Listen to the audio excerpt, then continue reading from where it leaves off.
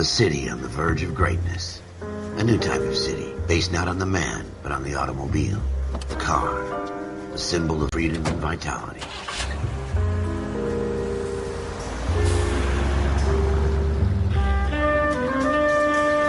Where every man can own his own home, and have room to breathe, and not be overlooked by his neighbors. A city where a man's home is his castle. A quarter acre of the dream made possible by victory.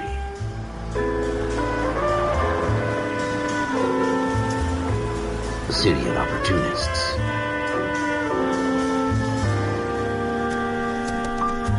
A city of dreams, where Hollywood will shape the thoughts and desires of the entire planet.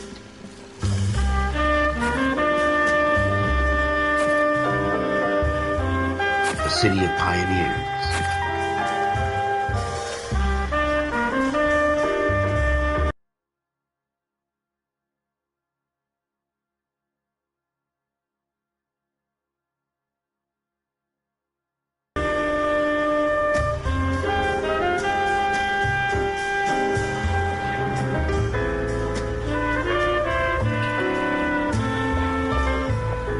A city of dreamers.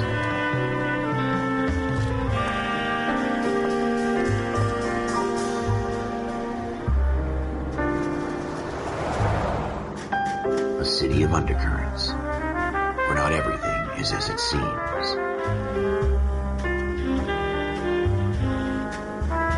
A 20th century city that will become a model for the world.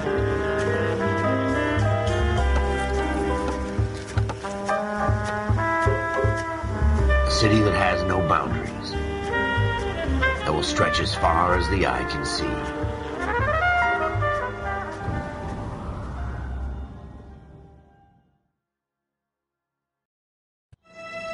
In the Marine Corps, you deal with the chain of command. Mistakes get made, but you deal with them. You know what you're fighting for and that you're on the same team. But dealing with corruption is like chasing shadows. You never know whether the guy you're talking to is on the pad, or whether it's your partner, or maybe even the watch commander. So who do you trust, Cole? I made up my mind a long time ago. KGBL calling caller 14 Adam. 14 Adam, come in. Go ahead, KGPL. 14 Adam, see the detective, an ambulance shooting at 6th and Industrial Street. Unit 16 William requests uniformed assistance for an evidence search. 14 Adam, code 2. Roger, 14 Adam en route.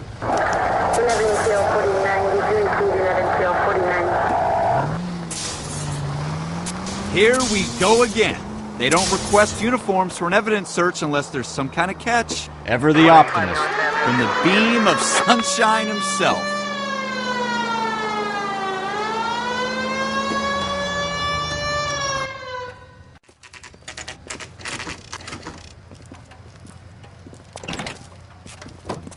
Floyd Rose, homicide. You might back up? Yes, sir. Phelps and Dunn, Wilshire Division. We had a shooting took place down this alleyway. We have the Vic, Scooter Payton, a Negro male bagged up and on his way to Central Morgue. Witness says a tall white guy, our shooter, put 2 in the Vic's head and then threw his piece. I need you guys to try and recover the gat. You want us to look anywhere in particular? Give it your best shot, guys. The dead guy's a lowlife. I'm not expecting any miracles here. And if we recover the weapon? Bag it and return it to technical services. You hurry it up, Floyd. We got places here. to be. Happy hunting.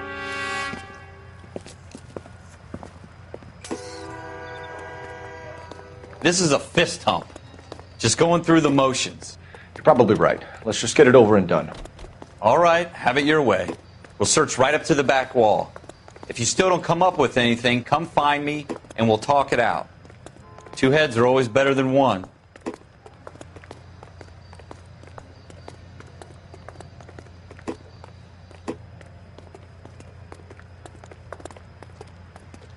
Look at this junk.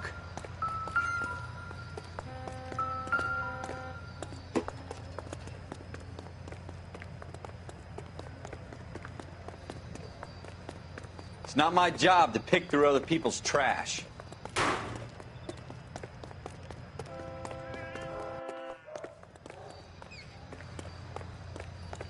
Jesus. Cole, come take a look at this.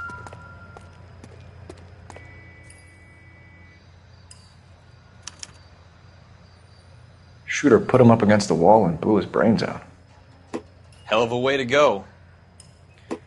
Doesn't really matter how you go once you're gone. Don't get all deep on me, Phelps.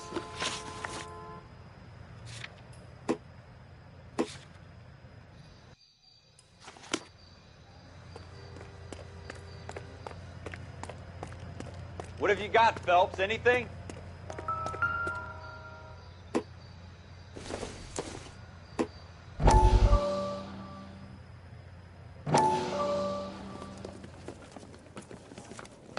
Dr. Fontaine, could I have a word? Of course, young man. I really enjoyed your lecture, Doctor. Psychiatry seems to have a tremendous amount to offer. Why, thank you. I'm always happy to receive acknowledgement for my work. The mind is the last great mystery in medicine. Are you thinking of specializing, Mr. Sheldon. Courtney Sheldon. I'm only in second year, Doctor. They fast-tracked me a year because of my experience during the war. Ah. That's what I wanted to talk to you about. Battle fatigue and collapse under duress. Can it be helped? I would say yes, given the right set of circumstances. Trauma forces the mind to close down, retreat in on itself. We try to find ways to unlock the mind again through a combination of therapy and drug treatment. Hypnosis and therapy are powerful tools in the right hands, Sheldon. I've been to visit some of the guys at the VA hospital. A good friend of mine, he's so far away. It's like he's wandering around. You went through a lot together. Yes, Doctor. Give me his details and I'll make a prognosis. I have a number of clinics in Los Angeles, Courtney Sheldon, and your penance for your friend's help is to come and work at one of them in your spare time, with what little spare time a medical student has. Is that a deal? Is it ever? I can't thank you enough. I'm not promising a cure, Courtney. I want you to remember that. Every physician has patients that he cannot hope to cure, for whom he can only smooth the path to death.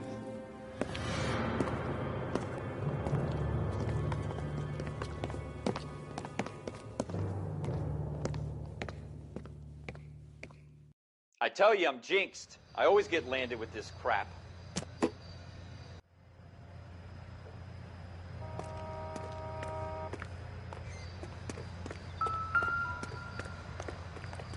We're never going to find it. It's a waste of time.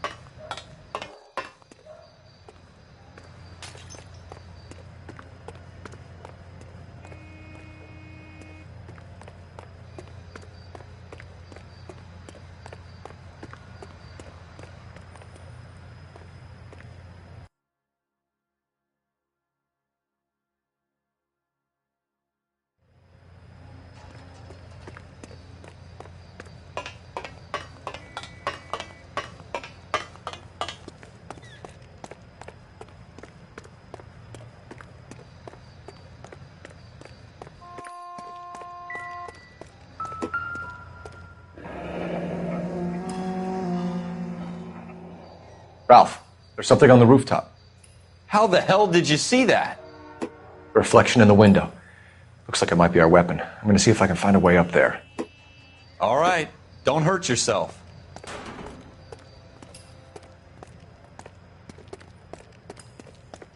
The gun's up on the roof, right? So we need to find a way up.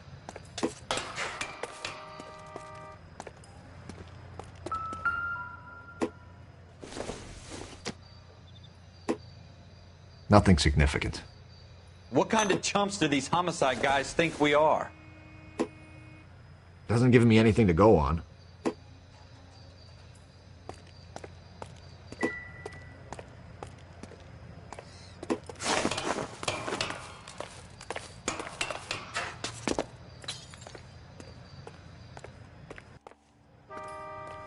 How you doing, Cole?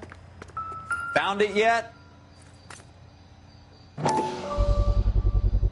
Smith & Wesson, Serial S71893. 2 rounds fired. And instead of dropping it down a drain, our shooter hoists it up here. Interesting guy.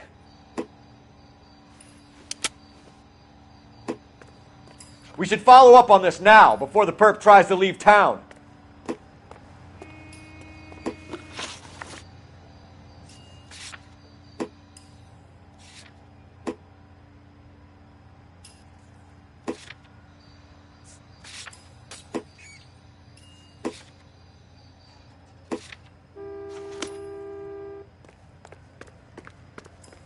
We have the gun, Cole. Let's take it back to Central. We could get a commendation.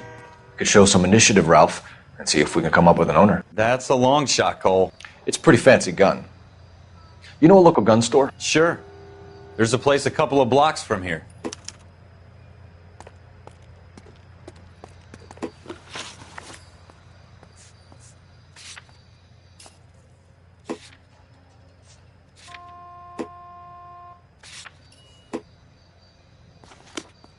Are you sure about this? It's not our gig. No harm in doing some digging. The suits didn't seem to give much of a damn. Such a little Boy Scout, Cole. You can't wait to get out of that uniform, can you? You'd rather round up drunks than help old ladies across the road? I'd rather get through the day without the captain's foot up my ass. It'll be fine, Ralph. You worry too much.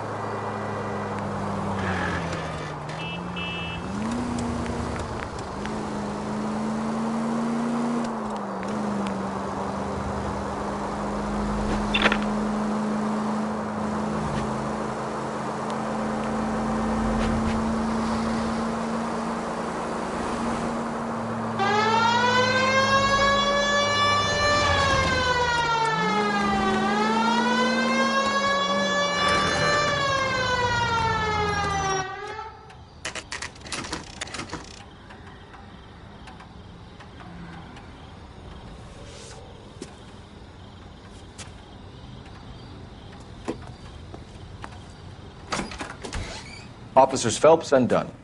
Can you tell us anything about this gun? Smith & Wesson, Model 27, registered Magnum. Chambered for .357, nickel-plated with pearl grips. Same gun used by General Patton. You're not suggesting he's the owner? No, I'm not. You seem to know a lot about the weapon. I ought to. I sold it. You know, this piece will stop a rhino. These babies are only available special order. Here's my Smith & Wesson order book. You mind if I take a look? Be my guest. This is about something bad, right? Model 27 with pearl grips, Cole. You see it on there?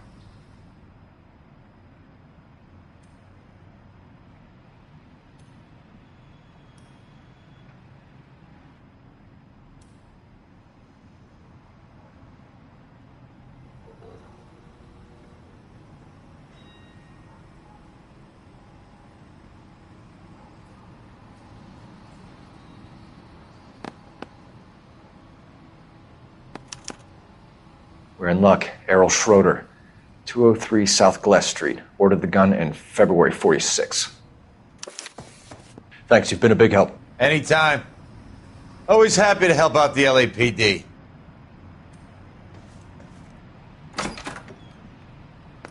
Do we call it in? Let's see if he's at home. Owning the gun doesn't prove he pulled the trigger. Okay. In for a penny, in for a pound. Lead the way, Gunga Din.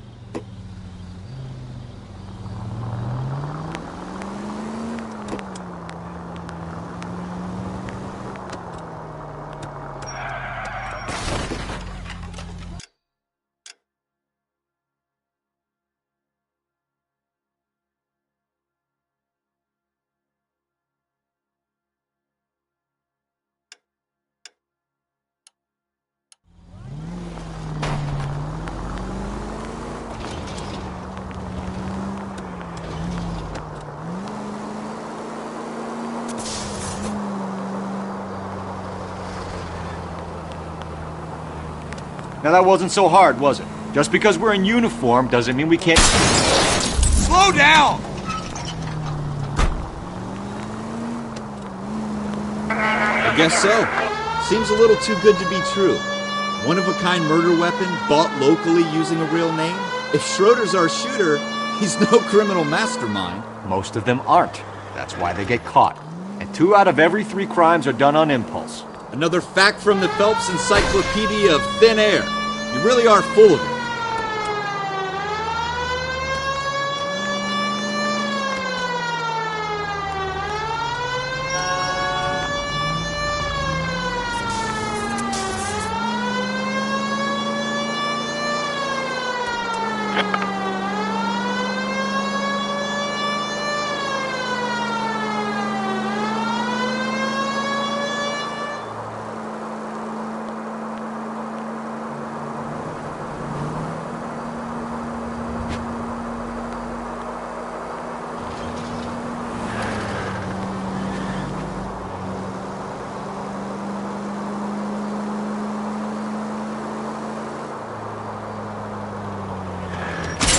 Careful!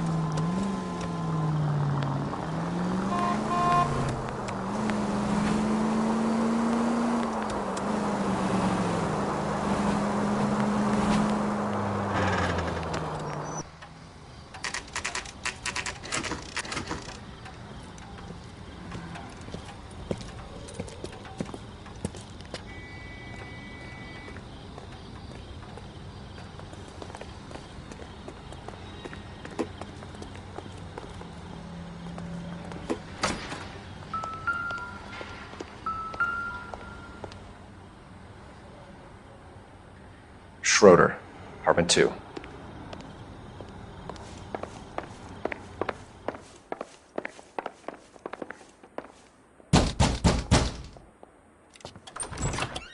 What do you guys want? I'm Officer Cole Phelps. This is Officer Dunn, Wilshire Division. You're the owner of a Smith & Wesson Model 27, nickel-plated with pearl grips? I might be. What of it? Then you'll be surprised to know that Scooter Payton was murdered tonight with your gun. You're out of your mind. Scooter? He works for me. I have that gun here in my drawer. What the fuck is going on here? You're under arrest, Schroeder. Cuff him, Ralph. No way. You're not taking me down for this. You ready, tough guy? Huh? That was a very...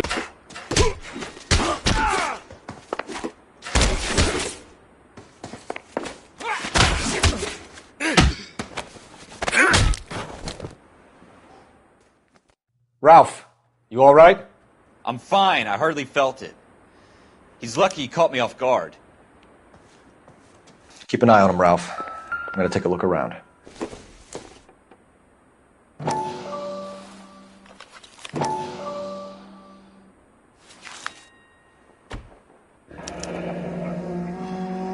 List of names and a series of numbers. Floyd Rose's name is in this book. Phelps, we can come out of this all bright and shiny with a commendation. Or stick our schlongs in a hornet's nest. Call it in, partner. And leave the book where you found it. Officer Phelps, badge 1247, requesting.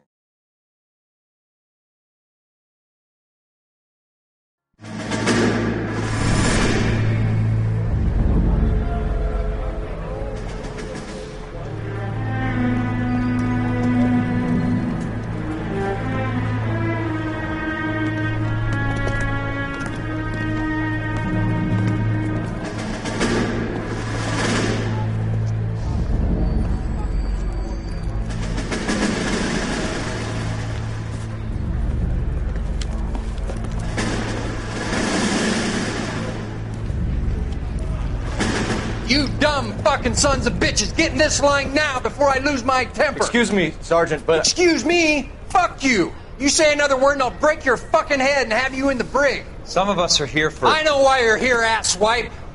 I'm having a bad day, Private.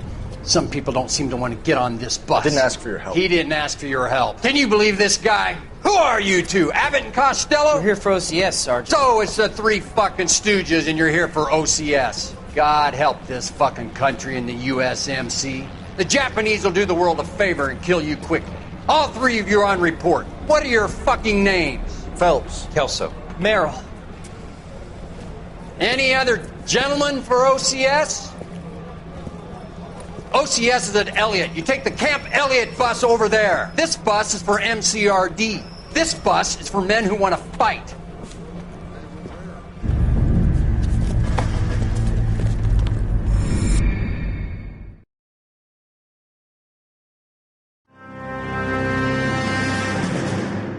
Well, you picked the right place, Cole. A city that needed an honest cop like a thirsty man needed water. You'd heard the stories, but you weren't interested. You were here to fight the good fight, solve cases, right wrongs. But the force is like politics. There's no sitting on the fence. You have to choose sides. A brown paper envelope or a Greyhound ticket to Palookaville. It could only ever end one way. All units to 211 in progress and shots fired at Westlake Savings and Loan, 1415 West 3rd Street. Unit to handle identified, code 3. We'll take that. It's only a couple blocks from 14 Adam calling KGPL. We'll handle the 211. Roger that, 14 Adam. Be advised, suspects are armed and dangerous. Roger, KGPL. 14 Adam en route.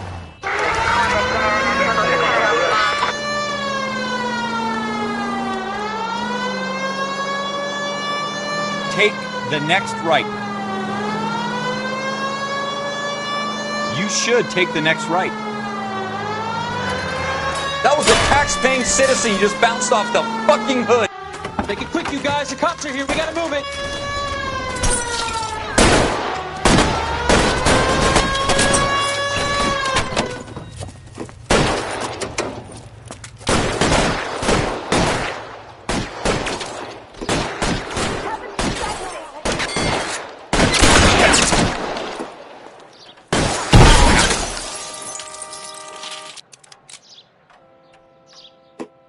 Weapons on the ground, now! You're fucking try for the front door. Keep your goddamn head down. Use the cover, Phelps. LAPD, put down your weapons! The bank is surrounded! I'm offering you a chance to... chance, copper! You coming any closer? Stay down! We don't know how many are in there. Take it slow. Backup will be here soon.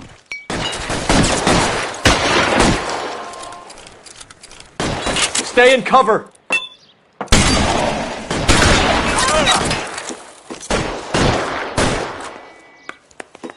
Your move, mister!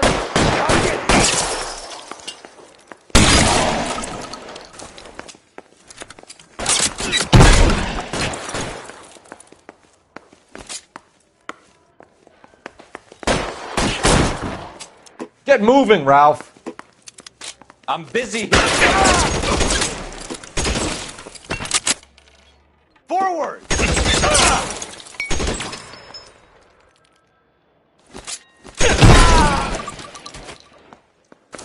That's it?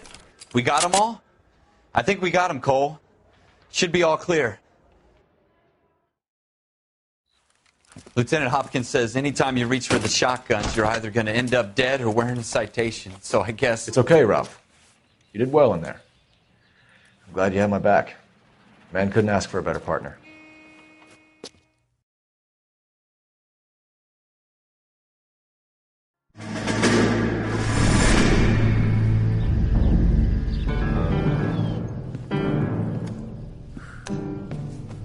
This kind of opportunity comes along once in a lifetime, Hank. I have to grasp it. You have to survive it first, Cole. You're the veterans. The Japs love to shoot officers. If I can make a name for myself in this war, my future... Thinking of taking on a company of the Emperor's finest single-handed? You don't seem the Sergeant York type to me. When I need your opinion, Kelso, I'll ask for it. They talk about officers like you in boot camp, Cole. They call it the Custer syndrome. Guys who go around dreaming of fame and glory and getting all of their men killed in the process. Our duty is to lead, Kelso. And their duty is to die for your wonderful future?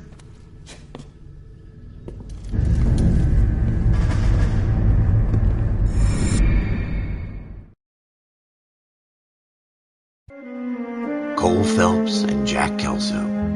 With some people, it's as simple as chemistry.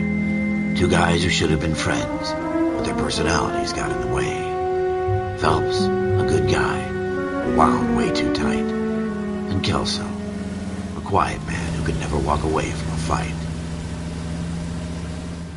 Well, it's a shame you don't like to talk about it, Cole.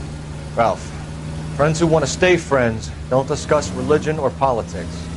And in my case, you can add the war to that. I know that bum. Wendell Bowers. I put him away before he jumped parole. Get after him, Phelps. I'll head him off in the car. Wendell Bowers! Stop! LAPD! You can go screw yourselves. Why, you! He's hiding in the alley!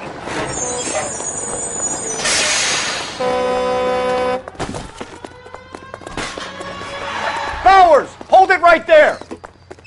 Stop now or I will shoot. I won't tell you again, Wendell. Jesus, Dunn! Watch your fire! Don't want to do this, Wendell. Get down from there right now. Give it up, Wendell! Stay the hell away from me! You've got to be kidding! You fucking asked for it. There's no way I'm going back inside. I've done my time. It's over, Bowers! You assholes already screwed me once.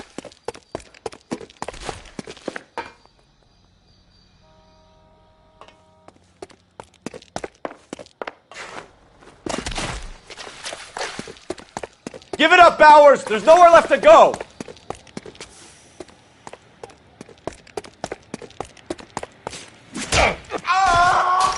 Looks like we've got the place to ourselves. Come on then.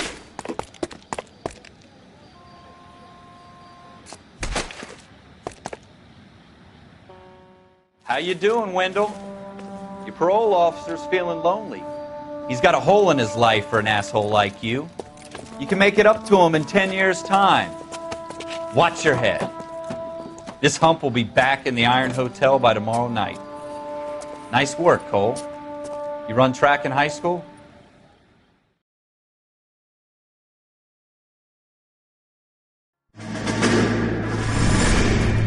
Part of the tradition of the Marine Corps and being an officer in the Marine Corps is the ability to make tough decisions. The right decision is not always the popular one. The right decision will get the men you care about killed. These ratings and your ability to give them frankly and truthfully directly affect your chances of successfully becoming a Marine officer. Candidate Phelps, you have the floor. Esprit de Corps, Merrill, 10. Franklin, 8. Weiss, 8. Donahoe, 6. Kowalski, 6. Hudson, 5. Kelso, 2. Leadership, Donahoe, 8. Franklin, 7. Merrill, 6. Kowalski, 6. Weiss, 5. Hudson, 5. Kelso, 1. Candidate Kelso! I'm sorry, Captain, but I joined the Marine Corps to fight the enemy, not get involved in this schoolboy chicken shit. Kelso, in my office, now!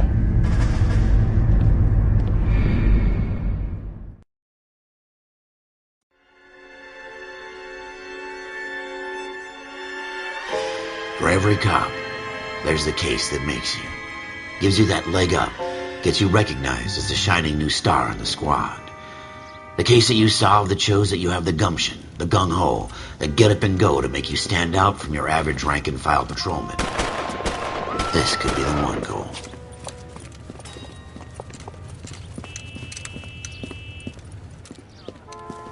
LAPD, could you stand clear of the body, please? Has anyone called an ambulance? We've called an ambulance and the police, but I'm afraid he's dead.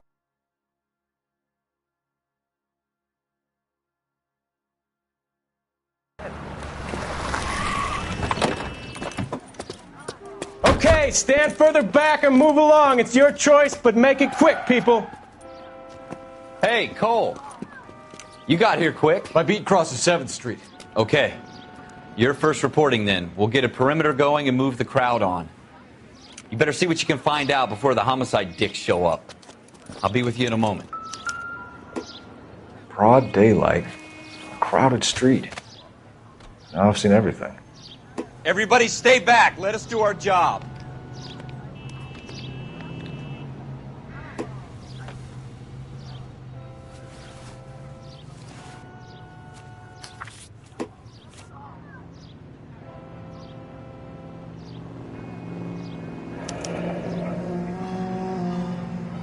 C. Galetta. Layaway receipt.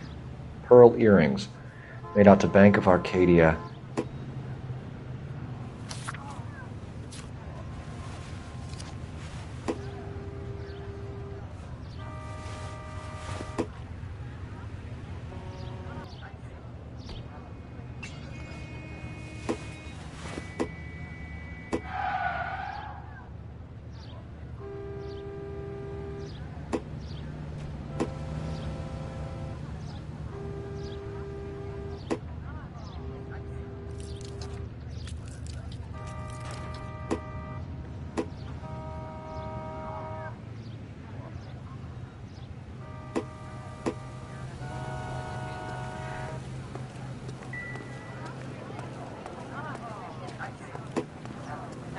Sir, I'm Officer Phelps. What exactly did you see? I heard the shots. I thought it was a car backfiring. I saw a girl run at the shoe store. You want to take a look around now? The witness can wait, Cole. We've got the perimeter.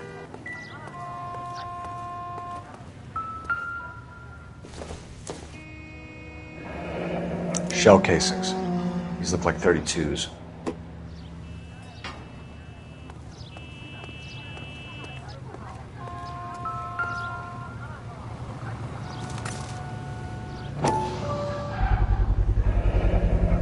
FN Browning.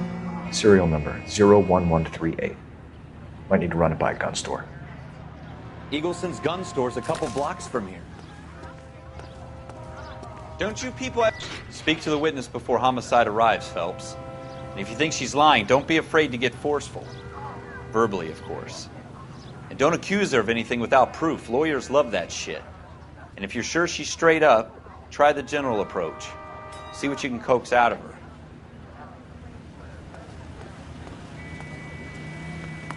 Don't you people have anything better to do? Can I help?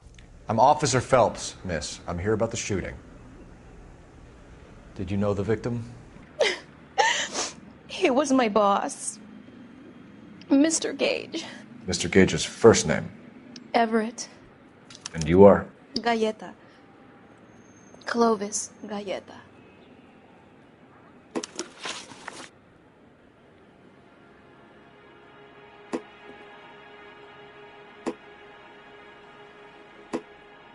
Do you think you could tell me exactly what happened, miss? I look around the shops at lunch. I was in a store when Mr. Gage, my boss, bursts in yelling that I'm late on my lunch. And? We came back. I was angry. I walked in front. I heard shots. I turned and saw Mr. Gage fall.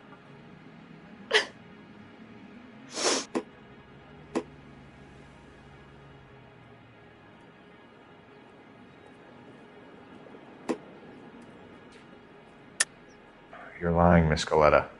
You know what happened and why. You're going to tell me. There's nothing to tell. I've done nothing wrong. How can you prove different?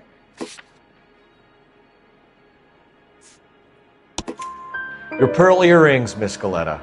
You've been paying for them for a whole year. Stop lying and tell me what happened at the jewelry store. Oh, God! I won't lose the earrings, will I? You could lose your freedom, you little fool, if you don't stop obstructing a murder investigation. Mr. Kalu. Edgar Kalu.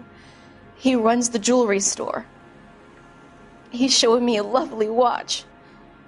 Mr. Gage bursts in. Mr. Kalu gets very angry with Mr. Gage, and they start yelling at each other. Mr. Gage tells me that all of the things in the store are junk, nickel-plated, made in Japan, and yells at me to get back to work. Then what happened? We get back here, and I hear a loud bang. Mr. Gage clutches at his back. I hear another bang, and another. Mr. Gage falls to his knees. It looked very painful. Which jewelry store? Hartfield's. Broadway, between 5th and 6th. Did you see the person who shot Mr. Gage? Of course I did. Mr. Kalu looked very angry. He kept firing the gun. He kept pulling the trigger. He threw the gun in a bin and turned and walked away.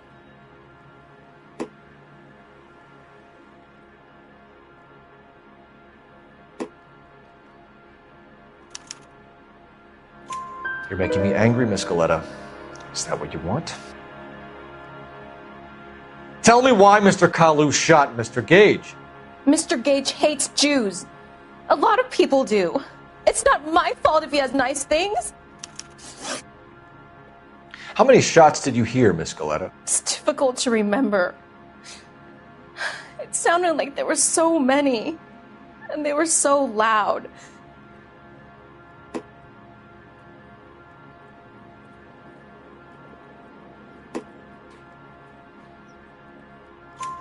I need you to concentrate, Miss Galetta.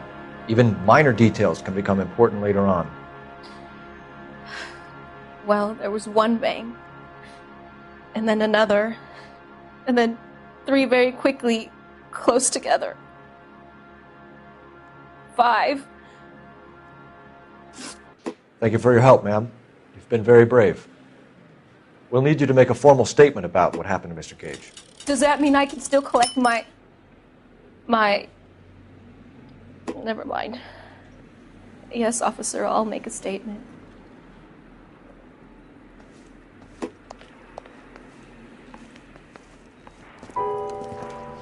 We have the murder weapon. And the murderer. The girl saw it all. Our killer works at a jewelry store called Hartfield's. That's a couple of blocks from here. You thinking what I'm thinking? Tate, maintain the perimeter.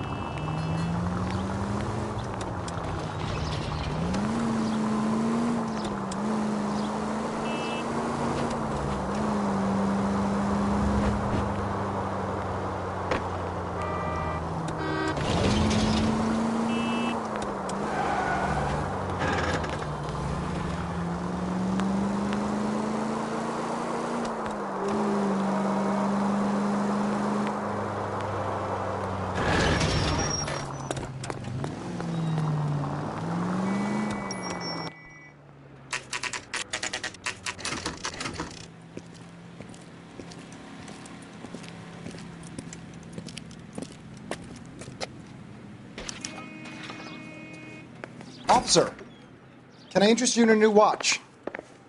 Officer Cole Phelps, are you Edgar Kalu? No. Mr. Kalu is out back. He said he'd lie down. I'll buzz him for you. Son of a bitch! Go, Cole, go!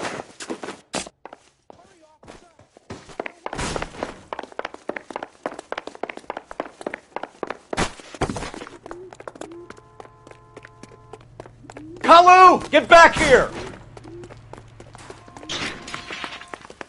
Legs were running.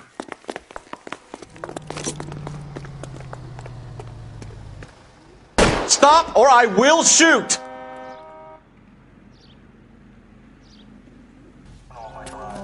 Edgar Kalu, You're under arrest for the murder of Everett Gage.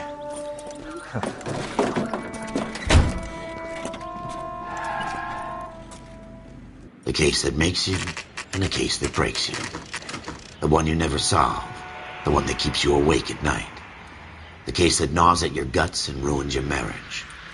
The case that keeps you propping up a bar as you relive the what-ifs, the might-have-beens, the half-leads, and the half-truths. The case that other cops murmur about whenever you walk past. The case you never, ever discuss. God's mill may grind slowly, but it grinds finely, son. I hear it's you who nabbed our malefactor from the shooting yesterday. Yes, sir. Then tell me, boyo, I hear you're quite the climber, a man of initiative. How would you like a chance at smiting this man with the sword of justice? You're asking me to conduct the interview, sir? I am, young Phelps. You've only been with us a short time and you've assembled yourself a stellar arrest record. Not to mention the fine work you did in the war, sending heathens back to the hell they came from. But I'm curious as to whether you can turn your hand to interrogation. Takes a certain animal cunning, lad. Do you think you might be ready for that? Yes, sir. I think I am. Good man. You need many things for a conviction, young Phelps. A motive, opportunity, hard evidence, and best of all, a confession. If you fail in the former, you can always use a modicum of violence to obtain the latter. How are you feeling, lad? Fine, sir. Very good.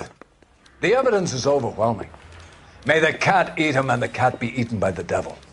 Bring me a confession, young Phelps. This is your chance. Don't fail me.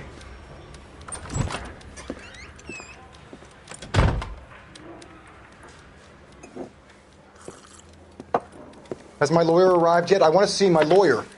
A lawyer can't help you, Mr. Kalu. You shot a man dead in cold blood. You're going to have to pay for that.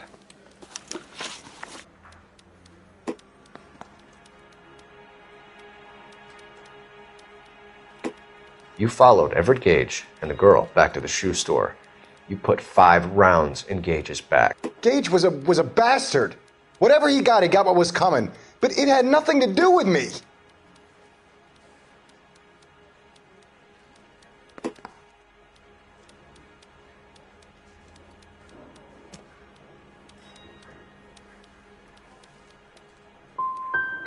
So you shot this guy over the sale of a watch. You think Jewish people are going to continue to take it lying down? Straight and orderly lines to the ovens? Not this heap. I say enough is enough. No more. I've just got to keep my mouth shut and watch you run around in circles. We're done. Unless you want to keep making a schmuck of yourself. You disappoint me, Cole Phelps. Get back in there and raise some lumps, boy! I need a confession!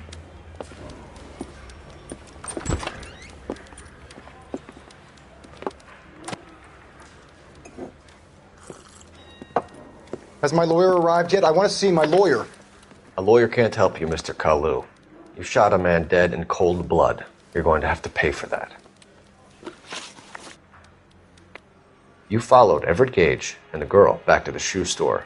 You put 5 rounds in Gage's back. Gage was a bastard. Whatever he got what was coming. But it had nothing to do with me.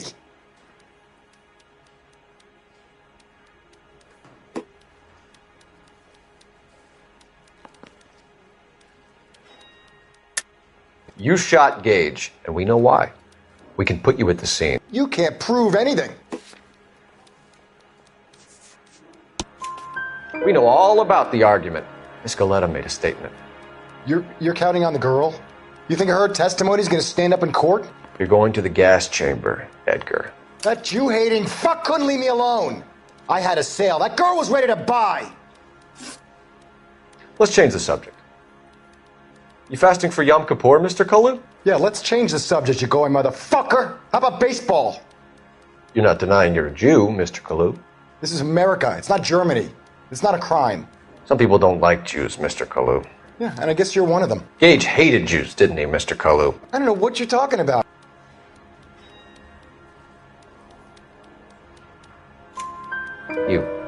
left-wing leaning parasite. You expect me to sit here and listen to your drivel? You call me that? You sit there and you call me those names, you goddamn goy putt snatcher? You and that stup Gage! Why did you do it, Mr. Kalu? Gage.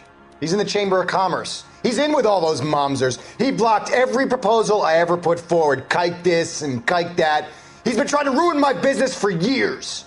Edgar Kalu, I'm charging you with the first-degree murder of Everett Gage. I respect your beliefs and your right to hold them. I hope for your sake the jury can commute to murder in the second degree. May God have mercy on you, sir.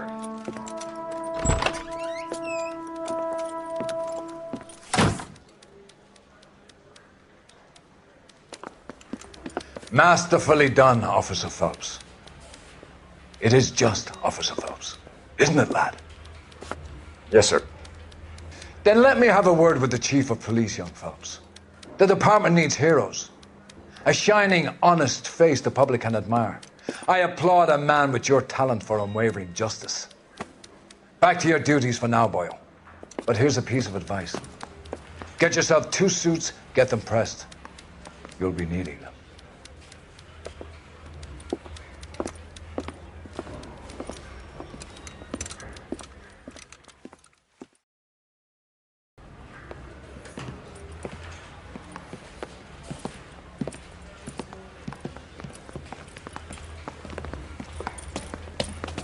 Here's your new desk, kid. You're on traffic.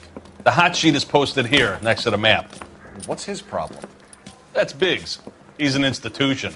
So this is what all the fuss is about. Why couldn't they build a freeway that goes past my place? They haven't even approved the money yet, kid. The bond issue won't be till December.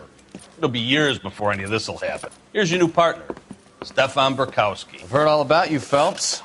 You go easy on me and let me earn the odd citation, and maybe we'll get along fine. I'm here to learn, Detective. Oh, he's an intense one, isn't he, Mel? Who's intense? The newly minted detective here, Cole Phelps. Hi, Phelps. I'll be keeping an eye on you. I could spend a little time basking in reflected glory. Make a change from busting hookers and dope fiends. Who was that, Commander? Roy Earl, chief detective and advice. Do they all dress like movie stars? Well, Roy is a movie star. And the whole of the seedy side of L.A. is his audience. What is that supposed to mean? Stick with me, kid. You'll find out.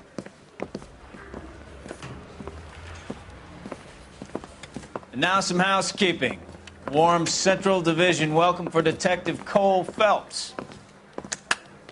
Some of you guys may know Phelps. He's the cop who broke the jewelry store murder. Stand up and take a bow, Phelps. If it's all right with you, That's sir. That's an order, Phelps. Shh, quiet, everybody. Phelps is one of only 2 serving LAPD officers who received the Silver Star during the war. Really gave it those lousy Japanese, eh, Phelps? I did my best, Captain. Why are you war heroes always so modest? I've partnered Phelps with everybody's favorite Pole, Stefan Bukowski. Hope you like work, kid. Bukowski sure as hell doesn't. Well, that's why we have partners, right? Okay, can it, guys. Stick with Bukowski. He's a good cop. He knows traffic inside and out. I'm going to start you out with 1 case. You do okay, I'll give you a couple more. You screw up, you'll be rousting vagrants and running license plates. Now get down to the PE Freight Depot, 6th and Alameda. A patrolman called in a suspicious vehicle. Signs of foul play. See what you can find out. Come on, Phelps. Yeah, I'm thinking 45. I want to stop him with 1 round.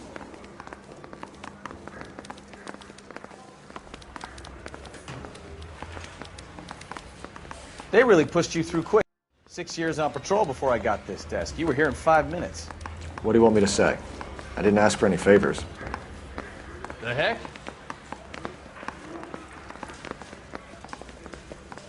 Olive oil comes from olive.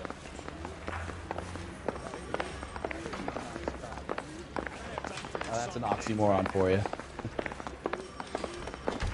Canary says he'll sing, but only if I guarantee he walks.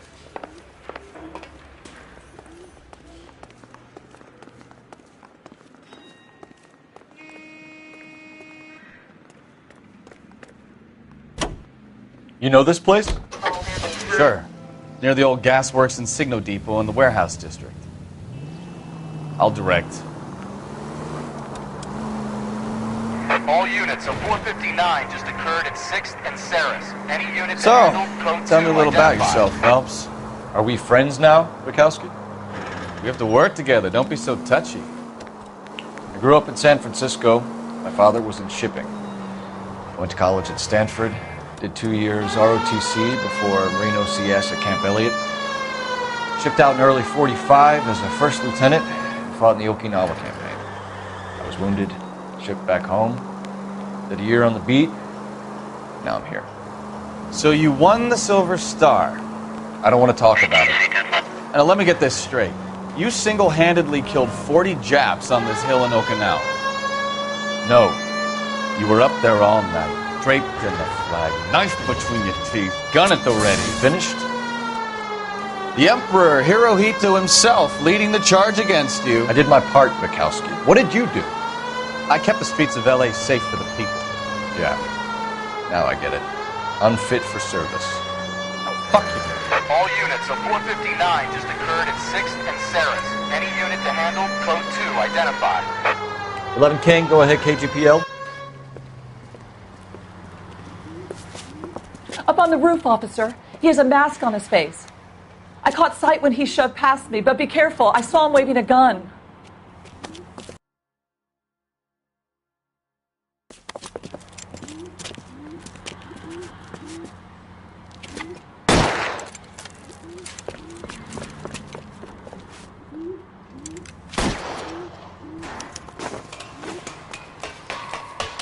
Give it up now! Make it easy on yourself! Get the hell away from me!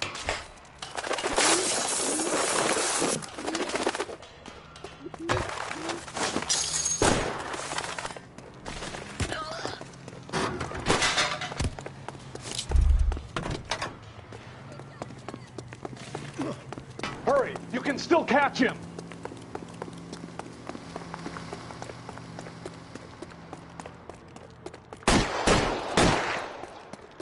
Damn! Help me!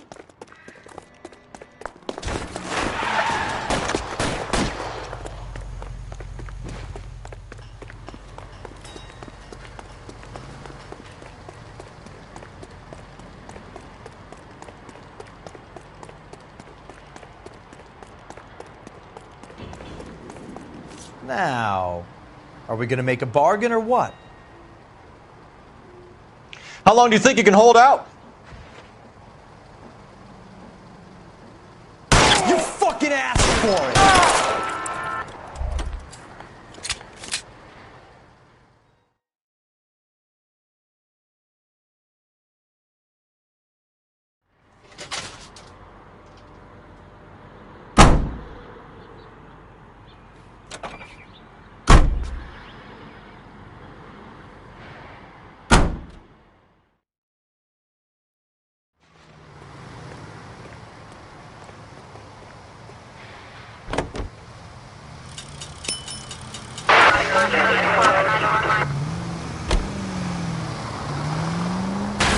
Open your eyes!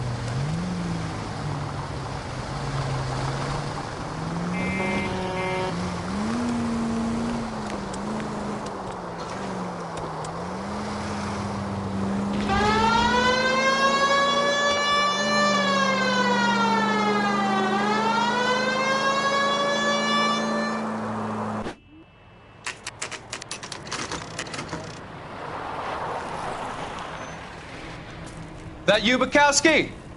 Go on through. Parking lot straight ahead.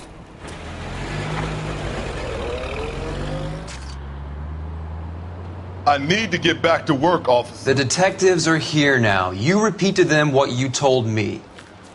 I did the right thing by calling this in. I'm just a working stick. Just give them your story and you'll be all right.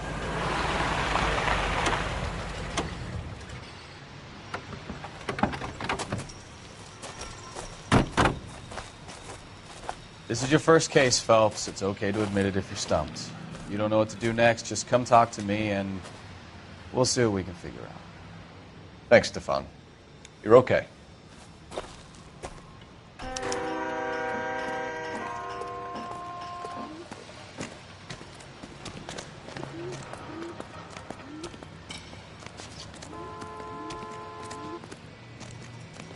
I'm Officer Hart. Phelps, traffic. What have you got? Abandoned car, probably stolen. The solid citizen is Nate Wilkie. He called it in. What gives with the coroner? There's blood all over the interior. Someone's copped a full Broderick, but no stiff as yet. We have an owner for the car? The car is registered to an Adrian Black, just north of Bunker Hill. All right, we'll take a look around. I'll keep Mr. Wilkie talking, but don't make him wait too long. He's the restless type.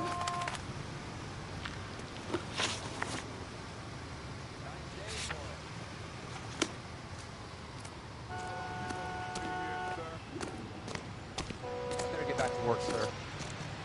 Sir, I'm Detective Phelps. Name's Nate Wilkie. You found the vehicle? Sure. Saw it just sitting there. Strange place to be parking your car. Figured I'd better take a look. And then I saw all the blood. So I called the police. Mind if I ask what you were doing out here? Well, I work for the railway. I was on my way out to the switch and reckoned I'd take a shortcut. Did you see anybody else in the yard? Maybe somebody hanging around the car? Nope. I hadn't seen a soul all day till you boys turned up. Do you know Adrian Black, Mr. Wilkie? No, sir. That ain't a name I'm familiar with. You ever seen the car before? Funny enough, I did. A couple of nights ago, it was over there in the parking lot. I know most of the cars that park here regularly, so it kind of stood out. Thank you for your patience, Mr. Wilkie. If you don't mind waiting a little longer, I'm sure we'll have more questions once we've had a look around.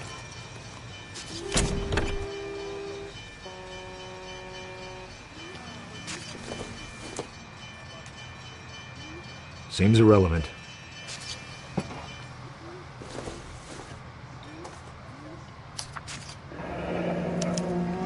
Mr. F. Morgan picked up a live pig yesterday?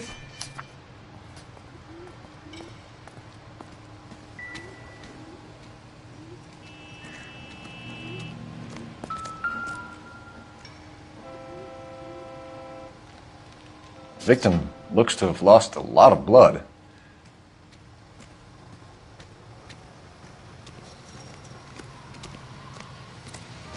What do you think?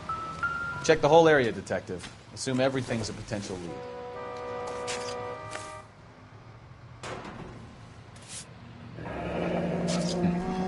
Happier times, I guess.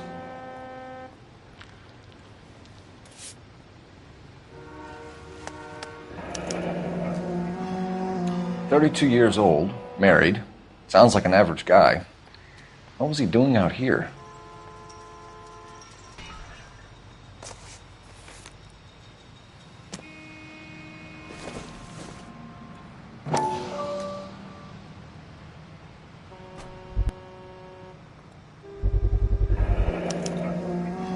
Stenzel glasses. Home repaired by the look of it.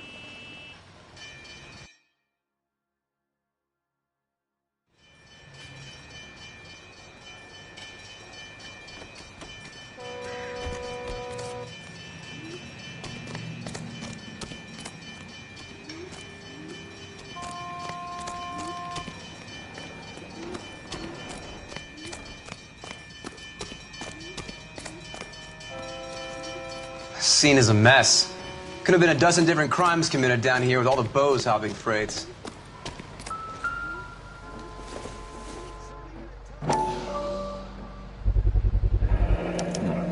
Brand name might give us something to go on.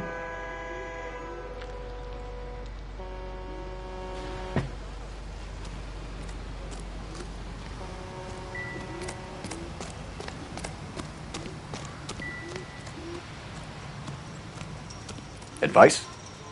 Have a word with the witness. It's not often we get eyeballs in a case like this. Doc?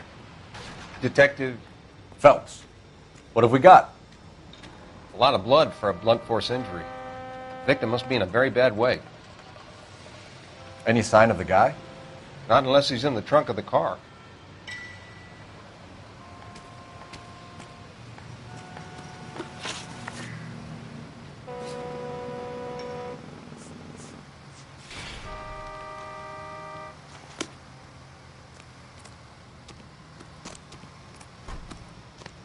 So what next? Have a word with the witness. It's not often we get eyeballs in a case like this.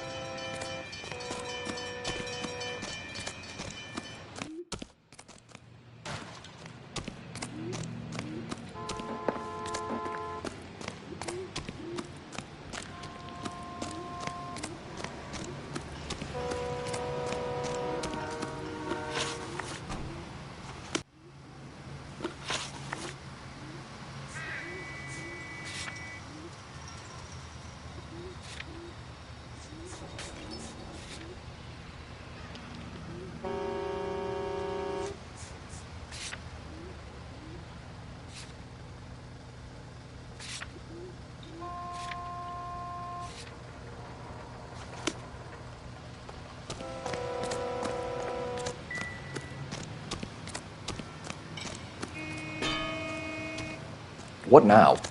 Have a word with the witness. It's not often we get eyeballs in a case like this. The wallet by the car. Was there anything in it when you arrived? You accusing me of something, mister?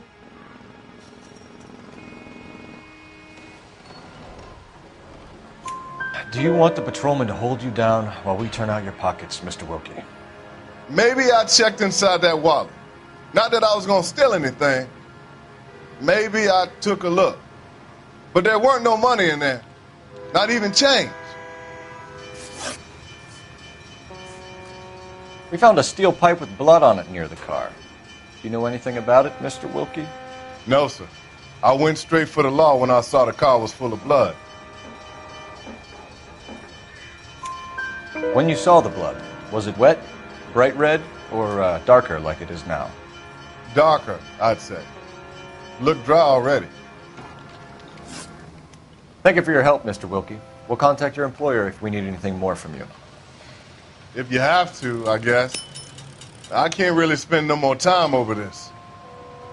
Somebody's got to inform the wife, Phelps. If you're done here, we'll head over there now. We're going to notify the wife. You seem to have it under control here. Yeah, I got this.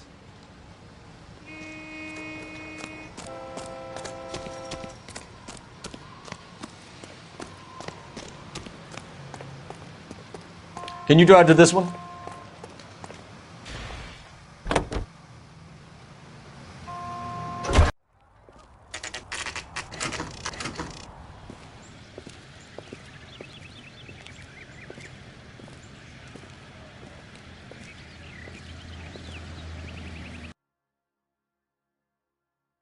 Let's go introduce ourselves. You talk to her, Phelps. I'm no good at this shoulder to cry on stuff. Just a minute.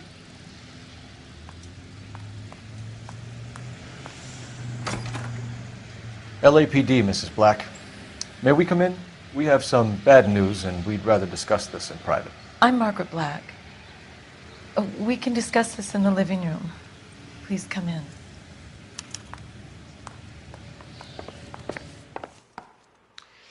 Your husband drives a blue Lincoln, Mrs. Black? That's correct.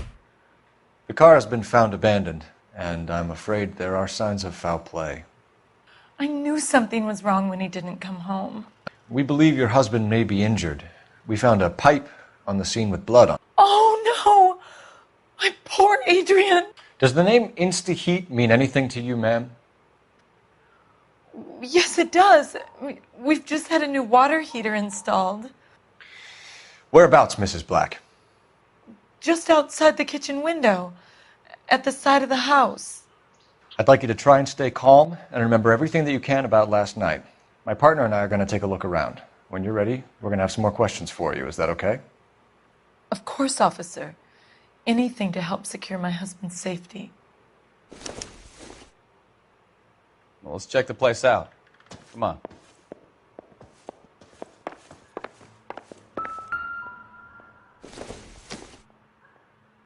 Not sure this means much.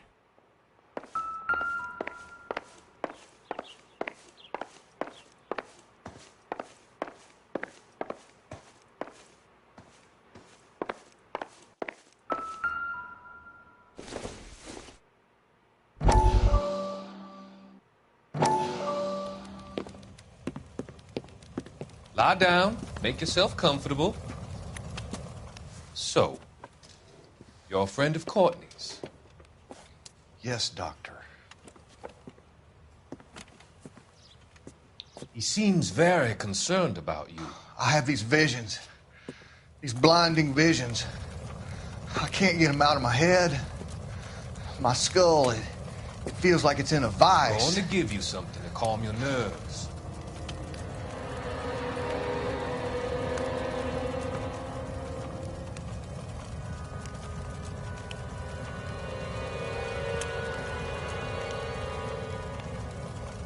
I want to take you on a journey back. I want you to remember the good things about your past. Occasions that made you laugh. Times that made you smile.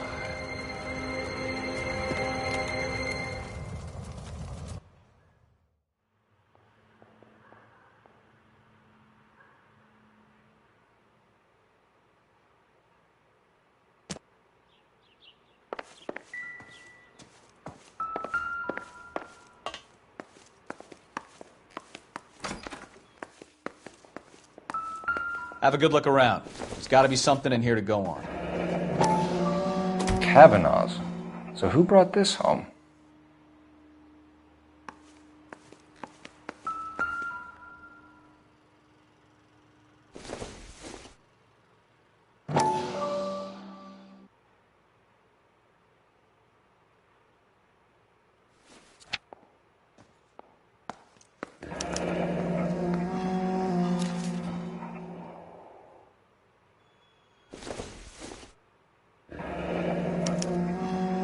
This was only recently installed, not 2 days ago. Maybe it's time we took a look around outside.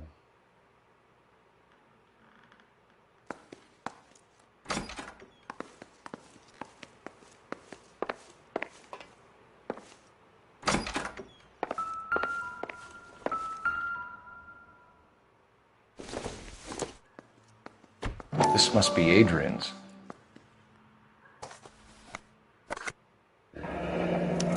Stencil, so the glasses are a match.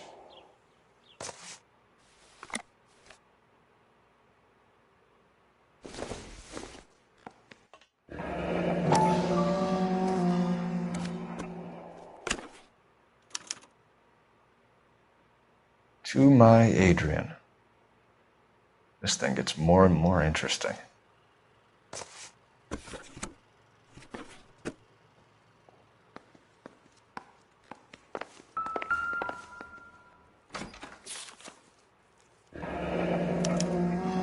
A used ticket to Seattle and a suitcase gone missing.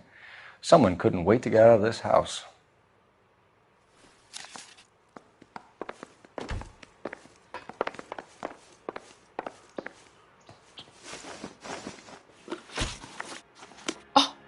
Is that all? I would hope you're taking this case more.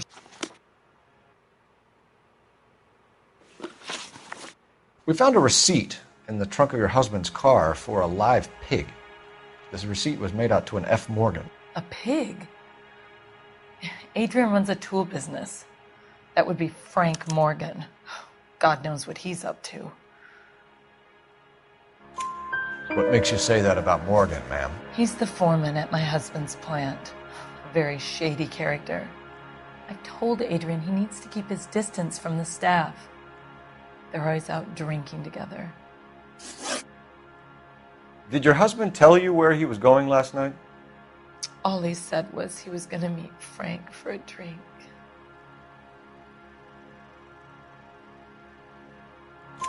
So nothing out of the usual then? Well, he came home early from work. He never comes home early. And he went out early, too. He normally never leaves for the bar till about 7. Was your husband wearing his glasses when he left here yesterday? Yes, he just bought a new pair. Go on. I kept telling him to throw those old ones away. He tried to repair them with tape. They looked terrible. Tell us about the photo of Adrian in the bedroom. What is there to tell? It's from his most recent business trip to Seattle.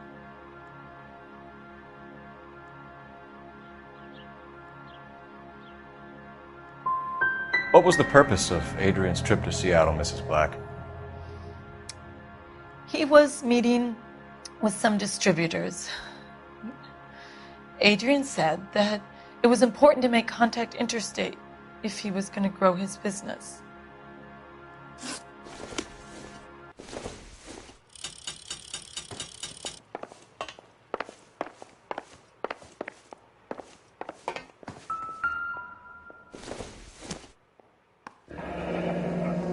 Separate bedrooms, separate pictures. What gives here?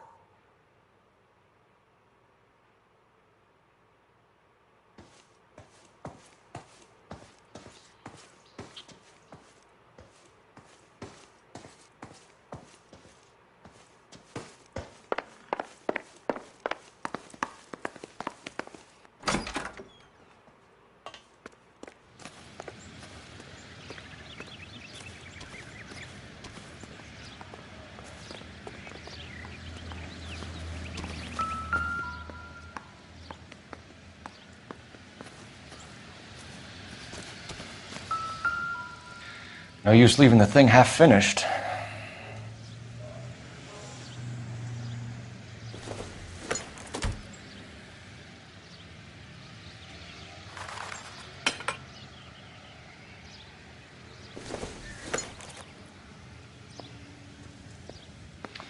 That can't be right.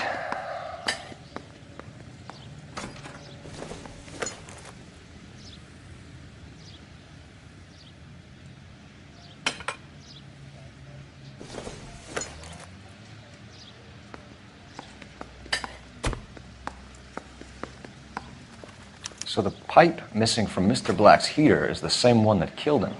Huh. Seems like the assailant is a little closer to home.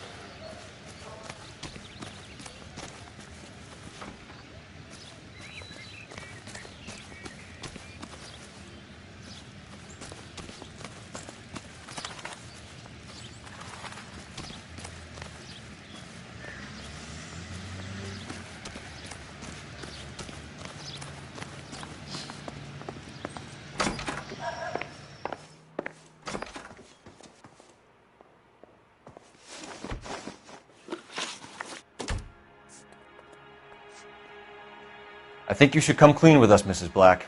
Your husband is missing, and after our search, I'm willing to call the circumstances suspicious. Can you account for your movements last night? You're not accusing me, are you? What an awful thing to say. I was here all night, of course, waiting for Adrian to come home. Is there anyone who can vouch for that? Well, no. I was here alone. I cooked Adrian's dinner and waited, but he never came home.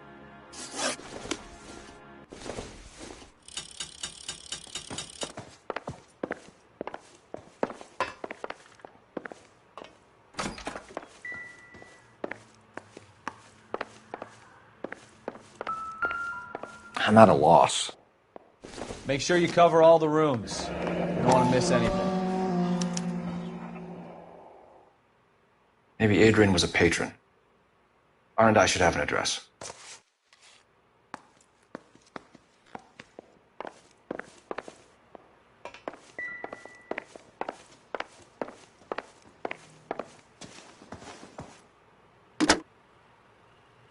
Operator, message for KGPL. Putting you through now. Phelps, 1247. How could I help, Detective? I need an address on a Kavanaugh's bar. Certainly, Detective. One moment. Kavanaugh's Bar, corner of Aliso and Hewitt, south side of Union Station. Thanks, ma'am.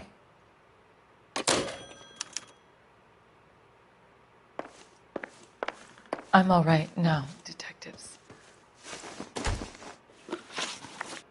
Your husband frequents Kavanaugh's bar? How did you know that? Adrian practically lives there after work. So Adrian spends a lot of time there? Up until recently, he's been away in Seattle a lot on business. We'll keep you informed, Mrs. Black. Please do, Detective.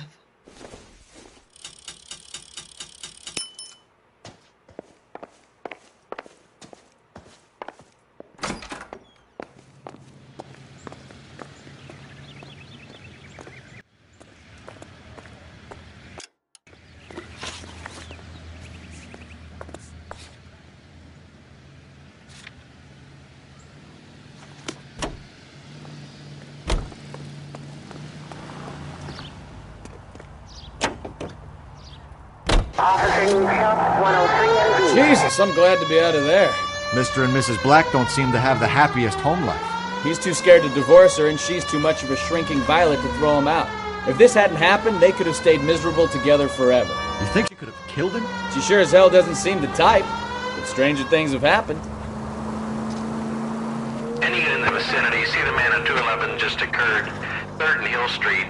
Stand by for further. Unit to handle 3 identified.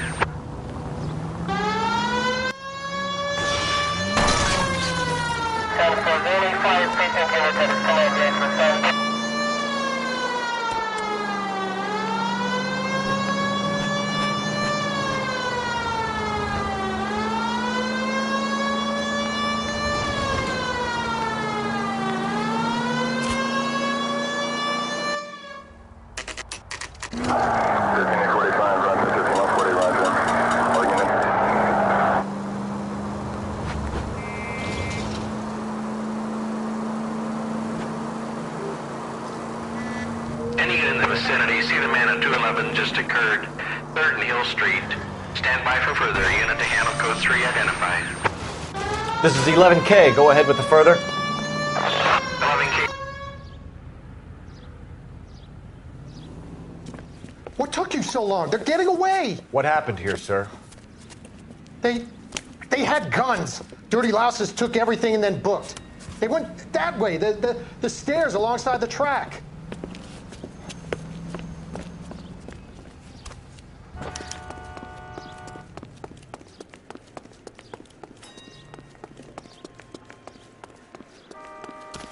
You look like a rat with a gold tooth wearing a watch. LAPD! Take it or run. Stop it, Phelps.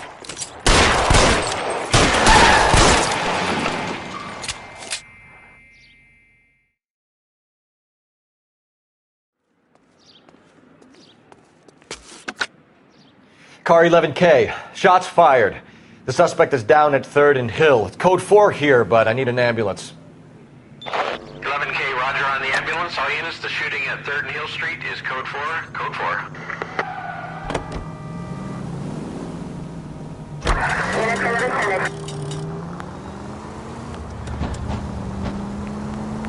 Straight ahead here.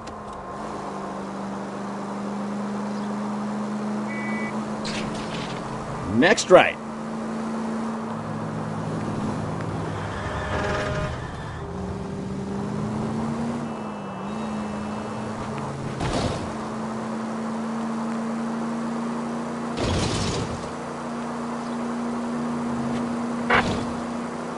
You need to take the next left. Straight over. You'll be taking the next right. Are you blind? Keep going on this road.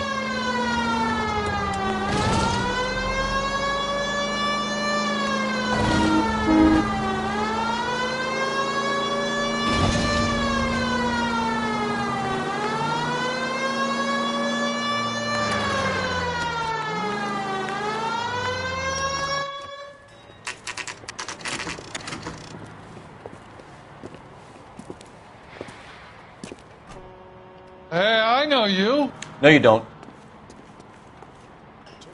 We were at school together. How about you buy me a drink for old time's sake?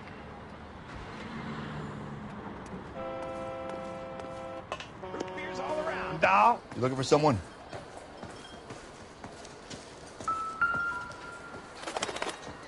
I'm stumped.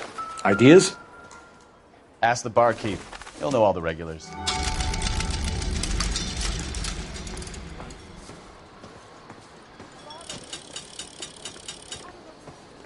You know Frank Morgan? Sure. Frank's a regular. He's a loner in the back.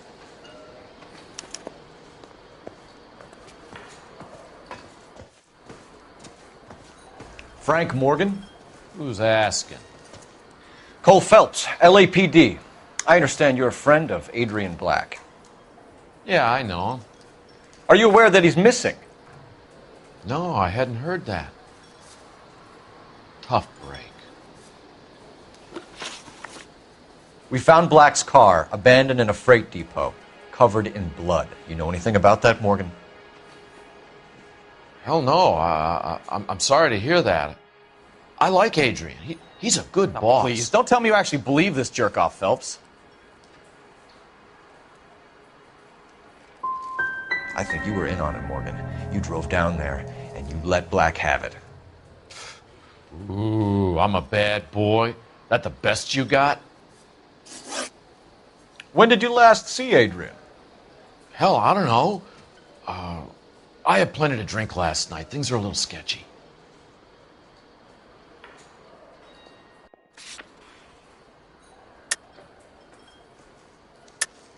You're lying, Morgan.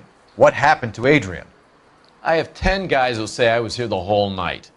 You think you can prove I was there?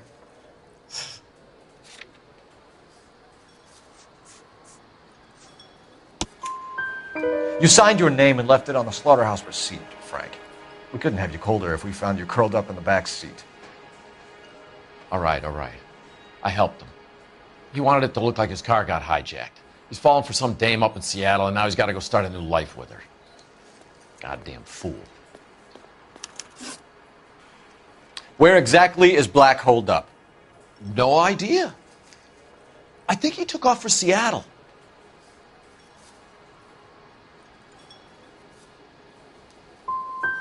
How was he getting there? I don't know. Maybe a Greyhound? You guys ought to go try the terminal on Sunset. So Adrian isn't hurt? What's with all the blood? I don't know. It was dark. He must have caught a nick on something. Yeah.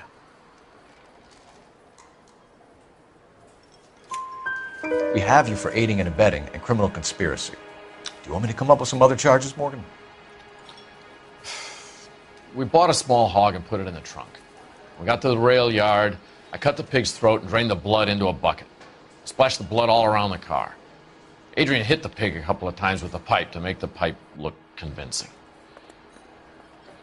This doesn't add up, Morgan.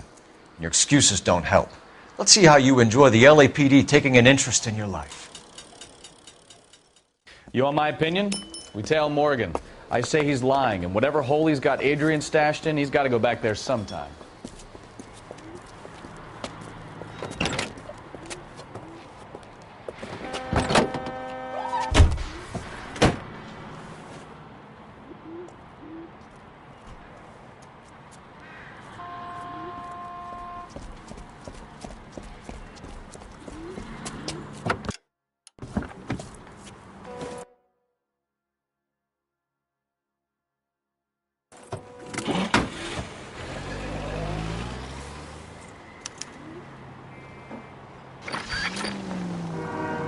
He sure left his drink in a hurry.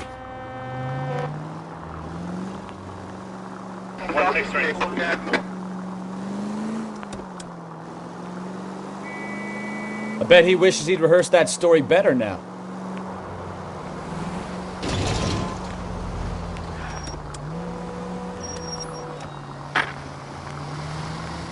No way to...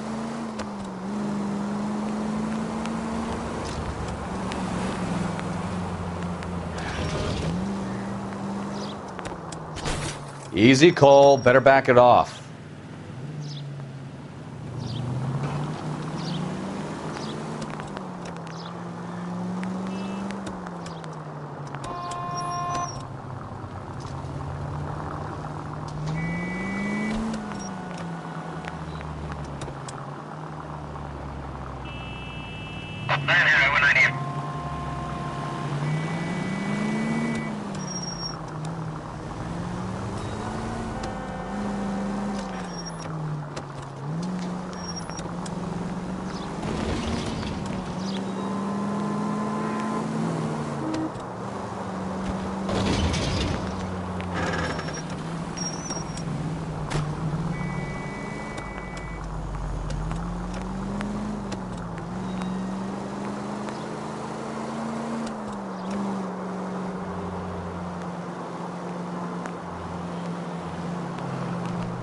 Now would be a bad time to forget how to drive, Cole.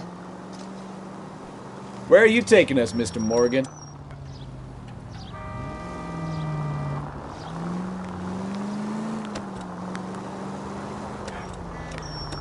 Too close, Phelps. Way too close.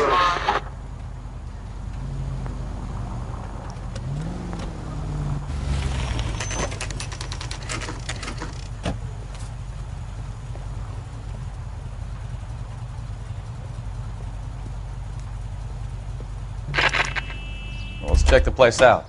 Come on. Day one of the big time, and you're already tailing drunks home from bars. You having fun yet? I told you it was non-stop glamour working traffic, didn't I? I'm just trying to learn. Oh, come on, Phelps. Save the creepy teacher's pet stuff for Leary. Won't work on me. Apartment 2.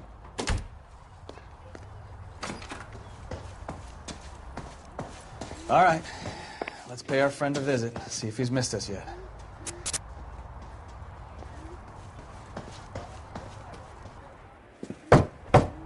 Who the hell is that? Will you relax? Jesus, Adrian, I told you, we're in the clear. I'll get it. Ah, shit. It's over, Morgan. Mr. Black? LAPD, give yourself up now! I knew it! Phelps, go after him. I'll try and head him off in the car. Remember, the gun is the last resort. There's no point running, Adrian.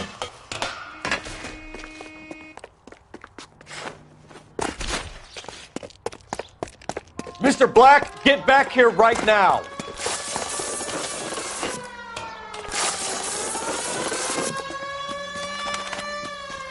It's over, Adrian. Right there, Adrian.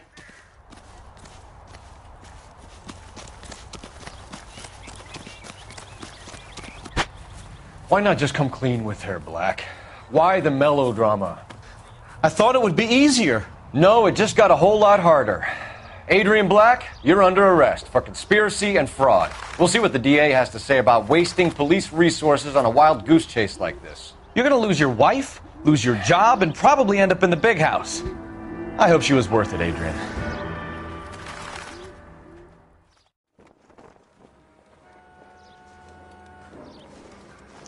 That turned out to be quite some case, huh? Adrian, what an idiot. You got an arrest and a clearance in your first case, and in fine style, too.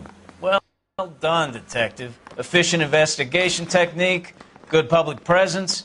You keep that up and you learn from Bukowski here, you could go a long way in this department.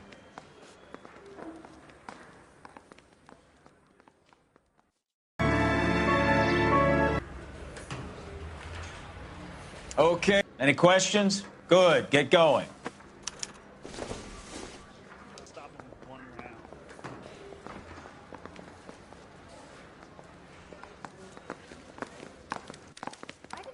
Rimsky, O'Halloran. Intelligence has information on a stolen car racket. An abandoned vehicle. We catch all the good ones, huh, Phelps? Sounds like there's more to it than that. Nobody dumps a shiny new Packard unless they borrowed it without asking. You don't say. You're on fire today, Einstein. Very funny.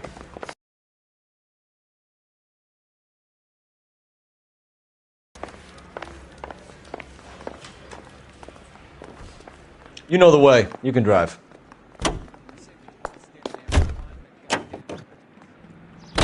You hear about Adrian? Broad in Seattle threw him out. The wife says she's going to take him back. Women generally show more compassion. What are you talking about? Adrian dumped on her. He was humping his secretary. Margaret should show some pride. Pride comes before a fall, Bukowski. Talking from experience.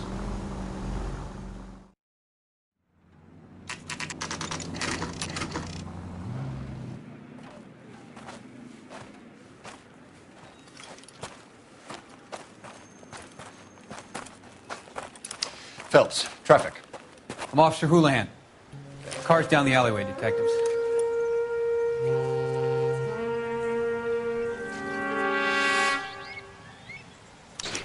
We got a call about an abandoned vehicle? Yes, sir. The car has flags. Might be some kind of diplomatic vehicle. Has anyone touched this vehicle since you arrived? No. And that Jacobs bird over there was on station before I got here. We'll talk with him in a moment. Give us some time to look the place over. Sure, take your time. He's a sore-headed old son of a bitch anyway.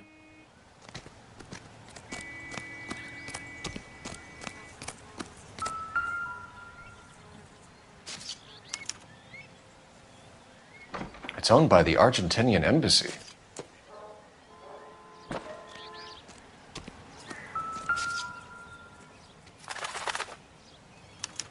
They must have taken the flag as a souvenir. Can't have any street value.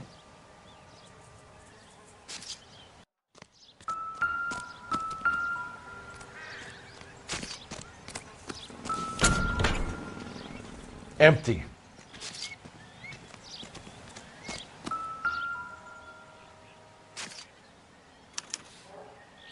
Stealing the wheels is for amateurs. The car ring would have stripped it in a warehouse.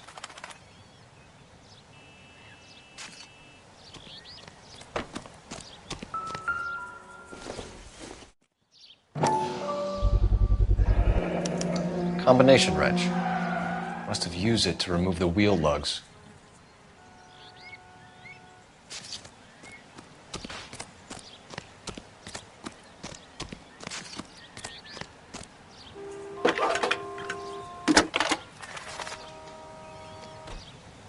Cole Phelps, badge 1247.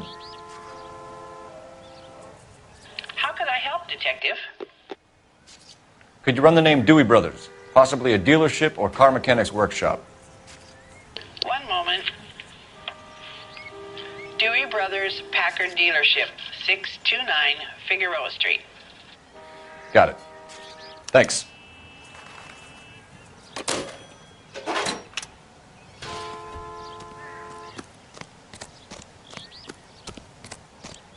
Oswald Jacobs? That's right. What exactly happened here, Mr. Jacobs? Last night, I was looking out of my window. I like to keep an eye on what's going on. I can understand that. You see this empty lot? Damn kids play stickball here.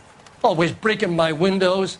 Always asking for their ball back. Can we get back to the car, Mr. Jacobs? Don't be impatient, Sonny. Anyways, last night I see this brand spanking new Packard up on bricks. Did you see who stole the Packard? Hell yes, I did. I saw 3 goddamn Mexicans going to work on it. Can you tell us what they were doing? Using the headlights of an old Ford so they could strip the thing. I yelled out to them, "I'll call the cops." So they loaded up their car and drove off, tooting and hollering and yelling obscenities at me in Mexican. You speak Spanish, sir? No, I do not. After the Mexicans left, you didn't go anywhere near the car? After I scared them off? No, I didn't go anywhere near that car.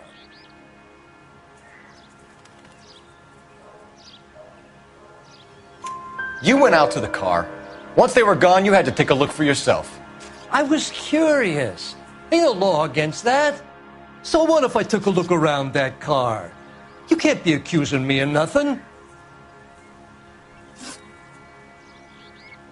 Tell me about the car they were driving. It was an old Ford. I didn't catch the license number.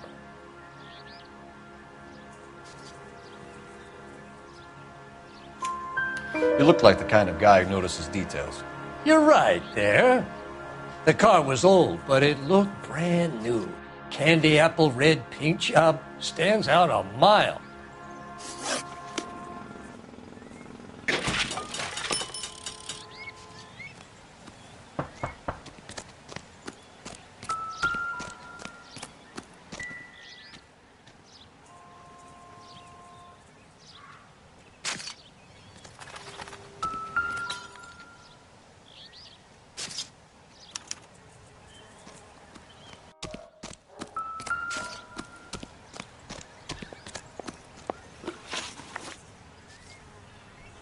What exactly did you see them take?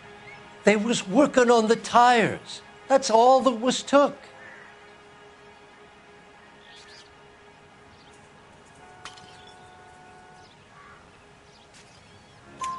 Right. So what did you take, Jacobs? Do you want my partner to pat you down? I found a notebook in the glove compartment. I was going to show you. It's on the chair on my porch. Thank you for your help, Mr. Jacobs. You can speak to Officer Thibault about signing a formal statement. When you get the car out of the way, maybe you could come back and do something about those kids. Well, how about we bring you an umpire's mask?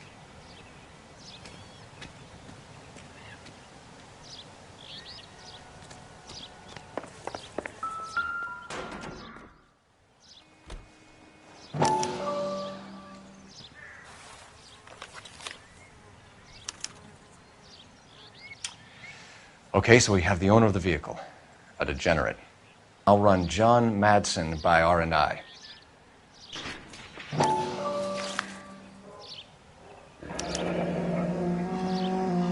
Contact details on a William Dewey. This looks like business rather than pleasure.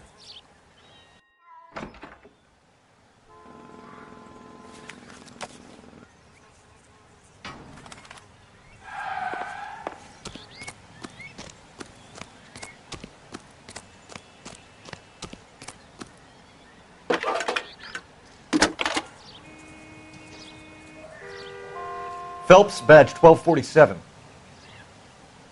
How could I help, Detective? Can you put me through to Michigan 2458, please? Connecting you now. Hello, can I help you? LAPD, ma'am. Can I speak to John Madsen, please? He's at school, officer. What's this about? Is he in trouble? How old is your boy, ma'am? Just turned 16. Wrong person, Mrs. Madsen. Sorry to disturb you. Any messages? There's just one message for you, Detective. A four-door Packard, diplomatic license number Paul Robert 706, was reported missing this morning by Juan Francisco Valdez. Could you have him brought in? He's already here at Central, Detective. He's demanding an audience, as he calls it. Thanks. Can you get a message to Captain Leary? Tell him we'll be in as soon as we can. Thank you.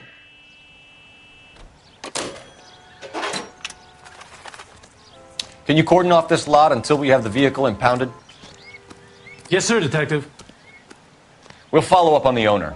Get a statement from Jacobs, and I'll read your report back at the station.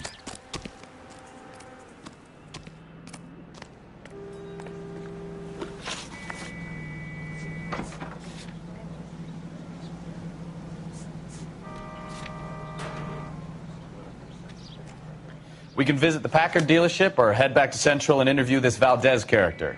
Your call. Continue to respond, please. 11 tail 49, did you receive 11 tail 49?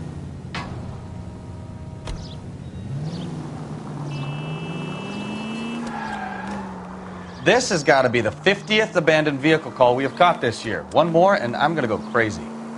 Not your favorite cases? You kidding me? This is barely even police work.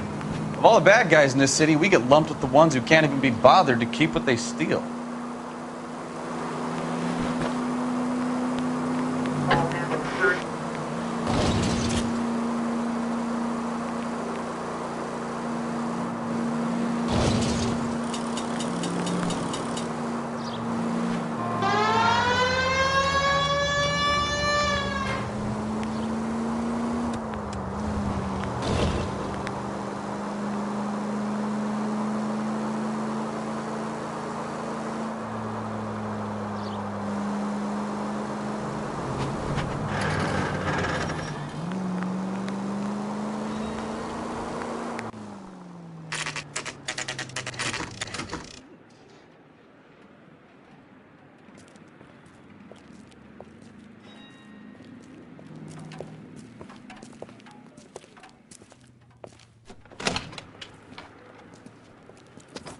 Don't tell me, let me guess. You were making your way past the lot, caught sight of the new model four-door, and couldn't help yourself. You could see yourself in that car and just had to take a closer look. Well, I can't say as I blame you. LAPD, Mac. We'd like to speak with the owner. That's me, William Dewey, proprietor, at your service. We're investigating the theft of a Packard belonging to the Argentine embassy. Are you missing a combination wrench? I don't know, Detective, but I know how we can find out. Follow me.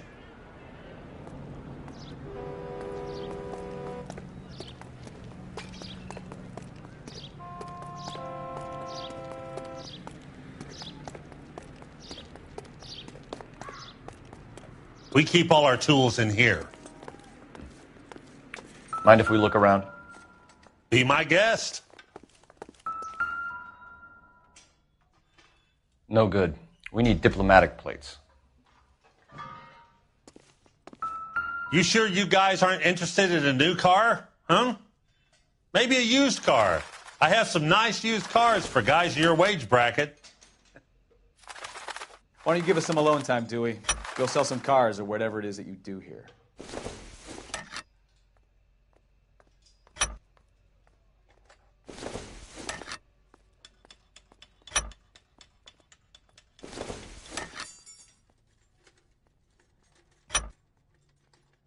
One left. Gabriel Delgado is missing a 3/4.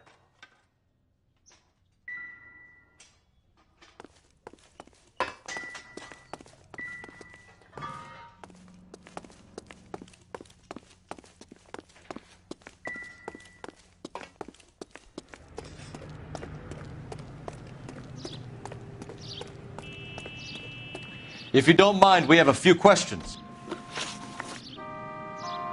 Packards are great cars, but this doesn't look like the kind of place favored by foreign embassies. How do you know Valdez?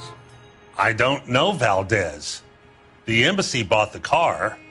All I know is he must know a quality car when he sees one. And I know a shyster when I see one. You and Valdez are in this together. Me and Valdez? I hardly know him. Valdez wouldn't wipe his shoes with me.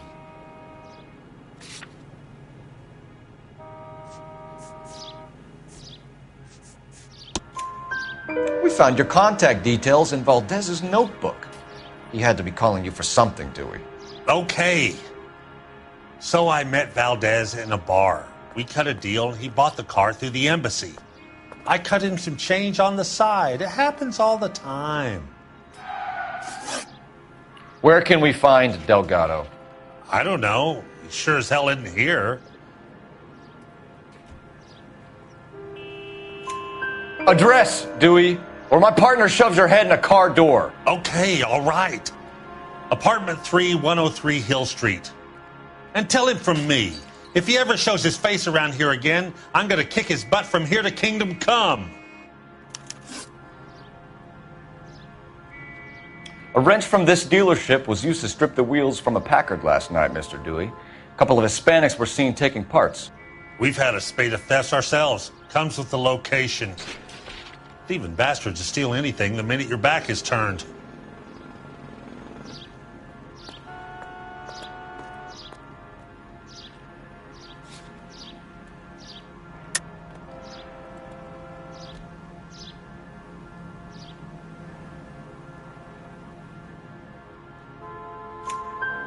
What are you hiding, Dewey? Spill it.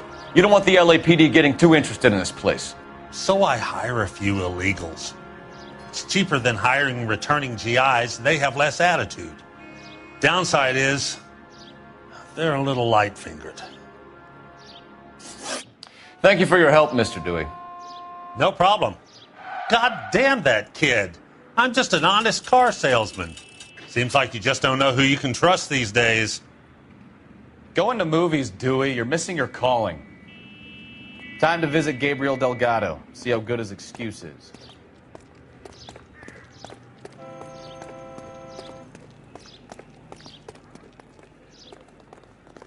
You're behind the wheel. Where are we going?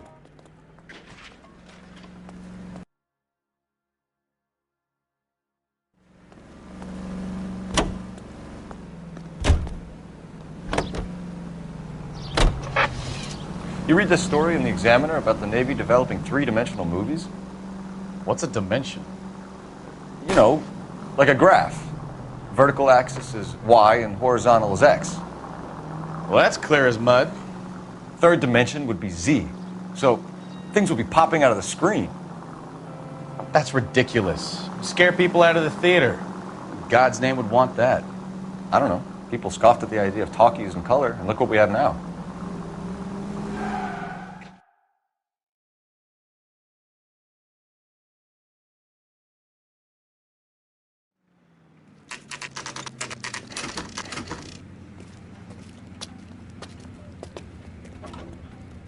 Do we have a Juan Francisco Valdez in for questioning?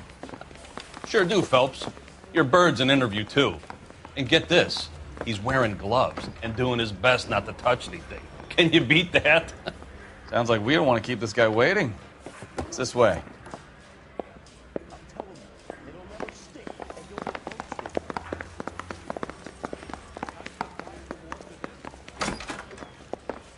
About time.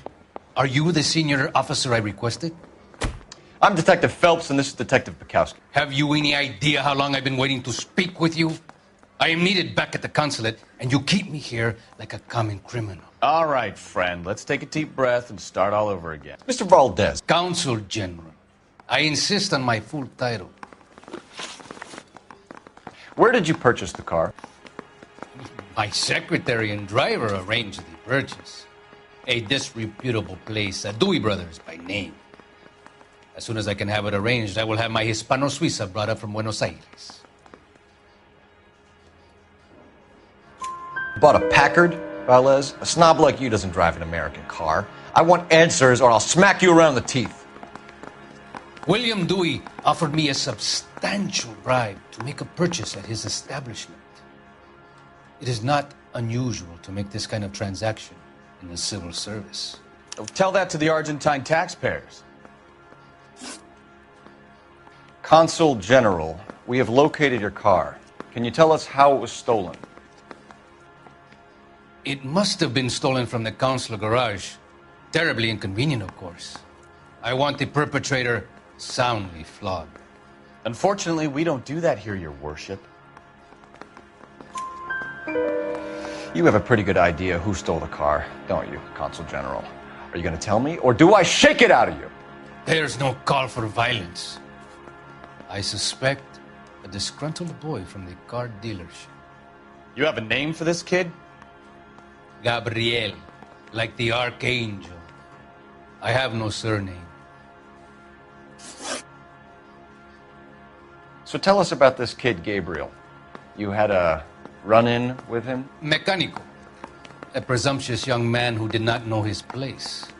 He presumed to ask me questions. We do a lot of presuming here in the United States, Consul General. It comes with the turf.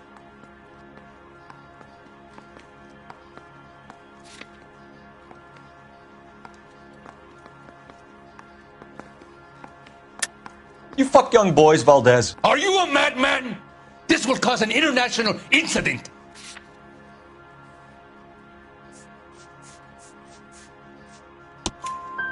Danny, Ben, Miguel, Tristan, and Teddy. Full lips. Ring any bells? I'm sure we can come to some arrangement. Gabriel, spill it. A beautiful but impertinent boy. I mentioned rendezvous and the young man went quite insane. I thought he was going to kill me. I was prepared to pay. We'll be in touch, Consul General. Let's nail this kid Delgado and wrap this thing up.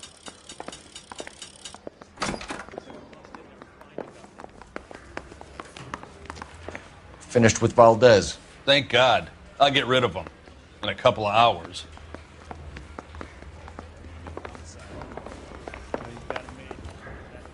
You can drive. Do we know where we're going?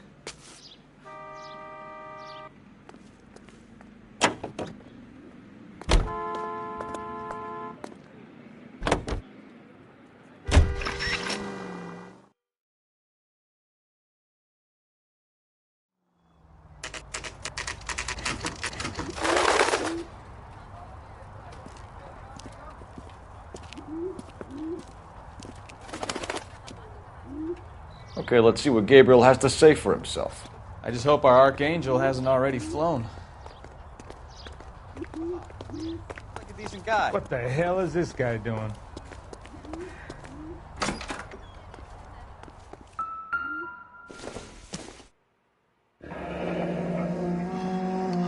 Here he is, apartment 3.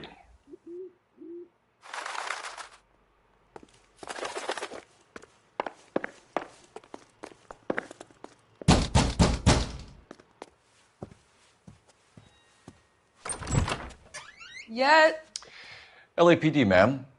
We're looking for Gabriel Delgado. Gabriel?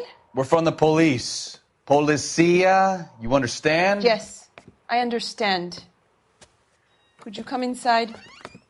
What is your name? Ana Rodriguez. Is Gabriel Delgado here, Ms. Rodriguez? No. What do you want with Gabriel? Is he in trouble? Stay where you are, Ms. Rodriguez. We need to take a look around. But he is not here. I have told you. Check out the surrounds. I'll stay with the broad.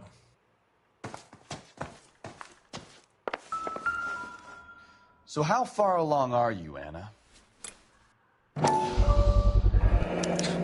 Souvenirs are a dumb move. Right. So how's it going to be when you go into labor and he's not around? Circumstantial. You are wrong about Gabriel. He will be a good father. Already he works hard to provide for us. Unless you help us here, Anna, your little Difficult to one tell won't whether see it's the Papa suspect for a vehicle very from the long scene. time. Certainly Gabriel's pride and joy.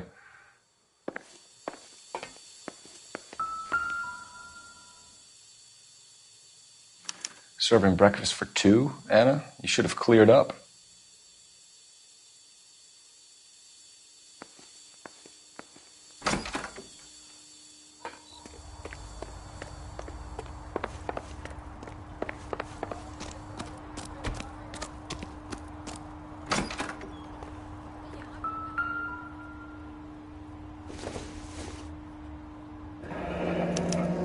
Diplomatic license plates.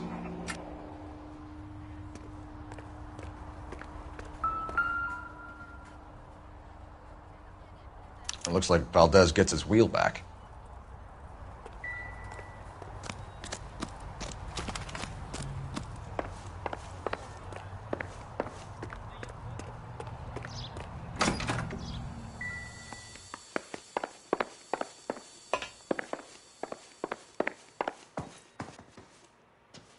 You're in serious trouble, Miss Rodriguez. But Gabriel is not here. I have done nothing wrong. Why did he steal the car, Anna? The customer insulted him. He has his honor, no? His honor, Anna? He said Dewey's friend tried to make a woman out of him. He no longer respects this man, Dewey. He took the car to show this maricon that he is a man. Tell us the truth, Anna. Has Gabriel been here? I haven't seen him for at least 3 nights.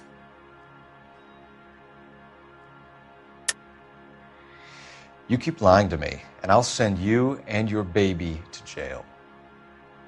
He lives here, but he hasn't come home. I swear it.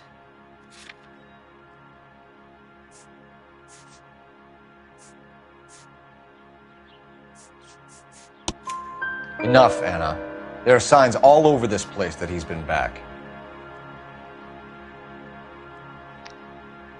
He was here last night.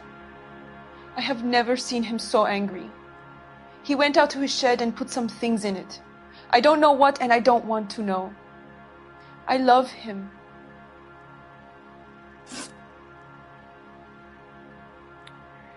We found a license plate matching our stolen vehicle in the shed. Add in the assortment of parts, and we can make Gabriel for a dozen other thefts. It's time to get serious, Anna. You must ask these questions of Gabriel. I know nothing of these car parts.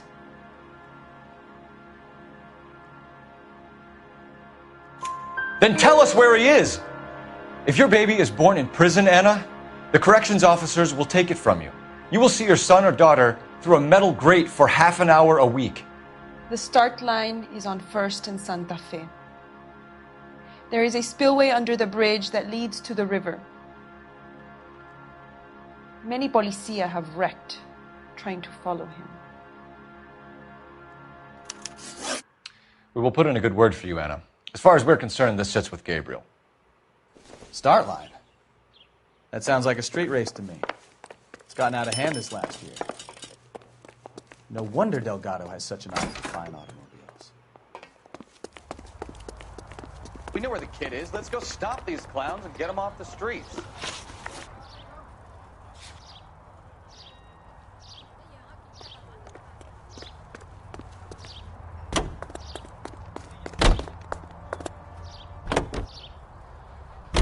What kind of man leaves his pregnant girlfriend at home while he goes off to play cars? Pregnant girlfriends aren't always a barrel of laughs. Everyone needs to let off a little steam. Some guys wouldn't come back home at all. Are you talking from experience? There's the red Ford. That's Delgado right there.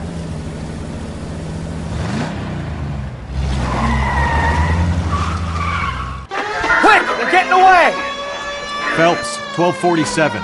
Requesting assistance at 1st and Santa Fe. Reports of an illegal street race. Stay on Delgado. He's getting away. You're gonna lose him. Quick as we shut one of these races down, another one springs up somewhere else. Kids used to steal cars to sell them.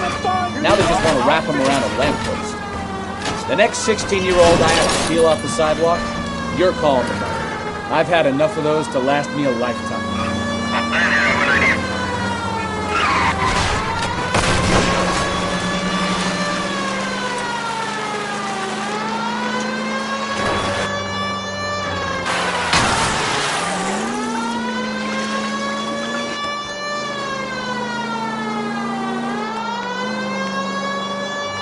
Enough games, Phelps. Take this guy out.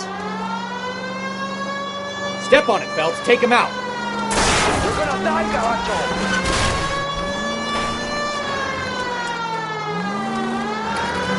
Lay into his wheel arches. Come on.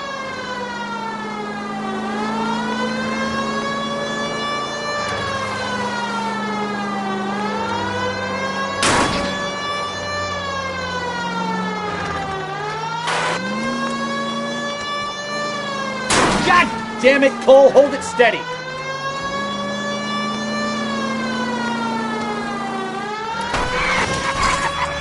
Come on, you're getting relagged hitting a red Ford.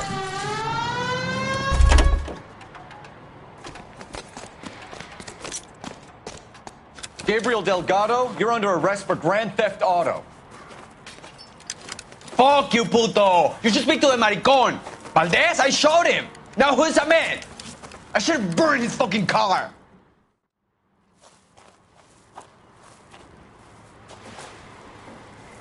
You got a foreign dignitary outed as a fruit and a kitty raper, a car dealer we're gonna let slide for the kickbacks, and a street punk car thief who sure as hell won't be taking liberties with other people's autos again anytime soon.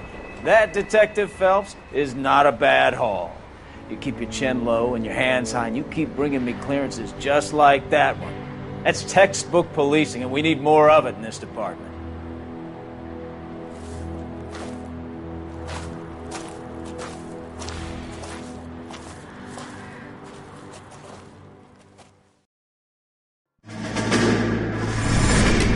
You have any plans for Weekend Liberty, Jack? My sisters have been working in Los Angeles in a bomber factory. They're coming down to visit. I'm meeting them at the station at 6. Good for you, Jack. Are they cute? They're my sisters, Hank. Attention! Final inspection before Liberty.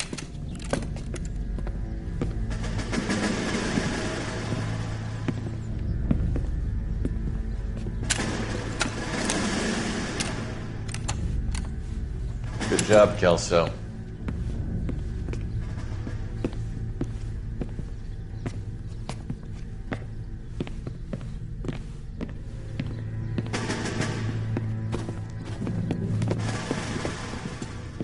Are we going somewhere, gentlemen? Full inspection. It had better be exceptional if any of you want liberty this weekend. Kelso, This carbine. The bore is dirty. No, it isn't. Are you arguing with me, Kelso? Do what you need to do, Sergeant. You know the bore is immaculate. Weekend liberty canceled. 2-day field drill. Clean this rifle. No. Do you know the penalty for insubordination, Kelso? Jack, don't do it. Forget him, Hank. He doesn't have what it takes. Are you two finished? Are you going to clean this rifle? No, Sergeant. Cole is right. I'm going to stop playing games and join a rifle company and fight the real enemy.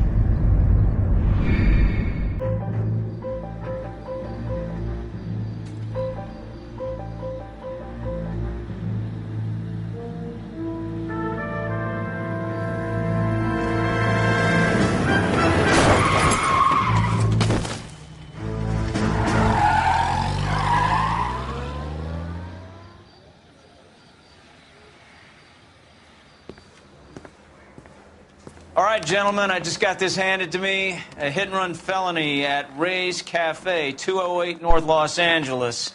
Got a patrolman on site. The coroner's on his way. Get down there, see if you can find any witnesses who can put a make on the car. I want to make homicide. I mean, you know you've made it if you got that desk. Parker or Green? You think those Vice boys get in there?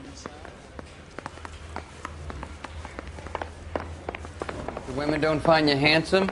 They should have Still confessed. Can you drive to this one?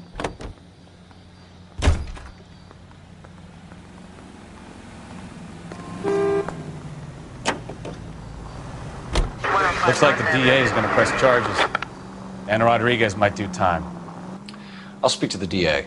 She suffered enough. I don't know, Cole. She's an easy make, and the DA likes convictions. I'll convince him to let it go. How do you do that? I'll give him something better.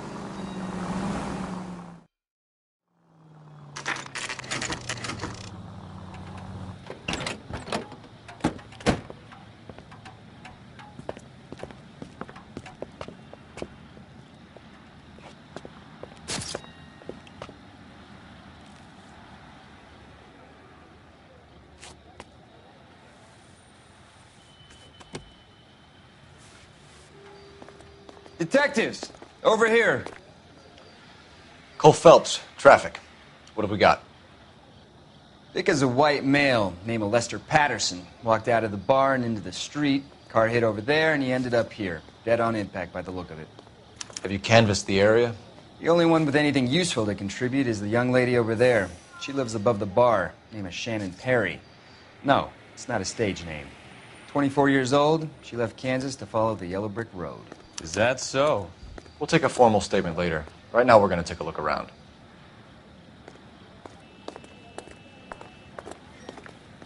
Phelps? You should take a look at the body.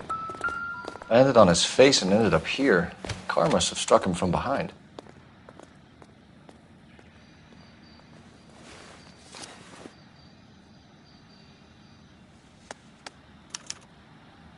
We can notify next of kin.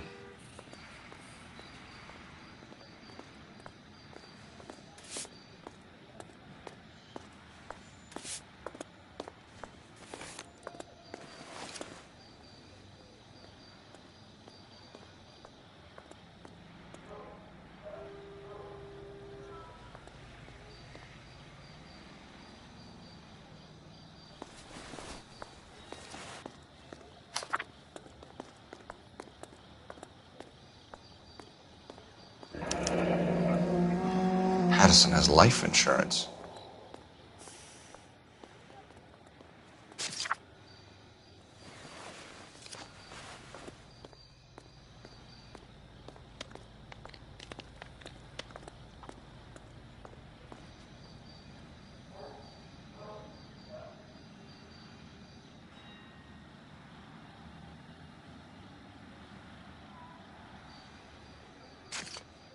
What have you got on the victim? From all reports, he was intoxicated at the time of the accident. I'll know how intoxicated once I've done the autopsy. Looking him over now, I'd say he died on impact. What about the chest wound? Isn't that inconsistent? Very common in auto injuries. Look for a car with a prominent hood ornament. Those things are killers.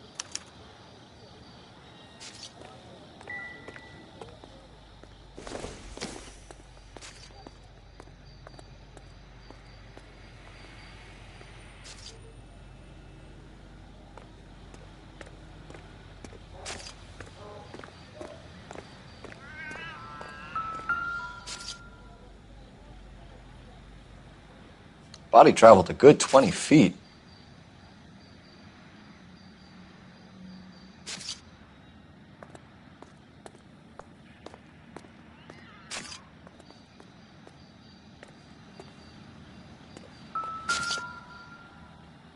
This blood is a long way from the body. Car must have been going like a bat out of hell.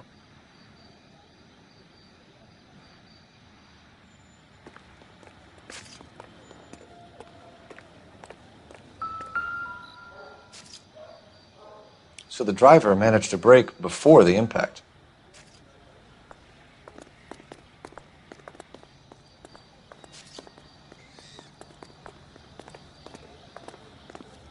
She's all yours, Detective. Miss Perry? Yes? I'm Detective Phelps. This is my partner, Detective Bukowski. Can you tell us what happened? Well, I came to the window because I heard people arguing downstairs.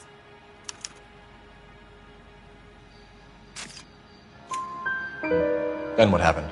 I saw a car hit that poor man and knock him down the street. What kind of car was it? A dark red Lincoln Continental.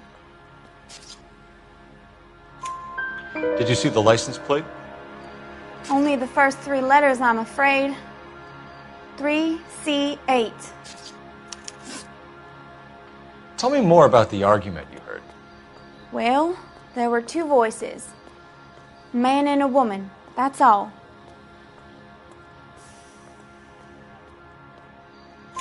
Why are you holding out on us, Miss Perry? I'm sorry. I was hoping to tell my story to the newspapers. I'd like to get my picture in the paper. Trying to find work as an actress, and things are pretty difficult. Cough it up, sister. We don't have all night. People arguing? They were husband and wife. I could tell by what she was yelling. Intimate things. Very embarrassing for the man. Thank you, Miss Perry. Your information has been very helpful. You can go now. You really think so? I hope you find that driver and put him away. You certainly got away with the dames, Phelps. Give it a rest, Bukowski. Let's see what the patrons have to say. I'll take the bartender. You work the rest of the room.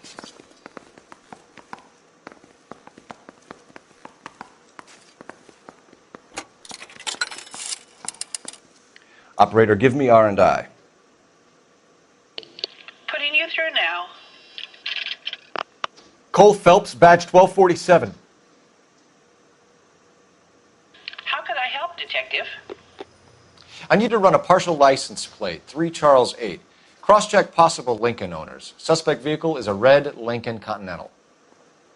Just a moment, Detective. Only one possible make on that license. Registered to a William Shelton, 738 West Temple Street. Thank you. Looks like we caught a break on this one.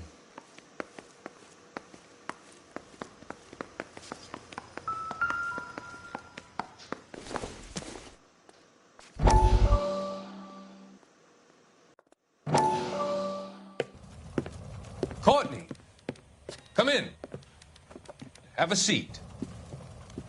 Thanks, Doctor. How are you finding working at the clinic? It's, fine. Are you sure? Can I be honest with you, Doctor? I would hope so, Courtney. I was hoping that the therapy would be more beneficial. Treatment can, unfortunately, be very long-term. So many of the patients here are addicts, Doctor.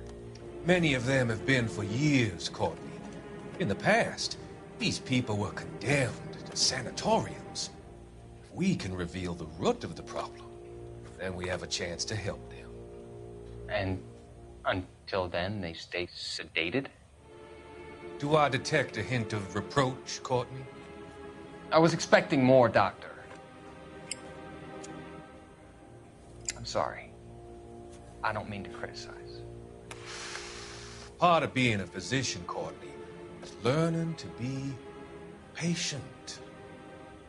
How is it possible to keep so many of them on their medications, Doctor? Many of their addictions are illegal. Oh, many things in life are gray, Courtney. What may on the surface appear to be illegal is actually of benefit to society at large.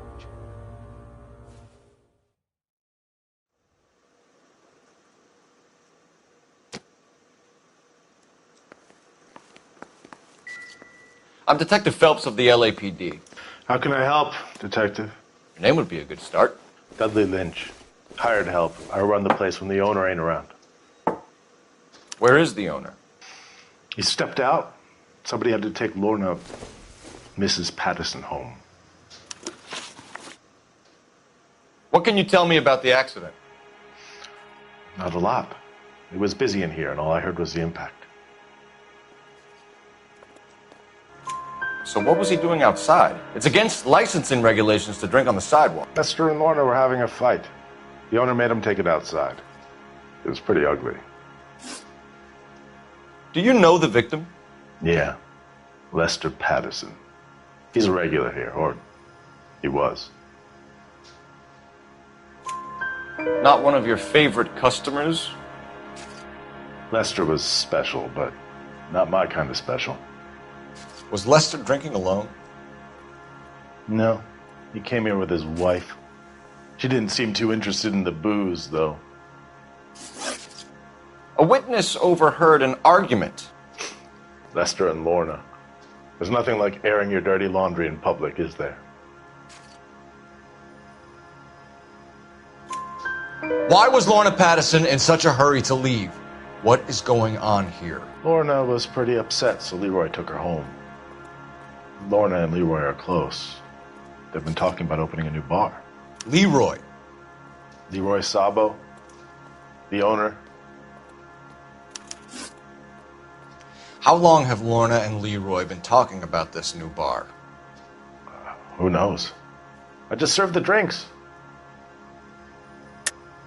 Is Leroy really going into business with Lorna? You sure you're not covering for her?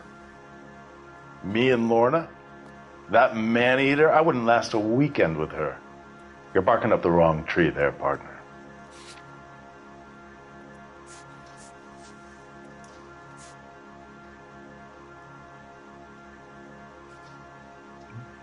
If you don't ask, you never find out.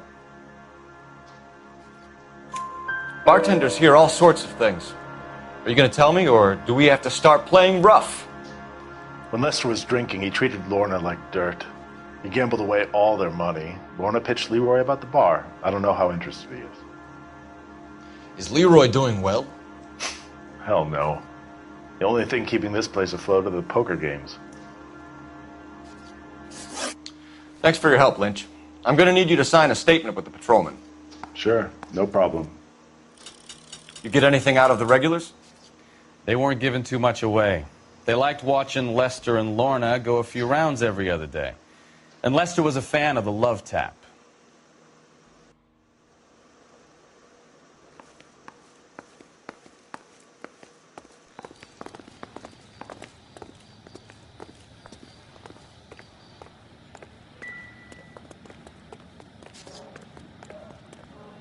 Sorry, Phelps, do you mind if I get on with this?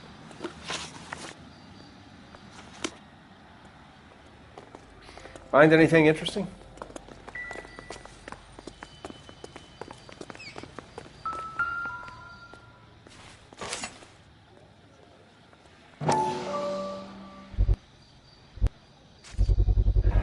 A knife covered in blood.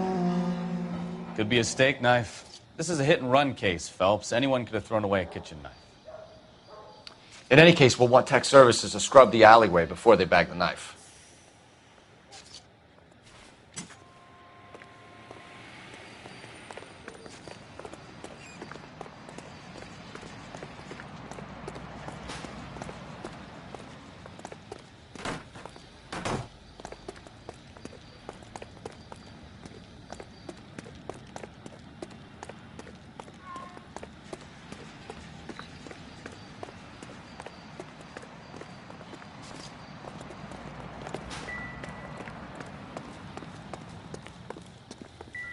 Careful where you're stepping, Phelps.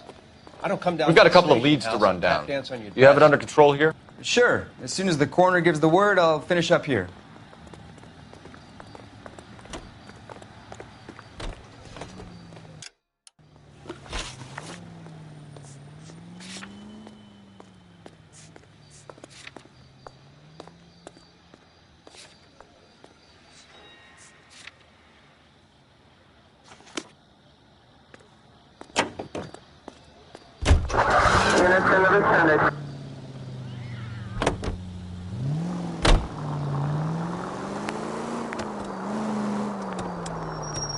So the wife was there when it happened, but then left the scene. You're right. That's pretty unusual behavior. She could be in shock. I saw some people do some strange things in the war after their buddies got hurt. Maybe. Maybe she doesn't give a fuck. According to the patrons, her old man was a piece of work. You don't think... Phelps, the guy was run over. So it worked out well for this broad. So what? Maybe she deserved to catch a break. Who knows?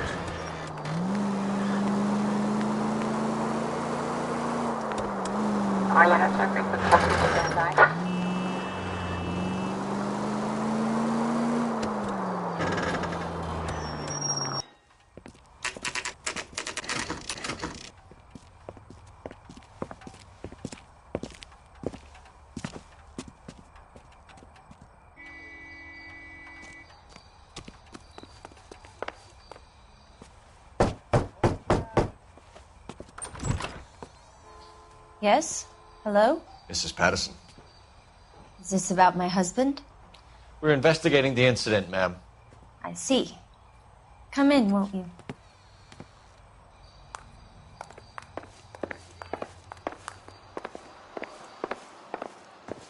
Can you tell me what happened? What's to tell? He got hit by a car and now he's dead. You don't appear to be too upset about the fact. Lester and I met on a furlough in '44. We got married that weekend. People don't understand it now, but that happened a lot back then. I see. So you probably did well to stick it out this long. What's that supposed to mean, mister? I think it's about time you left. I have someone here, I and beg your pardon? You're gonna have to run that one by us again, sister. It's okay, Lorna. I'm Leroy Sabo. Well, well. Nice to see you're comforting the grieving widow, Mr. Sabo. All right, wise guy. Do you have any intelligent questions you would like me to answer? You can confirm Mrs. Patterson's story. Lester lost at cards. He was kind of hard to control when he lost his temper. He turned without looking and walked right out in front of the car. It wasn't good. What's your relationship with Mrs. Patterson, Mr. Sabo? We're friends. Good friends. You expect me to believe that?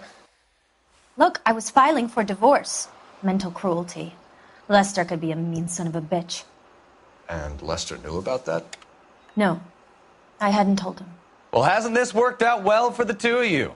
I feel almost bad for busting in on this little rendezvous. How did the car come to hit Lester?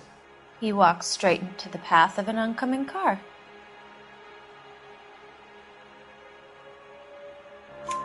You expect me to believe that, Lorna. It's all very convenient. Gambling for Lester was like the needle for a hophead. He was yelling at me. He was yelling at the whole world. I kind of felt sorry for the driver. Poor guy had no chance. You were arguing in the bar and on the sidewalk? We were always arguing. So what? Admit it. You were baiting him, pushing his buttons. We can easily get the full story from the regulars in the bar. All right. Lester was playing cards out back. He lost, of course, and wanted back in. He suggested I earn the money on my back to get a mistake. That was the proposition he was putting to his so-called buddies. So maybe I was a little angrier than usual. Let's just say I took exception to his idea. The bartender said that you and Leroy were planning to go into business together. Can you explain how you'll get the money to do that? I have a little money saved away.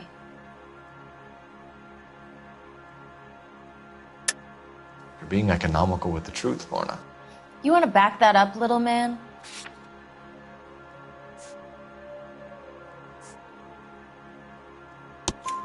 You increased the premium on Lester's life insurance.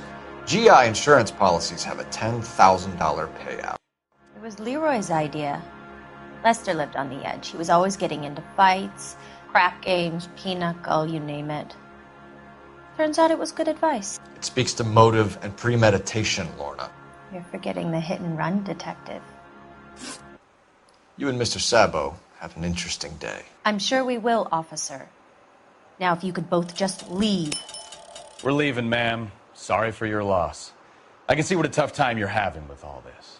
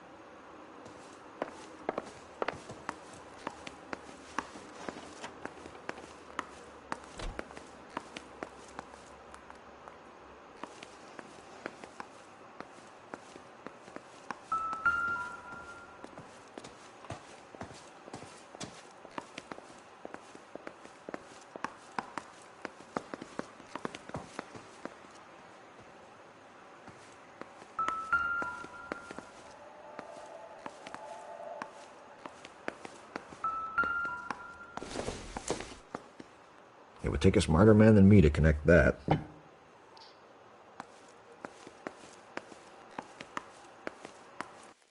Help me out. The autopsy result might have come back. Call in.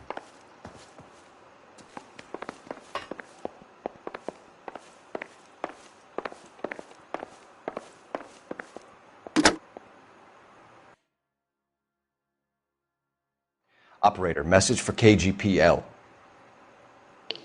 Putting you through now.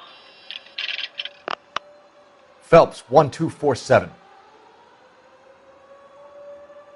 How could I help, Detective? Are there any messages for me? Just one, Detective, from the coroner.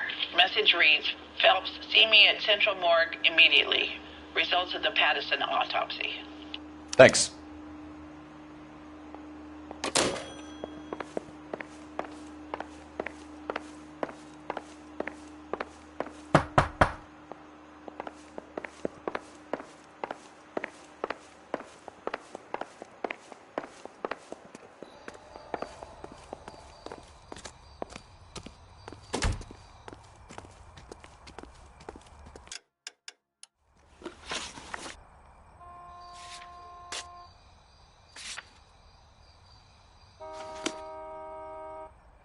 You know the way. You can drive.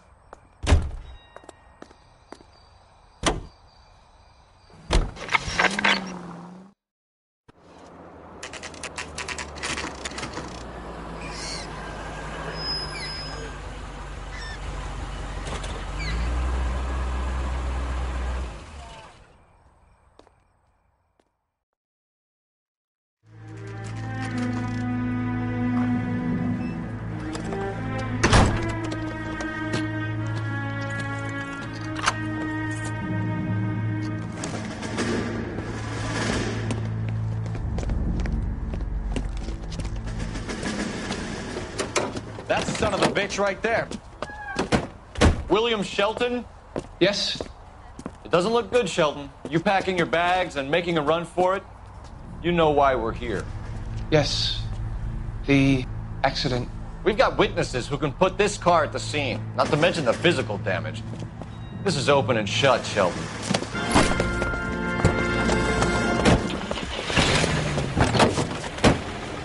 That coward thinks he can run from everything.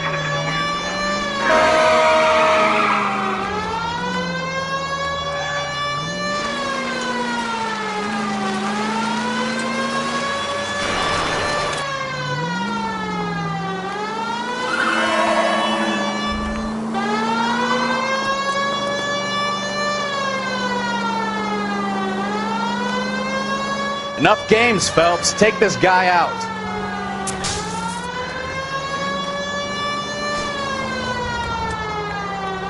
No wonder he killed someone, driving like this. Lay into his wheel arches. Come on. Don't let that asshole get away.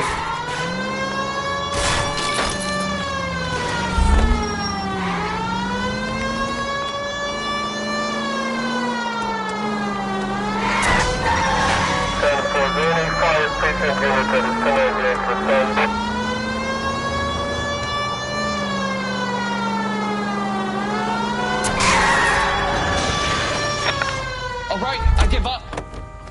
That's it. Cuff him and Give we're it done. up, LAPD! How does a vehicular manslaughter rap sound, Shelton? I hit him. I admit it. I just panicked, but it wasn't my fault. What do you mean? The guy jumped right out in front of me. He came out of nowhere. There's nothing I could do about it. Why didn't you stop? I've had accidents before. That's it. We're done here. The DA is gonna love you. They weren't all my fault. I'm a surveyor. I need my license for my job. There were people around. A woman and a man were standing right next to him. I thought they could get him to a hospital. I'm telling you, it's not my fault. The guy is dead, Shelton. You can't be serious. William Shelton, you're coming downtown. We need to talk about a manslaughter charge.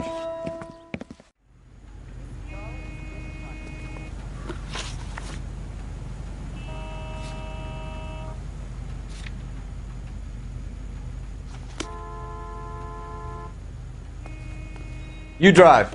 I need to go over the case notes.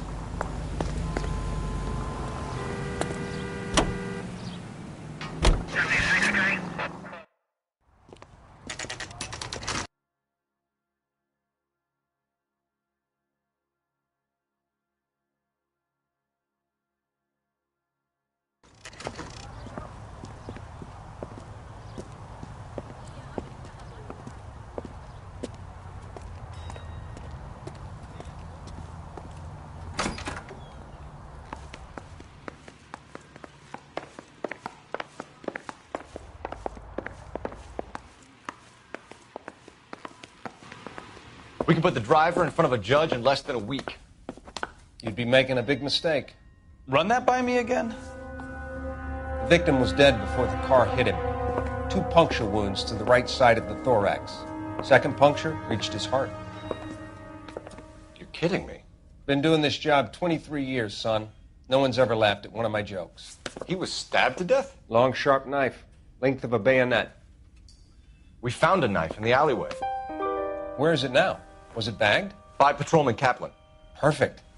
I'll get you a definite match. Jesus, we got him. Murder 1. We were right there and they tried to stare us down. Now they'll both get the gas chamber. We have the knife, we have the coroner's report, and I bet we could roll Sabo as a witness. Let's bring her in.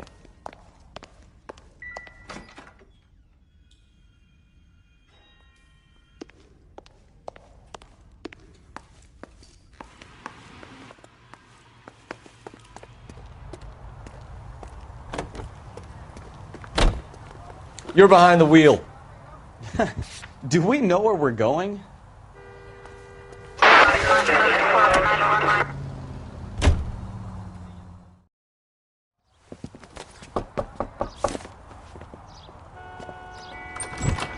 We've spoken to the coroner, Mrs. Patterson. He confirmed your husband's cause of death. We'd like you to come downtown and answer some questions. It wasn't me. It was Leroy's idea. Leroy stabbed him. I had nothing to do with it. Where is Leroy now? He's in the bedroom. You're very good, Lorna. Put the gun down, Leroy. If you do something stupid now, you don't stand a chance in front of the grand jury. Nice of you to give me up, sweetheart. All that whispering in my ear, telling me how we had to get rid of him, how good it could be, all the money we could claim, all that planning, how to get him into the street, how to make it look like an accident. For God's sake, you had Leroy, all shut the up! bases covered. Baby. I had nothing to do You with it. think I'm gonna fry for you, He's Lorna? a crazy man. Shoot him. Shoot him, for God's sake! It's too late, Sabo.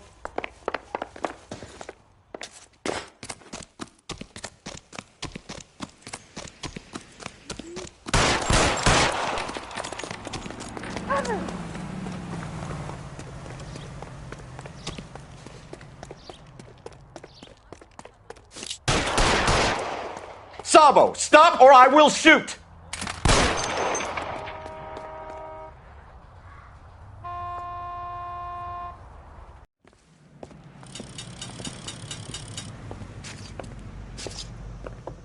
So, I give you a hit and run, you bring me back fraud, conspiracy, and first-degree murder. This is how a good detective operates, Phelps. You take nothing at face value. You keep digging and asking questions until you get to the truth. You got some sharp elbows on you, detective. I like that. Keep up the good work.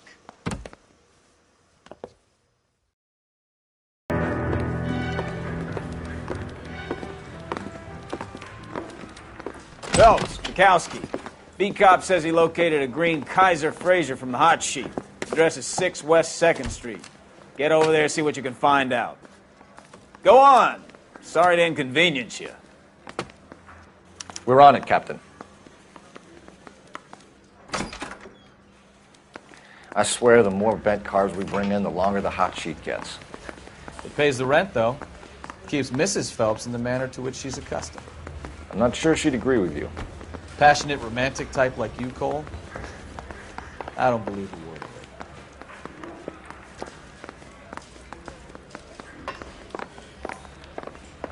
Mouthpiece store stripped off me at the grand jury. He's got the front now.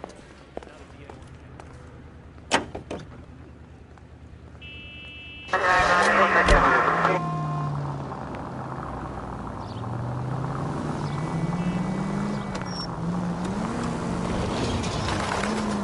They're calling her the Dahlia now. I wonder what Veronica Lake makes of that one. What a case. You hear whether they're making any progress? So Captain Donnelly seems to think they have it all wrapped up. Brown and Green are sweating this Manley character. I heard it'll be in front of a grand jury by next week. Poor thing. Terrible enough being murdered like that without having her death strewn all over the front pages.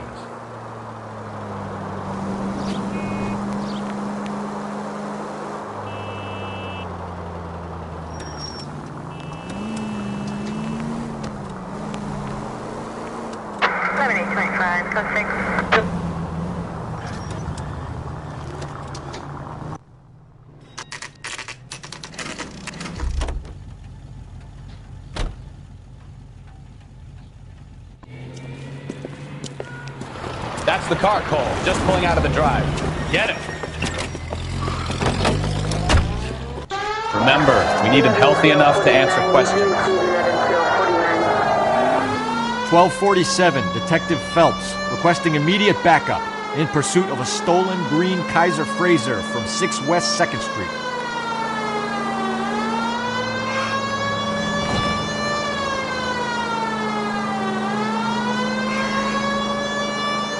Enough games, Phelps. Take this guy out.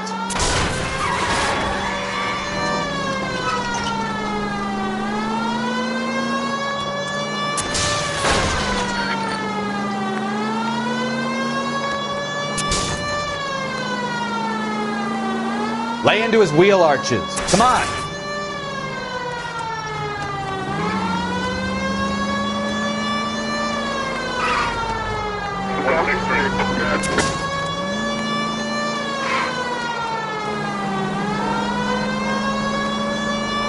Give yourself up!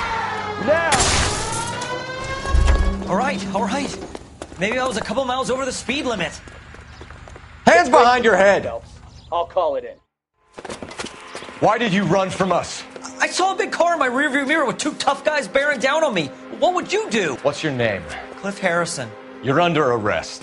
For what? What are you talking about? Nice try. I'm talking about the car being stolen. You're out of your mind. I bought the car, and I've got the paperwork to prove it.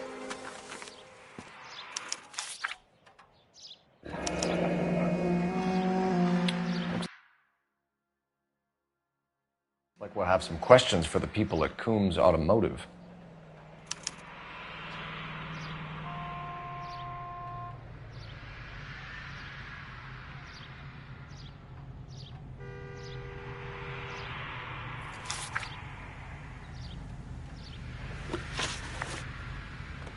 You purchased this car from Coombs Automotive Company? Yeah, that's right. And the ownership papers? from the same place.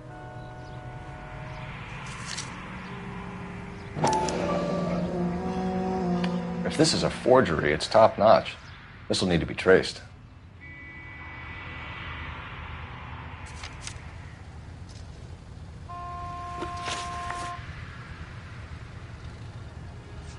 You have a criminal record, Mr. Harrison? No, nothing like that.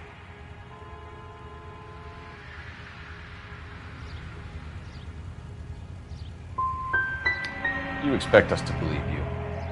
Is that so much to ask? Who did you deal with at Coombs Automotive? The owner, Richard Coombs.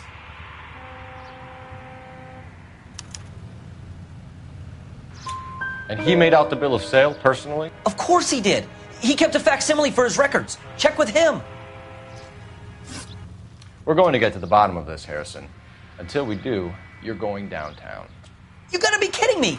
I'm getting arrested for buying a goddamn car? If everything is legit, Harrison, you'll be out soon. Until then, if I were you, I'd keep my mouth shut. Vegas possessions as evidence and have him arraigned for Grand Theft Auto. Right, Detective. Do you know who my father is? We need to get to Coombs Auto and check out Harrison's story.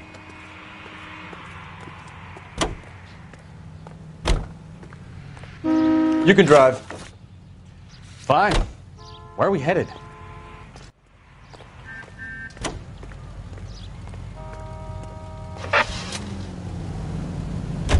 You know what? I think he's telling the truth. Some of the most convincing people you will ever listen to are born liars. Usually they're called politicians.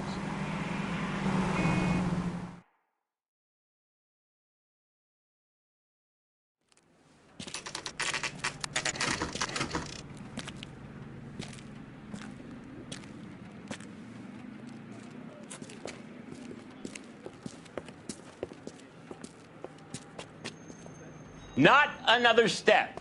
I have got a Buick Century sedan that would be absolutely perfect for you. Detective Phelps, LAPD, are you the owner? That's right. Richard Coombs at your service. You looking to trade in a black and white, boys? Mr. Coombs, we're investigating an auto theft. A man by the name of Cliff Harrison claims he bought the car here. Well, some people would say that my cars are a steal.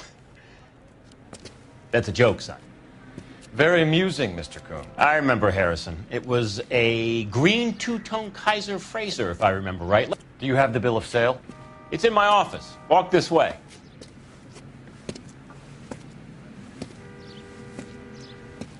That's a joke too, son.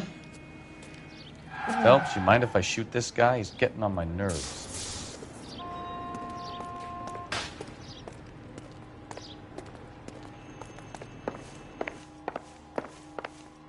Sure I can't interest you in a nearly new car, son? I'm all but giving them away to servicemen and cops. Here it is. Got the original pink slip there, too.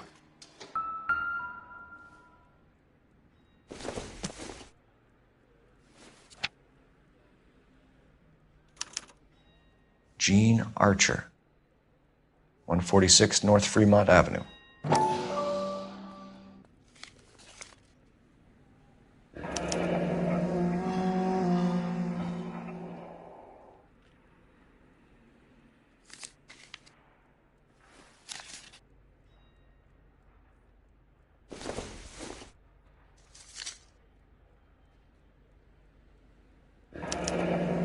Harrison's purchase receipt was legit, at least.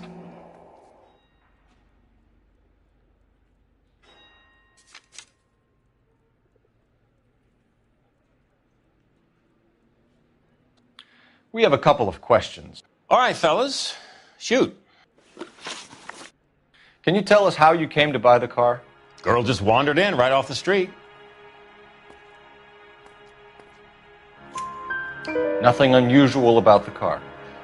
Not really my usual type of vehicle. The price was certainly right, though. Nice girl, but about as sharp as a bag of wet mice. Did you pay with check or cash? A check. She wanted it made out to cash, but I insisted. Man has to watch his cash flow. What name? I made it out to Gene Archer on the Bank of Arcadia. Can you describe this Gene Archer? Brunette, maybe 25, 26. Little on the plump side, but not bone ugly. What was your impression of her?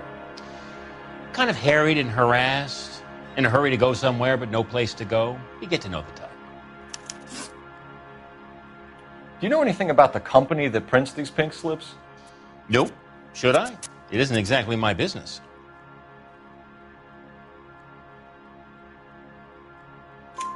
It says Marquee Printing. You've never heard of them? Marquee.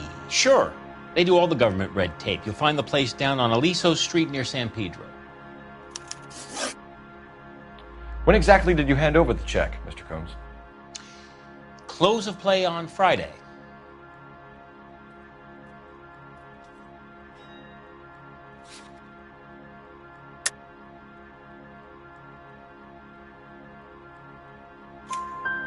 Why didn't you pay her cash?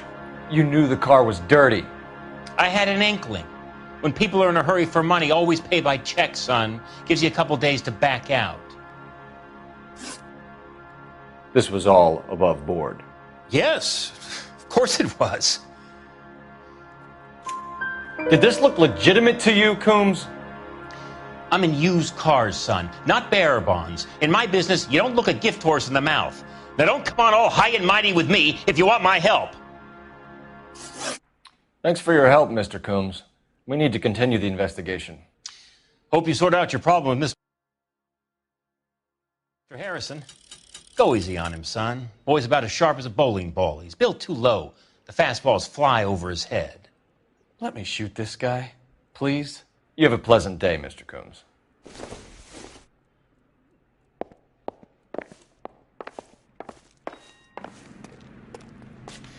Well, Harrison might be off the hook, but we can still run an APB on Gene Archer.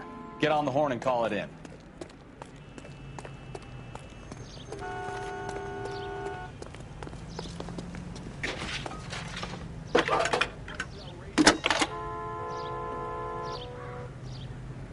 Phelps, badge 1247. How could I help, Detective? Requesting an APB on Gene Archer, age approximately 25, on suspicion of Grand Theft Auto. I'll relay the information. Any messages? James Velasco is being held at Central Station on suspicion of GTA. Possible link to the Harrison case. They're waiting on you to conduct the interview. Thanks, ma'am. Seems like a nice boy, putting all those hoodlums in jail.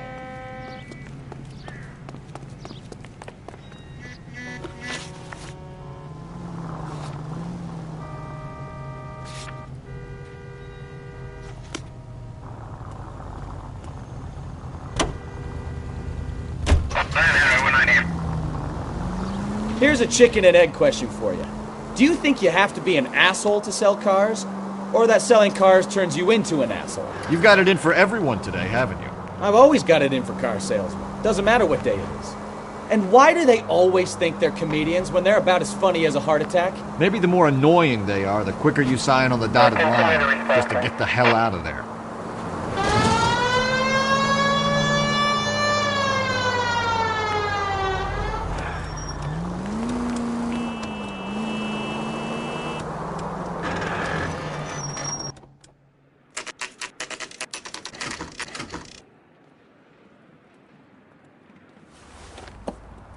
Empty.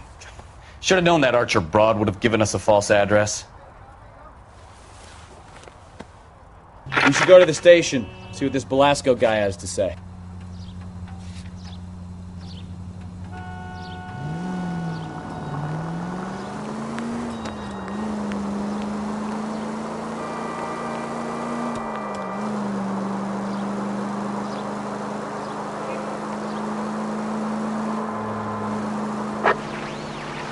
Also needs assistance, 540 West 9th Street at Uncle Sam's Army Supply. 540 West 9th Street. Unit can handle code 2, identify.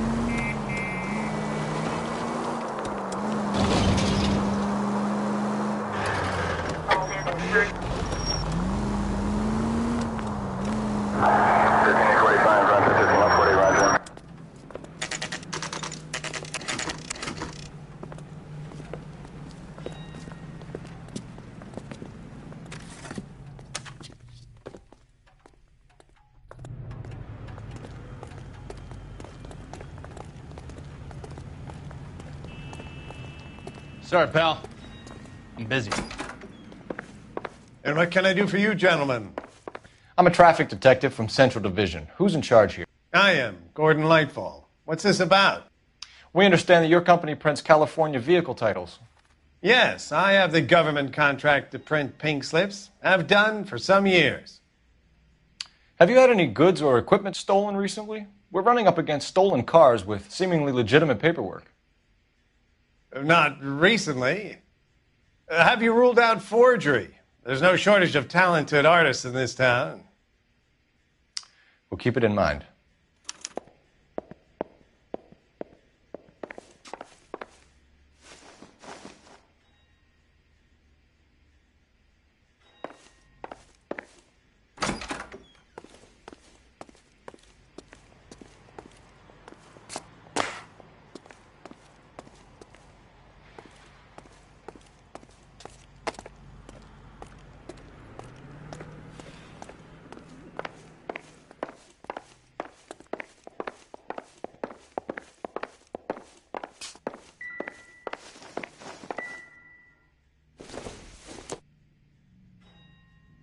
This isn't what we're looking for.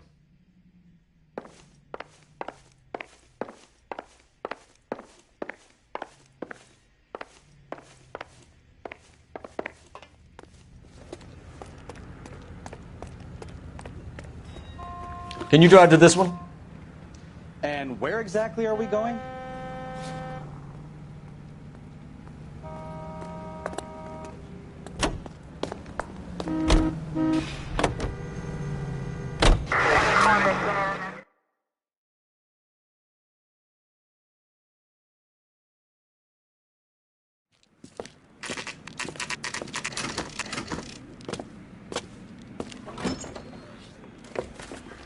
Detectives, Velasco is prepped and ready in 2. Another stolen car with legit papers. Thanks.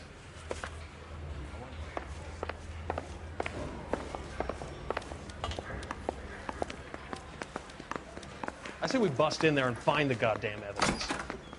Crummy bastard. James Velasco? I want a lawyer. It's my car and I got the proof right here. Take a look for yourself.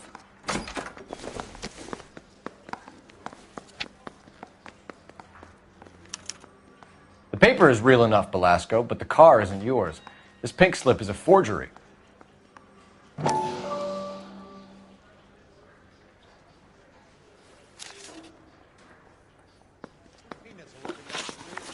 Where were you taking the car, James?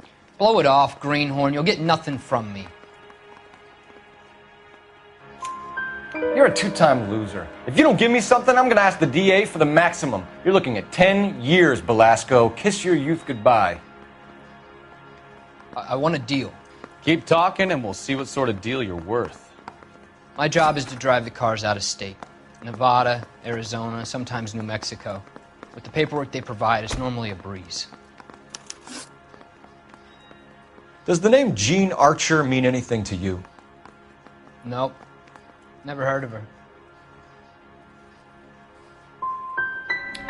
You want my partner here to convince you that you do know her? I'm giving you the straight dope. I don't know no Jean Archer. What happens to the cars once they cross over the state lines? I don't know. I just deliver them.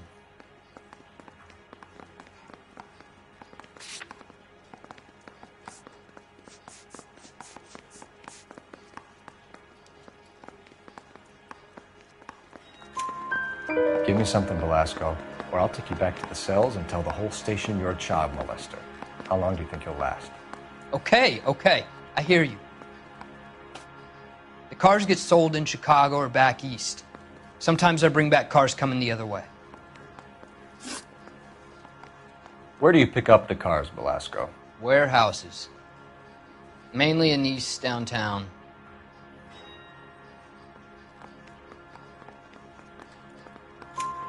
An address, Velasco. You want my help with the DA? Cough it up, now.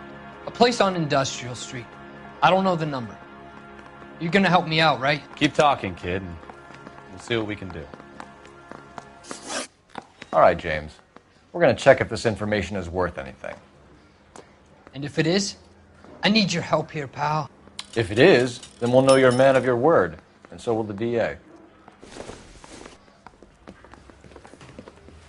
You're Phelps, right? Yes, I am. Look, can we do this later? I'm in the middle of it. Ray Pinker. I'm with Technical Services. The pink slips are all real. Yes, we know that. There's only one company that prints them in California, the Marquee Printing Company. They've confirmed that the numbers are legitimate. You've checked them out? Sure. They're on Aliso Street, near the corner of San Pedro. The guy I spoke to was Lightval. Gordon Lightval. Here, I wrote it down. Thanks, Ray. This is a great lead. We'll get down there as soon as we can.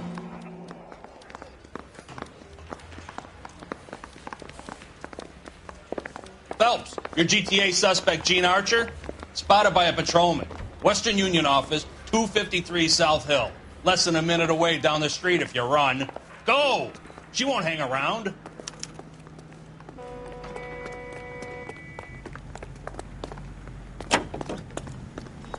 Five charges en route to 496 Broadway. You have another assignment here, Central?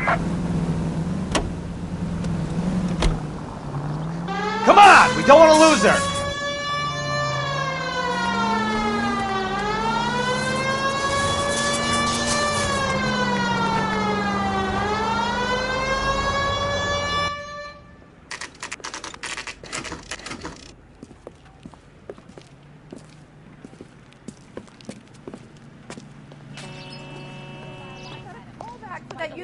LAPD. We'll take it from here. God damn it. Everyone's against me. Look, just let me get my money and get out of here, okay? You look sweet. How about giving a girl a break? I could be very nice. I'm afraid I can't do that, Miss Archer. Stefan, call for black and white. Just my luck to get the only hair sure cop in the LAPD. The car you sold to Coombs was stolen, Miss Archer. There won't be any money. I handed over all the right paperwork when I sold it, Buster. Calm down, Gene. Just tell me why you sold the car. You're sweet. You really are. But just get the fuck out of my way. How long have you and Belasco been delivering cars? Who is James Belasco?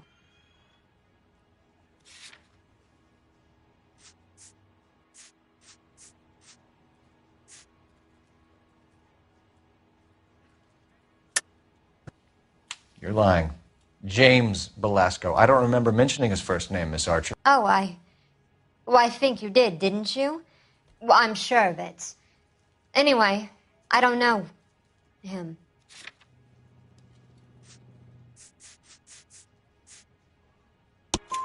You aren't sharp enough to lie to me, Gene.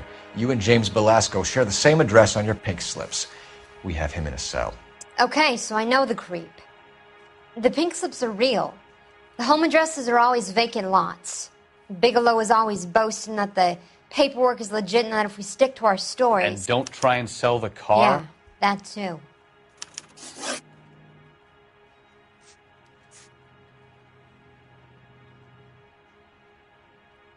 Tell me where you picked up the car, Miss Archer. Look, I can't remember. Let me go, will you? Please. What have I got to do? Trying my patience here, Gene. I'll have the reporters down here and have your picture in all the papers. You'll have nowhere to run. All right already. I get the message. I pick up the cars from a guy named Bigelow. 58 Industrial Street. Big warehouse full of goons. Now you've got what you want. Can I go? Please? No, you sure can. We've got a car waiting outside for you. Some career advice, Gene. Get out of crime. Marry someone boring who has money and will find you captivating. Is this guy for real? He takes a little getting used to, but yeah, he generally means what he says.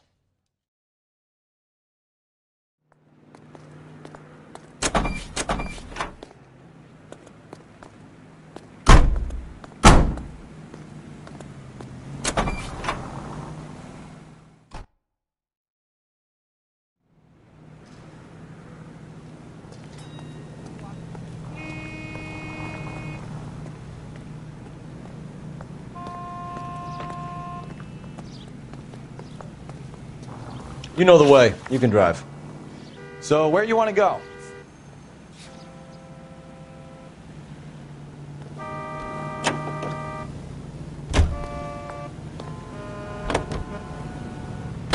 Friendly girl. Used to getting her own way. Little did she know her feminine charms were useless against the impenetrable Cole Phelps. She's not my type. And what is your type, Phelps? I'm married. I know that. But you're not blind or dead inside, are you? Wait. Scrap that second half of the question. I don't know. Blondes, I guess. Hallelujah! The man is human after all. Now we're getting somewhere. Yep, I'm with you on the blondes. Brunettes are fine too. And there's nothing wrong with a good redhead. But I draw the line at gray. You know what? I might have to lift that embargo soon in the interest of maintaining a free market. A man with high standards. My standards are only as high as the last glass of whiskey.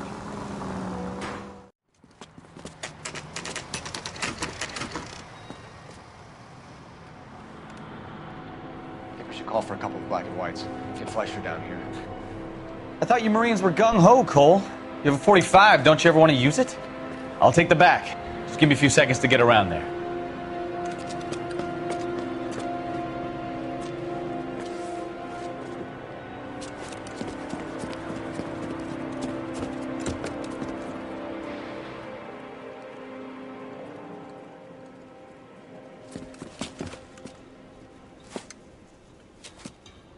Cole Phelps, LAPD. All of you are coming downtown with me. Think so, huh?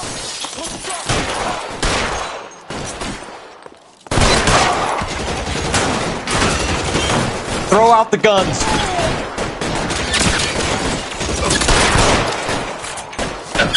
Let me see if I can put one between your eyes.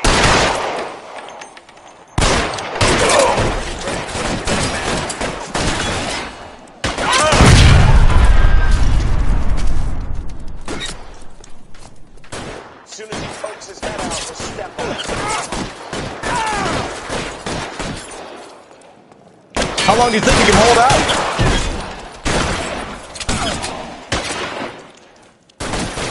Covering fire!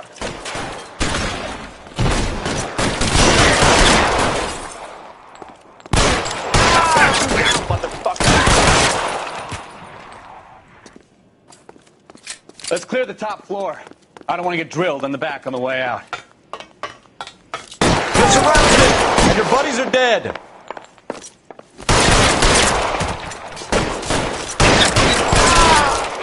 Try the door at the end. I heard something.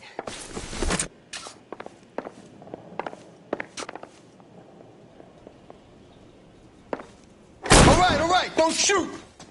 Keep your hands up. Watch him, Bukowski. He doesn't move until I've tossed this place.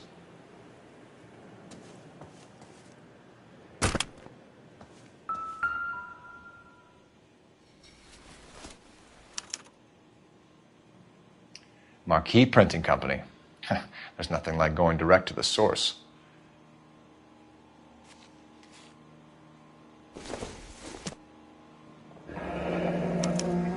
Betting slip. Looks like Mr. Lightfall has been on a losing streak.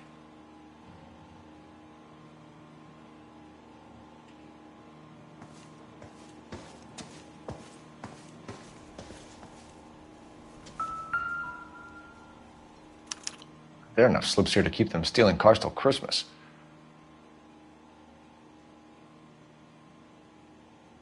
We've got a trail of pink slips and stolen cars that leads right to your door, Bigelow. You're in this up to your neck, but I don't think you're the man in charge. Make it easier on yourself. Give him up. I do work on cars for customers. You charge in here shooting up the place like it's the Ballad of Bulge. I can't give you anything. We know about marquee printing. You can make this easier on yourself by giving us your man on the inside. I sometimes repair cars and put them back on the road. I need a pink slip to resell them. There's no problem there. There are at least 4 dead men in this warehouse. A couple more. Punks won't make for that much extra paperwork. We'd be doing the legal system a favor. Okay, tough guy, I get the message. Lightfall, the guy who runs Marquee. He's the big shot. He likes to spend big at the track. He owes people. Lightfall, the guy with no luck at the track. Tell me about him. It's one of the guys lying over there. You're right. He has no luck. That's the best lie you can come up with, Bigelow? Hey, would I lie to you, Detective? I'm not exactly in a good position here now, am I?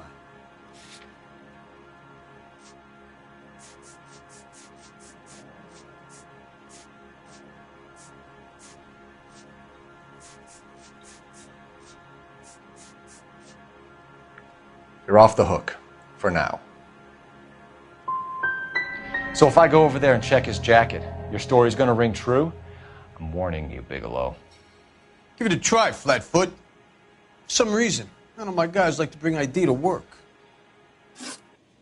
Whether you give up your bosses or not, Bigelow, you're going away for as long as I can put you there. We'll see. I didn't fire a shot, copper. I just watched you tear my place up.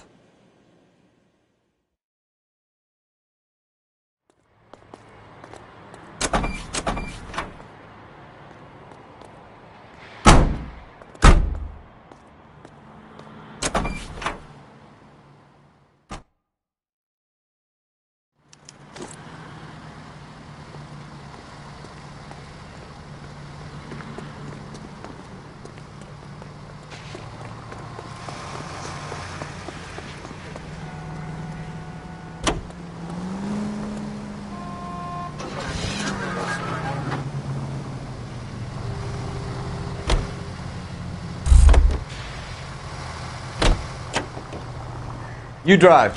I need to go over the case notes. Isn't he the cop who won a medal in solving all the cases? What a mess. Gonna take some cleaning up, that's for sure. I wish it hadn't gone that way. Well, they shouldn't bring guns to work with them. We didn't have a lot of choice. You have to admire the barefaced cheek of someone who tries to blow your brains out one minute and then pleads innocence the next. Yeah, especially when he's surrounded by evidence. You know, guys like Bigelow spend so much time convincing themselves that they're not doing anything wrong that they actually start to believe their own bullshit. They get sloppy. Bigelow, Lightfall, all of them. If they hadn't, who knows how long they could have kept this racket going. Complacency or greed. It's always one of the two that brings them down.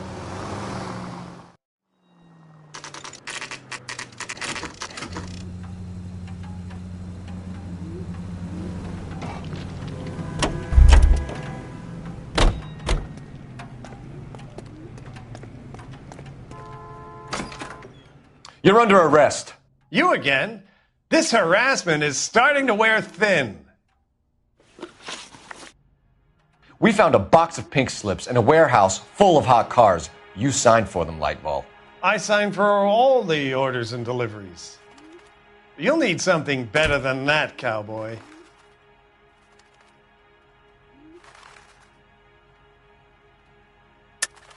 Save it, Lightball. We already have all we need to send you down. I've had enough of this. You either produce some shred of proof, or I call my attorney.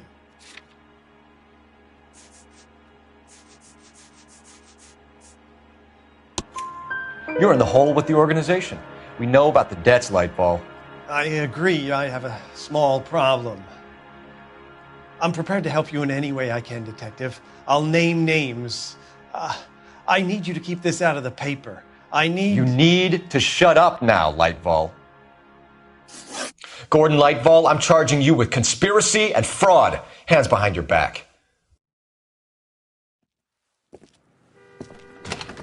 The LAPD Central Traffic Division has today smashed a nationwide auto theft ring, writes crime correspondent, blah, blah, blah. Oh, here it is.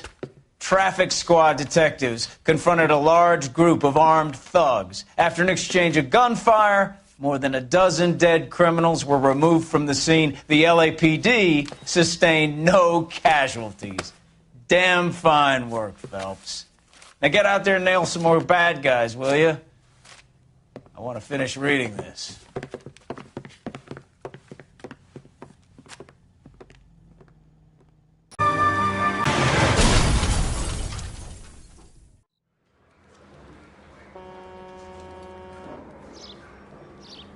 Phelps, Bukowski, you have a new case. 2 women, possible drink drive. How is that a case? Cola King billboard. Up to it, boys. We got bad guys to catch. I need a drink. I got the gun. See you later, fellers. Try not to work too hard. Look at you bantering with the boys. Brings a tear to my eye watching my caterpillar grow wings.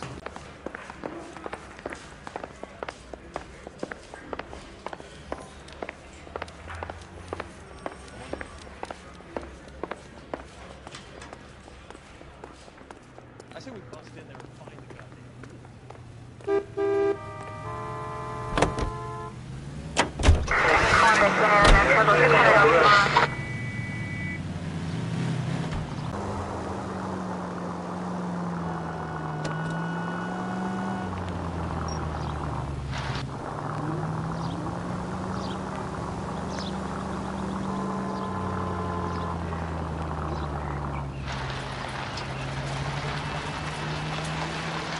Stop just ahead.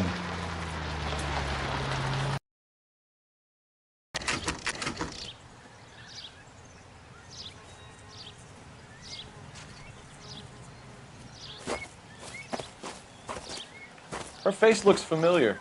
Well, that's June Ballard, Tarzan's sister, beast of the Amazon. She's married to Guy McAfee.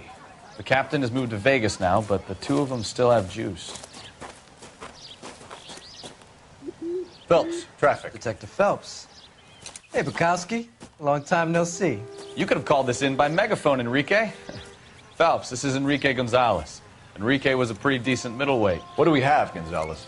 Broad drives right through the empty lot and off the side of the escarpment.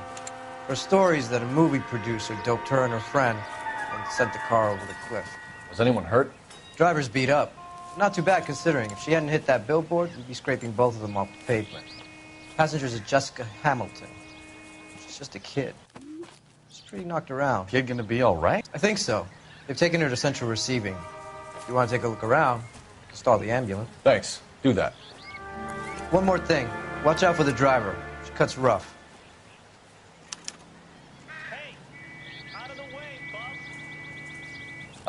If you're looking for the coroner, he's down by the crash site.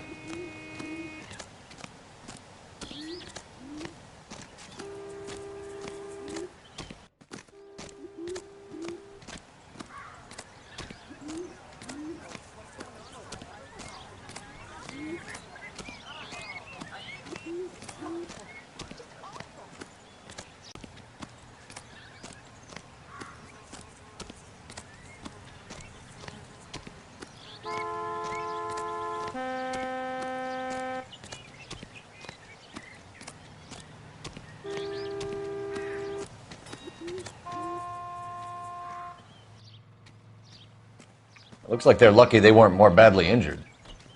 Must have been unconscious. Being relaxed tends to lessen the soft tissue damage.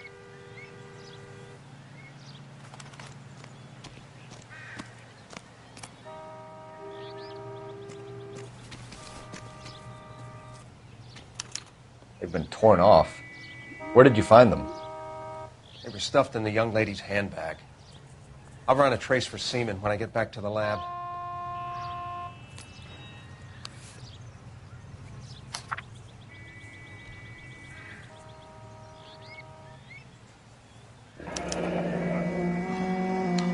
She's a long way from home.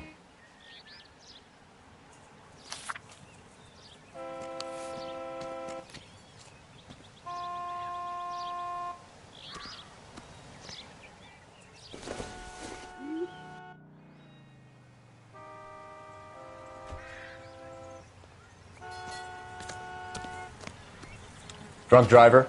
Maybe not. How so? Well, a head I found without a body piqued my interest. See what you think. Alas, poor Yorick, I knew him, Horatio. Is it real? No. I think it's supposed to be a replica of an Indian shrunken head. It's some kind of curio or movie prop. See the casting marks? What's it made from? Plaster of Paris would be my first guess, then painted. So we can rule out the murder angle? No, you can rule that in. That thing was wedging the accelerator to the floor. Whoever did it wanted these women dead.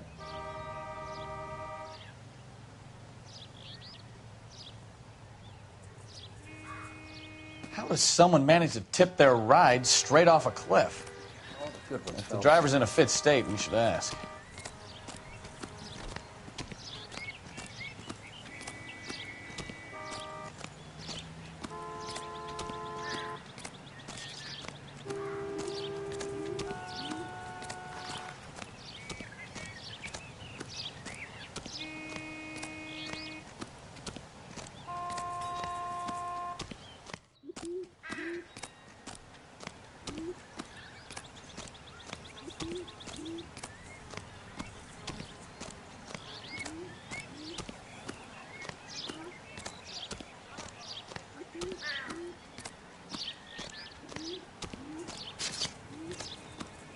Mrs. McAfee, we would like to ask you a few questions, if that's okay. I prefer to use my maiden name, June Ballard. You might be familiar with some of my work. Can you tell us what happened here? You're kind of cute for a cop. Maybe a bit on the serious side. What about me, June? I'm a big fan of You? I don't like. Keep out of this.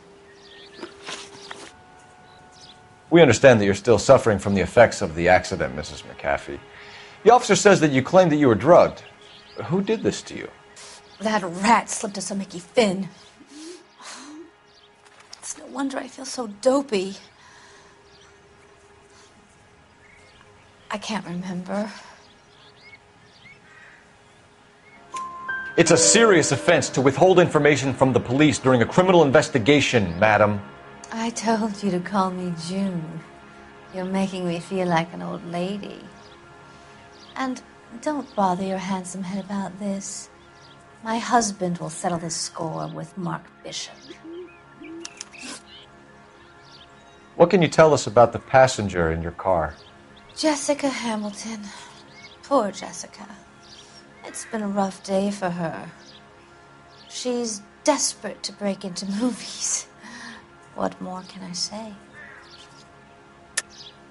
I think you're lying, Mrs. McAfee. I think something happened to Jessica yesterday before the crash. I'm offended, Sunshine. Do you have any proof?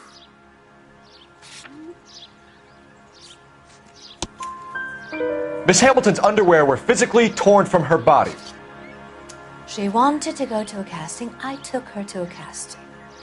Whatever happened after that is between her and Mark Bishop. We found a shrunken head that was used to tamper with your car. You see, I normally don't drive off cliffs. The last thing I remember is getting behind the wheel. It's obviously some kind of movie prop. You must know where it came from. In case you hadn't noticed, I am the talent. And the talent doesn't deal with props or sets or any of that kind of stuff. Why don't you ask Mark Bishop which prop house he uses? You mentioned a Mark Bishop. You think he might have had something to do with this? He is a movie producer. As for his involvement, you just leave it to me and my husband to worry about. I want to know what happened between you two that made him want to commit a double murder. Bishop offered me a part in his picture. Then he withdrew it. Fact is, we had a deal. I pressed him on it, and this is where I end up. Mrs. McAfee, I think it would be in everyone's best interest if you accompanied Patrolman Gonzalez back to the receiving hospital.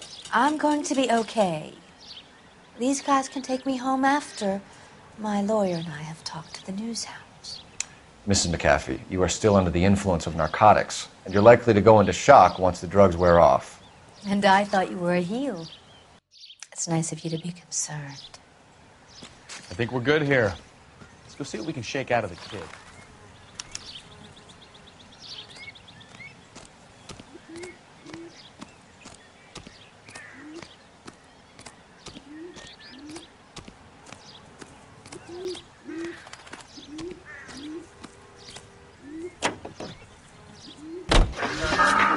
KGPL to car 11K, 11 King. The car crash victim has regained consciousness at Central Receiving Hospital. 11K Roger, en route.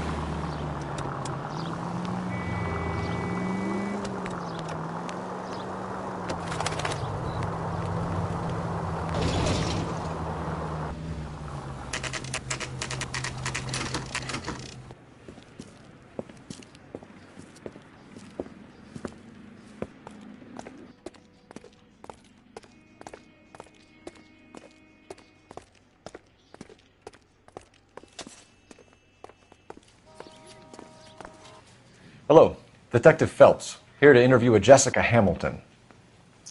Jessica Hamilton. Oh, yes. She's in the room right behind you, Detective. You can't hold me here. Hello, Doctor. I'm Detective Phelps. You're attending to the young lady from the auto accident? Yes. She's conscious now, but I doubt she'll remember much. She's still feeling some of the after effects. Jessica was drugged? She certainly was. Chloral hydrate would be my guess, and there's clear evidence of abuse. She's still a minor, Detective. Someone planned a double murder to cover up a statutory rape? Swap 7 years for life and gets Guy McAfee on their case? Doesn't make much sense to me. I guess it depends on what they had to lose.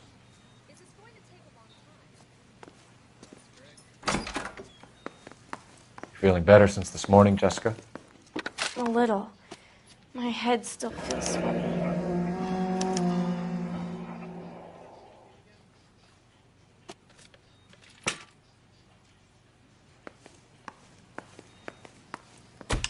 Hello, Jessica. My name is Cole Phelps. I'm a policeman. I'd like to talk to you about your accident, if that's okay. Okay. Can you tell me what you remember about the crash? It's all kind of fuzzy. I remember waking up here. Nothing happened yesterday. Tell the truth, Jessica. Why the big cover-up? I'm not lying to you.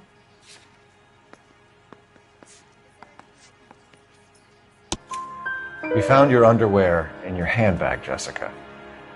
You need to tell us what happened. The doctor told me what happened. I didn't want that. I just wanted to be a star, to be in movies. I told Junie what happened, and she told me to toughen up.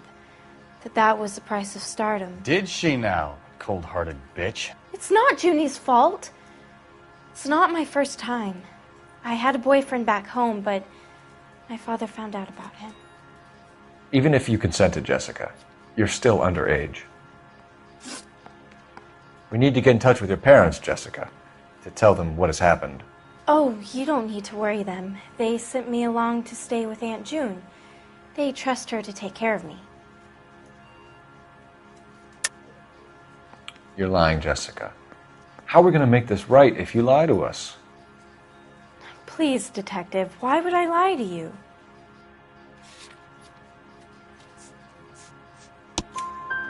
Because you're a runaway, Jessica, and you don't have your parents' permission to be here. Now, do you want to tell me what really happened? I went with Junie to this strange place. It's difficult to remember. Someone gave me a drink to calm my nerves, and then I felt faint. I think I must have passed out. How did you meet Mr. Bishop? Well, Junie is a big movie star. You probably know that. She's doing a new movie. What's the story with Bishop and Mrs. McAfee? Why does he want the two of you dead? That can't be true. Mr. Bishop seemed very happy today. I mean, yesterday. And that's why he wedged a shrunken head against the accelerator pedal and punted the two of you over an escarpment? I overheard Junie speaking to him on the phone a couple of times. Screaming, really. She can be very hard sometimes, Junie. But they seemed okay yesterday, like they worked it out. I know what happened to you, Jessica. Where exactly did it take place? Please, it's scary. It's really difficult to think of anything. Jessica, I really need you to help me here. I remember the mermaid. Was the mermaid in the movie too? No, it was on the front of a building. We pulled up in front of the mermaid. Thank you, Jessica. You've been a big help. Here's my card. If you think of anything or you need some help, just get in touch, okay? Okay. I think it might be a good idea if you went back home till you felt better, Jessica. I couldn't do that, officer. What if I got the part and I wasn't there?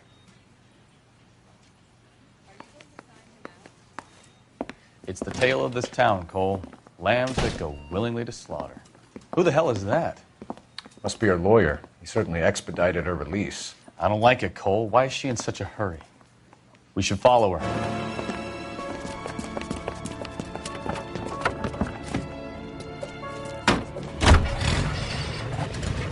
There she goes. Come on.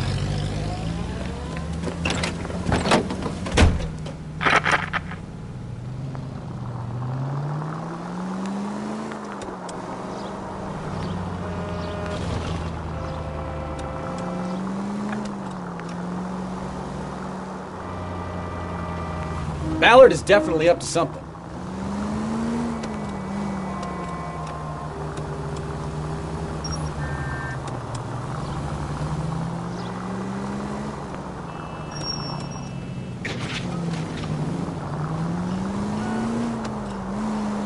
She seems to have made a remarkably speedy recovery.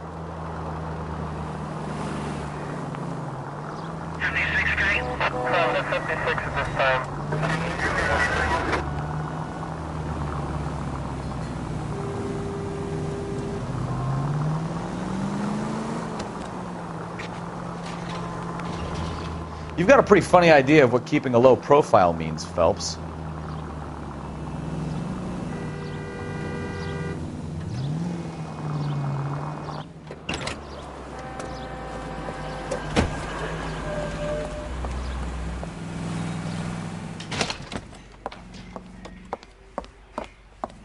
Get in there and see what she's up to.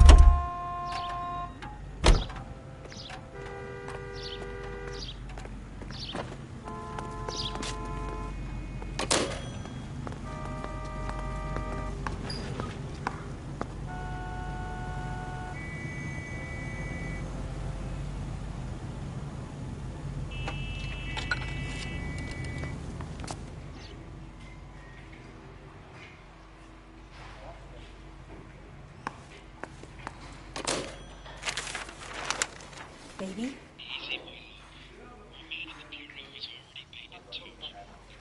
No!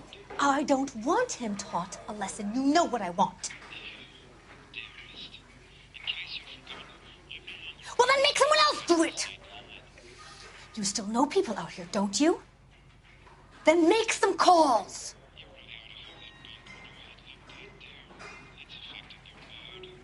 I'm gonna be very clear about this. You get this done, or I'm... Wilson's Hotel. Mr. Mark Bishop, that son of a bitch, lives in apartment 803. Sure, I got the film.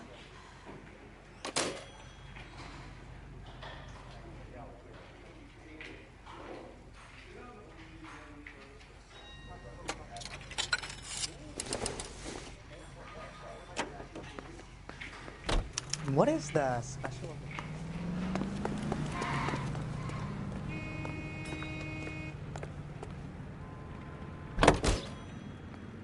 So what's the story? I'm guessing she didn't stop for light refreshments. She made a call. Sounds like Mark Bishop has a heap of trouble headed his way. I've got an address. Wilson's Hotel, apartment 803. Oh, shit. You better step on it. If he's got any sense, he'll be as far away from home as possible. If he had any sense, he wouldn't have tried bumping off Guy McCaffrey's wife in the first place. Or he'd done the job properly. McCaffrey will break a fella's legs just for looking at his broad. What did you make of the kid? You believe her story? I think she was doped out of her tiny mind and given the casting couch. That fucking bitch Ballard sold her out. So if Ballard was doing someone a favor, why did they try to kill her?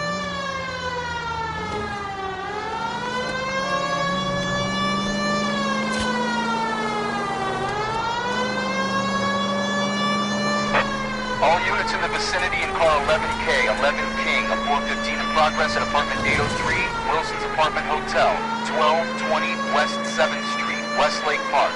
11K code 3, all other units code 2. KGPL clear. Gun it! Let's get to the apartment before someone gets hurt.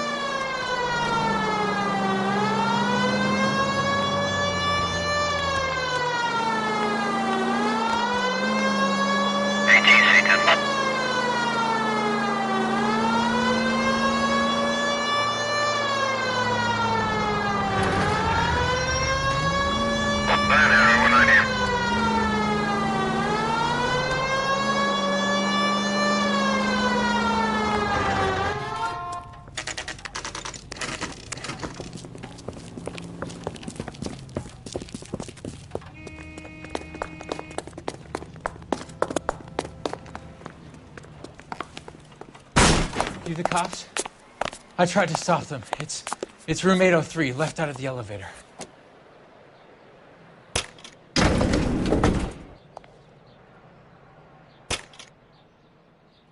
Sounds like we're about to make it a hat trick of hysterical female witnesses.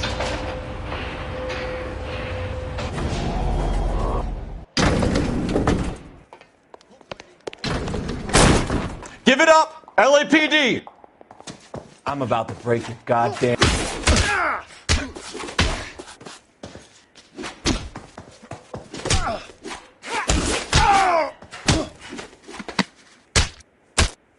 Oh!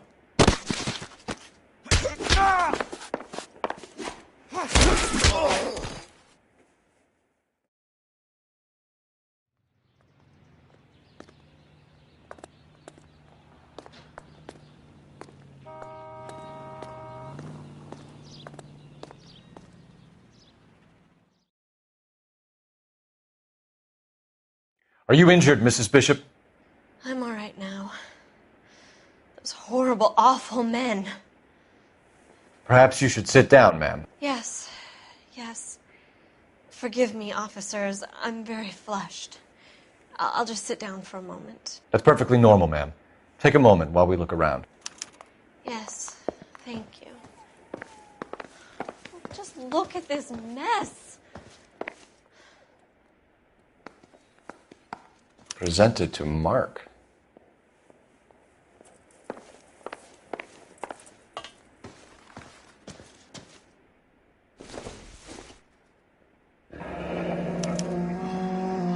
What do you have to do to earn $20,000?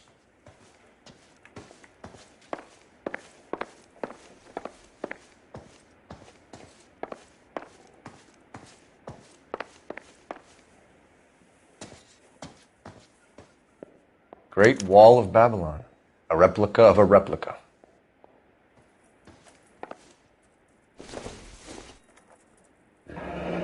Looks like the old movie set downtown.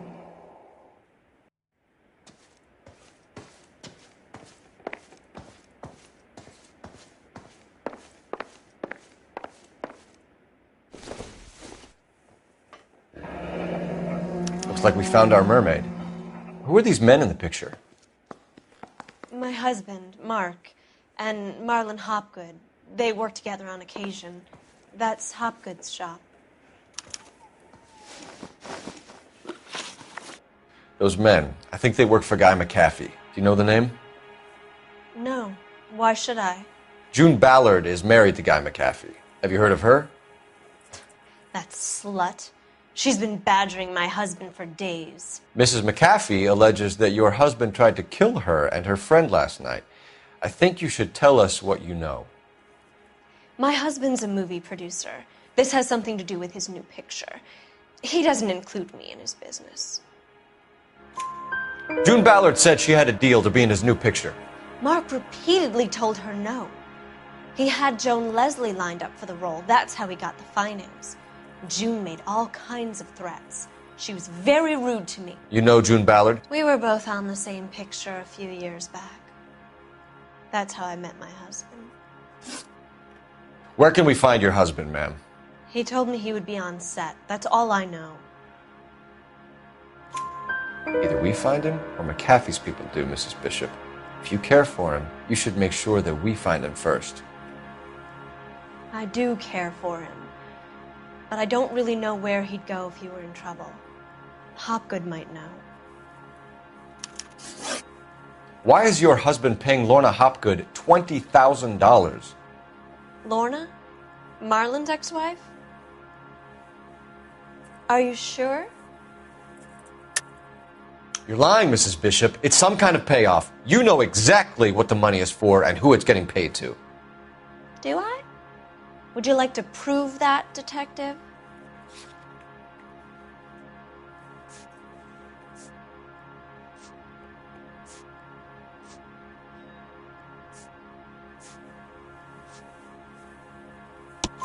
Your husband looks like he's being blackmailed. They obviously have something on him if he's prepared to kill to cover it up. Why is the payment going to Hopgood and not McAfee? Lorna works at a check-cashing place in Hollywood. You need to ask Hopgood why he needs that much money in cash. Your husband was at a casting yesterday with a young girl? Not that I know of. He told me he was looking at locations. The picture's been cast. Jessica remembered a mermaid. The mermaid on the front of the prop store. You better come clean with me. This is a sick town, Detective. Are you sure you really want to know? The truth is, my husband likes them young. And you think that's okay? I was 16 when I first met him. I thought he was a genius, a magician with film. I was 20 before I realized he was just a B-movie hack. But he's nothing compared to some of the monsters at these big studios. My guess is Ballard sacrificed her little friend. Happens to a lot of girls. Your husband is in trouble. It could go easier for him if you were more helpful, Mrs. Bishop. He's a big boy, Detective, and so are you. This is Hollywood. There's always a deal to be done.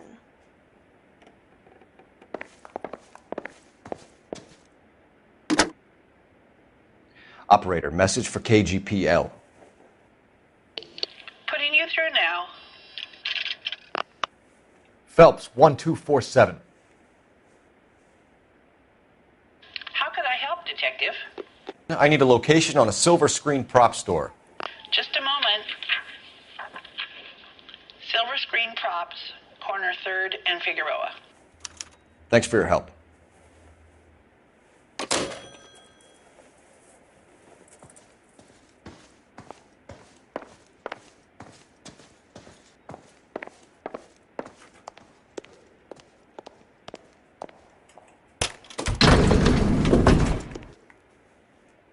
An aging movie star, a wannabe starlet, a movie producer's wife. We're finally rubbing shoulders with the almost rich and famous. And from the stories they've given us, clearly none of them can act.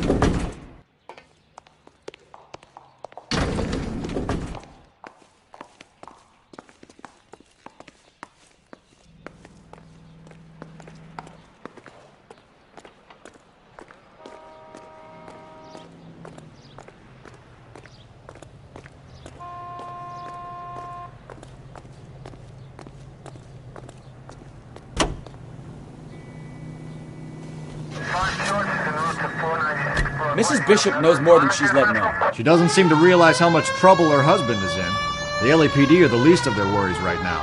Yeah, you'd think she'd have gotten a hint after those hatchet men redecorated her apartment. Maybe she's just loyal. Or she's in on it. She didn't seem like your average giddy broad with nothing between the ears. Or she might just be trying to buy enough time for Bishop to put a couple of oceans between him and McAfee.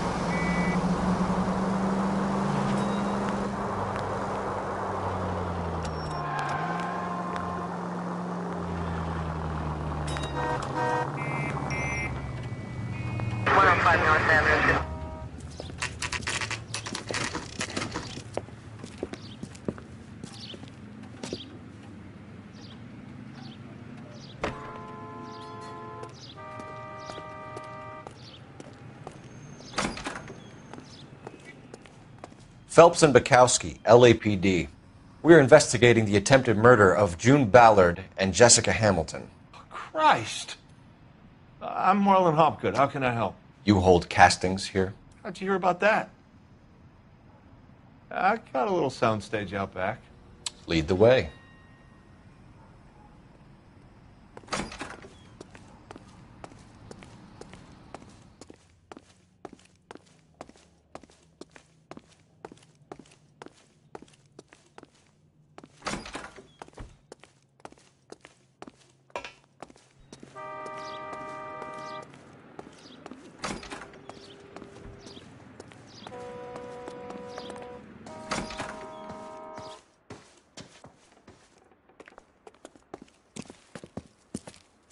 Keep him here, Stefan. I'm going to take a look around. What's this got to do with me? Don't try my patience, knucklehead.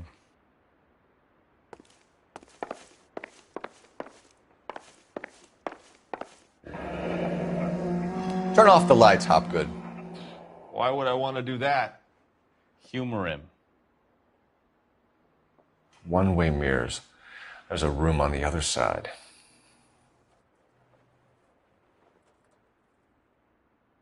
Huh. Well, well. Find a way into that peep den, Phelps. I'll stay here and keep our pervert company. Doping a 15-year-old kid and abusing her in a screen test. What is wrong with these people?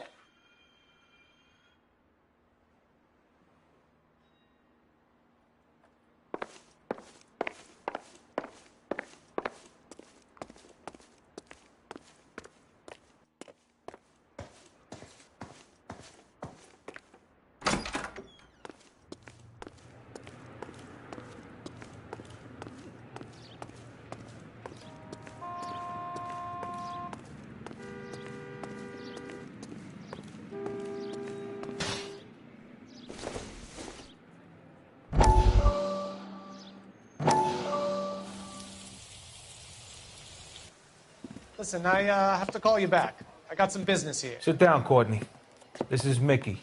Mickey, this is Courtney Sheldon. What would you like to drink? Scotch. Straight up. I hear you're back at school learning to be a doctor, kid. Yes.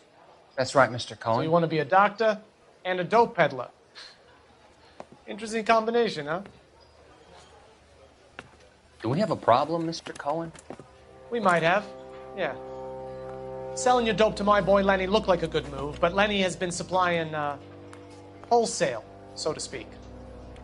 The Bindle boys in this town aren't used to the juice without a little of the middleman taking his cut.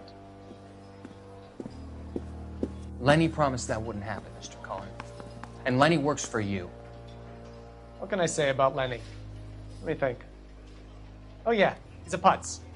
And he's lazy, and he's greedy, but he's my wife's brother. And how can you make a cake with those ingredients, huh? Please. So how is that my problem, Mr. Cohen? Well, kid, the only way we're going to be able to make this work is to do some repackaging. We need to get the dope out of those dinky little cardboard boxes and... Surrettes. Yeah, Surrettes. Great. We can put it into a big vat so we can water it down a little bit. I won't bore you with the chemistry, but it doesn't work that way. You're likely to kill even more people. Okay, listen.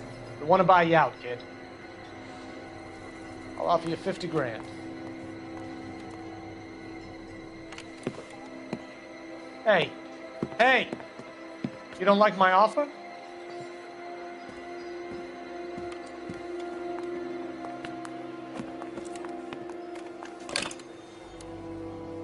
The Sheldon kid? I think I want him dead.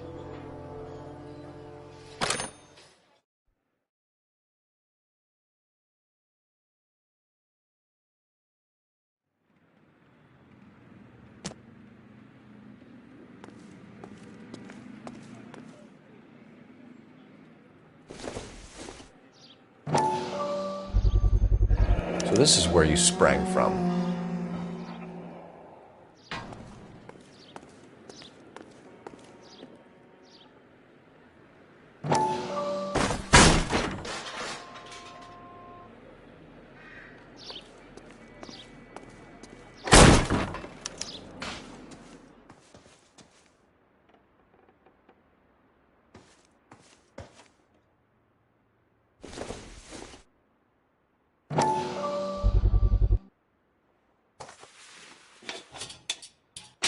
So what happened to the film of Hamilton's screen test?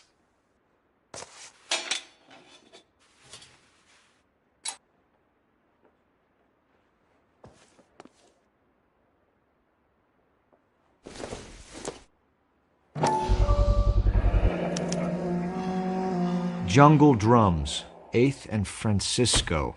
Attention, Mark Bishop.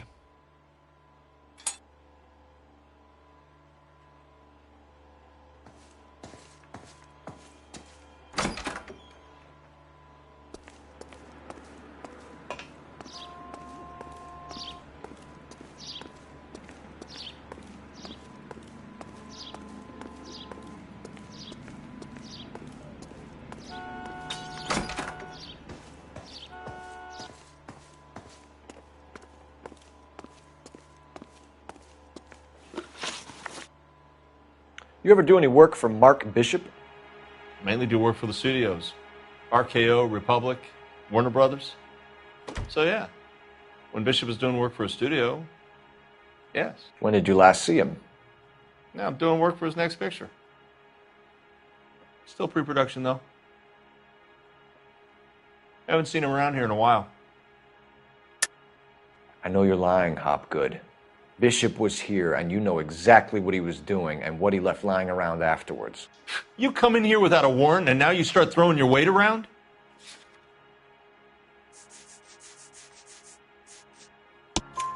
A 15-year-old girl told me how she was drugged and molested at a casting house.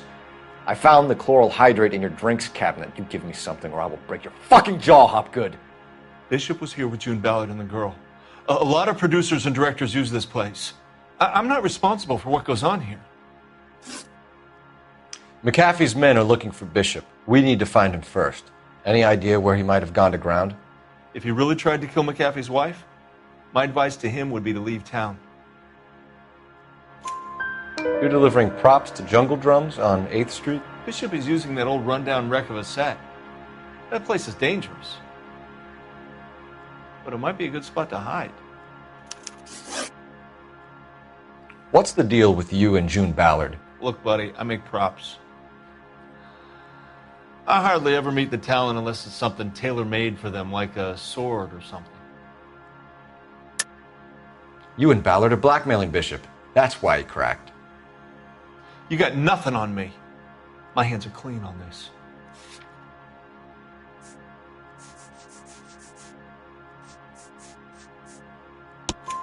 Enough! I've been in your peep room, Hopgood. I've seen your smut pictures and the camera setup.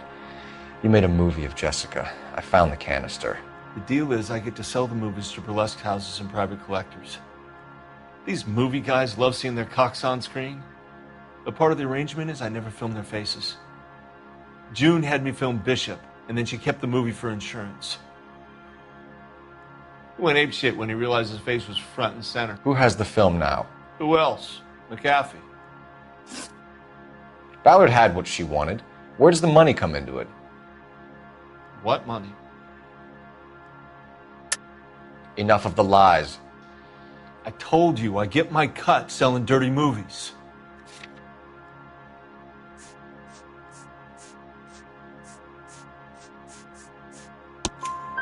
Your ex was getting 20 large from Bishop. If I wanted to skim 20 from Bishop, we'd do it through the movie budget. June said she'd sell him the film once the movie had wrapped, but Guy wanted cash. He's in a cash-only business. You think I had a choice in this? That's all for now, Hopgood. We're taking you in. Phelps! Roy Earl, advice. Hold on a moment. This is clearly a vice case. You've been roughing up my informant? Hopgood is a vice informer? Yes, he is, Phelps, and a very important one. Look at that mug. Have you been upsetting these two officers, Marlon? So we just drop it? You do if you know what's good for you. You need to catch the movie producer before an angry husband does, from what I'm hearing. I'll be making a full report to the captain, Detective. You do that, kid. We're all very impressed with you. Let it slide, Cole. Let's get out of here. Detectives. Johnny Goldberg. You work for Mickey C. That's right, detectives. You wouldn't happen to know the guys who roughed up Mrs. Bishop earlier today by any chance? No, not us. We don't do that kind of thing. It's the husband we'd like to talk to. This is a police matter. You don't want to be taken in for obstruction of justice, do you, boys? You could try the obstruction rap, but it won't stick. We could beat that. You've had your 10 cents worth, gentlemen. Bishop knows how the world works. Mrs. McAfee hits him up for a movie part. Happens every day. But Bishop takes it a step too far and tries to rub out Mrs. McAfee. Naturally, Guy is going to get upset. What made you think Bishop would be here? We figure he might be planning a little accident for Hopgood, too. Those two guys have got some unfinished business. You let us know if you find Bishop. Guy McAfee can be a very generous man. I'm only going to warn you once, gentlemen. Stay out of this. This is a police matter. We will be bringing Mark Bishop into custody. At least he's polite. Kind of dumb, but polite. But I'm a lot less polite, you smug son of a bitch. So let me put it in ruder terms that even a pair of blockheads like you might understand.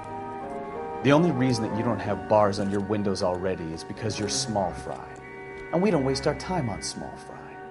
You stay away from Bishop, and you stay away from me. Is that clear enough for you, asshole? Now run along back to your boss so we can pat you on the head and tell you what good boys you are.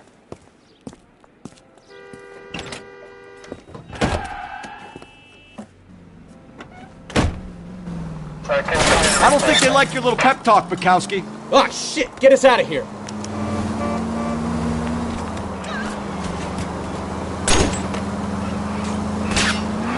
I need to be closer, Cole. They really don't want anybody getting to Bishop before they do.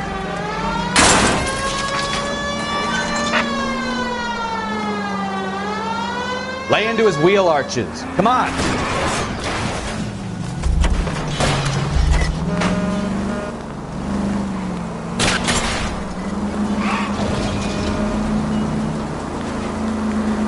Keep it steady. I'll try and bust his tires. We need to lose those fools, Phelps.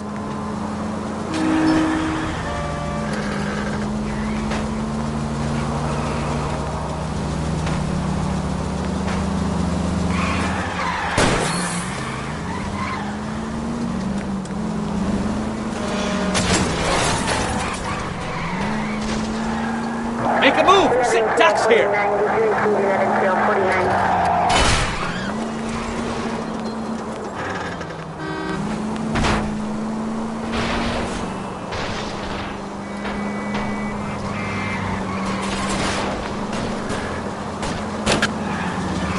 I can't take the shot from here, Cole. Either give me a good shot or get us the hell out of here!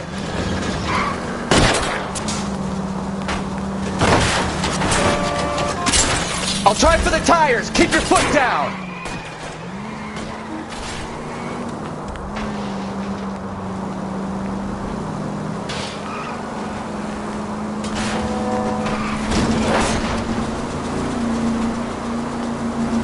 Jesus, Bishop started a goddamn war!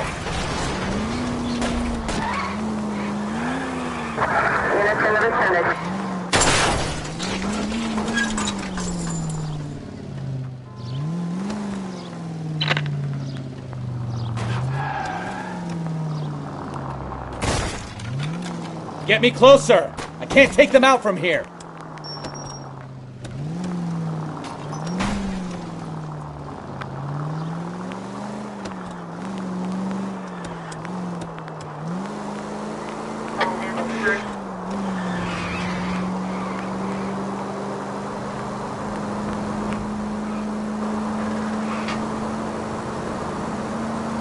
Too many holes, Phelps! Come on! Lose them or give me a shot!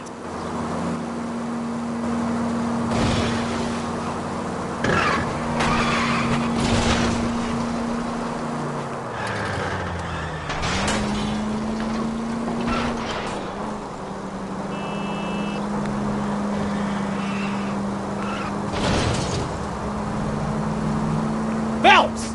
Get rid of them! Let's see him chase us now. Onto the movie set, Phelps. Let's roll. Oh, Christ. And they say working traffic is like watching paint dry. You know how to piss people off, Bukowski. Hey, if they're prepared to gun down cops in broad daylight, McAfee really means business. Seems like we're the only ones who want Bishop alive. I have a good mind just to let him go work on the son of a bitch. I'm about done putting my life on the line to protect some child molester. That's our job, unfortunately. They don't get to dole out the justice.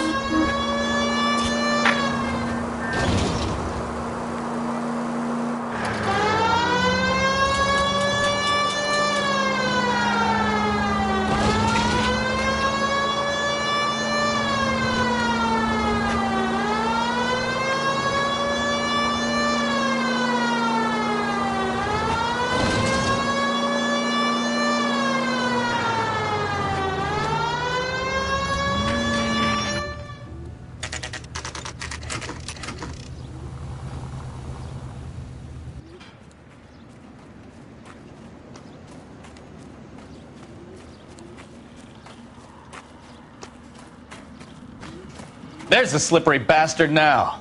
No. God damn it! Mark Bishop, stop! LAPD! Get him, Phelps. I'll cover the exit. 11K calling KGPL, requesting assistance at 8th and Francisco, the abandoned movie set. My partner is pursuing suspect on foot. Code 3, KGPL. We're trying to help you, Bishop! This is all a big mistake!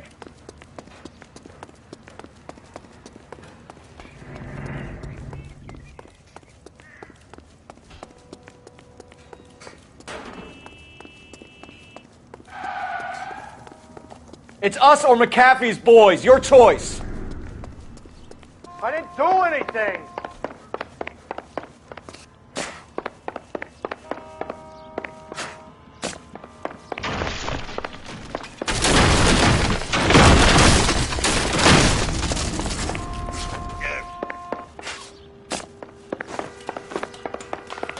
Bishop, that's enough! Get the hell out of here, you goddamn man! That girl made it all up!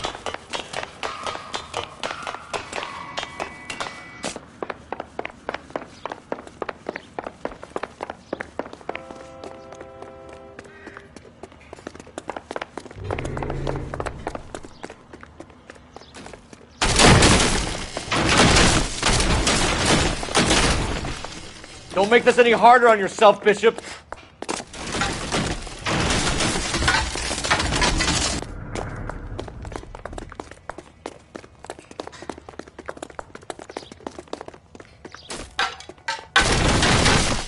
Hands in the air, Bishop. Move another inch and you're dead. Mark Bishop, you're under arrest for the attempted murder of June Ballard and the rape and attempted murder of Jessica Hamilton. All right, I'll come quietly. Just don't kill me. If you found me, then McAfee's goons will too. Oh, we need to get out of here. All right, but you stay close. Any tricks, and I'll save McAfee's boys the trouble. Follow me. I know another way out of this place.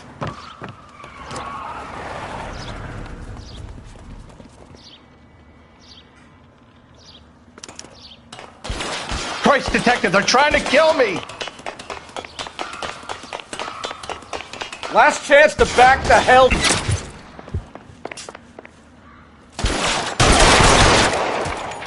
It's this way. McAfee doesn't make the rules. You hear me? Kill them, for God's sake! I don't want to die! There's no way out of here. I thought you said you knew where you were going.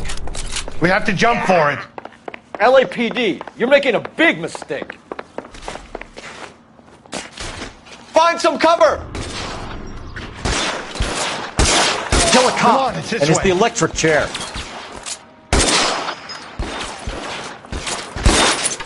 Is this really the best McAfee's got?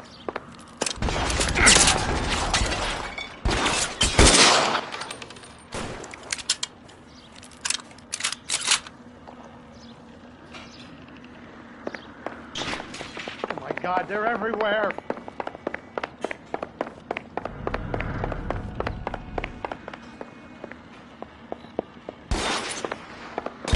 How long do you think you can hold out? Get me out of here.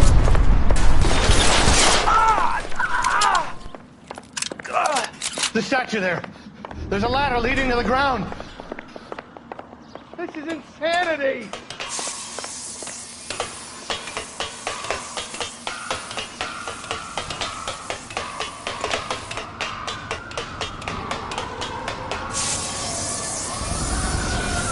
For the love of God, how many are there?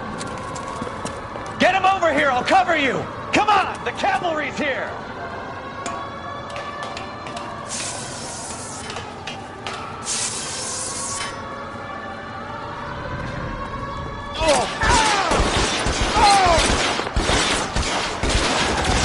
I don't want to die.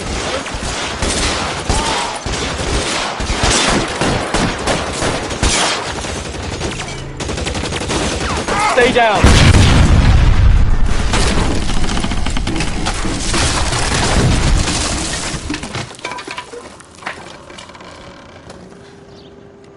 Follow me. We need to get him to the car. This is all Dallas' fault.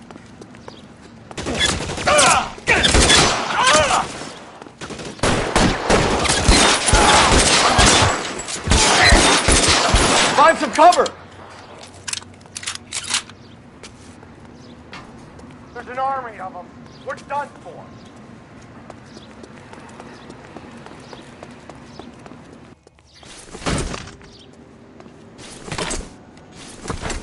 I should have known that bitch was trouble. Get him to the car. I can cover you from here. You're almost there.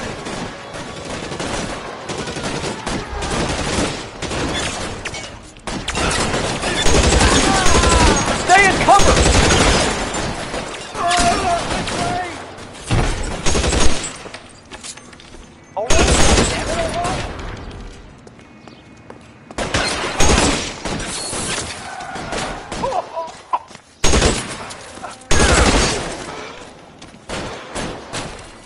Come on, let's keep moving.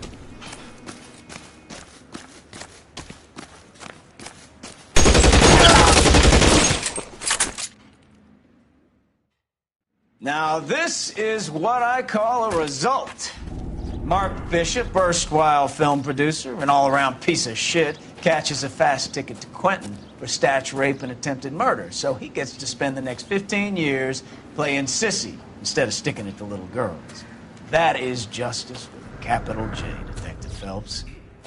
You've developed such a reputation, I'm not going to be able to hold on to you any longer. You're getting promoted. Go on, get your new assignment. It was good working with you, son.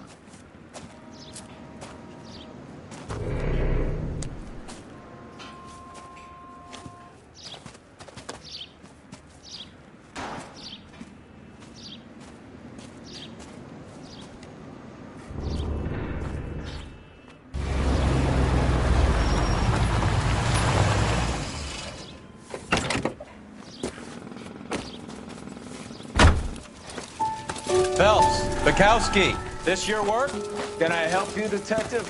Sorry, Cap. Didn't see you there. Yeah, I'll bet you did. This is a traffic case. You need something? I'm here to buy a drink for the 2 LAPD traffic cops who broke the back of Guy McAfee's private army. You don't have a problem with that, do you, Captain? Go right ahead. Get in. I'm buying.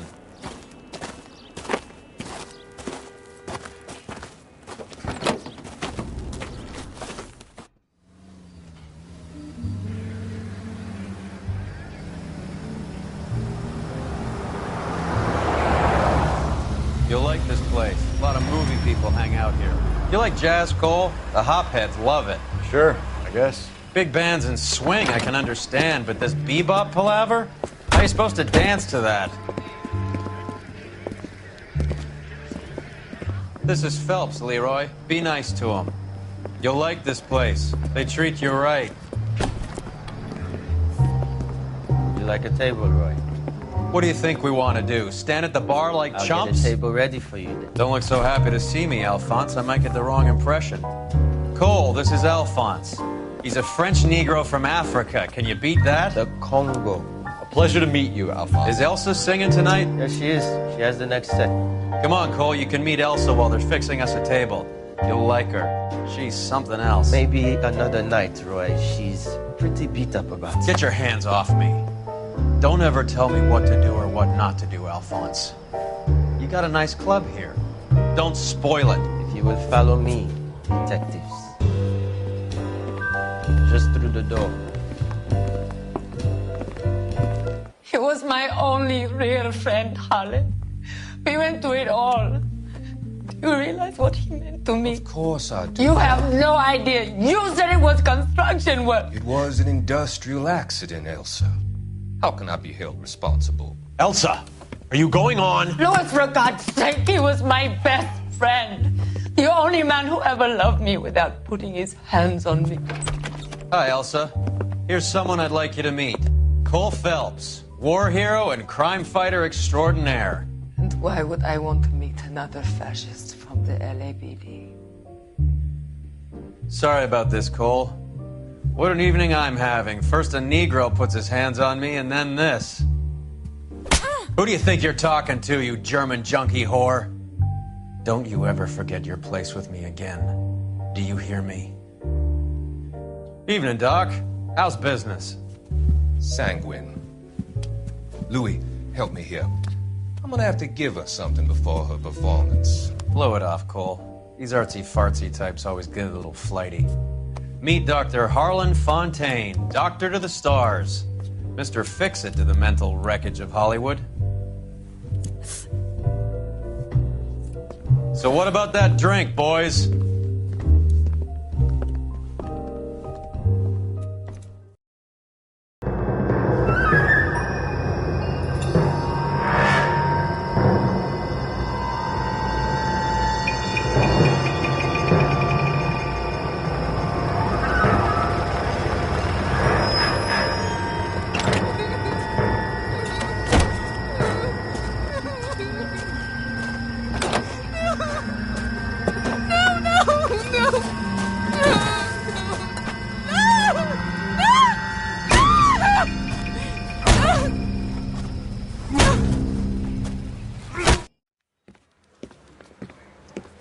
All right, gentlemen, take your seats. Let's get this over before lunch. Floyd Rose of the Homicide Squad has decided to take early retirement. We will all miss Floyd and the steely edge he brought to his police work. The department has arranged a wee drink at the Galway Arms to quench the mighty thirst a man gets from 25 years of police work. Floyd's departure leaves a place at the top table, and the chief has seen fit to promote Cole Phelps from burglary to the homicide desk. Stand up, Phelps. Take a chair. You're in the major leagues now, Sonny. Rusty Galloway, a fine lawman of the old school, will be taking you under his wing. Your first case is the murder of a woman, found last night and bearing all the signs of the werewolf. Get out to the scene, lads.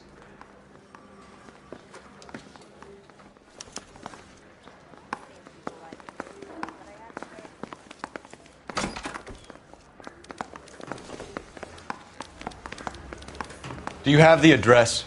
It's been all over KGPL. It's off Temple Street, between Belmont and Glendale. Olive oil comes from olive.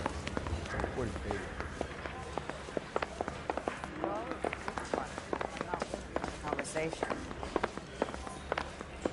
I'd rather you took the wheel.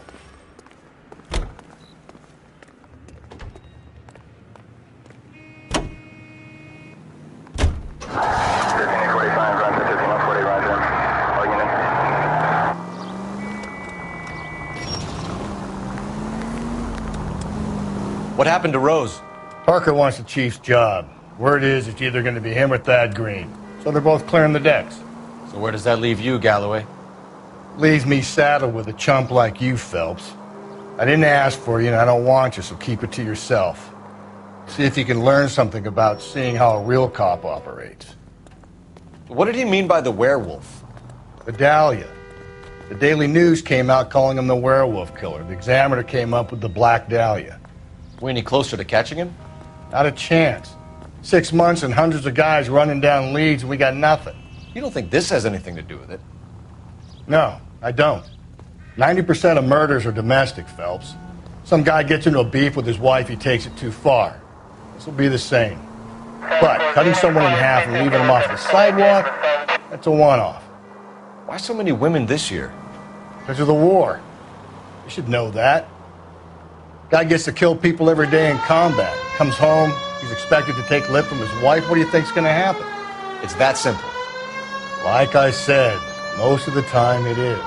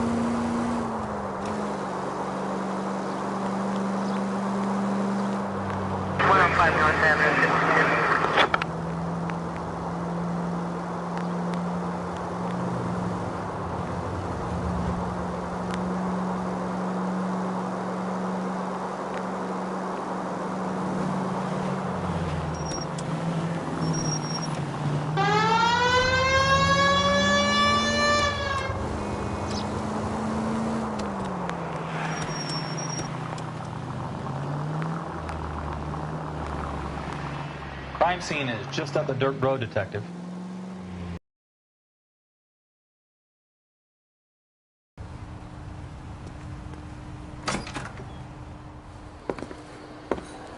Gentlemen, what can I get you? Phelps and Galloway, LAPD. Were you working here last night? Yes. How can I help, officer? You can start with your name. Garrett Mason. You're the regular bartender on nights? I'm a temporary barman. I work for an agency. I fill in at bars across town. Do you remember a woman who came in here last night?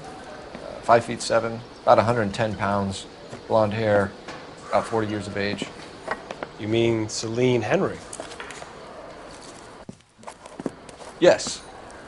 Do you know anything about her? I don't. But the owner, Mr. McCall, serves her most nights. Would you like to speak to him? I would. He sits at the back of the club. Wears a hibiscus. You can't miss him. Is there anything else? Fire away, Phelps. I'll stay here. I'm a little parched. Pour me 3 fingers of rye. I think he's a bit of Detective Phelps, LAPD. We're investigating the murder of Celine Henry. Do you know her? Celine? Christ. Sure I know her. She and I and Jacob, her husband, we go way back. She was here last night? Sure, she's a regular. Celine is... That's the spirit. Draw me another. Was a lovely woman. Was Mrs. Henry here with anyone last night? Not at first. Celine already had quite a head start. But she attracted attention? Certainly. A few gentlemen became very enamored with her and her stories. One guy in particular. You know him? No. He's been in a couple of times. Did they leave together? Yes. At around 11. If it helps, I made the guy's license plate.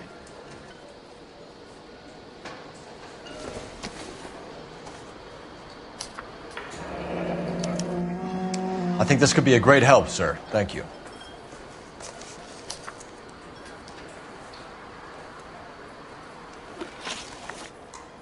Mrs. Henry appeared to be missing a ring, torn from her finger, but not her wedding finger. Celine always wore a red garnet ring on the large side. Larger than life, like Celine herself. Did she have it a long time? Sure. Since way back in her flying days. Did her husband buy it for her? No, it was before Jacob. I think you know where the ring came from, and I think you're going to tell me. Okay, I bought it years ago. I carried a torch for Celine in those days. Guess I always have. Her old man never knew about it. You know the husband? Sure I know Jacob.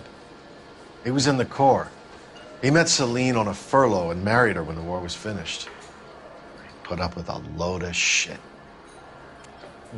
Do you think he killed his wife? No. No, not in my opinion. So if it wasn't Jacob, then you probably let her out of here with the guy who killed her. How do you feel about that? Stow the attitude, will ya? I tried to get onto Jacob. I rang him up. Asked him to come pick her up like usual. But he refused. Guess she picked some night to push him over the edge. I rang him back around 11:30, but I got no answer. Thanks, Mr. McCole. You've been a big help. One more thing. Would you have an address for Celine? 142 North Union Avenue. God knows I had to send her home in enough cabs to remember that.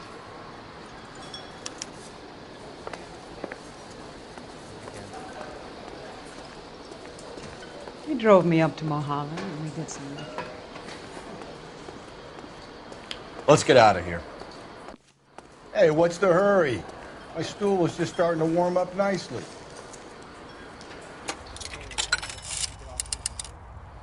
Operator, give me dispatch. Putting you through now. Cole Phelps, badge 1247. How could I help, Detective? I need a registered owner on a license plate, 2boy8899. Yes, Detective. I'll need to contact the DMV. Shall I relay the details via KGPL? Please. Thank you.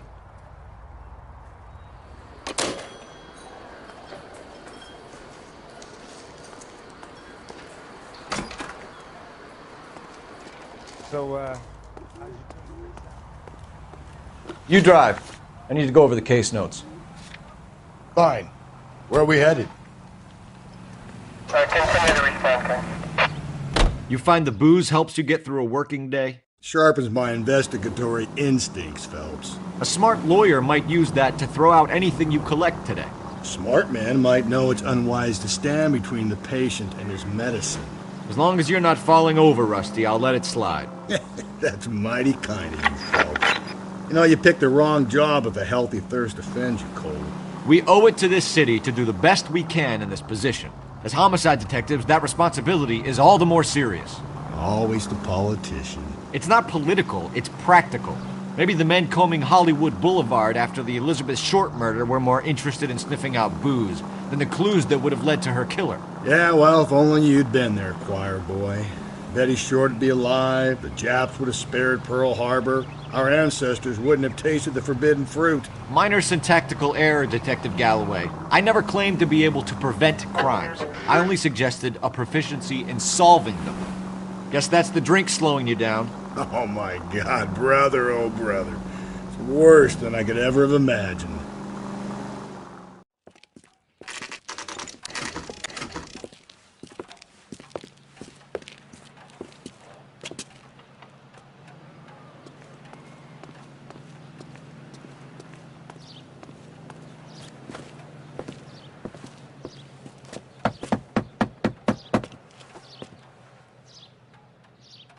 I'll try the back door. Wait here a second.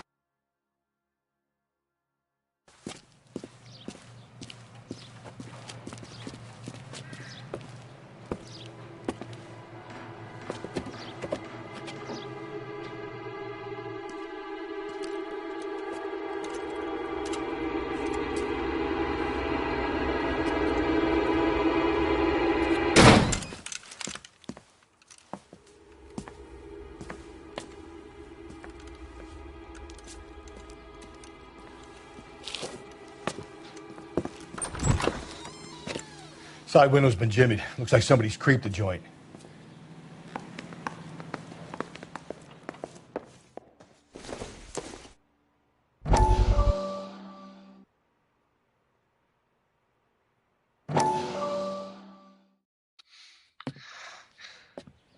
said I had to go back, Doctor. The fires are cathartic. They allow you to confront your past. You said the house would be empty. Are you taking the medication I have prescribed? You said the house would be empty. I heard them screaming. Circumstances were unfortunate. My colleagues had made all the necessary arrangements. You said the house would be empty. You're killing me. The deaths were unfortunate, but you have dealt with death before. I want you to come to the clinic and we can deal with it. You said the house would be empty. How can I find peace?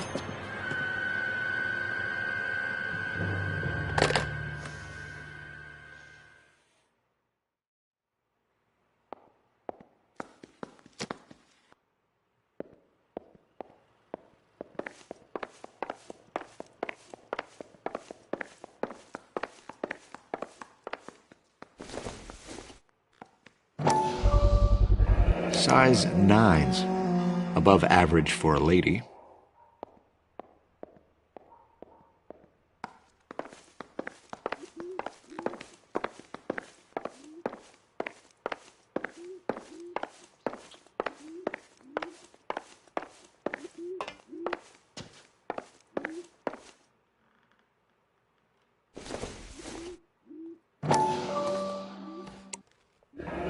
Tiffany?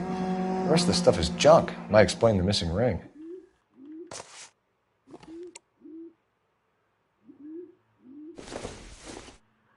A regular Amelia Earhart in her day. The ring looks distinctive.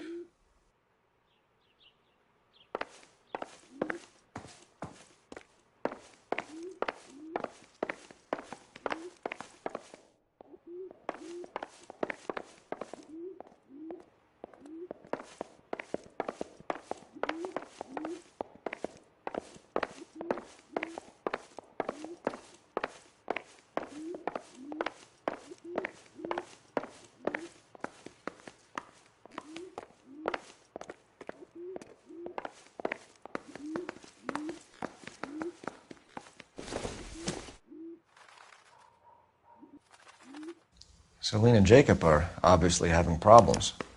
It speaks to motive. Crime scene evidence still weighs against it being the husband, but Jacob could give us something to go on. One of my exes drank like this, you'd be feeling the back of my hand. Call in burglary and get technical services out here. I'll talk to the neighbors. Don't take all day about it, Phelps. I get nasty when I'm thirsty.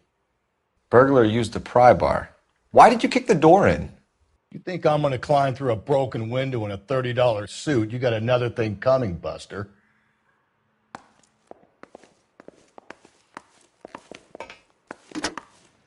Galloway, homicide, badge number 564. Requesting technical services for a suspected 459 and 142 North Union.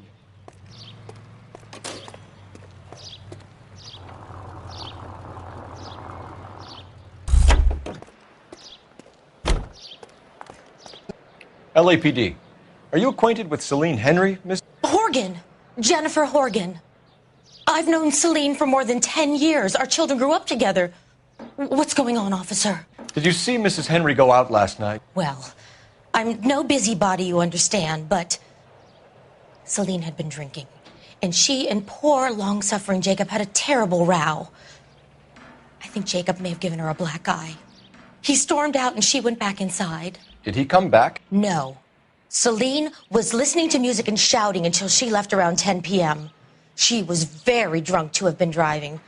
But she is not the sort of person you can stop from doing something when her dander is up. What is this about, officer? Is Celine all right? I'm afraid Mrs. Henry has been murdered, ma'am. Murdered? Oh, my God. I'm afraid I need to go and sit down.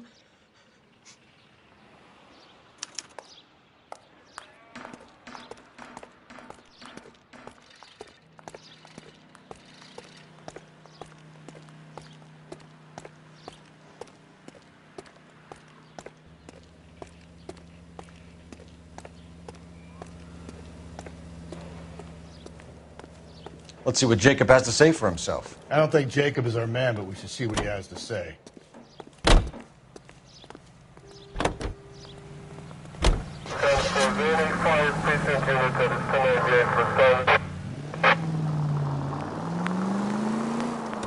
Jacob Henry had a violent argument with his wife last night. He's looking more and more likely. For my money, if the broad keeps the house looking like that, she probably deserved it. The skipper says bring him in and keep the hacks off her backs for a while. Fine by me. So it ain't the werewolf killer after all. Good to see you've come to your senses, Cole. I always said work the evidence. I only stipulated a connection to the BD killer as an avenue of investigation we should leave open. And as far as I'm concerned, it still is. All units, officer needs help. 211 and shots fired. 391 Broadway, Mallory's Cafe. 391 Broadway. Unit to handle code 3, identify.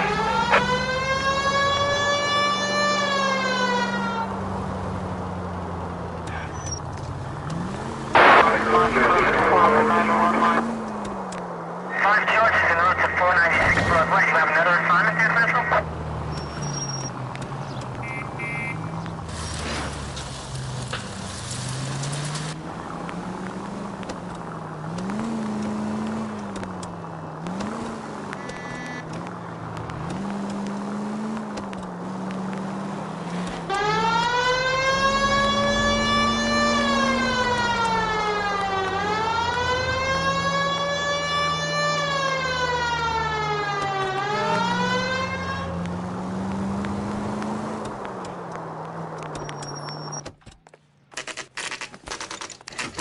Okay, Phelps, we go in hard. You follow my lead.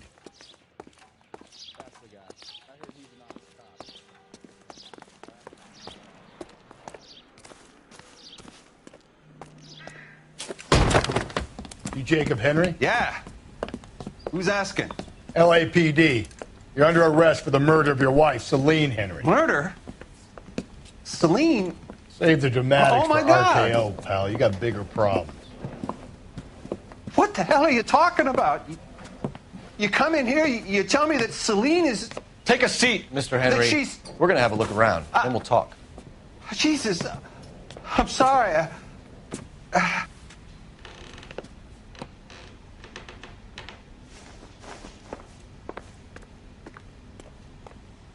I get even the slightest hint that you're a flight risk, pal.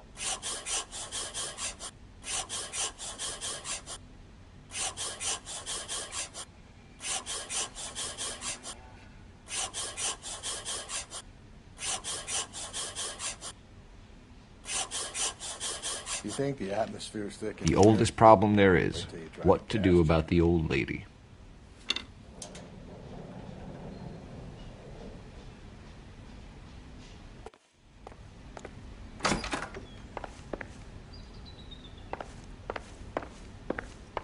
He'll be back in. Just sit tight. Size 11s.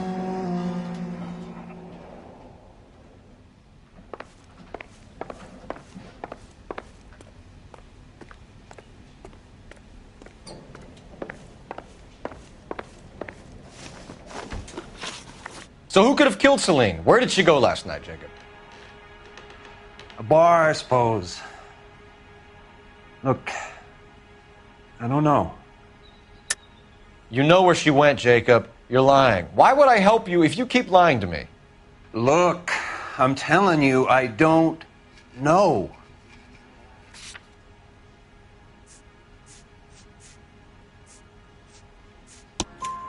We know she went to the Bomba Club. The bartender there, he calls me if things are getting out of hand, and I go and I bring her home. He called me last night. I said no. Phone rang a couple more times after that. I ignored it. I'm gonna have to live with that. When did you last see your wife, Mr. Henry? Last night. I went to see her. We talked. Things got a little out of hand. I left. You don't remember what time you last saw your wife alive? Look, I'm sorry. I left. Maybe 9 p.m. Might have been a little later, but right around 9. Why did you kill her, Jacob? Things will go better if you come clean about it. That's a lousy thing to say. I never gave up on my wife. I don't believe you, Jacob. I think you didn't have the guts to do it yourself, so you had someone else do it. You want to back that up with something, Big Mouth? Huh?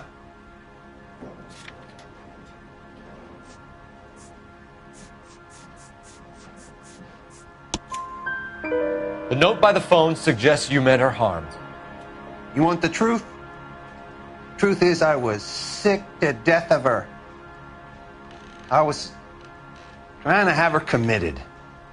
We're still going to need you to come downtown, Mr. Henry. We can get this all down on paper, Jacob. How you got fed up with your wife and how you figured killing her would bury all your troubles. Kill my own wife? She was a lush and a tramp, and you just couldn't stand it anymore. Shut your goddamn mouth! So now you're going to tell me you loved her? Ah, the DA goes all gooey over remorse, Jacob. Okay. Let's just leave it.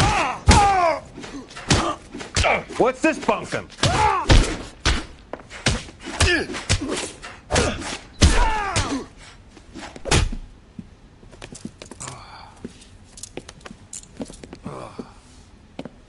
Call it in and get a squad car dispatched. And check for messages. I'll keep old Slugger here company.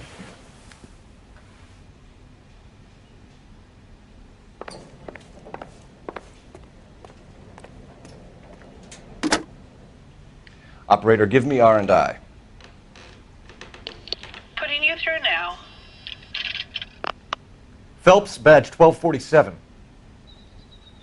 How could I help, Detective? I need a patrol unit to transport a suspect back to Central. Certainly, Detective. You have a message from the coroner. Do you wish to be put through? Yes, ma'am. Carruthers, It's Phelps. I've completed the autopsy. Several wounds to the head from a blunt metal instrument. Closest match would be a socket wrench handle. So the cause of death was the blunt... No, the blows to the head surprisingly were not fatal. Death was from hemorrhage and shock from the fractured ribs and multiple injuries caused by the stomping. Anything else? He's some kind of sex fiend. The tissues of the anus were bruised about 1/8 of an inch, but no trace of semen in the anus, vagina, or stomach. Thanks, Doc. Operator, give me R&I. Any word on an owner for that vehicle? License was 2boy8899. Yes, Detective. The plate belongs to a brown 1936 Pontiac. Registered owner is one Alonzo Mendez of 402 South Fremont Street, apartment 16. Thanks. Any other messages? One, Detective. From Captain Donnelly. He wants any and all suspects returned to Central. Interviews to be set up immediately. Got it. We're coming in.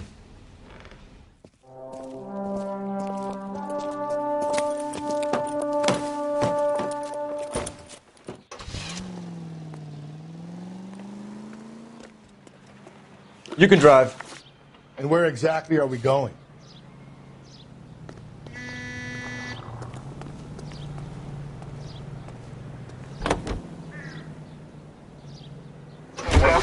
Brother said she took a real pounding.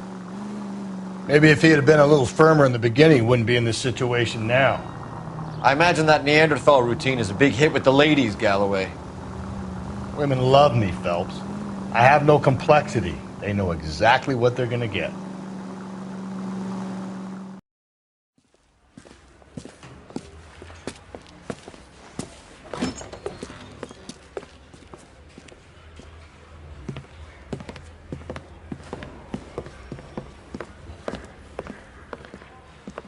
We have a firm lead, Captain.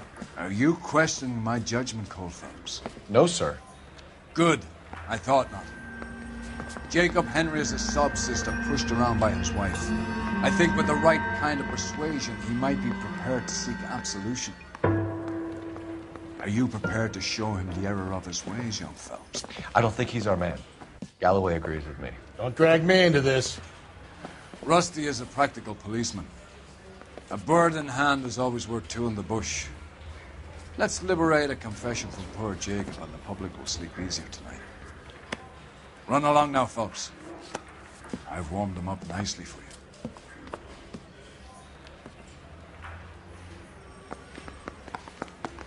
I'm thinking of moving up to a 45. I want to stop him at one.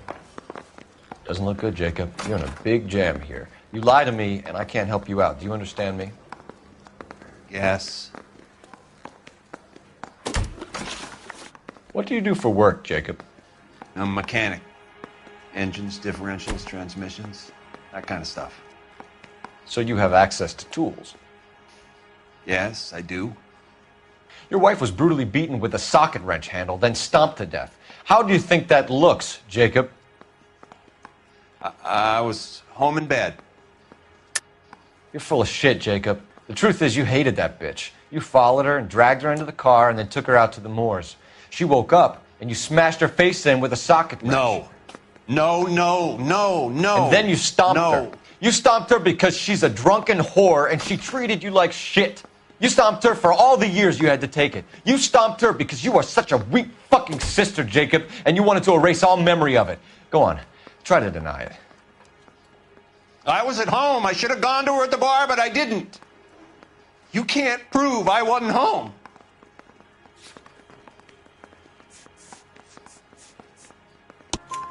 I can. The bar owner, McCall, gave you up.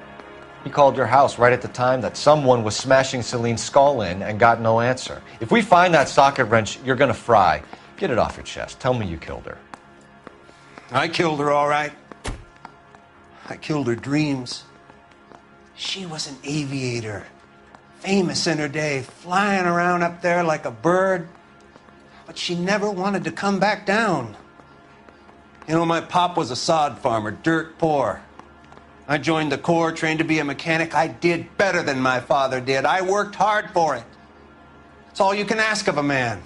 But Celine, she never wanted to come down from the clouds. She wanted everything I couldn't give her. All I had was security. That was never going to be enough. You did it. Everything points to you. What does Tex mean, Jacob? I don't know what you're talking about. I need a reason to believe you, Jacob. You want a confession? That's what you want? That's exactly what we want. Seems to me there are two types of marriages. First, where the couple love each other equally and everything's roses. And then there's the other, where one person loves the other more than life itself and always puts them first. Chumps like me, who love them no matter what, no matter how badly they behave. That's it. That's my confession. I love my wife. And I'll take any test you got to prove it. Your marriage was over. You took her in and she threw it back in your face. You didn't go over there to hurt her. It just got out of hand. It's not how it was. You're lying, Jacob. It was falling apart and things got violent. I'm not lying. I'm telling you how it was.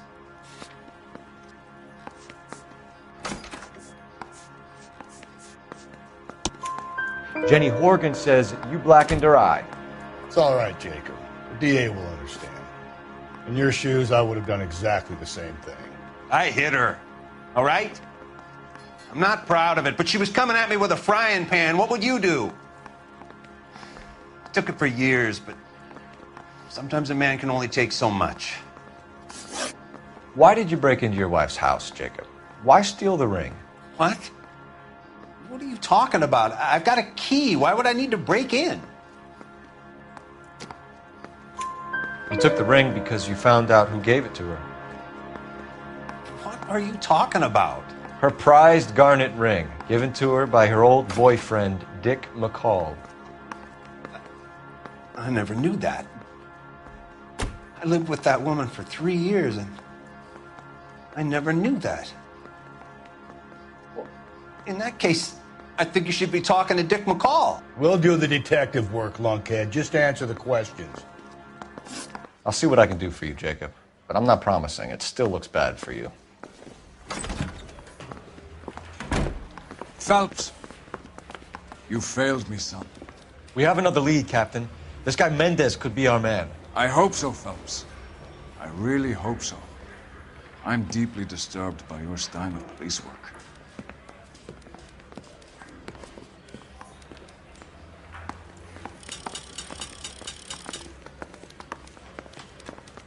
We can still pull down a conviction for the skipper if we chase down this Mendez guy. You're behind the wheel. Fine. Where are we headed?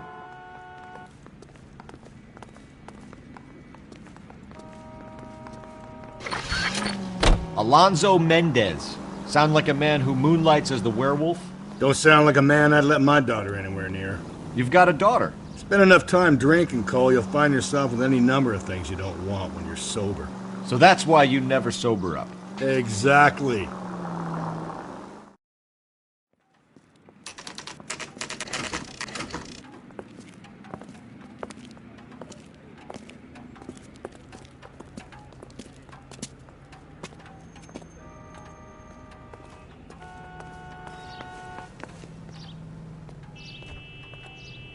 Mendez, apartment 16.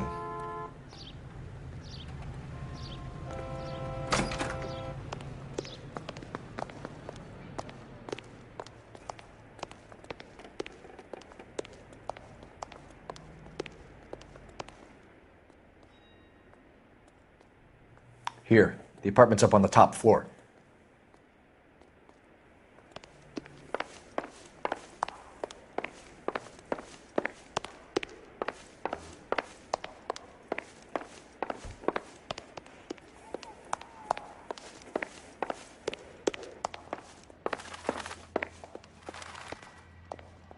Don't bother knocking, just kick the door in. Take a look around and see what you can find.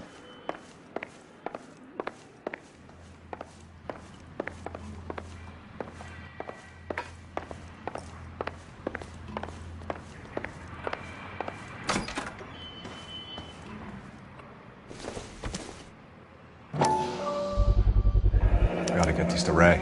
Size 8s could help place Mendez at the scene.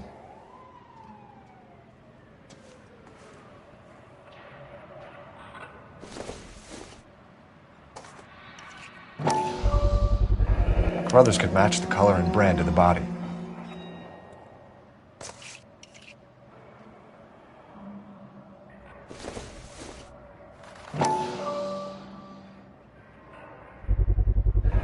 Consistent with Celine's injuries, and the blood can be typed.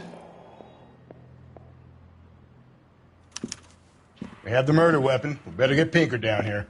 Why keep it? Why not throw it away? Think these clowns are geniuses? Thank your stars you caught a break, and Captain Donald will begin to like you.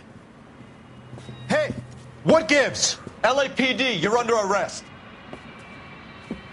Do not lose that son of a bitch. I'll go get our wheels.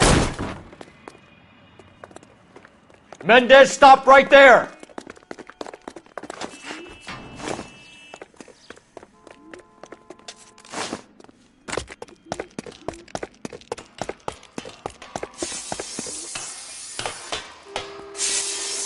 You don't need to do this, Alonzo!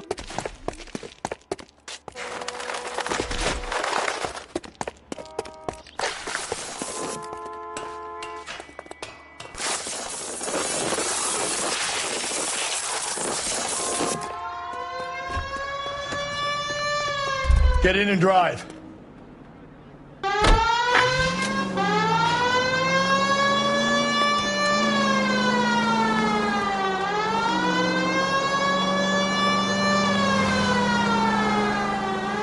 Hit him, Cole. Spit him out.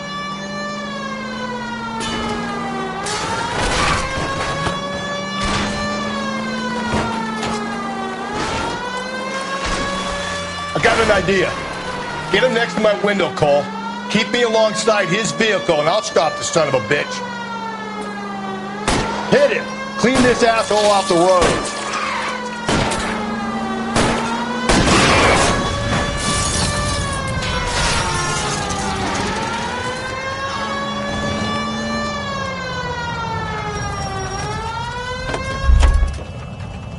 You're under arrest for the murder of Celine Henry.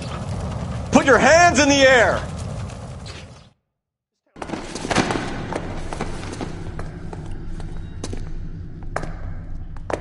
I ain't saying a goddamn thing.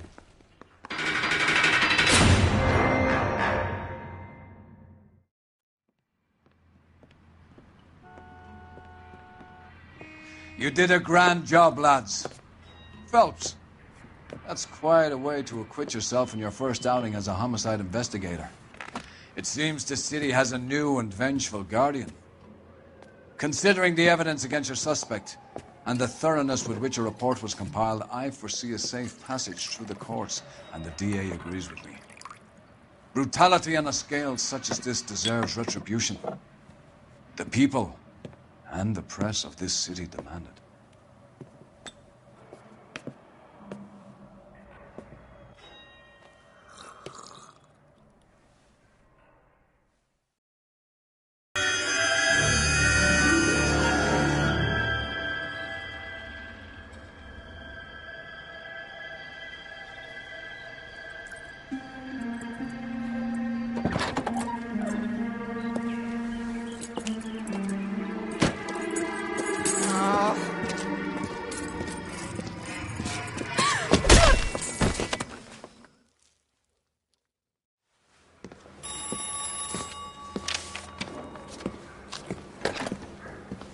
Galloway.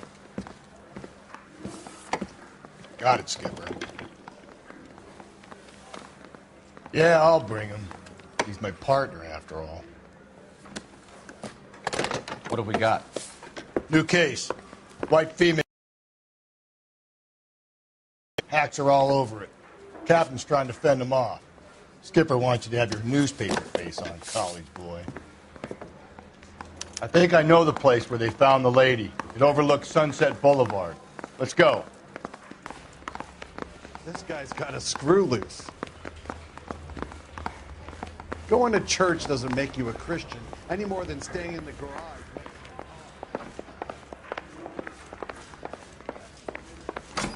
Isn't that the cop who solved the big case and got the murder? Case, Phelps. Not bad for your first time at bat. Thanks, Rusty. But don't go getting ahead of yourself. That's one clearance under your belt. Now it's a new day with a new dead lady that needs our attention. And no assumptions until we see the evidence, right? Right.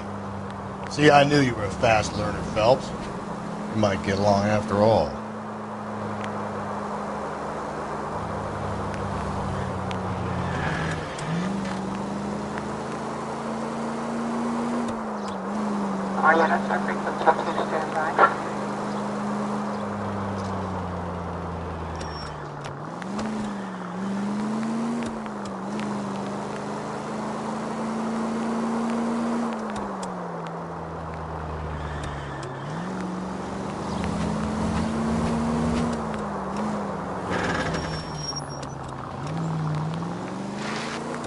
You know as much as I do. I'll be holding a press conference once the autopsy has been completed. I have two of my finest investigators on the case, fresh from bringing down the sword of justice on the crazed sex Captain, aren't there similarities between this murder and the murder of Celine Henry and of Elizabeth Short, for that matter? So you don't believe there's a crazed sex killer at large preying on women? Boys, be sensible. We have the greatest police force in all the world, with the greatest scientific investigators at our disposal. How can any killer continue to beat that? Be advised. We keep the gas chamber at San Quentin primed for the sons of Cain who continue to believe they can take a life in the city of angels. Yeah, right. Any new leads in the Dahlia case? Run along, boys, and let these officers get to work. We have God's work to do here, and it can't be delayed. What do we have, Captain? Another woman sacrificed. Speak to Carruthers. I want daily reports, gentlemen.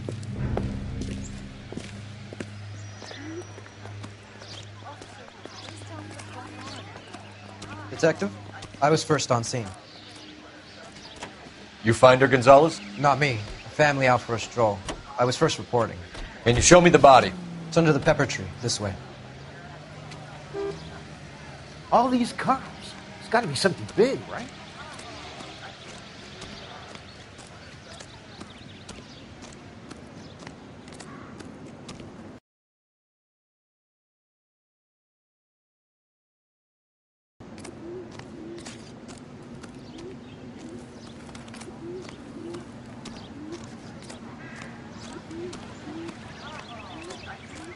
All these cops. It's got to be something big.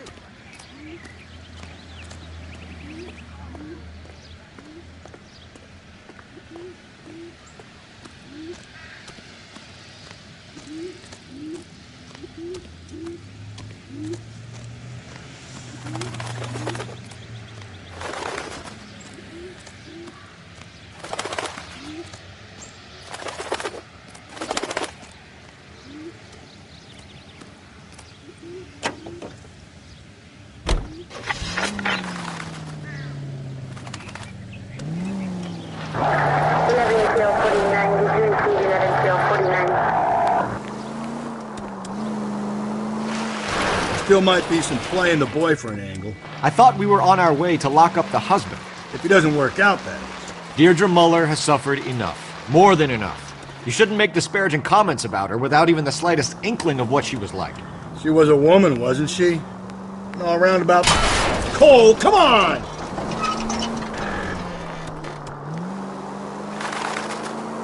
She was a woman, wasn't she? All around about my third divorce, I realized women might not be the pure angels we imagine. You're married, ain't you, Phelps? Don't make any insinuations about my wife. Hey, she's a woman. She's the mother of my children. You're a father, Cole? But don't tell me your eye don't bend. This conversation is over. All units, officer needs help. 211 and shots fired. 391 Broadway, Mallory's Cafe. 391 Broadway. Unit to handle code 3, identify.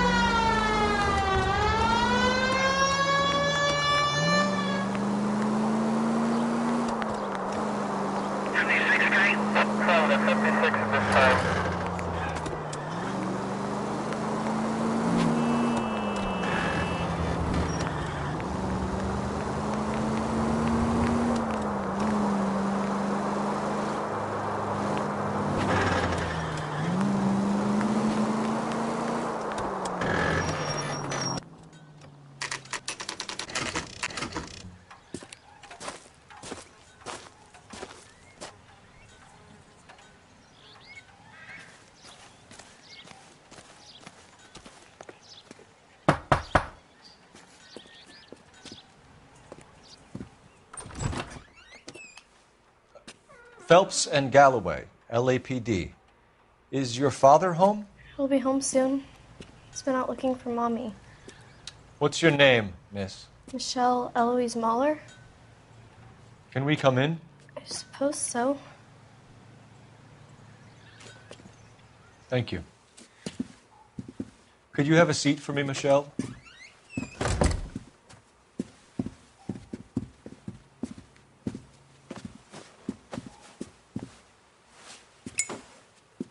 We're going to have a look around.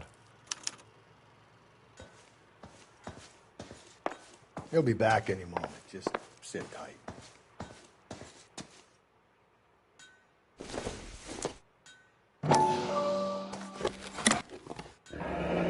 Elgin wristwatch. Probably the same one snatched from her body. Arthur will explain everything. everything when he gets back, okay? There's nothing to worry about. No sign of a wedding ring.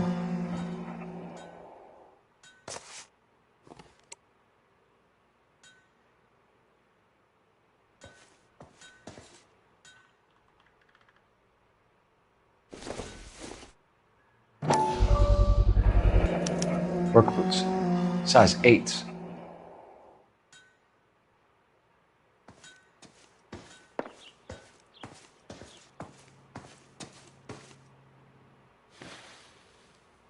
Is this about Mommy?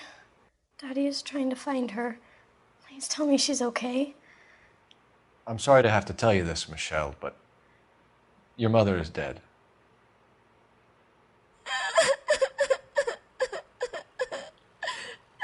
Do you think you could answer a few questions for us? Could try. When did you last see your mother? Yesterday afternoon.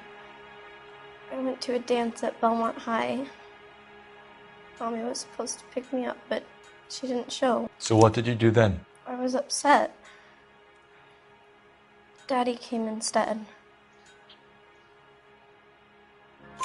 So you were hanging around the school for quite a while. What happened with your father?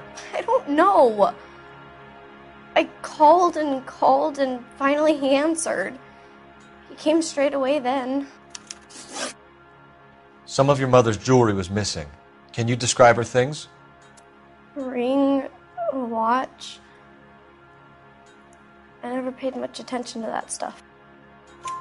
I know it's painful, Michelle, but this may be important. She wore a wedding ring? Mommy chose it herself. A rose gold wedding band and a matching diamond and ruby engagement ring. She wore a watch? Yes, a yellow gold Elgin watch. Daddy bought it for her birthday. They had a fight. It was kind of a makeup present. Your mom and dad are happily married? What are you saying? Of course they are.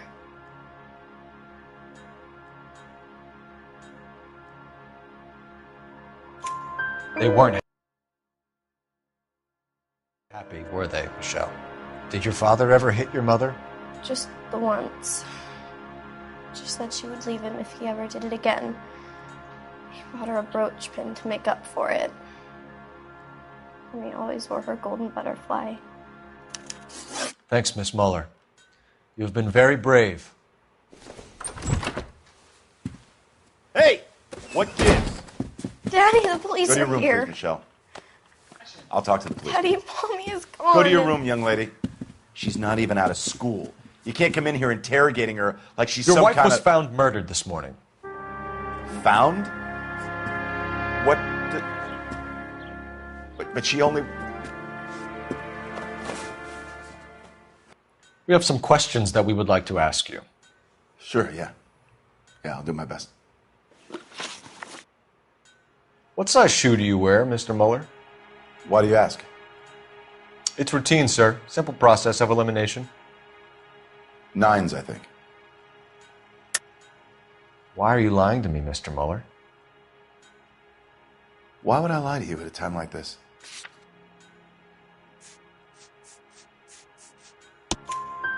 That's funny. The work boots we found here are size 8s. Why lie about it if you've got nothing to hide? Because I always get teased about the size of my feet. You know, small feet, small... Always been true in my experience. So you were here all night. You stayed in while your wife went out to pick up your daughter? Yes, that's correct. You should come clean if you're having an affair, or if there's something going on. I told you I was here. Were you saying I wasn't?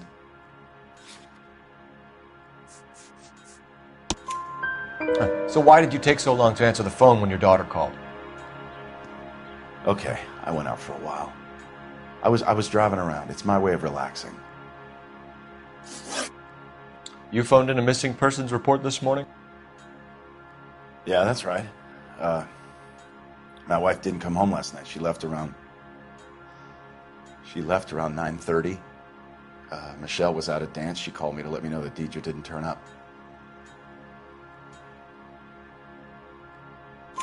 Did your wife ever go out by herself? To bars, nightclubs? No. What are you suggesting? You suggesting my wife's loose?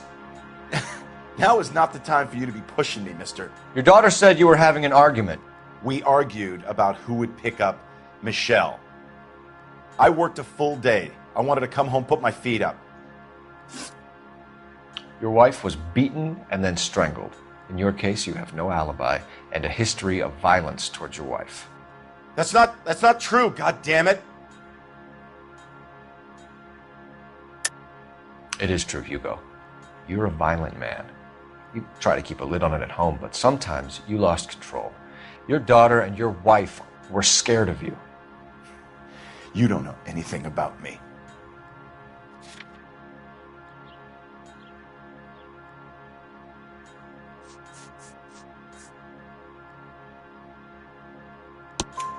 I know about the golden butterfly, Hugo, and how you bought your wife off the last time you heard her. She liked to spend money, all right? Dresses, jewelry, her hair. It drove me goddamn crazy. Do I look like a Rockefeller? Nobody likes a cheapskate, Hugo. Getting hostile with us is a very bad idea, Hugo. I'm no murderer. Make some arrangements for your daughter, and then present yourself to Central Station for questioning. You gotta be kidding me, Phelps. Put the cuffs on it. This is an outrage. I didn't kill my wife. Your daughter is in the next room, Muller, so I'm giving you a break. Don't make me change my mind, and don't make me come looking for you.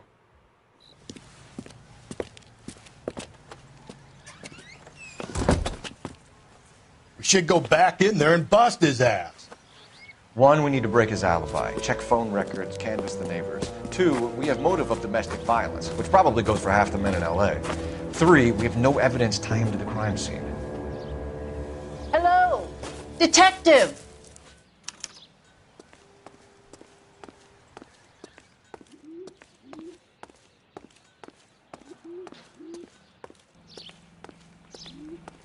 Yes, ma'am. I heard the terrible news over the radio. And you can help us with our inquiries? Yes, sir. They had a row last night. I heard Mrs. Muller screaming. Did you see Mrs. Muller come home late last night at all? No, not at all.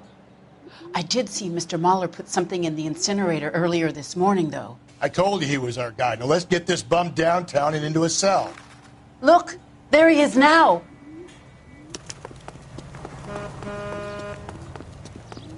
This is outrageous. Step away from the incinerator. Don't let him get away. Okay, but no shooting. We need this guy to make the case. There he is. See him?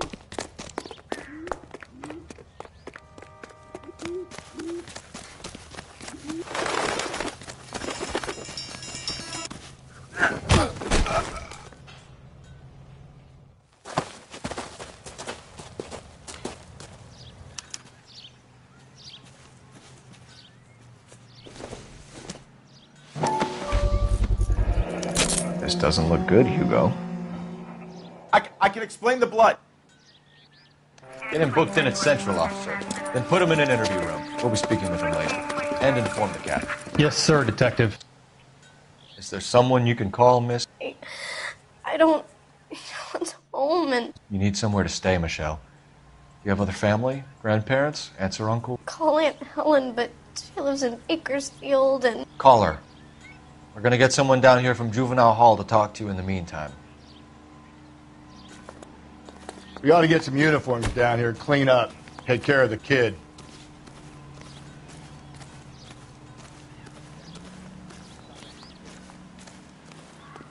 Skull is dishwater, but I'm not with him for the conversation. Galloway, Homicide Division, badge number 564. Go ahead, Detective Unit. Can we get Ray Pinker and a technical services team to a house at 130 North Bonnie Bray Street? And send someone down from Juvenile Hall to look after a young lady. Roger, 11K. Inform Detective Phelps that the coroner has a report waiting. 11-25, code 6. Got it, KGPL.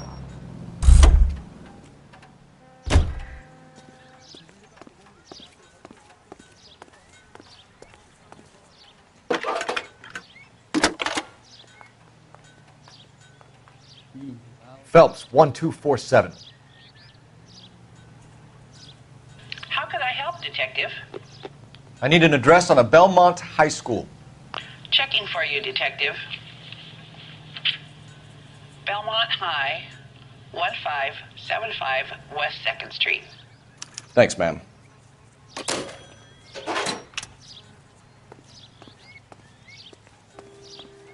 You know the way. You can drive. And where exactly are we going?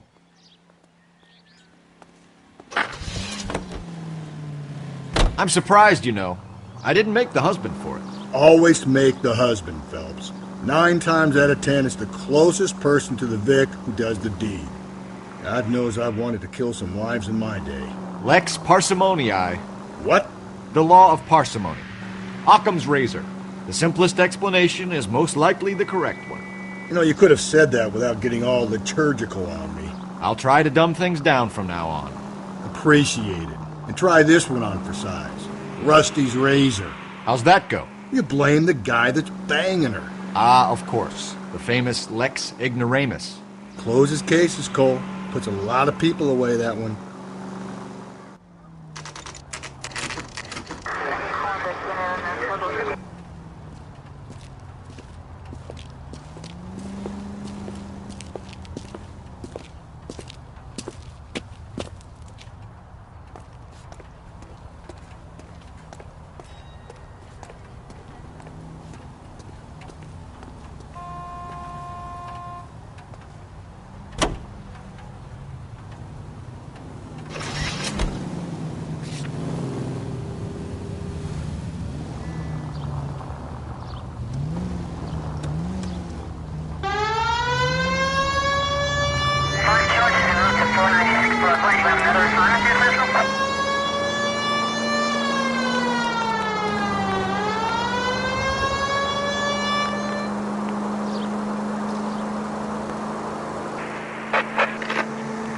Calling all cars. Citizen reports officer needs help. Shots fired. Officer down.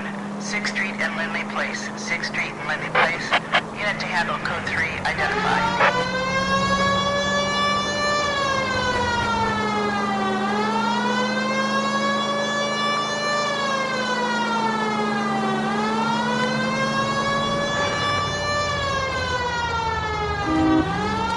Code 11K to KGPL. We'll take the 288. Go ahead with the further.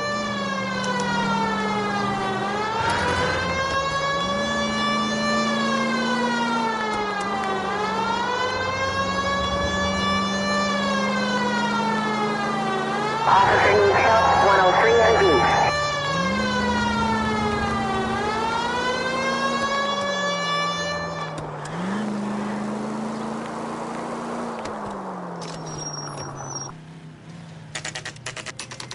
Saturday's the spring unveiling, Emmy. It's the first season since fabric rationing's over. We have to go. I told you I can't Saturday. I'm busy. Busy where?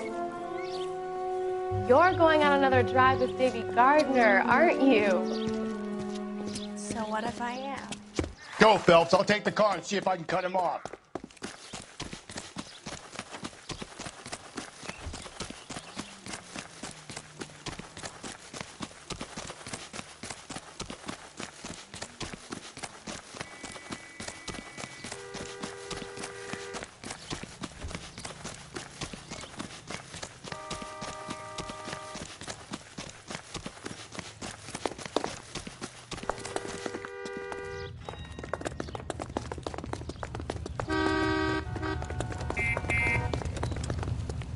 You can still catch him.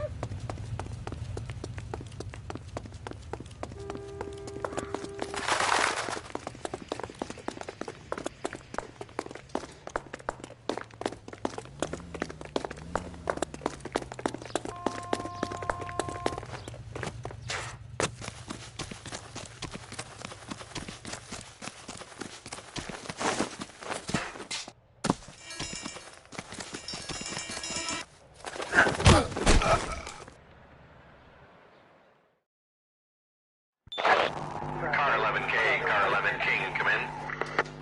11K, go ahead. 11K, see the janitor, a green 1946 Coupe coupe registered to a Mrs. Hugo Moeller has been found in the parking lot adjoining the Belmont High School and playing fields. 11K code 2. What's your name? Who's asking? We can do this the easy way or the hard way. Name's Eli Rooney. You've been in trouble with the law before, Eli? Some. What are you doing around here? I like to keep an eye on the children. Strictly paternal, is it, Eli? Don't sass me, boy. A woman was abducted here last night, Eli, and murdered. And I would love to make you for that, you oaky motherfucker. Well, I wouldn't know nothing about that. A woman, you say? I like 'em a little younger than that. Turn out your pockets, Eli. Now, why would I do that? Because I'm about to break your fucking skull, Eli.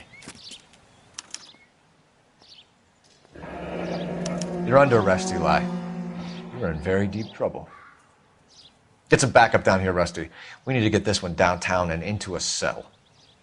I'll tell them we got a kitty raper coming in. They can roll out the red carpet.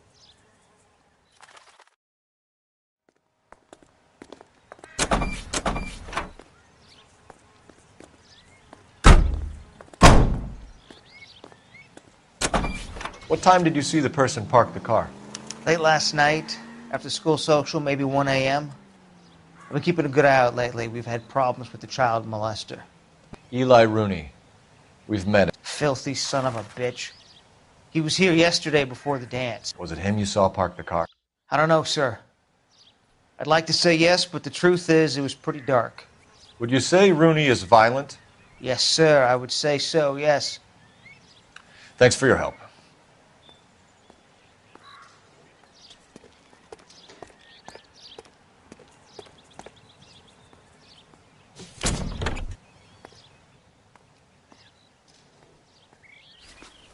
Blood and skin samples. We better get Ray Pinker out here.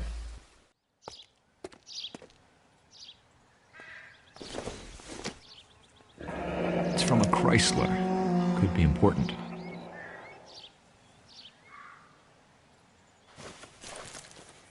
The overalls are stenciled HN. Muller is a mechanic. I wonder what Eli does for a living.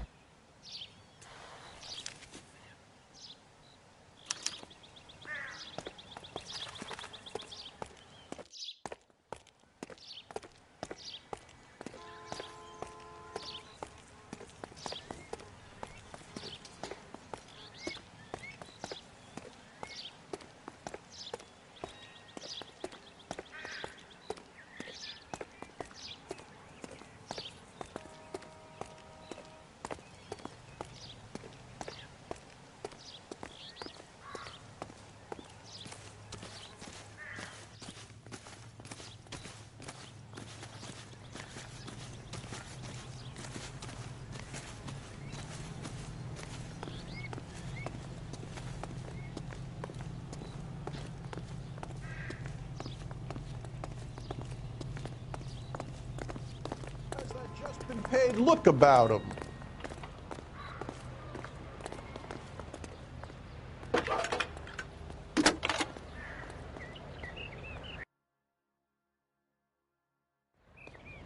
Phelps, badge 1247. How could I help, Detective? I need interrogation set up at Central for both suspects being held in the Mahler homicide case. Certainly, Detective. I'll get in touch with the watch commander. Thanks.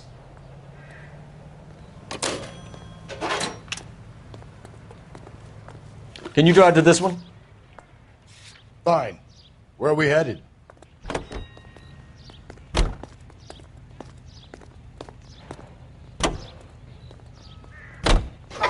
I say we make Rooney for this. I think we should lay it on him. He was near the car, he had her jewelry, the DA will love him for it. Even if he didn't do it? Who cares whether he did it? You have kids, Phelps? He needs to be taken permanently out of harm's way. And we let Muller slide? For a while.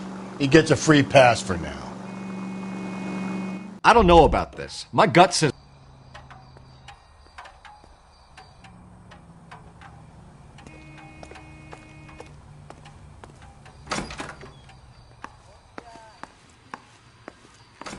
Phelps, Rusty, thanks for coming.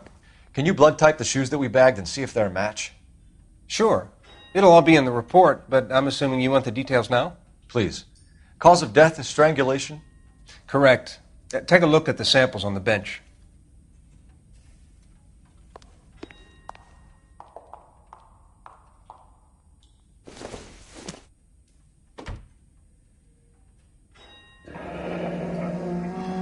What are the normal uses for that kind of rope?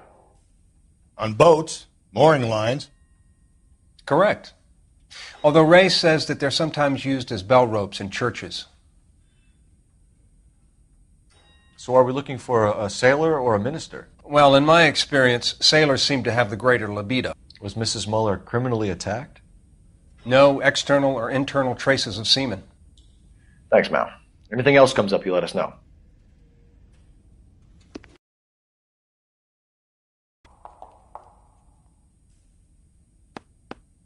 The shoe prints? Size 8s. Very similar to the impressions from the Henry case. Now, who do we remember got caught in bloody size 8s? I think we have our bird.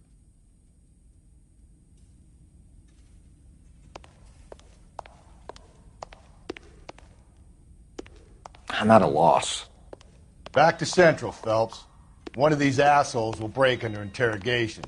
I guarantee it.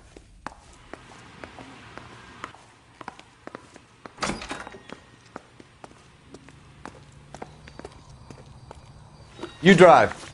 I need to go over the case notes. And where exactly are we going?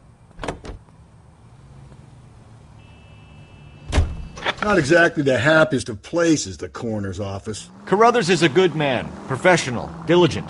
If you're working with a pro, it's easy to overlook the grim realities of a place like that. Funny job, that, the coroner's. How so? You don't want them enjoying their work too much. The wrong kind of man can get awfully lonely rattling around a joint full of corpses. Rusty, that's like something out of the pulps. You've been reading the same ones as me? I thought you were usually too drunk to get through a magazine. If I close one eye and squint, you can just about make out the print.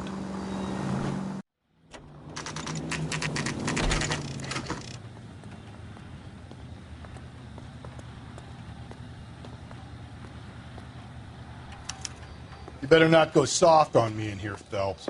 We'll work the evidence, Rusty. Let him do the rest.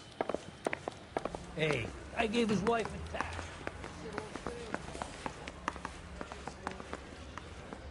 Think the Vice boys get any on the side?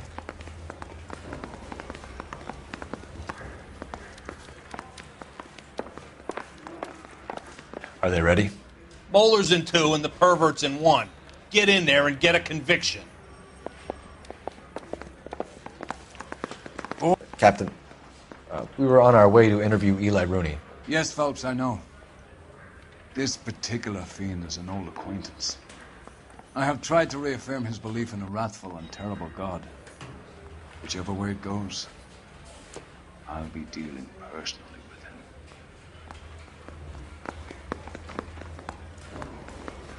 him. You look like you've had it rough. You see me asking for your sympathy, boy?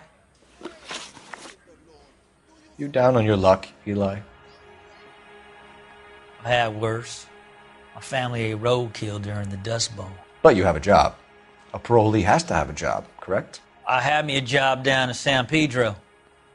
I'm looking for something new.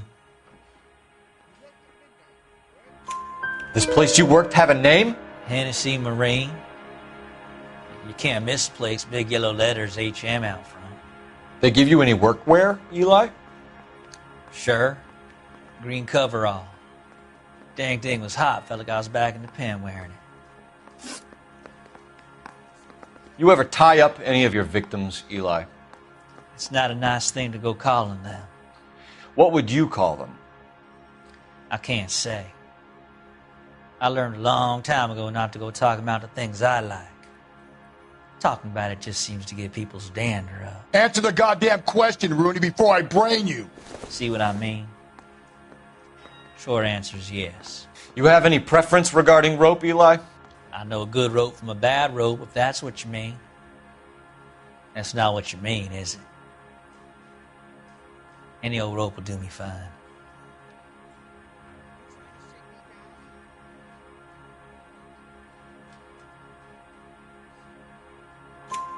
Farm boy like you, Eli, must prefer McGay for roping. Am I right? I prefer braid. Tie hitching braid. It stays tied. You killed Mrs. Muller and stole her jewelry. That ain't so. I ain't done nothing like that.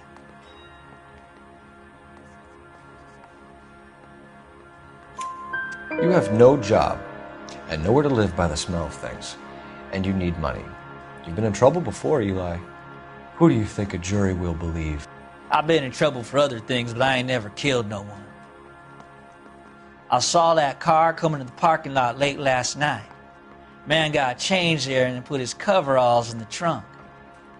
I saw him drop the butterfly in the lamplight and he strolled out, cool as you like. And I went over and I picked it up. What size boot do you wear, Eli? Kind of like anything I can get my hands on. I'm wearing 11s.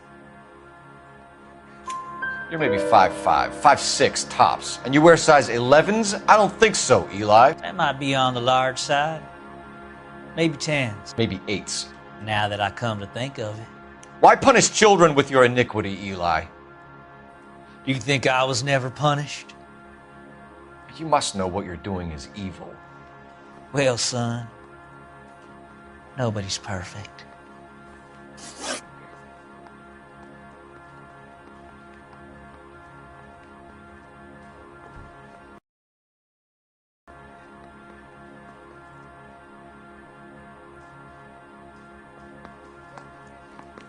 You're as good as done, Mr. Rooney. All it will take now is some paperwork.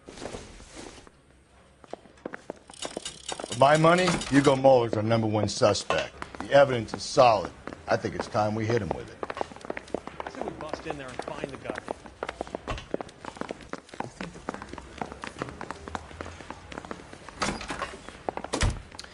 Here's where we stand, Hugo. Your next-door neighbor heard screaming coming from your house. You were burning your blood-stained shoes. You have no one who can confirm your whereabouts last night. Your daughter says you're a violent man. We have everything we need to send you to death row, and all you have to say for yourself is, I didn't do it. I swear I didn't kill her. Give me that lie test. I can prove it. Why did you burn your shoes, Hugo? Because I knew you'd never believe me. Believe what? It's rabbit's blood. A guy at work brought him in and I helped him skin them. Do you know anything about ropes, Hugo? As much as the next man. I was a scout. I learned some more in the army.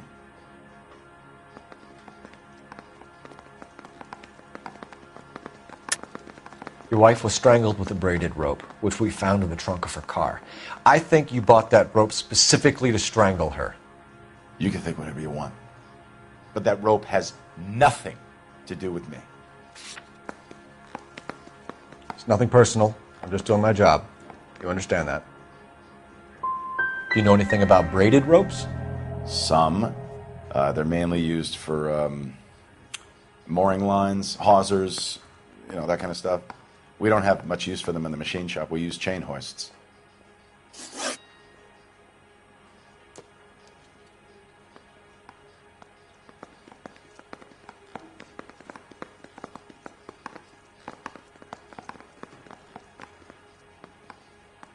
Your wife was beaten with a tire iron, Hugo. An appropriate choice of tool for a mechanic. I know nothing about any tire iron.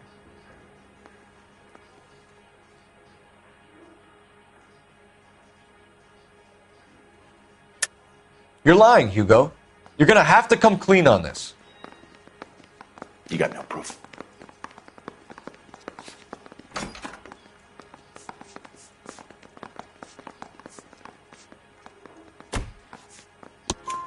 Your wife drove a Chevrolet, Hugo. What make of car do you drive? A Chrysler Airflow. So I guess that explains why the tire iron that killed your wife came from a Chrysler. We found your wife's car. Someone parked it at the school late last night. Do you have anything to say about that? It wasn't me. Where do you keep your work clothes? I keep them at work in my locker.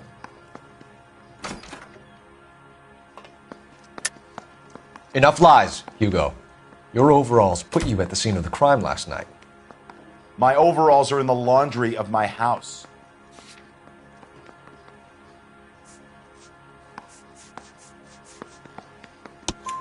Green overalls, bloodstained, with the initials HM found in the trunk of your wife's car. They can't be mine. Why, Hugo? Because if they were yours, they'd be in the incinerator too?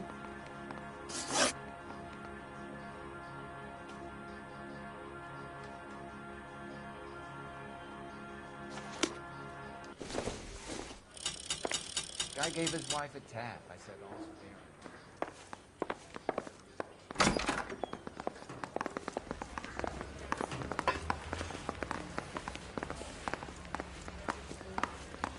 What do you think? For my money, Hugo Muller's our #1 suspect. The evidence is solid. I think it's time we hit him with it.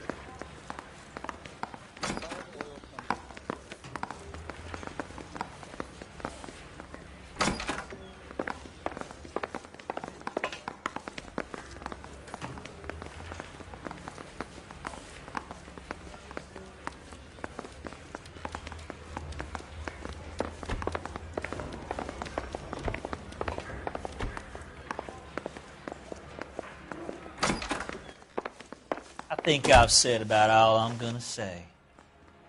Eli Rooney, I'm charging you with the first-degree murder of Deirdre Muller. You want to put me back in the stir that badly, boy? You go ahead and try. I'll beat that rap. I ain't a killer.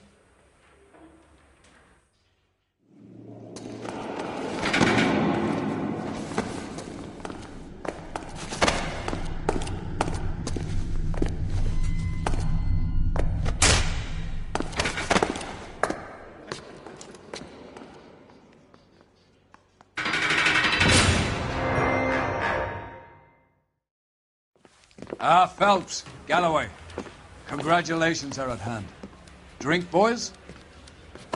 I think you'll receive a commendation for this one, gentlemen. In the meantime, I'll speak to the DA about expediting the passage of the case. We need swift and merciless justice for poor Deirdre.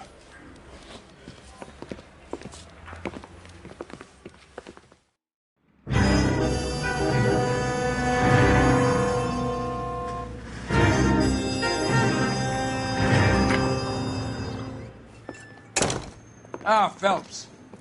I was just discussing with Finbar here how well you were doing. Have a seat. Yeah, it's my real name. And you can just forget all about it. You boys have a new case. A poor Hispanic woman murdered near City Hall and left lying naked in an alleyway. Another naked woman, sir? Yes. We seem to have had quite a run of them since the Dahlia fiend first struck. Phelps is politely trying to hint that he thinks the Mendez case is hokey. Well, young Phelps, you win some and you lose some in police work. You're happy with the Muller case, sir? Over the moon, boys! The DA couldn't be more pleased with the evidence, the witness, and the lack of an alibi. Now, get out there and catch me another sinner.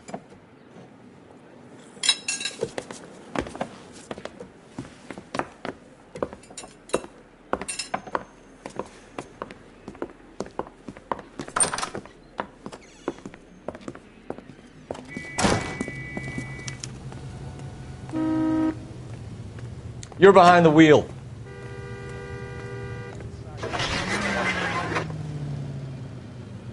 You have the address? It's the alley off Aliso between Los Angeles and Alameda. You're kidding. The next one will be opposite Central Station. Count yourself lucky, Phelps. Most guys would kill to land a case so close to their desk.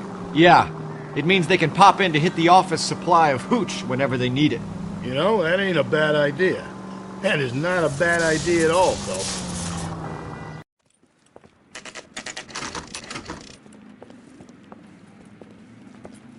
Detectives, they're ready to start the show. I'll take you through.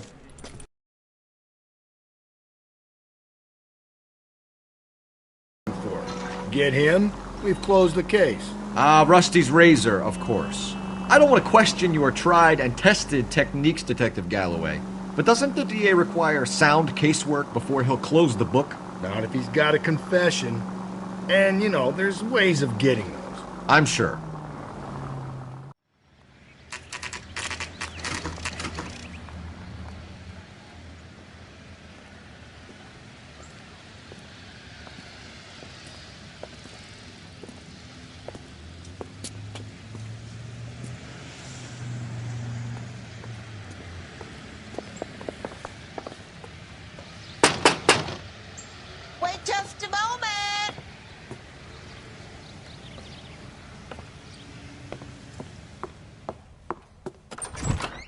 sorry. Can I help you? LAPD, ma'am. Detective Phelps in Galloway. Does Mrs. Maldonado live here? Yes, she does. I'm Mrs. Barbara LaPente, the owner of this boarding house. Is there a problem? I'm afraid so, ma'am. Do you mind if we come in? Is there somewhere we can discuss this? Of course. Follow me through to the parlor. Wipe your feet as you come in, detectives. It's this way. Mrs. Maldonado was found dead this morning. Dead? Oh, no. She can't be. I'm afraid she was murdered, ma'am. We need to take a look at her things. I can't believe it. A person seems so alive, and then they're gone. Antonia's room is upstairs, last door on the left. Thank you. We'll be back shortly. Excuse us a moment, ma'am.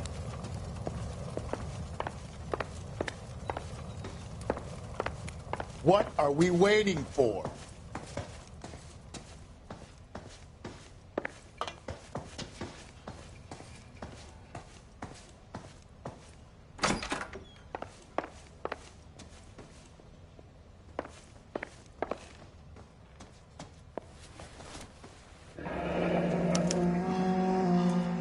The charm bracelet wasn't among the crime scene evidence. Will you look at that? Someone's turned the place over.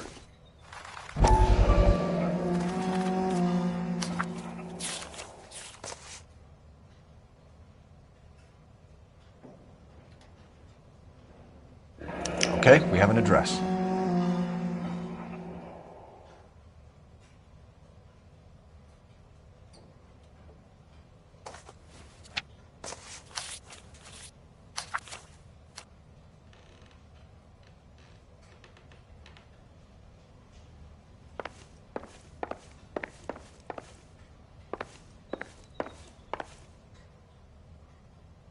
A smashed window explains why the place looks tossed.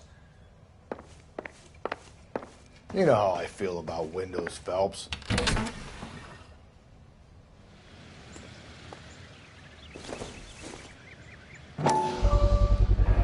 So someone broke in using this thing instead of a crowbar.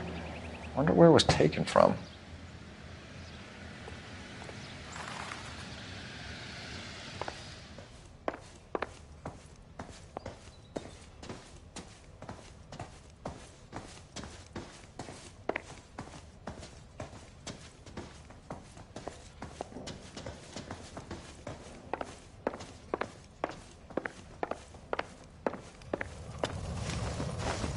We have some questions, ma'am, if you're up to it.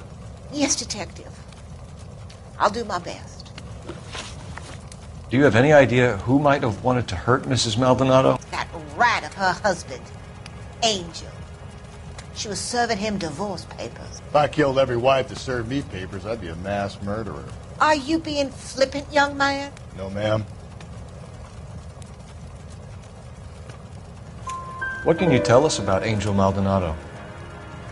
She married him when she was 17.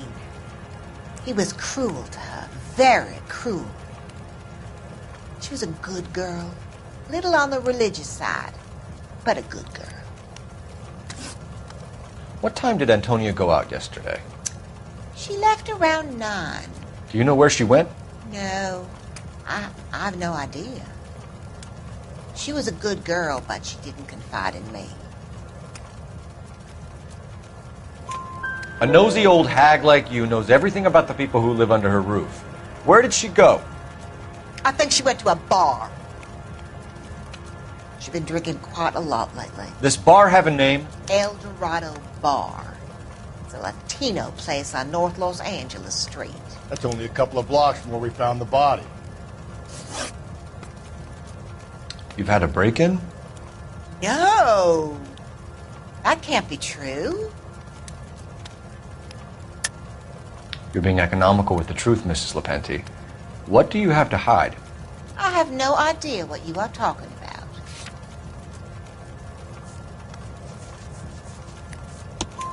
about. So Antonia lost her keys and used an iron bar to jimmy the back window? I heard a noise in the early hours of the morning. I thought it might be a raccoon at the milk bottles. It'd be very bad for business if this news got out. I have a reputation to protect. Antonia and her husband were estranged? Yes. She moved here after she separated from her husband 2 months ago. But Antonia still wore a wedding ring? She wore the wedding ring and a necklace. She always wore a religious necklace. That's about all of her jewelry. What about her bracelet? I don't know anything about a bracelet.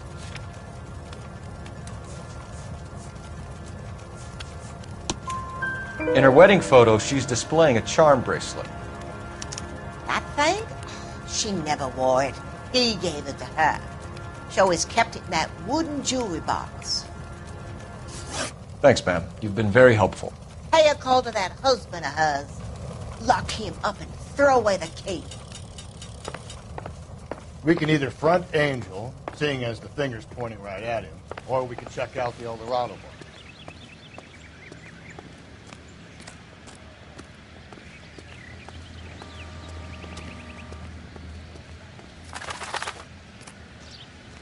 You know the way. You can drive. And where exactly are we going?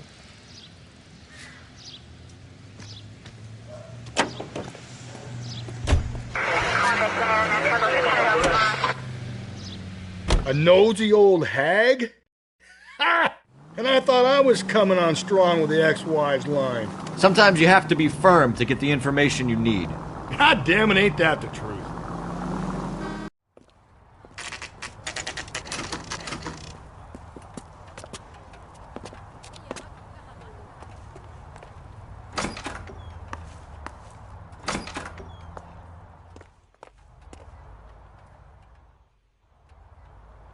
Maldonado is in apartment 304.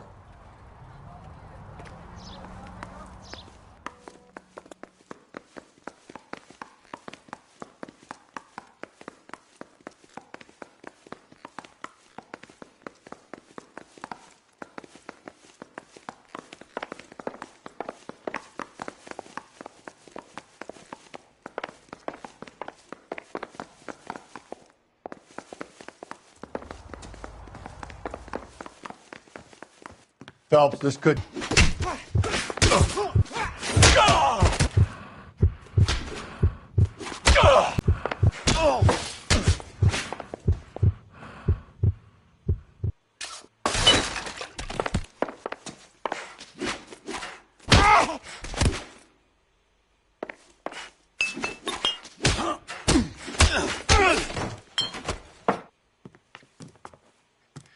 Damn. They got some decent shots in there.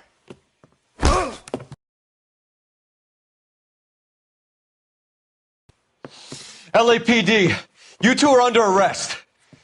Call for some backup, Finbar.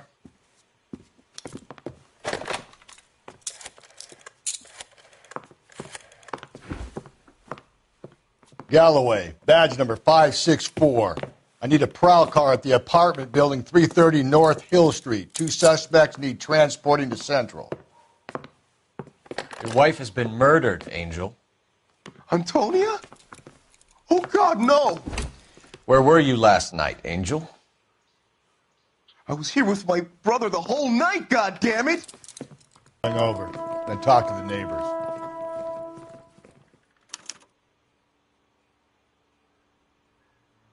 And Phelps, I don't care that you just got smacked in the head. You don't call me Finbar.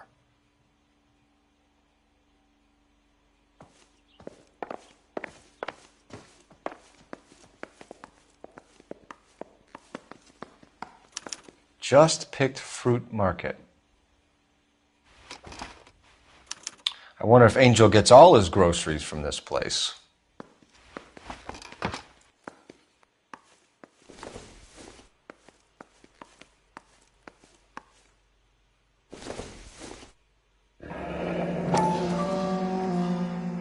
The El Dorado must be a family favorite.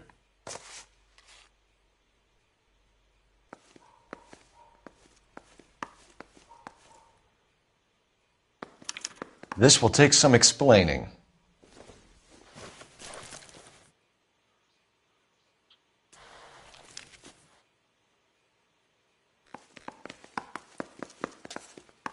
Maybe one of the neighbors took notice of Angel's movements. He's got no alibi. He's toast.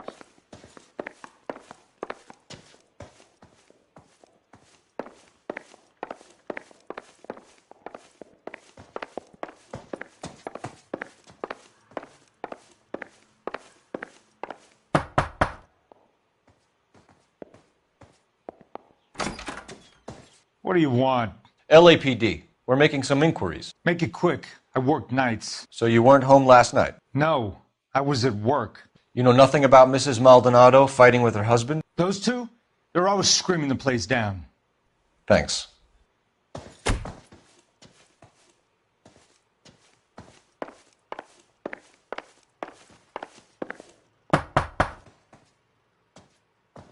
No good. There's nobody here.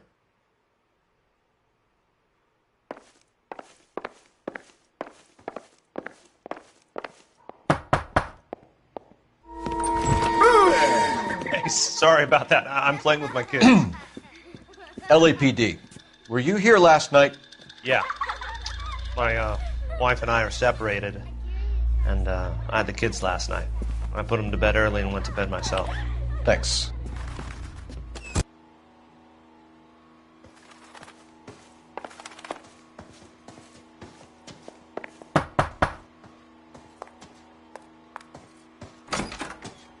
Hello? LAPD, ma'am.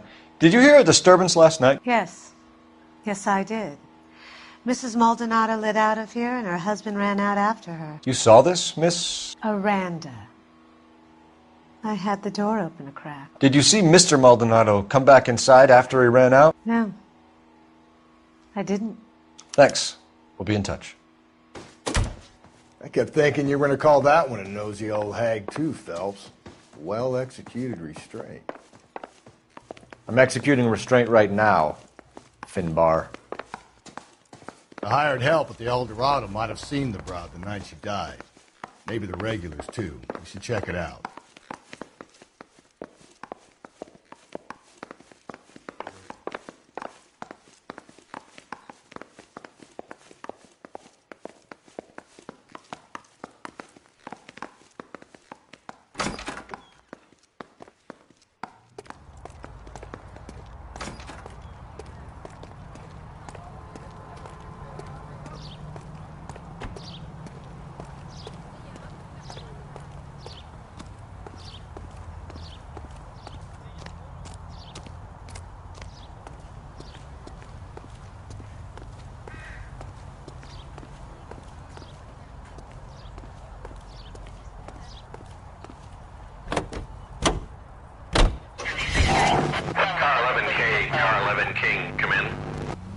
KGPL, 11 King, over. 11K, Captain Donnelly and Detective Sergeant Finnis Brown urgently request your presence at Central. A new letter has been found. 11K, en route. You don't think it's strange that all these murders are happening to girls who've been out drinking? No. A broad drinks, she gets a bit tight, she starts mouthing off. This leads to that, and she ends up in an alleyway. Sad story, but this town's seen it play out 1,000 times, Cole. Why don't you want to see a connection here? Because there are perfectly good real-life suspects for every one of these murders. We don't need to go looking for the monster under the bed. Another letter? I thought the letter was from a nut. These letters, Brown and Hanson believe they are genuine. From him. And now we sent another. You know, I really hate this fuck. This Black Dahlia guy. Have you seen the body? The fucking case just gnaws away at your guts. Hollywood. Every prom queen, every fucking hick town in America turns up here.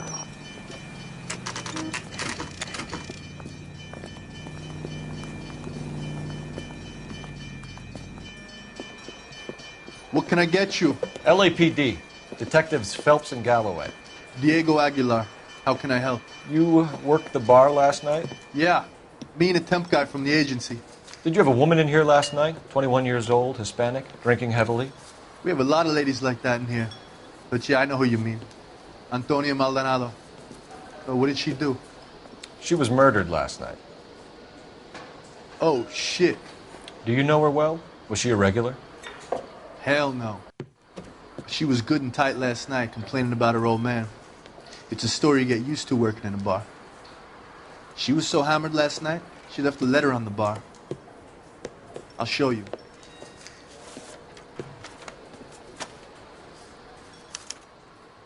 My eggs were running.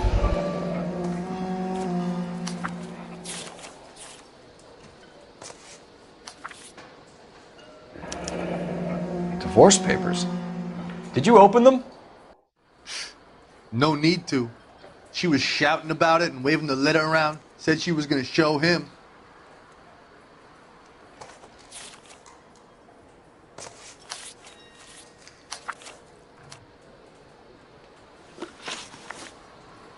Can you remember what jewelry she was wearing? She had a necklace. Some kind of religious thing, I think.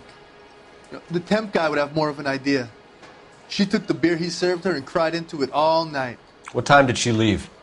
Can't say for sure. Where did she go? Give me something or the LAPD will start getting interested in this place. Take it easy. She wanted a cab, okay? And my phone was out of order. The closest one I knew was at the fruit market across the street, so I suggested she try there. She seemed reluctant. Did Antonia say where she was going when she left? She said she was going to serve the papers on the husband. Said that would take the smile off his face. If you ask me, she was scared. And the drink was for Dutch courage. She attract any interest? An extremely drunk young woman? What do you think? She managed to scare them off, though. Thanks. You've been a big help. No problem. Hey, get the guy, will you? We'll do our best. One last question. What size shoe do you take, Mr. Aguilar? A broad 9. I have wide feet.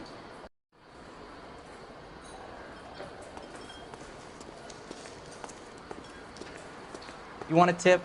Refill my coffee next time, honey. He drove me up to Mulholland and we did some looking. Sir, do you work here? Sorry, pal, just making deliveries. From where? Just Pig Fruit Market across the street. A fruit market delivers here? Yeah, sure does. The Mexes love a little slice with their tequila. We found a crate a lot like the ones you're wheeling there, except it was filled with booze. You know anything about that? What? No, we deliver all over the place, officer. No telling where the boxes end up. Excuse me, I have to get on with this. Fine, thanks.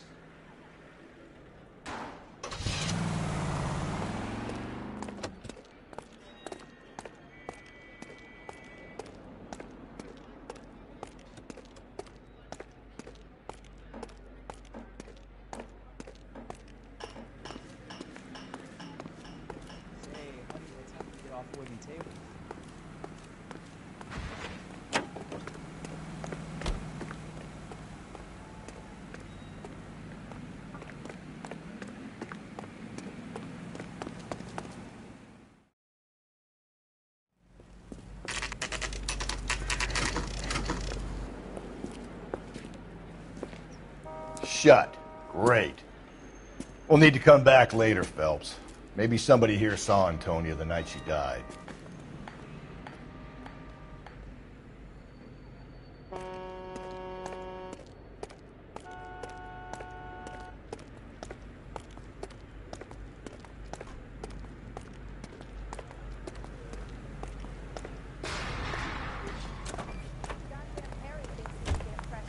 Pleases.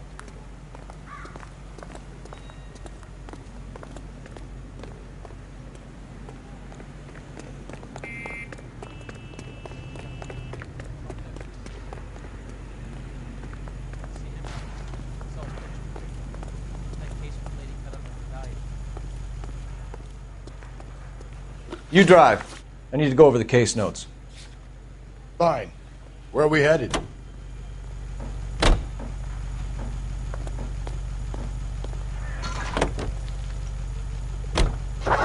there's anything to the divorce angle? I've been through 3, Phelps. No big deal. After a while, you just numb yourself to the experience. But Angel, he's a young Latino man. It would hurt his sense of who he is. He'd see himself as a failure, a woman taking control over his life. Then she fronts him and he snaps. Works for me. Makes Angel a killer as well as a piece of shit.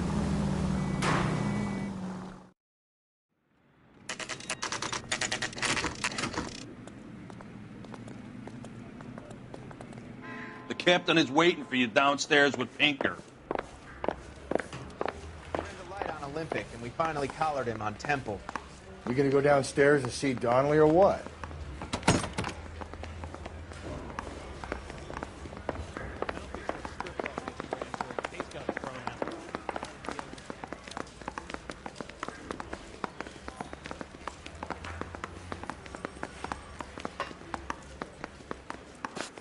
You lousy bastard.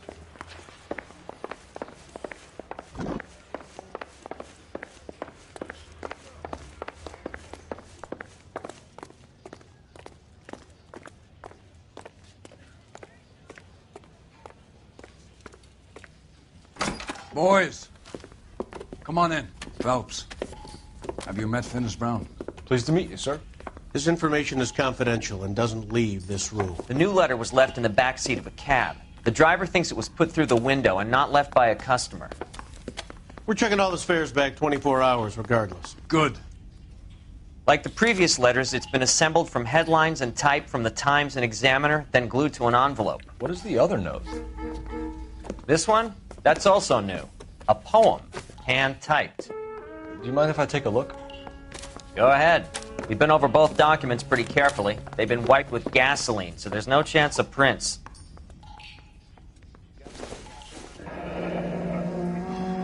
That's the message from the Celine Henry case.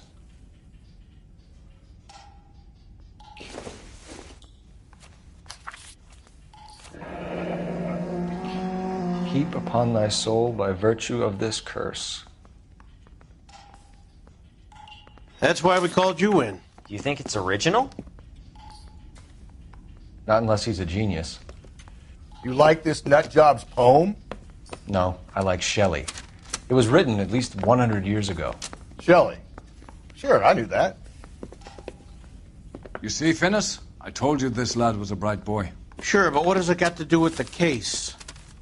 Prometheus Unbound. Prometheus was a titan, a superhuman character who defied the gods to bring fire to humanity. The Dahlia guy believes he's Superman. Your guess is as good as mine. One thing for sure is that he's educated. What about the link to the Henry case? He could have got the wording from the papers. As you said, he is fiendishly clever and takes pleasure in taunting us. What's happening with the Maldonado case? We have the husband in custody. We haven't interviewed him yet. Well, upstairs then, lads, and see if we can break him.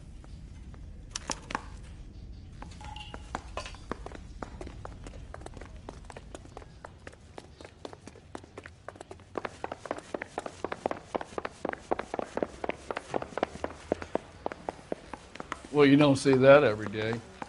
He ran the light on Olympic, and we finally collared him on Temple.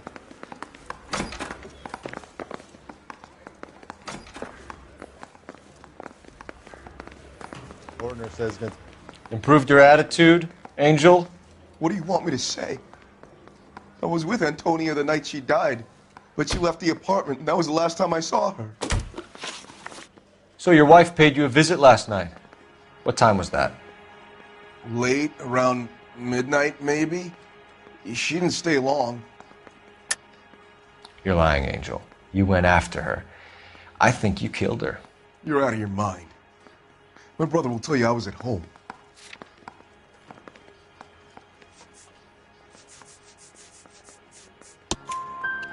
We have a witness who confirms that you were arguing, that your wife ran out, that you followed her and didn't come back. I know this looks bad, but it's not true. We argued, all right, but she went out and I went out after her and she jumped in a car on the corner. There was a car waiting for her? Can you describe the driver? Not the driver. It was too dark. But the car, it was a brown Ford coupe. When we found your wife, her jewelry had been removed.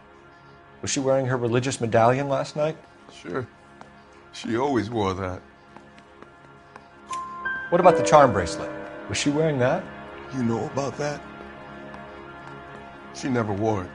She didn't like the message. She kept it locked up in that box of hers. You and your wife weren't getting along. She was divorcing you. Is that why you killed her? We fought, yeah, but we weren't getting a divorce.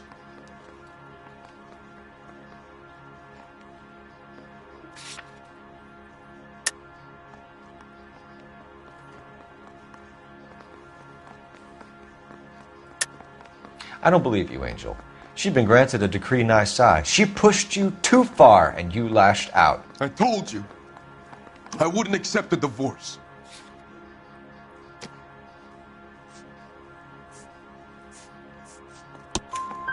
The judge had set a date. You were going to be paraded in front of the whole city for your cruelty to her, Angel. Antonia. Oh, Jesus. She came in drunk, out of her mind. She doesn't normally drink. She was looking around in her bag. Said she wanted to serve me papers. Me, her own husband. So I slapped her down. She ran out. That's the truth. What size shoe do you wear, Angel? Size 8. What difference does that make? Your wife has been brutally murdered. So how do you explain your shirt being covered in blood? You found that? I cut myself shaving. Angel, I'm not going to waste any more time on this. Give me something or I'm going to have you charged. My brother, Ippolito, he said some bad things about Antonia last night. So I had to sock him one. We got into it. Keep talking. She said she came from the El Dorado bar. And? It's not one of my places. We used to buy fruit at the market down the street. But the creep there was always running his eyes all over my wife. What's the name of this fruit market? Just picked fruit. Ord Street downtown. One last question, Angel. Do the words kiss the blood mean anything to you? No. Sounds sick to me. You're not in the clear by any means, Angel. You're going back into a cell. You should think about whether you have anything else you need to share with us.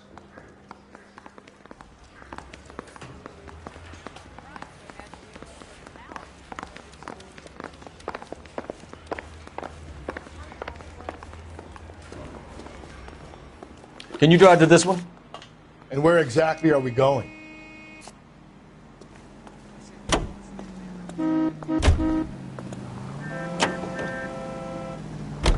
What's your read on Maldonado? I still like him for it. Seriously, that line about the guy at the fruit market making eyes at his woman? Please. Yeah, we'll get to the market and the guy behind the counter will tell us he saw Angel drag his old lady off into the night. This case will be shut like all the others.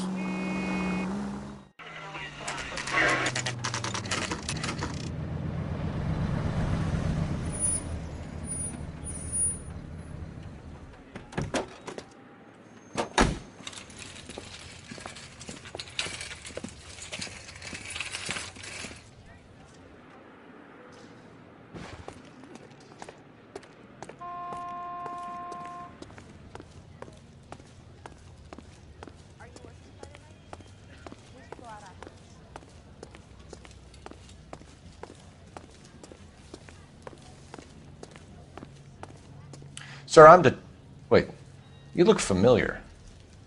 Hey, from the bar, right? What brings you here? LAPD, Detective Phelps and Galloway. Clem Feeney. What can I do for you? Did you happen to see a young woman last night? 21 years old, Hispanic? Sure, she came by last night. Why do you ask? She was wearing a necklace? I didn't notice. You weren't paying attention, Feeney? Hey, you're getting the wrong idea. Exactly how much fruit do you sell here after midnight, Clem? Look, not much. I sell the odd bottle on the side to the after-hours crowd. Look, I don't want any trouble. I'm just trying to make a buck. The young lady arrived around midnight? Yeah, something like that. Used the phone for a cab and then left. You already knew Mrs. Maldonado, didn't you, Clem? Sure, I met her before. She seemed like a nice lady. Her husband went apeshit one day when he caught me talking to her. She had me back until last night.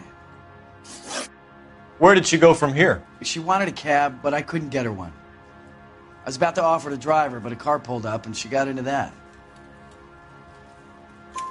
Can you describe the car? Brown Ford Coupe, I think. She seemed to know the guy. Do you mind if we look around? Why would you want to do that? Because we say so. I guess you can. Hey, don't you have to get a court order or something? I have rights. Clem? Shh.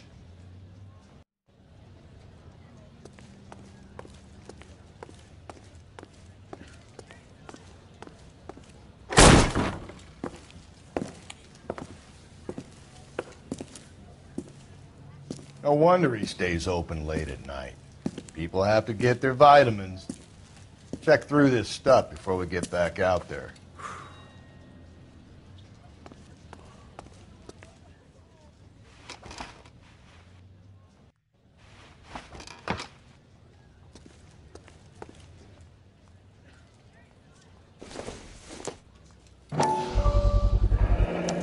Why cut someone who was already dead? It's a typical power thing. Once the stiff is dead, the creep usually feels they can do whatever they like. You must have seen it during the war.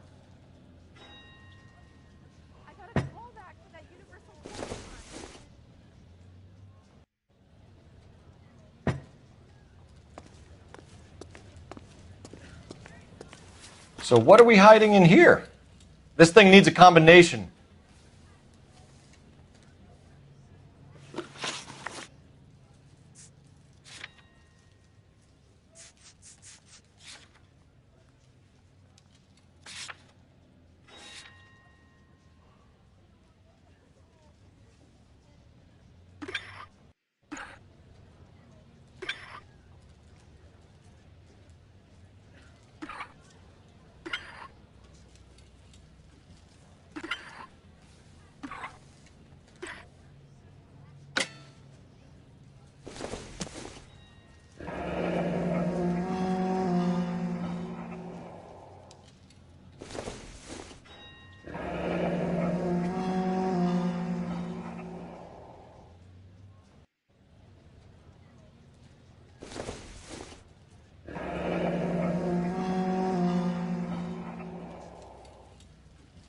This fruit stall punk gets about 10 seconds to explain before I pull his fucking arms off.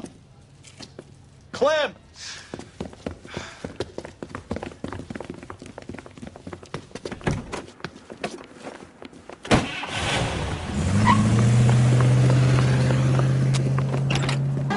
Should have grabbed him when we had the chance, Phelps. When we had the chance, we didn't know he was our guy.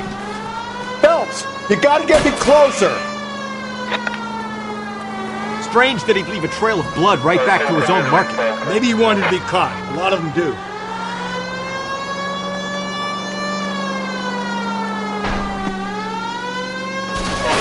It's almost too perfect, isn't it? There's no such thing as too perfect. Hit him, Cole. Spin him out. I'll try to shoot out his tires. Wish me luck.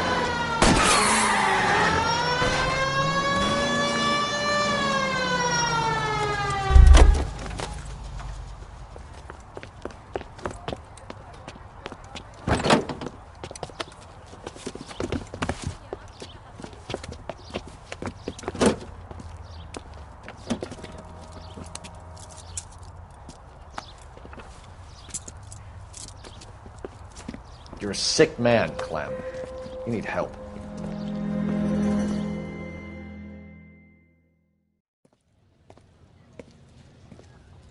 Outstanding job on this case, gentlemen. The poor woman can now rest in peace. I'll pay the fiend a personal visit myself and remind him that crime in this city does not go unpunished. When they finish with him at the receiving hospital, we'll have him up before the grand jury. I have a meeting this afternoon with the mayor lads. I'll be sure to mention your names. Now, on your way.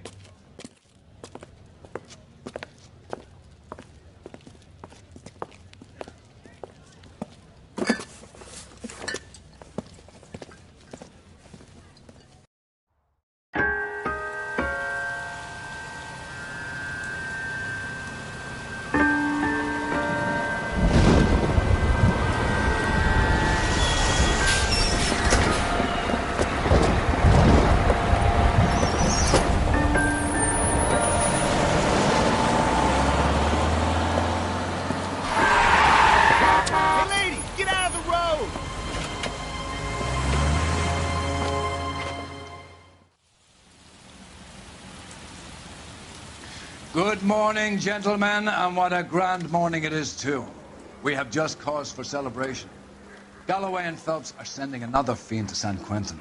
A nice showy trial, and he'll be strapped down with gas seeping into his tiny reptile brain. Now, to fresh business. Galloway and Phelps, the task is at hand. The address is on the hill, north downtown off Fremont Avenue. Skipper, is the new letter genuine? Now, boys, we all know how many imbeciles have confessed in the short case. Ray Pinker will let us know in good time. I need a drink. I got the jitters again. A fine morning indeed. We keep locking them up, but the bodies keep piling up. Yeah, Californians love a fad, Phelps. As long as the bricks hold up at San Quentin, there'll always be killers in this town to sing. Greetings from sunny California. When's it going to stop? You're behind the wheel.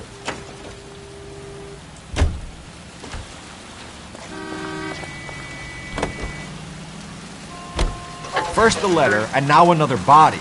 Come on, you can't keep on telling me there's not a killer still out there. You know, Phelps, all these arrests on your record are giving you a reputation. You don't want them turning into unsolved.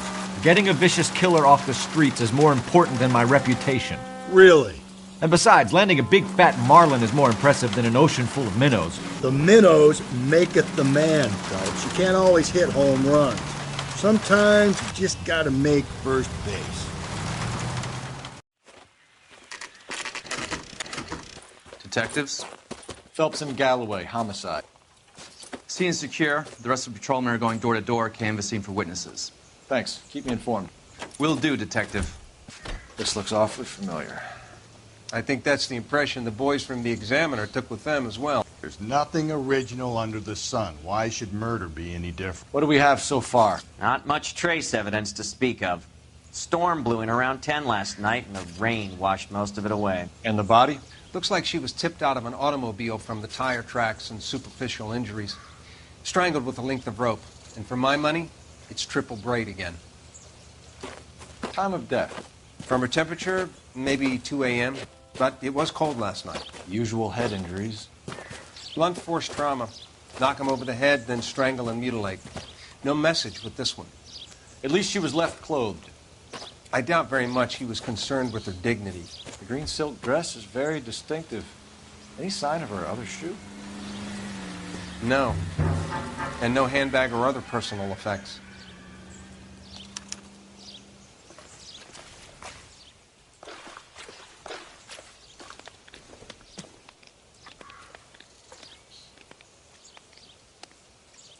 There appears to be a dry cleaning label.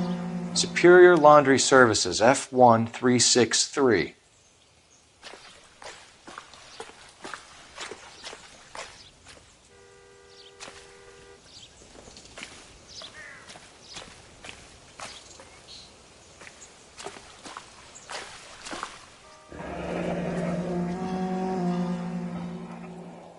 No drag marks.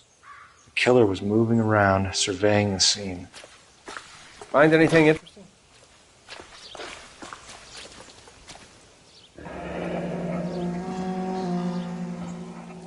Our driver and our killer are most likely one and the same.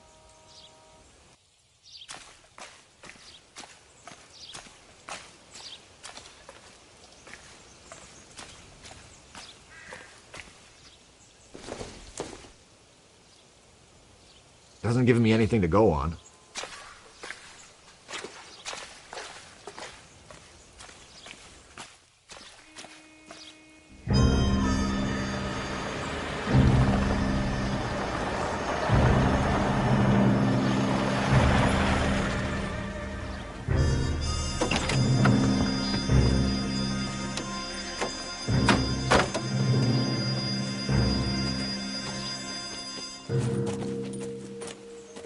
Detectives, I've been working the houses across the street and up the block.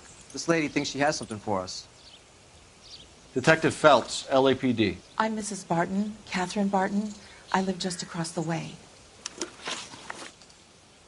Did you see anyone around here last night? Not last night, but yesterday, early evening, I saw that awful hobo.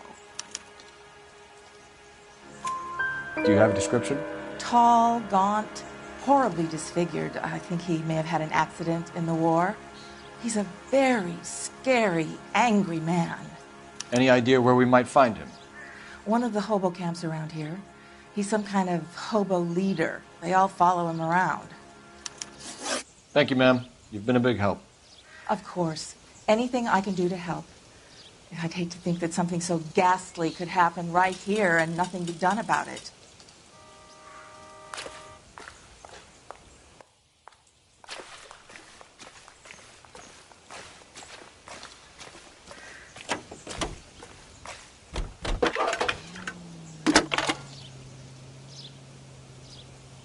Cole Phelps, badge 1247.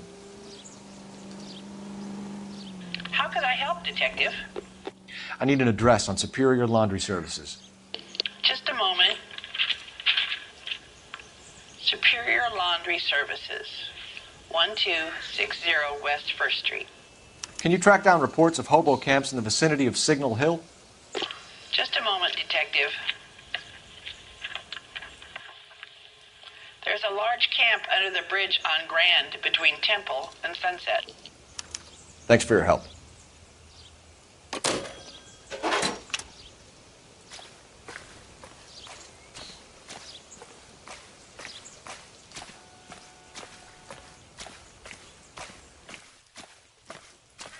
You can drive. Fine. Where are we headed?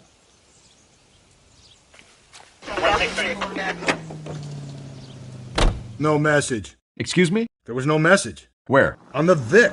The last bodies had something written onto them. This one didn't.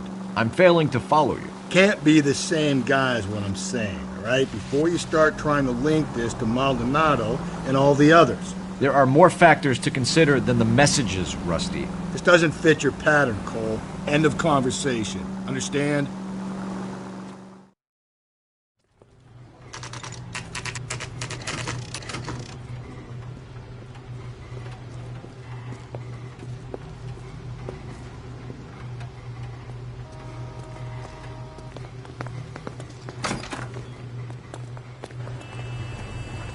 At least the rain stopped.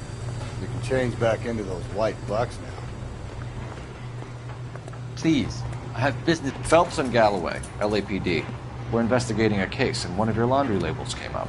F1363. If you give me a minute, I'll go find a register and you can take a look.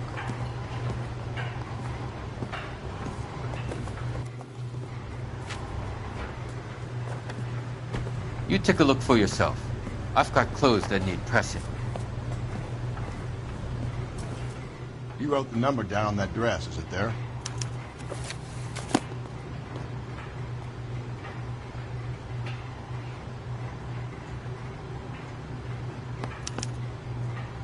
Mrs. T. Terrellson, 43 Emerald Street, Westlake.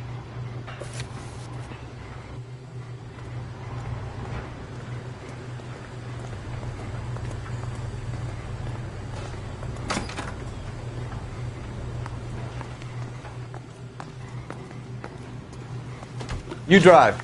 I need to go over the case notes. And where exactly are we going?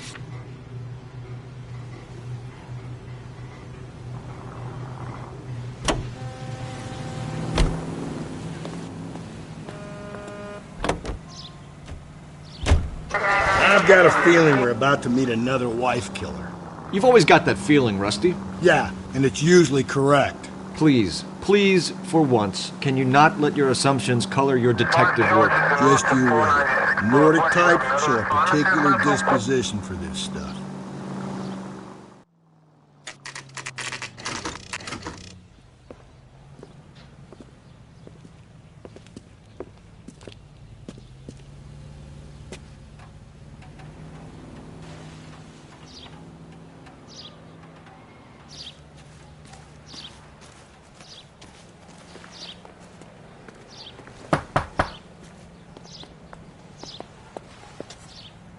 Hello? Yes? Detectives Phelps and Galloway. Is your wife home, sir? My wife went out last night and she hasn't come home. Can you describe your wife and what she was wearing? We were out at a friend's place, Bobby Ross's, for a party. She was kind of dolled up. She had her green silk dress, open-toed white shoes. Those are her favorite shoes. Can we come in, Mr. Tarleton? I'm afraid we have some rather bad news. Do you have someone who can look after your children, Mr. Tarleton? I've been trying to arrange a sitter. Look, tell me what's happened. I'm afraid your wife was murdered last night. Her body was found this morning. We're very sorry for your loss. I know this is a difficult time, Mr. Tarleton, but we are going to need you to answer some questions. First, we're going to take a look around. What for? You don't think it's procedure. You see to your girls.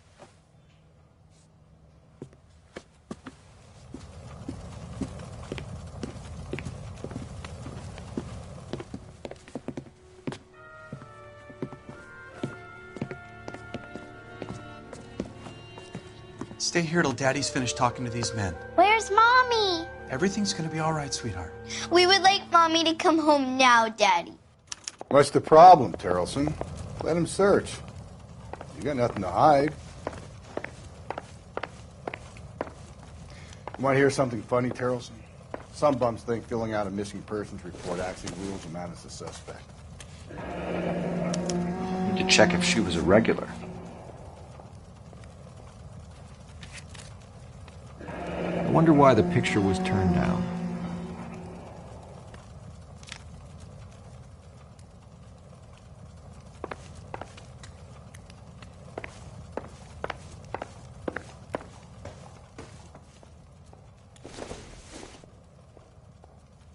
Junk.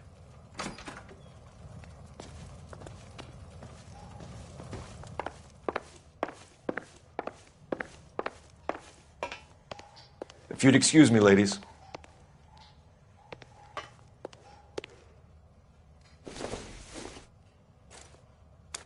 So she went out without her handbag? She'd have to be in quite a state to leave this behind. At least she was spared that particular indignity.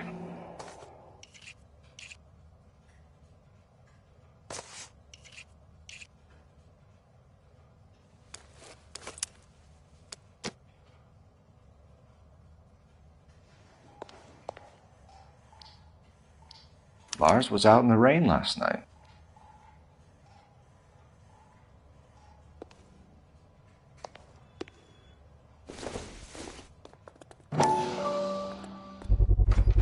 You can see if Pinker can match the impression to the crime scene.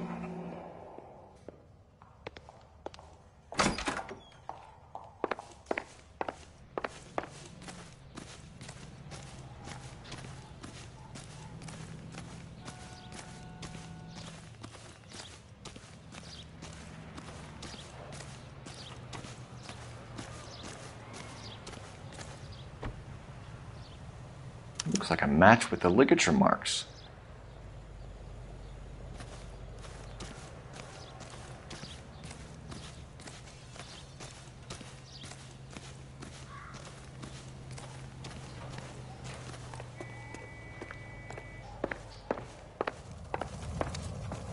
For the record, Mr. Tarleton, what is your wife's name?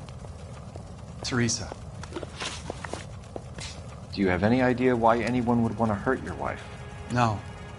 Everyone loved Teresa. She was so full of life. It can't be anyone who knew her. I think you're lying, Lars. I think you were mad at your wife for embarrassing you in front of your friends. I think you came back here and strangled her and then dumped her body on the hill. You think I strangled my wife? How do you expect to prove that?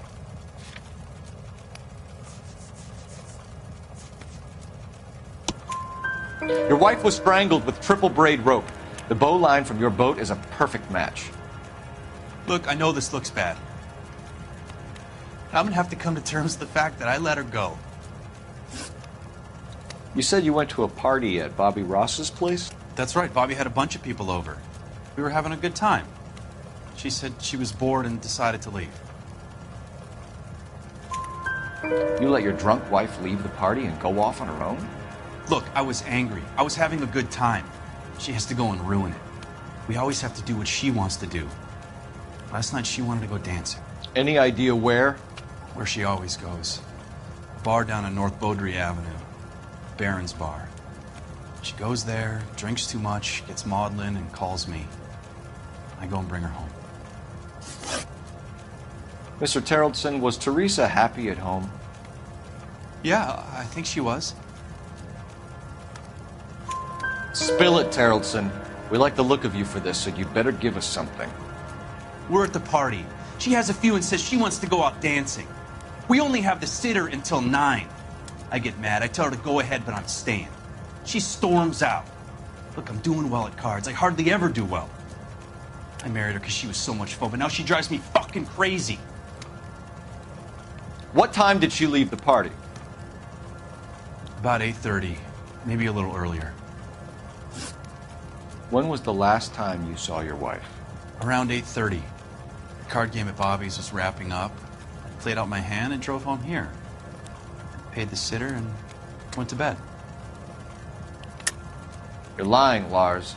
You didn't come straight home, did you? And how do you figure that?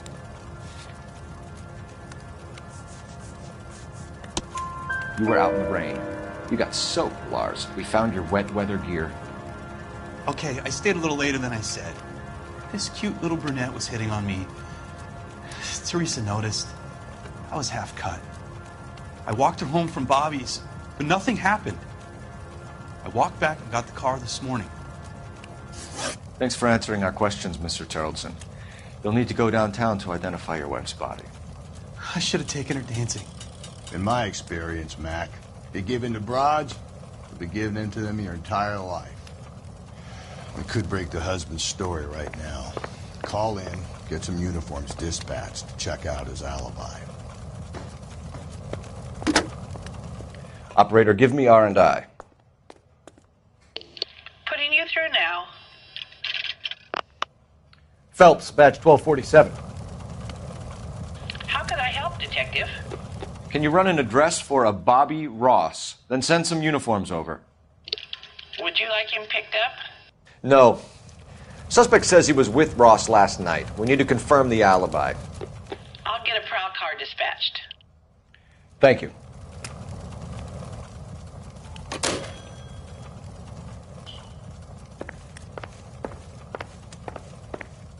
Appreciate your time, sir.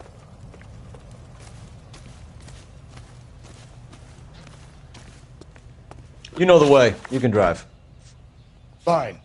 Where are we headed?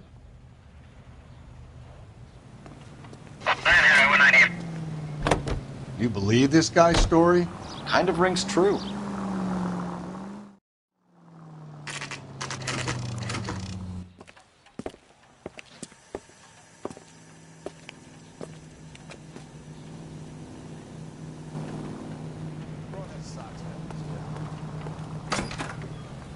Gents, drink? Phelps and Galloway, LAPD. I'm Benny Clough. This about Teresa Terrellson? Yes, it is. I heard about it on the radio. They're saying it was that Black Dahlia freak again? God damn it. Yeah, I rang that husband of hers. The babysitter said he was out. If you don't mind, we have a few questions. What time did Teresa leave? Around 10:30, I think. On foot? In a car? By bus? How was it? She called for a cab. Did you get the number? Sure I did. I like Teresa. The only time she has a drink is when things aren't going so good at home. I was worried about her. Would you recommend the special in this? Put out an APB on the cab. 3591. Should be traceable.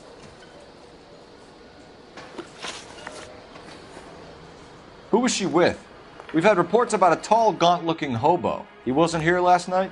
I get plenty of bums in here, but nothing to fit that description. The likelihood is that whoever she left here with killed her. Give it up, Benny. All right, 2 creeps were all over her, promising to take her dancing. You get a good look at these guys? Sure. I got a good look. One of them was a sailor, in uniform. His cap said, USS Indiana. And the other man? The other guy? is Richard Bates. He's sitting in the back right now. Red polo shirt. Any idea where she was headed? Nope. I didn't get that. The husband said she wanted to go dancing. And she always wants to dance when she's been drinking. She was trying to talk some guys into taking her to one of the dance halls. Thank you for your help, Mr. Bluff. We'll take it from here. Hey, no problem. This is Bates. That's him. LAPD, don't make me chase you, shitbird. We can't let the son of a bitch get away. Legs were running. Bates! We just want to talk. Come on, we got a ride. Get in and drive.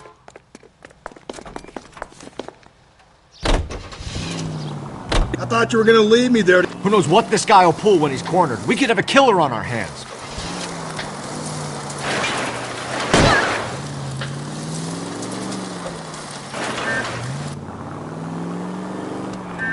I don't think the killer would be kicking back in the bar where he met the Vic in. Listen, a creature of habit is your killer. For some reason, they're sticklers for routine. Don't go to sleep on me. Get me back in close.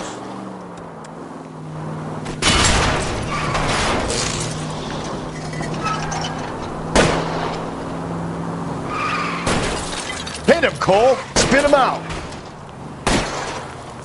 Keep it steady and I'll try to bust his tires.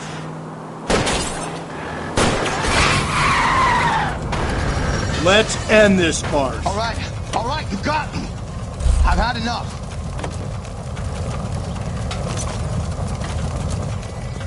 Show me your hands. Okay, Bates. You're gonna answer some questions. I have a choice in this. Last night, you went drinking with a lady in the bar. Now she's dead. And your face is all messed up. I'm in the clear on that. She preferred a sailor. You could lay it off on him. Are we finished? Do you want my partner to sap you? Tell us what we want to know. She was okay. Drunk. Pissed off at her old man, wanting to go dancing. I thought I'd ply her with a few drinks and get my end away. Looks like your salty had the same idea. So what happened when you left the bar? Sailor boy laid one on me. A cheap shot. After that, I don't know.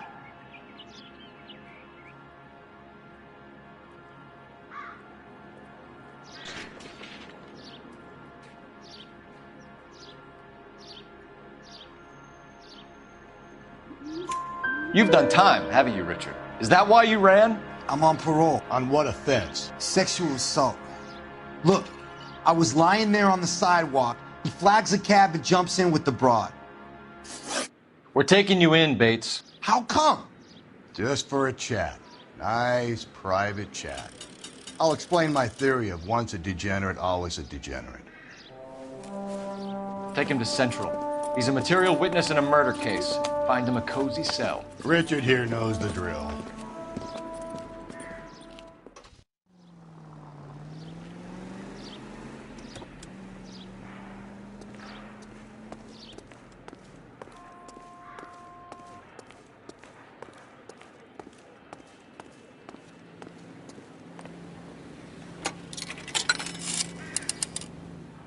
Operator, message for KGPL. Putting you through now. Phelps, 1247.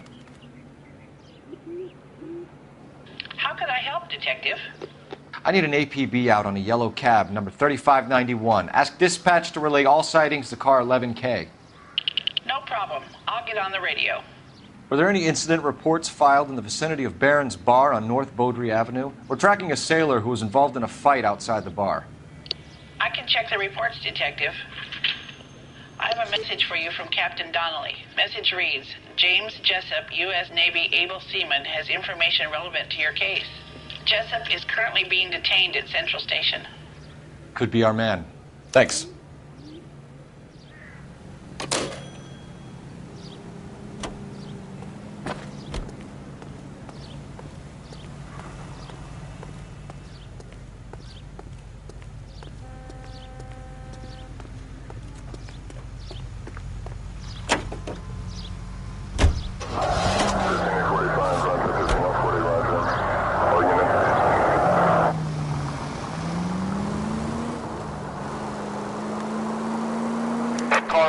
11K, we have a response on your APB regarding yellow cab number 3591. The vehicle has been identified at a gas station. Now heading west on 7th Street. Garage on 7th Street. Let's hit it, Phelps. The cab driver might tie this whole thing together. I hope you're right. You see our taxi anywhere? You know how dangerous...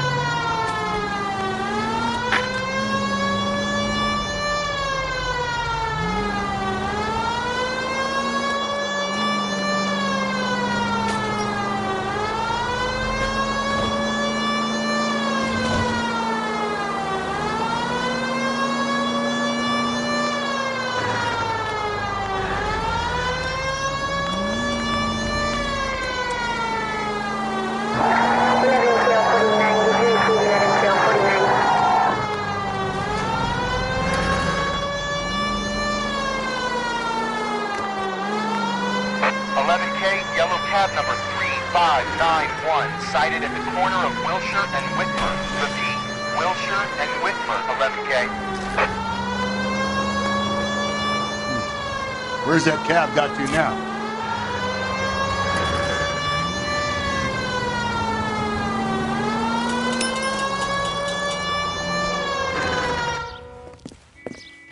LAPD, we're investigating a murder. What's that got to do with me? The fare you picked up from Barron's bar last night. What was the woman wearing? It was a green dress. Oh, don't tell me something's happened to her. Tell me about her. She was with this sailor, and he was all over her. She wasn't having any of it. Said she just wanted to dance. But he had that look in his eye. Where did you drop them off? It's at the Crystal Ballroom. What time? After midnight. 12:30? Something like that. Thanks. You've been a big help. Well, that's gonna ruin my day.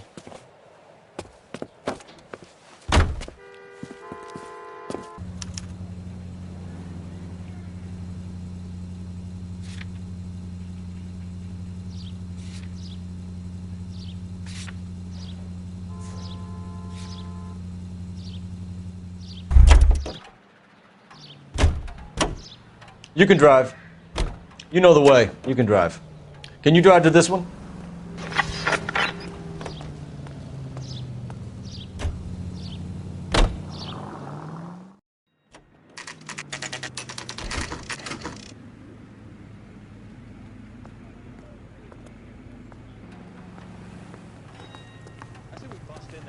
He's in interview 2.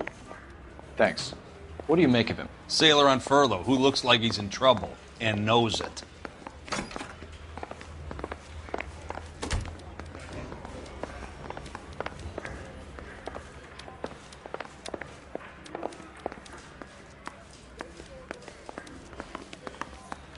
Detectives Phelps and Galloway. We know why you're here, Jessup, so it would be best if you answered our questions truthfully. I don't want any trouble. That's why I'm here. I heard on the radio about this lady getting killed. I got leave from my CO to come down straight away. So why did you kill her? I didn't kill anyone. Look, you need to believe me. Let's start at the beginning. You went to Barron's bar. What time did you arrive? I got a 24-hour pass. I got there around 7. That's where you met Teresa Terrellson? Sure. We had a couple of drinks. So you tried to make a woman who was incredibly drunk? Look, I'm not proud of myself, but I never hurt her. You took her dancing? That's right. Caught a cab to the Crystal Ballroom. You had a fist fight with Richard Bates over Mrs. Terrellson. You met the guy? He's a creep. You should take a look at him for this. He's pointing the finger directly at you, Jessup. I only had one night before I was back in the tub. He had all the time in the world to look for some action. I belted him. I'd do it again. She was better off with me. Sure. You're a shining example of chivalry, Jessup. Where did you go after the Crystal Ballroom? I think the wind had gone out of her sails by then. She caught a cab, and I caught a bus back to the base. We spoke to the cab driver. Tell us what really happened at the Crystal Ballroom. I'd had enough. She was all upset about her husband bawling about her kids. She looked old. Left around closing, maybe 1:30. We got on a bus and she fell asleep on my shoulder. Which bus? An All-American, 249. I went past her place. She jumped off and I stayed on it downtown. After that, I caught another bus to San Pedro. The Indiana's down there. She's being scrapped. And that was the last you saw of Teresa. Yeah, that's right. We didn't say much. I think she was kind of embarrassed. The cab driver said that you were getting pretty familiar with Teresa. It's not how I'd put it. So the last thing you wanted was her playing hard to get. Did that make you mad, sailor? Yeah, it did. She knew what a guy's looking for. All broads do. Dancing comes second. And what happened at the Crystal Ballroom? Nothing. Not even a little hand relief. She had another couple of drinks. There was no fun left in her.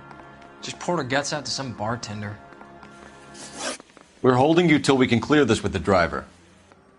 Yeah, my CO said as much. Can you put the guy in 2 in a cell and inform the commander? Sure, Detective. Got a message for you. Sighting of your disfigured hobo on Grand between Temple and Sunset. And it looks like the beau has a record, too. He's wanted in connection with 2 female assaults. Thanks. What now? Drive all the way to San Pedro and check his locker? Let's see if the bus story checks out.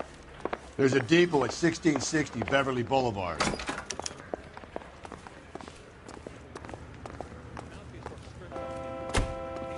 You're behind the wheel. And where exactly are we going?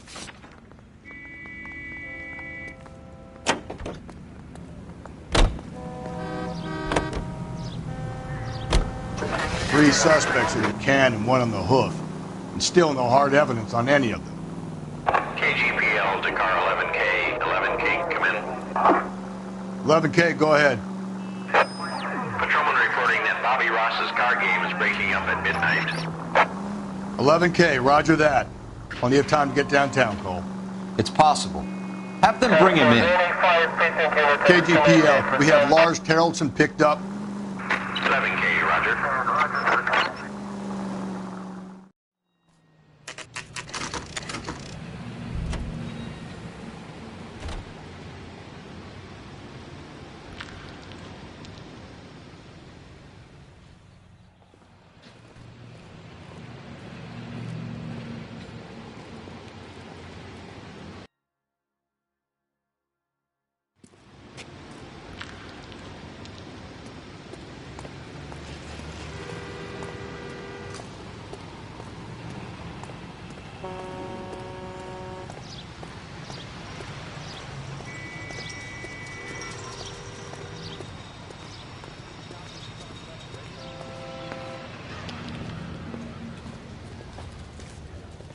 And thank you, ma'am. You have a safe trip now. Where are you boys headed today? LAPD. We're after the driver of All-American 249. Would have been around midnight onwards last night. Just a minute.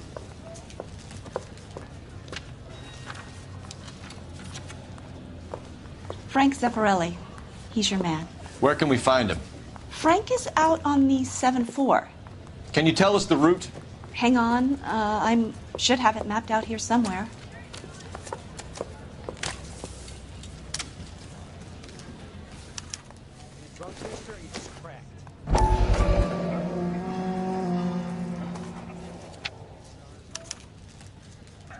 I need to run the loop. We're not going to drive the whole thing, are we? Won't take long. We have a siren. What's a 5-star goddamn wedding?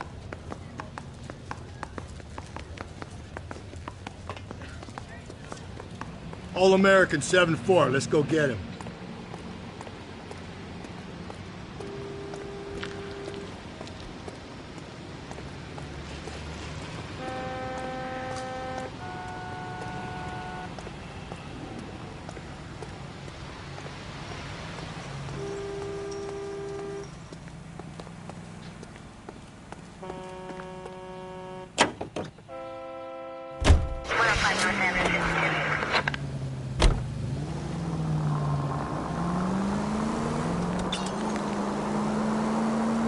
This could be a long trip, Cole. Or it could be a short one. And here's me without my hip flask and only a pain in the ass for company. Way to kick off the drive in high spirits, Rusty. Comments like that put me in just the right mood for some legwork. Touchy. You know what your problem is? You don't like hard work. This kind of rigorous search is what police work is all about. Discipline. Save it, Phelps. You're just as bored as I am.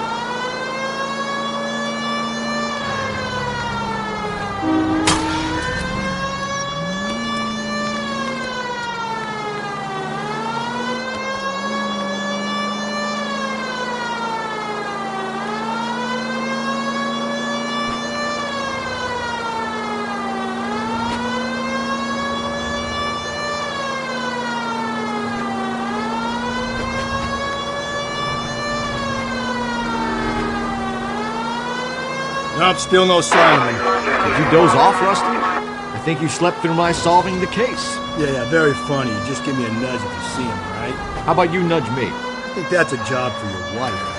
Oh, Rusty.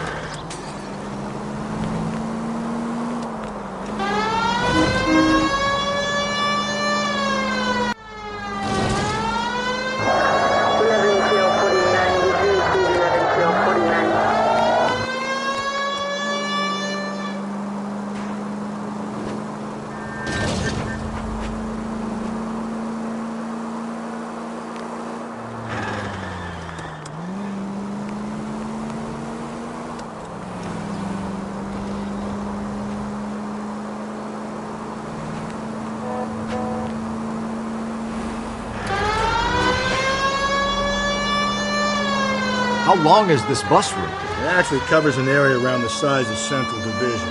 The probability is we'll find it about halfway around. Bad luck says we'll be chasing it all night. That's the bus we're looking for. Ease in behind her and get her to the side of the road.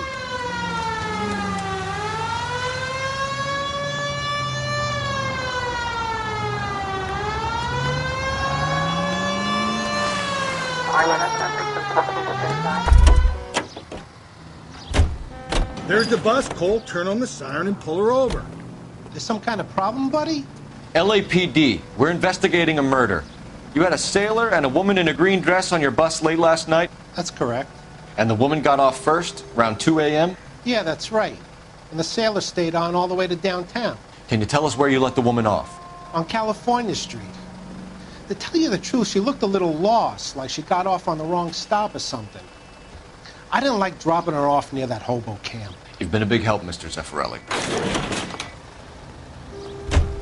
So Sailor Boy escaped by the seat of his bell-bottom trousers. He left the broad alive. Left her by the hobo camp. Which means he's as good as killed her. We can't eliminate any of them, but the disfigured man should be our starting point. I'm gonna call for some backup. These foes hate cops. I think we ought to investigate the hobo lead. Well, if you think we ought to, then I guess we ought.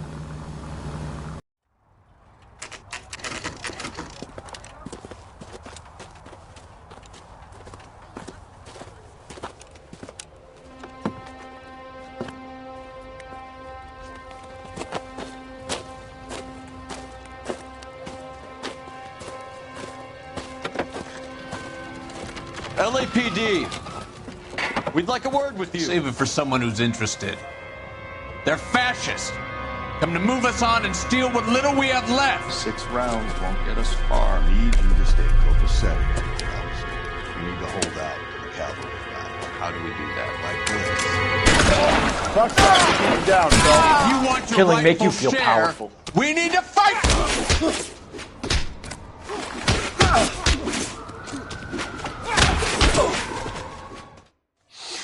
What's your name? Comrade Stalin. Very funny. We'll find out from your personal effects. Stuart Ackerman. You're under suspicion for murder, Ackerman. We're taking you downtown. You can't do anything more to me than what the Japanese have already done.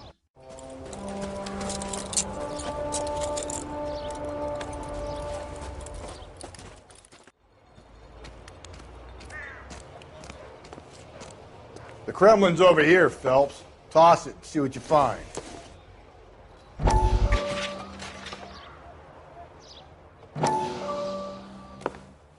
Still working, Jack. I'm off to the Lighthouse Club in Santa Monica. Hello, Jack.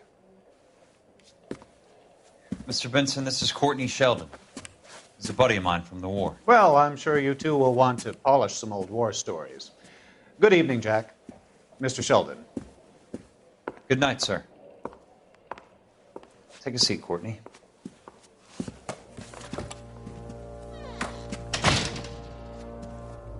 We need your help, Jack. I told you I would have nothing to do with that. I'm fine too, Jack. Medical school's going well. I got a part-time job. Do dope peddlers need part-time jobs? We made a mistake and we're in trouble, Jack. A local gangster, Mickey Cohen, is putting on the squeeze. So hand it over, walk away. What's stopping you? We had a deal with them that they would dole it out slowly. They said they would supply abortion clinics and doctors, but they've been moving it on to addicts, and they can't cope with the purity. So your problem is with gangsters being dishonest. My problem is that people are dying, and that if this gets back to us, we'll all end up in jail. So how am I supposed to help, Courtney? This isn't the war. I can't just wave a magic wand and clean up your mess.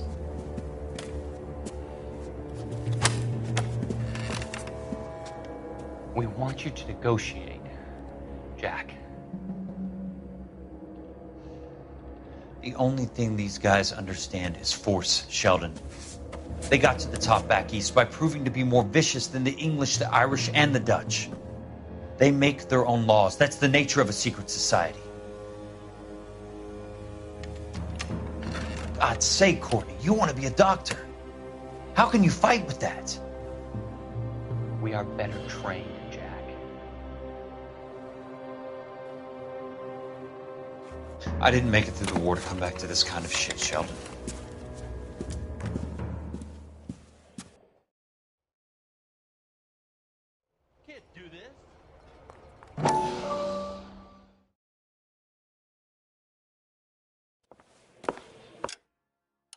Still working, Jack. I'm off to the Lighthouse Club in Santa Monica. Hello, Jack. Mr. Benson, this is Courtney Sheldon. He's a buddy of mine from the war. Well, I'm sure you two will want to polish some old war stories. Good evening, Jack. Mr. Sheldon. Good night, sir. Take a seat, Courtney.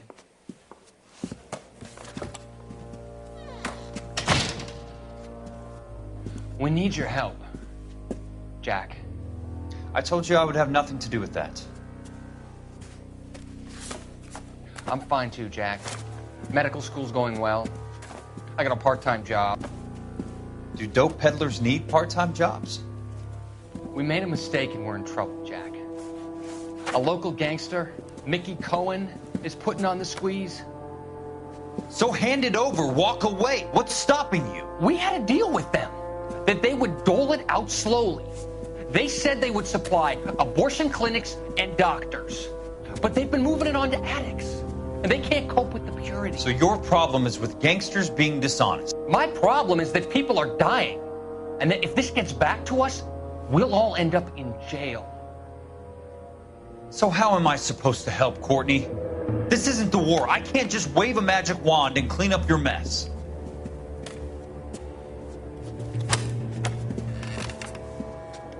We want you to negotiate, Jack. The only thing these guys understand is force, Sheldon. They got to the top back east by proving to be more vicious than the English, the Irish, and the Dutch. They make their own laws. That's the nature of a secret society. God's sake, Courtney, you want to be a doctor. How can you fight with that? We are better trained, Jack. I didn't make it through the war to come back to this kind of shit, Sheldon.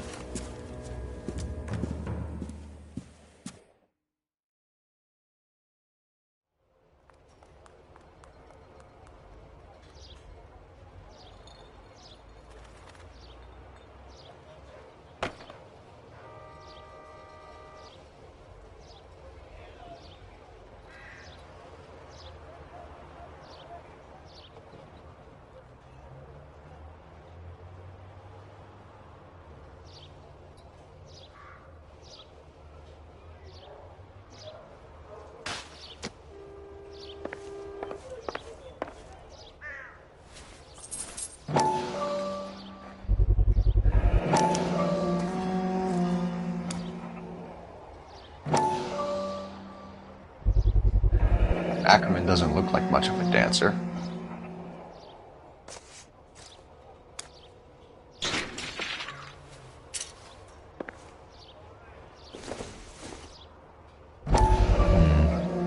Don't think this is any use to us.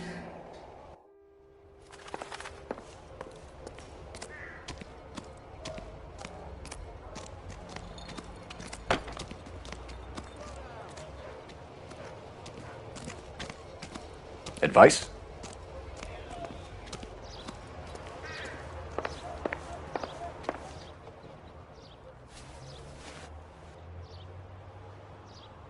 Looks familiar. Safe bet it'll match the mark under Teresa Terreldson's chin.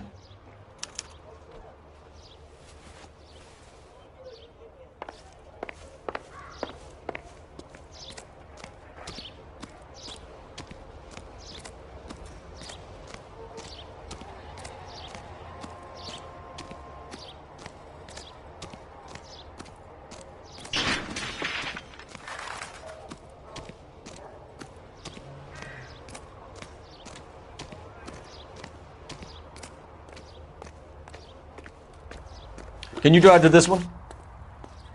Fine. Where are we headed?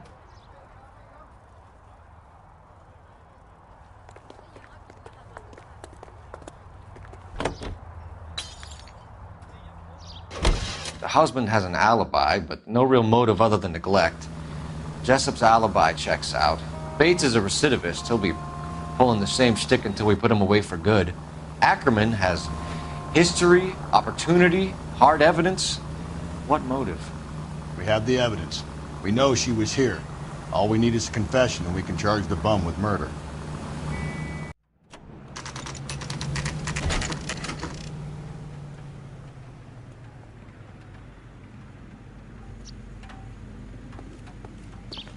We're going this way.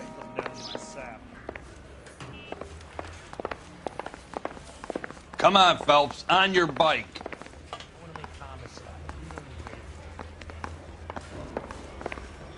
Any ideas? Come on. If Ackerman won't play ball, we'll rattle his teeth until he does.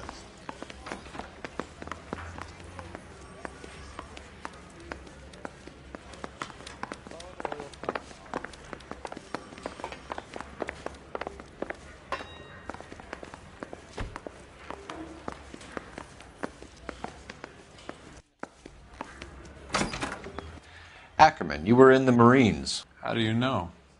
The Corps selected big guys for flamethrower duty. That's how you got the burns. Life expectancy was 5 minutes for a guy in flamethrower detail. What kind of a government puts weight like that on a man's shoulders? You'll get no argument from me. It was a heavy load. You feeling sorry for this smelly fuck? Why did you kill Mrs. Terreldson? I have no recollection of the people I have killed. You hate women, Ackerman? More than you could ever imagine. How much did you hate Mrs. Terreldson? I ache to put my seed in them. Afterwards, I have no use for them. A bus driver dropped Mrs. Terreldson near your camp around 2 a.m. Why did you take her up to the hill? Which hill? I have many places. I go where I please. You are clearly insane, Ackerman. The state of California does not execute mental patients. I don't know the names of the women I've killed, but I've killed many of them. Their necks are so fragile. Where were you around 2 a.m. last night? At the camp.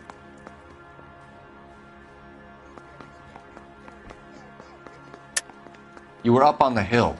You were seen during the day. We have a witness. We have evidence. Come clean with me, Ackerman, and I'll see what I can do for you. I despise your pity. You have nothing that links me to this woman.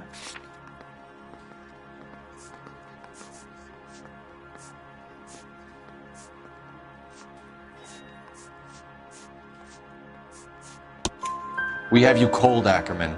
Her purse and the ballroom ticket were in your lean-to. Tell us why you did it. I kill because people need killing. It's what I was trained to do.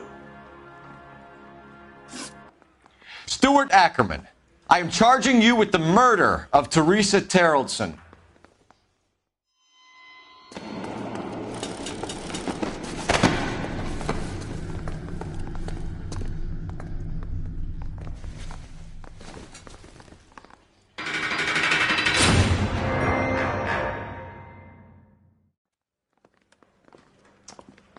A man down on his luck I can abide.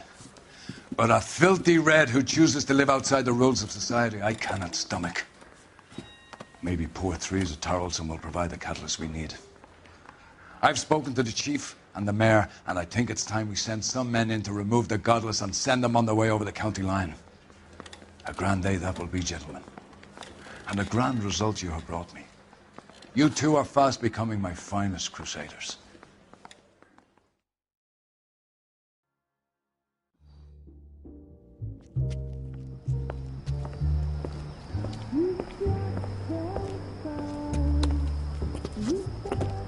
The flames in me.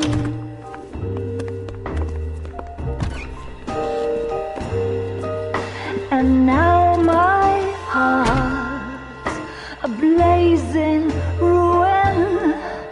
You say that you were only fooling. Don't walk away. Don't do me wrong.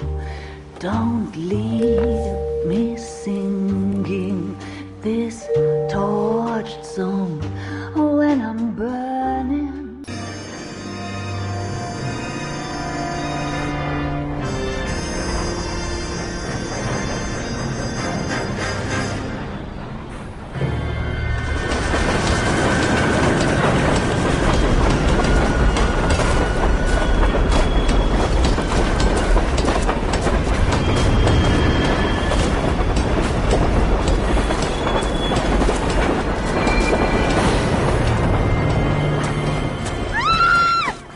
Of course we will look into it. Yes, I'm aware that it's an election year. Keep a hold of your hat, Counselor. Now is not the time to lose your nerve. It would appear that someone has hocked a rose gold wedding ring and matching engagement ring. Sound familiar? Deirdre Muller. Press the pawnbroker and see what you can find out. The address is 348 South Main Street. The Muller case goes before the grand jury next week, and the DA does not want any egg on his face. Then get out to the railroad depot on Santa Fe Avenue. We have another poor unfortunate found this morning beside a railroad line. 40-year-old white woman. Right, Skipper. I don't know what makes you so. Another body and Deirdre Muller's ring. The Emperor may soon have to come to terms with the fact that he's wearing no clothes. When exactly did you get that book of riddles shoved up your ass, Phelps? Is that what your old man paid college tuition for? I say we bust in there and find the guy. You drive. I need to go over the case notes. And where exactly are we going?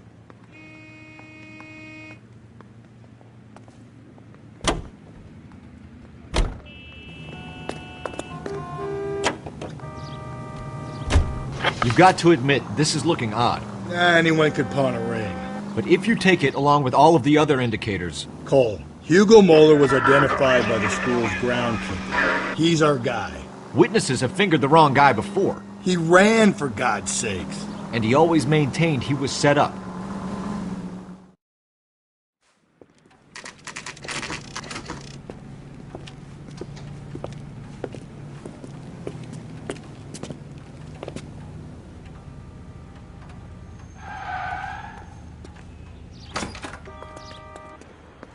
How can I help you boys?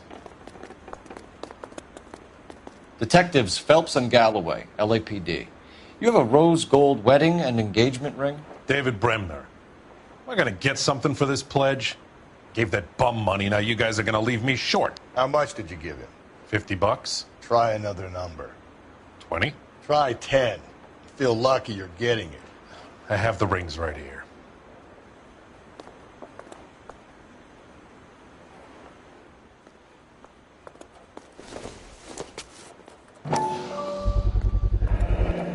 What's this mark here?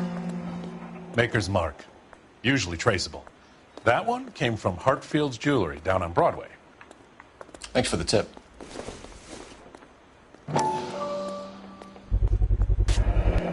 Does this mark mean anything? Hallmark. Gives you an idea of the quality.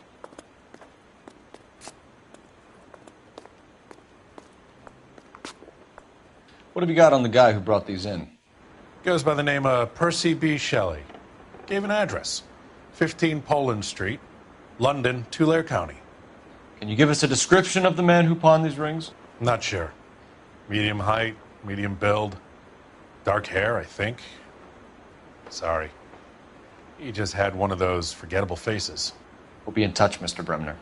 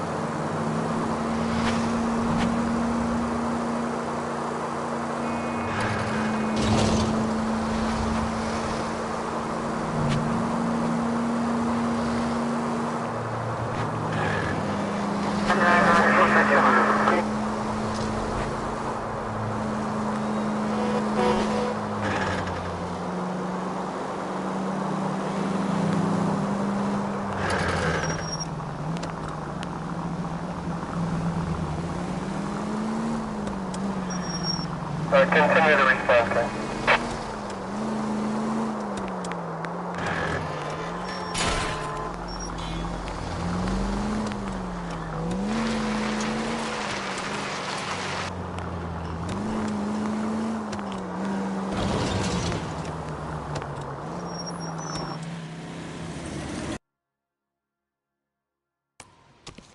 Detective Phelps and Galloway, homicide.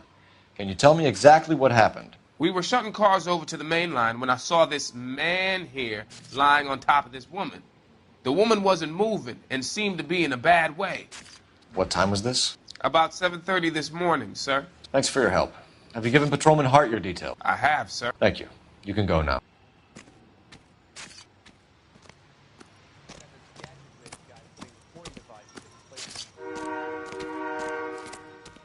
Detective Phelps, LAPD homicide. John Ferdinand Jameson. We need you to answer some questions, John. If you don't mind, I prefer Ferdinand. Don't push your luck, knucklehead. What were you doing to the body, Ferdinand? Are you sure you won't be upset? Try me, Ferdinand. I was kissing her. It's not against the law. Shut up. There's no Take law your against beating it. like a man. Turn out your pockets, Ferdinand.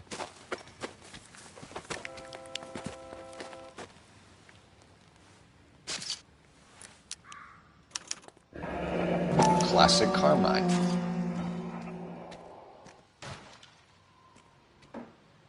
Is this yours, Ferdinand? No. I found it near her purse. I thought she could use some lipstick. Rusty, stop! Don't hit him. You went through her purse? It wasn't like she needed it. I took a look. Did you take any money? Wasn't any to take. I found her lipstick and her matchbook over on the mat. Not much else. You found the body?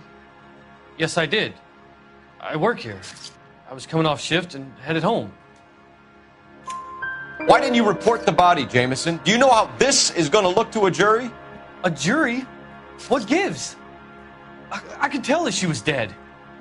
I came through here about midnight last night. She wasn't here then. Let me belt him again. You're under arrest, Jameson. We'll see how this plays out. Until then, you can think a little on how you'd like to be treated if you were found dead. I'm telling you, it's not illegal. Me and some friends of mine... Clyde, you get this sack of shit into a cell. I'll deal with him later. Sure, Rusty.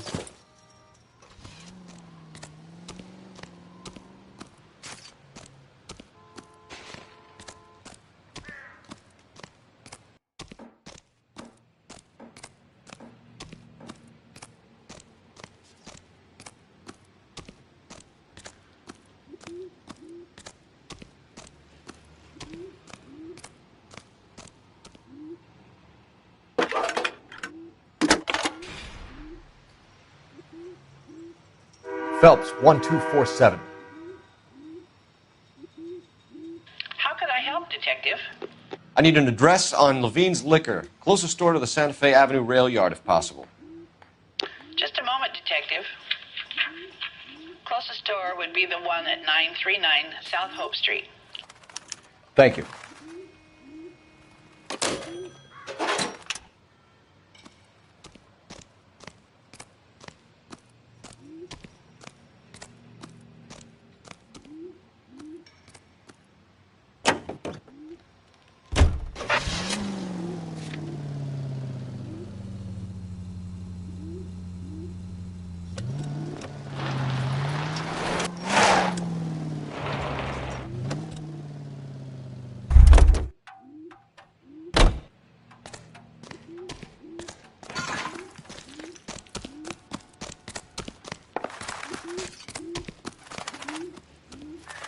I'm at a loss. I say we try the liquor store next. I could get a short dog for the car.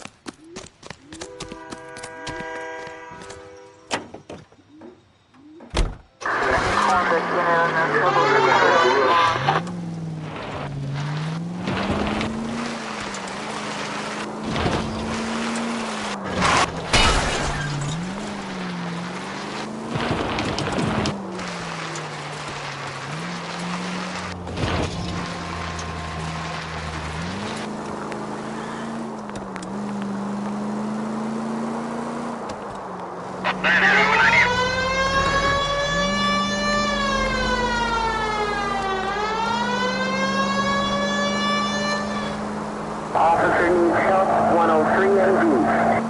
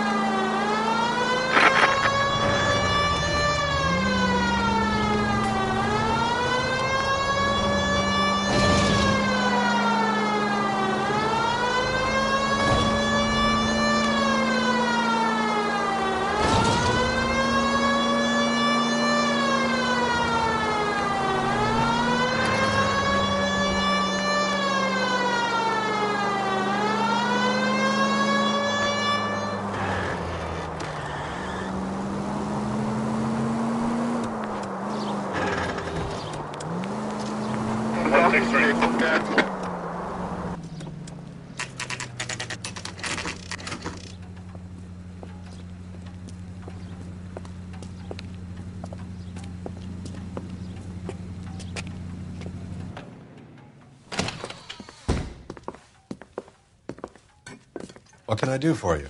LAPD, Phelps and Galloway. We're making inquiries into the murder of Evelyn Summers. Evelyn? She's dead?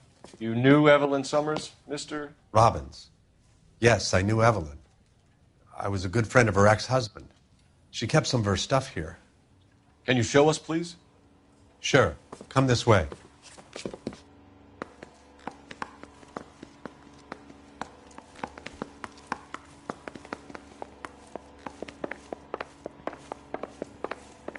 You got some fine stock here, Mr. Robbins. Now, you let us take some for the road, this case might get solved a lot quicker. He's joking, Mr. Robbins. She kept a bed here, but I probably shouldn't have let her. An alcoholic in a liquor store. That was never going to work out, was it? We'll take a look around.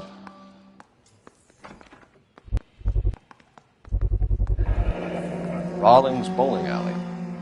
Maybe Evelyn did something other than drink in her spare time. Rawlings. I know that place. Corner of 9th and Grand. A lot of cops bowl there on Tuesday nights. I'm guessing Evelyn hadn't held down a job for quite some time before she was killed.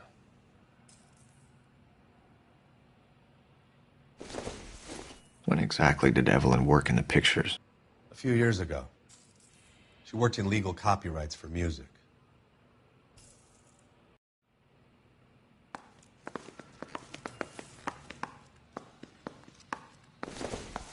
She wasn't always such a loner.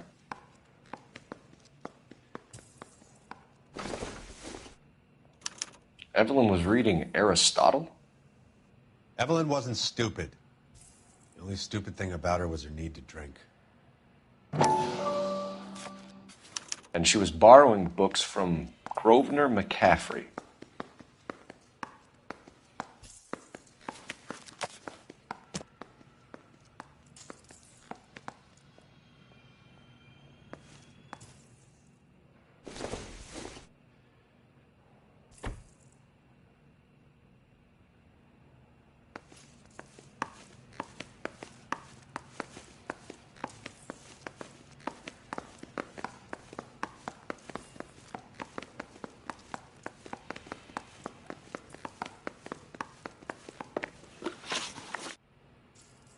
We're trying to account for Evelyn's movements yesterday.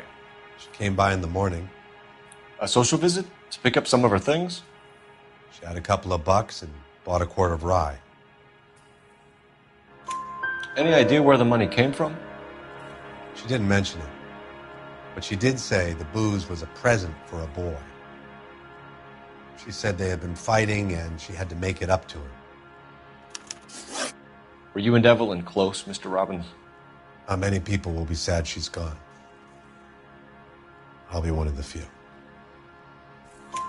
We got the impression that Evelyn had been sleeping rough of late. It became difficult for me to have her staying here. Her mother was trying to get her back on the straight and narrow. She's old now. And to be honest, you have to have a good reason to want to get back on.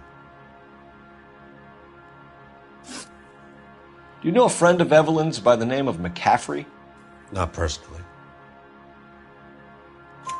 We're struggling for leads, Robbins.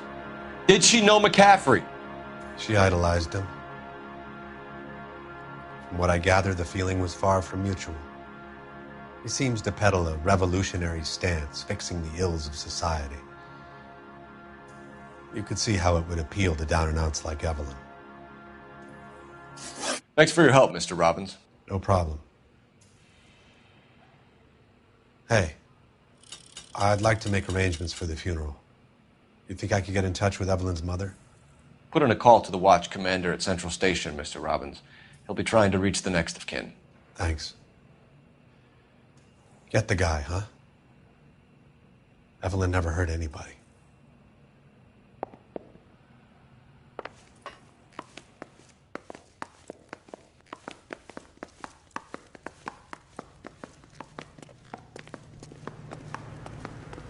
You can drive. Fine. Where are we headed?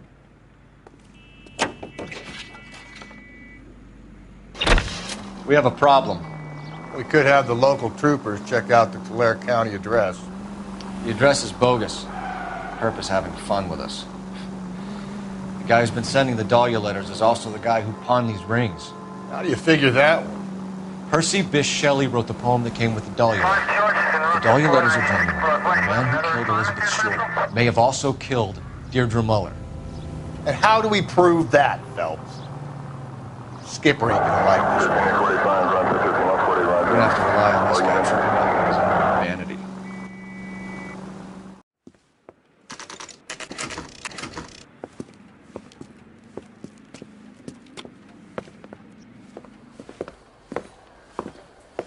Drink, fellas. Phelps, Galloway, homicide. We need to ask you some questions concerning Evelyn Summers. I'm Walter Mensch. Evelyn Summers, what is it now? You knew Evelyn? As well as I wanted to know Evelyn. She's a pain in the ass, always coming in here, cadging drinks, never had any money. She was in just a couple of nights ago. Did she ever tell you where she was staying? I don't know. I think she was living rough. She had that kind of stunk about her. Who did she drink with? A bunch of these guys. Ask around. What's your name?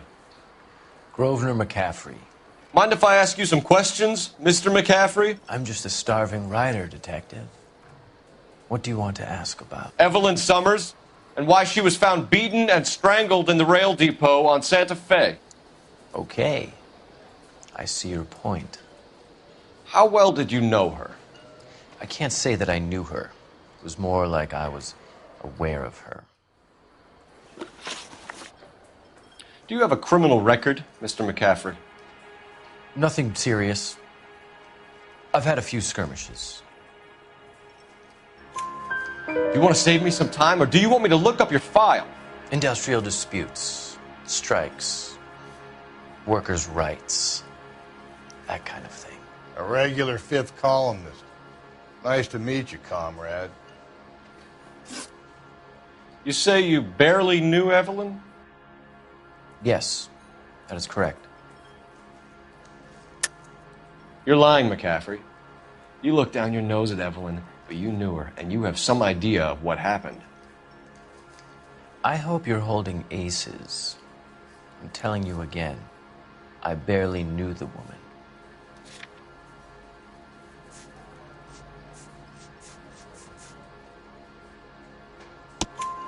Why would you lend her your book on metaphysics if you only knew her in passing? It was more than that. A Renaissance man like yourself lending his books to his acolytes.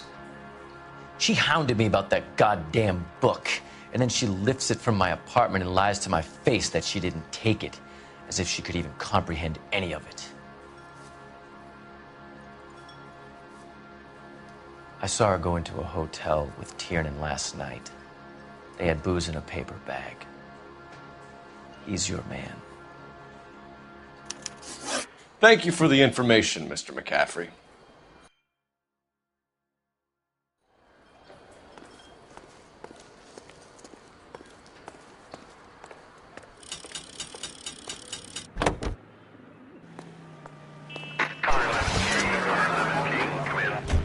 We should keep this development with the ring under our hat until we speak with the captain. We're all on the same team, Rusty. Chain of command, Phelps. The skipper will decide who needs to know. Got it? I get it, Rusty. I just don't like it. All units, officer detail 211 and Read that those goddamn Chinese want to sell the relief food that we're sending them? 391 Broadway. Yeah. Unit 10 Yeah, right about 3, identify. Those people are starving. They can't do that. Want to sell the food to fund the civil war against the communists. Really? Is that okay? Armies can't fight without food. Spend all your money on weapons, but you still have to have the will to fight. Fortunately, the Reds will win in China. Watch your mouth. You know what you're saying? The people of this country overthrew a king. You think the Chinese would walk with an emperor if they were starving? Car 11K, Car 11 King, KGPL. 11 King. A message from Captain Donnelly. Return to Central Code 2. 11 King, enter out. Let's not keep the man waiting, Phelps.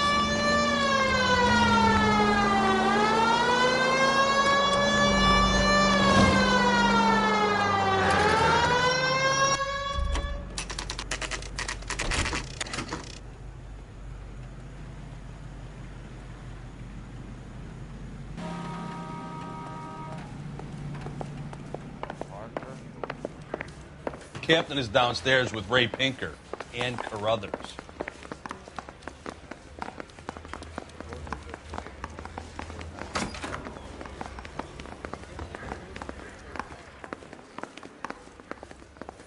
Wow, that looks like a beauty.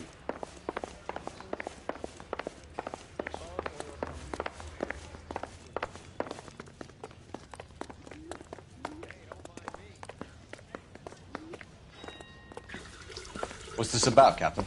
Ray and Mal have some concerns over the Henry and Muller cases, which I don't want aired outside of this room. The evidence is solid, Captain. I agree, Rusty.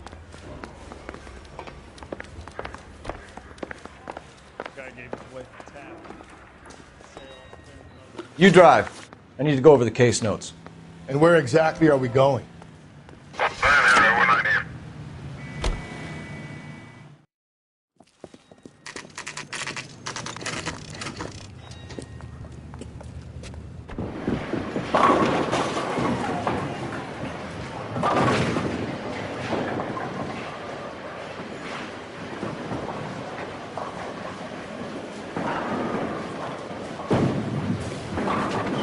Hello, Rusty.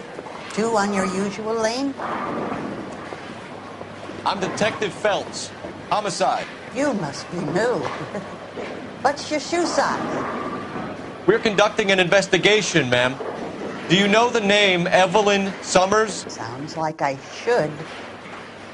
Oh, maybe it could be Jimmy's friend. Jimmy? James Tiernan. He's a pin setter.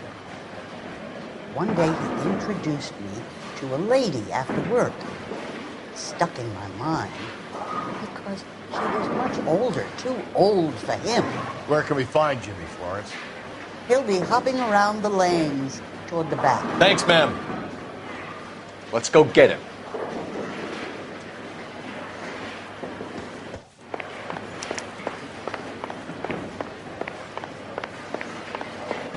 Tiernan! LAPD!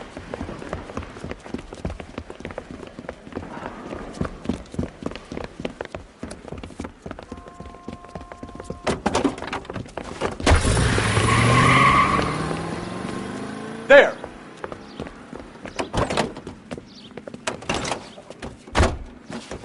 What are you waiting for? Get after him! We might go faster if we weren't carrying the extra weight. These are flashy cars to be parked outside a bowling alley. The lanes attract a fast-living individual with money to burn, Cole. Or a middle-aged individual with the need to feel virile.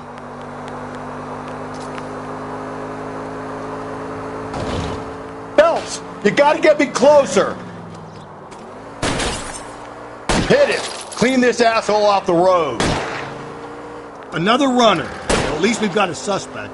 Why do they always run? I'm sure we've got the wrong person in more than one of these homicides, but they always seem to lam it. You know, your theories are not airtight by any means, Phelps. Hit him, Cole! Spin him out! If this isn't the killer, we can at least get him for reckless endangerment. That's unless he runs into a wall and saves us all the trouble.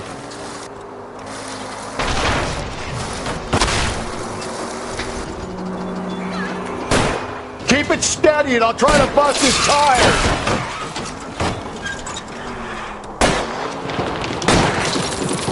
Whoa, looks like we're going into the tunnels. God damn it, he'll kill himself. Alright, as long as he doesn't kill us, I'm okay with it. Oh my god, this kid's crazy. He's gonna kill us. Don't go to sleep on me. Get me back in close.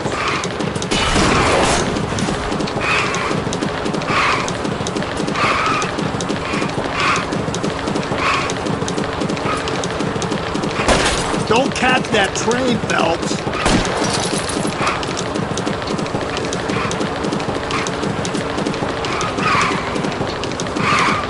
Now is not the time to play around, Phelps.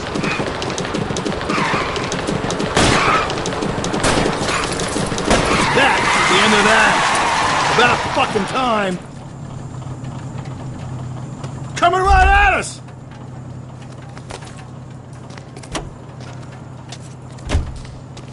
Put your hands in the air!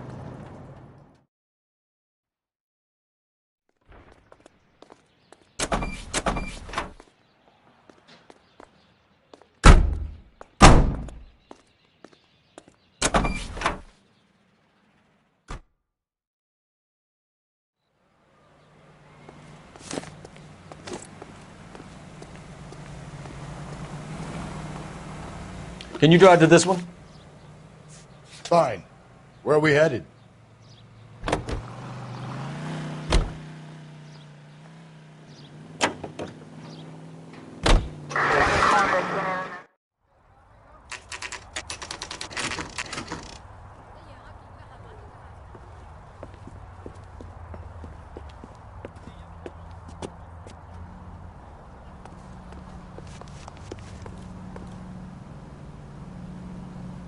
McCaffrey is in apartment 6.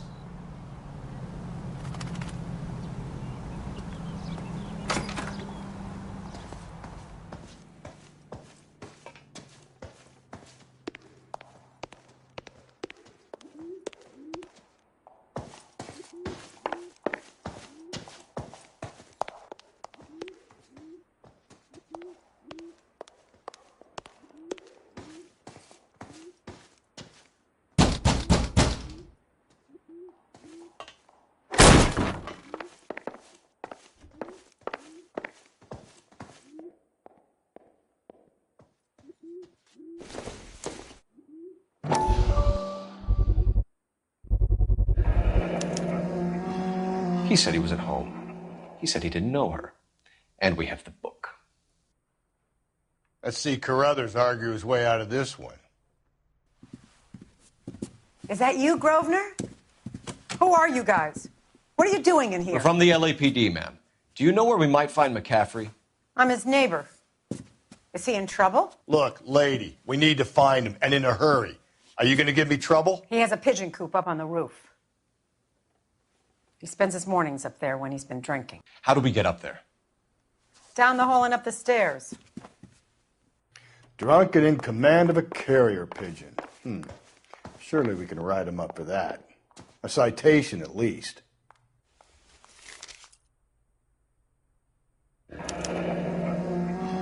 Torn from the letter we found beside the body. At the very least, I'd say it ties McCaffrey to the scene.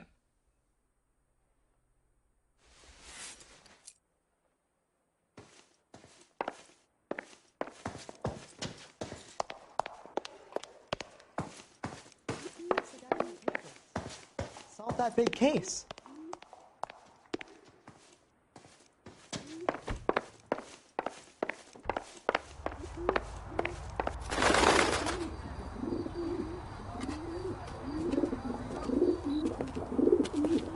Grosvenor McCaffrey! Running on a hangover, McCaffrey? Sit down and we'll talk. I'll go get our wheels.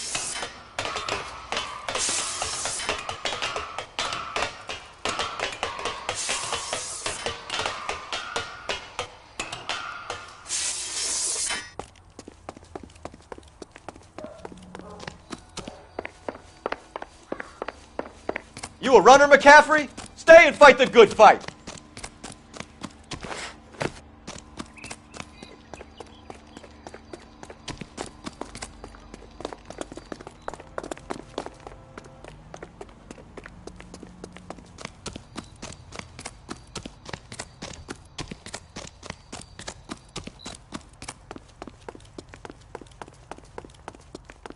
Get that bomb.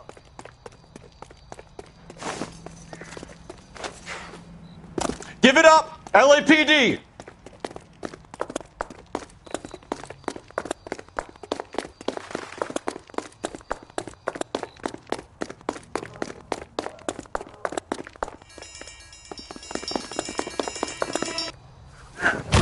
McCaffrey, you're under arrest on suspicion of murdering Evelyn Summers.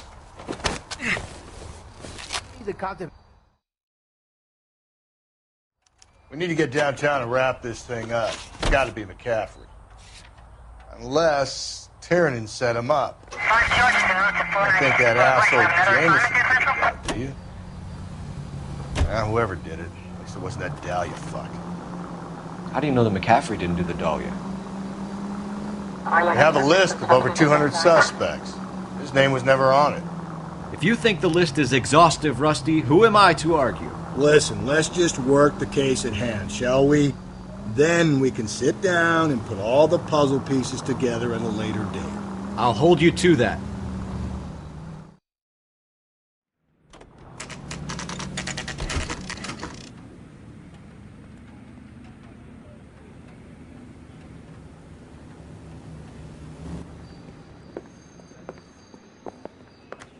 You sure you can make it stick with one of these suspects, gentlemen? It's either McCaffrey or Tiernan, sir. I think Jameson is an aberration. All right. I'll deal with that degraded lunatic myself. He's got some fearful retribution coming. Tiernan isn't one, McCaffrey isn't two. I want a confession from one of them.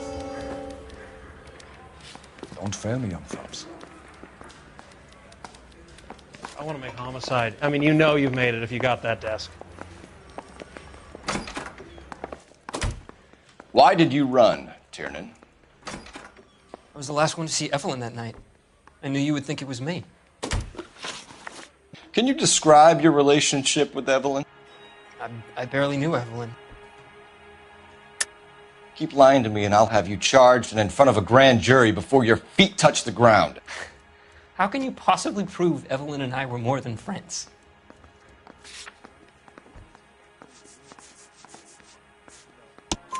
McCaffrey gave you up, Tiernan. He says he saw you go into your hotel with Evelyn. I met Evelyn at the public library. We would read for a while and then go for a drink. Last night, we went back to my hotel room and had some more to drink.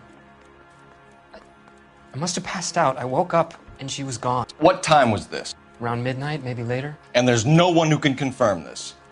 No, there isn't. I knew you wouldn't believe me. Aristotle's Metaphysics, the book that belonged to McCaffrey. McCaffrey saw her looking at her once and laughed in her face. And you're saying Evelyn stole it? She wanted something of his. We either hang this on you or McCaffrey. You better give us something. Well, McCaffrey's been in trouble with the law before. I mean, he always makes out it was some kind of labor dispute. But, you know, I'm not so sure. You and Evelyn were drinking together last night, and she had no other place to stay. I don't know what happened last night. I don't remember. You're lying, Tiernan. You'd been fighting with her.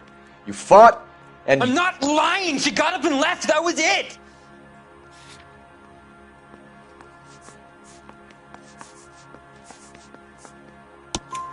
She left, but she came back. She bought you a quart of whiskey to make it up to you. She told the liquor store owner. You're in deep trouble, buddy. She said she loved me. She wanted to care for me. But she would never stop talking about McCaffrey. McCaffrey was a writer, and McCaffrey was a hero. McCaffrey cared for the little guy. Did you kill her, Tiernan? I might as well have. I kicked her out. She had nowhere to go. Do you own a car, Tiernan? No, I don't. Have access to a lug wrench? We use a lot of them to clear jams in the pin setting machines. Coroner's report says that Evelyn was killed with a wrench. I think you did it and then planted the evidence at McCaffrey's apartment for us to find. We went to his apartment. McCaffrey was up on the roof. Evelyn stole the book. McCaffrey went crazy when he found out. He said he would put her out of her misery. He can be very cruel. Evelyn was missing a ring from her right hand. That's strange. She always wore it. A big black circular disc with a white E in the middle. It was made from an old typewriter key, a present from the prop department at her old movie studio. We're going to talk to McCaffrey. You need to think about what you've told us, Tiernan. You're not in the clear. Mouthpiece store stripped off me at the grand jury. Case got thrown out. Now the DA wants my head.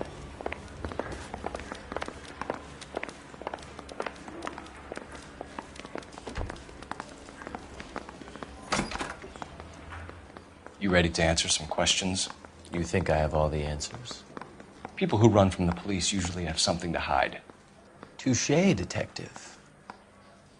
Let's see where this takes us. Evelyn died sometime around midnight. Remind me, where were you? I was at home, writing. I'm working on a manuscript. You're lying, McCaffrey. You were out at the rail yard. And what do you have that proves I was there?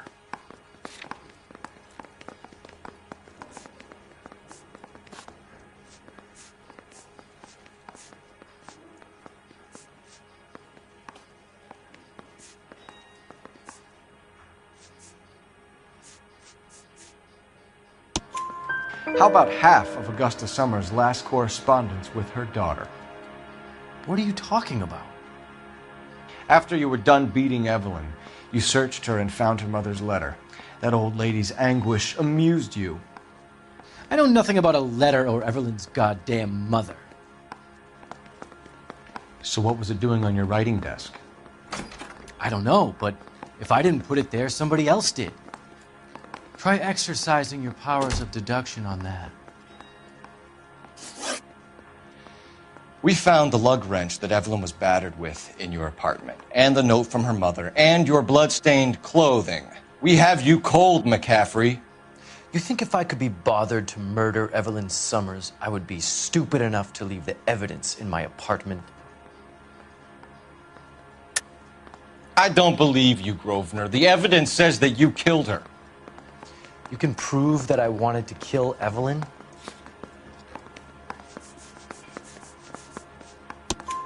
Tiernan is prepared to testify that you threatened Evelyn's life in his presence.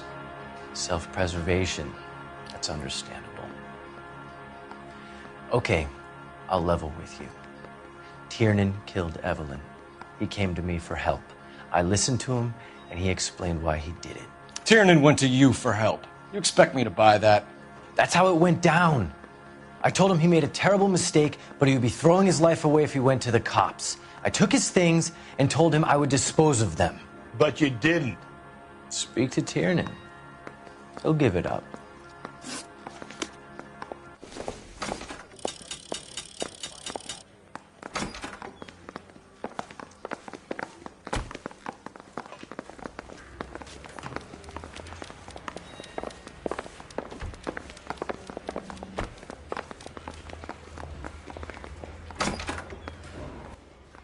You spoken to McCaffrey?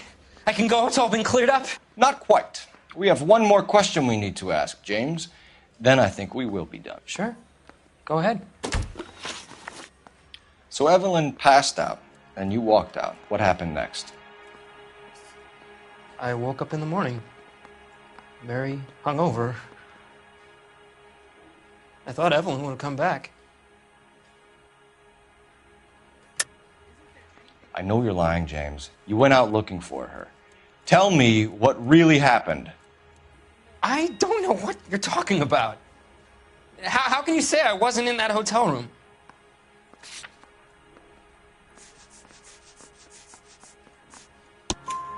You wound up at McCaffrey's. You were still incredibly drunk. You passed out on his floor. It's time to tell me what really happened. McCaffrey woke me up the next morning, and he showed me the lug wrench and the letter and the box, and he said I came in with him last night.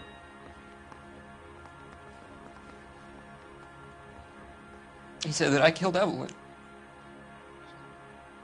and that it was all over the radio, and that he would protect me. And I don't know, Detective, for the life of me, I can't remember a goddamn thing. And I was angry with her. Really angry. I could have done it.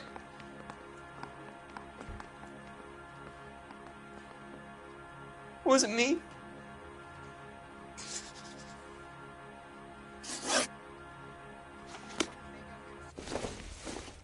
Wait here.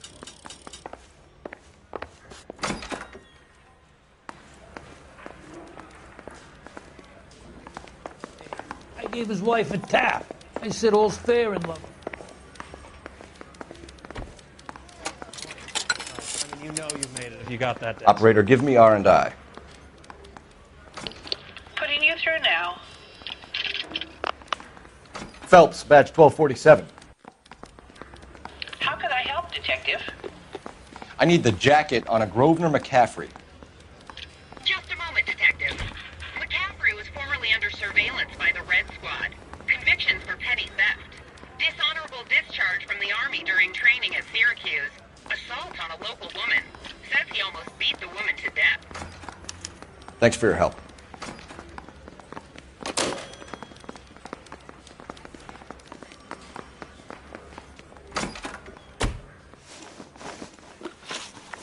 You were in the war? Yes, I was. Seeing the things that I saw. It changes a man. I came back here determined to change things. All I wanted was a pen and an opportunity to speak out. You told us before that you had only minor run-ins with the police. You didn't mention petty theft. I've never been in trouble for violence. That's the salient point here, isn't it? You're lying, McCaffrey. You have a history of violence towards women. How do you turn a couple parking tickets and a petty theft misdemeanor into an assault charge?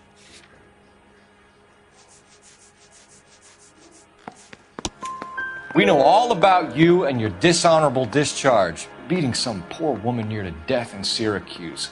You've never been in combat, McCaffrey. Your whole life is a fraud. She was a goddamn peasant whore! She tried to steal from my wallet. I could have fought for this country. I could have... You beat her because she stole from you. Because she tried to outsmart you. The ignorant audacity of the bitch. What is a man supposed to do? Sit there and take it? How is a man supposed to call himself a man? And Evelyn Summers, a poor, drunken nobody, stole your book. And she got what was coming to her. Grosvenor McCaffrey, I'm charging you with the murder of Evelyn Summers. She was a sad lady who never hurt anyone except herself. I hope God finds a way to forgive you. Congratulations, boys. You bagged the fine catch. Another red to boot. Grand. Now, I want you to put this business about a repeat offender out of your mind. This McCaffrey creature shows no remorse. And neither will the grand jury. You would have to walk a long mile to find a better candidate for an unmarked plot at a prison graveyard.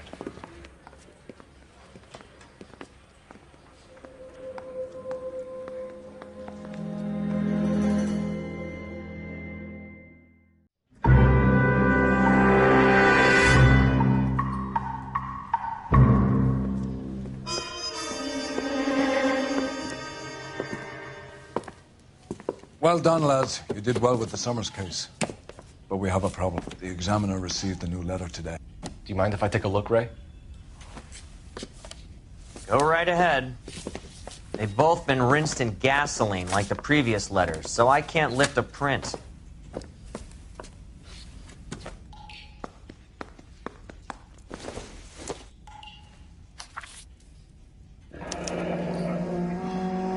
Another snippet from the Shelley poem.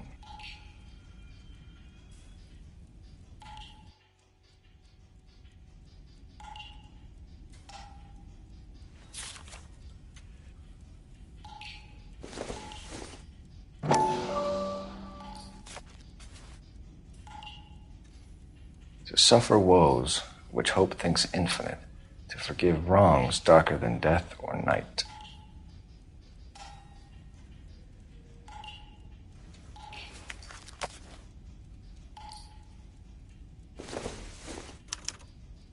No one else but the killer knew about this message. If the note is from the Dahlia maniac, he definitely also killed Teresa Terrellson. Mal and I agree. But where does that leave us? If this is the Dahlia killer, and he is responsible for the Tarrelson murder, not to mention the Muller Hang case. on a moment, Skipper. Let me finish, Rusty. We have 5 birds in hand and none in the bush. The department will not survive a scandal if we have to let them all go without catching a fiend first. Your careers will be over for a start, gentlemen. Looking in wonder. Ah, fuck it. I knew this run was peeled too good to be along, true. I hid myself within a fountain in the public square. You like that stuff? What is it supposed to mean? It's supposed to... Forget what it's supposed... What does he want? Where are you going with this, Cole? He's obviously taunting us. He believes he's far more intelligent than we are. Okay, it's some kind of story, right? A guy that God hates, chains him up. It's an allegory, Rusty. A what? Story with 2 meanings. A symbolic meaning. But that's what he wants us to think. Could he be using it literally? Within a fountain in a public square? Could it be that easy? Can somebody tell me what the fuck is going on? The fountain in Pershing Square. Come on, we have a clue. Captain, thanks, Red. Be careful, Phelps. This is his game you're playing now.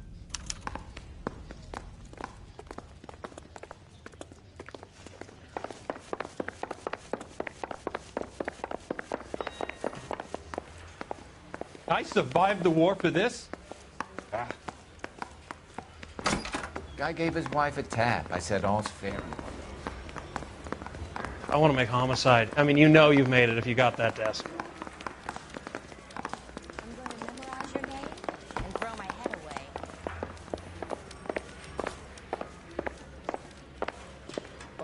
You drive. I need to go over the case notes.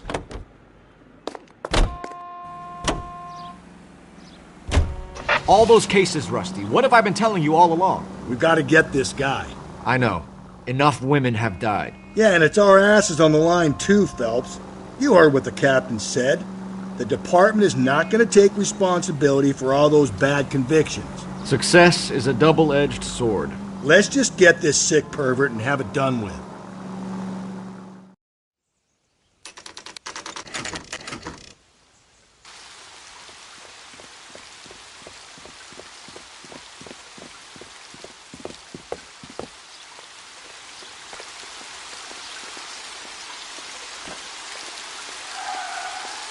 Rather you than me, Phelps.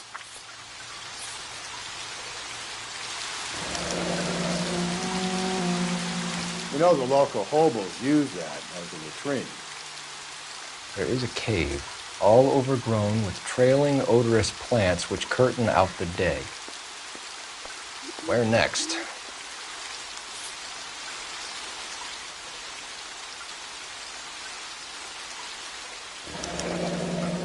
Elizabeth Short, Betty Short, Black Dahlia. Elizabeth Short's social security card. Jesus Christ. That's not all. There's another stanza from Shelley. Can you work it out? You got a city map? If you can work out where he's taking us. I don't like this freak leading us around by the nose.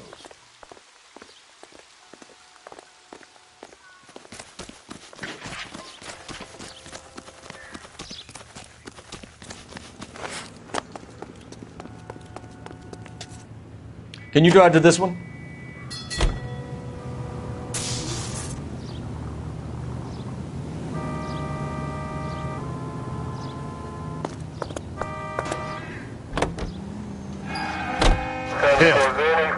It's really him that fucking killed the deli. Can you believe this? He's leading us. It's his game, Rusty. He may want someone to catch him, but he's extremely dangerous. I doubt if he will give up easily. Suits me down to the fucking ground. We clip this fuck and we get citations. What a day to be a cop. That pencil-pushing Parker won't be able to shove me aside after this.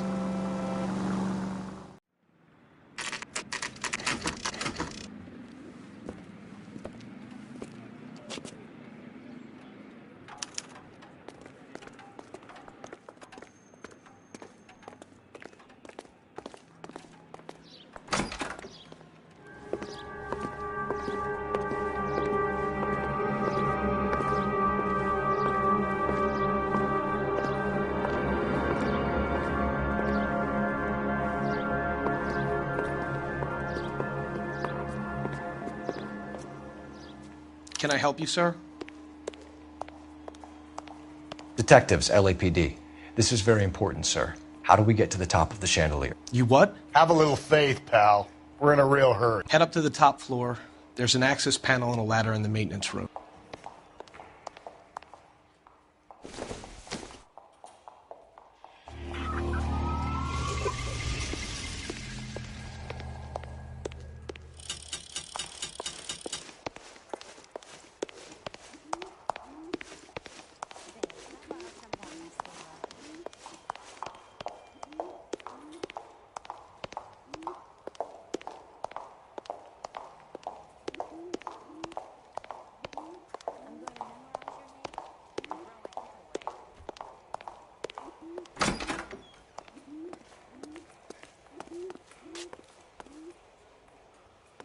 Let's go.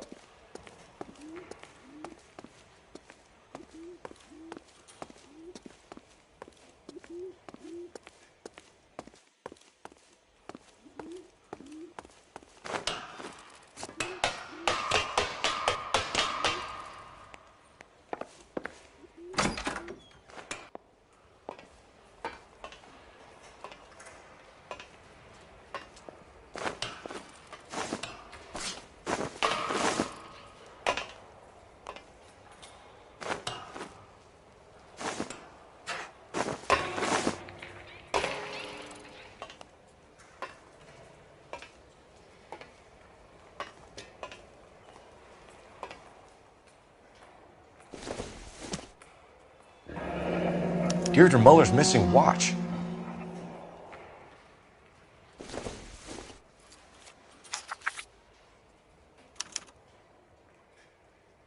From the temples high of man's ear and eye, roofed over sculptures and poesy.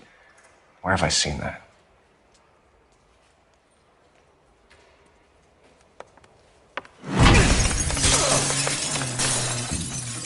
Jesus Christ, Cole, get off that goddamn thing. Find a rope, Rusty! There isn't time. See if you can swing that thing from side to side. Get it over the edge, then jump for it. Swing it! Come on, come on!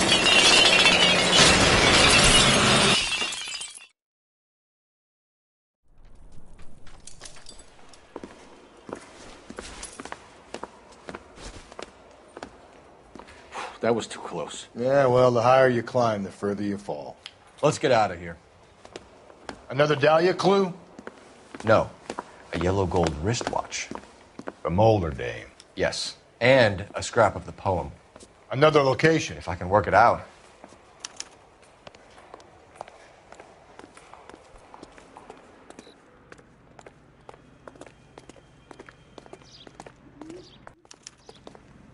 You're behind the wheel.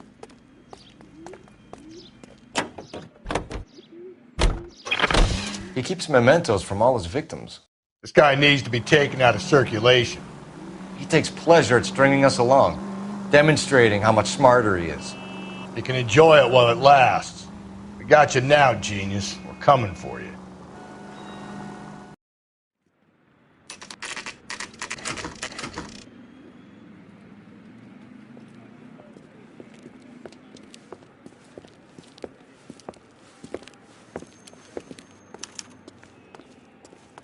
I'm pulling rank here, Cole. I'm not hauling myself up there. Go get him, Tiger. You'd slow me down Go get him, Tiger. You'd slow me down anyway, old timer.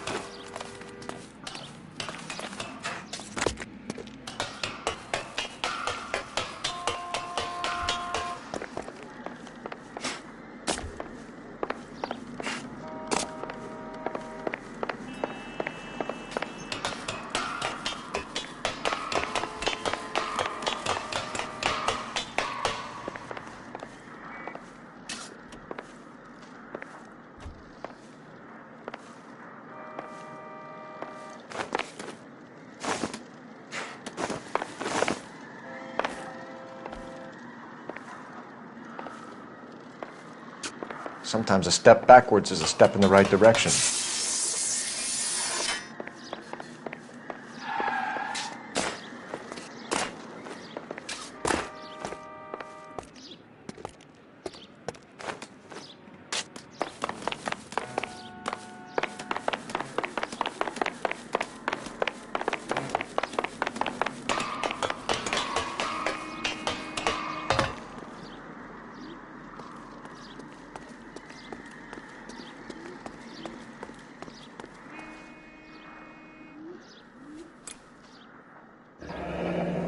Our Lady of Guadalupe, ripped from Antonia's necklace.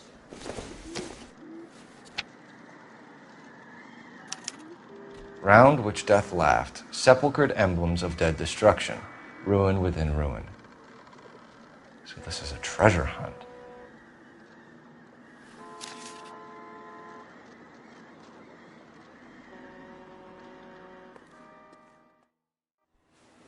What is it this time?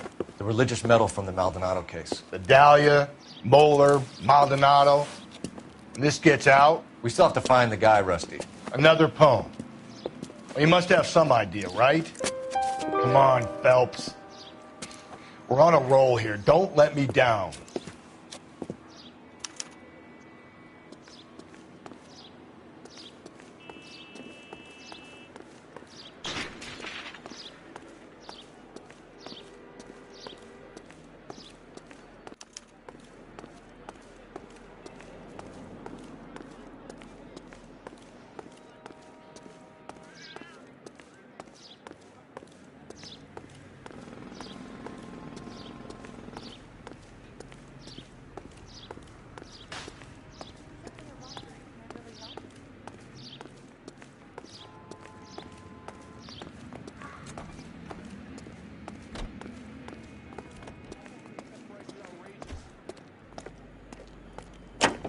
You can drive.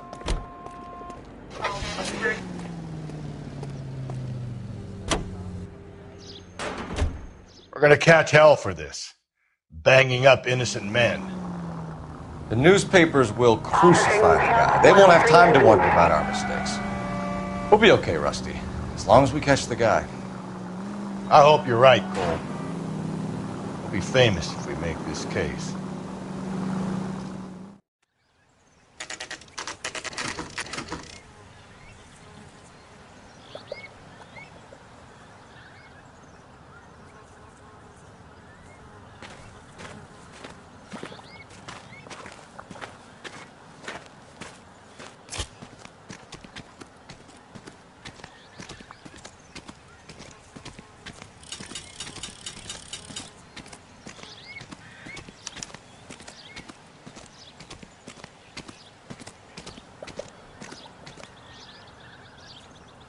These are my best shoes, Phelps. I'll leave you to it.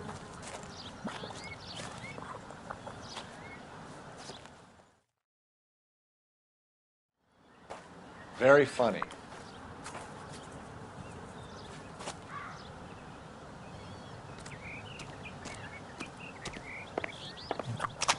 Whoa!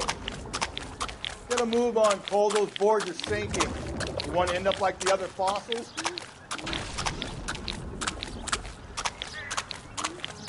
Gangway snakes around, Phelps.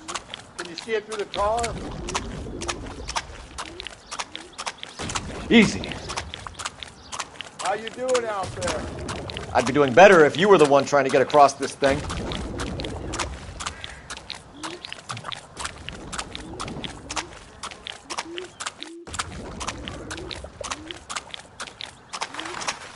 Steady.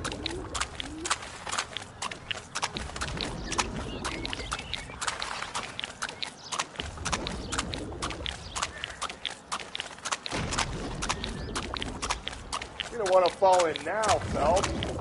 That's at the forefront of my thinking. Whoa!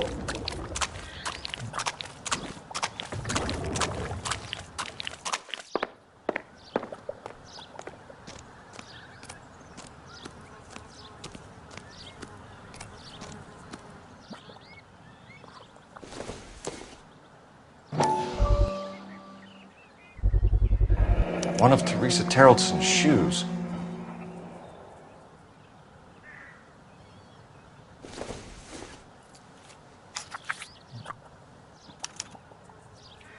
A sphere which is as many thousand spheres. Okay, where to now?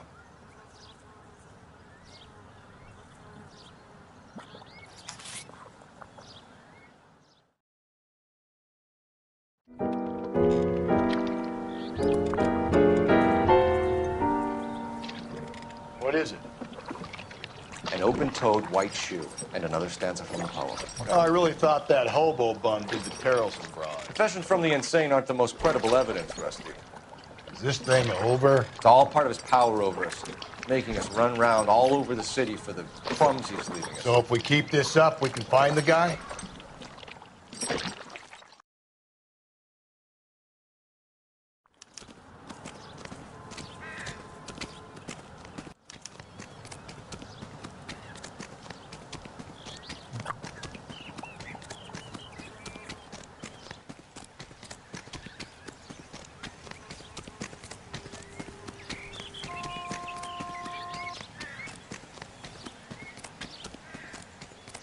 You know the way. You can drive.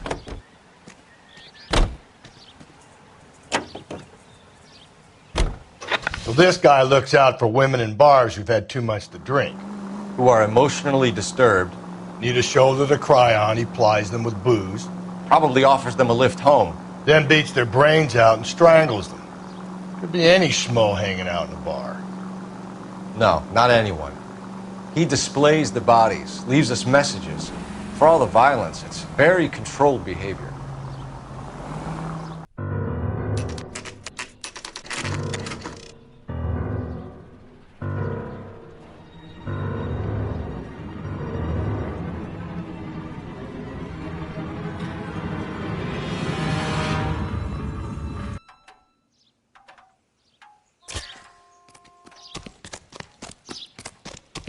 On it goes. When do you think we'll reach the end of this stuff?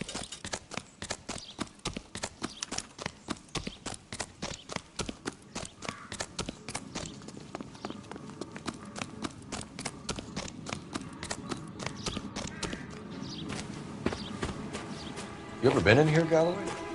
No. I have no intention of going in. I heard that thing's tricky. I'm gonna wait here and have a quiet smoke. Think about hidden meetings.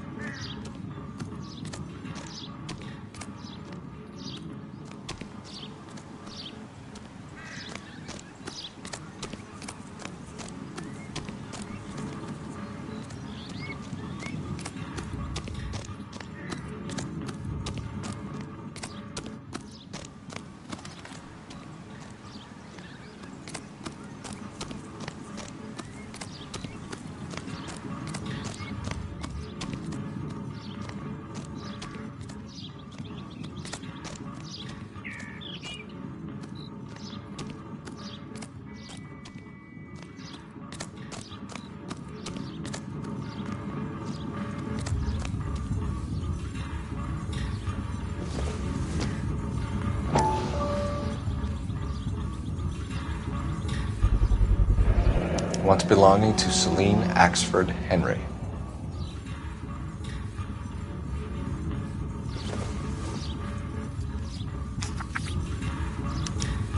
Thrones, altars, judgment seats, and prisons. No, it couldn't be.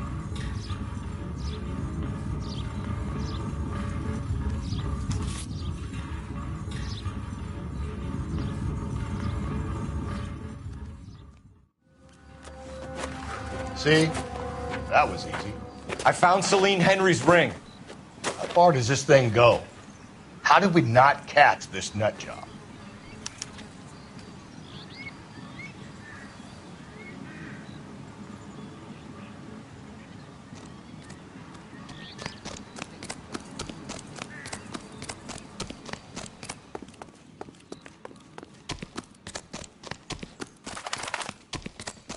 This guy's got a screw loose.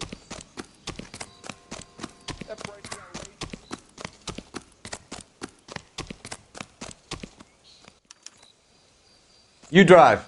I need to go over the case notes.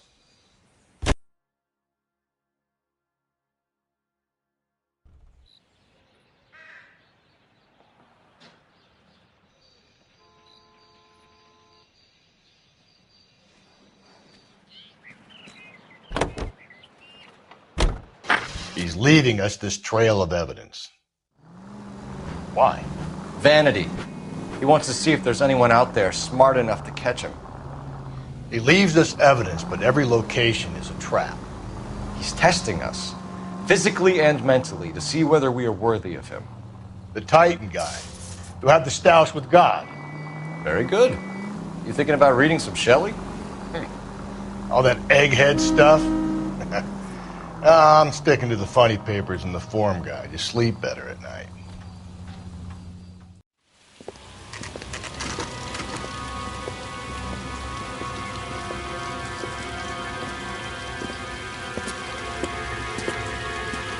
There's the throne up there. Now it's looking rather good and clear.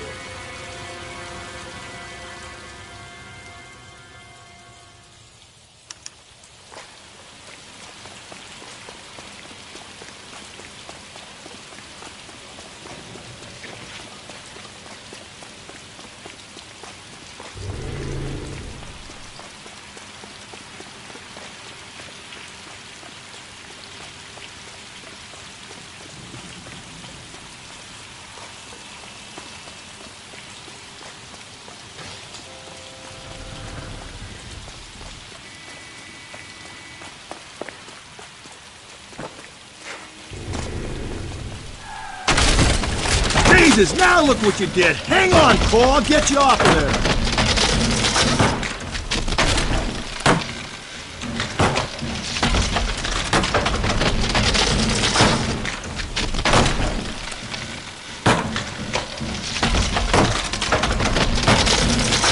You gotta make it to the next platform. Get that thing as close as you can, then jump.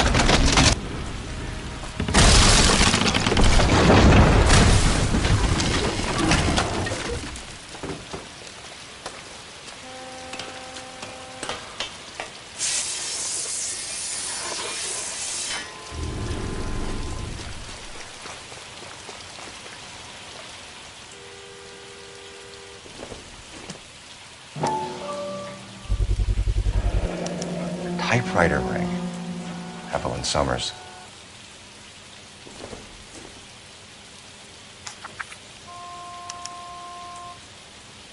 The place he calls home.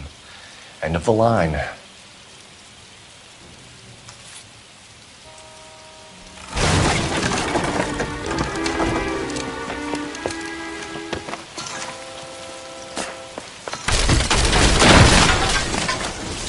No, no, no, no, no, no!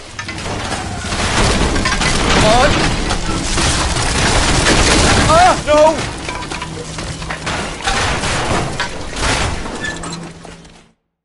I thought the whole thing was gonna come crashing down on. I thought so too.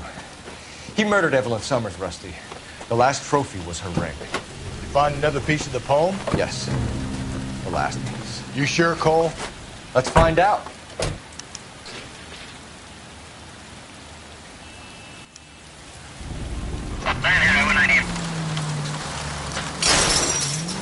Cole!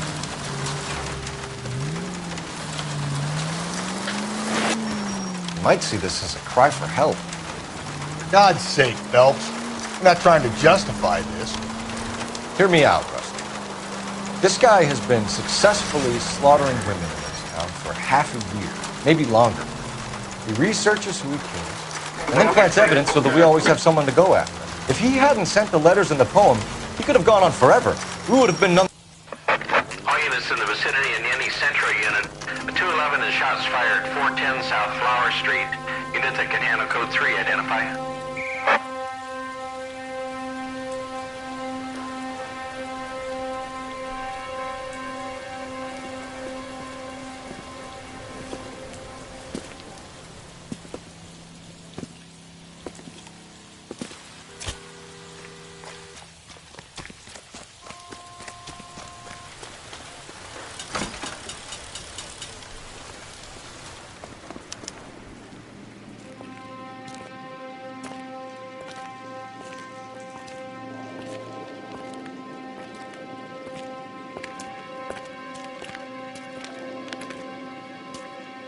Reminds me of my days as an altar boy. There's a light coming from the house. Nothing hasty, gentlemen. Keep your hands where I can see them, or I'll be forced to redecorate the stucco with your entrails. We're from the LAPD, sir. I'm gonna tell you only once to lower your weapon. The LAPD, you say? Is it really possible you could have found me after all this time? How interesting. Put down the gun, shitbird. Last warning. This boorish ignoramus could never have found me. It was you, wasn't it? Do you remember me, Detective? The temp bartender. Yes, you found me. You know what I'm capable of, and yet you walk in here like lambs dressed for the slaughter. We'll see about that.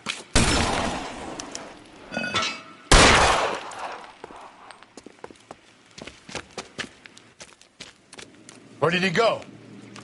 Down the tunnel? We can't let the son of a bitch get away. The house, Rusty. There must be another entrance into the house.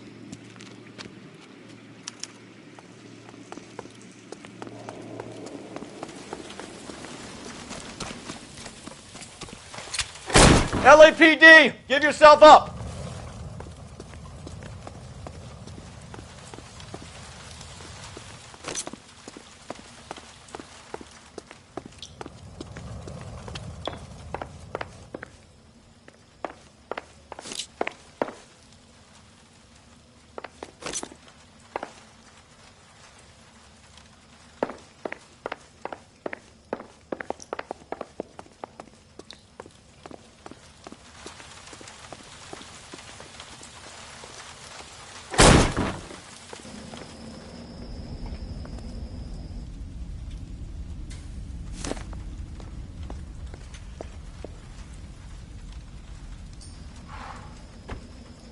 You realize this must have been the place, Rusty.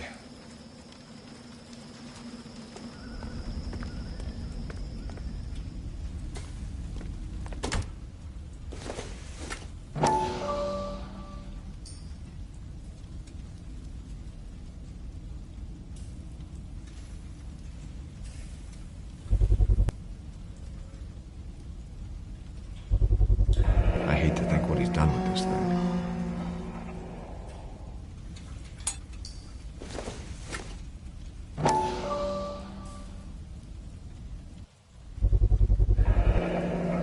Medical experience, maybe? At least some working knowledge of biology.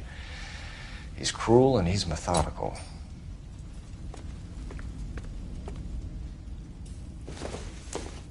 It's the basis for all his riddles.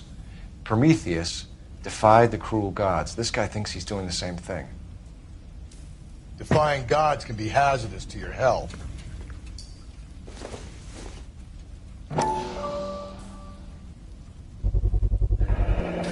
If we could bring him in alive, there's enough physical evidence for an airtight case. You heard him, Cole. He's fucking nuts. What are the chances of hauling him out of here alive? We're going down there. I'll go. Call for backup and keep an eye out above ground and see where this thing comes out. Don't let me down, Rusty. You're an interesting man, Detective. Why the police force? You're obviously overwhelmed. Reinforcements are on the way. Cease and desist.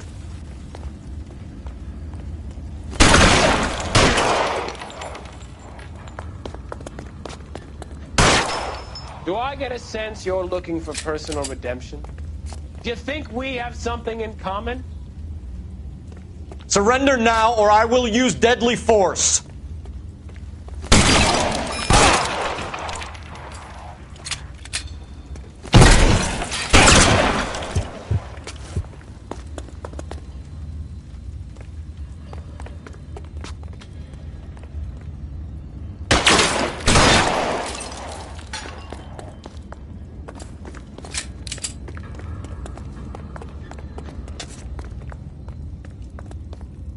Are you acquainted with slaughter? Does it attract you? Understood the power. This thing has come to an end. You know that. Are you comfortable out of the light, officer? Are you comfortable?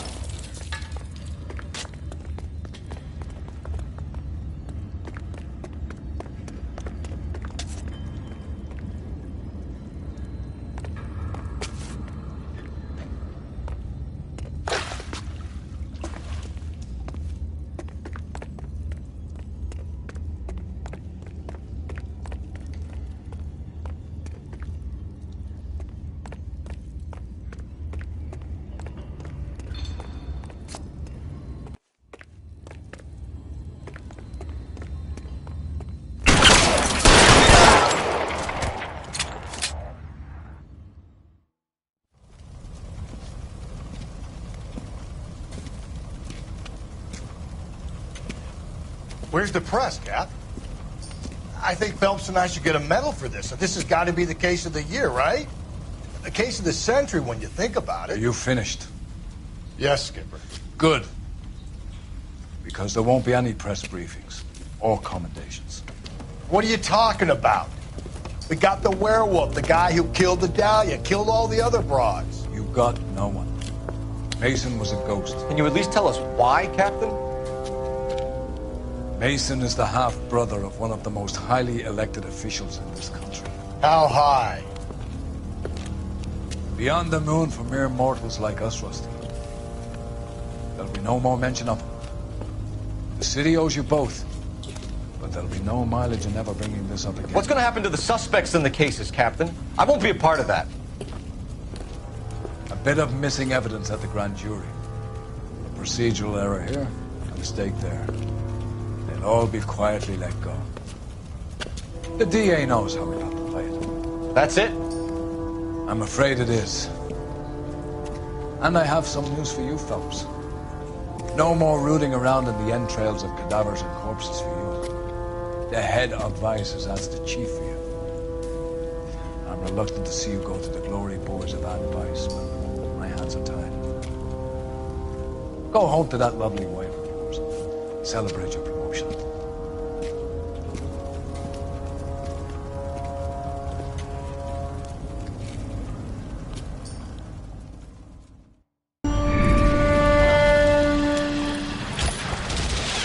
Breathe out, kid. You'll go purple. I'm scared, Sarge. Everybody's scared, kid. Anyone who says he isn't is a damn liar. How many times have you been in combat, Sarge? I was with Raider Battalion on Peleliu my first time. Was it bad? It's always bad. Will this be bad? As bad as it gets, kid. But you stick by the Marine next to you, and he will stick by you. So, some of the guys, they aren't very friendly, Sarge. They've lost a lot of their friends in the last couple of days, kid. They think if they don't get to know you, that they won't have to grieve for you if you get killed. They're wrong. It doesn't work that way. Don't worry. No Marine in this company will let you down.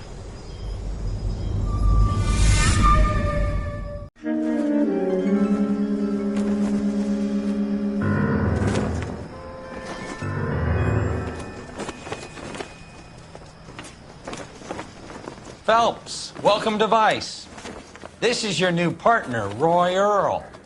Take a seat. A special request was made to transfer you to Ad Vice. We need a man with your kind of starch on this desk, son.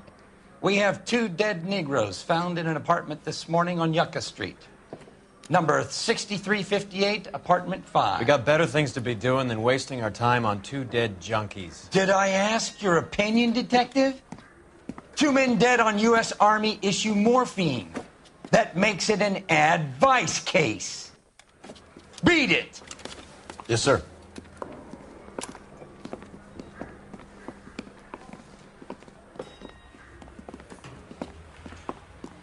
You and the lieutenant have some history? You could say that. We used to be partners. So, you're working with the big boys now, Cole? I guess so, Roy. I thought homicide was the primo assignment. That may be the case. I asked for you personally, Phelps. I had to pull a few strings to get you over to Advice. How does it feel? The lieutenant seems to think I'm doing okay. Okay? Don't get humble on me, Phelps. You're doing great. You're the department pinup boy. War hero and crime fighter. What a combination. I can assure you I'm no war hero, detective. Let's rouse some hopheads.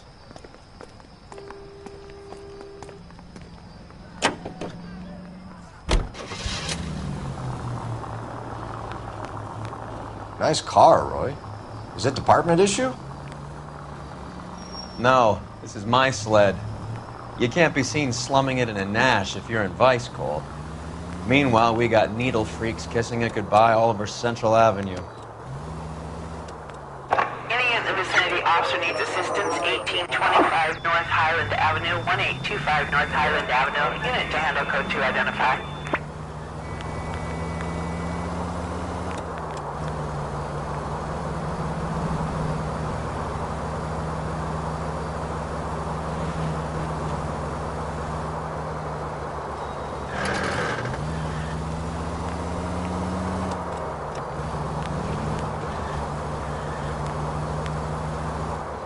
Who in God's name would eat at that hovel?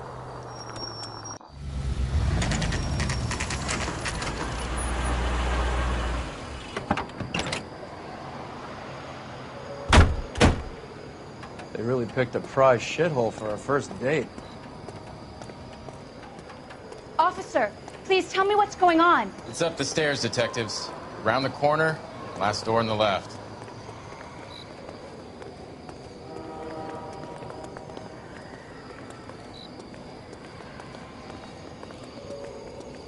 I'm all done. Your show now.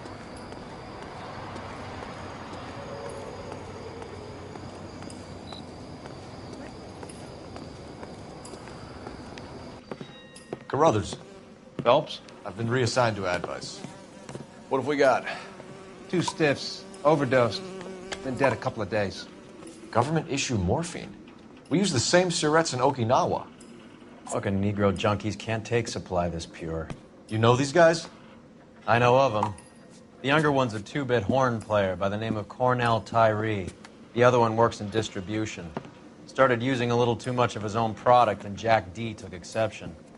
He wasn't born that ugly. His name's Lamont. Tyrone Lamont. So who's supplying the drugs? That's easy. Whoever knocked off the wharves in San Pedro. Jack Dragna, Mickey Cohen. Dope's been all upside down ever since Jimmy Utley started the long walk at Quentin. You talk about it like it's a system. It was a system. But those days are long gone. We are supposed to uphold the law. Yeah, and we do. But we can't change people.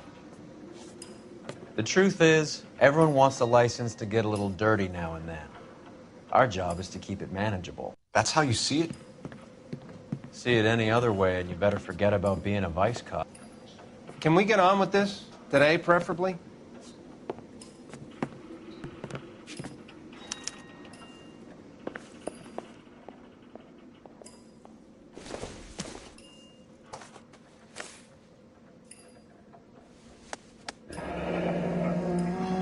Tyrone Lamont, not even 23 years old.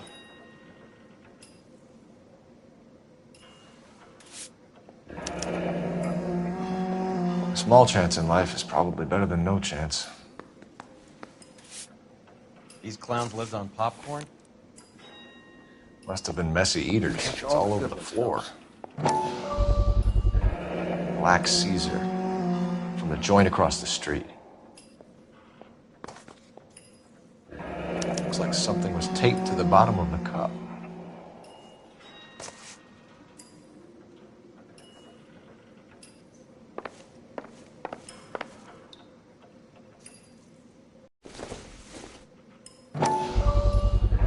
Another special order from the Caesar. Never the same, are they?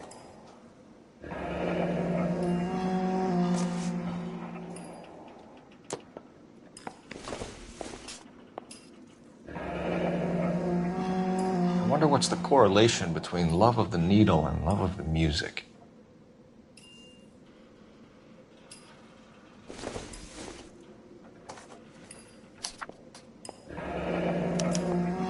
Just when I think I've seen it Some all. kind of fruit, a bell, and win. Strange doodle.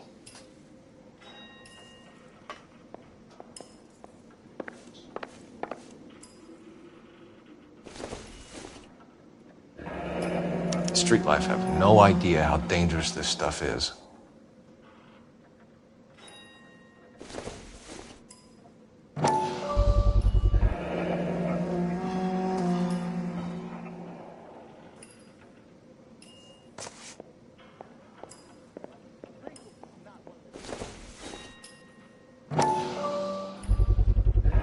No cooking or preparation. Must have been the easiest fix these two ever had.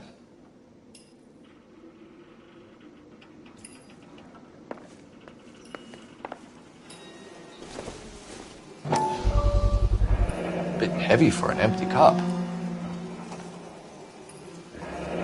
They've been getting their fix right over the counter in broad daylight.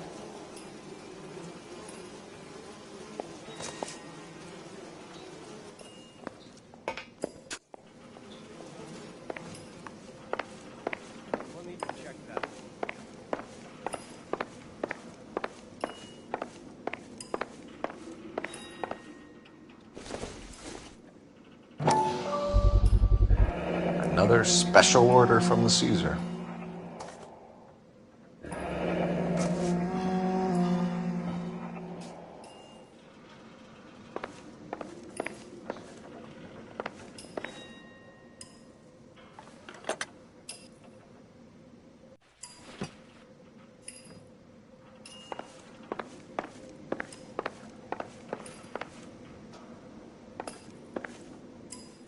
One cigarette is enough to knock you out for combat trauma. 2 of them will stop your heart. Just when I think I've seen it all. Looks like it was always going to end this way.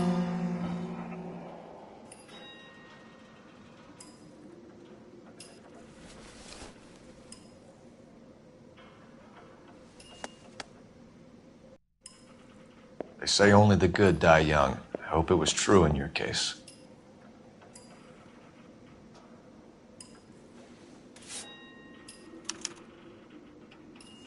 Who is JJ? And why do these two care about his taste in music?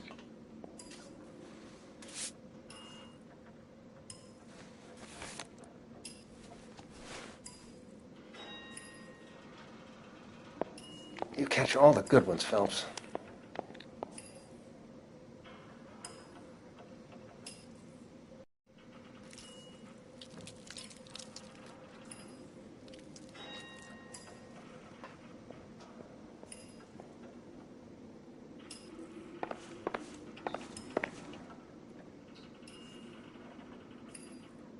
Took his jolt and drifted off. And I suppose his friend wasn't in any condition to notice that he had stopped breathing. The Emperor across the street appears to shift a lot of popcorn. Let's shake him down. You catch all the good ones, Phelps.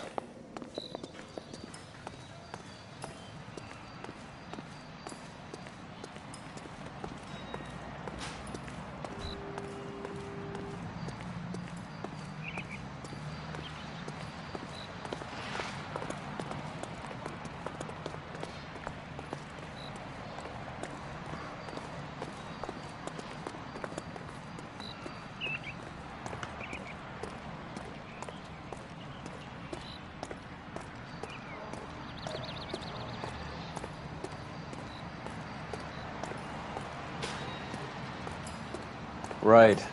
Let's wrap this up before I actually have to work overtime instead of just claiming for it. You're a true inspiration to us all, Roy.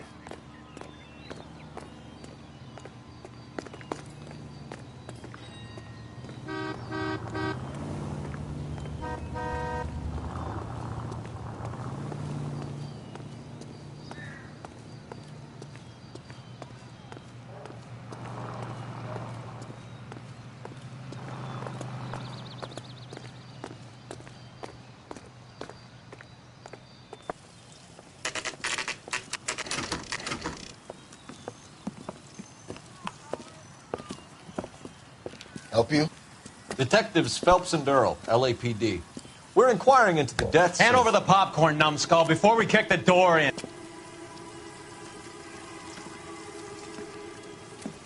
Get that son of a bitch.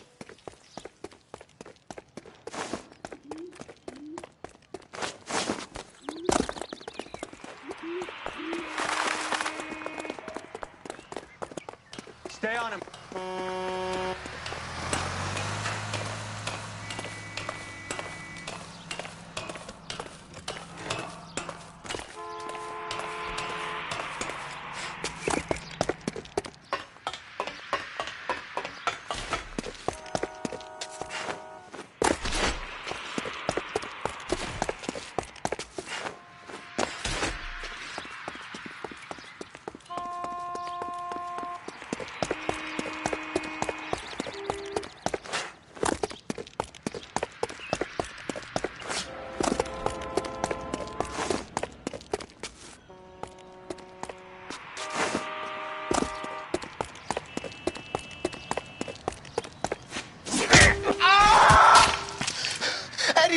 Man, they're trying to kill me. You gotta help me out. What the hell going on here? Morgan! That you? You picked the wrong cop, you fucking animals.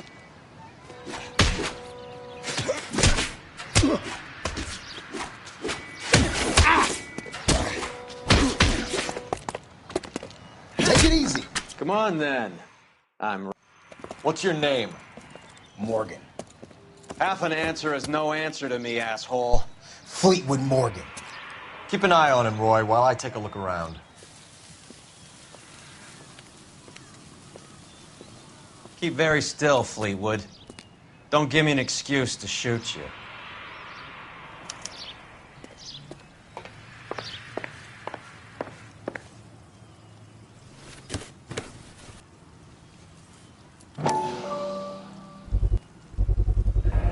Morphine. Might not be filling, but I'm sure it's satisfying.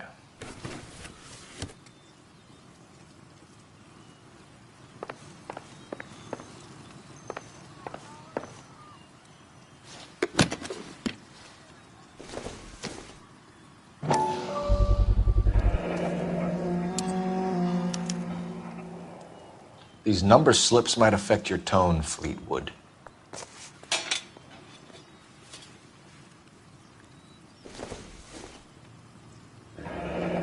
Should be stamped on the reverse by the issuer.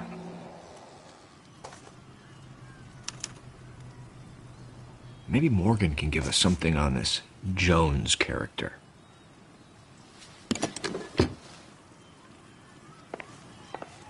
About time we heard what Fleetwood here has to say, Cole. We're inquiring about the deaths of two men in an apartment across the street, Fleetwood. We want answers. Of course. I'll do my best, mister. You sold the drugs to Cornell Tyree and Tyrone Lamont. Oh, I sell fried steaks and black-eyed peas. You're lying, Fleetwood. We know that you supplied them. I don't know nothing about no drugs. All I do is my 10 hair flipping burgers. Can you prove any different? Flipping burgers and strapping jolts of morphine to the bottom of popcorn cups, Fleetwood. Now I want the truth. Who supplies the drugs? Cat by the name of Armstrong Edwards. All right, brings the stuff around about once a day. I know Armstrong. He's a two-bounce, strictly small time. Who's he working for, Fleetwood? Jermaine Jones. We have you for the hop and resisting arrest. Tell us about the numbers if you want our help. Look, the numbers are the white man's tax on poor folk.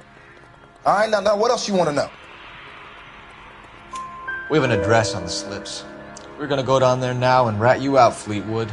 Tell whoever it is that you rolled over and gave them up. No. Look, I've been cooperative, okay? Now you gotta help me some. Fleetwood, I'm going to speak personally to the judge on your behalf. A name, Fleetwood. Well, he's a real slick dude. Wears a hat and swings a cane. Goes by the name of Merlin. All right, I ain't got a last name. See you at the station, Fleetwood. But you're gonna help me, right? Of course, kid. You helped us out. We always like to repay a favor. Can you see that Fleetwood gets a nice cell, Wallace? One with a window and a nice fresh pillow.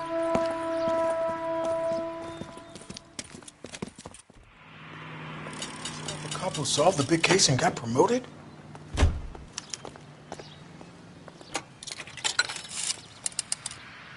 Operator, give me dispatch. Putting you through now. Phelps, badge 1247. How could I help, Detective? I need an address on a Jermaine Jones musical booking agency. Just a moment, Detective. Jermaine Jones. The office is listed as 5528 Santa Monica Boulevard. Thank you.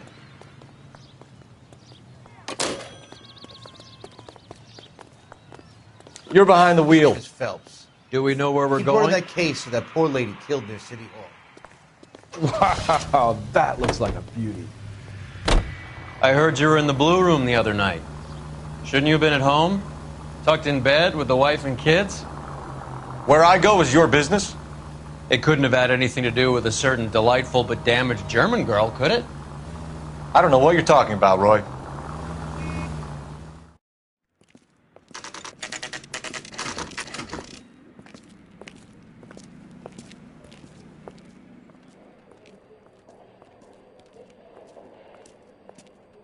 Look at this place.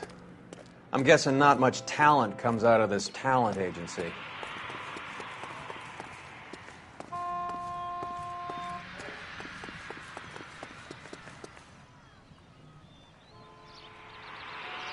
Here we are.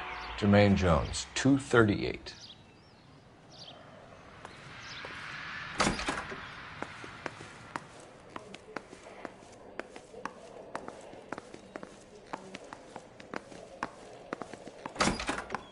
Hey, who let you in? Jermaine Jones. Don't bother getting up. Your flunky Fleetwood Morgan just snitched you out. I wasn't planning to. Now, you think you could tell me who the hell you are? LAPD. We'd like to take a look around. The hell you will, motherfucker. You carrying a warrant? No, do we need one? Search the place, Cole. What do you think you're gonna find, policeman? Huh? Scott Phantom.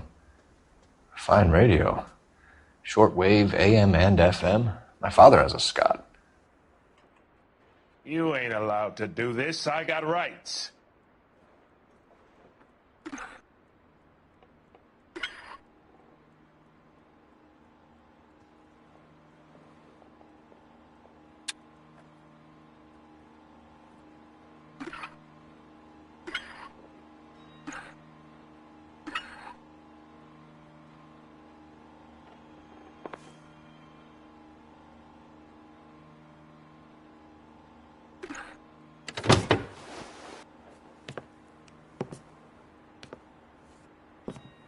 No wonder this thing is sounding a little muffled, Jermaine. Brennan, Wilt, get over here. Take these assholes apart. You heard the boss. Is this the best you got? These mugs are dope to the eyeballs. Clean them up quick, boys. I ain't got time for this. Come on, come on. Beat Right these here, sons of Cole. bitches Finish down. it. God. I don't. Sit tight, asshole. Pretend you're at the parlor getting your nails done. Cole, you better search through that stuff in the radio before you brace our friend here.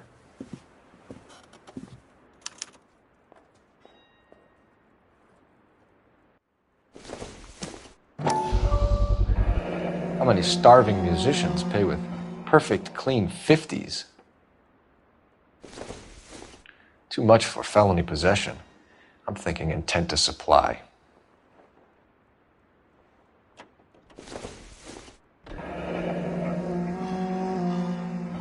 Your friend Fleetwood was also a betting man, Jermaine. This must be how those two bums standing guard take their wages.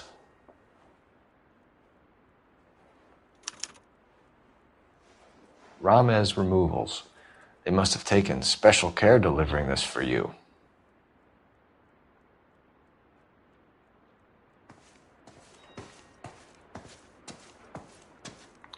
Lamont and Tyree are dead. At a stretch, the DA could have you on felony murder for supplying stolen government money. Tyrone and Cornell are dead? They're on a slab downtown with the ME examining their last meal. Popcorn washed down with morphine. You offering me a deal? I have a pet judge who hates blacks. He'll give you 50 years for your two buddies. Another 30 for stealing from Uncle Sam. You'll be out by the time you're 110. Imagine the changes you'll see.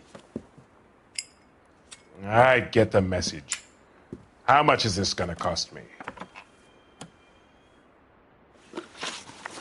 Who supplies the morphine?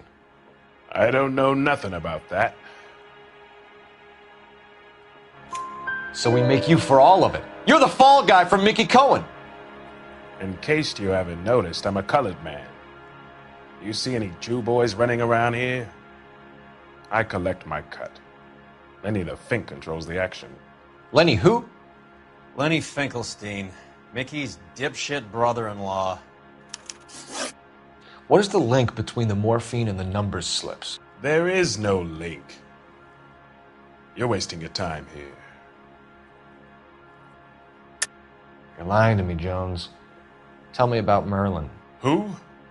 I don't know anyone named Merlin. You don't ask, you never find out. You either rat out the next link in the chain, or you spend the rest of your life in jail. Are you gonna put that in writing, asshole? What's the score with Ramez removals? I brought a radio from there. That's all. So when we visit Ramez removals and tell them that we want a special bookcase or wardrobe to hide our dope in, they're going to be copacetic? And when we tell them their good friend Jermaine sent us and said they could do a nice deal for the LAPD. I could use an act like you two. Those fucks Abbott and Costello are on the slide. Hollywood could use another couple of deeply unfunny white bread humps like you. Very good, Jermaine. You have character. Now cough it up. Ramez is a good friend of Lenny the Fink. You getting the picture? Take them all in. We have a deal, right? We're after the morphine. I'll speak to the DA on your behalf. You have my word.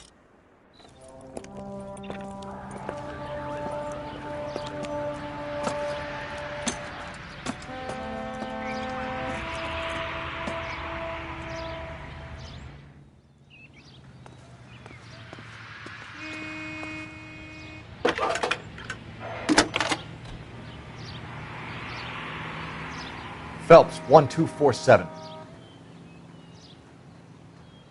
How can I help, Detective? I need an address for Ramez Removals. That's Ramez, R-A-M-E-Z. Just checking. Ramez Removals, corner Sunset and Wilton. Owned by a Jose Victor Ramez. Thanks for your help. That's that cop. Can you drive to this one? Fine. Where are we headed?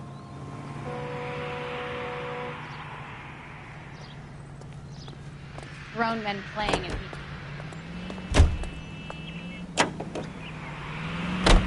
How was Hopgood doing, Roy? Who? Marlon Hopgood, your informer. He was my corrupt. Oh, right. Marlon. You're not still sore about that, are you? You made the case without him. He was an accessory to the abuse of the girl, Roy. As long as Hollywood exists, it's going to be chewing up starry-eyed little girls. Marlon was small time. You caught the big fish. And look how much good it did your career.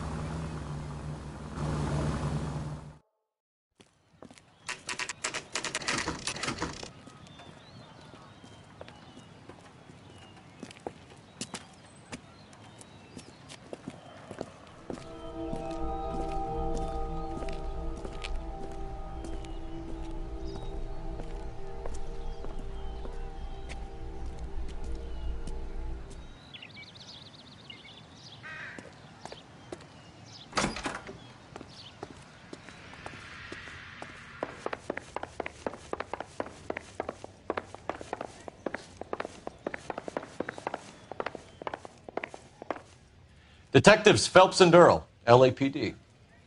The name's Merlin Odie. I run a strictly legitimate bookmaker's detective. So that's not an illegal wire service that your colleagues are running? And the number slips that I've been picking up all morning with this address on them have nothing to do with you. I'll pay my kick to the WAPs, and they pay their cut to the LAPD. You can't go shaking me down. You're a loudmouth motherfucker, aren't you? Anyone ever tell you that criminals are supposed to keep their mouths shut? Stay where you are while we look around.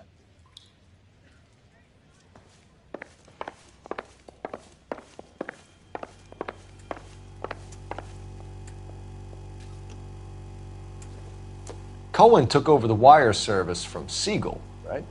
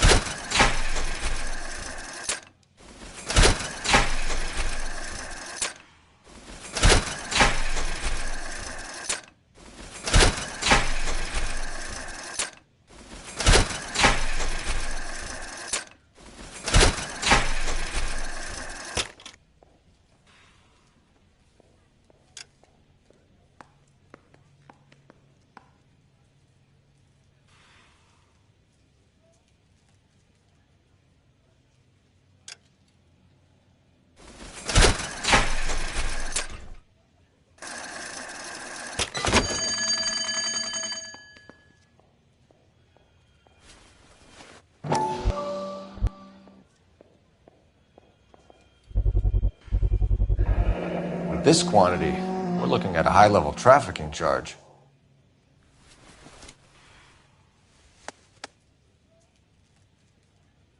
I think Ramez's place is our next stop.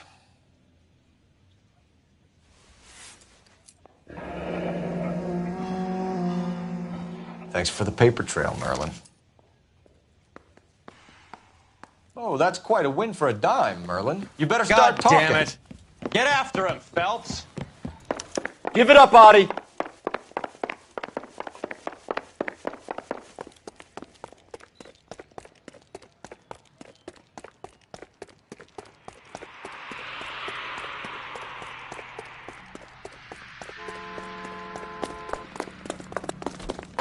That cherry pie was delish.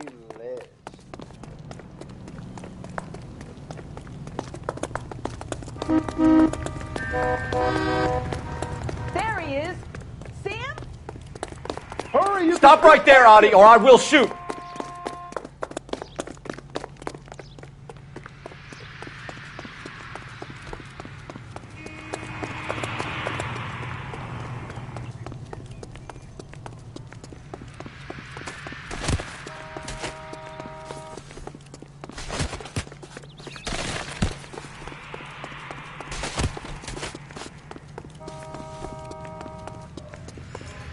Careful, you look dangerous. What are you trying to do, Merlin?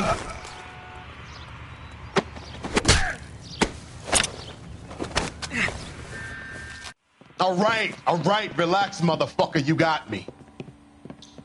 Nice wand, Merlin. Too bad you couldn't pull off your vanishing act. Make your joke, smart guy, but don't damage that. Teak. You don't say. Maybe you ought to have a look at this, Cole.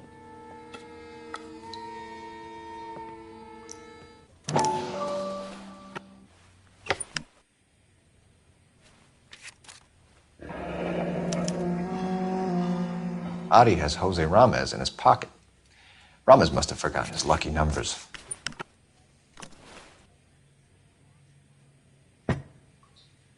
Would you like to calculate the odds on you going to prison for a very long time, Merlin? I'm not going nowhere. I've paid my contributions, and I'm not getting hustled by you. We're only interested in morphine. Army surplus morphine. What do you have to say about that? I heard about that. Big robbery on the ship. Ain't my line of work. I prefer something with a sporting outcome. You distribute for Lenny Finkelstein. You're a patsy for those gangsters. I don't know what you're talking about. I distribute for the LAPD, motherfucker. If this is a shakedown, I wish you get on with it. I can call my man from the 77th Division and have this all cleared up. Ramez seems to owe you a lot of money. We all owe somebody. So it has nothing to do with the proceeds of the morphine shipment? It's a gambling debt. The Heaps took over the wire service and screwed me. Now I just do what I'm told. Run numbers and shift dope. Jose's no different. He just thinks he's a big man that can run up tabs. We want you to give evidence against Lenny Finkelstein. Start talking about what you know. I don't know jack shit about Lenny the Fink. And if I did, you'll be the last motherfucker on the planet I will talk to about it. You know where he operates from. Stop lying to me. Jose may know, but I stay the hell out of it. How you gonna prove I know where that Heeb hangs out?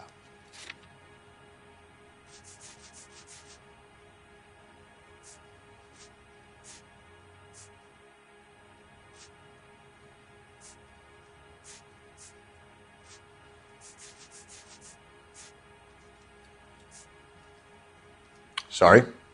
My mistake.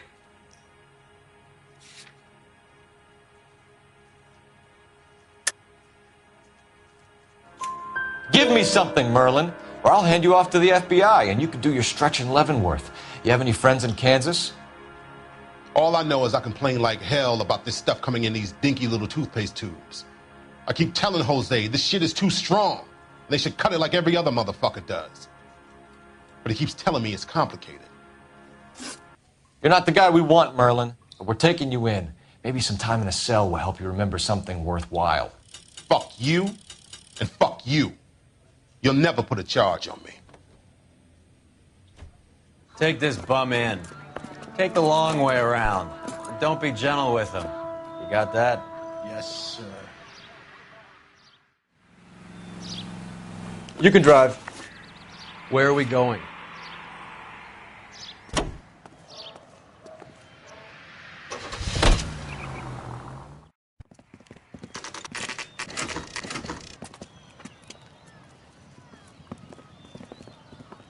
LAPD. We're here to see Jose Ramez. What's it about? Routine inquiries, sir. Can you tell us where we can find him? You missed him. He was in the delivery truck, just went out. God damn it. 11K calling KGPL. Go ahead, 11K. 11K requesting assistance in pursuit of narcotic suspects aboard a GM delivery truck. Commercial license David Charles 457. Roger, 11K. Get in close and steer him off the tar. What does this lunatic think he's doing? We're not playing around here. Take this clown off the road. Turn, Cole. Jesus. Keep it steady and I'll try to bust his tires.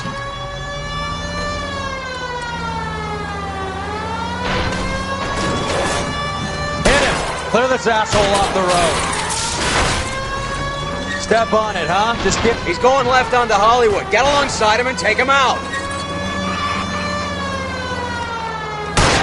Hit him, Cole. Spin him out.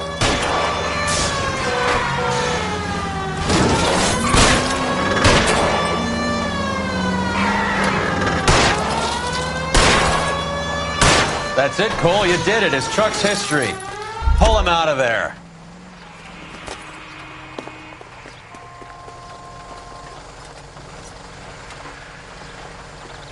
Give it up, LAPD! Jose Ramez, you're being arrested on suspicion of supplying illegal drugs, resisting arrest, and for malicious damage to LAPD property. Hey, hold your horses. I supply furniture, not drugs. And that thing back there, that was an accident. Some furniture came loose. That's all. Save it for the DA, Chico. Keep an eye on him. We're gonna take a look around inside.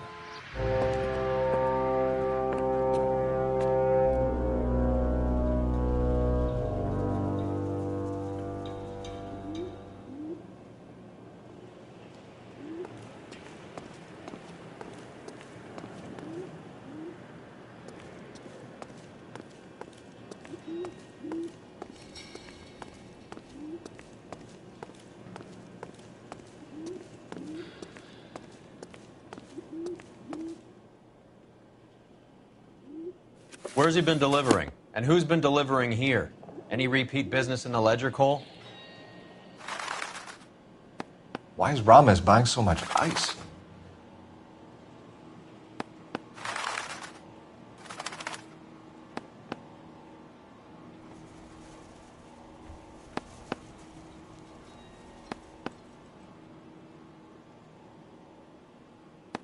Merlinati is buying a lot of furniture.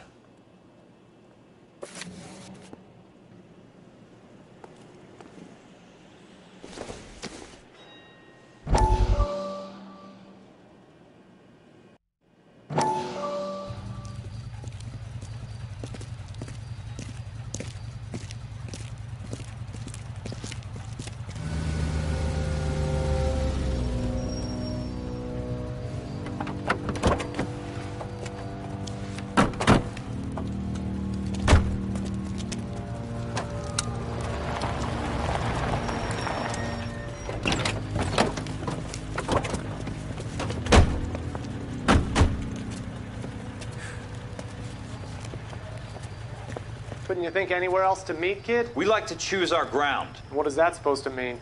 Huh? It's something Wellington said at Waterloo. The guys who win normally choose where to fight. We're gonna fight, kid? The two of you versus my boys here? I love the fight game. I went a few rounds myself. You and your friend, he looks tough, but I don't like your chances. Nah. We don't have to fight, Mr. Cohen. We have you an enfilade. What the fuck is that? Some kind of steak? It means my men are in cover, but that they can still shoot you. If those were my orders, you would all be dead now. Are you kidding me? This is a $200 coat. You got some balls. Kelso. I hope you didn't scratch the paint in my new Lincoln. Mm-mm. These guys are getting out of the dope business, Mr. Cohen. You'll have no more problems from them. The morphine is going to disappear back into the sea. Hang on. You're getting hasty. There's a lot of dough on offer here. Thanks for the offer, Mr. Cohen, but we are going to have to politely decline. After today, the morphine is no more. This isn't the way we normally do business. I'm aware of that, Mr. Cohen. Call me Mickey. Are you aware of the risk, huh? I'm giving it to you straight, Mr. Cohen. There will be no more morphine. We made a mistake and would like to back out gracefully. If you come after us, we will be forced to come after you. You've been polite up till now, so don't stop making threats. I don't make threats, Mr. Cohen. I'd like to thank you for your time. Is that guy your idea of muscle, kid? There's something you should know about Jack, Mr. Cohen. He killed 6 Japs hand to hand with just a bayonet and a K-bar knife. His outfit, the 6 Marines, killed over 100,000 Japs in 3 months in Okinawa, and he was in the thick of it. Those Japs are little guys, right? Yes, Mr. Cohen. About your size.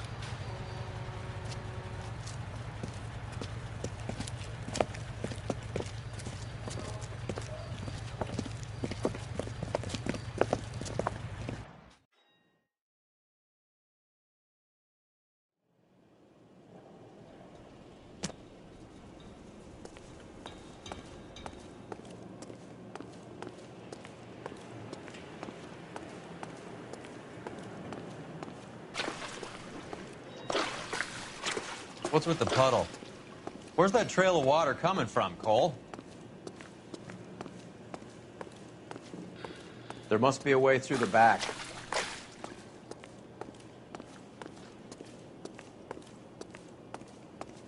Welcome to Furniture Village, where taste comes to die.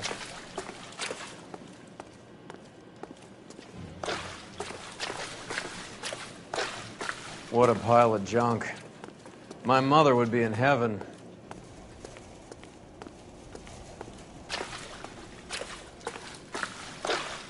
I bet this is the kind of crap you love, Cole. 20 years out of fashion.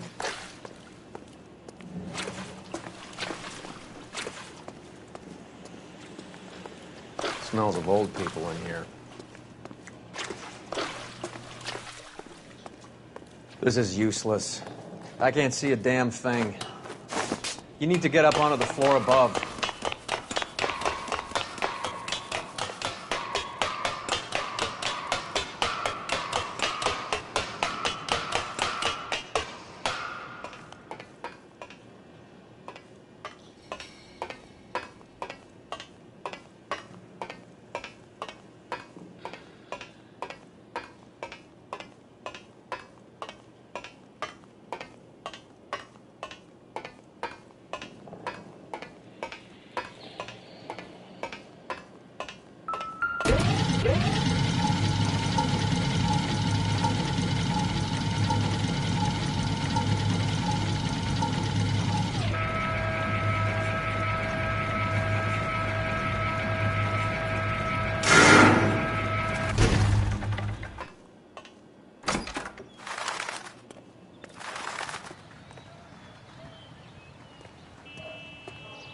Get down here.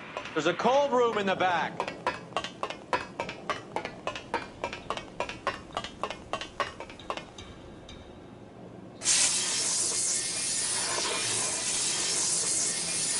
I think we know where the water's coming from. You're gonna want to see this.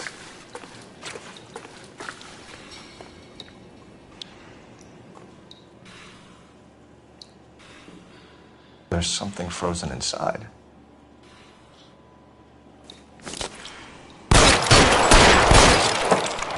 Well, I'll be damned.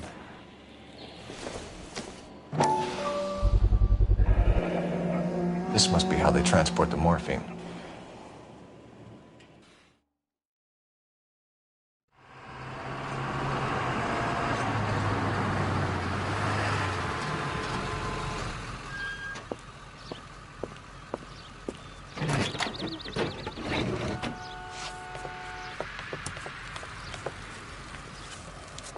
LAPD. Leave it right there. Everyone out of the vehicle and put your hands up. There's something in the ice. He's making a run for it. Let him have it.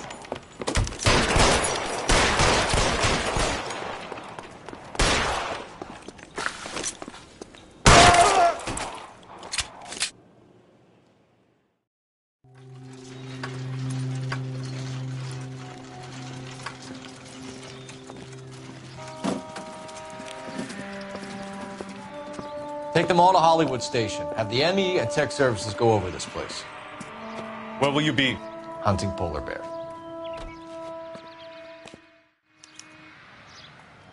You're behind the wheel. All right, where to?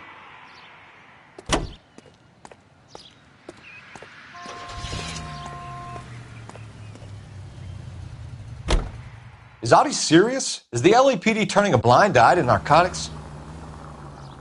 Keep your shirt on, Phelps. Drugs are prohibited. Doesn't mean people don't want to take them. Limiting supply doesn't mean that we have limited demand. I understand that. I know that the average Joe needs to unwind a little, let his hair down at the end of the week, but morphine? Heroin? It's important to demonize hop, Phelps. Looks good in the papers. But when all is said and done, it's just another chemical like booze. A lot of people in high places think we're doing the city a favor by keeping the dope rolling into Central Avenue. Donnelly certainly believes we need to keep them anesthetized. Better jobs and opportunities would go a lot further. Will you listen to yourself?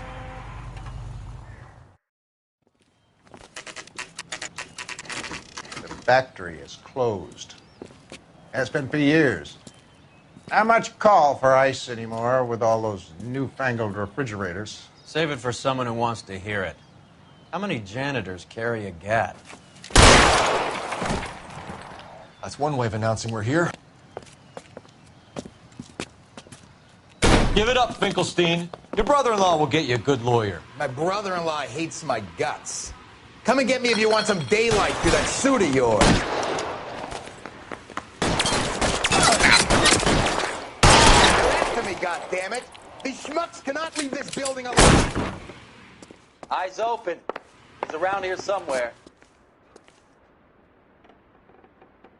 Give me some goddamn cover! Throw out the guns. Let's go!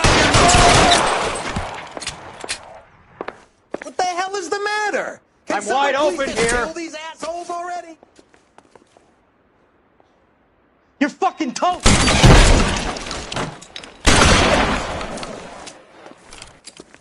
Weapons on the ground, now!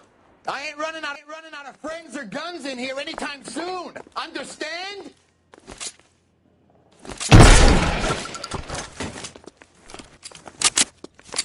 I'm wide open here. Find some cover!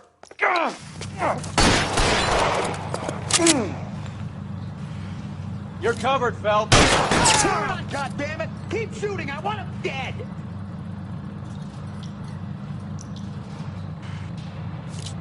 I'm gonna put holes in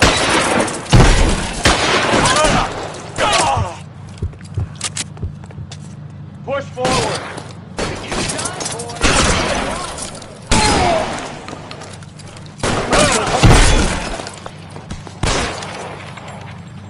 Real clever Give me some asshole. cover. I'm gonna find you. Lips dry.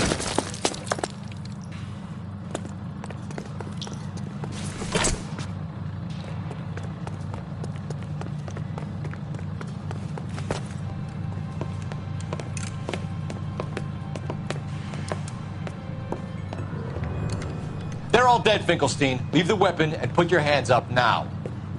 Put my hands up. Sure. Then what?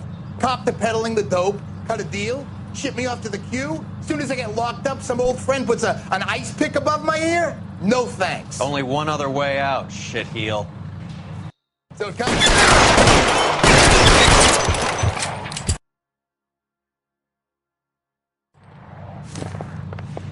Let's have a look around. Now that we finally got some peace and quiet. I think I've had enough ice for one.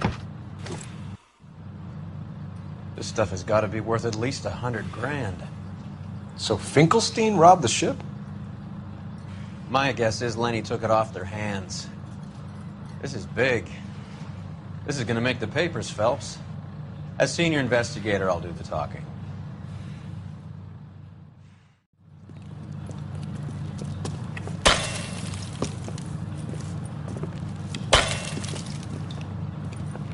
Well, well, who would have thought that Roy Earle's hand-picked new partner would have turned out to be such a great case man? This is a good result, Phelps. As far as we can tell, Lenny the Fink was moving the morphine across the city and as far north as Frisco. This makes the feds very happy, and it makes Mickey Cohen look bad. I won't lie to you, kid. I like the headlines. I like them a lot. You keep this squad in the papers, and we'll get along just fine.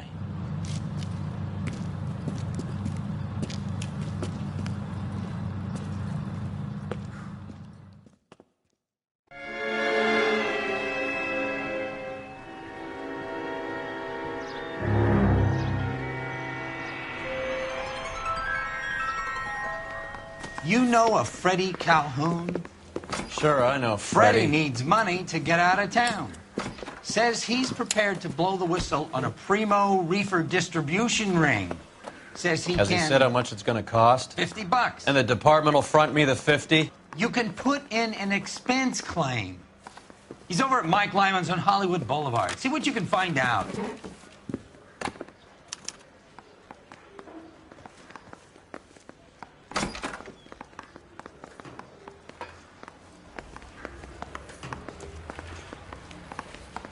$50? Do they think I'm made of money? No, you just look like you're made of money. Oh, very good. The kid's on form. I'd say on a scale of dull to scintillating, you're a solid tedious today, which you can be pleased with. Do you ever listen to yourself?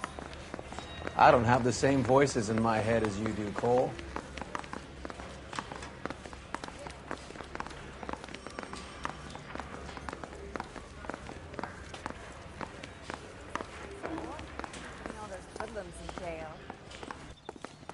He's dull as dishwater. You drive. Not with him for I need to the go over the conversation. case notes.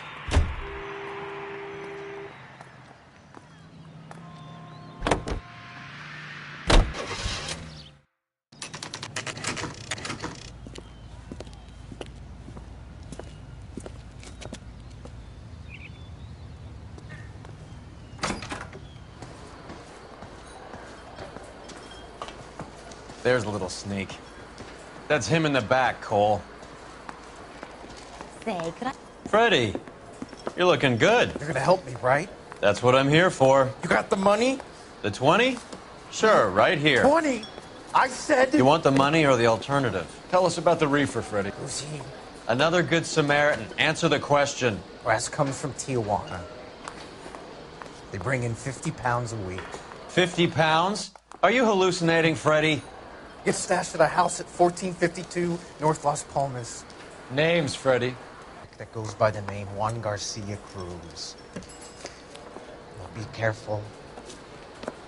He likes guns. Now, do I get my money? Do me a favor, Freddie.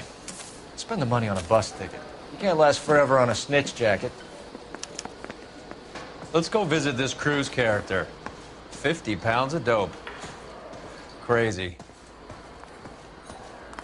Would you recommend a special in this?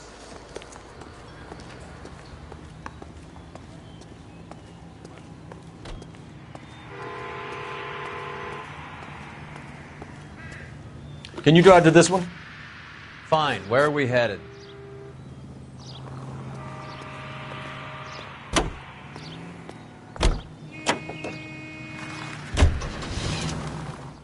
You believe his story? Sure. A hophead like Freddie would raffle his sister for his next score.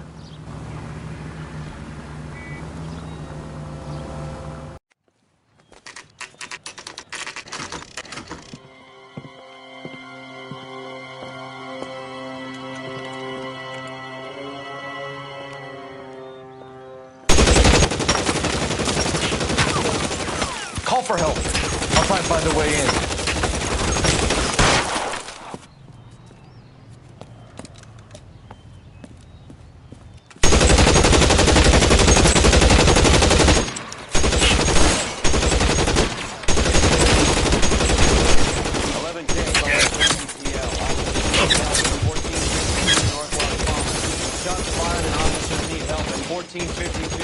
Las Palmas. Roger, 11K. All units, officers need help at 1452 North Las Palmas. Officers need help at 1452 North Las Palmas. Shots fired. Units to handle, identify, code 3.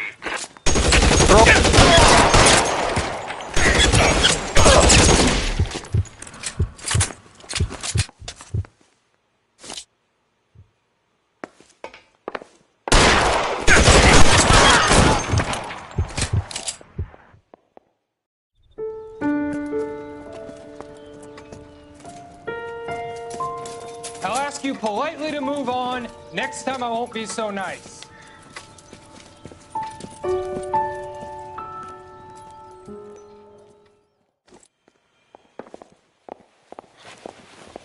You guys don't have to leave a mess. What happened? Dope peddler, Juan Cruz. He opened fire and, well, the rest of the story tells itself. Juan Garcia Cruz. This is his address, but this place looks like a front.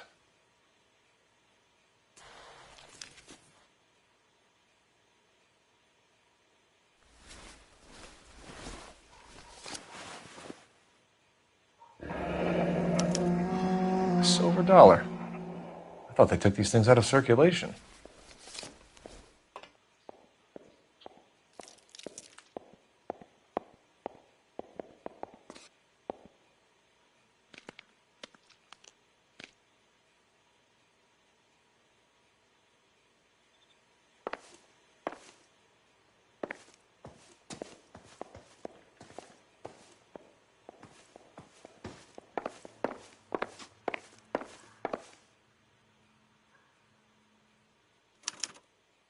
Doesn't anyone eat regular meals anymore?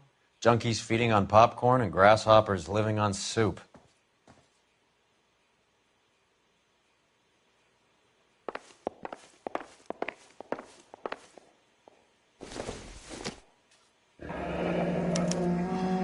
Is this a drug or a village in Borneo? Doesn't appear to be in Spanish.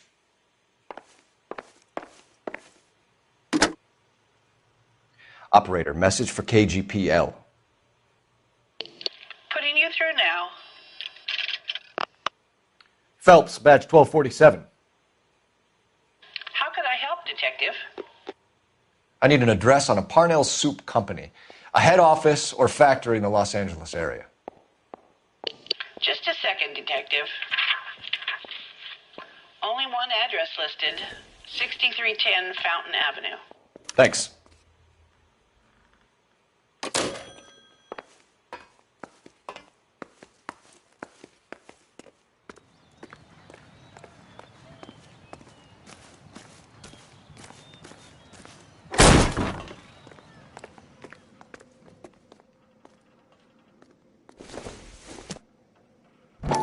Circumstantial.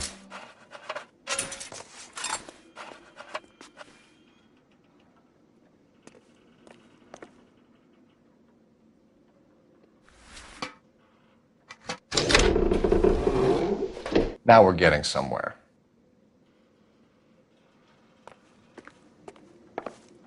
More soup? Who in the hell keeps a secret stash of soup? You hungry or something, Phelps?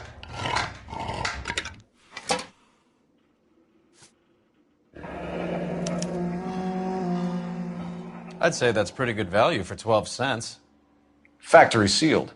Someone at the cannery has a lot of explaining to do.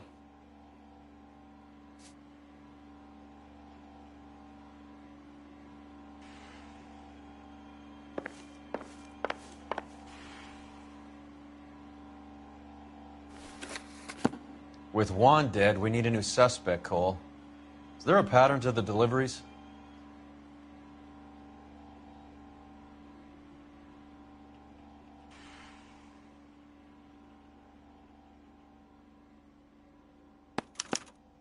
This guy EJ seems to be bringing in most of the serious weight. The dates and times seem pretty regular.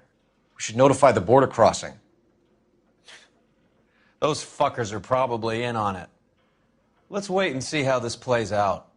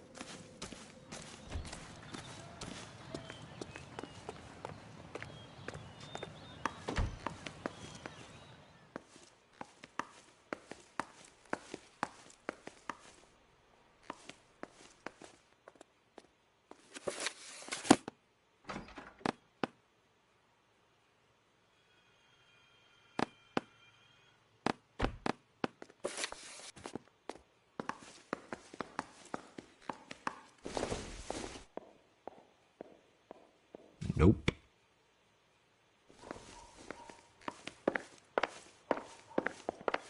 Another day,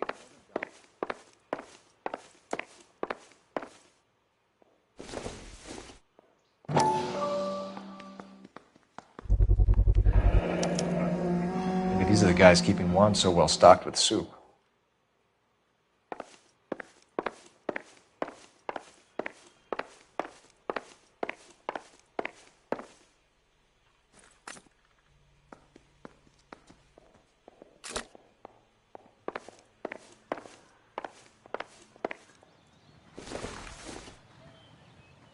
Optimistic, Cole.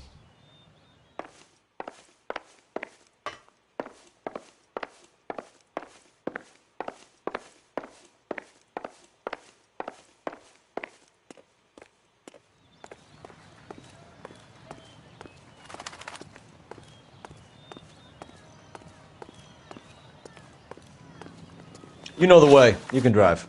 Do we know where we're going?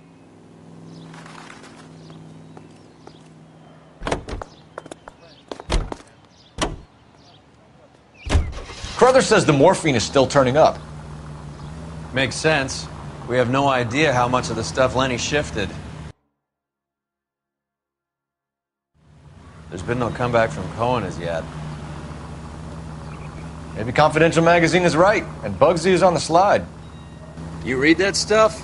I wouldn't say it to his face if I was you. That is one hot-tempered son of a bitch.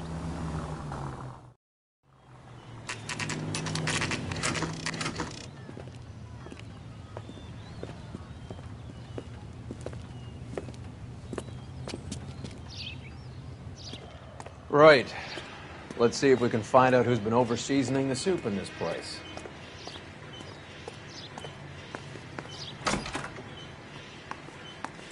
LAPD. Who owns this factory, ma'am? Mr. Parnell. Howard Parnell. I'll let him know you're here. Please, take a seat. If you don't mind, we'll come with you. If you must.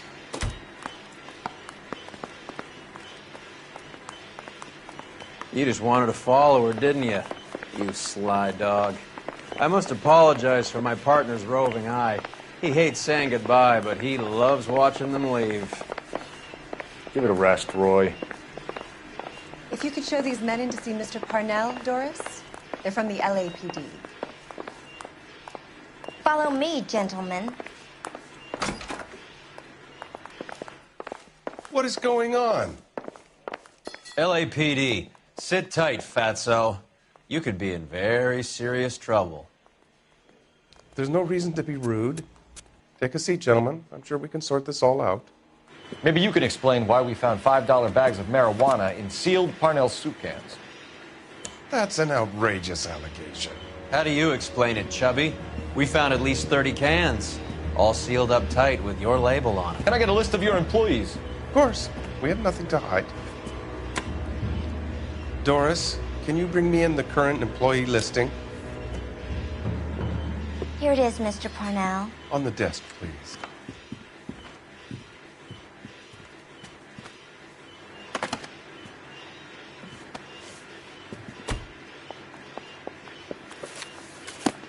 Any name on that list that rings a bell?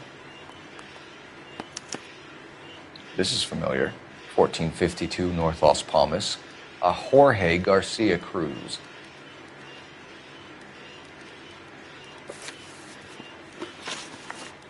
The factory sealed cans we found suggest a very professional operation, Mr. Parnell. We're looking for an inside man. I know nothing about this. I want this stopped as much as you do. Tell me what I want to know, Parnell, or I will have half the LAPD down here tearing this place apart. You're hiding something. Am I right in thinking you would not want to pursue misdemeanors outside your drug case?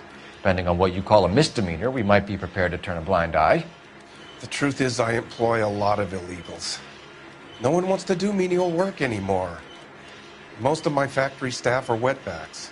The local blacks and Chicanos all want jobs in the aircraft factories. Presumably because the pay is a lot better.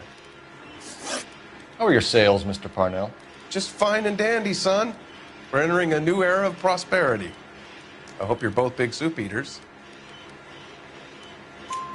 Mr. Parnell, do you know what kind of trouble you're in? Come clean with us. Okay, so things are a little flat. We're deciding whether to lower production. It's taken a while to adjust to not having any military contracts. You know, we sold Uncle Sam 5 million cans of minestrone. Ever heard of Juan Garcia Cruz? Not that I know of. He has a brother employed here. You know him? We employ large numbers of Mexicans. I'm not familiar with them all. That's funny, Parnell. He has the same address as his brother Juan, who we shot dead less than an hour ago. You better give me something. Look, I'm not involved in this. I'm getting enough grief from Washington. There's an investigation going on into profiteering. Like a guy shouldn't be able to turn a buck while the war is on. I'm sure thousands of dead Marines sleep soundly knowing that you did okay. Tell us about Jorge Garcia Cruz. Jorge? I had no idea of his last name. His team does daily maintenance on the conveyor belts and cookers. So he's here now? No, maintenance is at night. Night shift finishes around midnight. He would usually come in around 9 p.m. and have everything ready for the morning shift at 6. We'd like to take a look around the factory floor, Mr. Parnell. I hope we won't have to shut down the line. No, nothing like that. Thank you. I'm grateful for that. I'll show you around myself. I hate seeing how things are made. This is gonna be like that time I went to the slaughterhouse and couldn't eat steak for a week.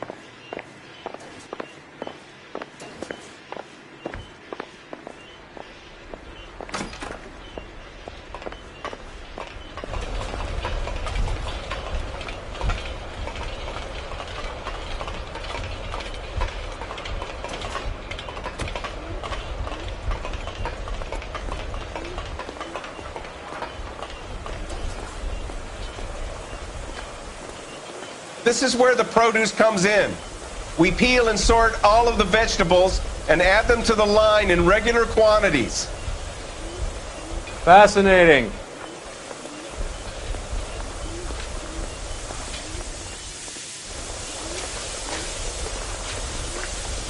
Why don't you keep quiet? Might learn something. Oh, good God. This really is turning into some nightmare school trip flashback.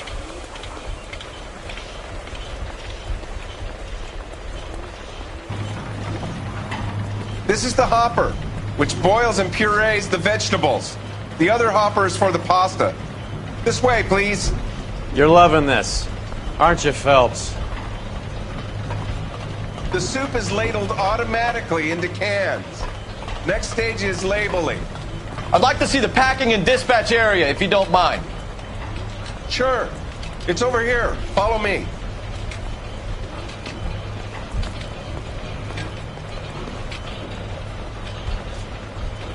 This is one of our dispatchers. Sergio, right? Yes, sir. These men are from the LAPD. Sergio here records our outgoing deliveries. They all go in the book. Just there on the desk. Can I have a look at that coin? Sure, why not? Silver dollar, right? Yeah, that's right. The markings on it say it's been taken out of circulation. Maybe. I'm not trying to buy anything with it. I like it. Brings me luck.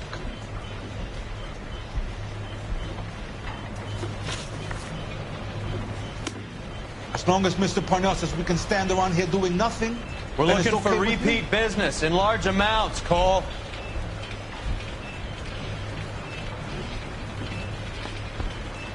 What's going on, Parnell? There's enough soup going to this place every day to feed a company of Marines. What are you talking about?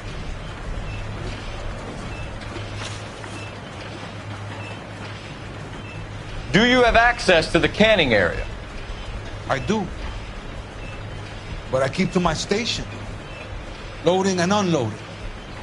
Don't care much for soup.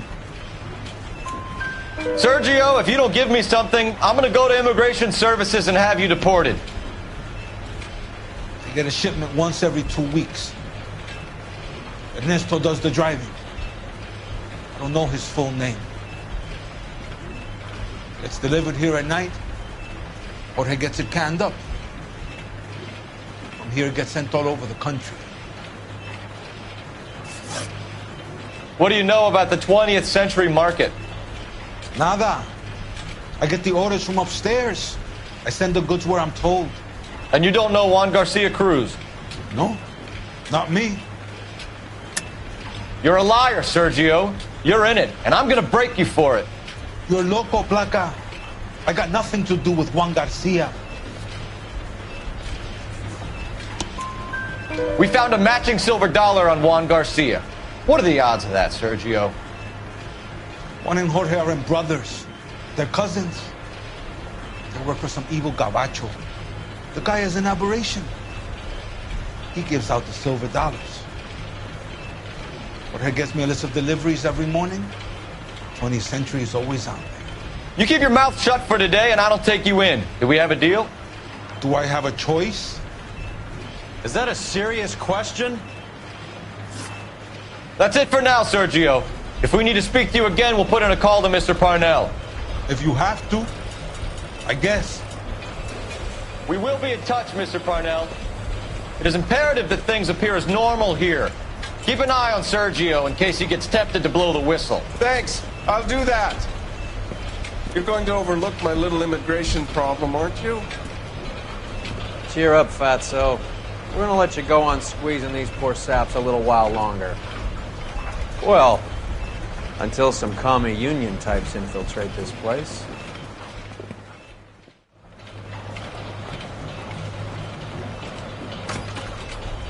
I am glad to be out of that place. I never knew fresh vegetables could smell so bad.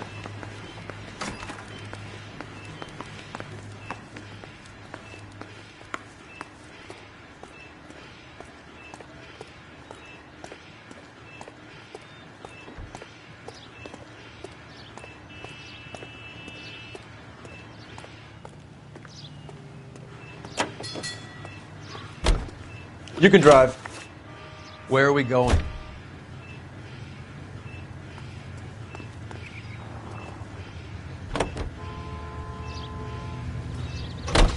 How many years have you been in Vice, Roy? More years than I want to own up to, Phelps. You have any idea who Rojas was talking about? The gringo runs the operation? Could be anybody. You don't expect those morons to be running the show, do you? If you asked Rojas how much a silver dollar was worth, he'd probably say 50 cents.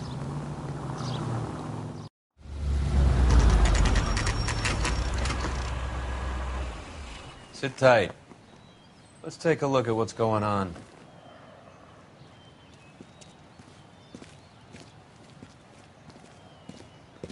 Either these customers are serious soup lovers, or I think we found our middleman.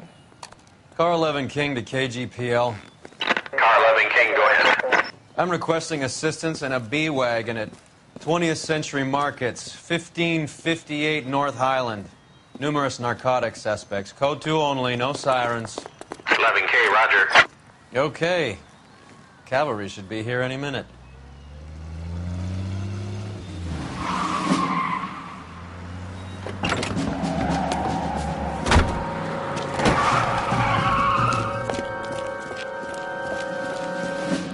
LAPD, nobody move!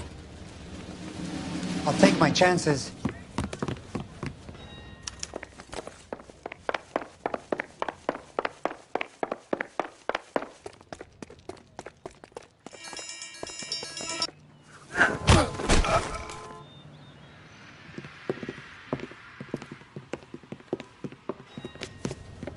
Whatever you're carrying, hand it over.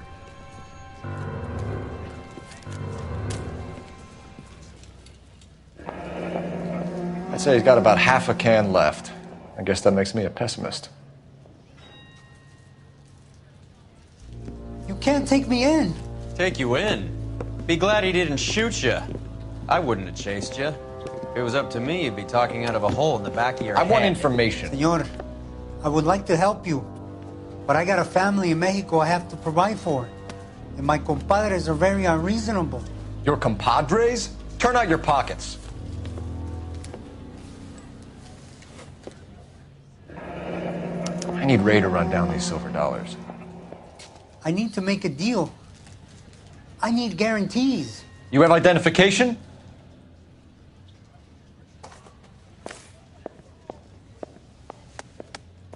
Sanchez Erto, Mexican, Tijuana address.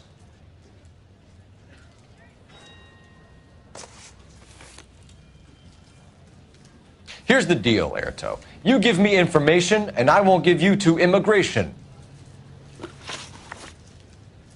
Give me EJ, the driver bringing in the shipments, or I'll make you for it. I run the shop. That's all I do.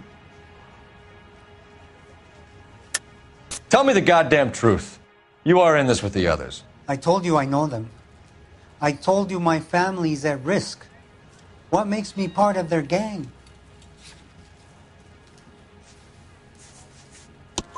You have a silver dollar, Erto, just like Juan. I'm sure Ernesto and the rest have them as well. The silver dollars are his mark. Whose? Give me a name. None of us are allowed to see him. His creatures carry his orders to us. If I gave you his name, I would be buried alongside my wife and children. If you don't give us something, you will rot in jail while your family starves on the street. Ernesto Juarez, tonight at 1 a.m. He's bringing the truck into the soup factory. Please help me, sir. Ernesto can be very cruel. Tell me about the soup cans. The soup is very popular, as you can see. It's real funny, wise guy. You want to try saying that again with no teeth? I get a delivery at 7:30 every other day from the factory. Jorge organizes everything. We know about Jorge and Juan. Juan is dead. Tell us how you know the Cruz boys. Ernesto put together this thing. He brought in Juan, Juan brought in Jorge. Continue. I was already here. Ernesto knows I'm illegal, so he threatened to report me if I didn't help. And the money is good. The gringos and the gringas, they love the reefer. And I didn't want to have to leave and start again in San Francisco. You're breaking my heart. You're under arrest, Erto. I'll speak to the DA and see if he will agree to not seize your assets or deport you. That's the best I can do.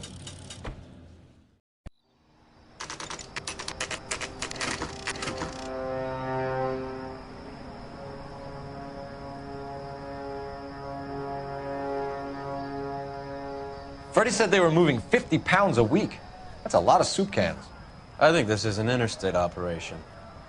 Moving dope around the country to selected grasshoppers. Local weed gets distributed in the usual way, through Pachuco street punks. Someone must know something about this drug baron character. Here they come.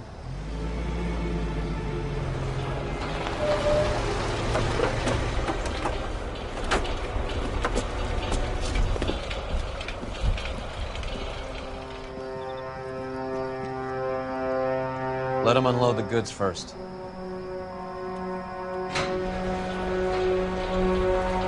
Now? Let's get them.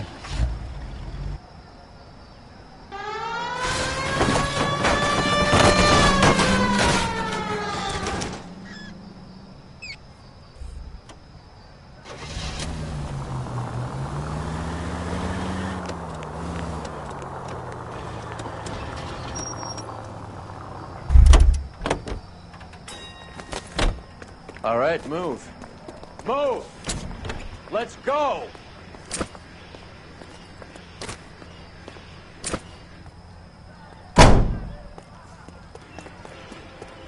Everyone into position.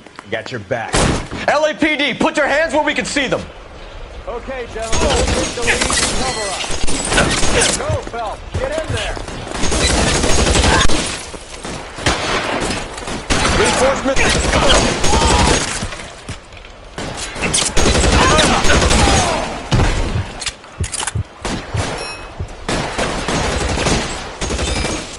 As soon as he pokes his head out, we step on him. Throw down your gun if you like. I'm still gonna hate you. How long do you think you can hold out? You're fucking toast!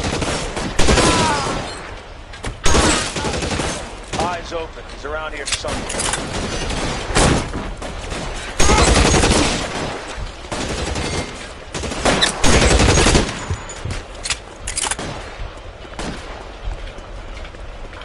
Catch a bullet, you son of a bitch!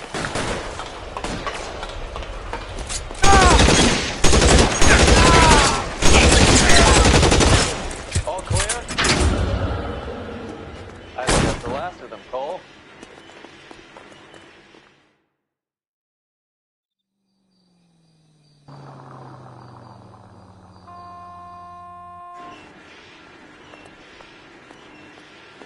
Detectives, found something here you probably want to see.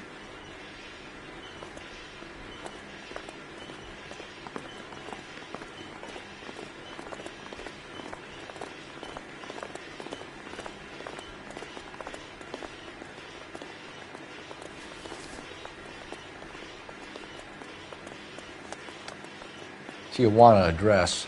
We should see what the federales have on it.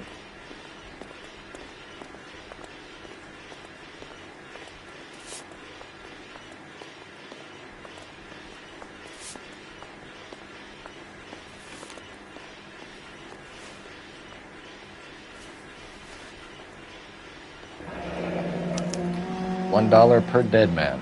Doesn't seem like much for a human life.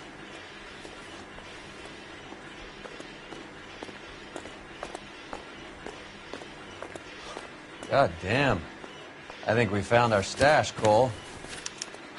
At the very minimum, another 50 pounds. Detectives, I think we got the guy.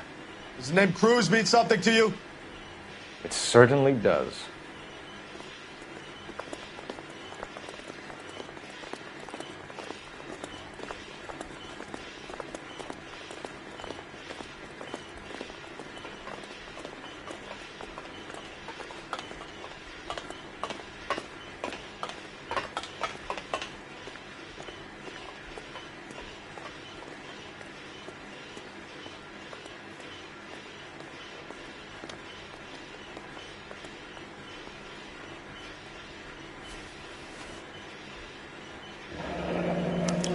Yet another silver dollar.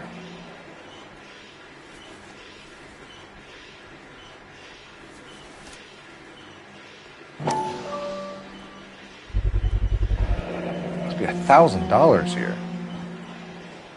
Phelps, Earl, looks like quite a bloodbath. What was this all about? Drugs and money. What else? Speaking of money, where did that roll go? I picked it up for safekeeping. The department owes me 50. Ray, I have another 2 coins for you. Great. I've got something to show you. It's all set up on the table over here. There. Take a look at these coins you've been collecting. There are letters cut into each coin, along with not legal tender. Those are Morgan silver dollars from the 20s. They were removed from circulation and sent for disposal. A number of smelters around the country had the contract. Look at them together. Can you work out what it says?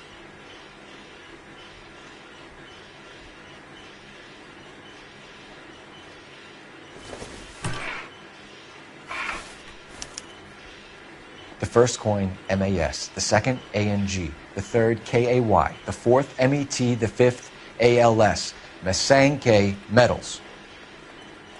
A metal foundry. Would you like the address?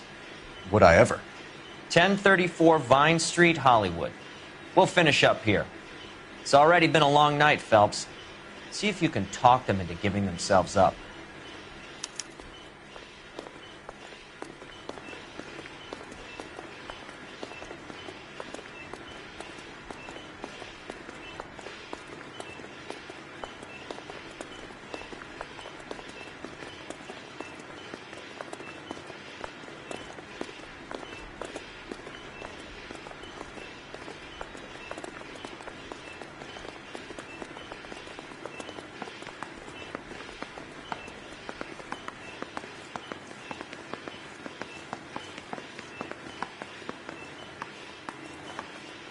Can you drive to this one? Do we know where we're going?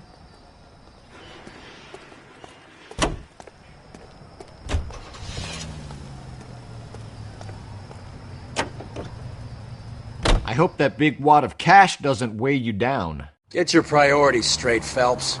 We're close to bringing in one of the biggest dope cases of the year, and you're worrying about unsubstantial evidence?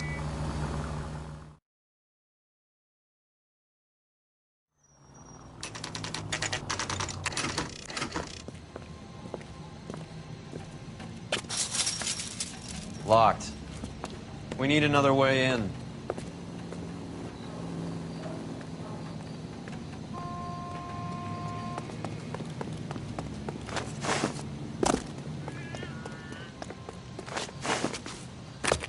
Yep, that'll work. Full house. Kings over 5. God damn it. You win one more hand, Andy. I'm taking...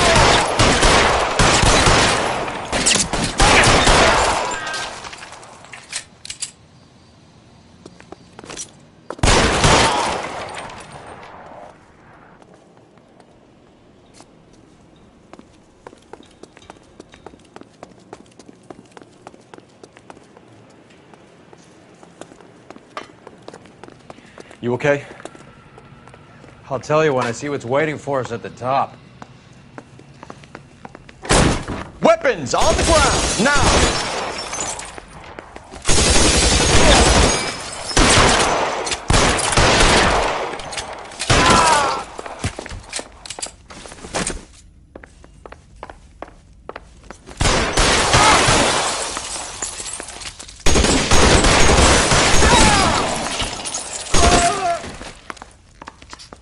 Find some cover!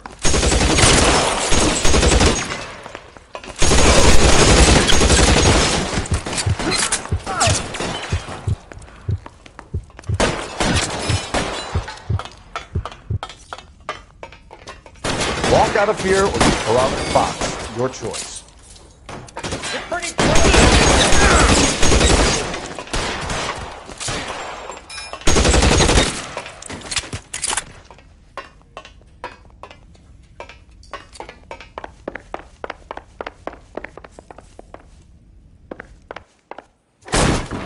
LAPD, hands up! Victor Sanders. You know this guy? I should have known. Of course I know Roy.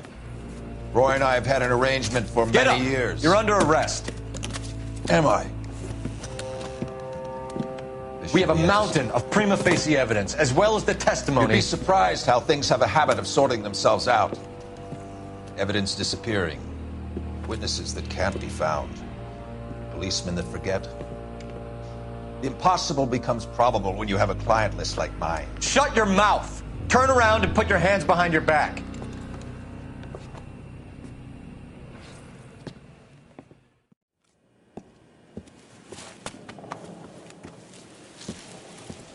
Working vice can be a thankless task, Phelps.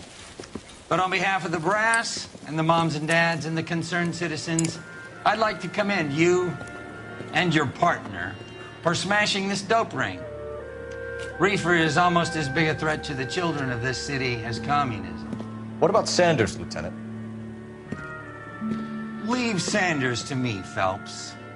The chief will be looking after that one personally. He will be brought to trial. Phelps, we are celebrating your success. Don't push your luck. Sanders is no longer your problem.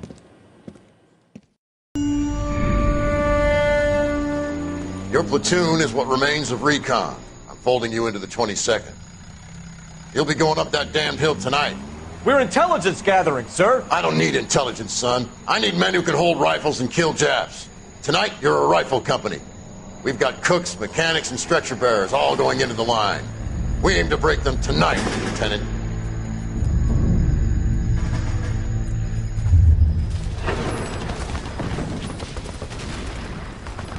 Good to see you, Hank. You too, Cole. How's your war? Not quite what I expected. As long as I live, I will never get over that sound. Hey, who's that medic? He'll be killed going out there. It's Sheldon, the guy from the Osakawa Bridge. That guy's got no fear.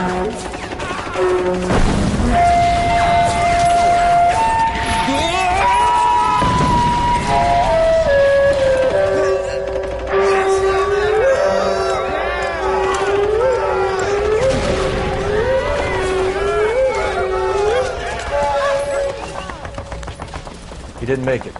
I didn't go out there to save him. What are you saying, man? I went out there to put him out of his misery, to ease his pain. Do you have a problem with that? Murder, Corman. That's war, Lieutenant. Smell the stench. Feel the horse's breath on your neck. You need help, man. Call for me tonight, Lieutenant, when you're up on that hill. I've been up there 3 times already. The circles of hell have nothing on Sugarloaf Hill. Get this madman out of my sight!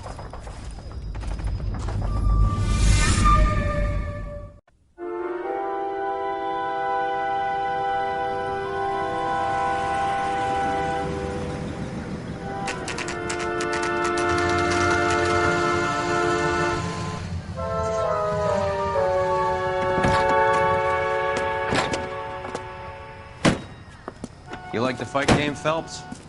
I did a little boxing in the Marines. I found it a pretty humbling experience.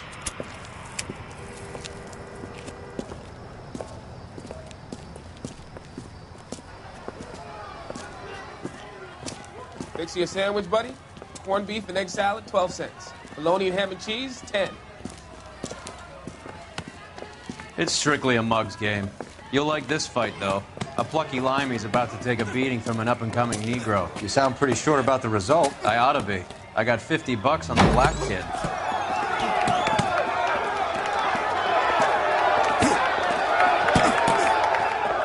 Let's get a ringside seat.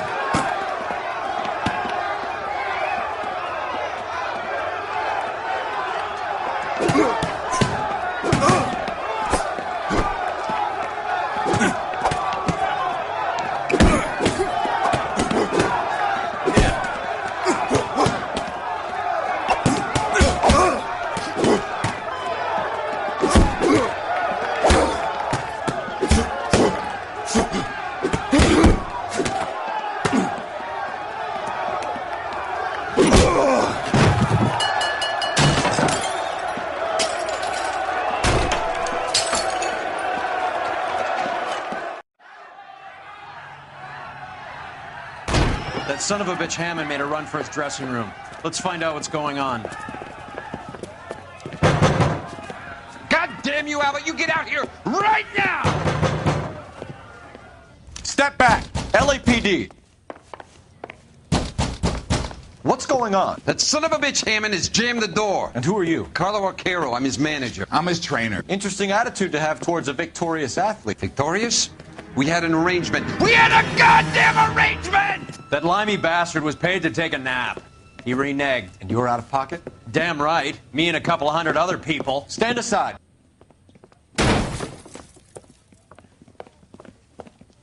He squeezed out the window. I'll put an APB out on him.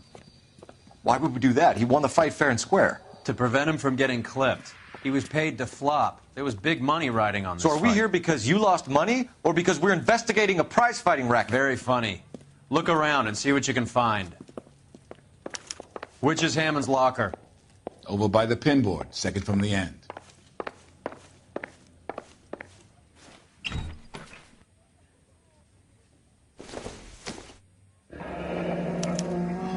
There's a phone number we can run by R&I, plus a bunch of names and odds.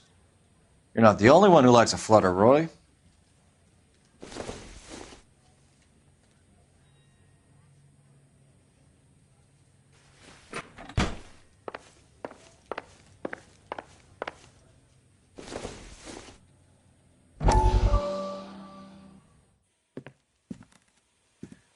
You look troubled.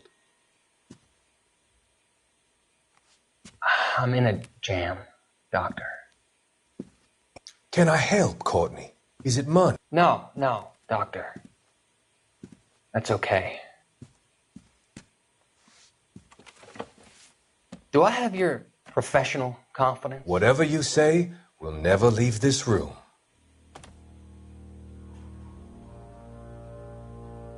I talked some of the guys in my old unit into doing something, and it's gone wrong. I guess I did it for the wrong reasons, for short-term gain. We came home from China on the Cool Ridge. The morphine robbery. That was us. I thought I could get the guys a fair share. Some sort of benefit for the sacrifices that they made in the war. Those guys deserve it, Doctor. Oh, I'm sure they do, Courtney. But the deserving aren't always rewarded. Tell me about it, Doc. We shifted our stuff onto this mob-connected guy, and it's been turning up all over town. It wasn't meant to be like this. The presumption was rather naive, Courtney. I know that now, Doctor. But people are dying. Might I venture a few questions? Sure. Do your underworld contacts have all the morphine? No, they don't. We doled it out, hoping we could control it. Are they pressing you for further allocation? That's the polite way of putting it, Doctor. I may be able to help you, Courtney. Thanks, Doc. It helps just to talk about it. I mean, I have a solution that will help you financially and salve your conscience. I'm all ears, Doctor. I will transact to take all the narcotic off your hands. And you can rest assured that it will all be medically administered. I will use the funds that I no longer require for the purchase of medication and invest them in housing developments. Housing? The developments in question are housing projects for former servicemen. Your return will come from the sale of the properties, and your investment will benefit those that you care for most. Does this arrangement meet with your approval? You're a magician, Doctor.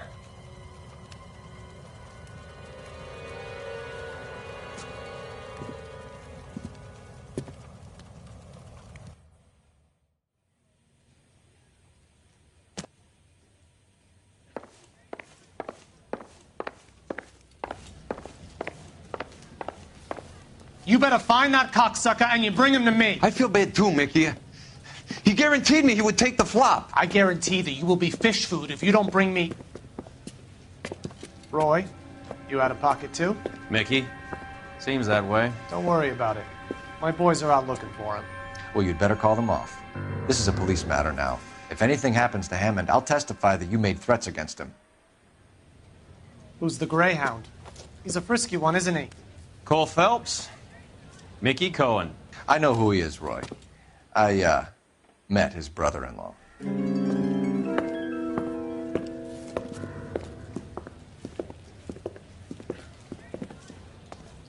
I think you had the mixture pretty scared back there.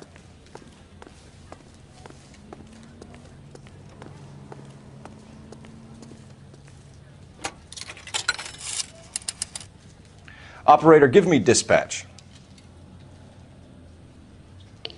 Putting you through now. Phelps, 1247. How could I help, Detective? I need an address for the following phone number. AL345. The address for the phone number is the Hotel El Mar, 6294 Leland Way, Hollywood. Thanks for your help. You know the place? Flophouse. Quarter a night, no questions asked.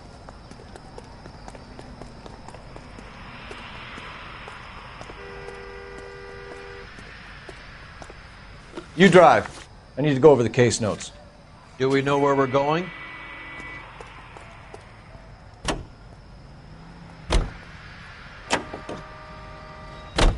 You seem to have a pretty cozy relationship with Cohen and Stompanato. Do I note a hint of reprimand in your tone, Detective? Talking to gangsters comes with the turf.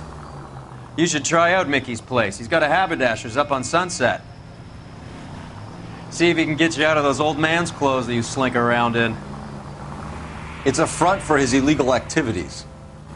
It is that, but he does carry some very sharp suits. If it's okay with you, I'll stick with Brooks Brothers.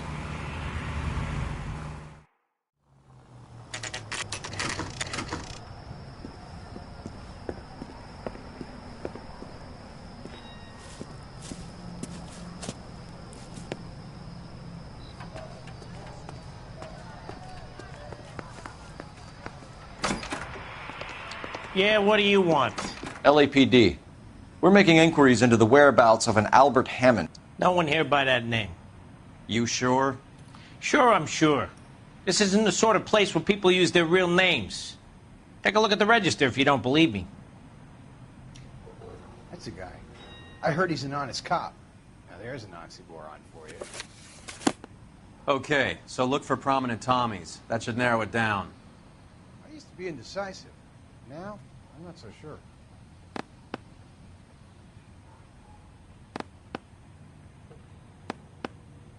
Winston Churchill. A very patriotic Englishman is staying in room 207. The old bulldog. Even at a flop house, Adley can't get out from his shadow. What the hell?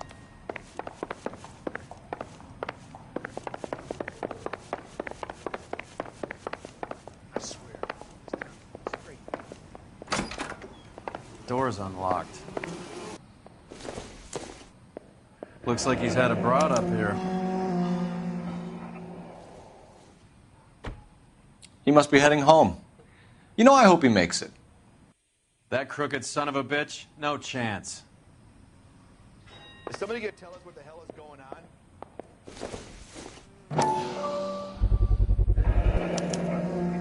I guess a fighter has plenty of time on his hands between bouts.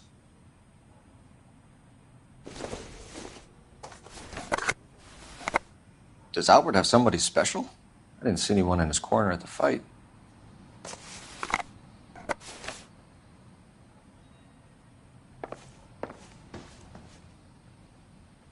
Instaheat. Adrian Black's product of choice. Seems like a lifetime ago. Candy has expensive taste. Albert has his work cut out for him. Who's Candy? Candy Edward. It's still warm. All right, let's go after his girl. See if that gets us any closer. Another window exit. Must have just missed him.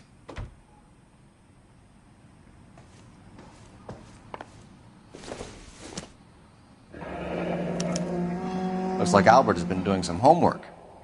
11 grand would be a nice little nest egg.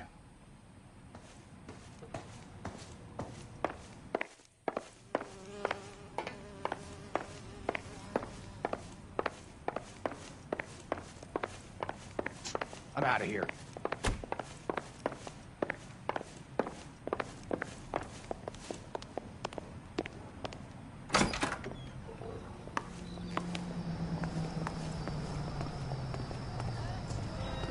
You can drive.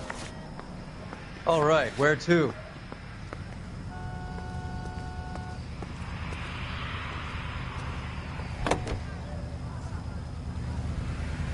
So, you boxed in the Marines? We all did. Standard training. I can't imagine you ever played dirty. The only prize for taking a fall was 1,000 push-ups.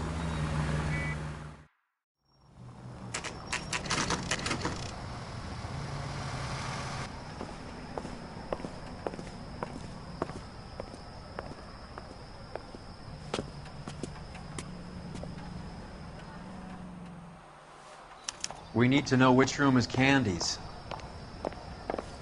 That's the guy. I heard. LAPD, ma'am.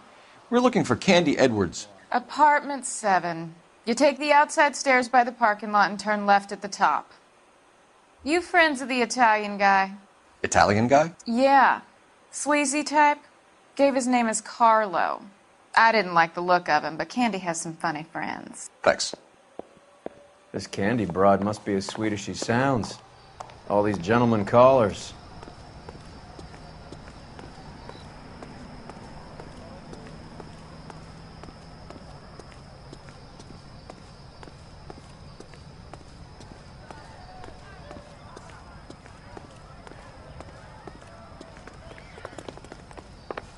Give it up, bitch. Sounds like we're missing He's all the gone and fun. fucked Get both in of us, there, and you know Phelps. where he's hiding. Now tell me where he is before I cut you. Like hitting women, do you?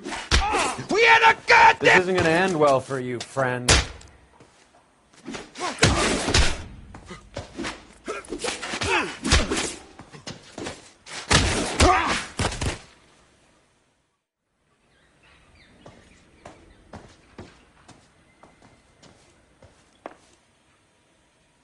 Out cold, but breathing. Give her a minute and take a look around. Single ticket. One way. I guess there isn't a lot for Albert in Ohio.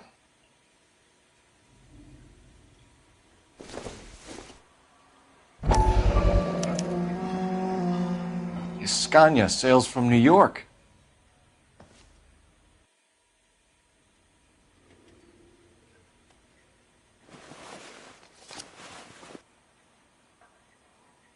Carlo here seems to have the same friends as Hammond.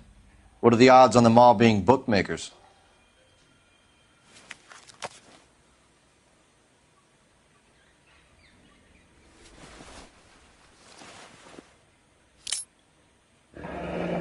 Nasty weapon. All the Italians carry them. A real man uses his fists or a gun.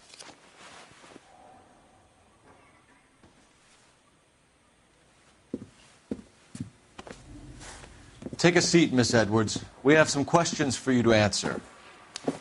Look, I haven't done anything wrong. Ever?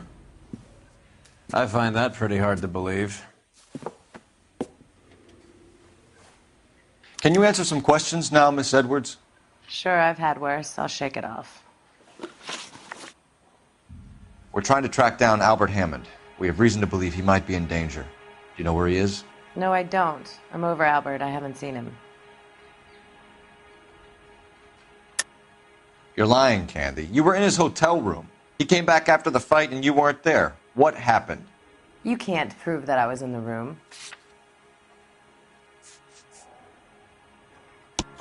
How do you think we found you, Candy? You wrote your name and address on a coupon.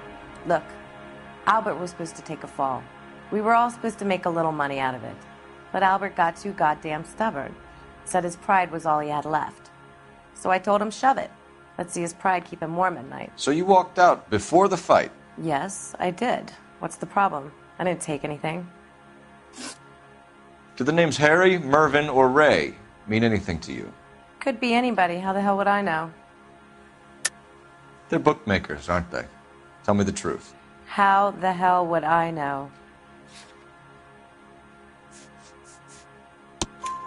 Albert wrote his winnings down on a notepad in the hotel room. We found the odds in his locker. Who has the betting slips? That son of a bitch, Albert. Everyone thought he was dumb, including me. But he beat them all. You're leaving town, Miss Edwards? Yes, I'm going straight home.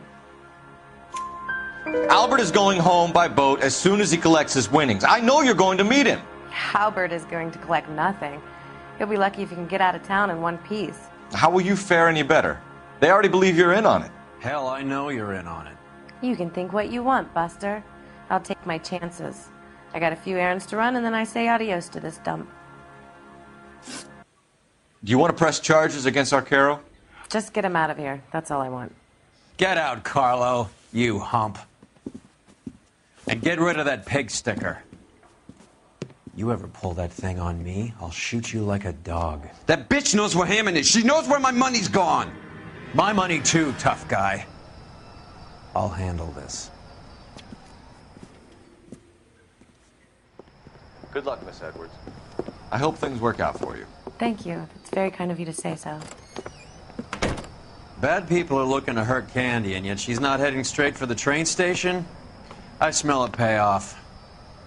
I say stake her out. See where she goes.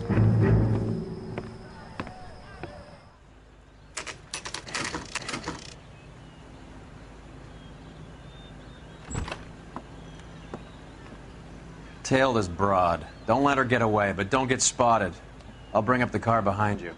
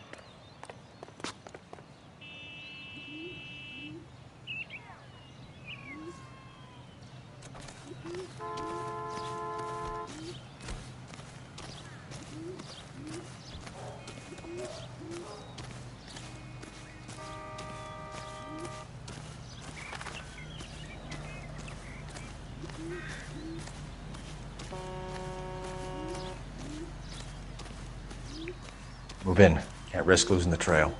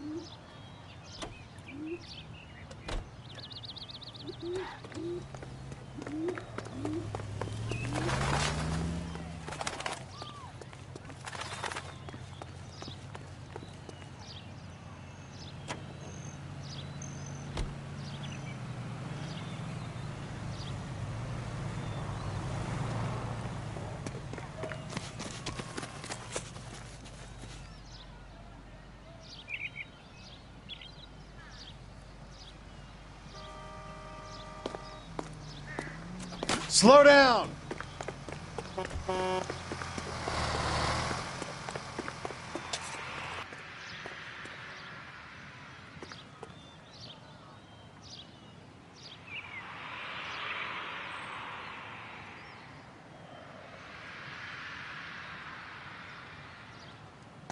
Too much slack. Gotta get closer.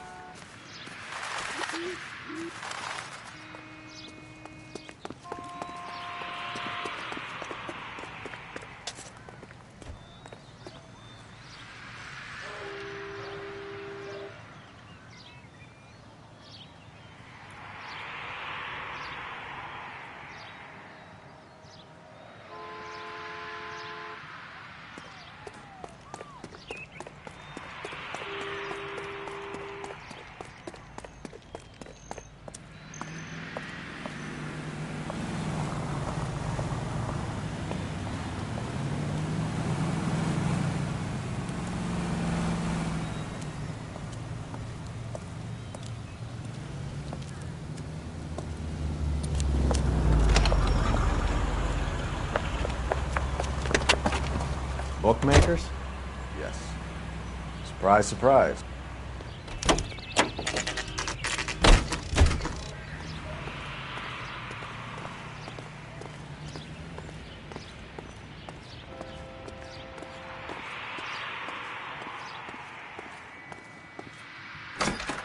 That's the guy. A blonde I heard woman he's an just honest came in cop. here. She went out the back way. That's an oxymoron. Said for she you. was being watched. How much did she collect? $3,600. She cleaned me out. On the Hammond Kid Galahad fight? You got it. I'm not complaining. We all made a lot of money on that one. Huge plunge on Galahad, and then Hammond knocks the bum out. So she collected the money and went out through the back door? Nope. She made a phone call over there, wrote something on a notepad, and then left.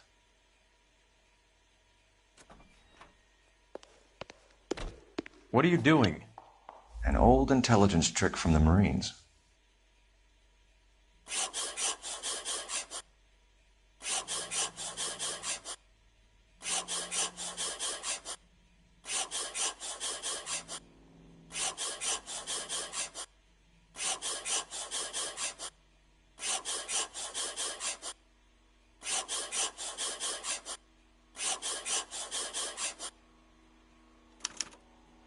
We know where she's headed. Let's get moving.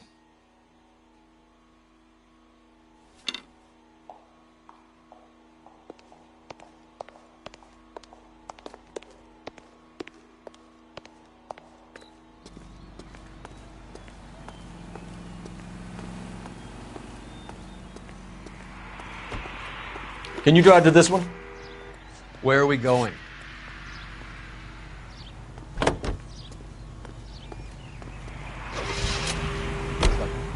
Hammond backed himself to win. And Candy is picking up the winnings. Smart play. Question is Candy collecting on Albert's behalf, or is she cheating him too? Car 11K, 11 King. Further to your request, Bunko Fraud has 3 known bookmakers operating out of storefronts in the Hollywood area. Thrifty Liquor, 6106 Santa Monica, the Examiner Drugstore, and a Max Spirits at 1658 North Cherokee. KGPL clear.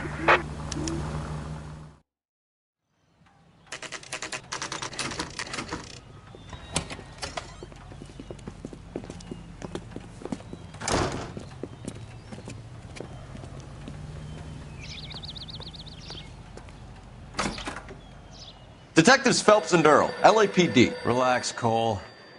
You just have a blonde in here, Mervyn? Sure did. I'm just about to close up. She took me to the cleaners. 4,000 clams and change. How long ago did she leave? Maybe 5 minutes. Called a cab. Asked for a number. I told her there was a card over there by the phone.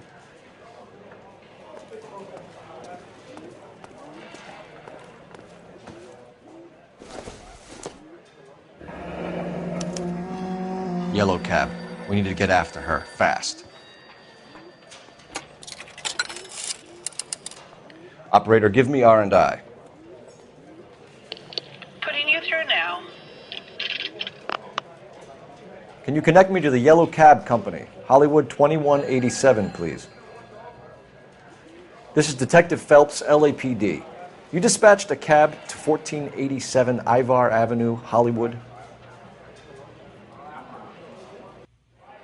Yes, sir. Sent 1 round from the pool. Do you have the number of that cab? Number 179. Thanks.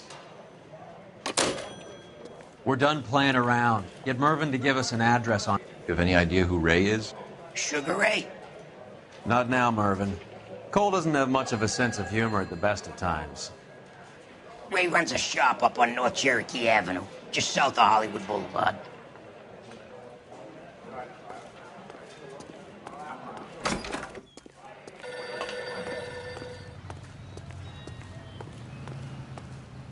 You're behind the wheel.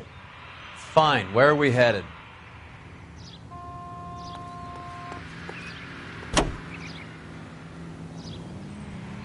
This broad's planning on cleaning out every bookmaker in town. Hammond needed to make sure he was getting a bigger payday than if he'd taken the flop. Never trust the limeys, especially where a fight's concerned. A mistake we can't seem to stop making.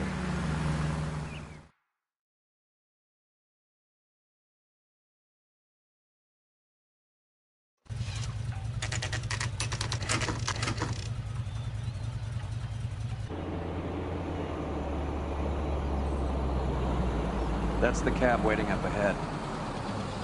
She's not in the car. Don't get too close. She must be inside.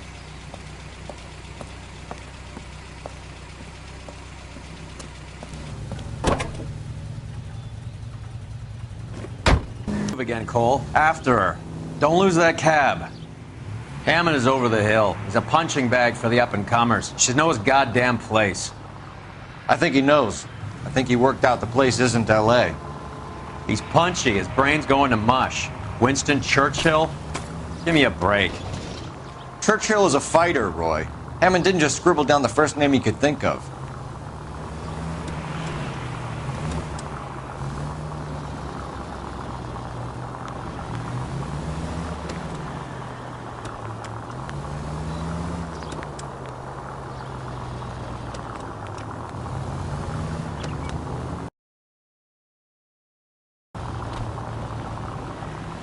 Hammond is full of himself, being this sure he was gonna win.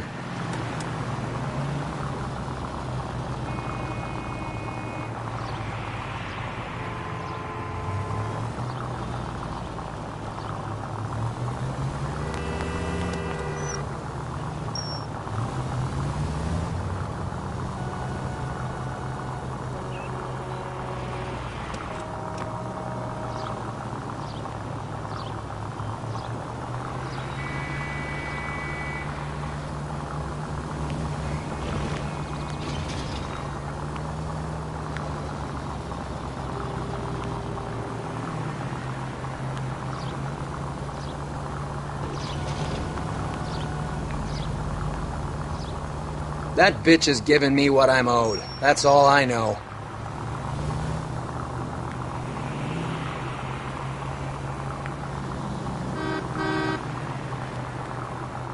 Easy, Cole. Better back it off.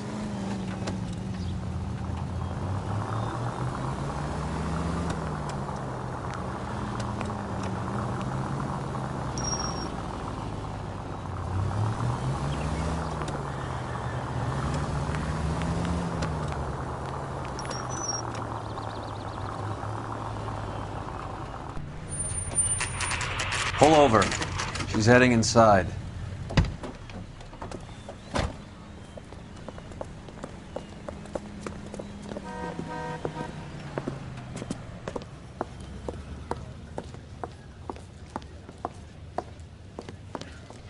I think I just saw Hammond. I'll tail him. You get in there and stay with Candy. Make sure you don't let her see you.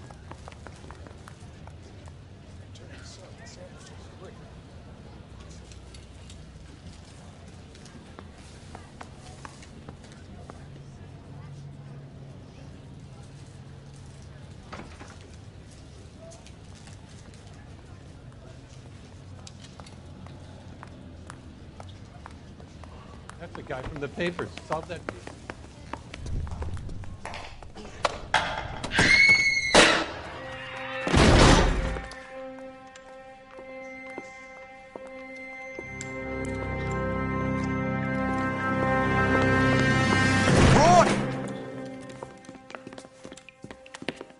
Call an ambulance. Hammond got away.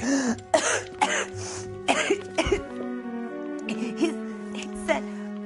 Just try and sit still, Candy. Who shot you? Was it Albert? Car.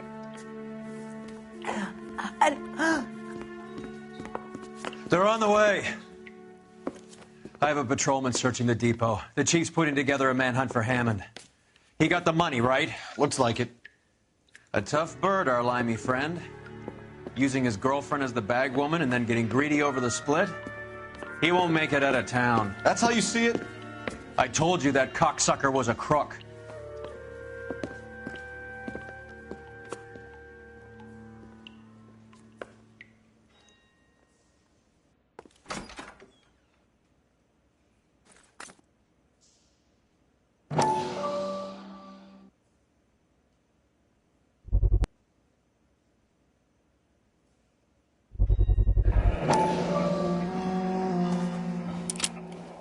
.32 caliber. One shot fired.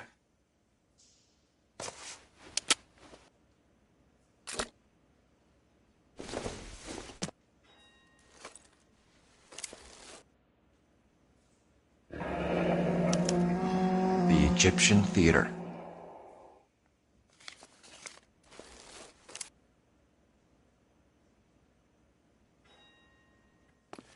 So, what now? The theater, I guess. We don't have much else to go on.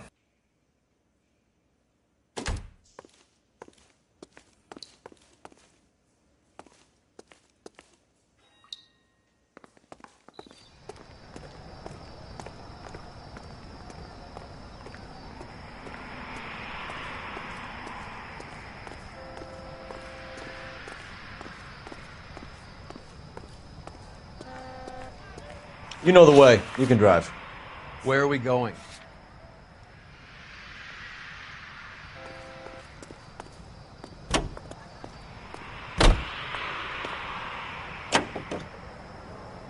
Poor girl. She didn't deserve that. Poor girl.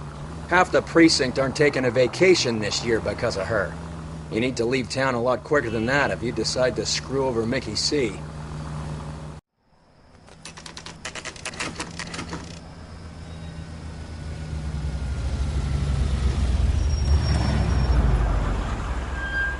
This seems like a long shot. Aren't they all? Car 11K, Car 11 King, come in. Car 11 King. Message from the coroner. The cause of death was a knife wound. Repeat, a knife wound. The revolver appears to have belonged to the victim. Son of a KGB all clear. bitch. He stabbed her. I thought you said real men use their fists, not guns. That guinea cocksucker. You think he got the money, too? Come on, Roy. We're bringing this whole tragedy to its conclusion.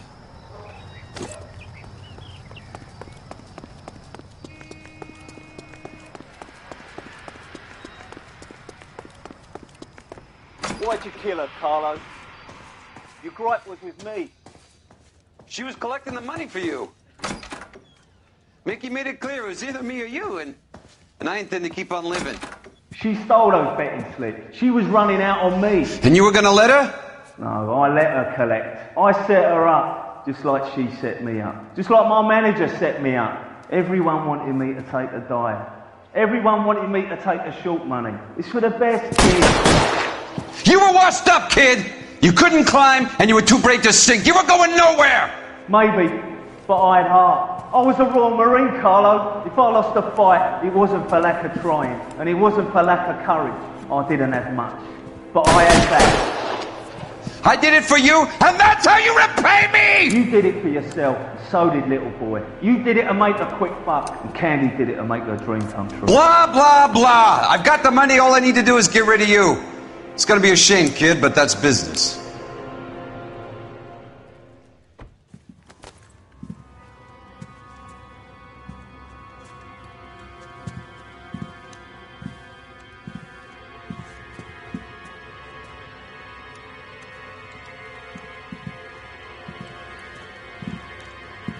We've heard enough, Arcaro. Put down your weapon.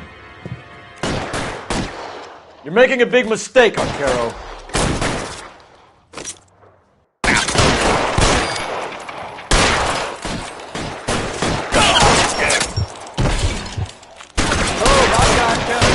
Throw out the guns. Come on, Cole. Carlo's a dead man.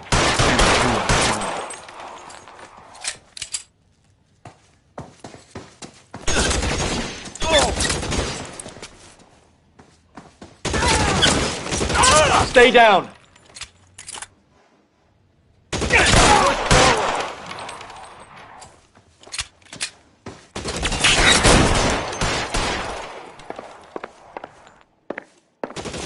You're clear.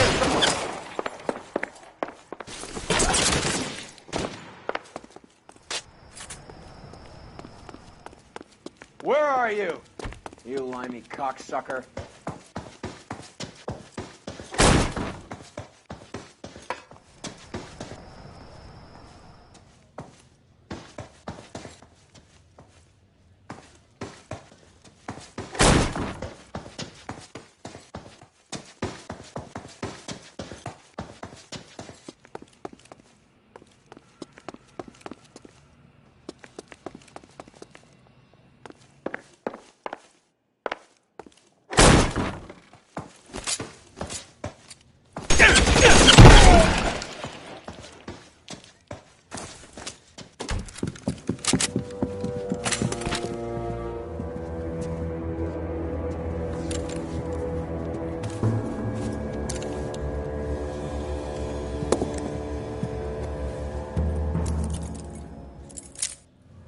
It's time to come out now, Hammond.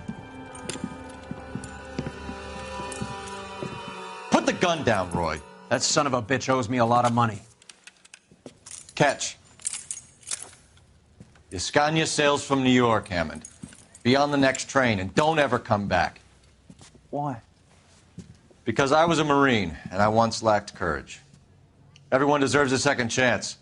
Now beat it.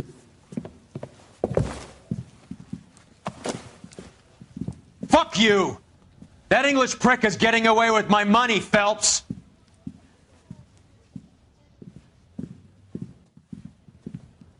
Donnelly and the homicide squad send their best, Phelps. They're more than pleased that you wrapped up the Edwards killing. They're a little mystified about the motive. You have any ideas on that? Crime of passion, sir. Looks like some sort of love triangle between the manager, the fighter, and his girlfriend. No sign of the scrapper? No, sir. Looks like he left town after the fight. Okay. It's homicide's problem now. Good work, gentlemen.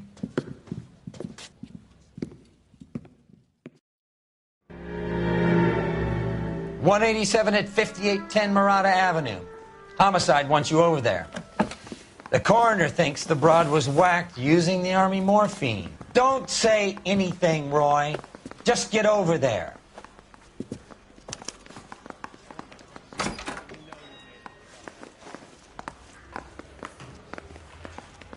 What's with that getup of yours anyway? I should start introducing us as Detective Earl, and this is my science teacher, Mr. Phelps. Your interest in my appearance is starting to get me worrying. Like it or not, we're a dysfunctional couple now. People judge me with you on my arm same way they would a fat broad with a 5 o'clock shadow. I really hope you're joking, Roy.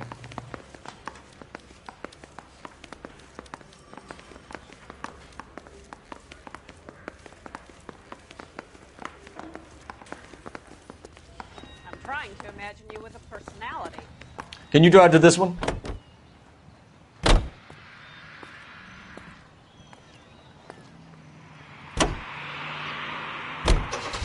Seem distracted. We recovered the morphine. Some of it might be unaccounted for, so what? That's life. We did our job. Closing one case opens another. Do you have any idea what is really going on while we're wasting our time following this stuff? Are you going to tell me? The deals being done right now will change the face of LA forever, and we're wasting our time on some hump. Someone's little girl. Visit the morgue at the end of the month when the John and Jane Does are cremated. Their percentages. The odds for and against lightning striking.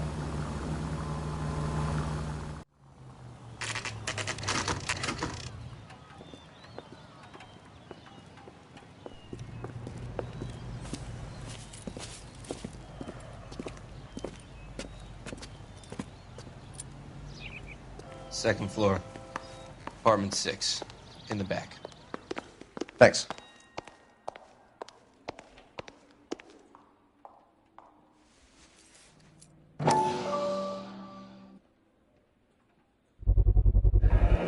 Mal will be pleased. Well, that's hardly conclusive, given the number of those things we've come across recently. The autopsy will confirm it one way or another.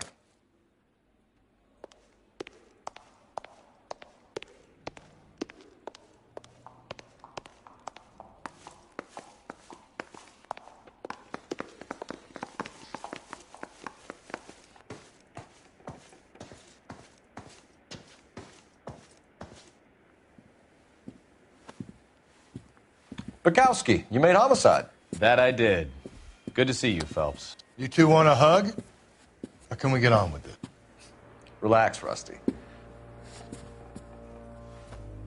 26 years old, fashion model. Found in the tub by the cleaning lady, Mrs. Reynoldson. She called it in.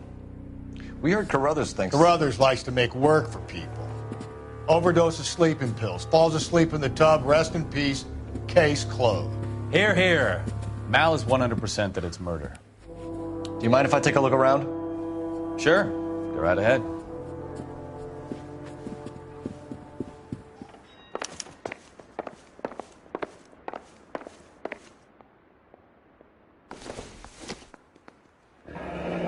This is all top end of town stuff. Gives us somewhere to look.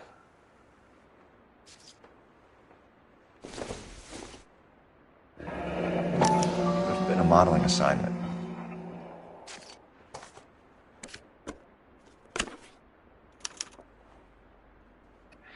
It's a place to start.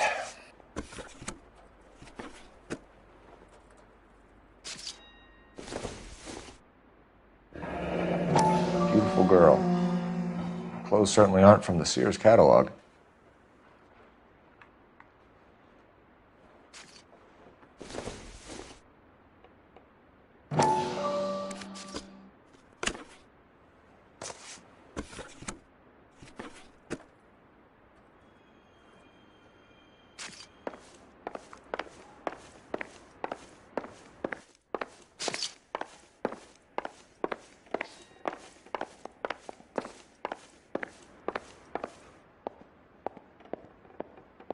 quality English smoking jacket. I don't know anyone under 45 who would wear one.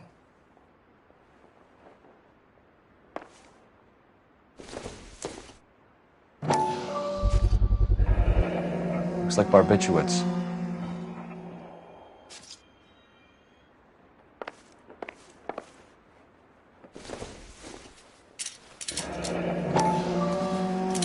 Barbiturates.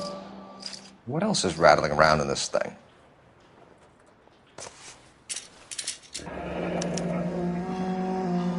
We should speak to her doctor. Prescribing both drugs would make her life a roller coaster.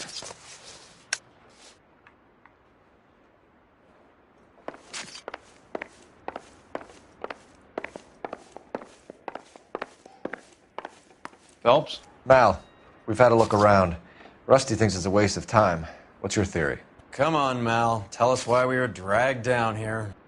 If the victim was alive when she entered the tub, water would have entered her lungs. The water is violently churned in the windpipe as she drowns. The result is that a lot of foam is generated. This foam is found at the mouth and nostrils in almost all cases of real drowning. Notice anything about our Vic? May I took a look? Be my guest. Take a closer look at her head and neck. Very unusual ring. I could be wrong, but it looks like a black sapphire.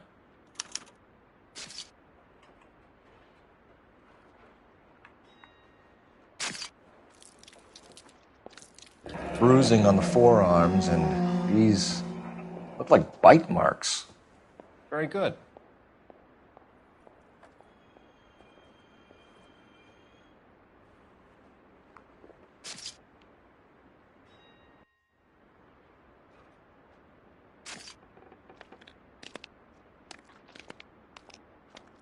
The neck is bruised pretty badly. The eyes are a classic sign of morphine, and the bruises tell their own story. I think one man held her down and another held her arm and injected her. They put her in the bath to try to cover it as a drowning. And spread a trail of barbiturates. Take a look around outside on your way out and see if you can find the syrettes. It would make my theory. And morphine would have been very quick, and there wouldn't have been much of a struggle. Okay, so find two guys who recently bought syrettes and weren't junkies, and you might be onto something.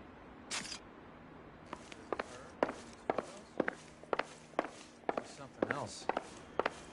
I'm Detective Phelps. I'm here to try and help Julia. Do you mind answering some questions? Virginia Reynoldson, I'm just so shocked. I feel like there's something I should be doing, someone I should call. We can make those calls, ma'am. Who needs to be notified? That's just it. I don't know. Miss Julie doesn't have any family in town. Someone has to set her affairs in order.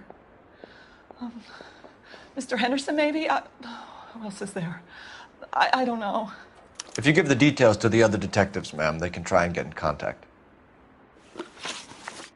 Was Miss Randall depressed about something? Upset? No more than normal. What are you hiding here, Mrs. Reynoldson?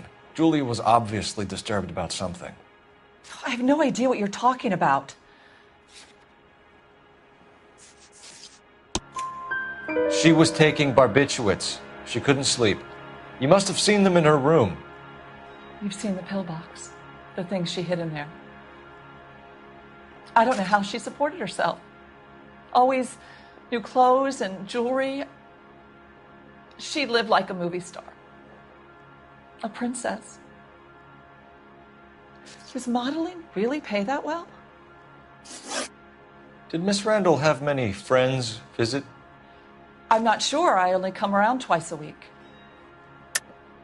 Why are you lying to me, Mrs. Reynoldson? Julia had men stay here. I will not speak ill of the dead. You can't prove that.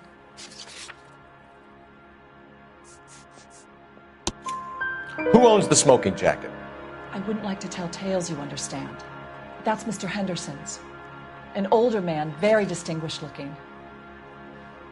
He seemed very much in love with her. Where would we find him? I'm sorry. I don't know. He said he lives in San Francisco.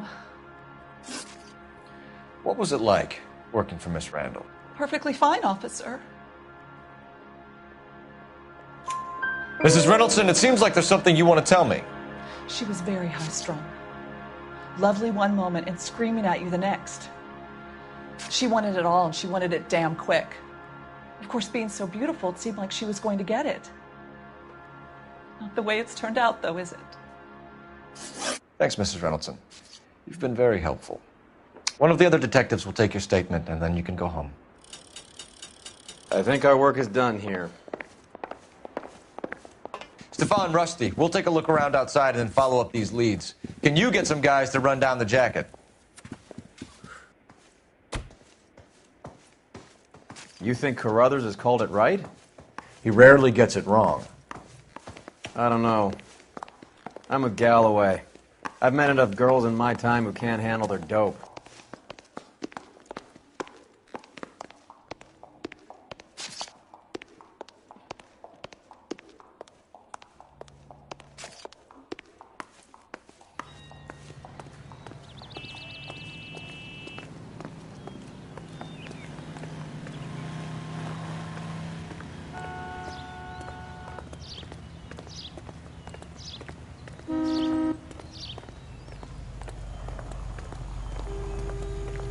You're behind the wheel.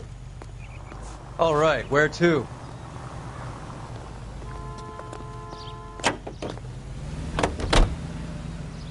Bukowski, Galloway, quite the little reunion in there. Almost brought a tear to my eye. They're good police. How would you know? You got promoted so fast you barely had time to learn their names. Let me fill you in. Bukowski's a pushover. Galloway's a drunk. You could learn a thing or two from both of them. Please. They couldn't work a vice case if their life depended on it. I don't see why they'd be any better or worse at it than me. I noticed you said better. Hubris disguised as humility. Kind of your trademark, don't you think? Why do you always twist everything? Galloway's got nothing to prove. He's been on homicide for years. And he's welcome to it.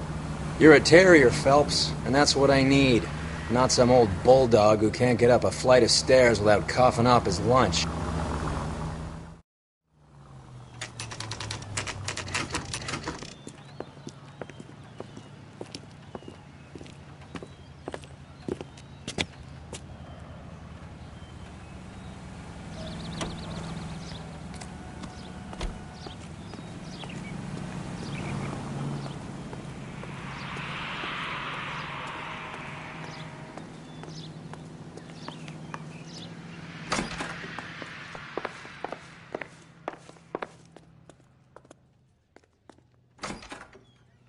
Here, Stoneman, office 505.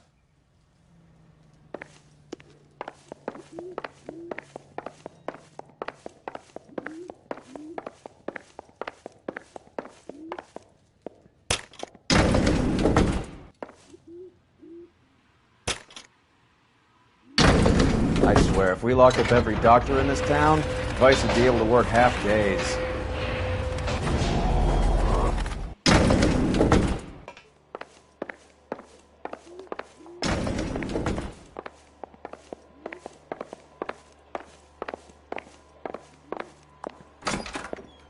Yes, sir, your name? LAPD. We'd like to see Dr. Stoneman.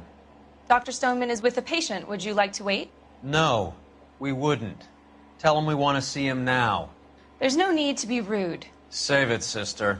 Dr. Stoneman, I have some gentlemen from the LAPD here to see you. Send them in, please. I'll see this patient again after they've left.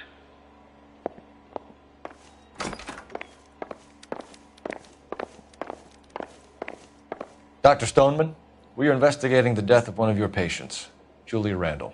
I'm very sorry to hear that. Do you mind if we ask you some questions about Ms. Randall? Not if it doesn't compromise doctor-patient privilege, Detective. How well did you know Miss Randall? Barely at all. She'd only been a patient 6 months or so.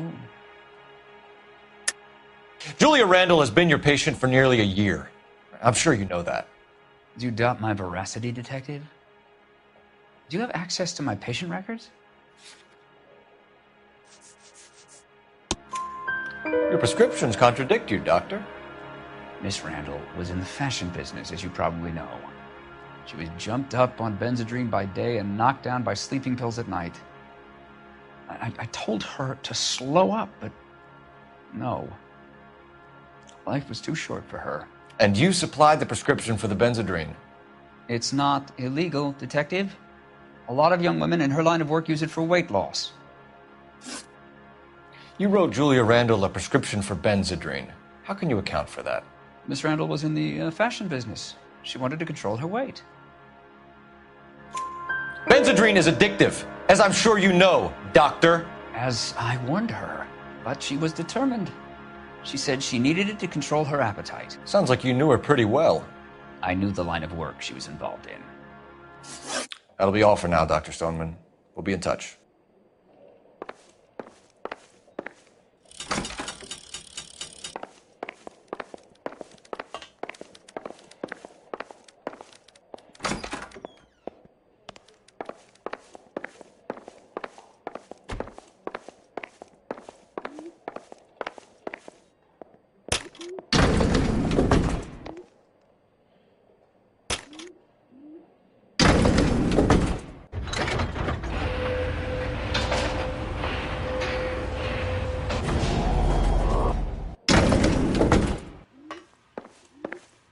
The old boy is lying. About what? I don't know. He looked relieved when you said she was dead.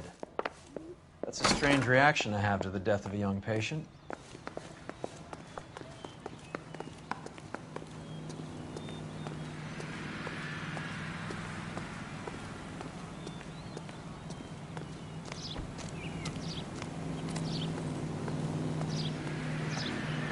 You can drive. Do we know where we're going?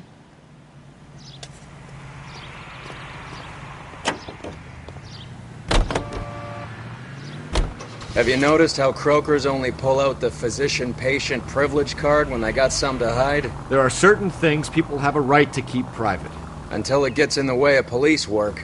And it's only private when it suits them. A couple of drinks and every doctor I've met will spill your darkest secrets in a heartbeat.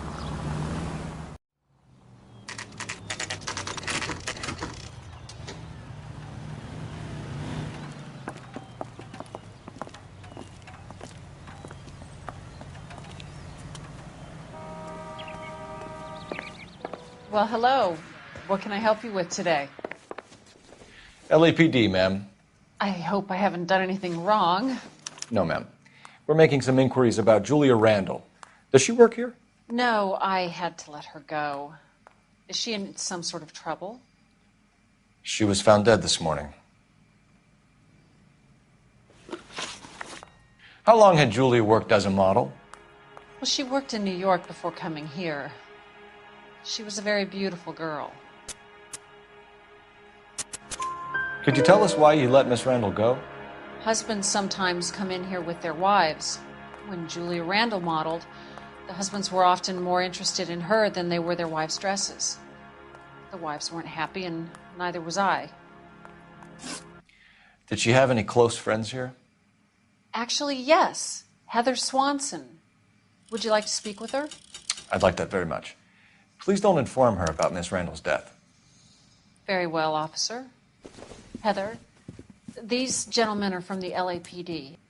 I'm Detective Phelps. This is Detective Earl. I understand that you worked with Julia Randall, Miss Swanson? Yes. Julia helped me get my job here. She's not in any kind of trouble, is she? She's a hellraiser, isn't she? Lives a fast life. Oh, no. Maybe Mrs. Stanley would call her that, but I wouldn't. She's full of life, wonderful company. That's a lovely engagement ring. Do you like it? Henry gave it to me. I'm very interested in engagement rings. Do you mind if I take a closer look?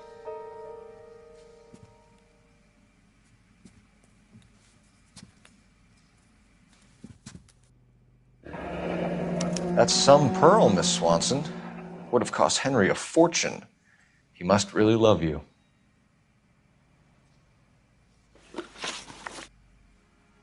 How did you meet Julia? I was introduced through my fiancé, Henry Arnett. Henry is your beau. Tell us about it. Yes, he is. Henry has a fashion business. He and Julia have been friends for years. Are Miss Randall and Mr. Henderson engaged? Who's he? She was wearing a sapphire engagement ring. Someone must have given it to her. She never mentioned a man named Henderson to me. That's all for now, Miss Swanson. Could you ask your fiancé to visit Hollywood Police Station? It would be very helpful to our inquiry. Now, wait a moment.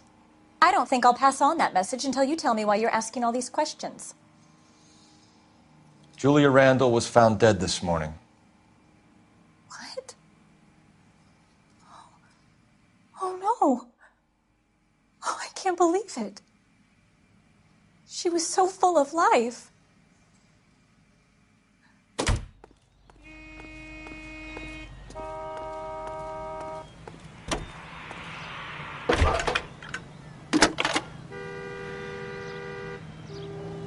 Phelps, badge 1247.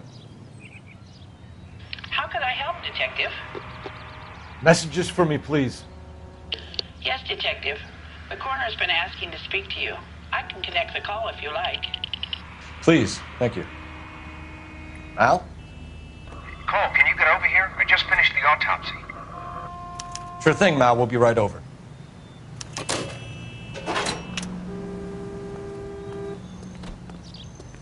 You drive. I need to go over the case notes. Fine. Where are we headed? Nice move not telling old Sweet Lips in there about her friend taking the big jump till we were half out the door. Very slick. I figured we'd get more out of her that way. You're learning, Phelps. We'll make a vice cop out of you yet.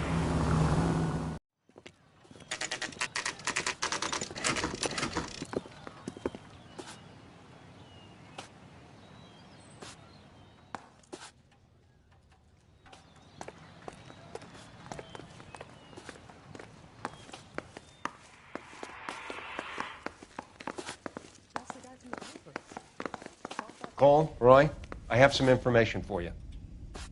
You're the only person enjoying this, Mal. Get on with it. The bruising confirms 2 sets of hands, so we have 2 killers. Death was caused by heart failure due to an overdose of morphine. Have you dragged us down here to gloat? We already heard your theory. We agree that she was murdered.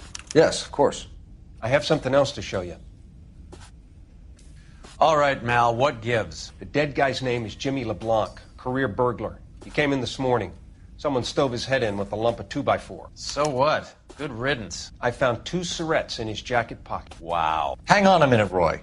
We're listening, Mal. No sign of morphine use and no metabolized morphine in his blood. Scratch marks on his face. Which could be from getting his head remodeled. Time of death, Mal. Maybe an hour or 2 after the Randall girl. So you're saying Laughing Boy here could be one of our killers? That's a hell of a long shot. Thanks, Mal. We'll check it out. I found something else.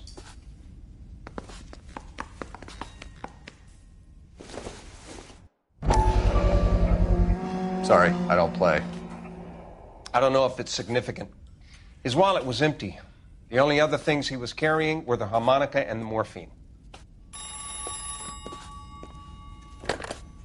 Carruthers. Yeah, he's here.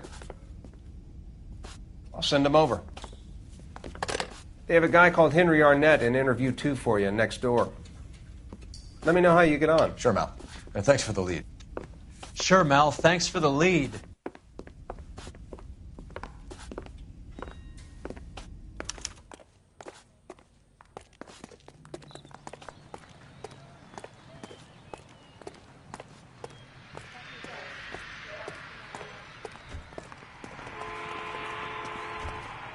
I could get discovered swanning around in American View. Arnett is in interview too, Phelps. Go help him get whatever it is off his chest. Mr. Arnett, I'm Detective Phelps. This is Detective Earl. Thanks for coming in. Call me Henry. It's the least I could do. Terrible news about Julia. How well did you know Julia Randall? Vaguely. I'm in the clothing business, and Julia occasionally modeled for me. He's asking whether you banged her in a chuck-on-the-shoulder fraternity kind of way. I'm engaged to be married. It wouldn't be polite. Answer the question. This will remain private? Heather won't have to know? Yes. We had relations. Miss Randall's landlady said she was seeing an older man. Could have been. I wasn't privy to all the details of Julia's private life. Henry, I don't like when people lie to me. She was seeing a man named Henderson. You know who I'm talking about. Easy on, Detective. I may have heard of Henderson, but I don't know his full name.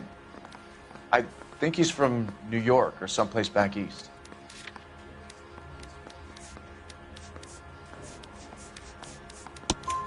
That's funny. Julia told her cleaning lady that he lived in San Francisco. Okay, you got me. I don't know where he's from. Julia wanted money. She always wanted money. She thought she could get something from this guy.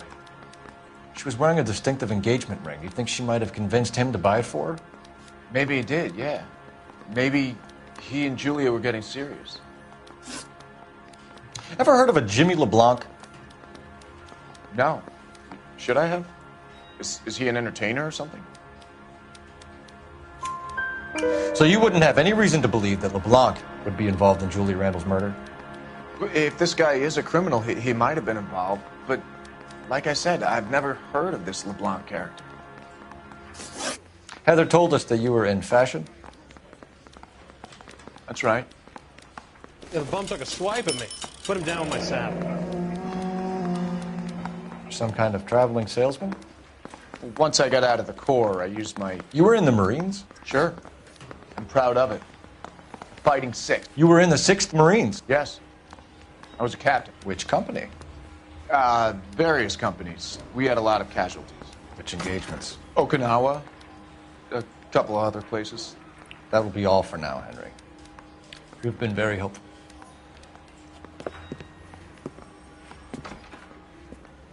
That son of a bitch was never in the Marines. Why'd you let him off the hook? Because we're giving him a couple of minutes before we start tailing him. Arnett is an amateur. We need to find out who killed the girl. Can you pass this on to Bukowski? Have him check the place out and go through his records. Sure, I'll pass it on. Thanks. Can you also have R&I run the records on a Jimmy LeBlanc and find out who was his last arresting officer? Have them get in touch via KGPL when they have some information.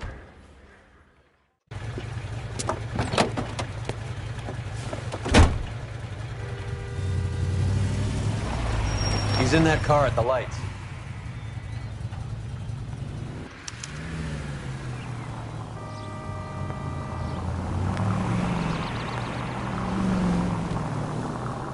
He was squirming like a worm in there. Don't you love it when they pull the war hero excuse? Actually, maybe you don't.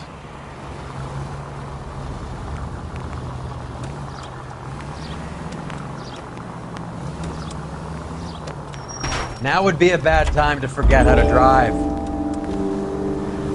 I'd have expected a cad like Arnett to be a better liar.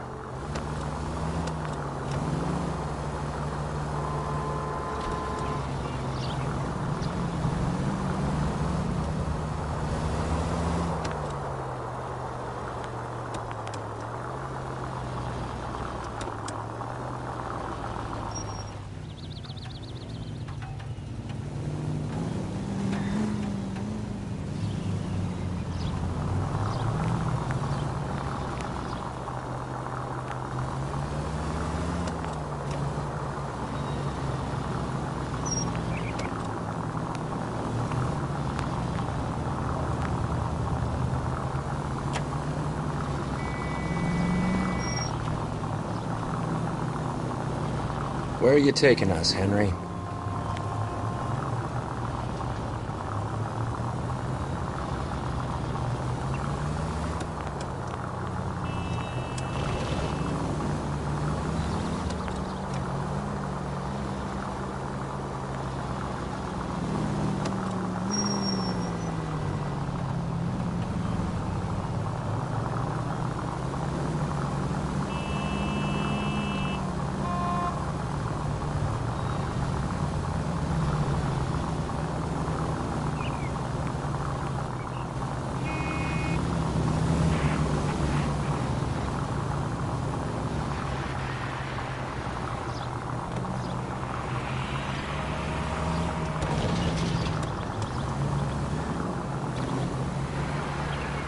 That idiot never stepped foot in Okinawa.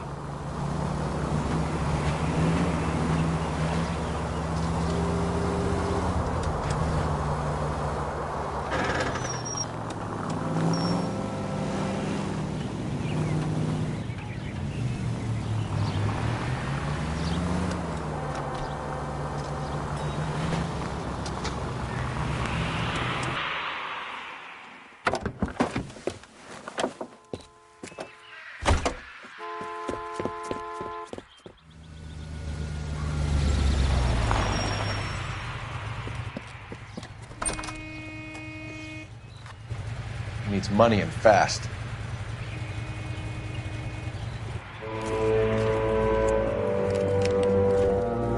Get in there and find out what he pawned. I'll stick with him, see how he intends to spend the money. Move in. Can't risk losing the trail. Hoof it, Phelps. I'll bring the car around when I'm done here.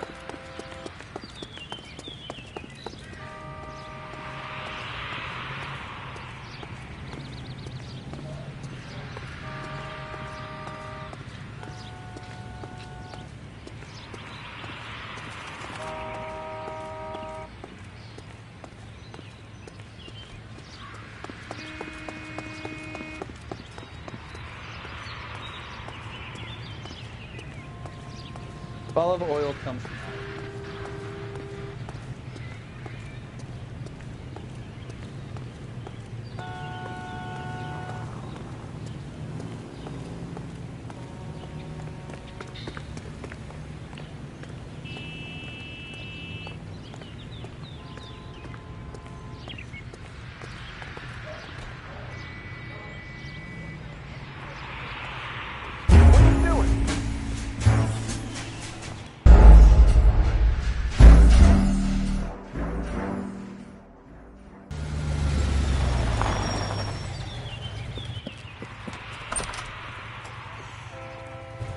He needs money and fast.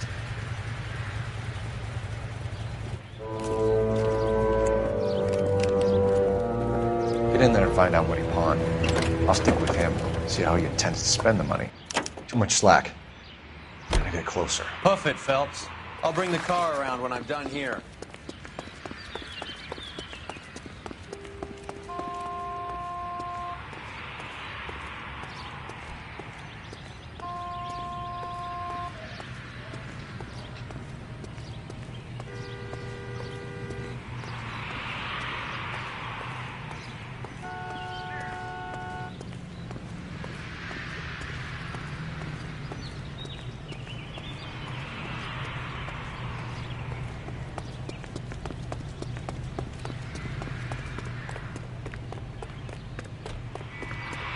When is America going to understand? It's not about getting, it's about giving.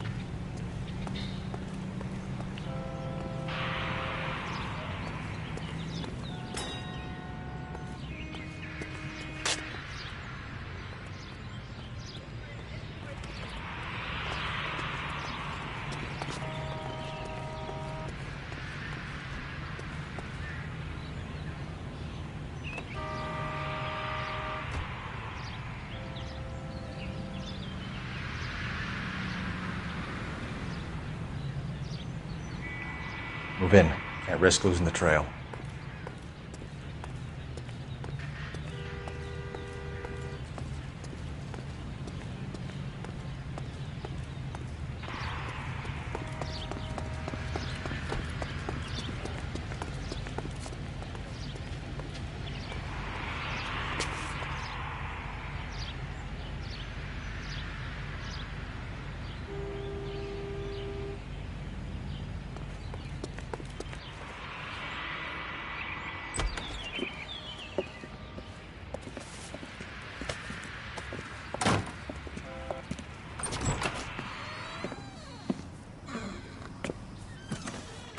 That's right, Mexico City. One-way ticket, please. Next available seat. That would be 1 day from now. Is that okay? It's going to have to be.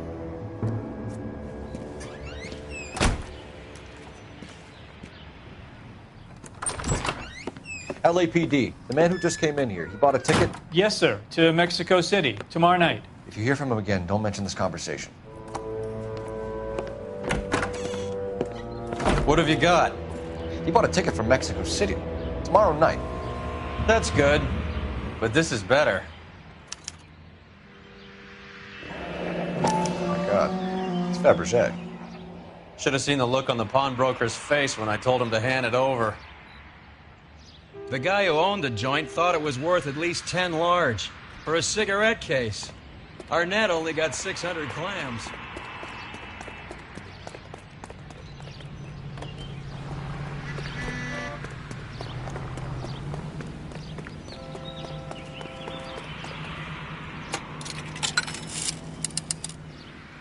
Operator, message for KGPL.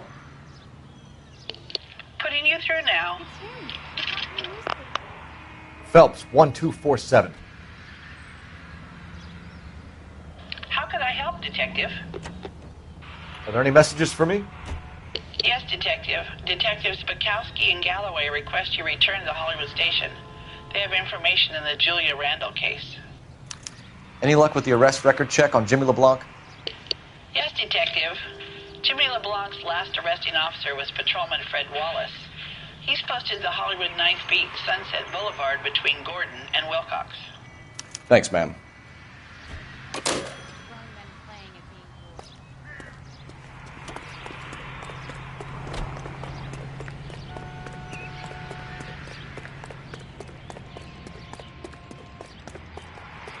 Can you drive to this one? Where are we going?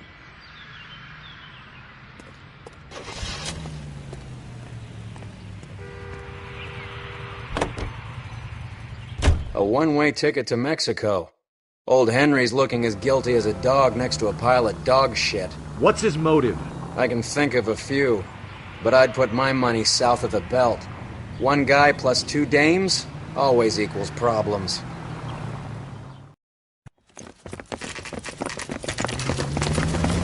Come on, let's give him a hand. Right behind you, Wallace. Detective Phelps.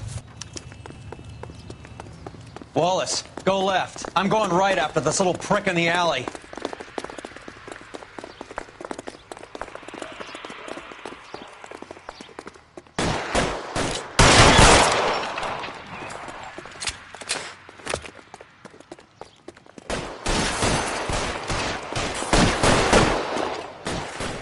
Throw out the guns.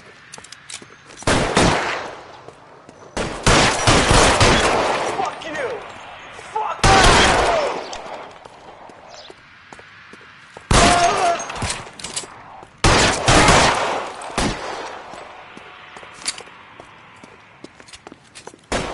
He's there, right there! Kill him!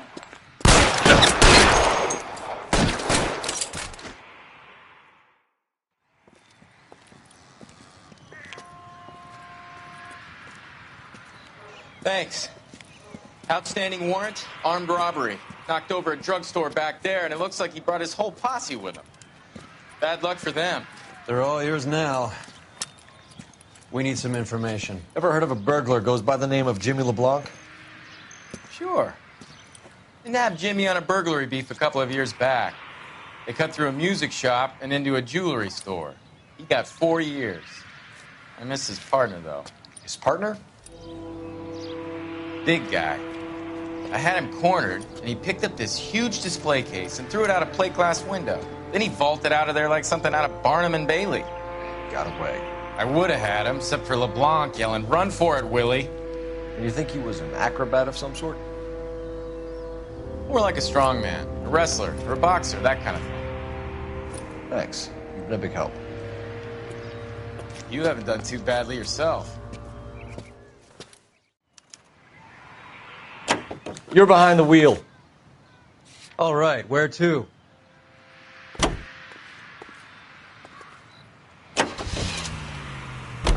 You're suggesting LeBlanc is still working with Willie? A strong man held down Randall while someone administered the morphine. Someone with muscle opened up LeBlanc's skull. Could be.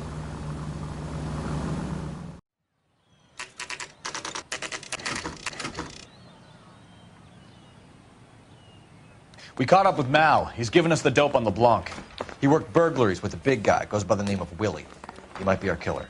Can you work boxing gyms, the Y, promoters, that kind of stuff? Since when have you started giving orders, Phelps? And where's the burglary angle? There was no sign of a... That's where our net comes in. Next stop, we speak to Lacey about a list of recent burglaries. The guy's a bum. His office is a front, and he's behind on the rent and his phone bill. And he's skipping town. Tomorrow. Let's get him in and beat it out of him. Do you want to bring in the killer, Rusty? It could be too smart for your own good, Phelps. We've been talking about that, haven't we, Roy? Stefan?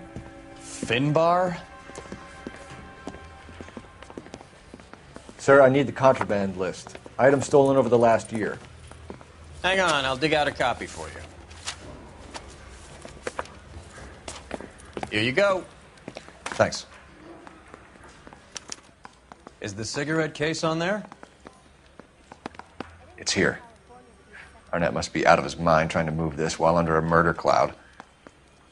Julia Randall's ring. It's here. Seems Julia wasn't the first bored society girl to hide her bennies in that pillbox. Even the engagement ring was purloined. Arnett is a cad.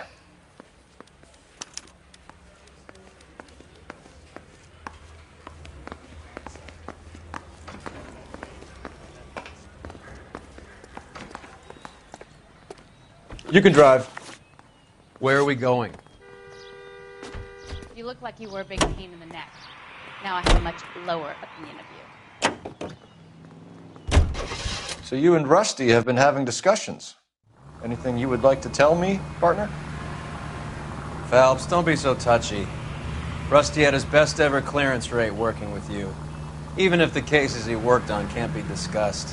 We were just comparing notes. You're a Booneroo case man, Phelps. One of the best I've ever seen. Thanks. You gotta learn to take a compliment, Phelps.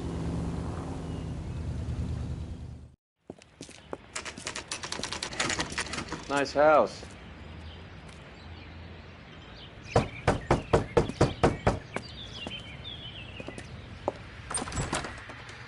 LAPD, ma'am.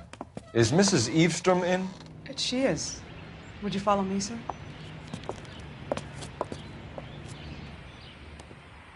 I am Mrs. Eavestrom. How may I help you? We appear to have recovered some stolen goods that belong to you, ma'am. Yes, of course. That terrible burglary. Would you like something to drink? No, thank you, ma'am. We have some questions, if you don't mind. Why would I mind, young man, if you are returning 43 pieces of my property? Okay, before we get down to that, I'll have a scotch. Thanks, straight up. Maria, can you get the detective a drink, please?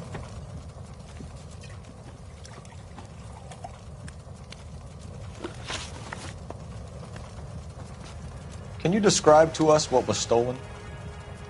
It would be easier to describe what wasn't stolen, Detective. A priceless tiara that has been in the family for 50 years. A Fabergé cigarette case that was worth $25,000. Why are you lying about the value of your jewelry, Mrs. Eavestrom? Who do you think you are, making heinous accusations in my own home?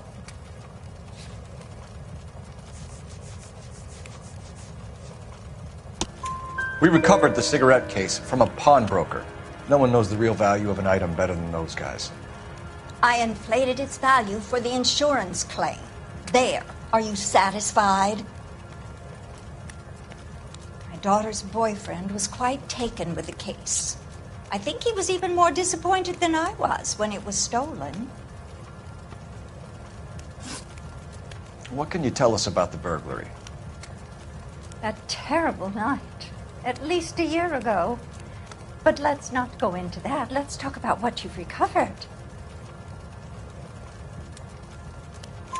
Were you in the house when the burglary took place? Good heavens, no.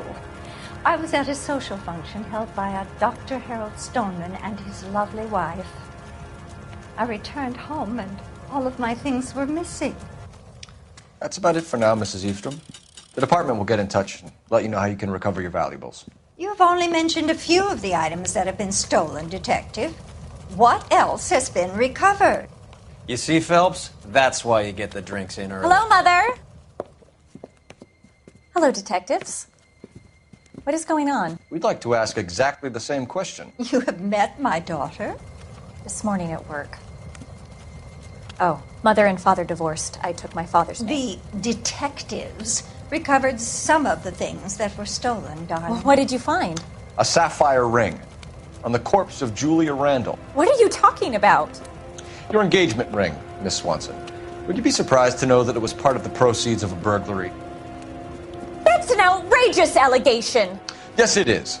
I suggest we go straight to Henry Arnett's place and sort this mess out.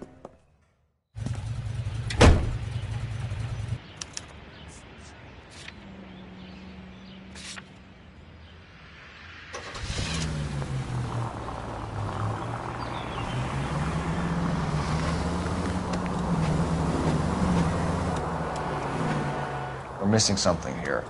Arnett is obviously arranging the burglaries.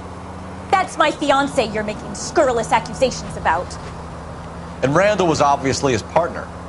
But neither of them are the type to creep apartments. You're being ridiculous. Both of you. There's a very good explanation for all of this. Put a sock in it, sister. You're being played for a patsy and you're not even smart enough to see it.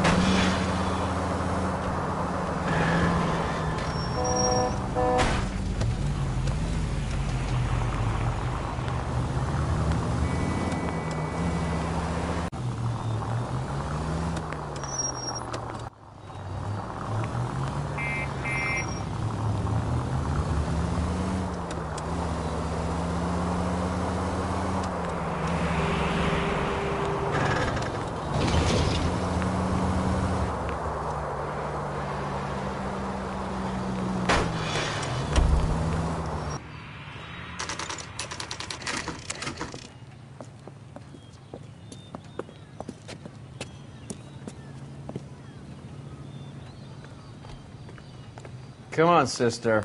Let's find out who your fiance really is.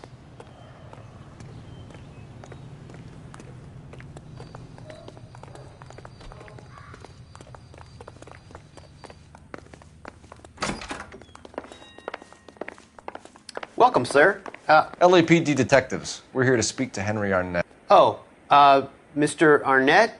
Apartment 30. You can take the lift. Thank you.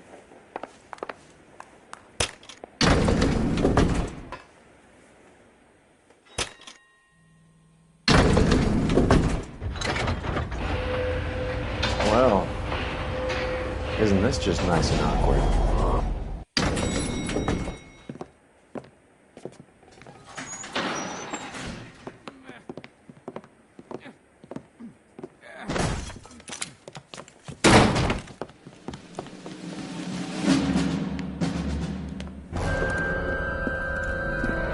Stop! LAPD! Don't kill him, Cole. This guy's our case. Go on. Put your hands in the air!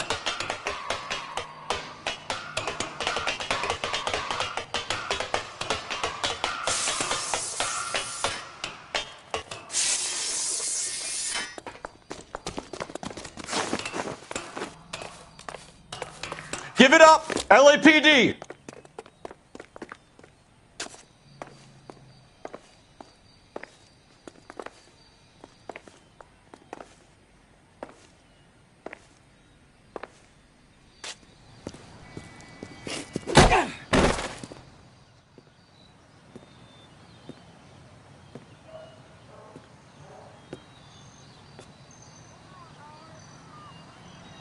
Looks like he got you good, Phelps. Yeah, he really packs a wallop.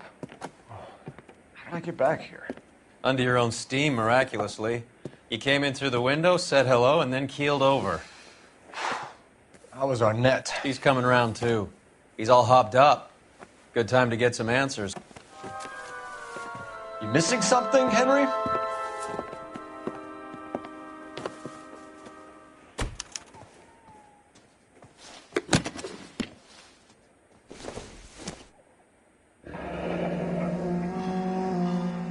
You told Heather you're honeymooning without her?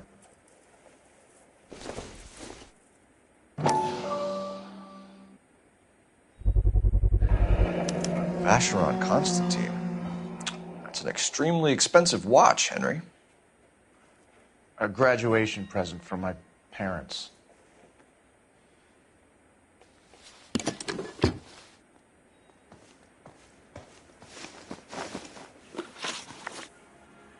We know all about the jewelry ring. You and Randall and LeBlanc and Willie doing the legwork. I'm in the fashion business. You're lying, Henry. How can you prove that I'm involved, detective?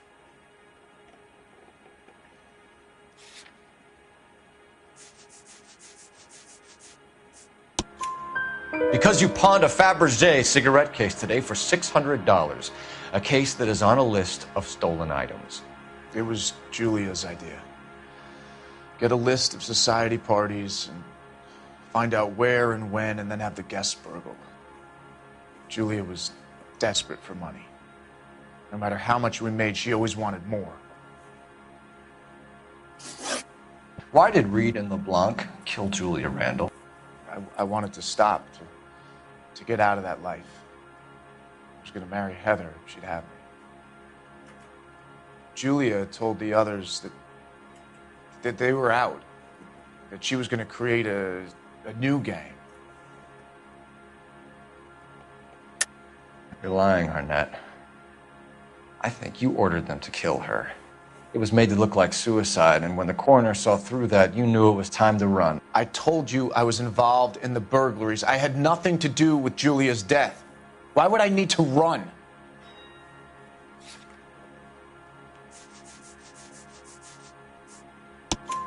Have you told Miss Swanson that you're leaving for Mexico City tomorrow night?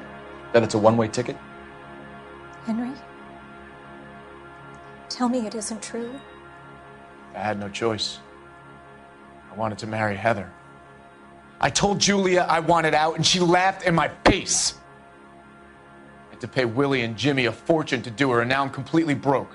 What you are, Buster, is under arrest. Who is Henderson, and what is his involvement? Tell them what you know, Henry.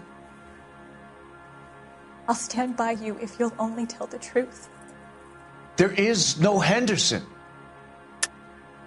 Tell me about your first burglary, and don't lie. I can't remember. I don't keep a list of these things.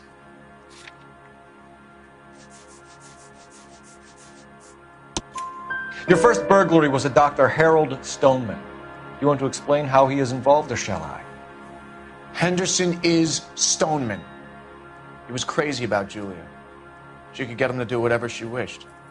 He threw the parties, and we arranged the burglaries. Julia never let him touch her. She just kept him hanging on the promise. Drove the good doctor almost insane. Henry Arnett, you are under arrest for burglary and for the murder of Julia Randall. Henderson is Stoneman, all right? I'm not the guy you want. Go talk to the good doctor. Oh, we will, knucklehead. Meanwhile, we're fitting you for convict stripes.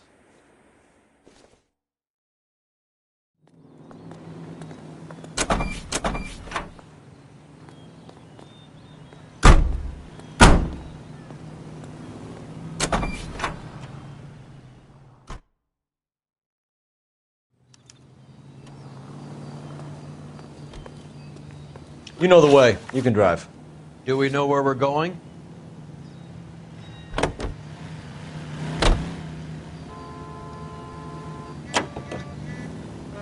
I guess the wedding's off. He only robbed her mother and killed her best friend. Cut the guy some slack. So how does the doctor fit in? That's what we're about to find out. Maybe we should ask him to give you a quick once-over. That meathead gave you one hell of a pasting. I've had worse. You should have seen yourself staggering back in there like a drunken sailor. Next time you can take the runner, Roy. I didn't box in the Marines, though, did I? I should have never told you that.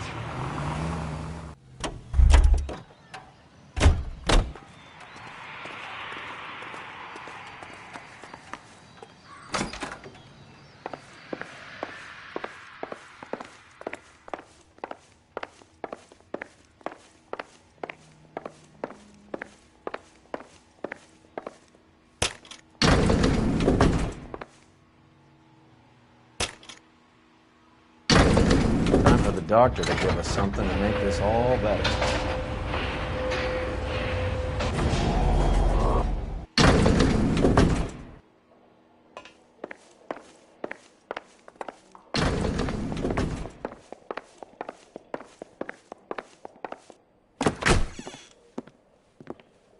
Hang on a moment, sister. Tell him it's Henry Arnett, and tell him it's urgent. I can't do that. Tell him, or I'll charge you with obstruction of justice. Doctor, I'm afraid Mr. Arnett is here to see you, and he says it's urgent. Send him I told you never to come. Tell us the truth, Doctor.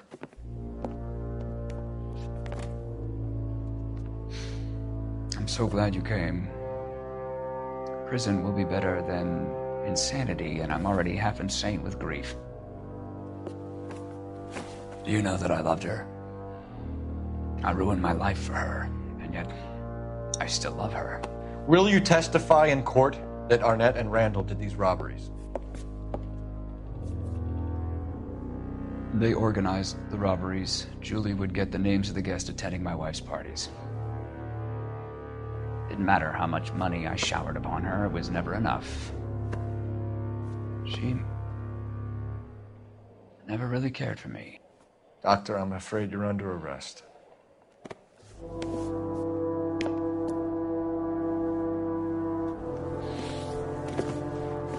Oh, the practice. You'll call Dr. Gerard. No. Please don't cry. I want to see no one. Not my wife or my children, nor my friends. And I don't want a lawyer. Just lock me up and throw away the key. What have I done?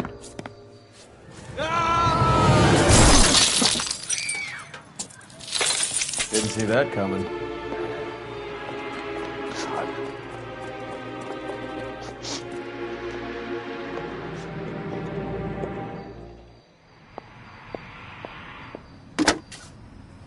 Operator, give me R&I.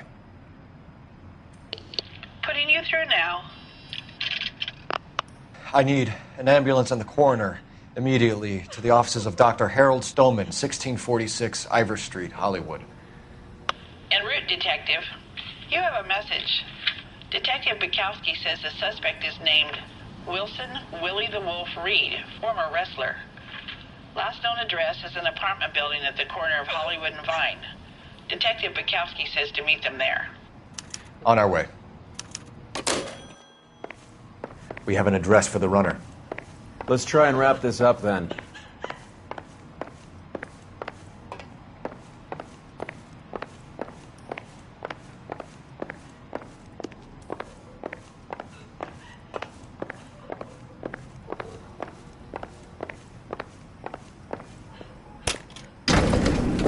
That old boy really fell for that broad. She was incredibly beautiful, Troy.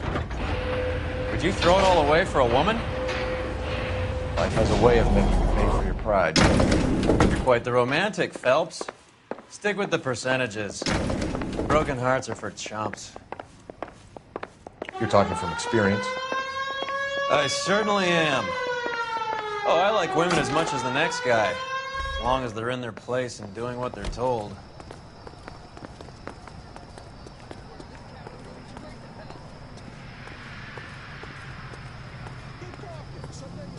Thank God I didn't park there. You're behind the wheel. Fine. Where are we headed?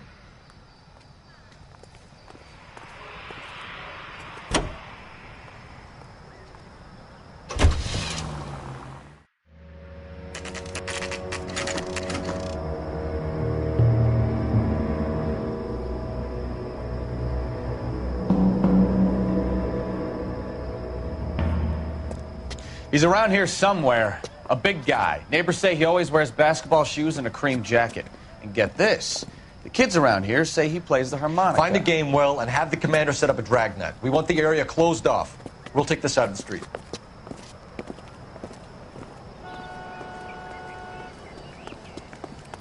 A harmonica playing wrestler. That's a weird one. Think he knits as well? Just keep your eyes open and your mouth shut. We don't want him to bolt on us.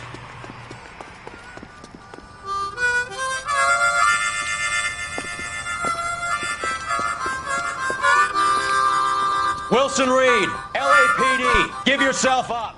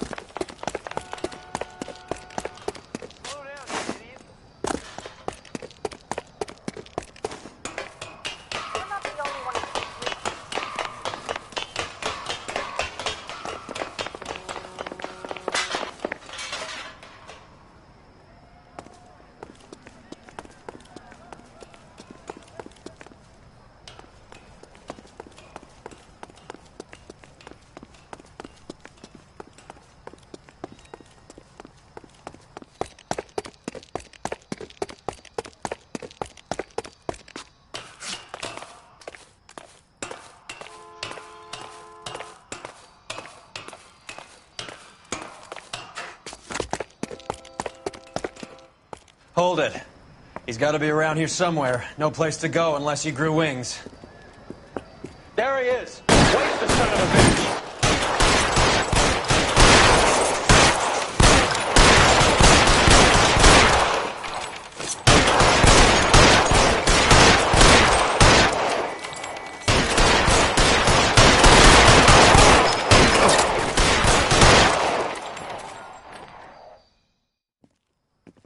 Son of a bitch really picked a spot for it up here, didn't he?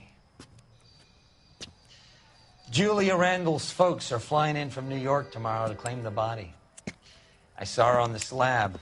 So perfect. Looked like she was made of porcelain. She really made an impression on me. Julia had that impact on a lot of men. Christ, it's cold. You guys did good work here today. Roy, I think you should buy your brother officers a drink. Do you now? That's very generous of you, Lieutenant.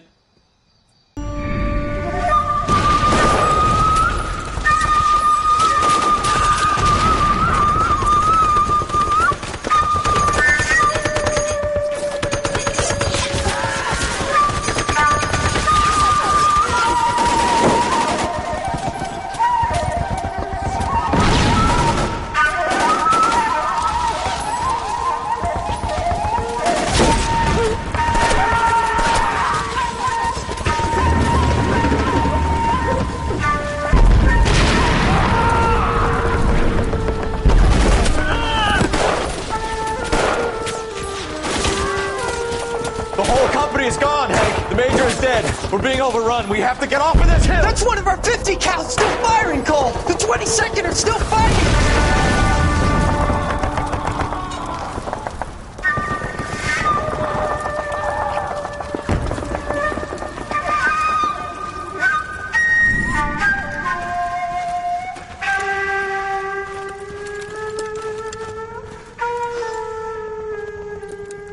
It's over, Cole. Looks like you're one of the lucky ones. Say goodbye to your friend Hank, Jack.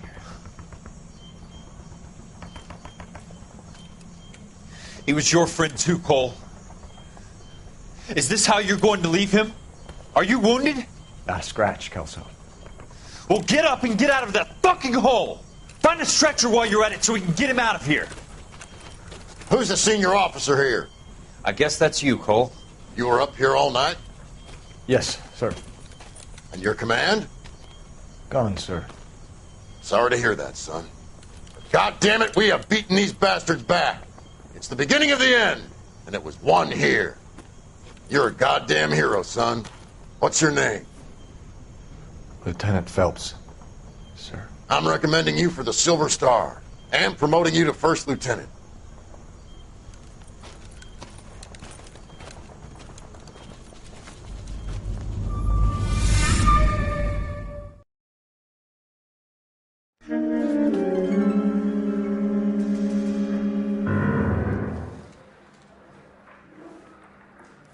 Earl Phelps, a shooting at the 111 Club, 6232 Hollywood Boulevard.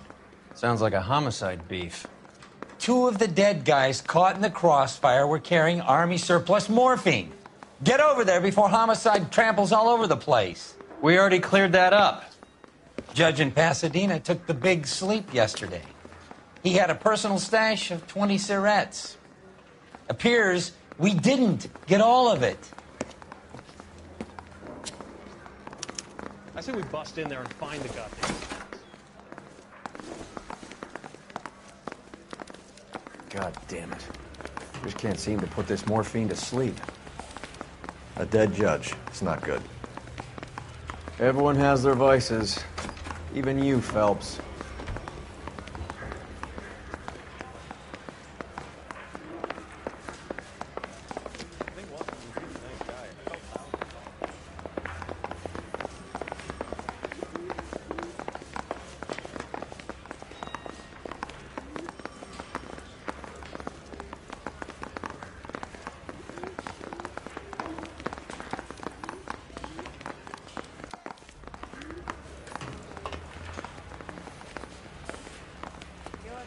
brothers and sisters should marry.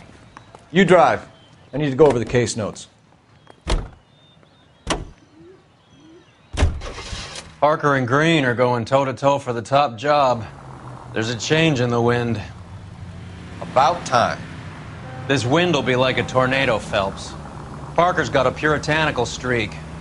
You never know we'll get swept up in a thing like that.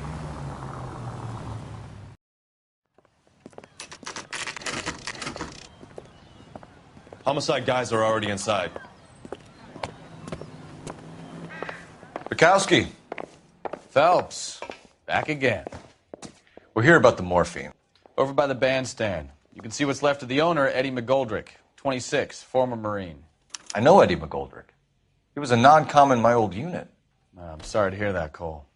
Waitress said he recently came into some money and bought the club. Who are the other Vics? 2 musicians, Biddleston and Bowe. And get this, they used to be in a 4-piece, but the trombone player and the drummer OD'd. Don't tell me. Lamont and Tyree? We've met the rest of the band. Now they're a no-piece. Do you mind if we take a look around? Be my guest. You might want a word with the hostess, too. I'll keep her company until you're ready.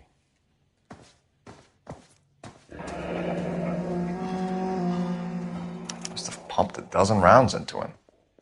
Certainly sends a message. When you're ready to have a civil conversation, You catch all the good we ones, can try Phelps. again.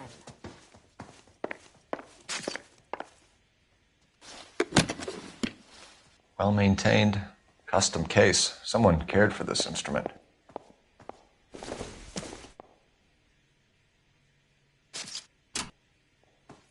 What's that click?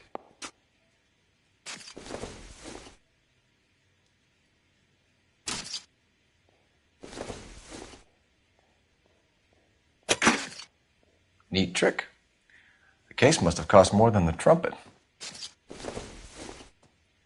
We should follow up on the musician angle.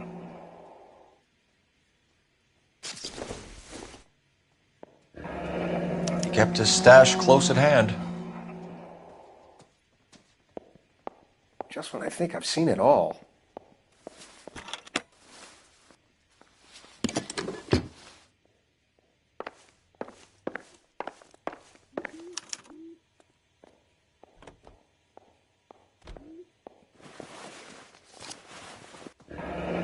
Do we have a new source, or is this coming from what's left in circulation?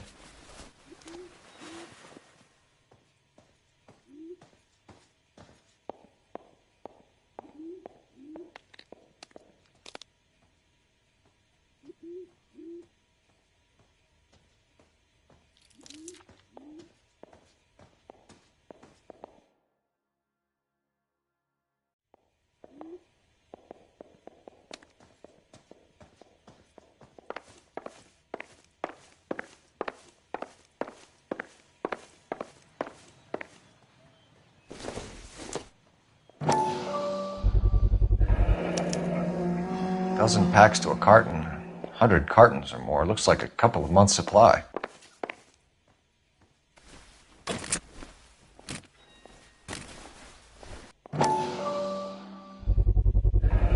These look brand new. Never fired. They haven't been degreased yet. We could check on the serial numbers. Is this guy hunting for bear? Look at these things. They're BARs. You get the odd guy who sneaks one of them home from the war. How did he get 3 of them?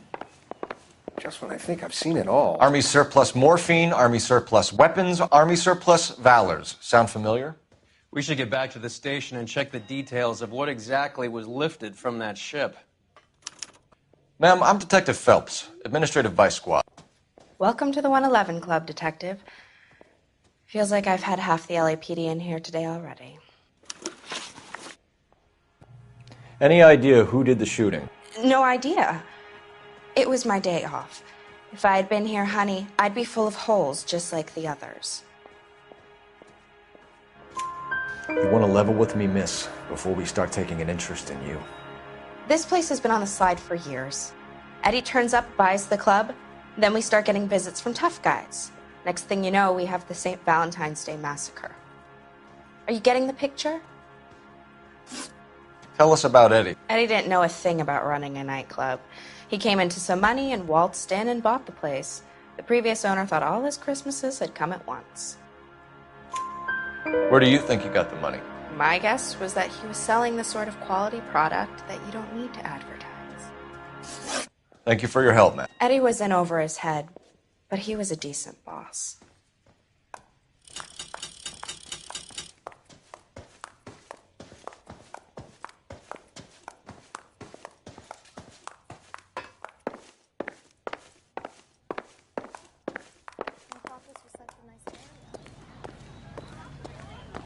You can drive. Where are we going? Is somebody gonna tell us what the hell's going on?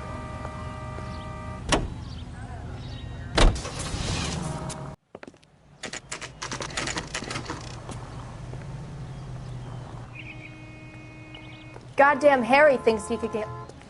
Isn't that the cop?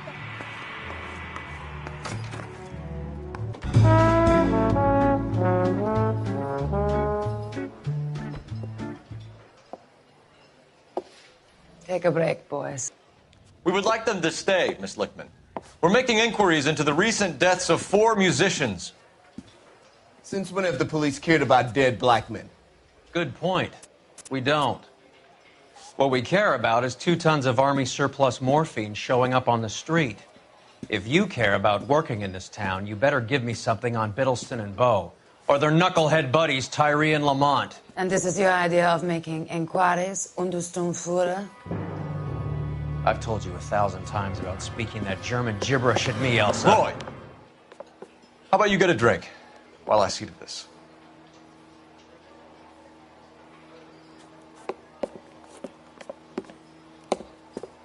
Will you sit down?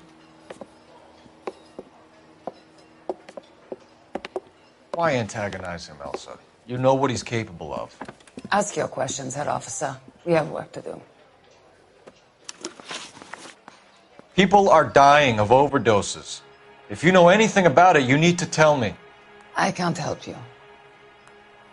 A lot of cats are into the thing. There's nothing special about your boys. You can do this the easy way with me, or I can call my partner back over. I can assure you he's a lot less sensitive. You think your threats frighten me? Black man don't supply nothing. You think there's a black man in this town holding on to 2 tons of morphine? He'd be dead in a minute. White man supplies, black man buys. My partner mentioned a couple of names. You recognize them? I have no idea what you're talking about. The only way you're going to get rid of me is to give me an answer. I knew Cornell. We worked together a few years ago. He loved the music, but the music didn't love him. What does that mean? It means that he just wasn't that good. He was a sad, lonely cat. Boys, take 5 minutes, please. I need to have a private word with the officer. Why do you ask people to risk talking about a subject that could have them jailed? Drugs are against the law, Elsa. And you're so full of courage, you have never felt ashamed. This is getting us nowhere. Do you think you'll win your war against narcotics? It's not my war. It's against the law. My job is to prosecute the laws of this city. Do you think you can stop people from needing drugs, Detective? I'm asking the questions here. Then why do you come to me with your stupid questions? You know who controls the drugs in this city. It's not enough to just survive, Elsa. You have to try and make the world a better place. Brave words, and very noble. But words are just words, Cole Phelps. She's right.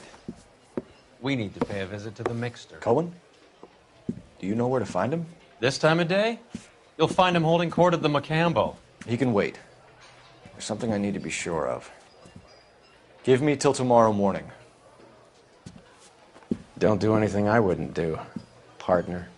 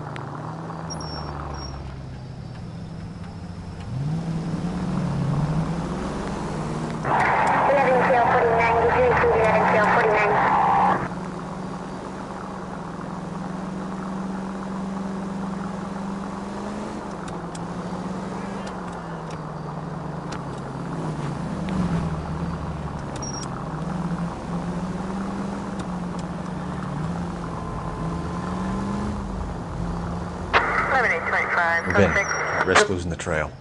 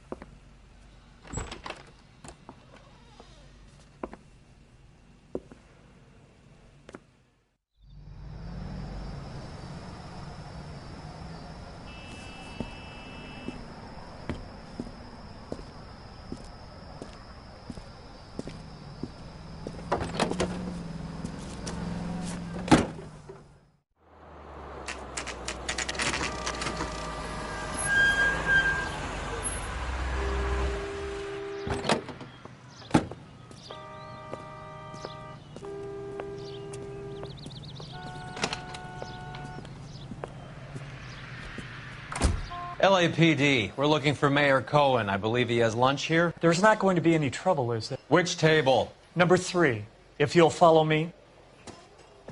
You ought to meet Joe's buddy. God damn it all, I asked them to hold the mayo. LAPD, we have some questions Hi, regarding... Mickey. How's it hanging? Fine. Just fine, Roy. I see you brought Iga Beaver along. Hope he's not going to put the shakes on me again. Cole Phelps, Mickey Cohen. Good afternoon. He has manners. Aren't you a little green for this kid? Meet Johnny Stompanato, Cole. He has the biggest schlong in Hollywood and the smallest gun. Or maybe that's the other way around. I can never quite remember. You're a funny guy, Roy. Haven't I always said what a funny guy Roy is? And how much fun it would be to get together with him sometime. Poor Johnny. He's the dark, sensitive type. He's a serviceman too, Cole. Johnny was at Okinawa. You were in the crotch? 6th Marines. The lieutenant who won the Silver Star up on Sugarloaf. I've heard of you. Something like that. All right, have we finished flirting? You got something to discuss, Roy, or are you going to stand around beating the meat while my lunch gets cold? We have some questions. Do I need my lawyer? Your brother-in-law, Lenny Finkelstein, was selling stolen morphine. He had 1/3 of the shipment. Old news, kid. I don't know anything about what Lenny was up to. So I'm supposed to believe that you don't know what happened to the rest of the shipment? Lenny, God rest his soul, was a moron. He was family, though, and I haven't made a beef about that, so count yourself lucky, kid. The H is a filthy habit, and I don't condone it. The simple solution would be to have all the dope fiends put down. So you don't know where he got the morphine? Kid, ask a question you might get an answer to. We believe there's a link between a group of Marines and the morphine stolen from the SS Coolidge.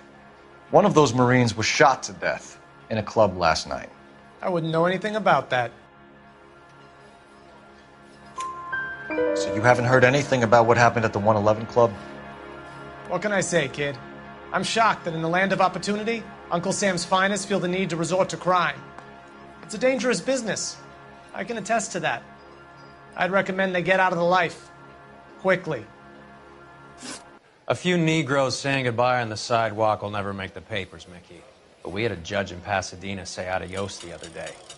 Prominent white people popping their clogs makes everyone nervous. You know dope has never been my thing, Roy. It's always been for schmendricks like Jack D. and Jimmy Utley. But I'll ask around and I'll get back to you. Hey, you boys want some lunch? How about a drink? We'll take a rain check on that. Come on, Cole, we're leaving. We have to cut that dope. It looks bad with people dying. We have to get the rest of it. There's no way of watering down the stuff in those little packages. We have to put the squeeze on those guys and get the rest of it. They don't seem the type to frighten that easy. We'll see. What's going on? That fucking rat Stoker has gone public about Brenda. Who is Brenda? Brenda is LA's most famous madam. And everyone knows it? Of course everyone knows. Brenda pays her way. Are we cops or a collection agency? Whores have been around since the Bible. Our job is to keep it off the street so Joe Citizen and his wife can stroll around unmolested. Then we should change the law. Are you out of your mind? Every politician in America is against prostitution, except when they're using them. So where does Stoker come in? He objects to the LAPD and the administration taking its cut. Is everyone in on this? Yeah, and that's the problem. From a little acorn does a large tree grow. He could bring the whole thing crashing down on us. Aren't you supposed to be working the... Sir, do you know which robbery detectives are working the Army surplus theft from the Coolidge? Caldwell and McManus. I saw Caldwell in the squad room not long ago if you want to speak to him. Thank you, sir. We'll do that. This way.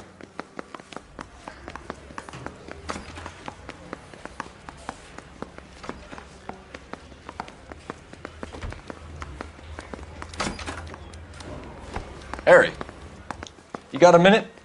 Sure, Cole, anytime. You've been working the docks robbery on the SS Coolidge? Yeah, that's right. So how do you see it? Inside job. Either the guys working the wharves or some of the guys on the ship. What else was taken apart from the morphine? Case of BARs, case of Thompsons, crate of Valor smokes. Homicide just recovered 3 BARs and a mountain of cigarettes at a shooting at the 111 Club. No kidding. I better get over there. Do you have a copy of the manifest? Yeah. Here it is. So, how do we connect the docks robbery to the mess at the 111 Club?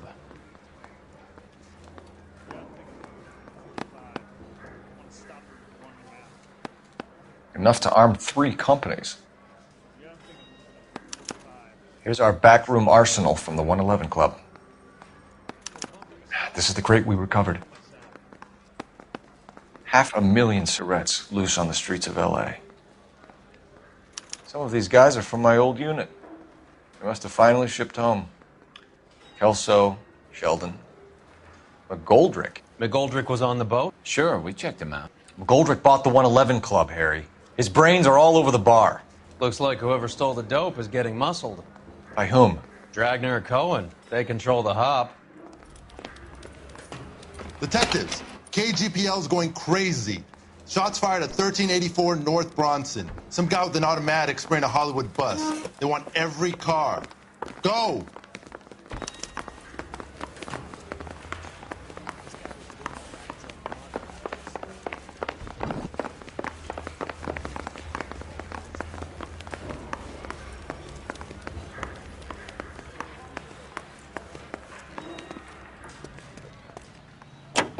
He's only a writer. He can't really help me.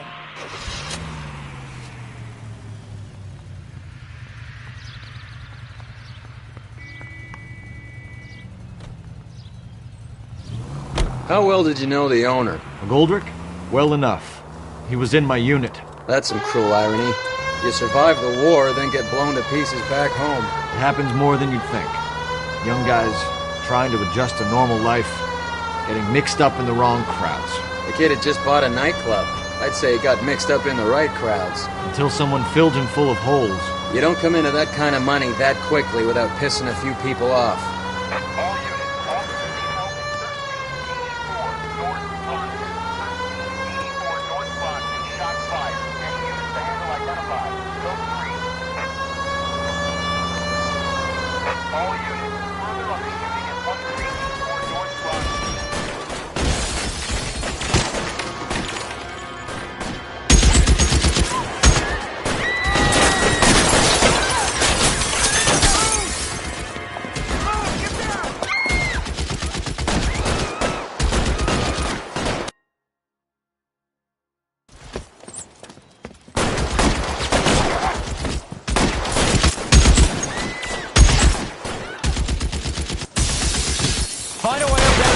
that son of a bitch, Cole.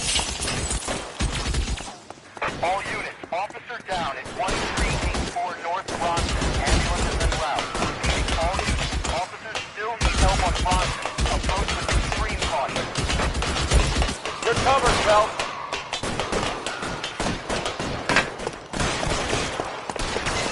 LAPD, drop the gun now!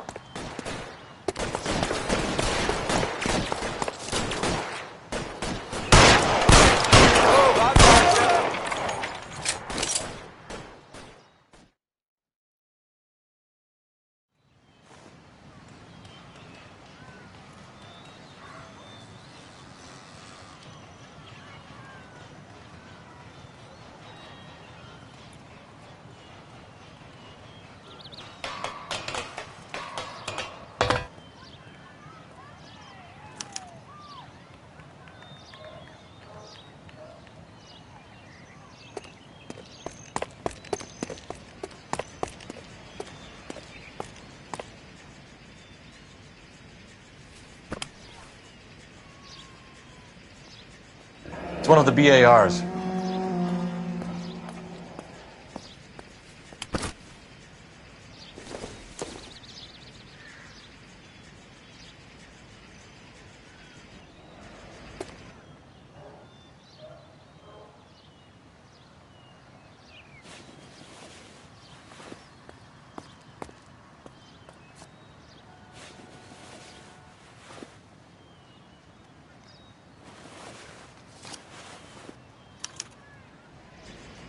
Phone number and restaurant table.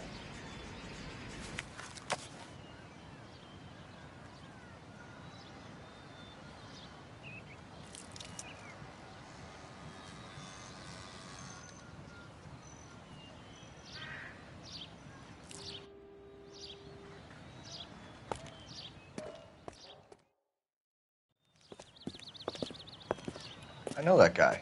Felix Alvaro. He's one of the guys from the ship? His name was on the manifest. Looks like McGoldrick wasn't the only one to get a message. Hey, Alvaro. Hey, Lieutenant. He's just a plain detective now, Chico. Who's the jughead? This is my partner, Roy Earl. We just want to find out what happened. What happened is that someone took a shot at my bus. And then cops turned up and started treating me like I'm some sort of Pachuco punk. My people have been in California for over 300 years. Very fucking admirable, Felix. You hear anything about the big heist on the Coolidge? Yeah, I heard about it. So what happened? Not much. The cops came and interviewed me and all the other guys on the ship. I was down at the 111 Club this morning, waiting for the medical examiner to scrape Eddie McGoldrick's brains off the bar. You want to tell me anything about that? I heard that Eddie came into some money. Too bad he didn't keep a low profile. It was a tough break to get through Okinawa and then have to buy it back home. Who's shooting at you, Felix? How the fuck do I know? The dead guy on the roof works for Mickey Cohen. Why would Cohen want you dead? Man, I don't know anything about Mickey Cohen or any of those gangsters.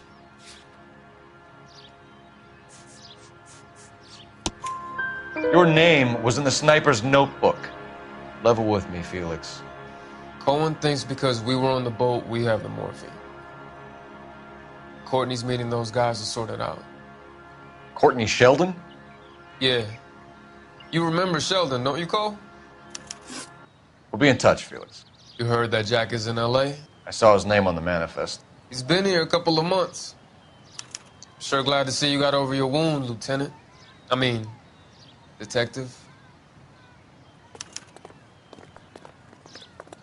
Pretty cool customer. He's been under fire before. You buying his story? Not for a minute.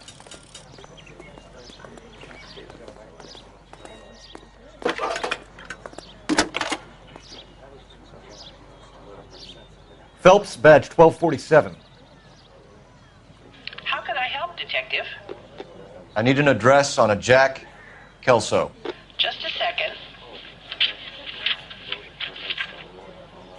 Jack Kelso, apartment 4, 1408 North El Centro Avenue, Hollywood. Thank you.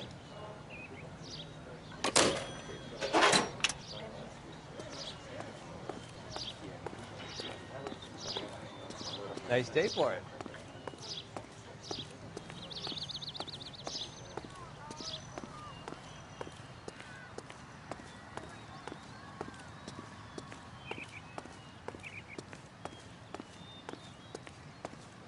Can you drive to this one? All right, where to?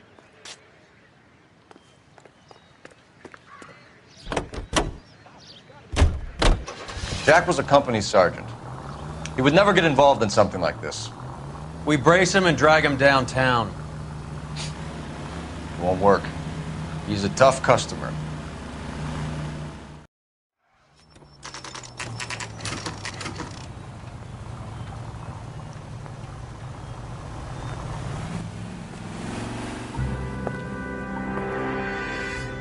Hello, Jack. This is Detective Roy Earl. Hello, Cole. We would like a word. Would you like to come inside? Actually, we'd prefer if you'd come downtown with us. Do you mind? Do I have any choice? No, you don't. Are you going to tell me what this is all about? It would be better for all of us if we discussed it at the station. Bad move, Cole. How have you been, Jack? Cut the crap.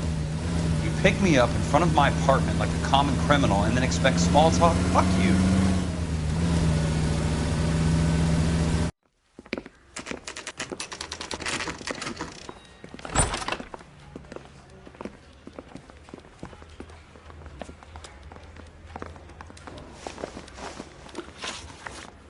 Do you know that there's a gang war going on in LA trying to recover that stolen morphine? That has nothing to do with me. I'm sure it would be gripping to hear more of your life story, boys, but the truth is, I don't give a fuck. You were on the boat, Kelso. What happened? Do you really think a bunch of Marines could muscle in on the dope rackets in this town? Between the Vice Squad and the mob, I hear it's pretty sewn up. You'd better watch your mouth. Did you know that Eddie McGoldrick recently came into money and bought a nightclub? No, I didn't know that. And you didn't know that some mobsters blew his brains out last night? No, I didn't. You heard that a crate of BARs went missing? No, I didn't. I saw Felix Alvaro today. Good. How was he? A little pale. One of Mickey Cohen's goons had emptied about 60 BAR rounds into the bus he was driving. A public bus, in the middle of Hollywood. Are you going to tell me what's going on? Or do more innocent people have to die? Yeah, and what's in it for you, Cole? Newspapers? More glory? Another promotion? Another medal at the expense of men who fought for their country? Count me out. What do you know about the Army surplus robbery from the Coolidge, Jack? What I know is that on 3 separate occasions you would have been dead if it weren't for me. I don't know anything about the robbery. People are dying because morphine intended to help servicemen is being used on the street. Now we have guys from our old unit being killed by mobsters. We can put 2 and 2 together, Jack. Gratitude isn't a concept that has much effect on you, is it, Cole? Answer the question, Jack. Let's get this over with. I was interviewed when the robbery took place. I don't have anything further to add. Jack, we just want information. Bullshit, Cole. Did you seriously believe that dragging me down here would get me to give up my own guys? You call yourself a Marine? Trying to make a name for yourself with this shitheel? Look at this chump with his $200 suit and $2,000 car. The tough guy act is really impressive. I like you, Jack. I'd like to make you for this. I really would. I'm going to be working on it and keeping an eye on you. You can go now. Shooting, Robert Steiner, 6780 West Sunset Boulevard. The victim is a Chris Majowski. Another name from the manifest?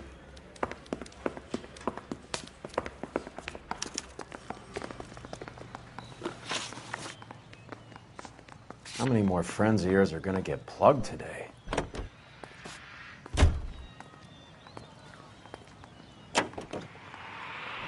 Talk about tension. That was like being trapped in an elevator with a married couple who can't decide whether they love each other or hate each other. We go back a long way. You went too easy on him. Next time, you leave it to me. I know how to handle that smug son of a bitch. You don't. Jack will never give up his own men.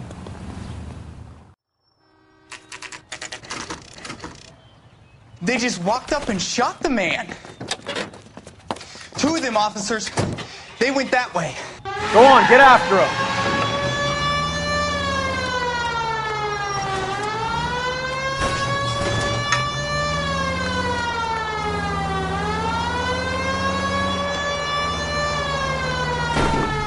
I can't hit a target that isn't there, Phelps.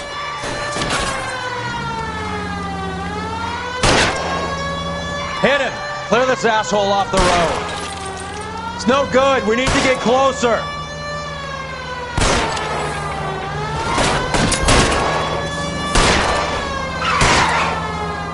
Keep it steady and I'll try to bust his tires. Going too fast. Hit him, Cole. Spin him out. I can't take the shot from here, Cole.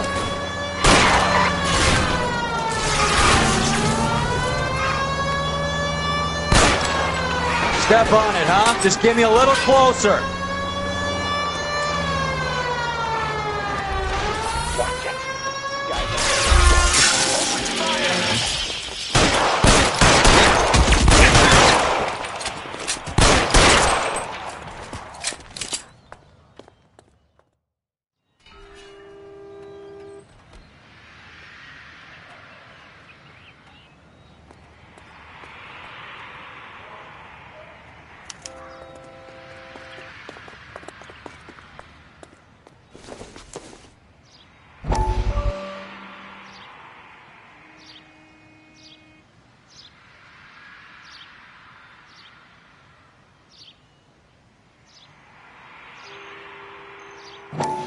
We have to look at damage limitation. We can't allow that strumpet Brenda Allen to bring down the whole administration. We've got to put a lid on the press. Can someone talk to Harry over at the Times? It's too late. The Times would look ridiculous if we dropped the story now. Who is this Stoker? Stoker's a lily-white. Nothing that will fix this in the short term. My law and order credentials are disappearing as we speak. Can we get Brenda to leave town? Yes, we can, but she won't go quietly. Brenda has extensive records. Can she at least lay low? That's already been taken care of. Mayor? District Attorney? Who is this guy? And what does he want, Horrell? Name's Roy Earl. Detective. Administrative Vice. Aren't you one of the clowns that got us into this mess? Oh, I think that the orders regarding Brenda come down, not up, Mayor. I have a human interest story. It involves a certain LAPD cop, a hero from the war, who has let his beautiful wife and kids down, who has betrayed America for a German junkie whore, who has abandoned his pledge to the LAPD and his commitment to the public we all served. Could be all over the papers by tomorrow, and you would be off the hook. So what do you want in return, Roy? Fingering a fellow officer.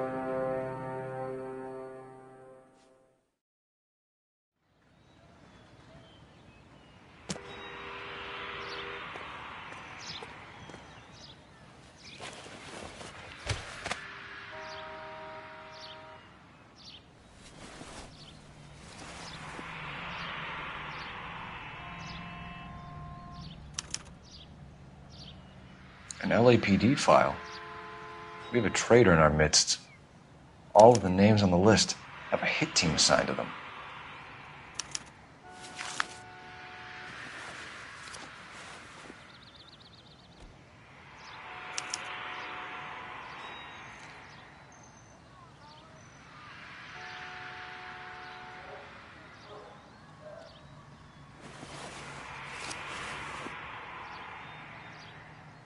Cohen is meeting with Sheldon tonight.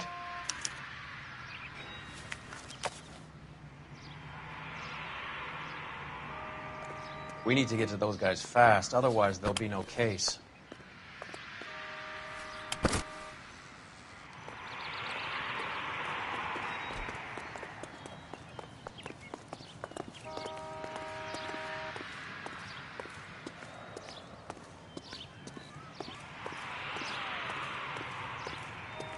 You know the way. You can drive.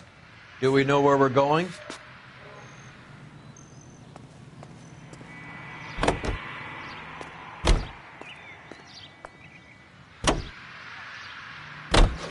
They're taking out all the guys from the ship. Why? How does that get them the dope? They obviously don't know who has the morphine, and they're waiting for someone to crack.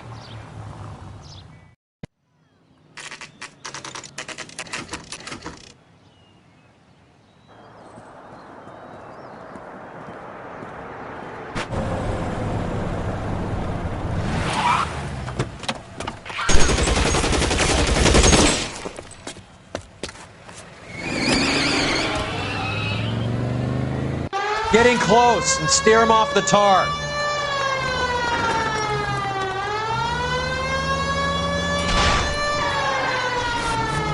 I can't hit a target that isn't there, Phelps. Hit him. Clear this asshole off the road.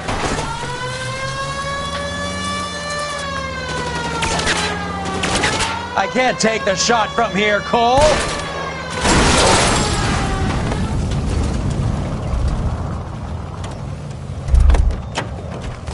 LAPD, put your hands in the air.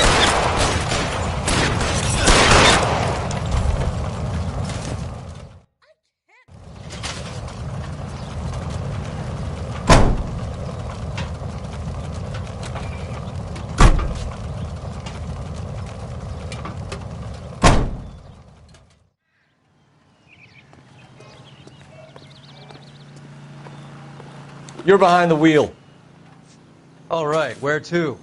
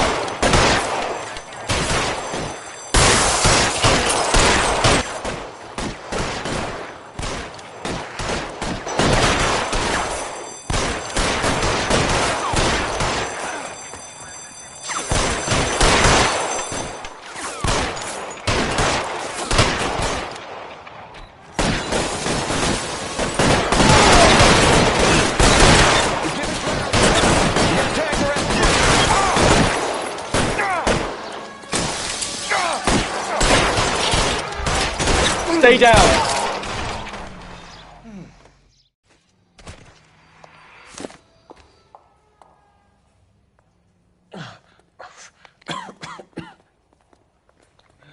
Tell Courtney. Bad luck. It was worth a try. It was worth a try.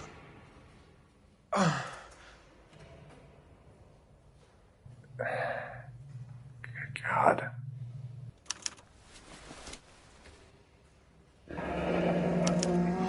Polar Bear Ice Company.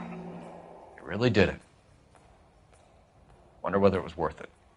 Most people never get the chance to be rich. Wouldn't you risk it?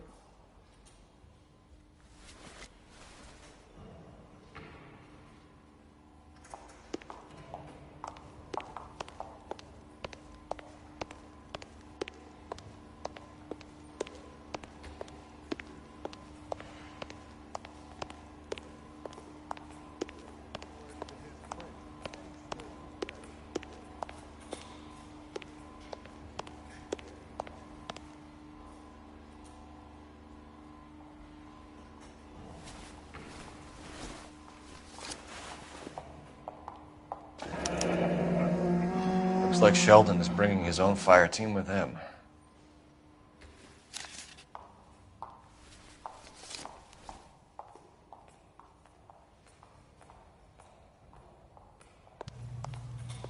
Majewski, Beckett, Goldrick, Driscoll, these are good guys. Why did they get wrapped up in this thing? Not everyone has your unwavering restraint in the face of temptation, Cole.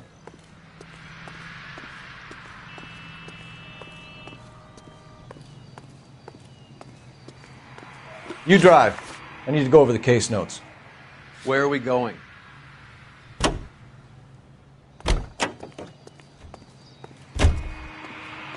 You know the way. You can drive.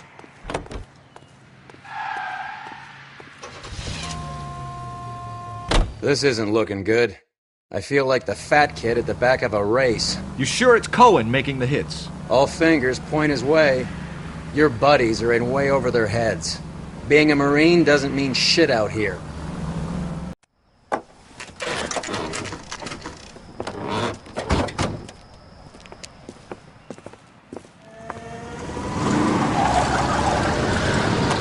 Light them up.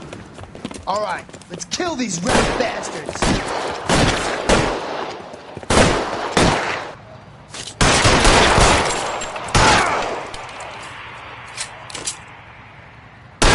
Keep moving, I'll cover you. On the roof, Cole, nail him.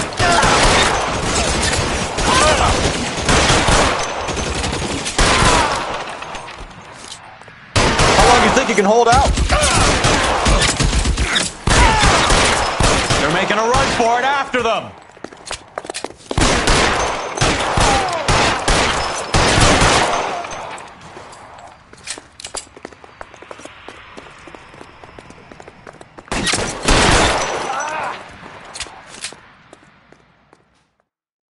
I'm gonna put out an APB on every one of the sons of bitches on that hill. KGPL to car 11K. Car 11 King, come in. Car 11 King. 11K, go to Hollywood Station. Hey, Courtney Sheldon is at Hollywood Station requesting an interview with Detective Cole Phelps. Well, I'll be damned. That's not correct protocol, 11K. I'll take that as a roger. Car 11 King en route. You can drive. Fine, where are we headed?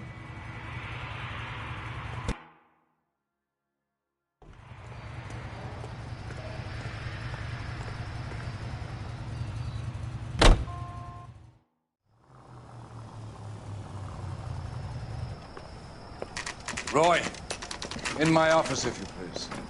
I'm working a major case. I'm not close, Cap. It's gonna have to wait. Let Phelps do the interrogation. But, Cap. No buts. This is more important.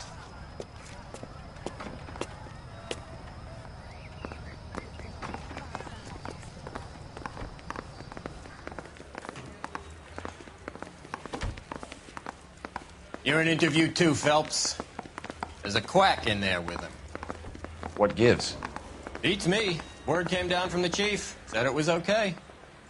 I want to make homicide. You know you make. Sheldon.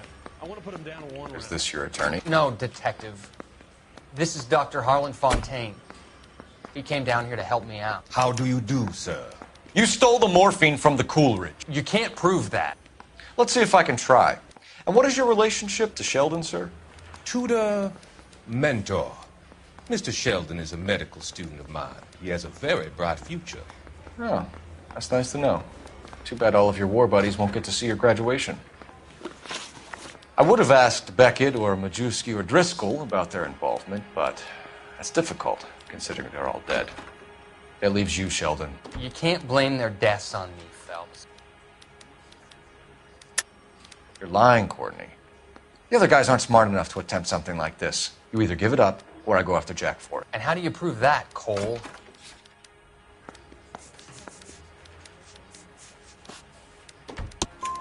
We know about your showdown with Cohen.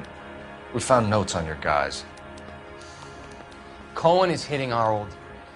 He believes we have the morphine. I told him that we don't have it. And that's the truth. Isn't it, Doc? I believe Mr. Sheldon. I think he's telling the truth, Detective. You were on the ship, Sheldon. Yes, that's correct. So you had opportunity. But it doesn't mean that I was involved. So you don't mind that the mob executed McGoldrick, Driscoll, and Beckett to get to you? I don't know why you're trying to pin this on me. Where's your proof?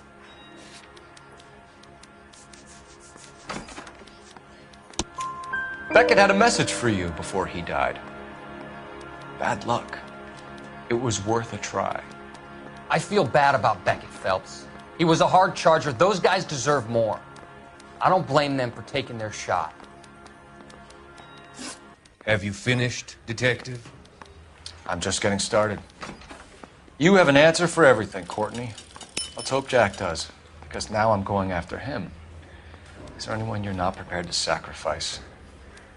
Jack is not in this. He's a good guy. You were Jack, Courtney. I don't care who goes to jail. I just want the morphine off the street.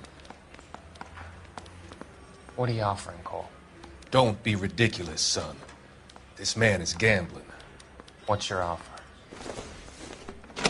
Doctor, good to see you. I'm conducting an investigation. Upstairs in my office now. This man is about to confess. As of now, you're suspended from duty, pending a fitness review. What are you talking about? You heard the man, Phelps. Upstairs and face the music like the hero you were.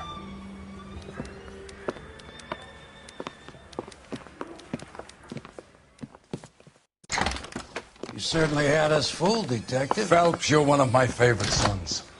You've broken this old man's heart. Sir, what is going on? You're suspended, Phelps. Hand over your badge and gun. Don't keep him waiting. What is going on here? Your wife's attorney has pictures of you and the German. Compromising pictures. She's pressing charges. You'll be formally charged with adultery. A criminal cannot serve as an LAPD officer, as I'm sure you're aware. I don't understand. How could you do it, lad?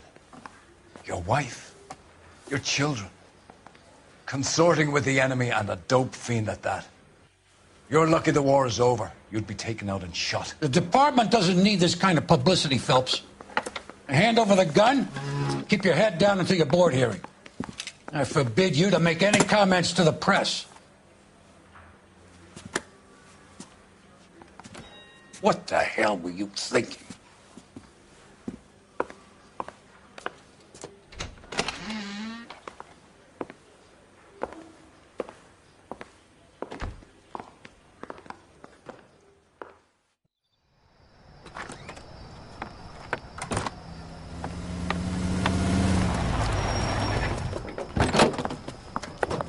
Marie, listen, Marie, I need to explain. Please leave. You're upsetting the girls. Let me see them, Marie. They're my daughters. Go to her, Cole. You have done enough damage here. Do you want me to call the police? For God's sake, Marie, can't we at least talk? What is there to talk about? Do you love her? Do you? What were you thinking? What about our children? Can you imagine what this has been like for them? Go away, Cole. My father has hired an attorney and you will be hearing from him. I'd like to explain, Marie. I'd like to tell you what I've been going through. What you've been going through. I have had reporters camped out on the front lawn all morning. I can't stand it, Cole.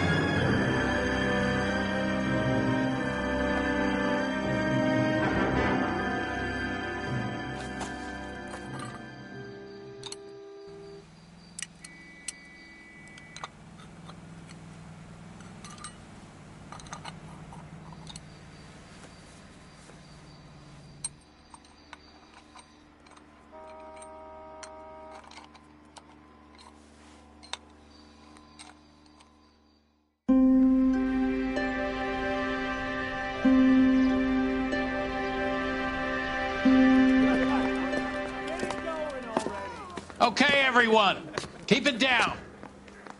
Cole Phelps joins the arson squad today. How'd you like porking that German whore, Phelps? Phelps is up before a review board in December. Until then, he works the arson desk. End of story. Phelps. Yes, sir. I don't care what you did or didn't do, Phelps. I hear you're a good case man. But if you fuck up on my detail, I'll have you out of here before your feet touch the ground. Do we have an understanding? Yes, sir. Cap, we don't want a fucking rat like Phelps. Can it, Tilden? Phelps, I'm partnering you with Herschel Biggs. I don't do partners. You know that, Cap. You do now, Biggs. Social basket cases like you two should get along just fine. Biggs will show you the ropes, Phelps. This is arson. There are no ropes. It shouldn't take long, then. Start with these two. House fires. 326 South Kenmore Avenue. Steffen's family was out of town when it happened. Then go to 4414 Rosewood, family by the name of Sawyer. Fire brigade will be on location. Are they suspicious, Captain? That's for you to find out, Detective. Now get out of here. Both of you. Get out!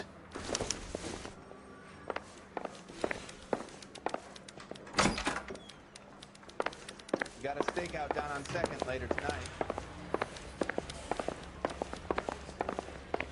That arrested that movie producer. It's about time some of those movie people went to jail. They think they're untouchable. I'm going to memorize your name and throw my head away. I want to put him down in 1 round. Did you see his lovely wife and children in the paper? What a rat.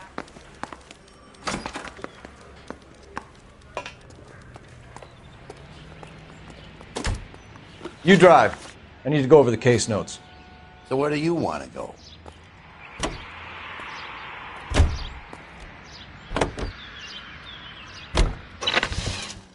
How long have you been working arson? We gonna do the small talk thing now? Talk baseball, exchange addresses? I don't think so. Feeling down, hotshot? Need a buddy? We'll look somewhere else.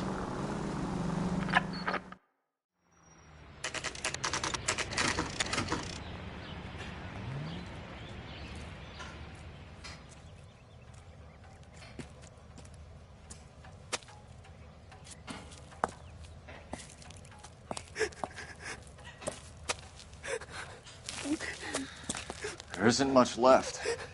There never is if the job's done properly. You think it was deliberate? Nah, that's real pain in her face. They would have moved out the things they care about if this was insurance. There's no mileage in this. Hello, Mike. Hey, Hirsch. Cap this one. Yeah, Mike Brannigan, Cole Phelps. It's okay, Brannigan. His name may be dog shit, but there's none on his hand. No offense, Phelps. None taken. Do you have anything?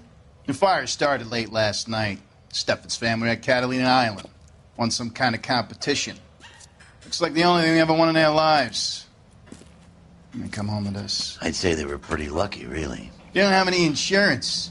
Everything they own, including the house, is not a pile of rubble. Where are they sleeping? In the car. It's lucky the whole block didn't burn down. Word is they're bulldozing this whole neighborhood to build new homes for GIs. That's the man in the house. In the ruins. Terry Lady is his wife. We'll take a look around. Come on, Phelps.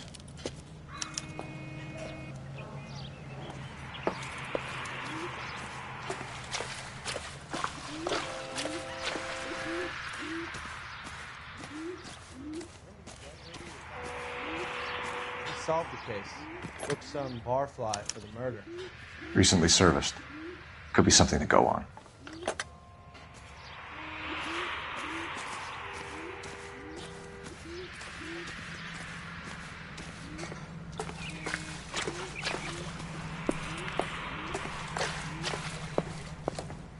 Mr. Stevens? Cole Phelps and Herschel Biggs, LAPD. I know it's a difficult time, but could we have a word? Don Steffens. You were out of town. We won a prize. We had a wonderful time. Came home to this. Do you still have the tickets? Sure. It's a formality, but we'll need to speak to the issuing agent.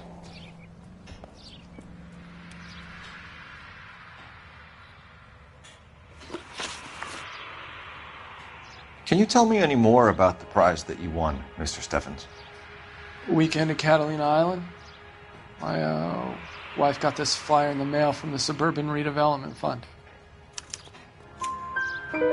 Did you enter any kind of competition? My wife filled in a flyer. This lady just rung up and told us we won.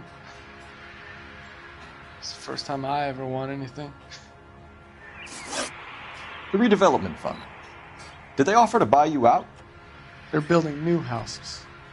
They showed their money and most of the neighborhood just packed up and walked away. But I never bargained with them. Everyone else is selling, but you're the holdout, aren't you? I was the last. I thought I could hold out for a better price. My house is the center lot. So now you have to take the price regardless. Looks like it. I've got no choice. I have to put a roof over my family. That's all we need for the moment, Mr. Steffens. All right.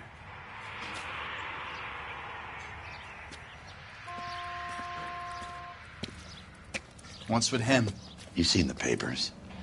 I guess he's thinking about his own family. I'd say he's searching for some kind of atonement right now.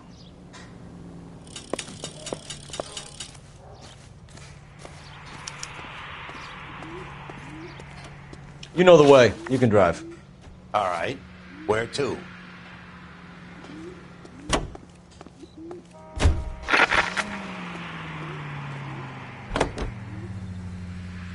Have there been any other house fires? This is arson. We get an average of 2 a night. Does that answer your question?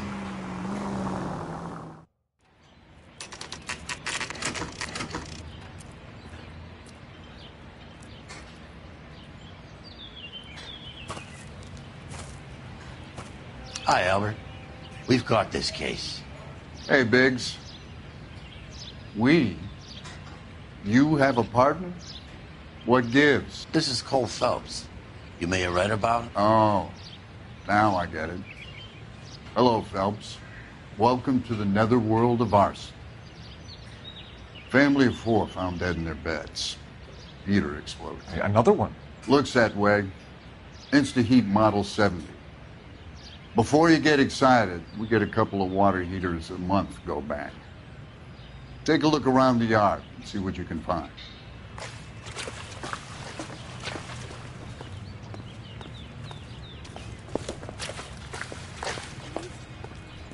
Mal. You gonna stick it out, Cole? I'm gonna try, Mal. What have you got? Family by the name of Sawyer. Mother, father, and 2 kids. All in bed from the looks of it. Oh, I'd say carbon monoxide poisoning. The burns are superficial. Time of death? I'd say about midnight. Anything more exact will take some time to determine. Lynch tells me this has something to do with a faulty water heater. Could be. There's been a spate of problems with a particular brand. I've got another angle in mind. You care to elucidate, Detective?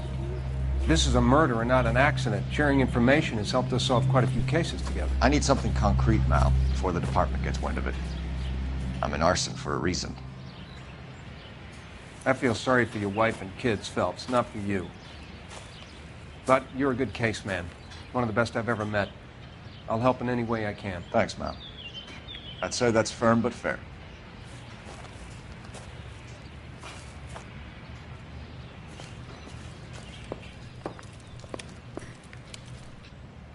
How about the insurance companies write these incidents up as acts of God?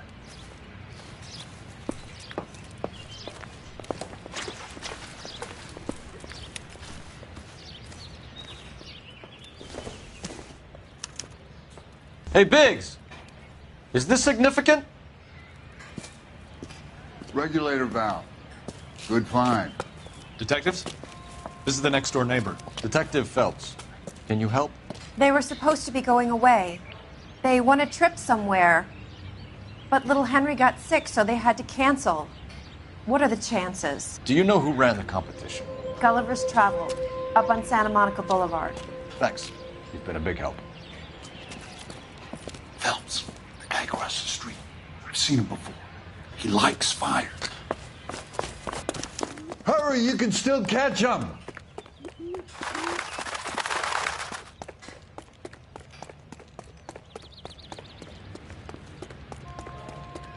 Stop! LAPD! See. We've got an ID on you, firebug. Stop right there!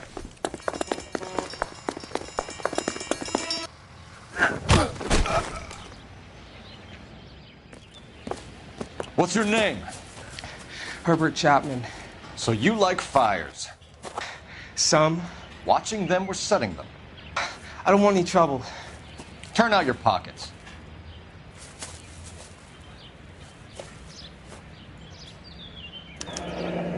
You're a naughty boy, aren't you, Herbert? I keep myself to myself.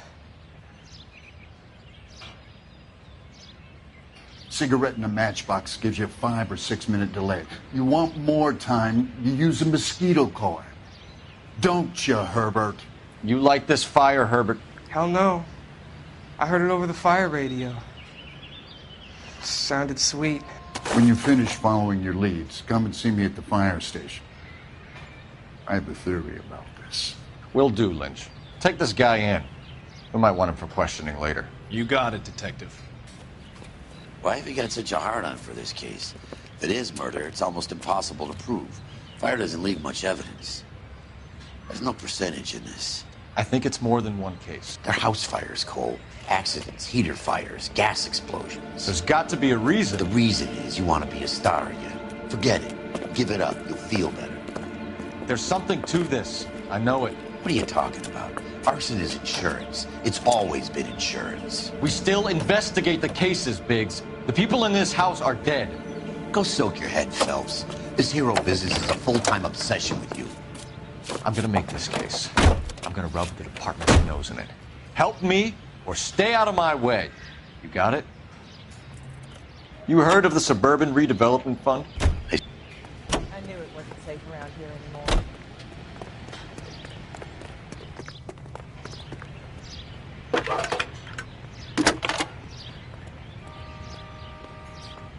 Phelps, badge 1247. How could I help, Detective? I need information on the Suburban Redevelopment Fund. Yes, Detective. Just checking.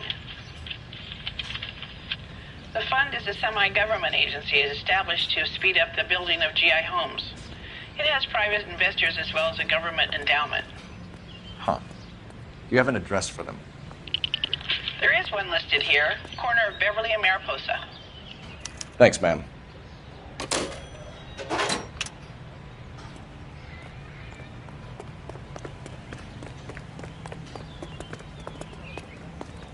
You can drive. Fine. Where are we headed?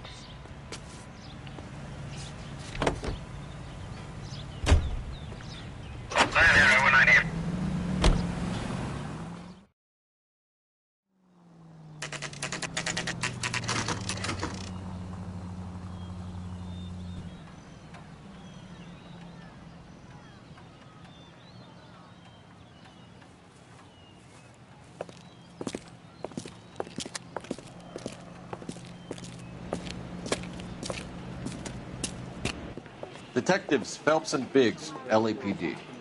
John Cunningham. Can I help you, gentlemen? We have reason to believe that the Sawyer family of 4414 Rosewood Avenue recently won a competition run by your company. Yes, I remember them. They called up to cancel at the last minute. One of the kids was sick. Very unfortunate. Do you mind if I take a look at that?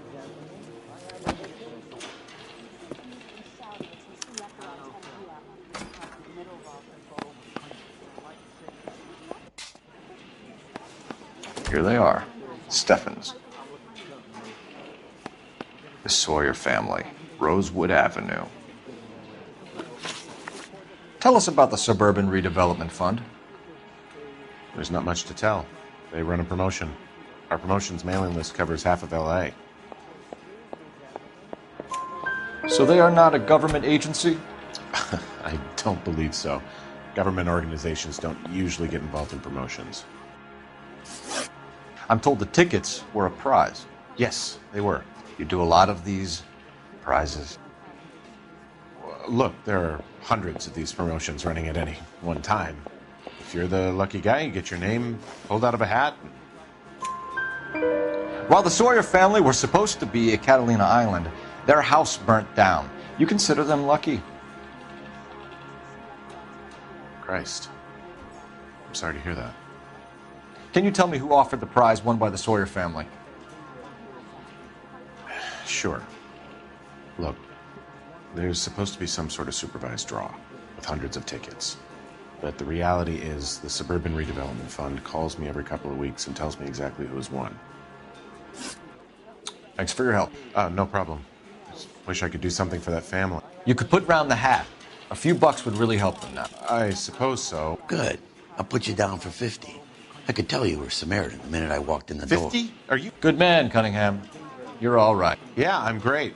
Poorer, but great.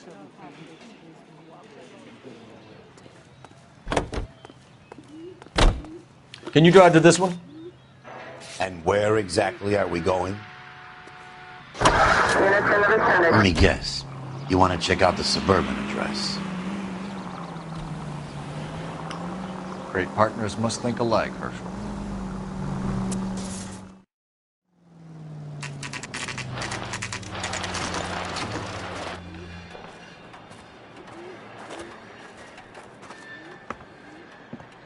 This is supposed to be the registered offices of the Suburban Redevelopment Fund. This is an Elysian housing development, Mac. So Elysian is an investor in the redevelopment fund. Looks that way. Are we done here, Mac? I've got work to do. Sure, buddy. Thanks for your help. Elysian are investors in the Suburban Redevelopment. So what? If you think I'm putting my pension on the line and harassing Leland Monroe without evidence, you're out of your mind. Lynch says we should visit him at Fire Station 32. Who exactly is this guy, Lynch? Lynch is a legend. You should feel privileged. He doesn't let many people into the inner sanctum. Keep your mouth shut, and you'll learn something about fires.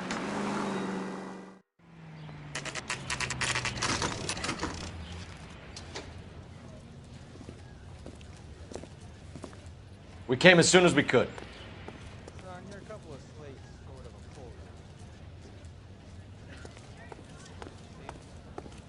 Lynch.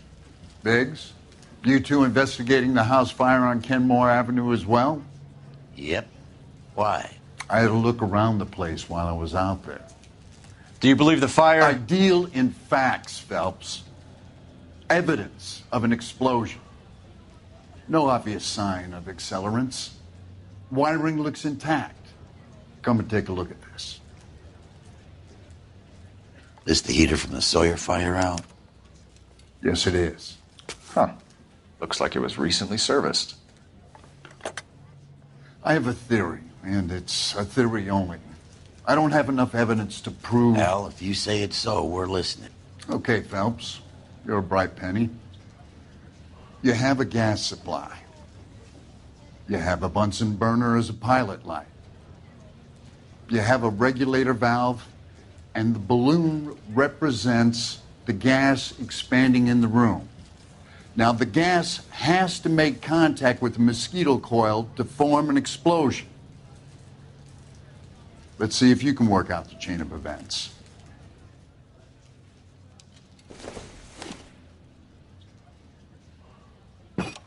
The gas bubble needs to be next to the coil if it's gonna ignite.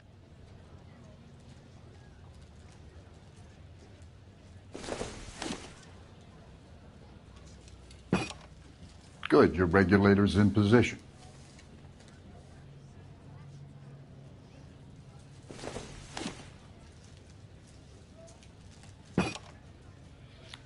Okay, I'll light your pilot and turn the gas on. You pull the lever on the left at the...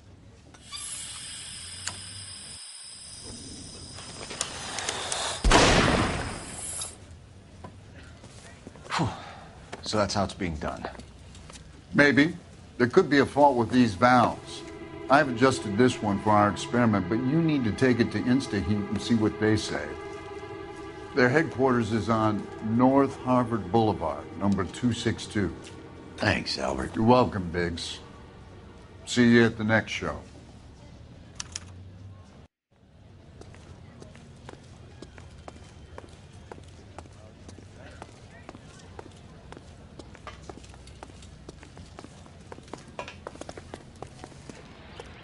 You drive. I need to go over the case notes. All right. Where to?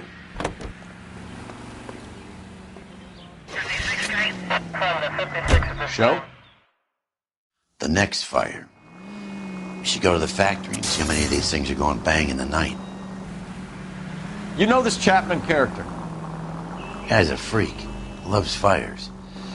He's the kind of guy that we'd like for a lot of things, but we don't really have any credible evidence to pursue him with.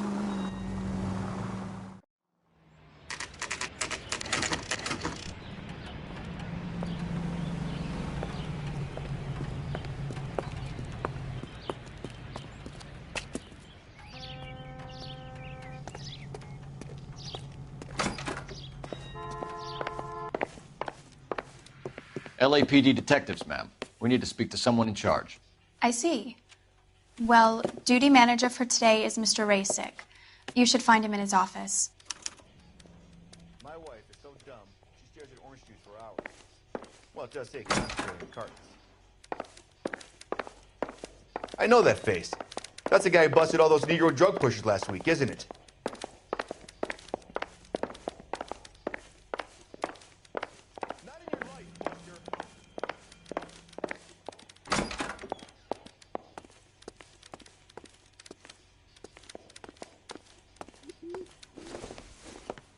Detective Phelps and Biggs, arson.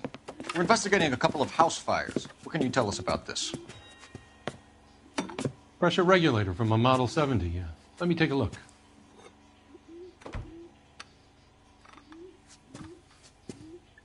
We have a problem. This has been tampered with. What? You see this diaphragm? It forms a seal across the saddle here. Gas flows across from here to here. The diaphragm regulates flow. It's been reversed. It's a subtle change, but it means the gas never closes off properly.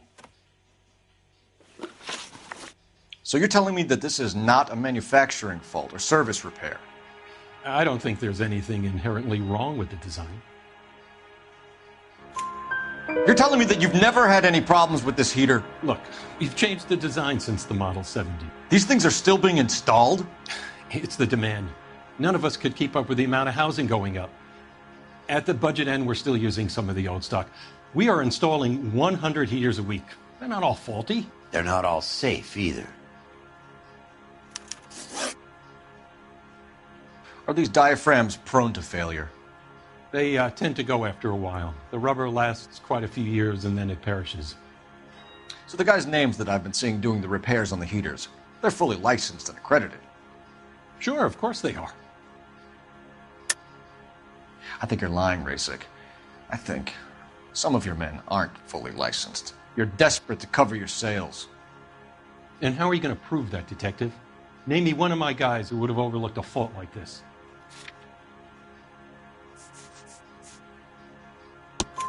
What about Reginald Varley? You know about Varley. He's on the run for a divorce interstate. It's not so bad. You in the habit of hiring criminals, Rasick? I need guys, Detective. This boom is a once-in-a-lifetime opportunity. I want you to get me a copy of the list of your installers. Okay, I'll get it for you. There, around a dozen of them. Housing business is going crazy at the moment. This is a long shot. We are not going to roust that whole list. I want to run it by R&I, cross-reference for arsonists. See if any of these guys have any previous. Sir, I need to use your phone. Go right ahead. A skeleton goes into a bar and orders a beer and a mop. Operator, give me dispatch. Putting you through now. Phelps, badge 1247. How could I help, Detective? I need to know if any of the following names have a previous criminal history. Okay, Detective, run the names. Acevedo Ernesto, Clemens Walter, Elgram John, Gable Leroy, Kelligrew Peter, Cutner Robert, Limehouse Albert, Manning Franklin, Neves Raymond, O'Brien Thomas, Ryan Matthew, Spurgeon William, Varley Reginald, Zurich Stephen. Clemens Walter, previous conviction for arson and malicious damage. Burned down a house in Westwood in 1942. 4-year jail term. Thanks. Ryan Matthew, charged for contempt of court, attempted murder, plea bargain down to assault charge. Anyone else? There is a Reginald Varley wanted for murder by Detroit Police Department. Thanks. You've been a big help, young lady.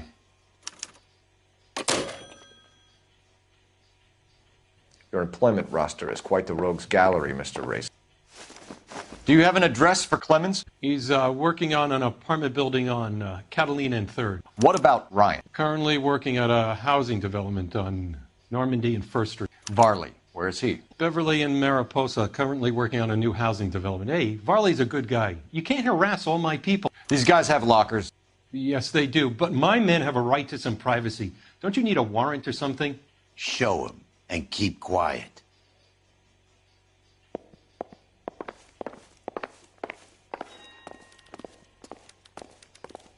Here.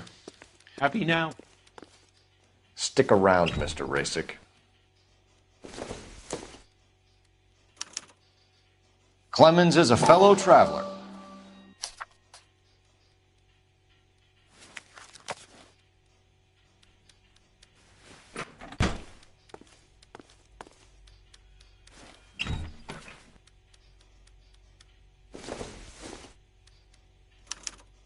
Some light reading on the merciless capitalist machine. Ryan wants the world to be a better place, don't we all?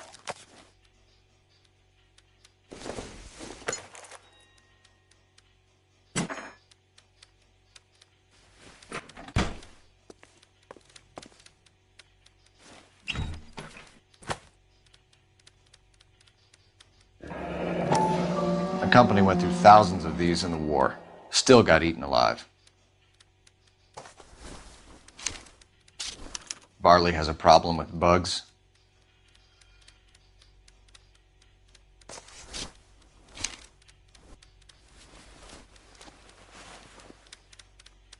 You know that a mosquito coil takes an hour to burn down, Rasick? No, I didn't know that. It's the favored choice of ignition by arsonists. Gives them time to get away. You're crazy. He probably lives near the canals in Venice. Mind if I leave you to it? I got work waiting. 3 birds.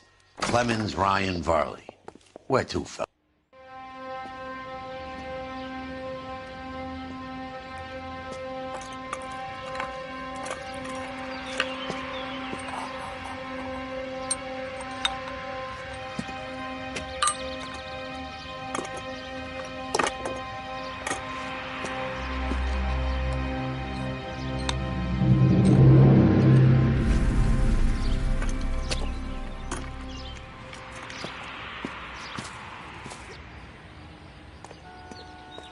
Can you drive to this one? So where do you want to go?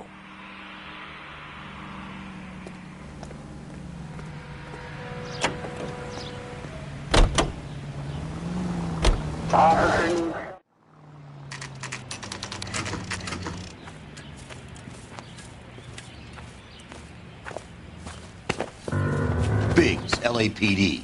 We want some answers and we want them quick. Okay, okay. What's this all about? Just tell me what you want. You know Reginald Varley? No? Can't say I do. Detroit PD is after Reginald Varley for murder. You want us to run you in for aiding and abetting Clemens? Whoa, whoa, whoa. All I know about Varley is he gets kickbacks from some developer. Does their work first. Spreads it around if you can. You were licensed and worked for InstaHeat? I contract for them. So what? InstaHeat hires arsonists, does it? I've worked as a fitter all my life. Put everything I had into that house.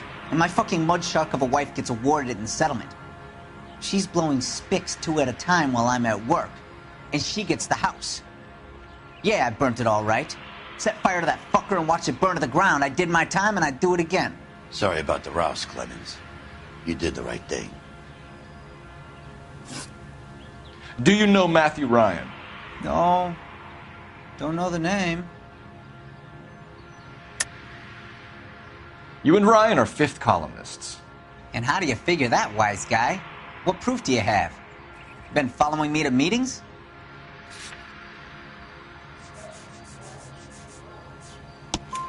We found a pamphlet in your locker, Clemens. We can add your name to the register. HUAC might want to interview you. That shit was from Ryan. He's always pushing that shit on people. Drives me nuts. He's got it in for the company. All right, Clemens. You're off the hook for the moment. Can I get back to work now? Let's get out of here, Phelps. He ain't our guy.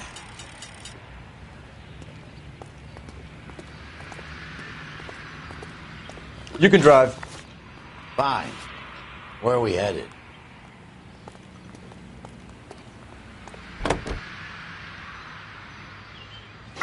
Farley's on the run. He might be packing heat. If he's wanted for murder, I say we take the doubt out of the equation and let him have it. You nervous? It's been a while. You were in combat. In 1917. You know, I never fired my weapon in the line of duty. That's nothing to be ashamed of. I hope your piece is still serviceable, Herschel. I may be old and out of practice, but I'm still a Marine, Phelps. It would be better for our case if we could bring him in, Herschel.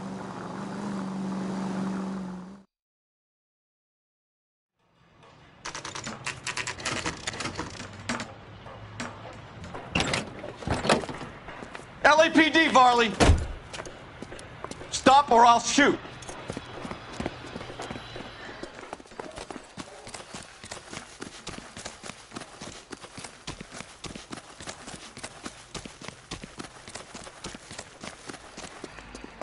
Come on, Varley! You can't keep running forever!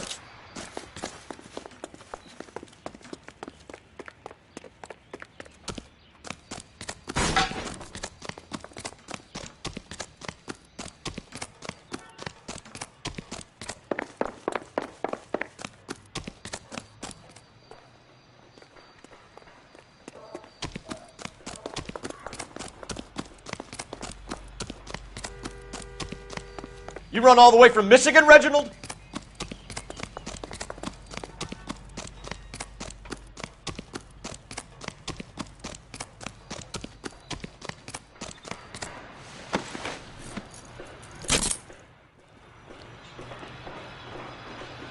Why did you run from us, Varley? I'm gonna take a wild guess that you're the same Reginald Varley the Detroit police have an outstanding warrant on.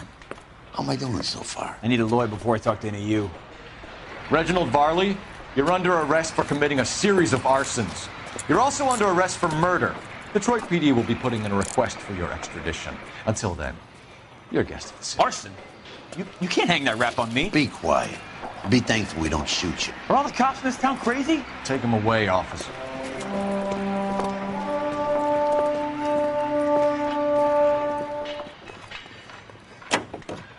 You know the way. You can drive.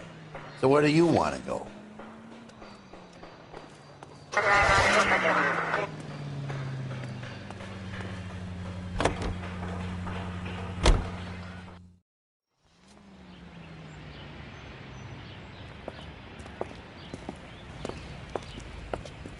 Are you Matthew Ryan? Who's asking? Detective Phelps and Biggs, arson squad. Arson? You heard the man. Let's just put this stuff in the car and I'll be right with you. Hold it, Ryan. I said... Son of a bitch.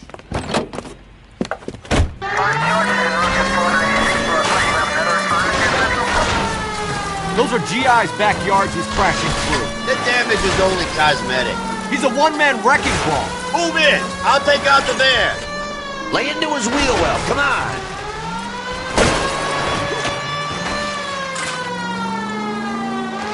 He's going to kill those men. They'll get out of the way. Only if they hear him coming. Close in, Phelps. We need to take Ryan down before he hurts somebody. Phelps, you gotta get me closer.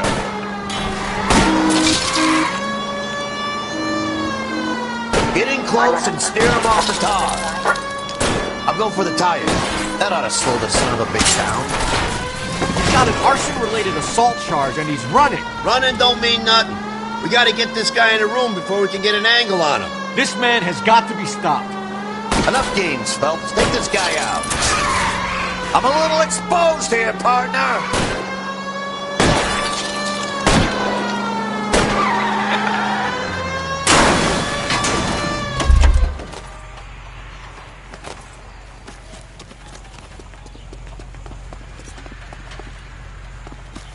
Show me your hands! Why did you run, Ryan? I was scared. You got a reason to be scared, Ryan? Matthew Ryan, I'm arresting you on suspicion of committing a series of arsons.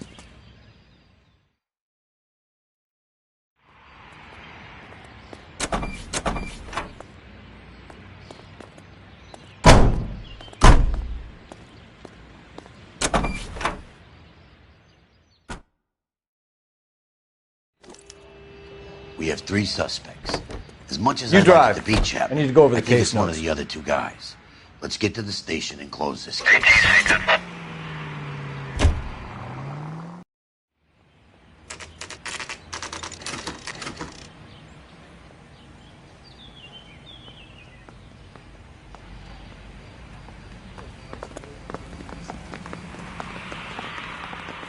I have 2 suspects. Phelps, you got nothing. Biggs, Ryan's waiting for you in interview 1. Varley's in 2. Hey, Hopkins, you practicing your asshole?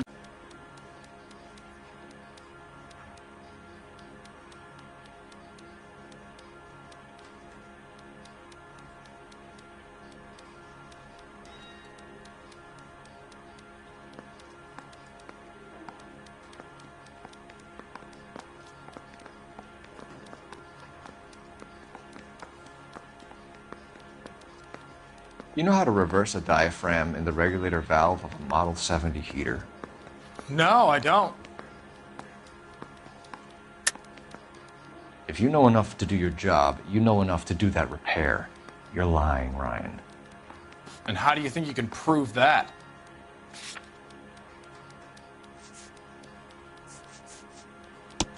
Your boss at InstaHeat said that you've all been trained to do it. It's a common repair. Are you calling him a liar? Okay, so I know how it's done. But what would be the point? You just end up with a gas leak and then a small fire when you turn the pilot back on. And if you didn't reset the pilot and the gas spread, what was the cause of the fire in your own home, Ryan? I won't tell you. What can you tell me about the Suburban Redevelopment Fund? Nothing. I think Suburban is a front for your anarchist buddies. They're arranging for people to be out of town while you burn their houses down. Suburban? What's that got to do with me? That's Farley's bilk. He's the one with the cozy agreement with those fascists. You have a history of violence. I have no such thing. You were charged with attempted murder, Ryan. It was a court case. No criminal liability was the verdict. They said that they couldn't have known that the faulty heater installation would cause a fire. All I know is I lost my whole family. And the company that was responsible got away with it. What would you do? Which company? Hephaestus Water Heater Company. That's it for the moment, Ryan. So I can go? Sure. As soon as your red friends storm the building and carry you out, you'll keep your seat until we decide how long to lock you up for, knucklehead. I was door knocking all morning, but I gotta make it in the car in the end. I think Ryan is our man. But procedure says we eliminate all of the suspects. Let's speak to Varley. Yeah, the bum took a swipe at me. Put him down with my saddle. We have Matthew Ryan in custody, Varley. I think all we need to do is ask him about this, and he'll rat you out. Fuck Ryan, that pinko bastard. Have you ever worked on a place on Rosewood Avenue? Family by the name of Sawyer? Maybe. I'm from out of town. I go where they send me. I don't do a lot of repairs, though. I'm flat out on new installations. Why are you lying to me, Varley? If Suburban wants their new installations completed, why are you bothering with wrecks like the Sawyer house? So I'm lying just because I can't remember if I was there or not? How can you prove that I was?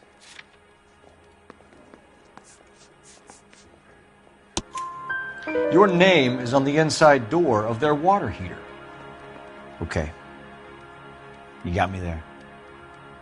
Suburban, yeah, they wanted that guy out. Sawyer kept complaining about not being able to get his heater service, so they threw in a free service as a sweetener. I think he played him, though, because he still wouldn't sell. Word is, you're in the pocket of some property developer? Never. I got principles. How did Suburban put the squeeze on you? Did they find out about your record? There's no way you can link me to Suburban. You're wasting your time.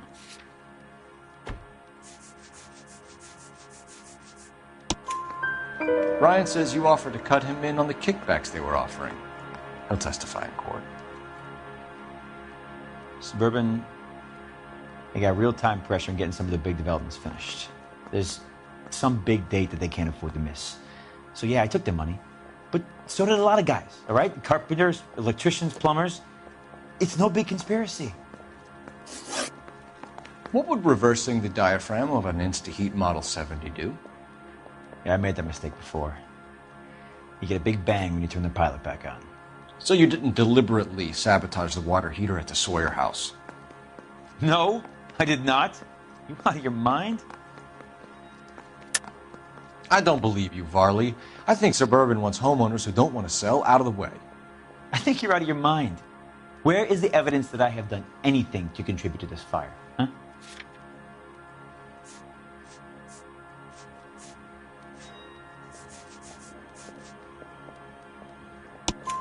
Arsonists use cigarettes and mosquito coils as time delay fuses. We found an open box of mosquito coils in your locker. Whoa, hang on!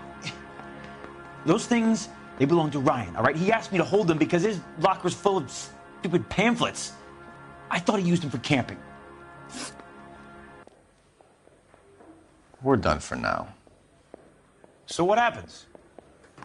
You're either going back to Detroit to face a murder rap, or you're staying here to answer for these arsons. Yeah, the bum took a swipe at me. Put him down with my sap.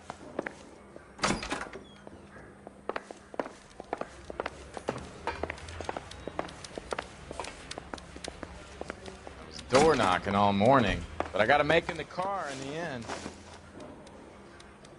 Matthew Ryan, I'm charging you with committing a series of arsons and for the murders of Hank Sawyer, Edwina Sawyer, Henry Sawyer, and Jessica Sawyer. You're putting an innocent man away here. You hear me? I didn't set any fires. I didn't kill that family.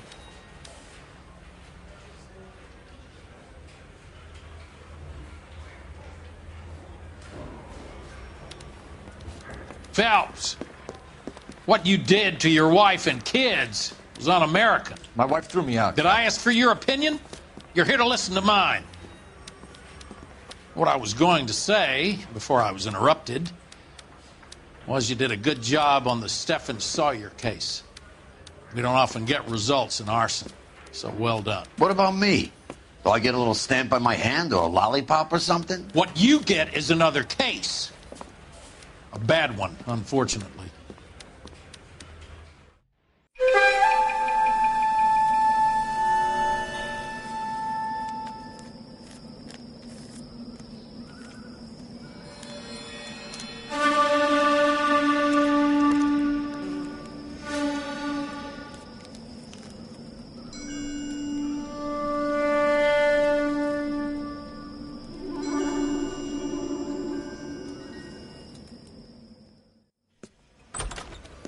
House fire, bad one. At least 4 Vicks. Get out there and find out what you can. The address is 650 North Hobart.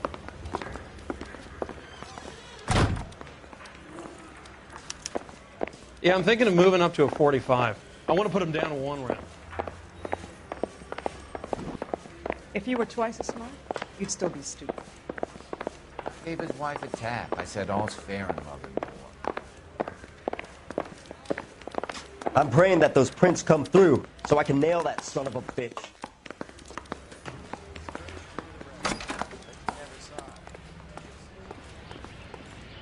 You know the way. You can drive.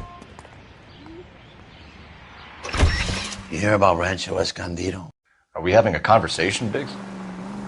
Okay, fuck it. Forget I'm teasing you, Herschel. Tell me about it. Well, the new housing development's a couple of weeks from completion. Burned to the ground last night. GIs are ready to move in this weekend. Developer's gonna have some very angry customers.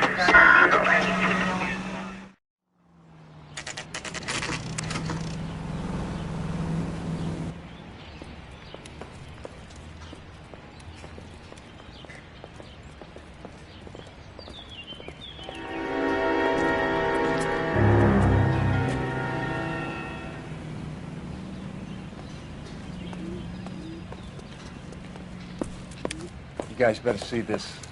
I hope you have strong stomachs.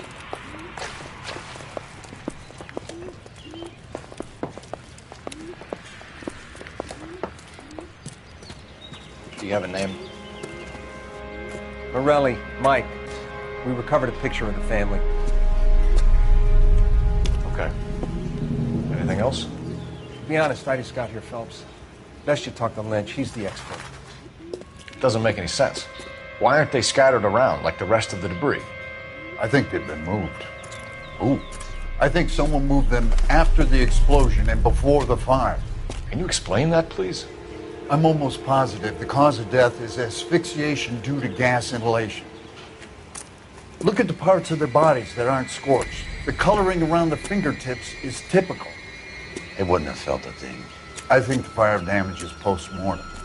I think someone moved him into this room after the explosion. It still doesn't make any sense. Why would you run into a burning building?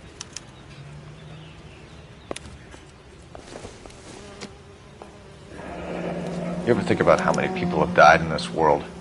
And how big heaven would have to be to accommodate them, Biggs? No, I have not. Show some respect.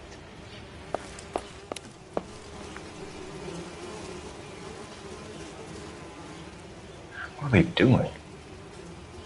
The prayer effect is from the fire. The muscles and tendons contract. You catch all the good ones, Phelps.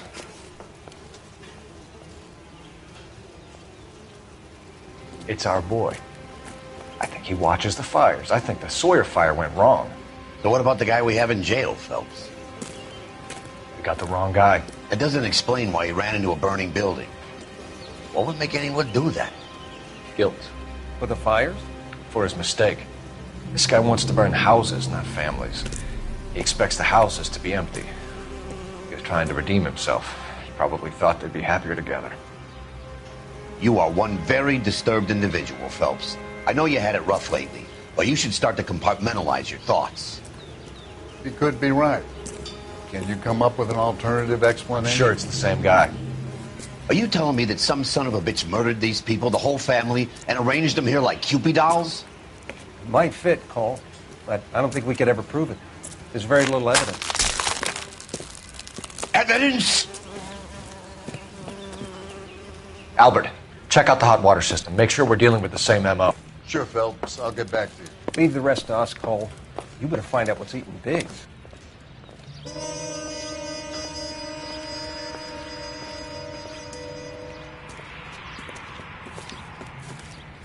So something finally got to you. You want my help, pretty boy? You got it. You keep riding me and you won't be pretty much longer. We can get this guy, Herschel. You think you've seen everything, Phelps? I was with the 2nd Marines at Bella Wood. The things that went on in that farmhouse. My own guys on fire, screaming for a way out. You're not gonna get this guy. There's gonna be no photos and no citations. We're gonna kill this miserable fuck. End of story. You getting this? You remember the list from the travel agent? Sure. The Morellis were winners too. Their name was on that list. Christ. We should take a look around, work the neighbors, see what they know. I'll go across the street. Okay, I'll try this side. I haven't done this for years. You don't look like a fireman, son.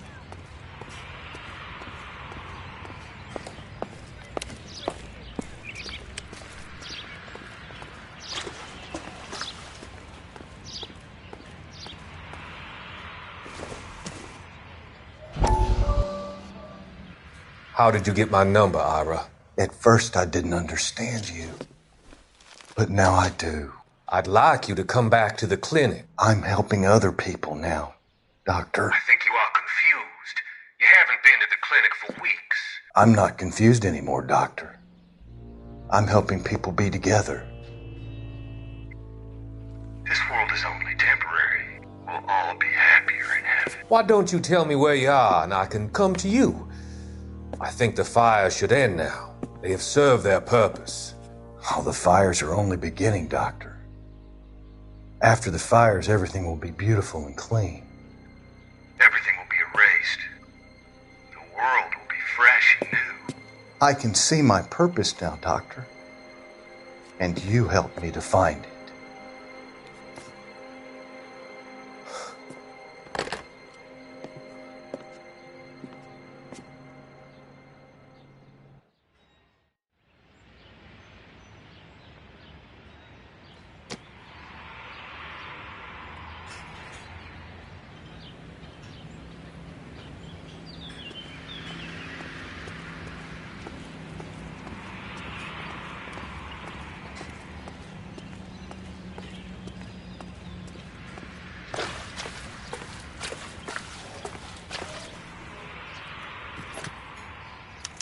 Looks like the same model.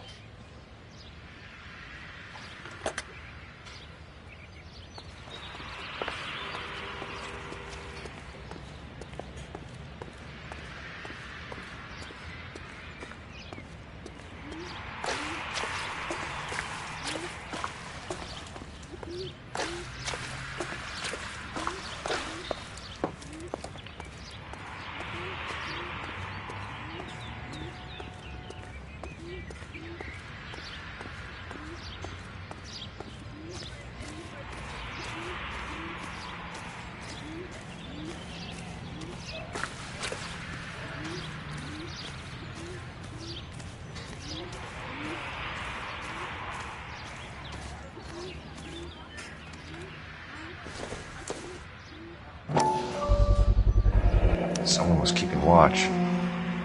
Looks like they were here for quite a while. Brand looks distinctive.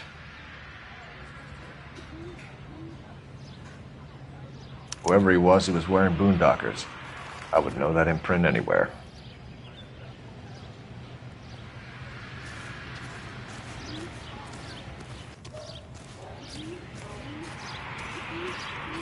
LAPD, can you tell me anything about the fire next door? Terrible luck. Imagine after having won that weekend away. What's your name, sir? Foreman. Dudley Foreman. Did you see or hear anything that might have... Look, we were asleep when we heard the explosion. You didn't like Morelli, did you? Some neighbors you get along with, some you don't. Guess they should have sold up. What do you mean? They're knocking down all these old houses and building a new subdivision for GIs. Morelli was being difficult. Did you see anyone hanging around the Morelli's home prior to the explosion? Nope. Can't say as I was looking out, though.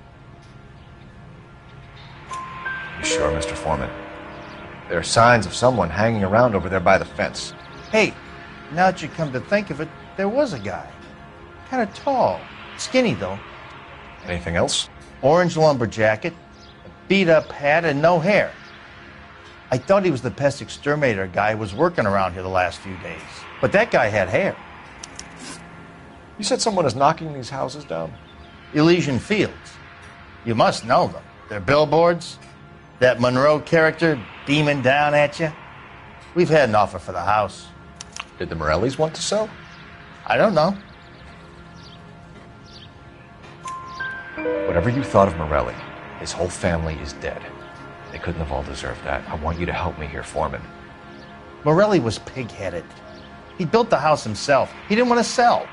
Stubborn fool was ruining it for all of us. You said the Morellis had won a weekend away to Catalina Island? Yeah, that's right. First thing I thought after the explosion was, thank goodness they was away. But then I find out they were still in there. Who was running the competition? What? I don't know. You didn't enter yourself? I'd already agreed to sell. The competition was an incentive for those who were still thinking about it. Thanks for your time, Mr. Foreman. Sure. Hey, if you're interested, I have one of those competition flyers in the kitchen. I could get it for you if you like. That would be great. Any luck, Cole? A couple of things. What did you pick up? Folded piece of paper. Looks complicated. Japanese call it origami. Can I take a look? Sure. Paper crane. There's a legend about them. You fold 1,000 of these and you get a wish. Hey, don't break it. I'm not. I'm unfolding it. It looks like a waybill or a flyer. For what? For Elysian Fields Developments.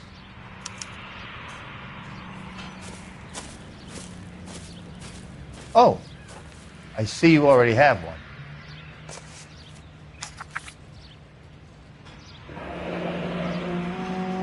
When did the flyer arrive in your mailbox? They've been arriving for weeks. This one was in the mailbox when I got home from work yesterday afternoon.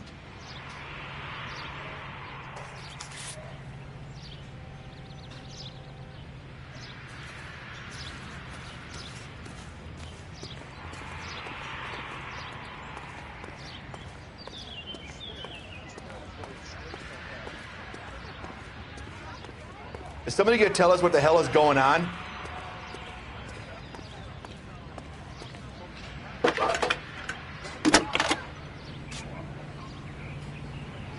I need an address for a property developer. Elysian Fields Developments. One moment, Detective. The address is 748 North Oxford Avenue, Wilshire. Anything else? Messages, please. If you have a message, contact Captain McKelty immediately. Thanks. Can you put me through, operator? Of course. Here you are. Commander? Leads on the Morelli fire. We're about to go and visit Elysian Fields Developments. You're about to do what? Leland Monroe? He's a personal friend of the mayor and the chief. Are you out of your mind? I'm warning you, Phelps. Commander, we have a line of inquiry. You have something, you bring it to me. You're hanging by a thread, Phelps. Do you understand? Yes, sir. Good. Have a report on my desk today. Kelty has warned us off over Elysian. Makes sense. It's at that end. We should check out Rancho Escondido. You know the place? Sure. Corner of Fountain and Wilton. Let's go.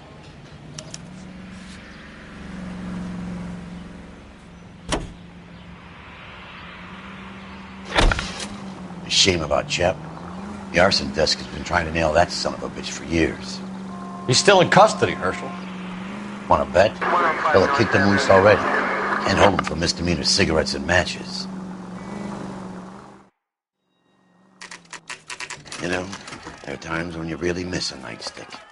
There's more religion in the end of a nightstick than in 100 cathedrals.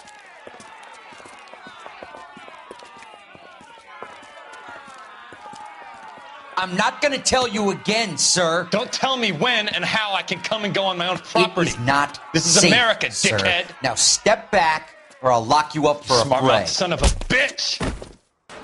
Okay already. Being damn foolish. We're gonna have to pass black by and these blue. sacks.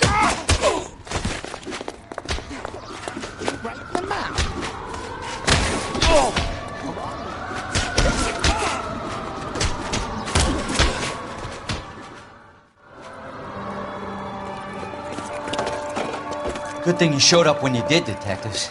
Those folks were baying for blood. Okay, then. Let's see if there's anything left to take a look at.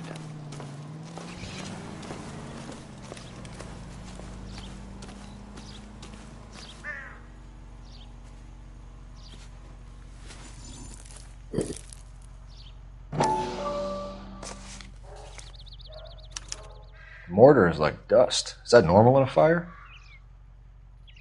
You'd expect some shrinkage in the heat, but it looks like the cement barely adhered to the brick. Doesn't appear to be any wall ties either. This thing looks like it was built on the cheap.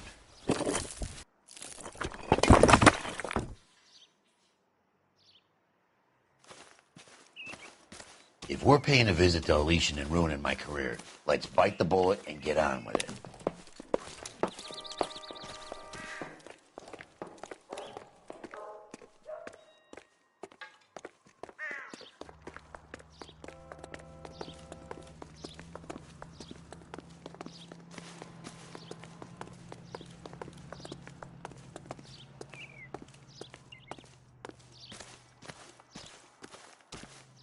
Can you drive to this one? And where exactly are we going?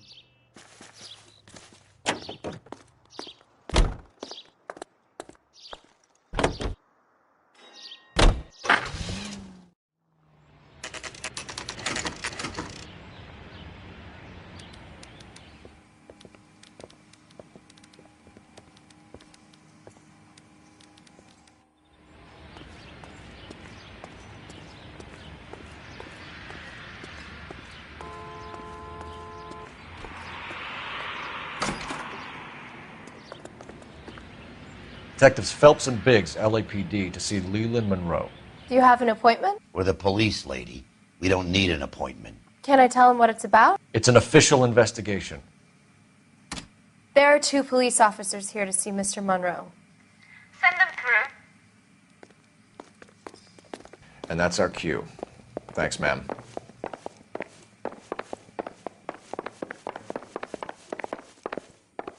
May I help you, gentlemen? We would like to speak to Mr. Monroe. I'm afraid it's impossible. Mr. Monroe's schedule is booked weeks in advance.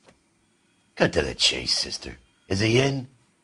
I'm not at liberty to reveal that, officer. So he hired you for your intelligence? I find that offensive. You have every right to. This is getting us nowhere, miss. Casino. Would you like us to return with a warrant? That won't be necessary, gentlemen.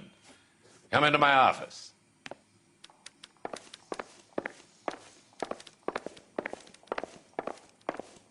Would you like a cigar? Drink, boys. Sure, I'll have a scotch. Biggs! We're investigating a series of domestic fires, Mr. Monroe. It's terrible, boys. How can I help? Elysian Fields and Suburban Redevelopment Fund flyers keep turning up in the vicinity of the fires. They're turning up all over town, boys. Can you imagine the current demand for housing? So that's your explanation, Mr. Monroe? Coincidence? Explanation? Why, what's to explain? I advertise on radio and billboards for buyers, and I advertise for sellers using waybills. We found a family burnt out in their home. Another house burned to the ground. Another Elysian Fields flyer. Our information is that they didn't want to sell. Are you saying that's something to do with me? Is that your point? Point is, every time we find a family barbecued, we find one of your flyers. Is that good advertising?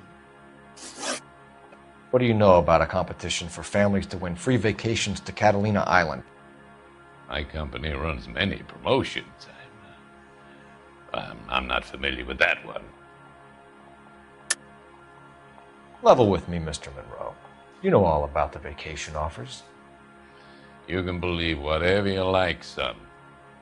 You're missing the vital ingredient called proof.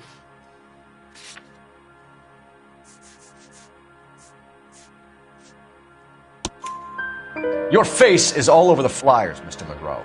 You know about the prizes, and you're aware that they get given to holdouts. My face is the brand. It's on all our advertising. Did you know that the mayor and the chief of police part of the Suburban Redevelopment Fund. You want to accuse them of murder as well? We've made offers to buy houses in areas where fires have been recorded. Are you suggesting that I'm burning people out of their homes so that I can sell them new ones? What happens to your plans if a family like the Morellis refuses to sell? We work around them. Business finds a way. That's the American way. Come on, Mr. Monroe. You expect me to believe that you would build a new development with one of those old piles smack bang in the center of it? Progress is an inexorable process, Detective. Those who choose to stand in defiance are usually confined to the wastebasket of history. To answer your question, yes, we would build around them if we had to. Most people see sense. What's Elysian Field's involvement in Rancho Escondido? One of our latest housing developments. It was due to open on the weekend, or was before the unfortunate conflagration. It met with building code regulation. Absolutely. Only the best for our returning heroes. You're lying, Monroe. There's something out of kilter about that development. Son, I've had enough of you and your fidgety friend. There's no way in hell you can prove that my materials were inferior. I'm no expert, but I think we'll find that the bricks being used on those houses are undersized and the mortar is faulty. And there's no wall ties connecting the masonry to the frame. Every building is built to a budget, boys. Those buildings were inspected and fully insured by California Fire and Life. Investment of that magnitude demands it. Do you think that they'd vouch for the buildings without examining them? The arsonists, do you have any suspects? We aren't at liberty to say. I didn't think so. The contractors I use for waybills, do you suppose it could be any of them? I have a list of their names if it'd be of any help. That would be very helpful, Mr. Monroe. Glad to hear it. I'm always happy to help the LAPD. My secretary will provide you with that list. Did you know that I'm on the board of the Police Pension Fund? Glad to be of help, officers. What's the story? Any of these names ring a bell? Herbert Chapman is on this list. Find the phone. We need to know where we're at with Chapman.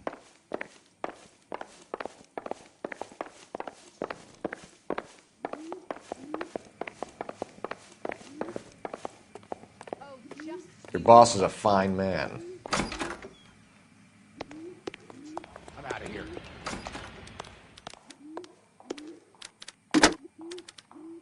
Operator, give me dispatch.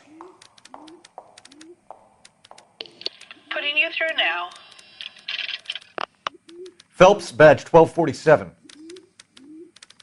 How could I help, Detective? Can you check whether we are still holding a Herbert Chapman? Let me find out for you. He was released this morning, Detective. I'm sorry, Detective. It's not your fault.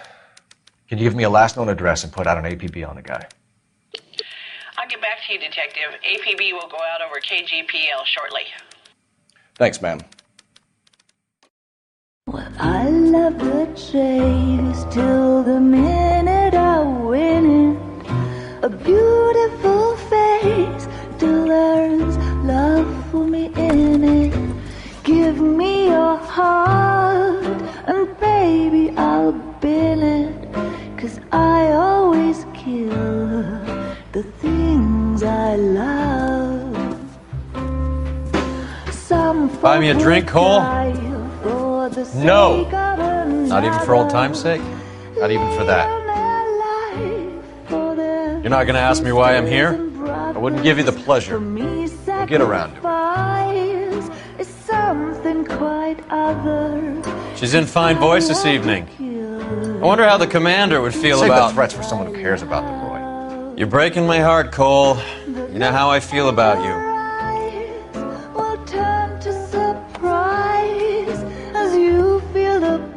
Stay away from Elysian Fields. I should have known that you were playing errand boy.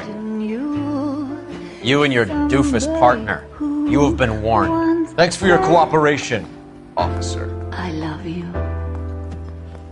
Stay away. You have no idea the type of people that are involved in that company. I have a pretty good idea, Roy.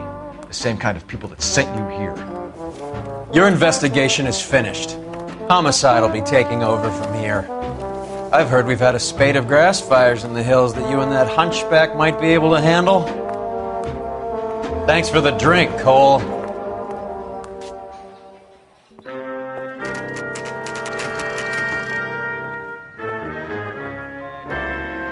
You get the message about Monroe? Yeah. Earl delivered it. You? McKelty. He started making noises about my pension. Sorry about that, Herschel. I didn't mean to drag you into this. Save it, Phelps. Monroe's an asswipe. And so was Earl. And so was McKelty when it's all said and done.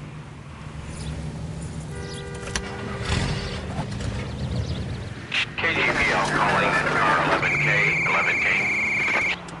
11K, go ahead. 11K, the last known address of suspect Herbert Chapman is 650 North Kingsley Drive in Wilshire. Roger that, KGPL. 11K en route. Let's go pick him up. You fought at Sugarloaf, didn't you? I did. But I don't like to talk about it. You come across a guy called Jack Kelso out that way? You know Jack Kelso? He's an insurance investigator over at California Fire and Life. Our paths cross from time to time. For some reason, seeing you makes me think of him. Has Jack spoken to you about his experiences on Sugarloaf? Or the rest of the campaign?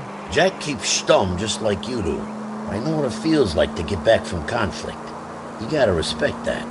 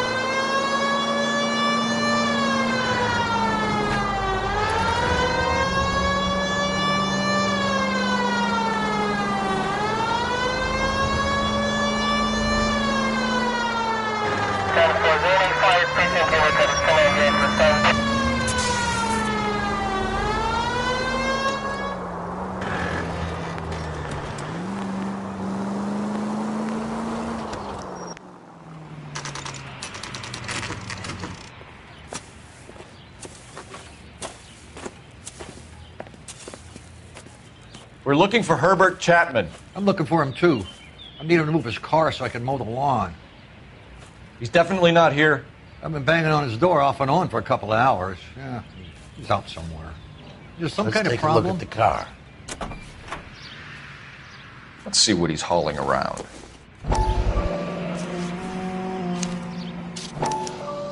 Motive, opportunity, and hard evidence.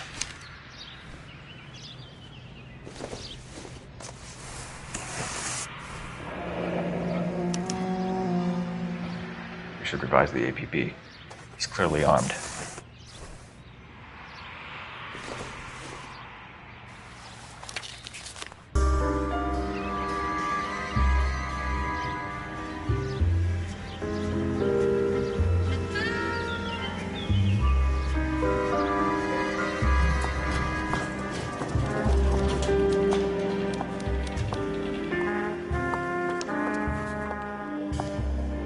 Mr. Kelso? That's what the sign on the door says, miss.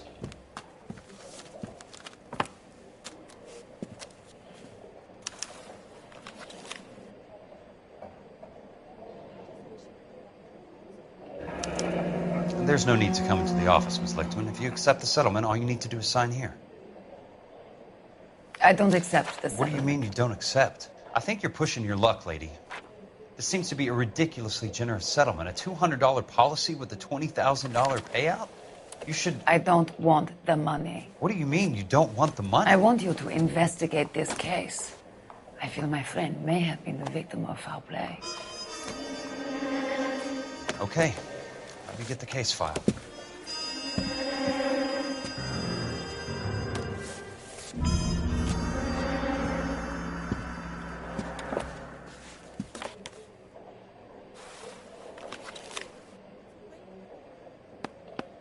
There's got to be more in these files.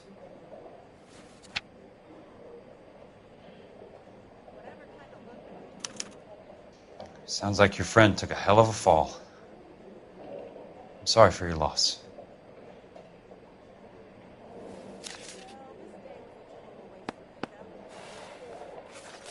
Do you mind if I ask you a couple of questions? Of course not. What basis do you have for your claim of foul play?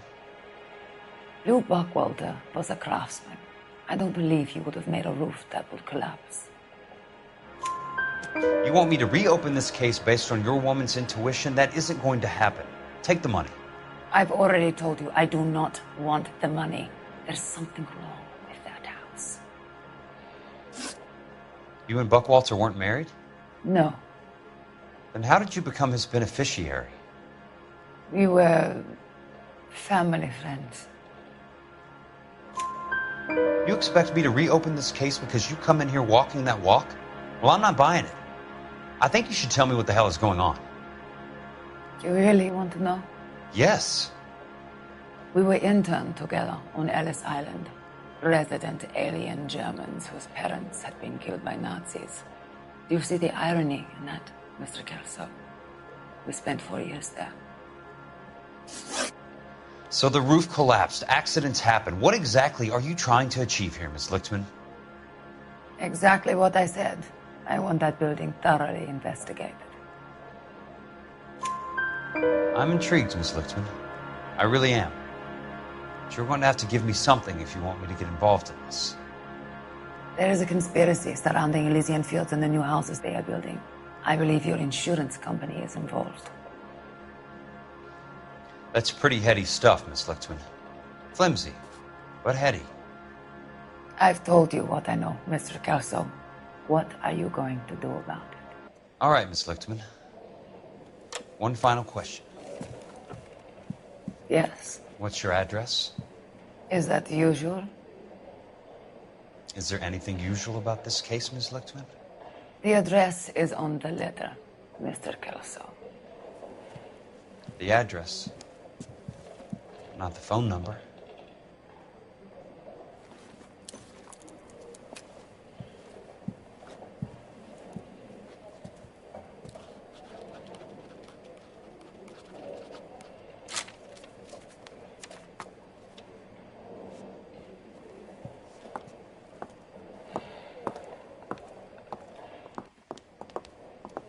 Mr. Benson would like to see you in his office, Jack. Upstairs. Come on, I'll walk you up.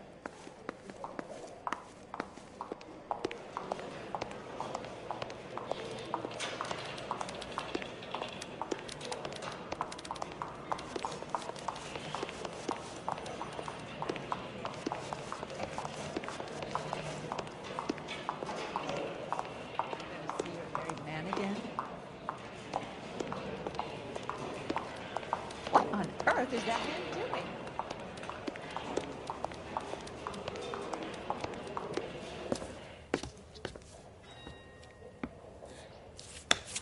Mr. Benson? You wanted to see me? Ah, yes, Jack. I'm just trying out a new putter. I noticed Elsa Lichtman in the lobby. It's the weirdest thing, Mr. Benson. Call me Curtis, Jack. This is California. Like I said, Curtis, this is a very strange case. How so, Jack? That lady, Elsa Lichtman, is refusing a 20 grand payout. Elsa Lichtman is hardly a lady, Jack. She's a jazz musician. Plays at the Blue Room in Hollywood. She has a fine pair of lungs, now that I think She's of the it. beneficiary of this guy, Lou Buckwalter. He was killed in an industrial accident working for Elysian Fields Developments. You know Elysian? I'm familiar with Leland Monroe. We move in similar circles. Well, Miss Lichtman is making some pretty serious accusations. She says the case stinks and that She's a something very highly strung girl, Jack. Strung out might be a better way to put it. It's a pretty generous payment, Curtis. I think I should look into it. Is there anything wrong with the paperwork, Kelso? No, there isn't, Mr. Benson. I didn't think so. Pay the case out and get her off our backs. I can't make her take the money, Deal sir. with it, Jack. Do your fucking job. Do I have to do everything? No, sir, you don't. Fine, Jack. Fine. You know I have the greatest confidence in you. Thanks, Mr. Benson.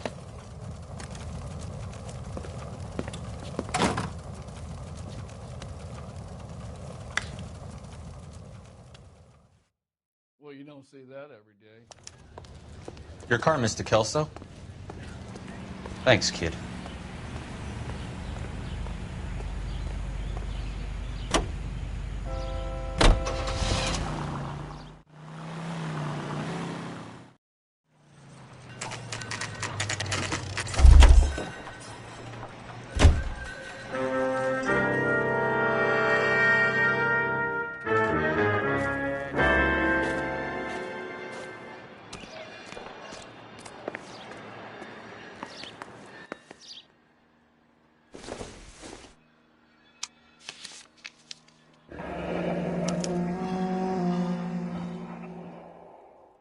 That's not how my pop taught me to mix it. Someone is cutting corners.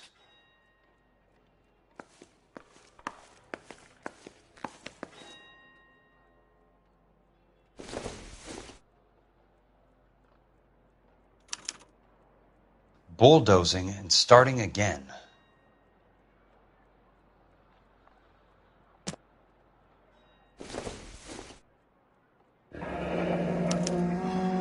Leland Monroe, the man with the grin. Looks like he doesn't like to be disappointed.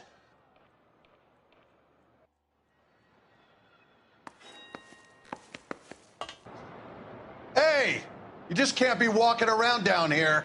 I'm Jack Kelso, from California Fire and Life. I don't care if you're from the Vatican. Buzz off. I'm investigating the accidental death of a Lou Buckwalter, and... You deaf? Do I have to beat on you? Looks like you do.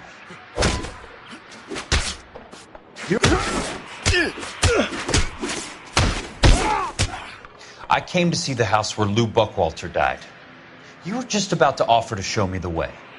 It's out the gate and 3 houses down on the left. Don't know what you're looking for, smart guy. There's nothing there. Then I'll poke around in the rubble. Fine. As long as you're out of my sight.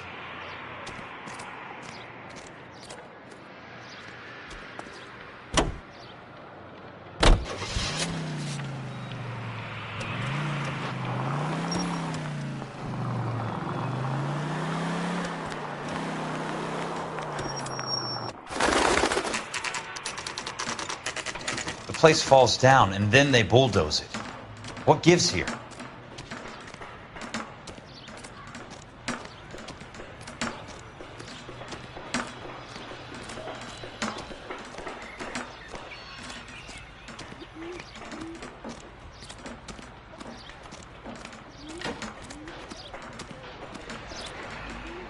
Let's try to piece this together.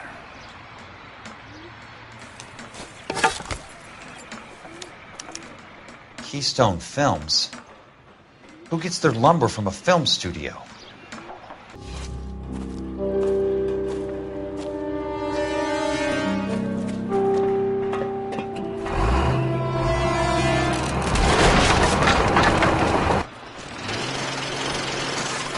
You son of a bitch!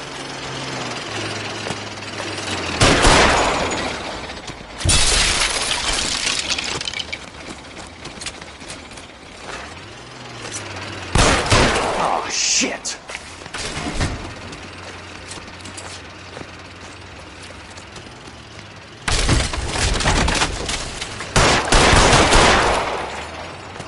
Come on, Jack!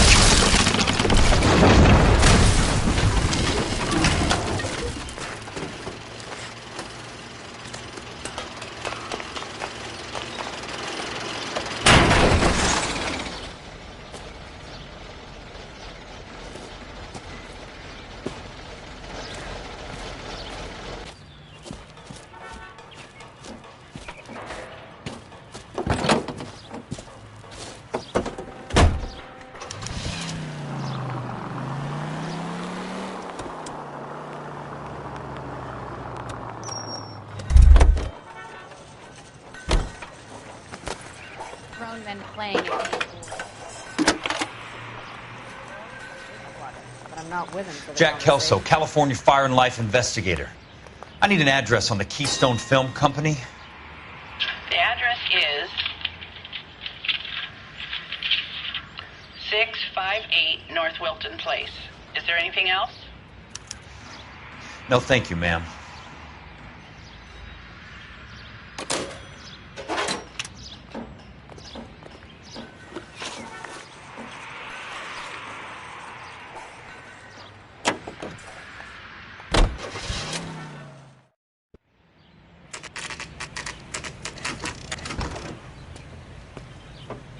Hi, Mac. I work for California Fire and Life. I'm looking into an industrial accident. Here? No, not here.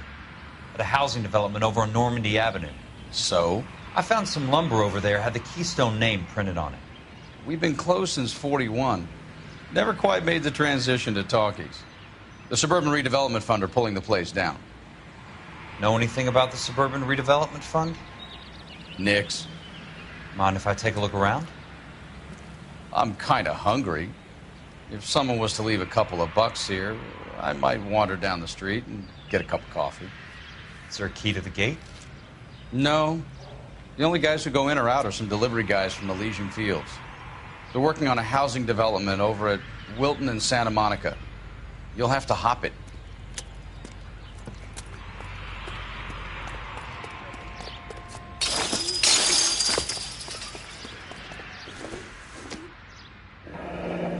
That's one way to keep your costs down. Too bad it won't support a roof.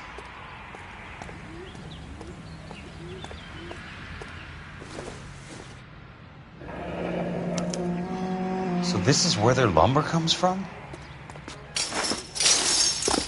Gotta be something else around here. Wonder what's left in the buildings.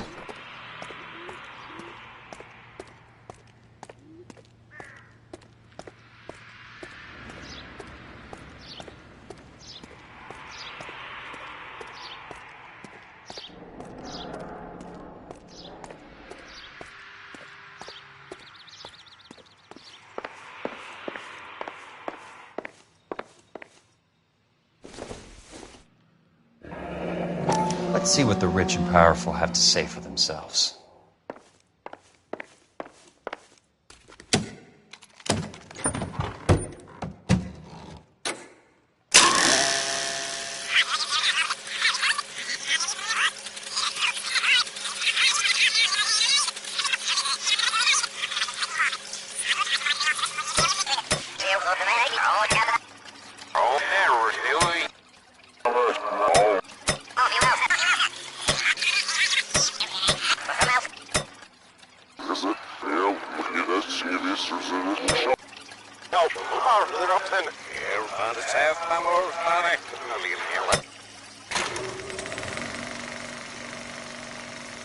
In a great day for the future of Los Angeles, civic leaders and businessmen joined forces to launch the Suburban Redevelopment Fund.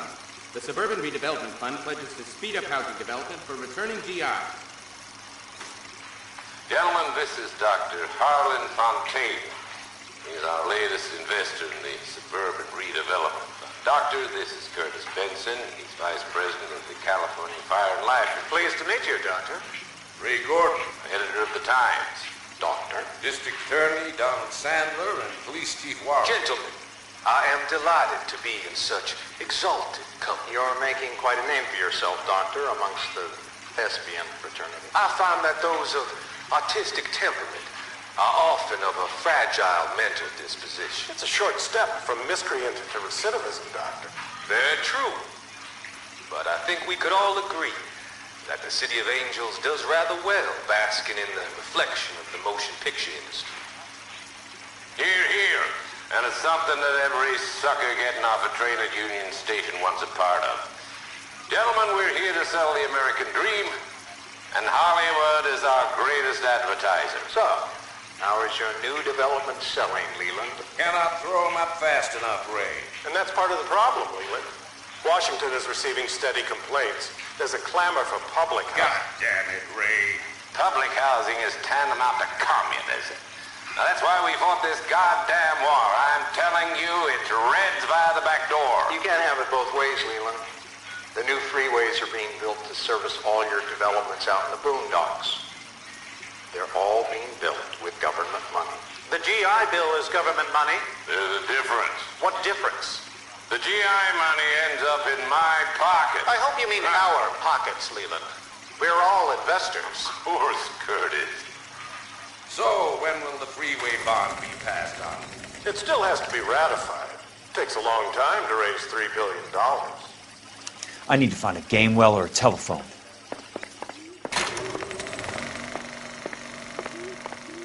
In a great day for the future of Los Angeles, civic leaders and businessmen joined forces to launch the Suburban Redevelopment Fund. The Suburban Redevelopment Fund...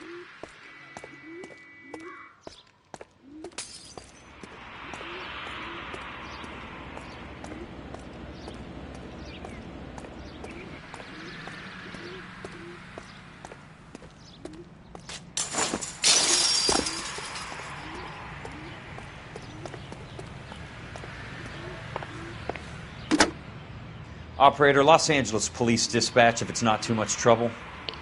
Putting you through now. This is Jack Kelso, investigator for California Fire and Life. Can you put me through to Curtis Benson, please? Just a moment, please, Mr. Kelso. Jack, how can I help? Do you know anything about the Suburban Redevelopment Fund, Mr. Benson? I've heard of them, Jack. Building new homes for GIs. With green lumber that was used on movie sets. Jack, are you working the Buckwalter case? Mr. Benson, are you part of the Suburban Redevelopment Fund? Jack, I want you to listen very clearly. Call Miss Lickman. Call her as soon as you hang up. Arrange to see her tonight and get her to agree to the settlement. Do it tonight. Do you hear me? Yes, sir. End of story, Jack. I don't want to hear another word about Elsa Lickman or Luke Buckwalter. Can you put me through to Michigan 221? Putting the call through. Hello? Ms. Lichtman, it's Jack Kelso. Yes, Mr. Kelso. I've been looking into your case. Yes, and what have you found? It doesn't look good. I need to see you. Meet me at the Blue Room. I work there tonight. I take a break around 9. I'll be waiting at the stage door. We can talk then. Auf Wiedersehen, Mr. Kelso. Thank you.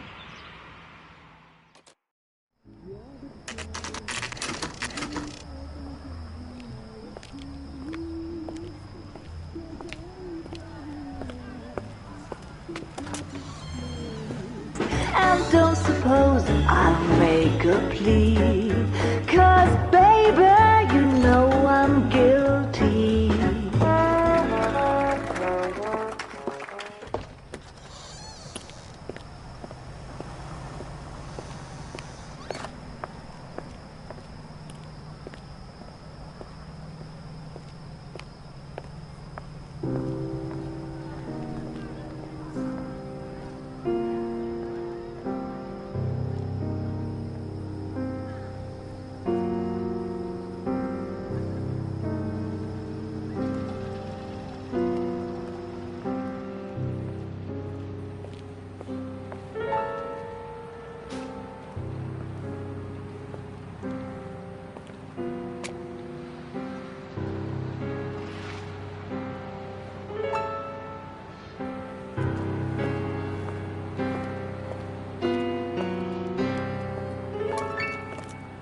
What were you doing with him?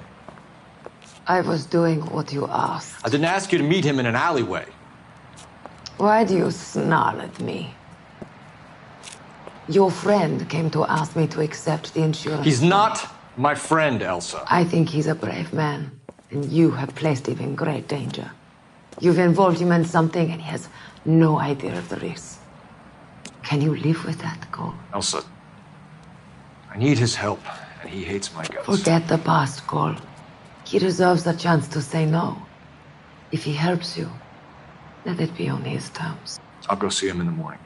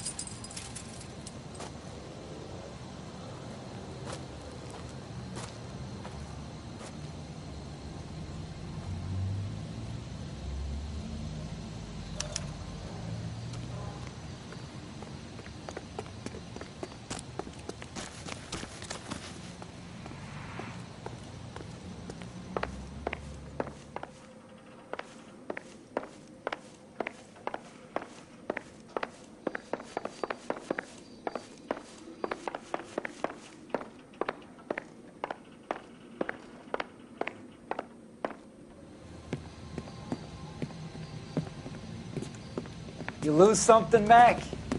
I thought these private eye types were all wise guys with smart mouths.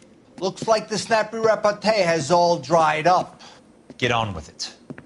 What's your hurry, Mac? You got some place to go? You ever do the cat and mouse routine without a gun in your hand? Now that's more like it. Let's put a few gaps for you to lose. I'm about to break your goddamn jaw.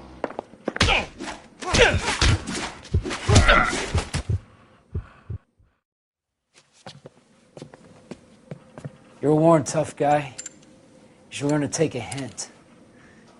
Get him downstairs and into the trunk.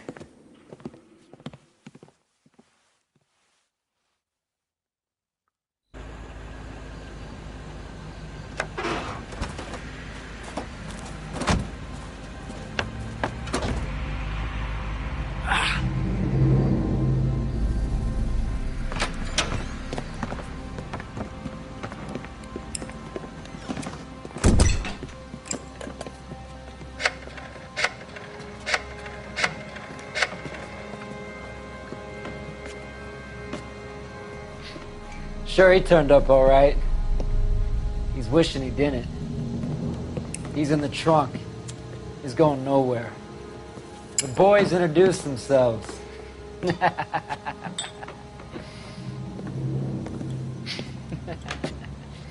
What do you want done with him, Mr. Monroe? Yeah, I know a good place. We'll pick up a shovel and a pick on the way. It's up in the hills behind Griffith Park. We'll deal with that German bitch next.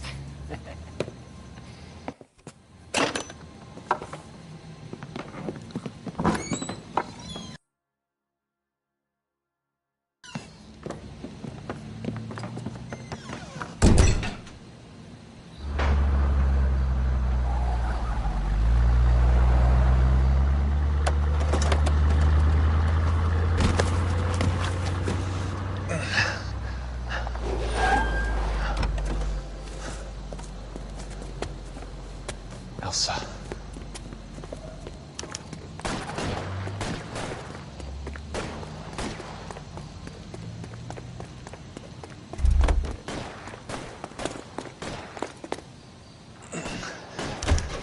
Sorry, pal. Desperate times.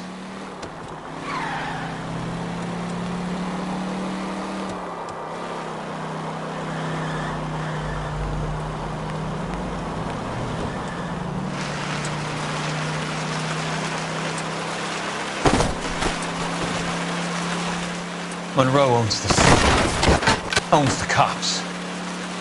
I need to find Elsa.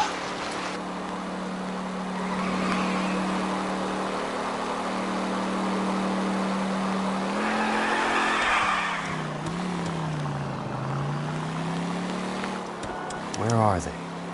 Is that the last of them?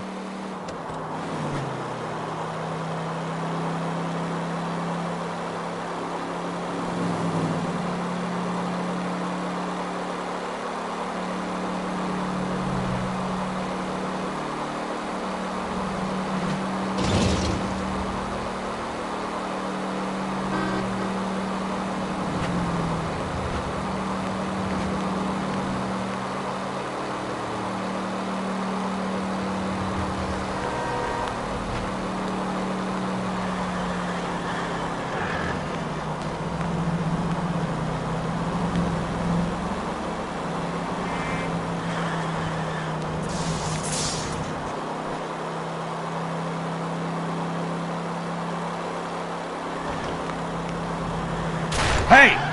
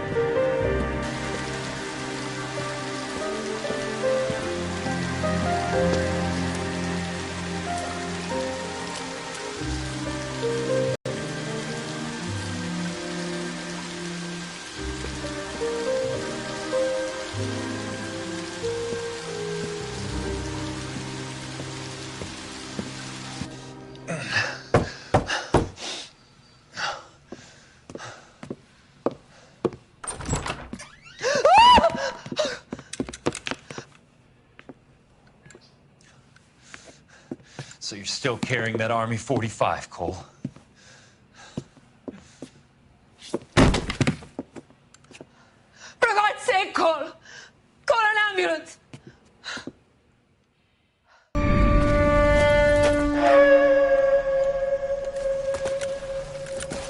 Satchel charges on the cave entrance from above. Covering fire on weapons team. Look for snipers in the trees. You know the drill. No risks, no heroes, no prisoners. You want some roast on this one, Sarge? No, you guys have done enough. Head back to Webb's. We are going to blow every cave we come across. Close them down and move on, people. Damn. I was hoping to get me a samurai sword. Skipper says that Phelps has fallen behind again. He's got his fire teams checking every cave. He's lost another flamethrower. He wants you to get over there and hurry them along.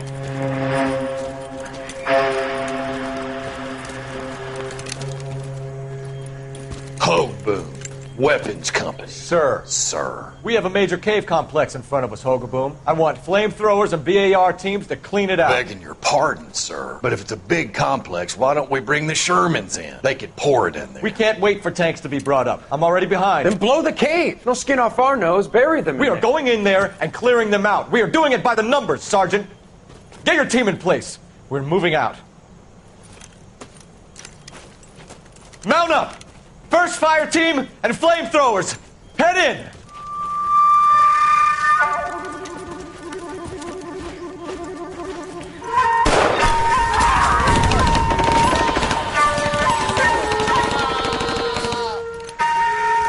Where's he going? Where's who going? The big cowboy. He's going in. Who gave that order? You did.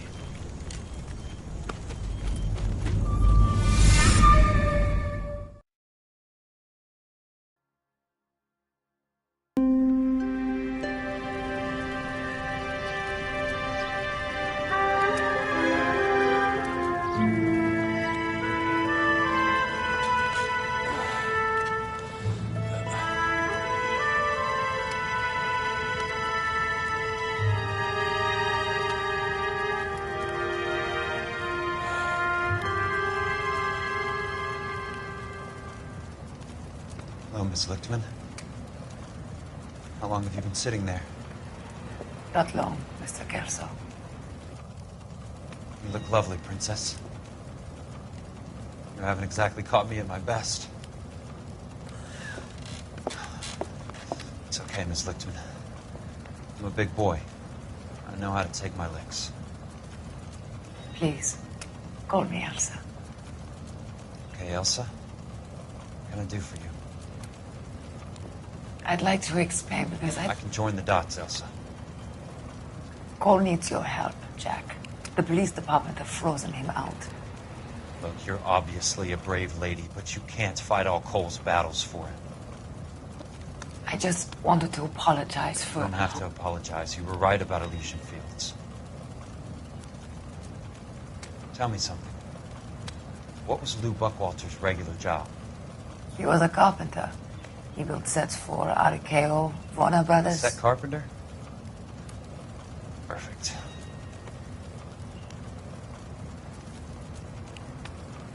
If you don't mind, Elsa, I'd like to get a little rest now. I've got a lot more dots to join, and it's making my head hurt. That's perfectly understandable, Mr. Jack. I hope we can meet again under less dramatic circumstances. I hope so too, Princess. I'd like that.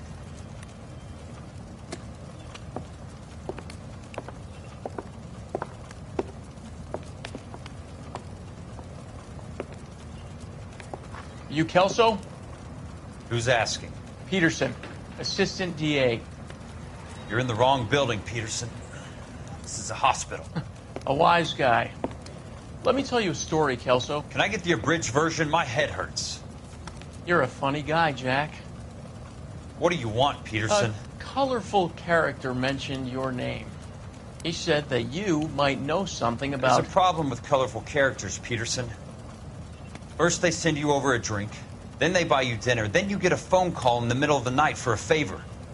Try rubbing shoulders with some solid citizens. They're the ones you're supposed to protect. You finished, Kelso? For the moment. I'm going to run for DA, Kelso.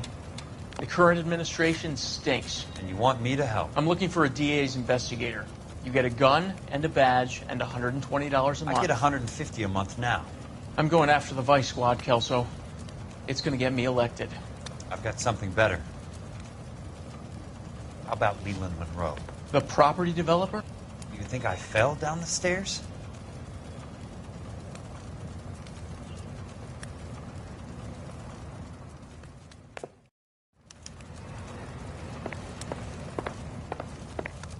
Thanks for the patch-up, Princess.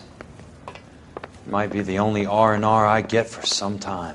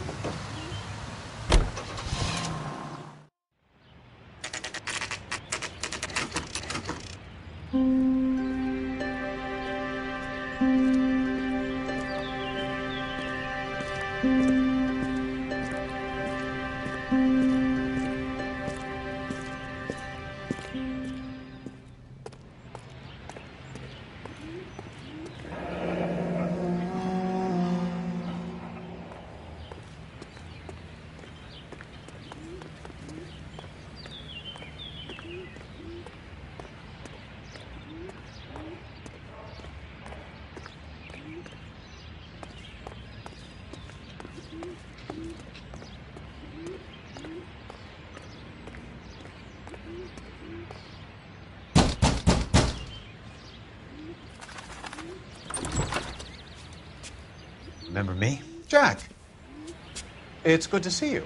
You've caught me at a slightly inopportune moment. Can we do this some other time? Back off, Curtis. Move away from the door. Jack, there's no call for that. You're smooth, Curtis, I'll give you that. You try to get me killed and you still manage to be polite about it. Jack, How could you accuse me of having anything to do with that? I want to know all about you and Monroe, Curtis. You give it up or I beat it out of you. Get the fuck out of here, Jack. You're fired. Who do you think you are? Get out of town now while you still have the chance. You have no idea what kind of forces you're dealing with here. I guess we've exhausted the passive options. Sit tight, Curtis. I'm taking a look around.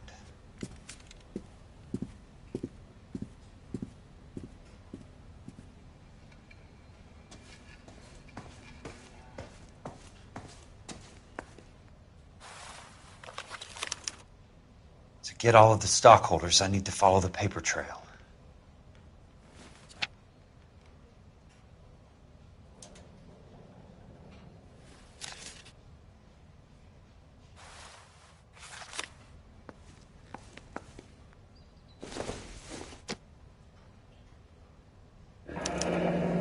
What exactly do you expect to find, I knew Jack? you were in bed with a lesion, Curtis.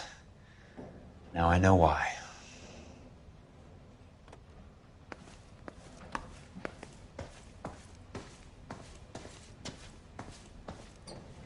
I want answers, Curtis. So pay attention. Please, Jack. I'm not a violent man. I don't get it, Curtis. You're vice president of the company. Why take the risk? It's a simple business transaction, dear boy.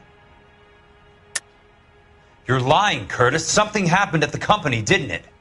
That's why you took the bribe. Bribe? What bribe? How can you accuse me of benefiting ahead of the company? I noticed that the share certificates are in your name, Curtis, not the company's. What did you use as collateral? Those sons of bitches in Sacramento. They passed me over for president. Sent me here because they believed it was a backwater. But they were wrong. Los Angeles will become the capital of the West, not San Francisco. This place will be the city of the 20th century. And I'm gonna get my cut, Jack. You're going to jail, Curtis. You and your cronies. We'll see about that, Jack. Tell me about the Suburban Redevelopment Fund. You're talking about the future of Los Angeles. You cannot interfere with these plans. Information, Curtis. Business people who have joined forces to meet the demand for new homes.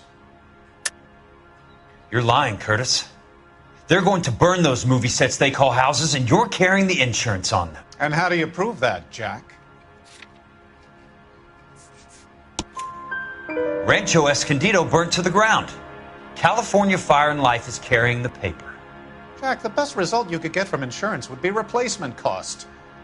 The stakes are much, much higher. Why the big payoff in the Buckwalter case? It was bound to bring it to attention. Who could have predicted this particular confluence of events? Elsa Lichtman as the beneficiary who spurns the cash. The brilliant but flawed detective becoming her lover. And you, Jack, taking their bait. You buy green lumber and use it to build houses. How do you expect it to end? Mr. Monroe has a fine reputation for building houses. What would I know about his choice of building materials? Give me what I need or I'll beat it out of you. It's all there in the case file, if you know what to look for. Very neat, Curtis. Maybe I can't work it out, but Phelps can. He may be many things, but he is one of the best detectives the LAPD has ever had. Your card is marked, Jack. You'll have an unfortunate accident if you don't leave town. Your California isn't the same as mine, Mr. Benson. Not at all.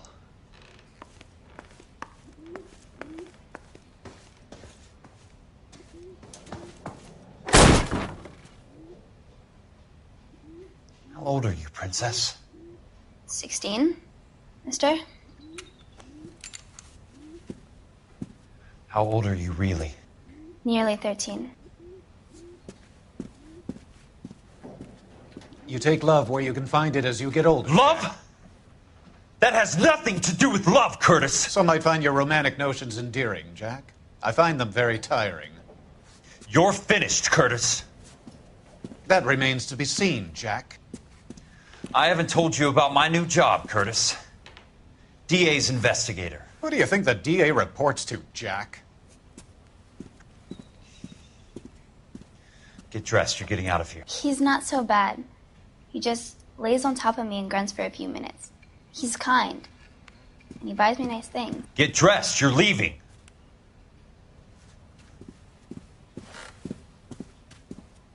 She will only come back.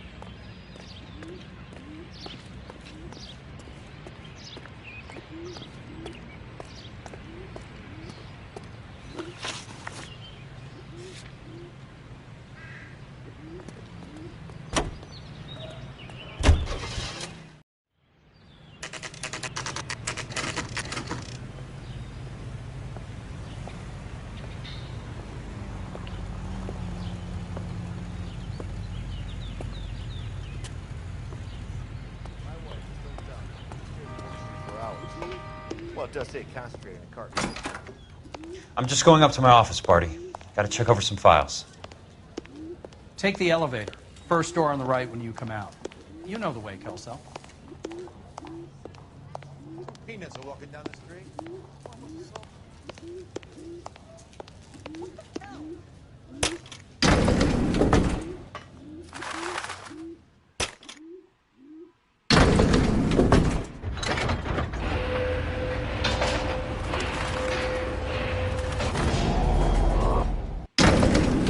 I understand you, but that's a good...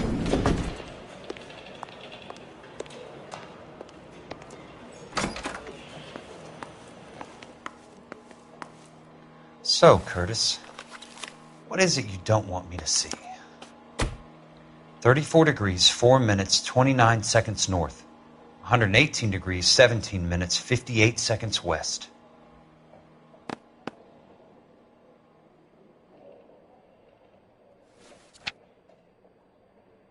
There's got to be more in these files.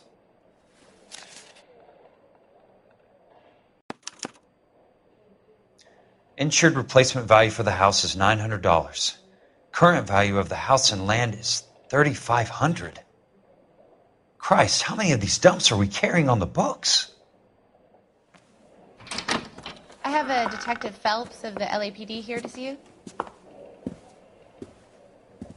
Have a seat, Cole. Where's the go-between? She's awful easy on the eye for a foreign girl. Does that private dick petter actually work on anyone, Kelso? It's not your style.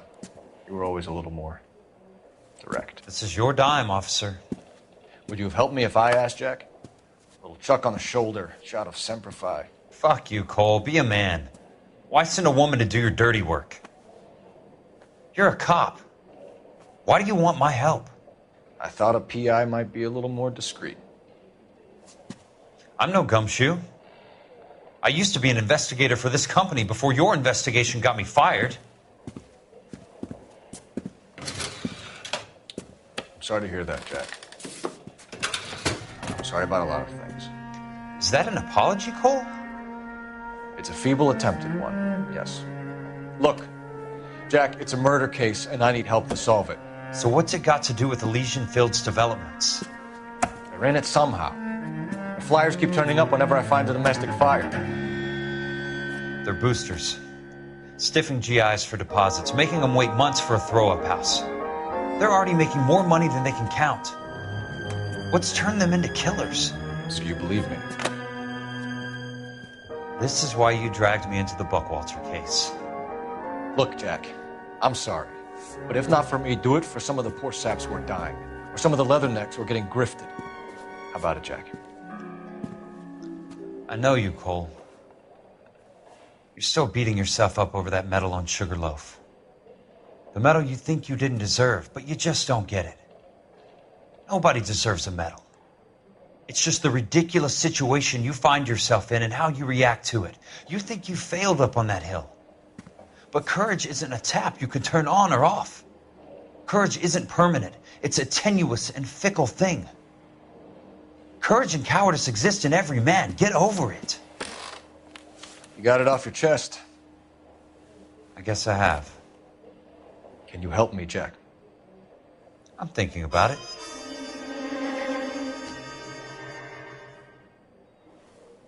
The Hall of Records is the place to start.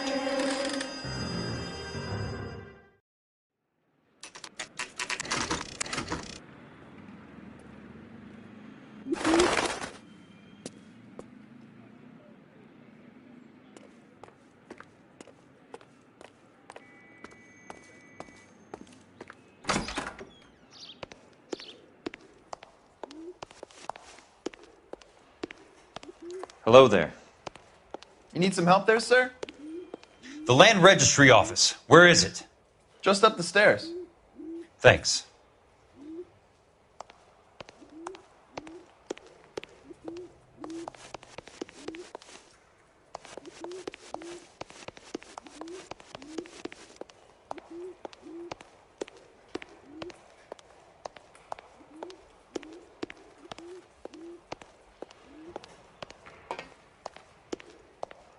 I'd like to see the company details of the Suburban Redevelopment Fund.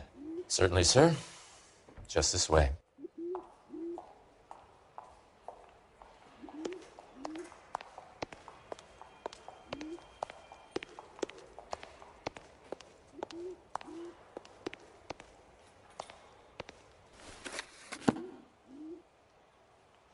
All those suburban sons of bitches ought to be listed in here.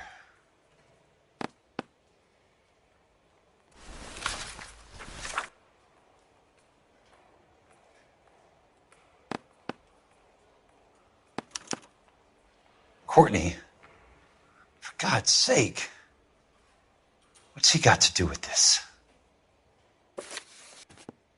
I'd like information on a plot of land. Okay, do you have the address? Not exactly. It's a new lot. I have the coordinates. 34 degrees, 4 minutes, 29 seconds north. 118 degrees, 17 minutes, 58 seconds west. All right, that makes it a bit more difficult. Come with me. I believe that is in the Wilshire area, here. "34 degrees, 4 minutes, 29 seconds north. 118 degrees, 17 minutes, 58 seconds west." The lot number's 1876988. Unfortunately, that is just the beginning. We have at least 1 million lot numbers in the Los Angeles area. The registrations are in alphabetical order. You need to convert your lot number to a letter. How do I do that? Over here. Use this adding machine. There are 90,000 entries to a book, so divide your lot number by 90,000. 1876988 divided by 90,000, yes.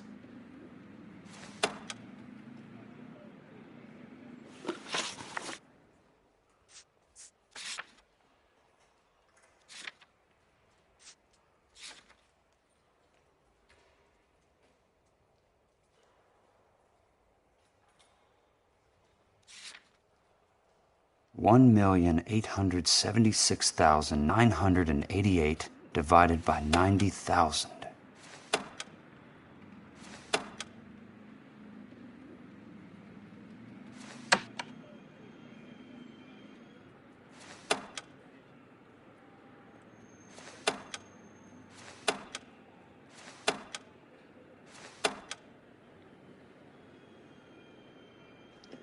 One 876 20. A starts at 0, so you want to add 1 to your number. 21. That number is your letter of the alphabet. Once you have the letter, find the right aisle, and you are in business.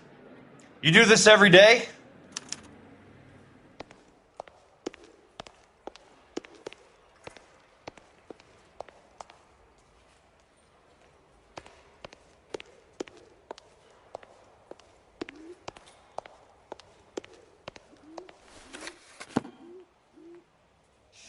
Let's see what the site is worth to them.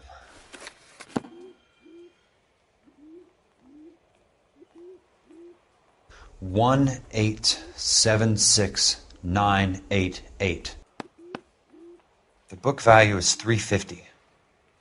With the new home in place, the improved value of the property is $3,500. They can make a killing. But how do they pull it off?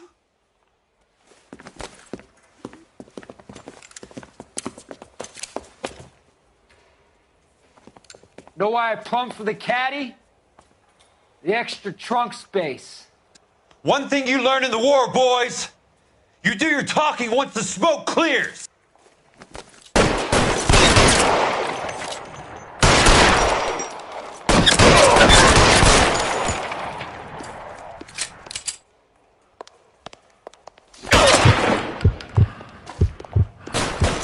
This one's got your name. Throw out the guns.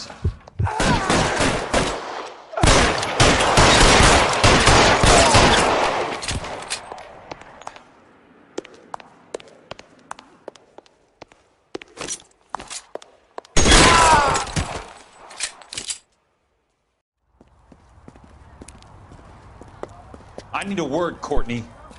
That's okay, Jack. You didn't need to come all the way down. It's important, Courtney. How can I help? Tell me about the Suburban Redevelopment Fund. What are you talking about? Don't fuck with me, Courtney! Jack, I swear, I don't know what you're talking about. How does your name appear as one of the investors in the Suburban Redevelopment Fund? You're out of your mind. I was down at the Hall of Records checking on a property company called Elysian Fields Developments. Their funding comes from the Suburban Redevelopment Fund. Seriously, Jack, I have no idea. Your name is there, Courtney, with some pretty interesting company. The mayor, the district attorney, some dirty cops, and your buddy, Dr. Harlan Fontaine. Dr. Fontaine? Spill it, Courtney. I want all of it. Fontaine and the rest.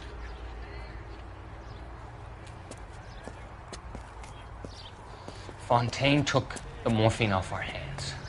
Look, Jack, I know you said to get rid of it, but it's okay. I did something good for once. He reinvested the money for us. That's it. That's what's happening. They're building houses for GIs, Jack. I turned a mistake into something beneficial. Something that's going to help out the guys. Courtney, they're building matchstick houses. They're going to burn them for the insurance money. They'll probably stiff the poor bastards for the deposits. Please, Jack. Say it isn't so. Harlan's a doctor. A good one. He helps out a lot of people. Looks like he's helping himself, Courtney. You're the fall guy.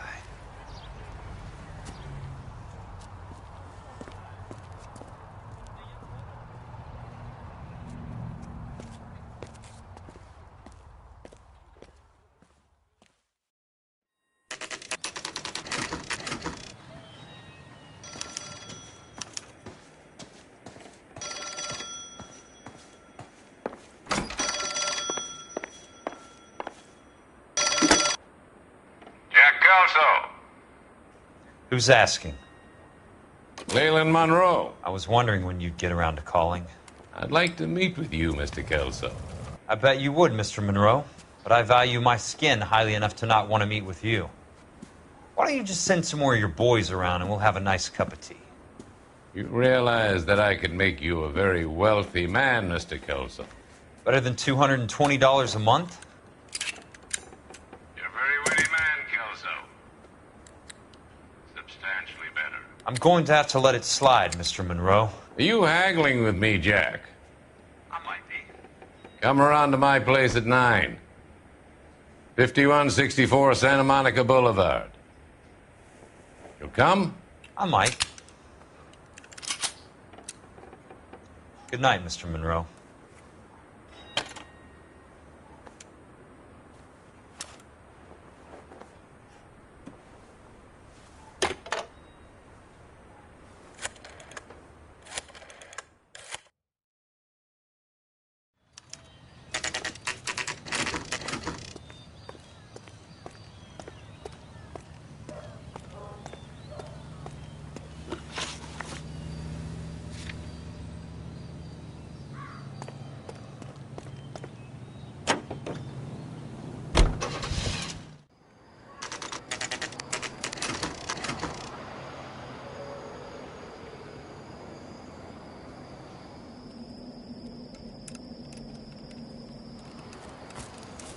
I appreciate the help, all of you.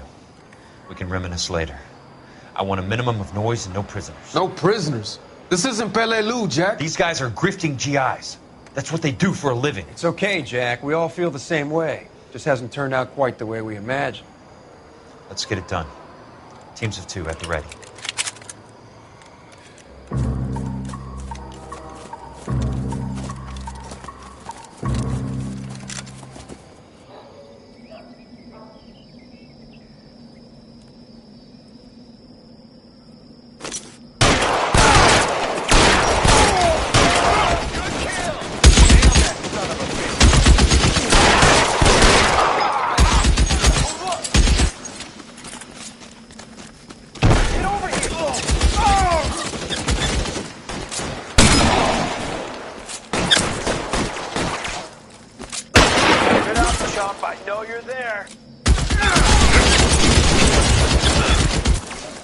Keep your head down!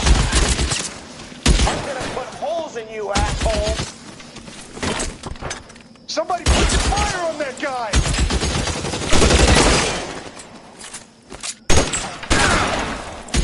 That hurts, right? Bet it does.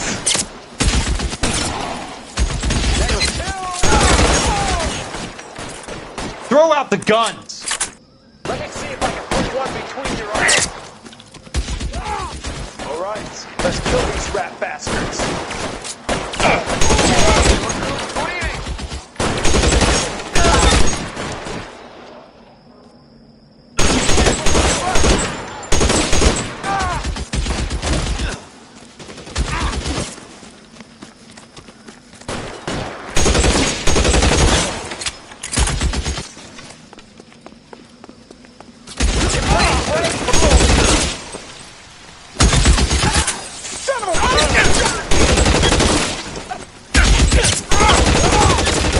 All right, men, hold the perimeter.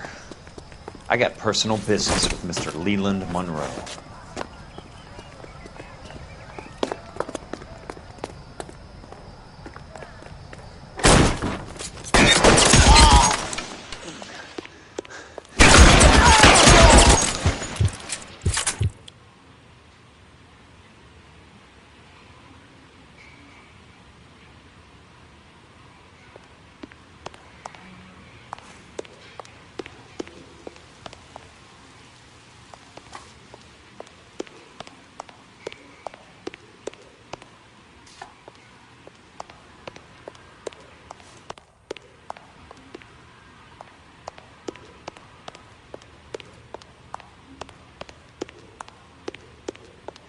There he is! Blast him!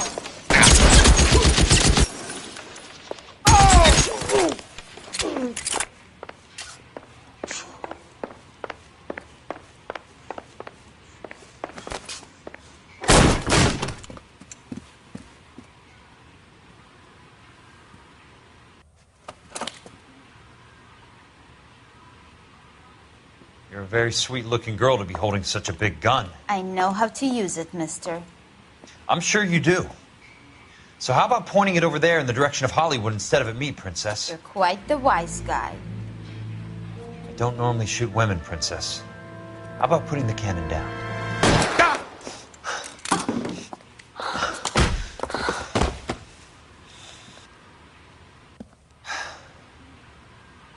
I didn't think you had the guts, sweetheart. I was never very good at reading women. Monroe! Where are you, damn it?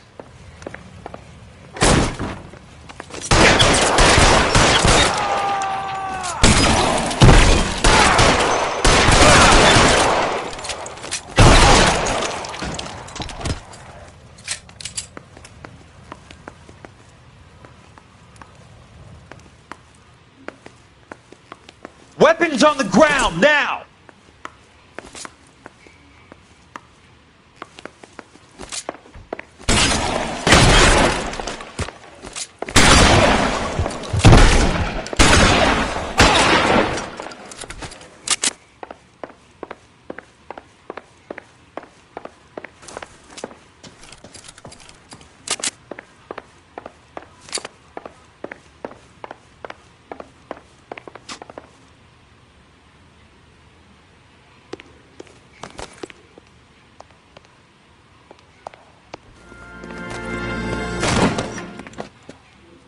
Jack Kelso. That's my opening negotiating position. Oh, you crazy son of a bitch! How did you get in here? I'm bleeding to death. Get me a doctor. I thought I had an invitation, Monroe. Your boys outside were certainly expecting me. That's my second offer. You sadistic bastard! What do you want? I'm going to take a look around, Monroe. Then I want you to tell me what you know about the mayor and those Trojan houses that you're building.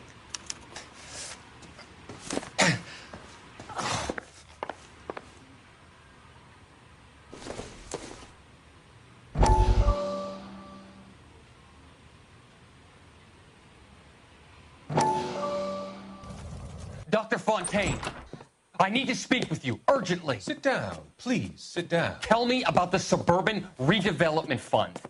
It's the fund we are using to channel money into the development of new houses. Why is my name on the board of managers? Technically, you are a major contributor. Please, Courtney. Those houses are a sham, Doctor. They're going to be burned for the insurance. That's a scandalous allegation, Courtney. Do you have any proof? Jack Kelso, an investigator for California Fire and Life, has seen them. He was almost killed when he found out what was going on. I don't know what to say. I feel that I have been duped. Who do you think is behind this subterfuge? Jack says it's a property developer named Monroe. He said it goes all the way to the mayor. You cannot have believed that I was involved. I don't know what to believe anymore, Doctor. I hope that you weren't involved. Thank you for your trust, dear boy. Be still, Courtney. All of your troubles are finally over. Let them go.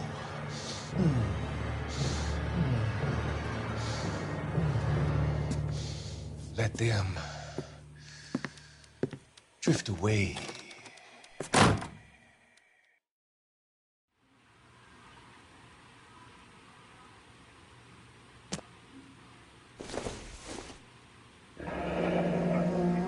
The Suburban Redevelopment Fund.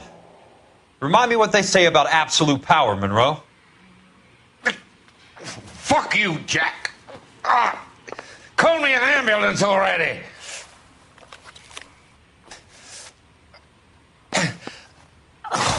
Some sold up.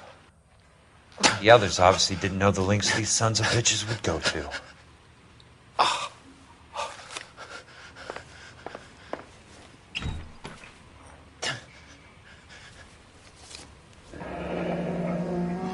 That's a hell of a payroll.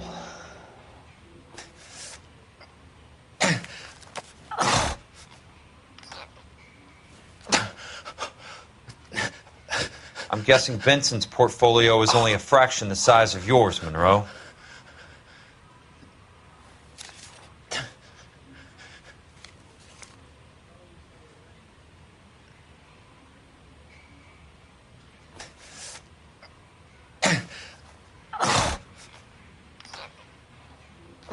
Smart. Keep the dirt on Fontaine under lock and key. This is your insurance.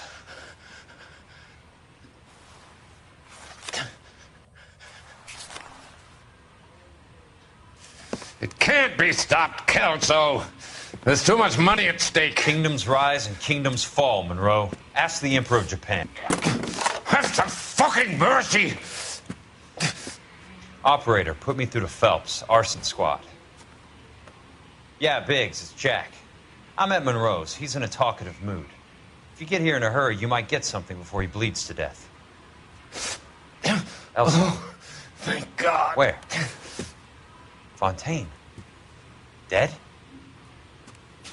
Former patient.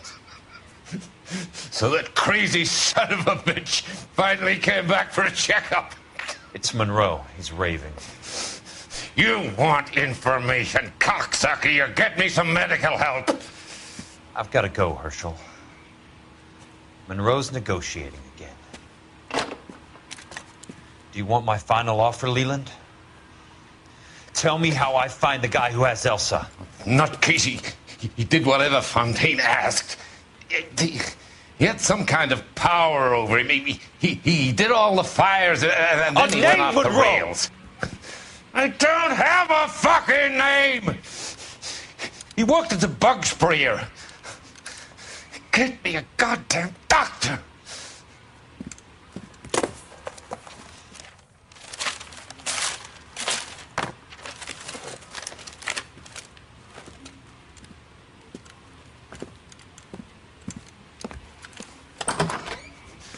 Kelso, you son of a whore! Get me a goddamn doctor!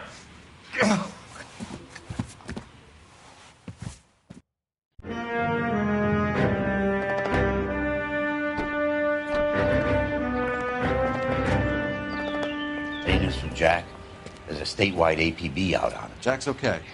He has something up his sleeve. He's not worried about being caught. How do we help? We go after the other side of the equation. Jack has a legion and its cronies running scared. We go after the doctor and some of the other guys. With the whole department breathing down our necks. It's time for action, Herschel. It's time for change. Jack's crossed the Rubicon, and we have to be on the other side. Christ, what was that? Explosion. Something big. You think it's the Reds?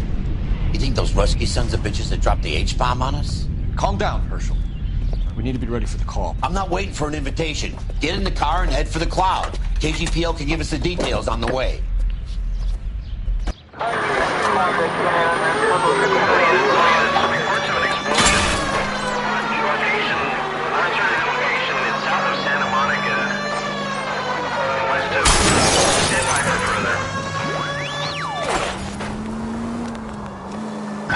All units, car 88K reports an explosion downtown. Repeating, 88.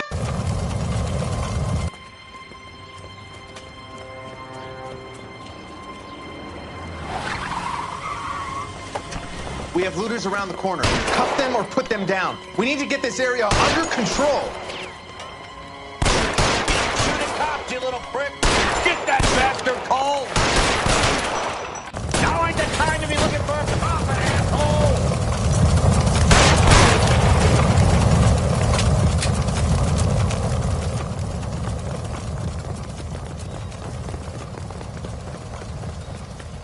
You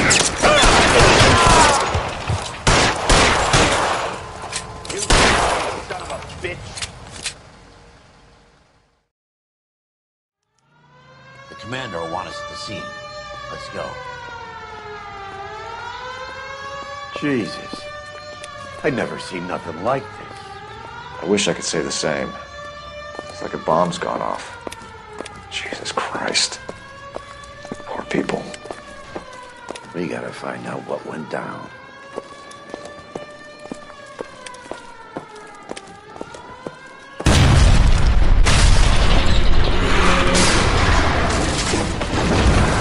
You're late, Phelps. Get delayed somewhere?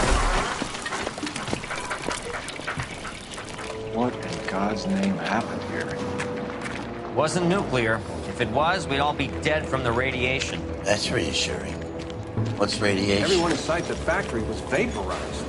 Look at the size of that crater. What's going on over there? The mayor is going on television, appealing for calm. Television?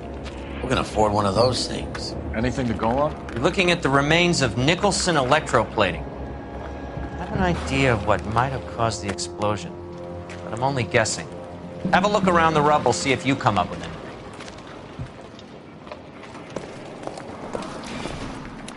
Worlds turn upside down, Cole.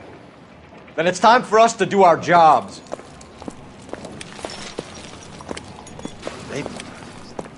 That's it, Mr. Mayor. We're wrapped. Well, good. Thank you very much, son. I think it went okay. A couple of pickups, sir, but that's to be expected. Nobody's ever done this before. Get better with practice. Hey, detective! I think I got something here. Sweet heavens above. What do you... Any idea what this is? Very large egg cup? A Viking helmet? How... Looks to me like some kind of machine component. An airplane part, maybe.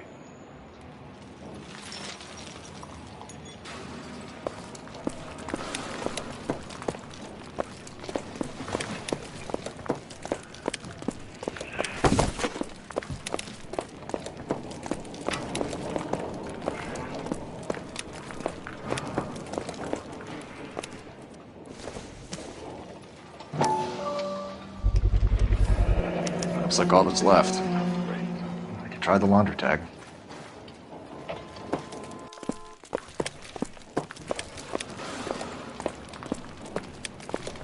Detective, you seen this yet? Come take a look. Phelps, I think I found something over here. Blew the locker open, but shielded the contents. Let's see what we got in here. Tomoko Akamoto. Japanese name. Blew the locker open, but shielded the contents. Any ideas, Herschel? None that I care to utter for public consumption. Blew the locker open, but shielded the contents. Let's see what we got in here.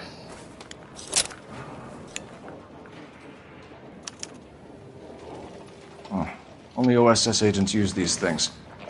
We'll need to get the film developed to see if there's an espionage angle. What is it? A substitution cipher. The Germans used them in the war. These are cipher rings. You know what to do with them? Maybe. I used them in OCS. These first letters are the cipher key. The rest of the message should align itself.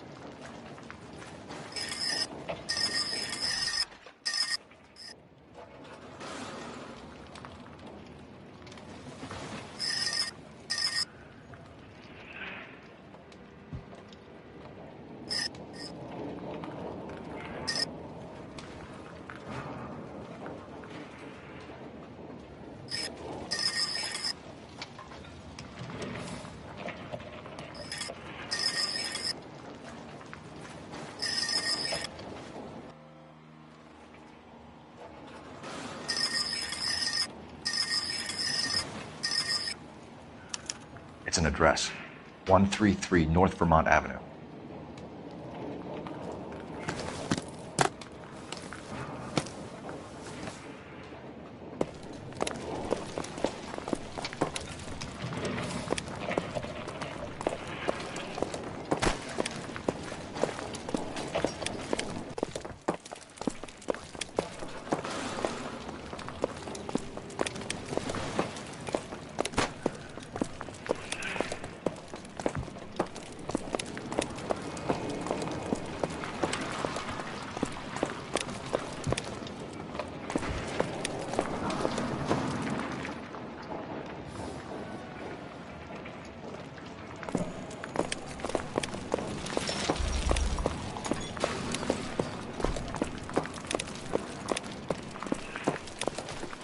I'm Fred Nicholson.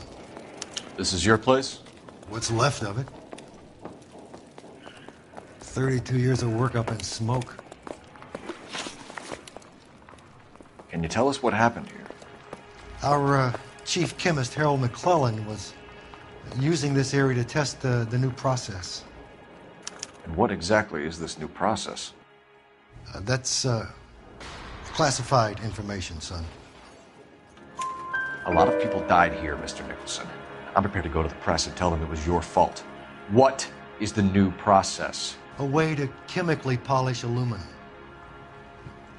It's traditionally done by hand. It's extremely labor intensive. The process could be worth millions. Who is Tomoko Akamoto? Dr. McClellan's personal assistant.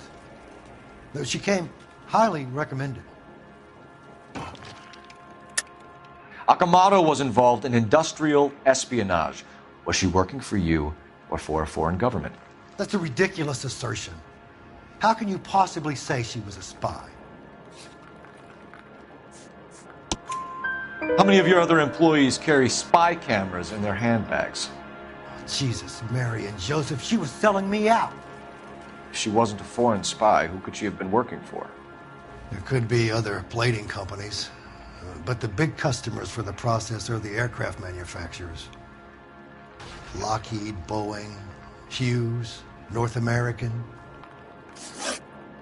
What can you tell us about McClellan? A brilliant chemist. He approached me a few months ago with the idea for the new process. So no one has ever done this before? No, but it's legitimate research. So you thought McClellan could do what no one else could do. You were prepared to take that risk. Look, he was a trained chemist, and his ideas could revolutionize electroplating. And you would be rich. I'm a businessman. What's wrong with turning a buck? You blew up 6 blocks! God knows how many people are dead. I regret that. That's laudable. We'll be in touch, Mr. Nicholson. Can you send us Dr. McClellan and Miss Akamoto's personnel files? I will if I can find them. By the way, we also found the collar of a shirt. It has a laundry tag. They're likely to be Dr. McClellan. The majority of people who worked here don't use a laundry service.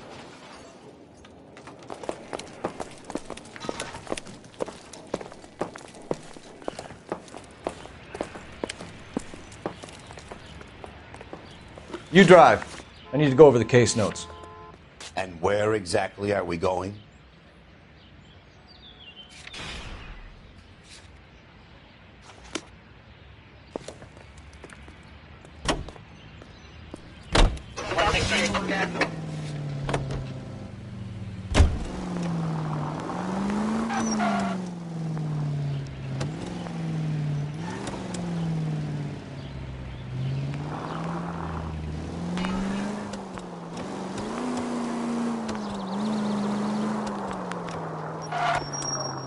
You think McClellan went up in smoke? He's...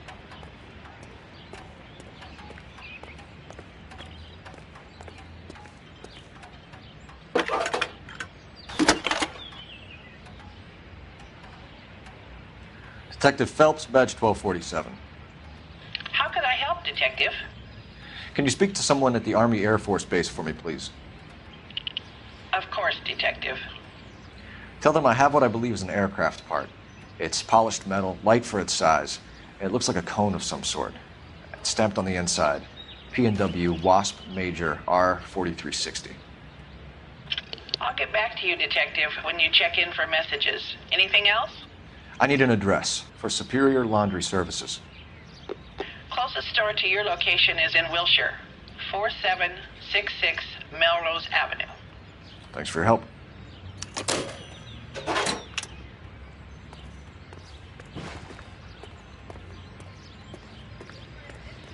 You know the way. You can drive. So where do you want to go?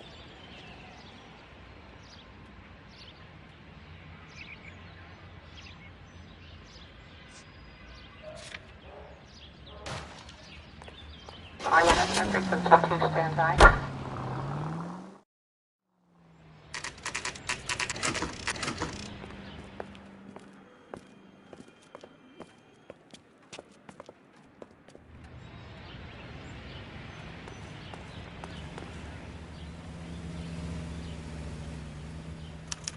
Well, well. Why the cloak and dagger routine, Miss Akamoto?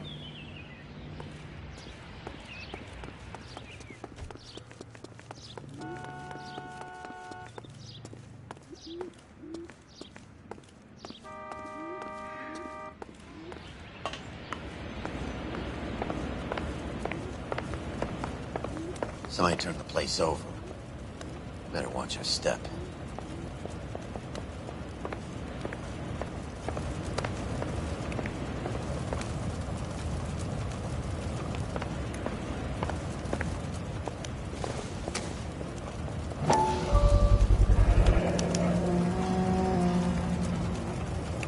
You know what this is, Biggs? Sure. That apartment gives you one of those when you retire.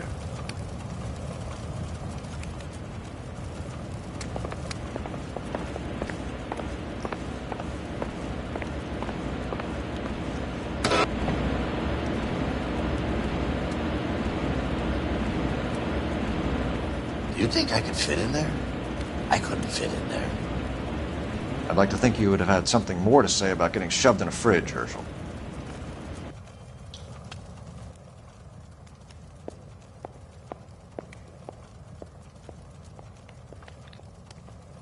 One at the head, one at the heart. Point blank.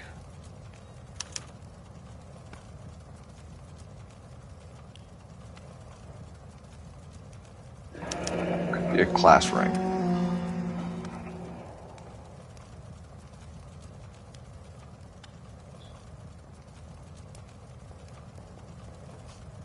Jeans Lindbergh. Very expensive watch. Favored by flyboys. I always wanted one as a kid. That's funny. As a kid, all I wanted was some food on the table.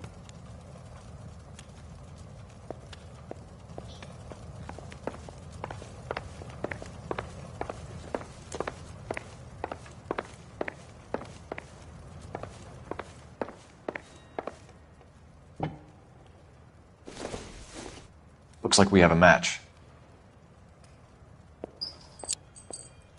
Interesting dame, this Sakamoto.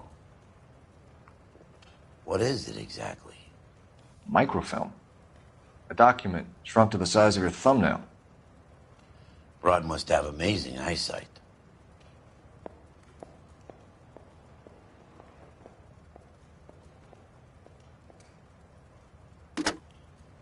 Biggs, edge 525.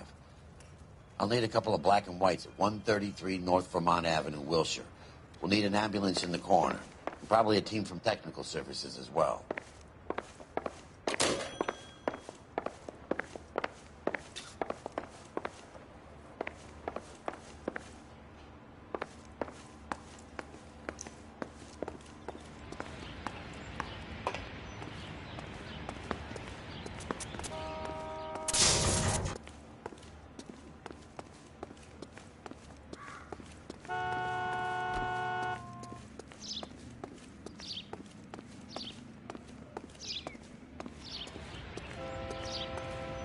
You can drive. Fine. Where are we headed?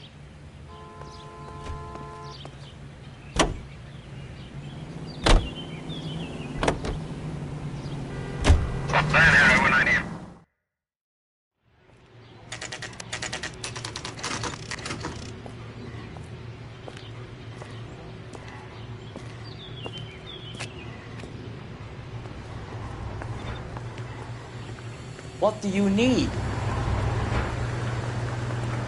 Phelps and Biggs, LAPD. We have one of your laundry tags. Can you tell us who it might belong to? Are you kidding? I got work to do, Mac. Here's the customer book. Knock yourself out. Number was J2620, Cole. Who is Hangstrom? Could be someone else from the factory. Does he have an address? No. Dead end. Thank you for all your help, sir.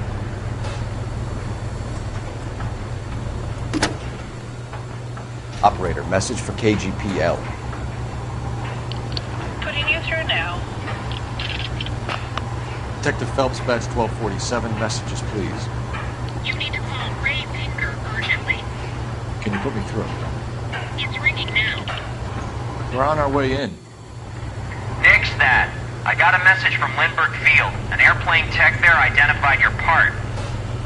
What is it? He said it was a prop spinner from either a Corsair or a B-50. A what? Fits over the center of the propeller and protects the pitch gearing. So it's a military part. Could be, but get this. The Spruce Goose runs 8 Wasp R-4360s. I think you better get over there and check it out. We're on it. I need an address for an Oscar Hangstrom. Checking. No residential listing for anyone by that name, Detective. Sorry. Thank you.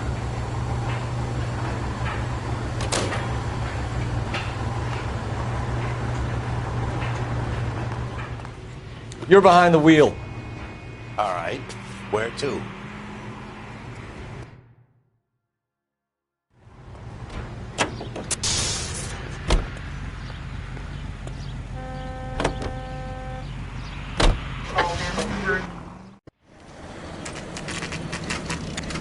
This is a military project, gentlemen. Can you state your business? Detectives, Phelps and Biggs, LAPD. We're investigating the explosion. We have reason to believe there may be a link to Hughes' aircraft. I'm sorry, I can't help you there, Detective. Without authorization from military HQ, you won't be allowed onto this facility. What seems to be the problem, gentlemen? Hey, Biggs. You're not still with the LAPD. Right so, mates. Can you help us out here? Sure. What seems to be the problem? We're working the big explosion at the electroplating plant. We found a part there that belongs to one of your planes. I work head of security for Mr. Hughes now. I'll take full responsibility.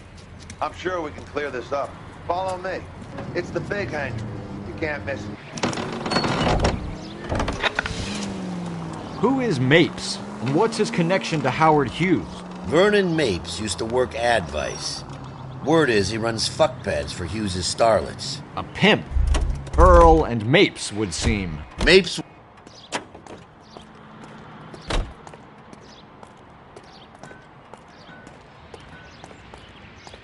Follow me.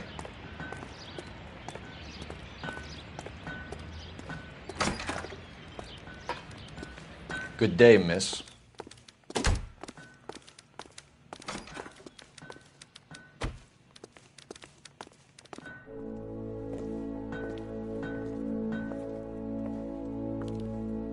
Can that thing really fly? Mr. Hughes believes so.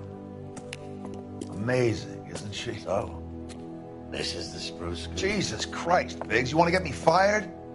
Mr. Hughes hates that fucking name. It's the H-4 Hercules to you. Do you mind answering a few questions, Mr. Mapes? Call me Vernon, kid. Fire away. Do you know anything about the explosion that happened at Nicholson Electroplating this morning? No more than anyone else. Heard the boom while I was shaving. Almost shit my pants. Thought it was Pearl all over again. But you had no personal contact with any of the employees. And you have no idea what caused the explosion. I'm in security. I handle Mr. Hughes' personal interests, if you get my meaning. I'm not directly involved in manufacturing. Do you know Tomoko Akamoto? Never heard of the broad. Why? You don't happen to wear an LAPD tie pin, do you, Mapes? Sometimes. I have a couple of them from my days on the force. Do you know the chief chemist at Nicholson Electroplating, a Harold McClellan? I've heard of the guy. He was pitching some fancy process to the company. We know that you were sending parts to Nicholson for testing. Question is whether you were going through Nicholson or cutting your own deal with McClellan. Interesting theory, kid. How you gonna prove any of that?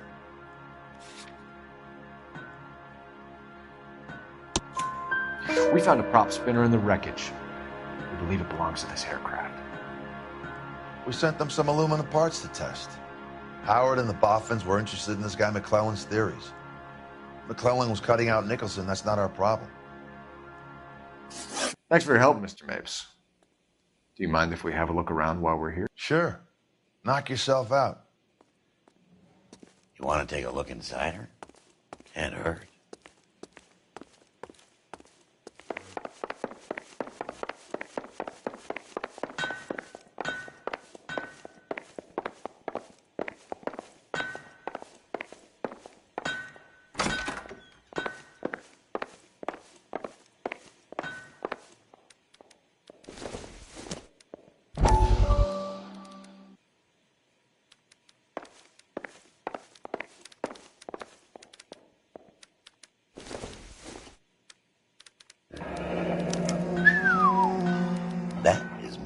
The Body McDonald.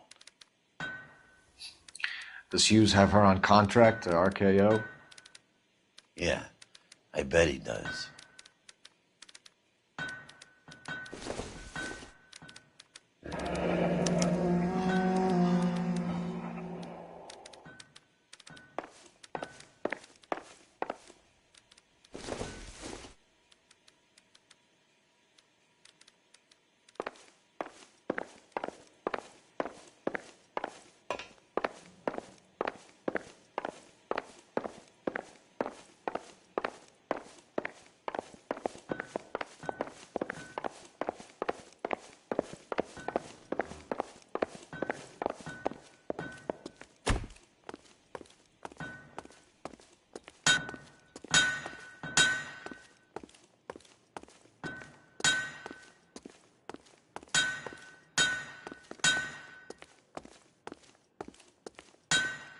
Get a load of these engines.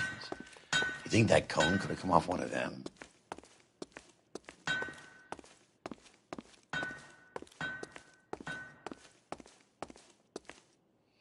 Is that a Pratt & Whitney 4360? Sure is. You know your motors. Do you mind if I take a look at the prop spinner? We're getting her ready for sea trials, so be quick about it.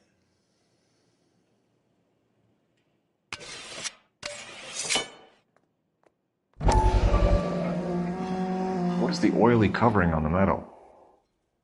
We coat the aluminum parts in linseed oil to preserve it from oxidization.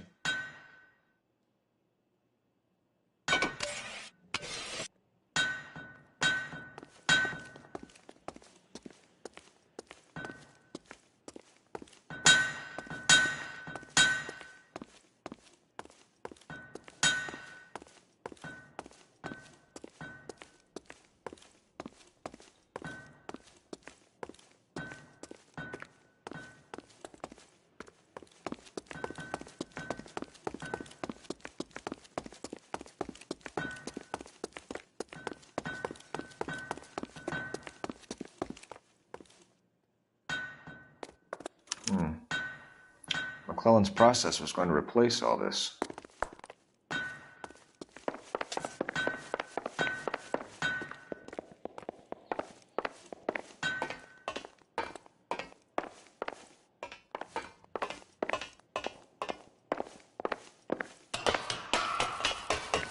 Great.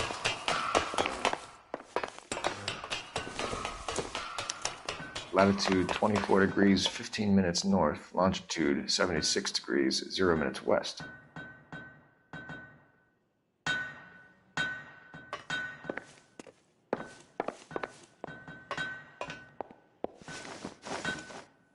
(76 degrees west). 24 degrees, 15 minutes north.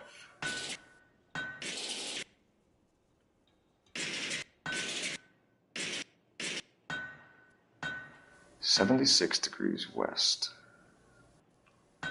24 degrees, 15 minutes north.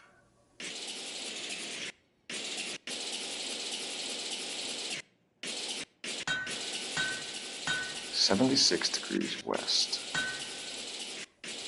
24 degrees, 15 minutes north.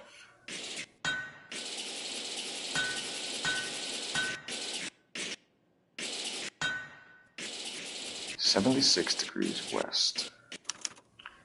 Let's see where this is exactly. The Bahamas. Somebody's already got their maiden flight planned.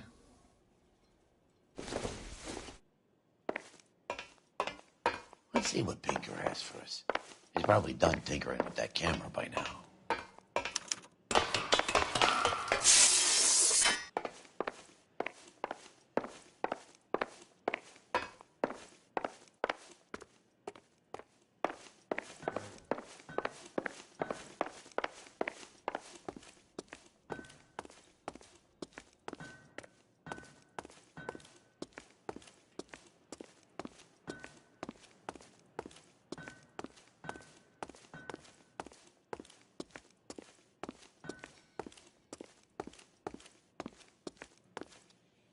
Thanks for the tour, Mapes.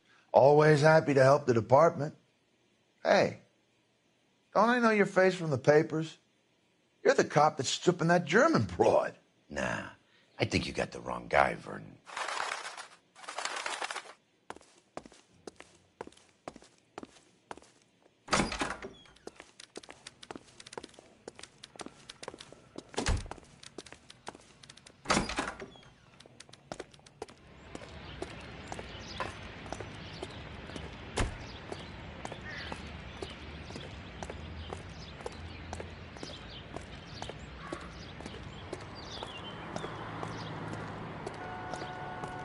Can you drive to this one? Fine. Where are we headed?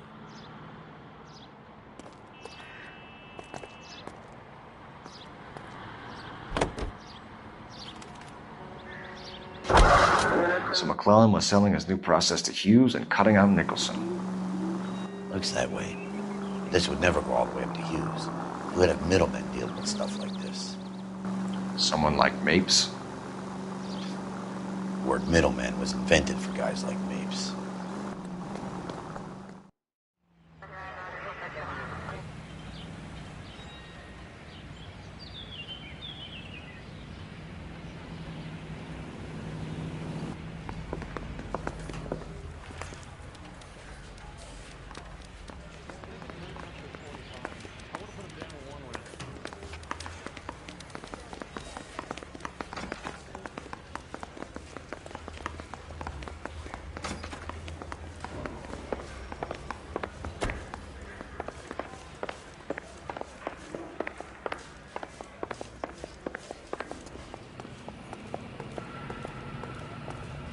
Hey, Cole. You're not winning any popularity contests upstairs, you know. Where do you stand? I think you're a good cop, but I try and stay out of politics. Everybody tries to stay out of politics, Ray. Well, don't quote me on it, but I'm hoping that Parker will get the job and clean this place up. I have your photographs. You can use the magnifier. There's quite a lot of detail. Very funny. I think you're right, Ray. We have our man. You take a nice photo, Phelps.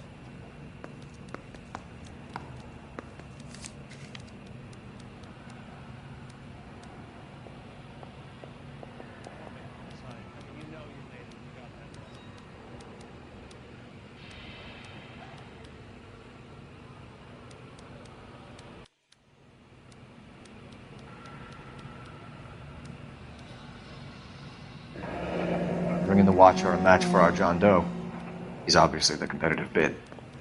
Can you get this over to Lockheed so we can get a name for this guy? It's already on its way.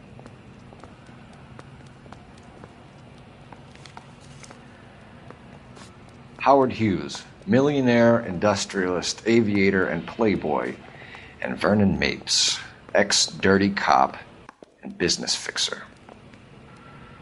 I found a similar tie pin along with a dead guy in a fridge.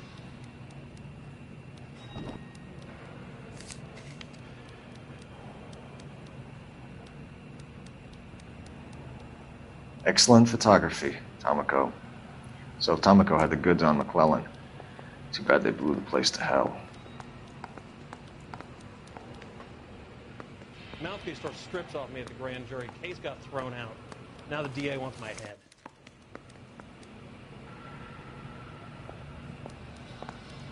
Is this McClellan? Can anyone make out the street number behind him? Are you kidding? With my eyesight?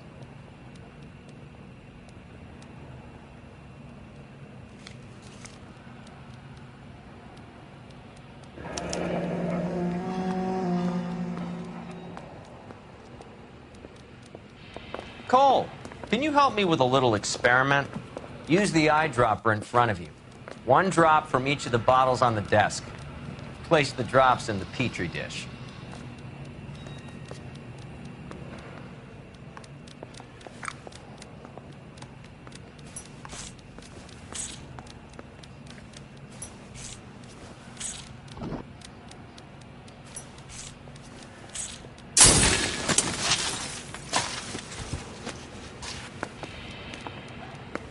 It's okay, guys. Just a little experiment. Can you guys knock it off? Everyone's still jumpy from that bang this morning. Very funny, Ray. You just took a couple years off my life expectancy. Did the same trick to me about an hour ago. So that was the stuff that caused the explosion. I think so. Acetic anhydride is almost as explosive as nitro, and when mixed with perchloric acid, it's very unstable. It needs to be cooled constantly. We used linseed oil. You could add any organic compound to trigger an explosion. 3 little drops. Yeah, and they were using a 100-gallon vat.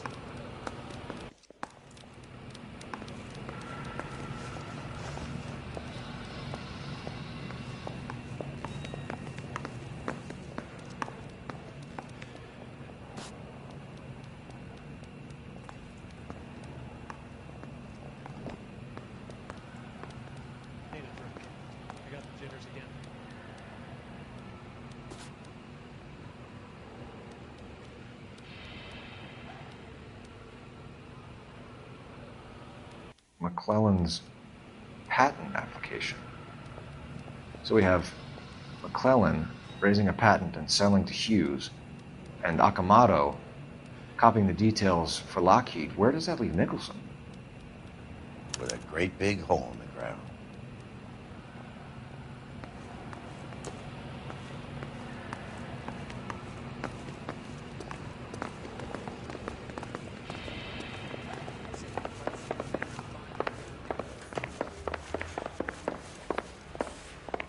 If you can fake sincerity.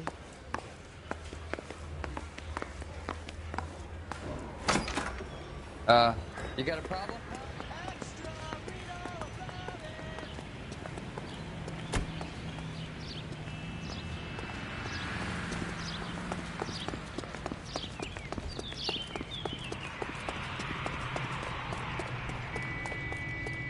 You're behind the wheel. And where exactly are we going?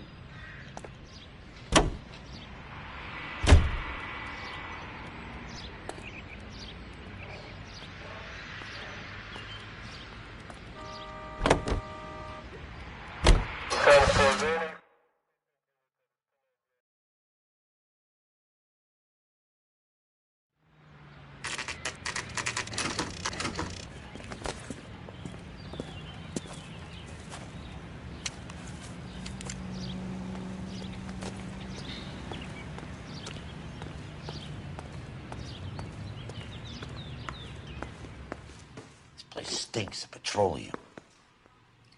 Avgas, if I'm not mistaken. It's all around the floor.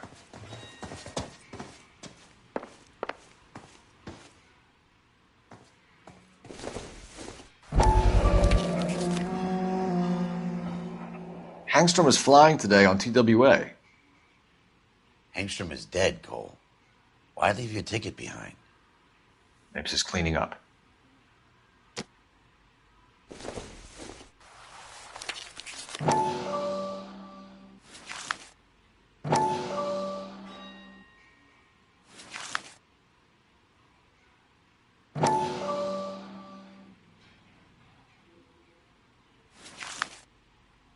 Hangstrom and McClellan are the same man. The gas, Cole, the gas! We gotta get out of here right now! Look, fire go! Shoot the gas line, Cole, we're out of here!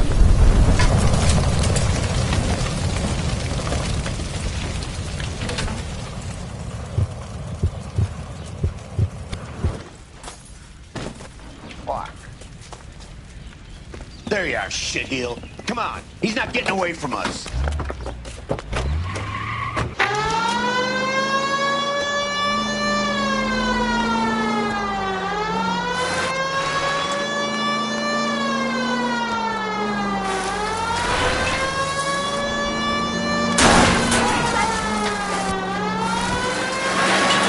Step on it, huh? Get me just a little closer.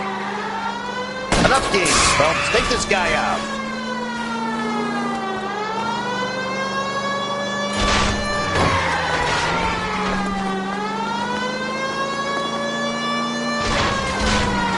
Okay.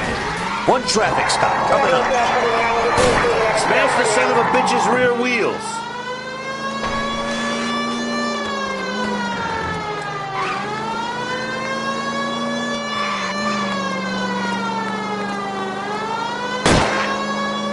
Get in close and steer him off the tar.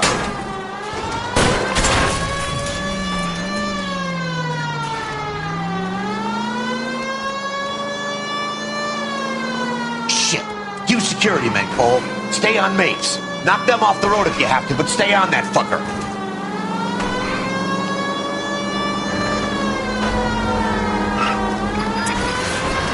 Keep it on the road, goddammit! Lay into his wheel well, come on. It's no good. We need to get closer.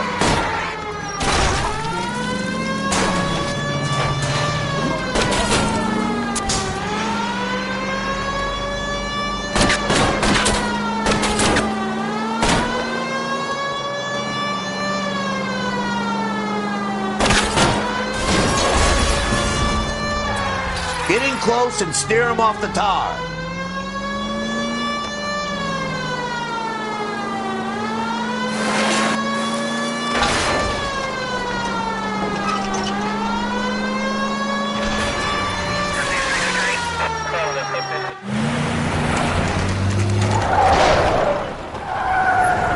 Stop right there.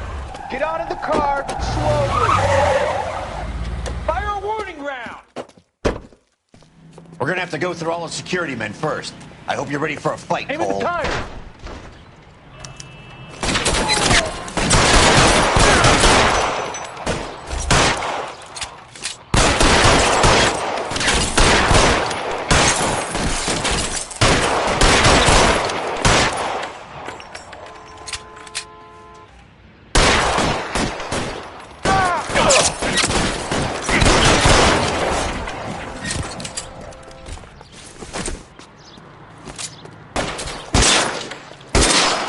I'm covering you!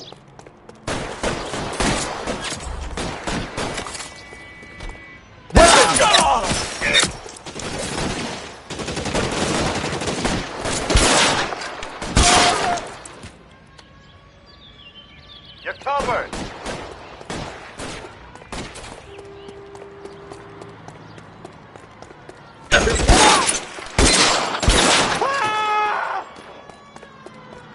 He wants to play cat and mouse? Fine.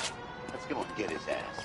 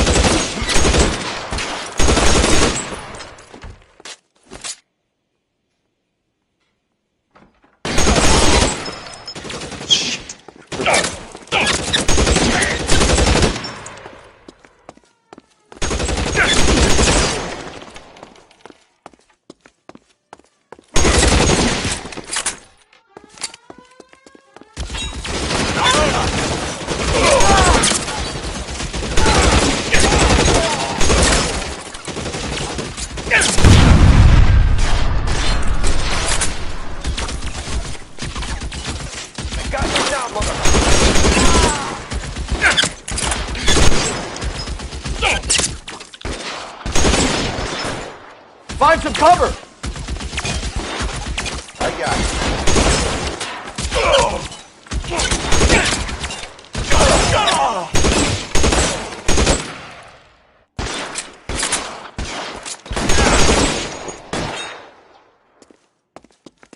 You're covered.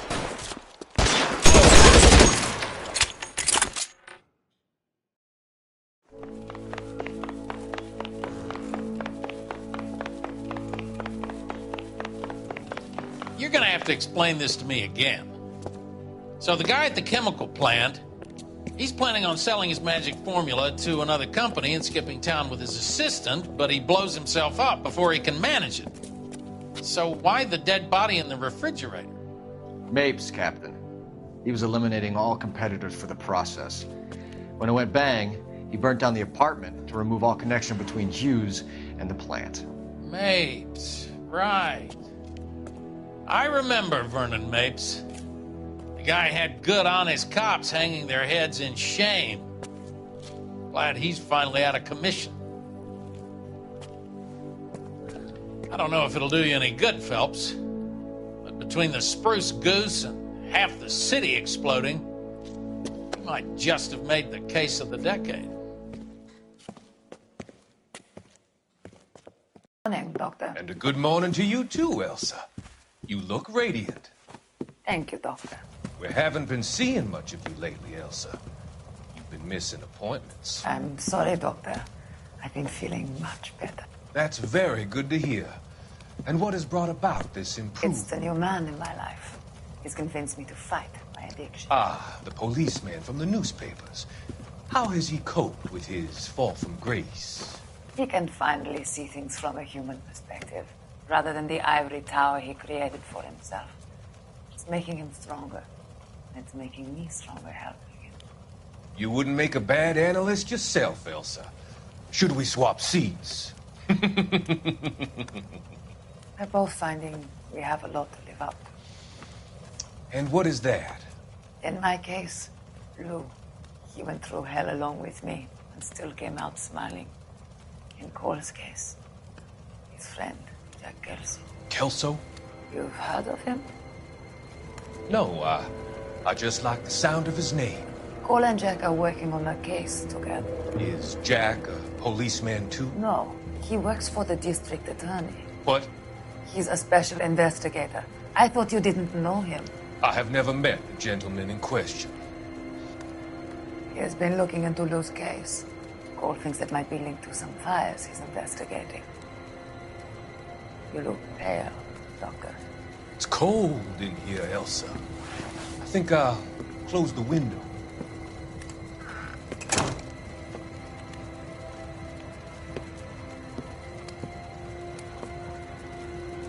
Why are you looking at me like that, Elsa? You arranged for Lou to work at Elysian Fields, Doctor. Your fears are unfounded. I meet many people in my line of work.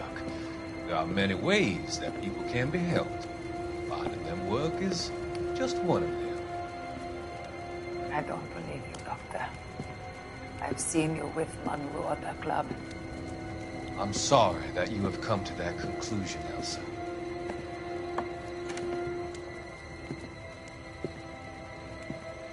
I've always so enjoyed our conversation. I can see your future, Elsa. And Cole, the policeman. And Jack, the investigator. It's an unfortunate and grisly end.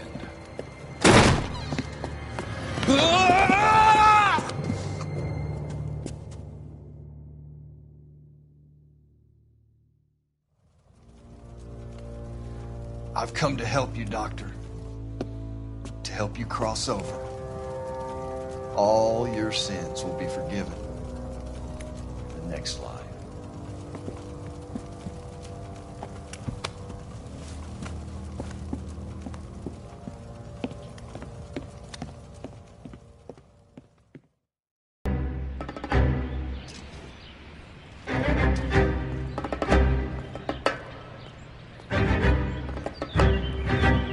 It's got to be one of these places.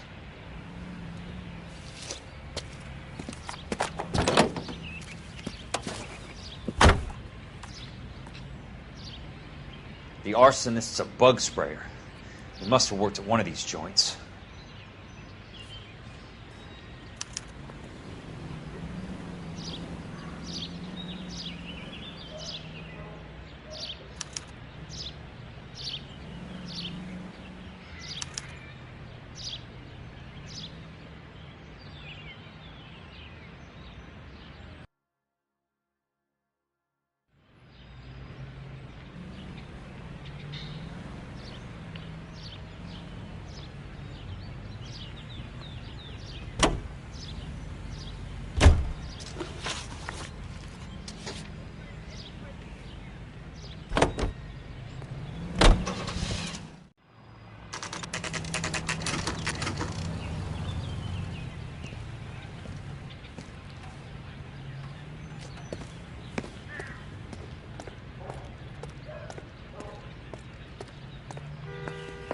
Help you?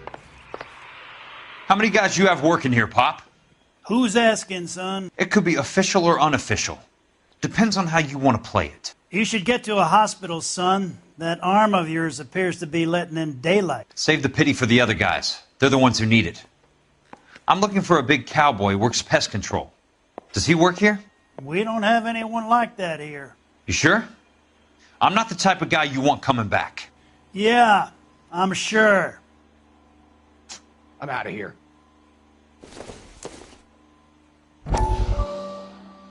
I used to be indecisive.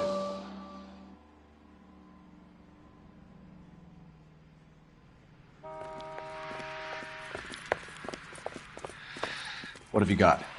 Looks like a drug overdose. Get away from him, Phelps. This is my case. Shut your fucking mouth. Since when does a bagman work a case? I knew this creep wasn't on the morphine heist. Victim of his own product. Hey, detective! Can we back it off a notch? This is getting out of hand. A time to talk and a time to shut up. Now is the time to be quiet, son. Courtney Sheldon was a corpsman, Roy. He served his country. He went out with a medical kit and an Army 45 into places that made the Valley of Death look like a picnic. He was either naive enough or dumb enough to get involved in the Suburban Redevelopment Fund, along with the mayor, the DA, Monroe, and a certain crooked cop. He was involved in the morphine heist, but he has a puncture wound in his jugular, which makes this a murder case. He was a better man than you'll ever know. You say one more word about him and I will blow your fucking head off! You finally lost it, partner. I have a pretty good idea why Sheldon is dead. And I know about Monroe. Your vast, corrupt future is draining away as we speak. I got better things to do than argue the rub with you. Stay with him until the coroner gets here. Make sure technical services bags the evidence. If you let this creep anywhere near it, I'll come looking for you. Yes, sir. You know, Phelps, you're not the worst asshole going round. Thanks, Herschel.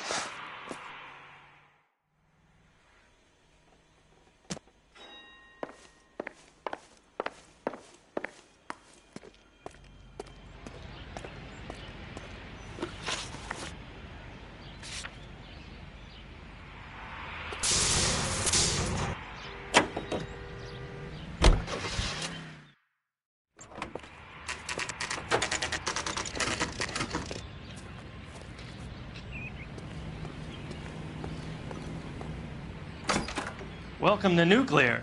What can I do you for? I work for the DA. I need to speak with an exterminator, big guy with a cowboy accent. We have only 3 people work here. Me and 2 Mexicans. They're both on the scrawny side. Thanks for your help.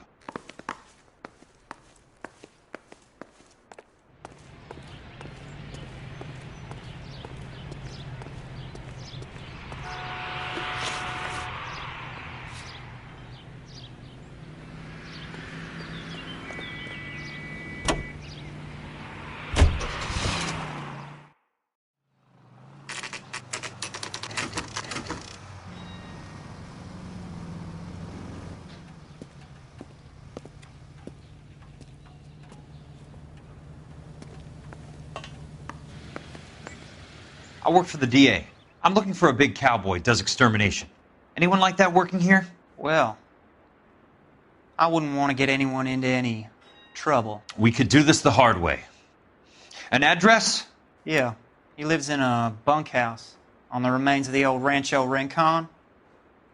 Thanks.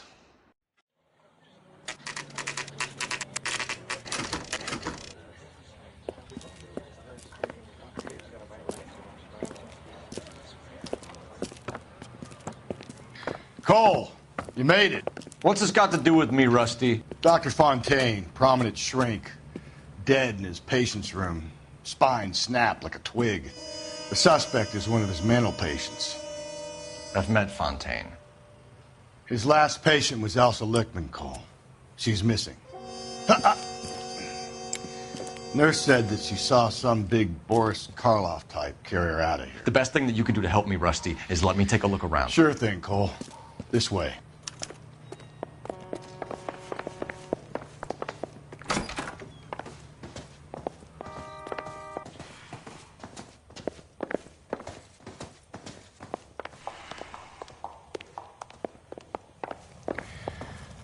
Take your time.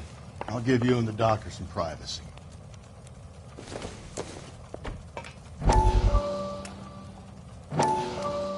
That goddamn pet lunatic of yours is burning down our houses.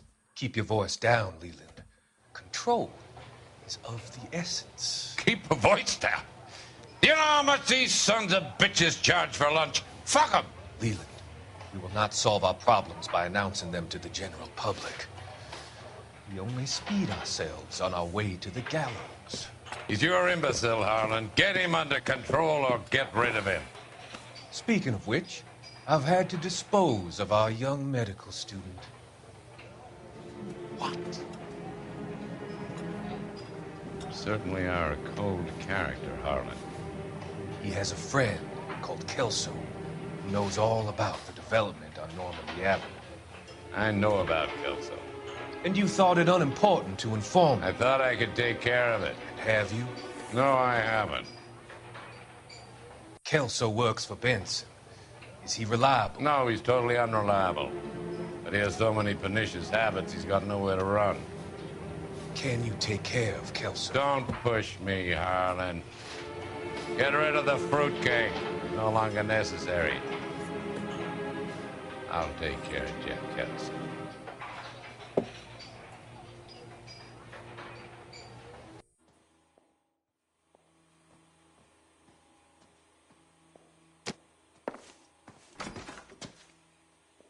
Good doctor has been marking this map.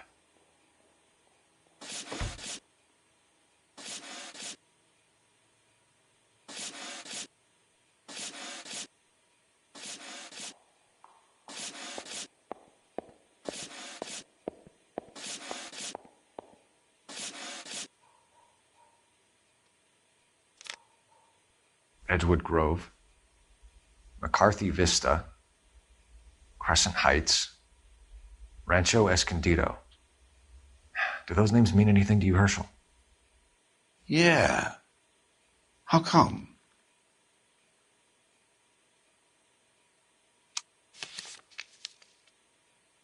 New houses all being built in the path of the freeway?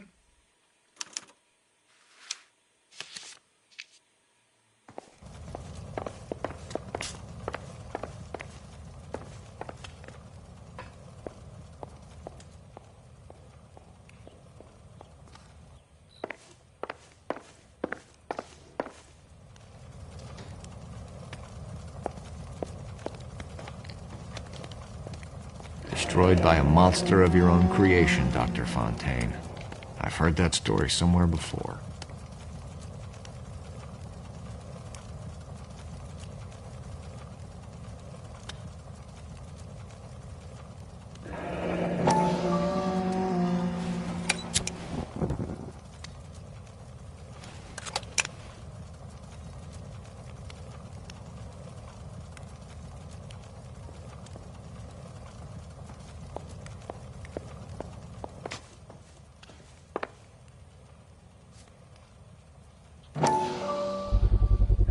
So much for your foresight, Doctor.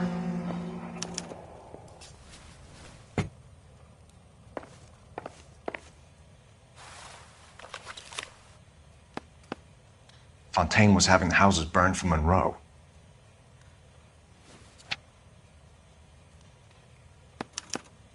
Monroe wasn't happy. People started dying and it attracted attention. He and the doctor lost control.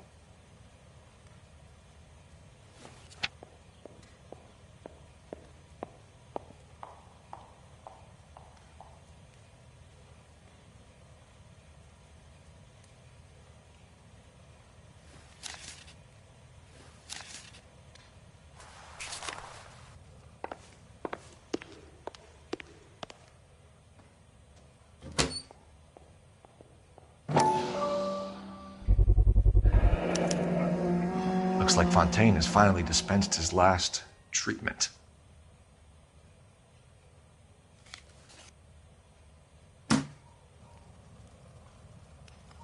Jack was wrong. It's not about insurance, it's about eminent domain. What are you talking about, Cole? The government reclaims the land in the path of the freeway and pays the improved value of the land with the new houses sitting on it. What about the stiffs who paid their deposits? Worst case, they get their money back. But the syndicate pockets millions on the improved value of the land. So where does Jack's boss come into it? He's the key. He carries the insurance. The insurance proves how much the houses are worth. And they're worth nothing? Firewood, all of them. That's about as neat a scam as you can imagine. How are we going to prove any of this, Cole? Doctor's dead. Monroe nearly bled to death. If they get Jack... We need the firebug. The Okie cowboy. Get him, get Elsa. Get him, get all of them.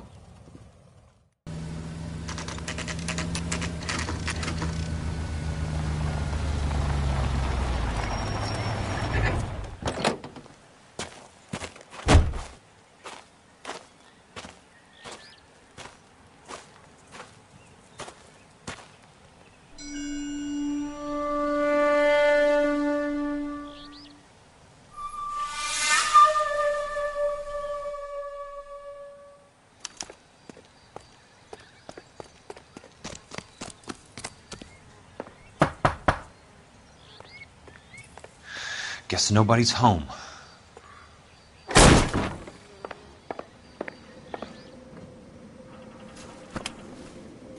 Most guys bring home a 45 or an M1. This is pretty extreme.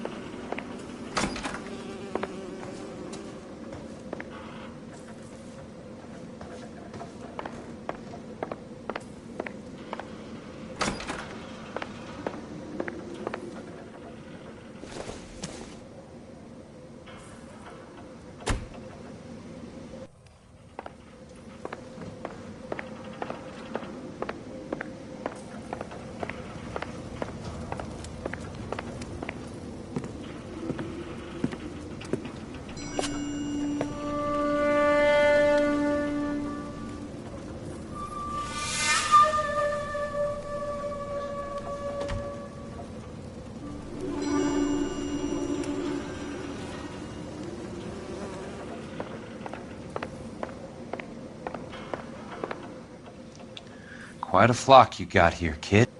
I know those faces. Jesus Christ, I know every one of them.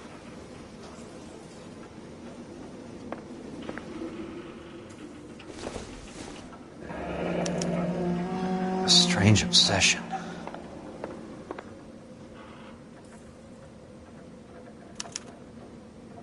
The river tunnels.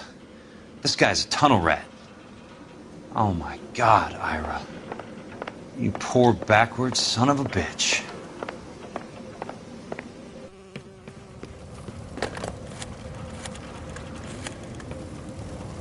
Peterson, I'm going to need some help. I've got Monroe, Fontaine, and all the others. It's all tied up nicely. It goes all the way to the top. Meet me at the LA River Tunnel entrance just north of the First Street Bridge in half an hour. Don't ask questions. Just be there.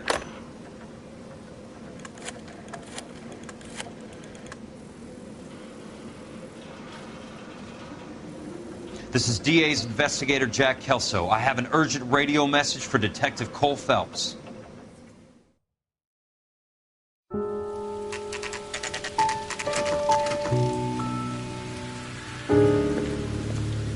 KGPL calling car 11K, 11K, come in.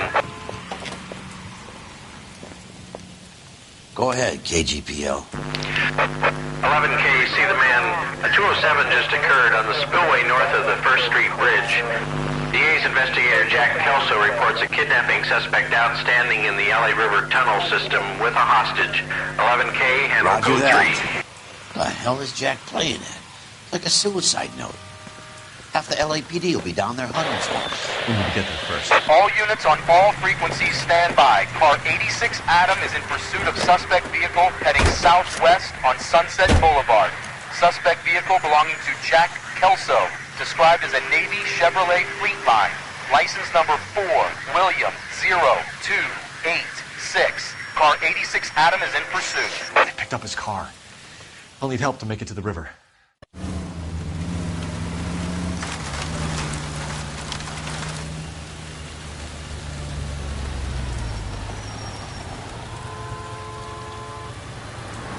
That's Kelso's car.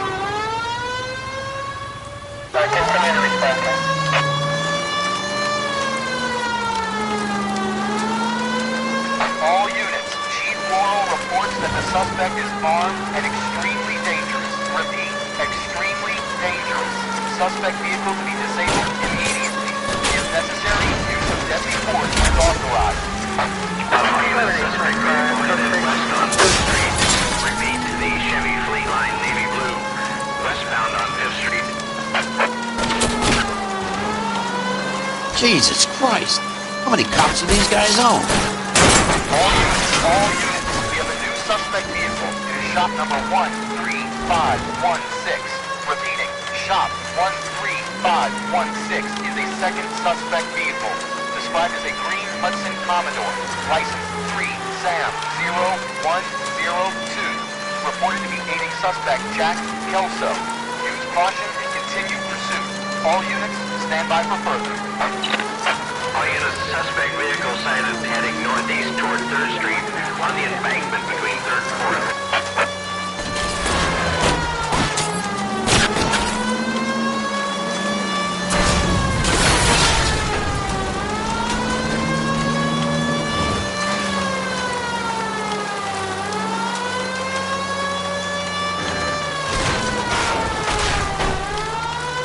All units, further to the second suspect vehicle, shop 13516.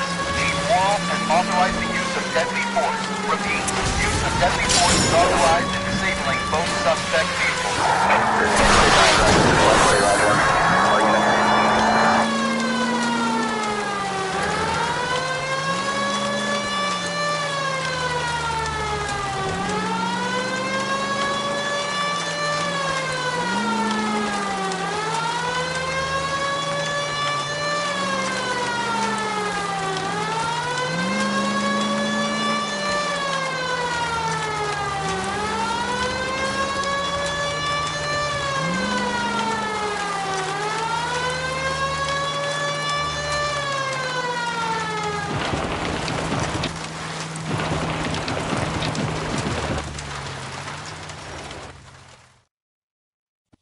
Who is this guy? Peterson, assistant DA. What's he doing? He's here to cover our backs. I'm going in there, Jack. No one's trying to stop you. I found this at the ranch house. He's marked his routes. I'll go in here. Cole, you take the next entrance. Biggs, I need you to take the car and cover this spot here. I think that's his fail-safe exit. Cole, he's one of ours. What are you talking about? Right where you are! Got it? Got it. Peterson, you want to be DA? We'll earn your salt. So, Kelso is your boy, Peterson? And working with Phelps? A handy lad, that Kelso. Yes, he is, Chief. You can't imagine what those two have uncovered. It could go all the way to the top. I hope you won't be implicated. So, you're the new broom, Peterson? Looks like it. And you think he'll make it out of there alive? I think he might. He's a difficult boy to get rid of. All right, Peterson. I'm listening. What's your offer?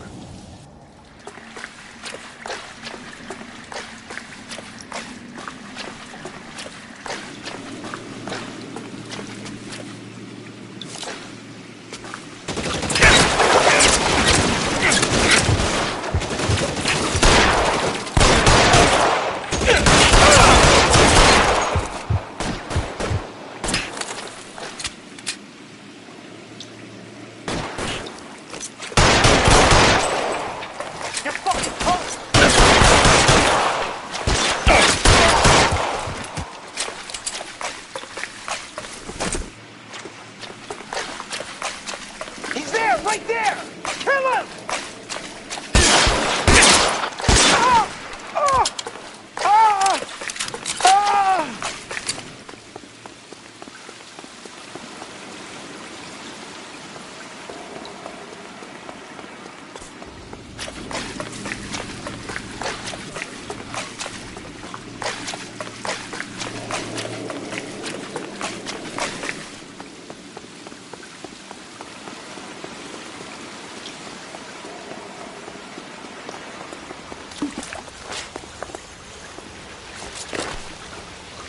Christ.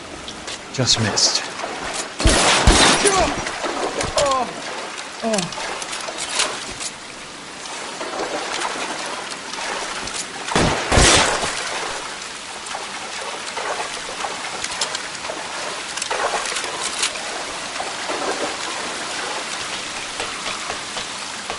You're pretty brave for a dead man.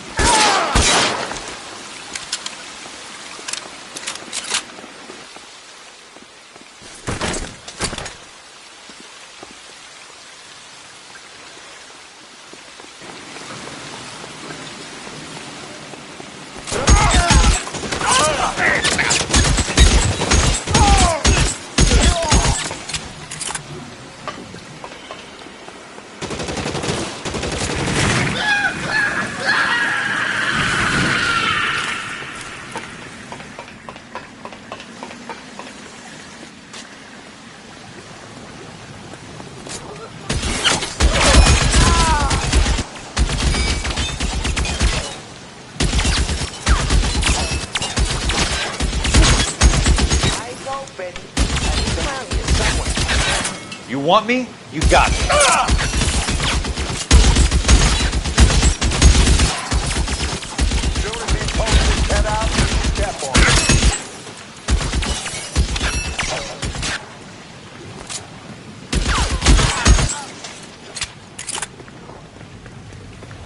As soon as he pokes his head out, we'll step on it. How long do you think you can hold out?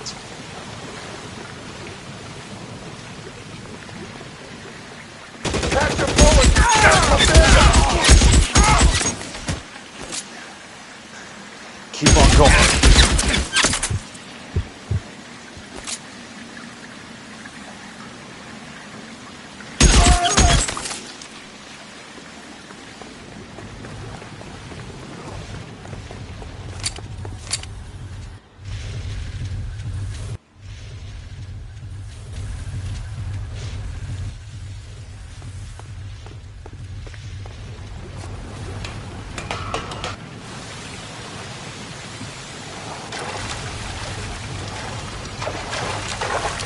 The water's rising.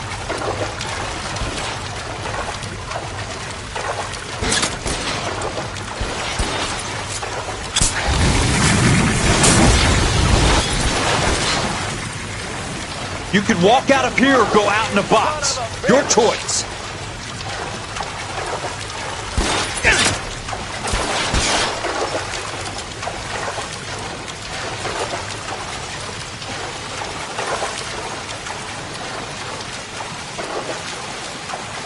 You want me? You got me.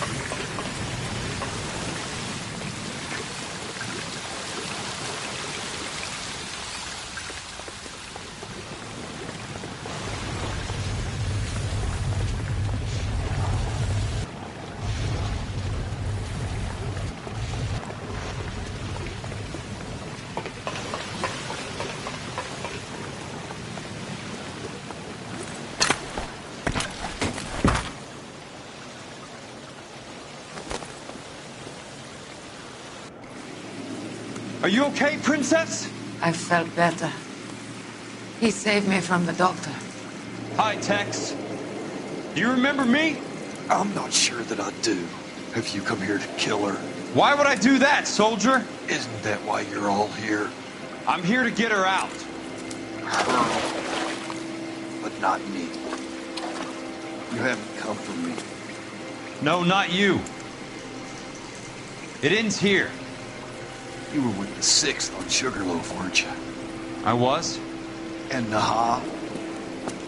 Yes, I was. You're Sergeant Jack Kelso, aren't you? Where's your uniform, Sarge? At home in my locker, Hogaboom. War's over, soldier. I know that, Sarge.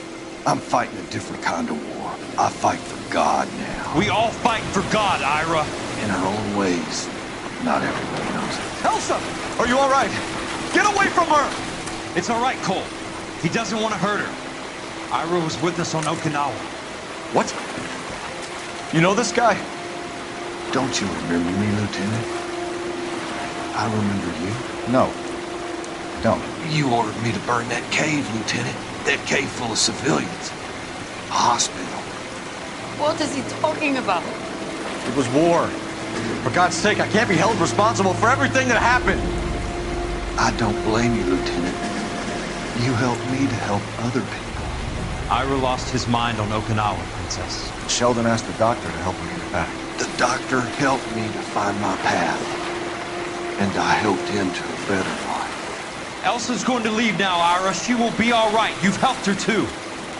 Get her out of here. Biggs will help. His exit is nearby. Jack, I need this guy to make the case. Hasn't this poor bastard given you enough? Get out of here now! For God's sake, Jack! What are you going to do? Don't cry, miss. Sergeant Kelso has come to help ease my way. I was proud to serve with you, Jack. Get out of here, Cole!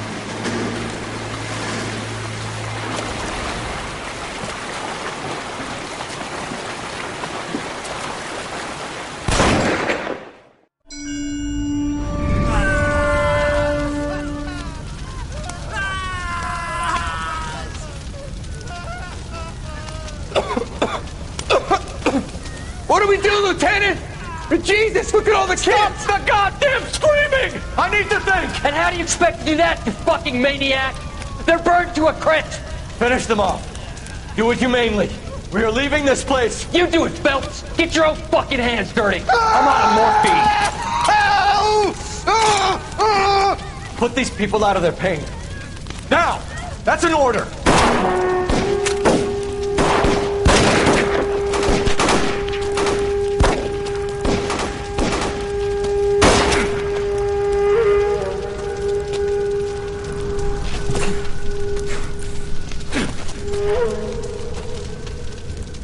Everyone out of here now. Double time! You two get Lieutenant Phelps to an aid station. Weapons team will be blowing this place in 2 minutes. Everything that happened in here stays in here. Do you hear me? I don't want to ever hear another word about it.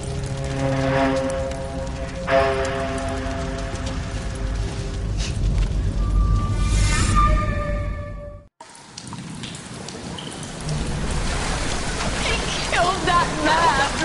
He was doing him a favor, Elsa. Cole, up here! I'll get this grader. Hurry! The water's rising! You're first! Hand her up! Get out of here! You're not Jack! I'm not arguing. You're wounded, Jack! Let me help. What are you waiting for? Jump, Cole! Jump for it!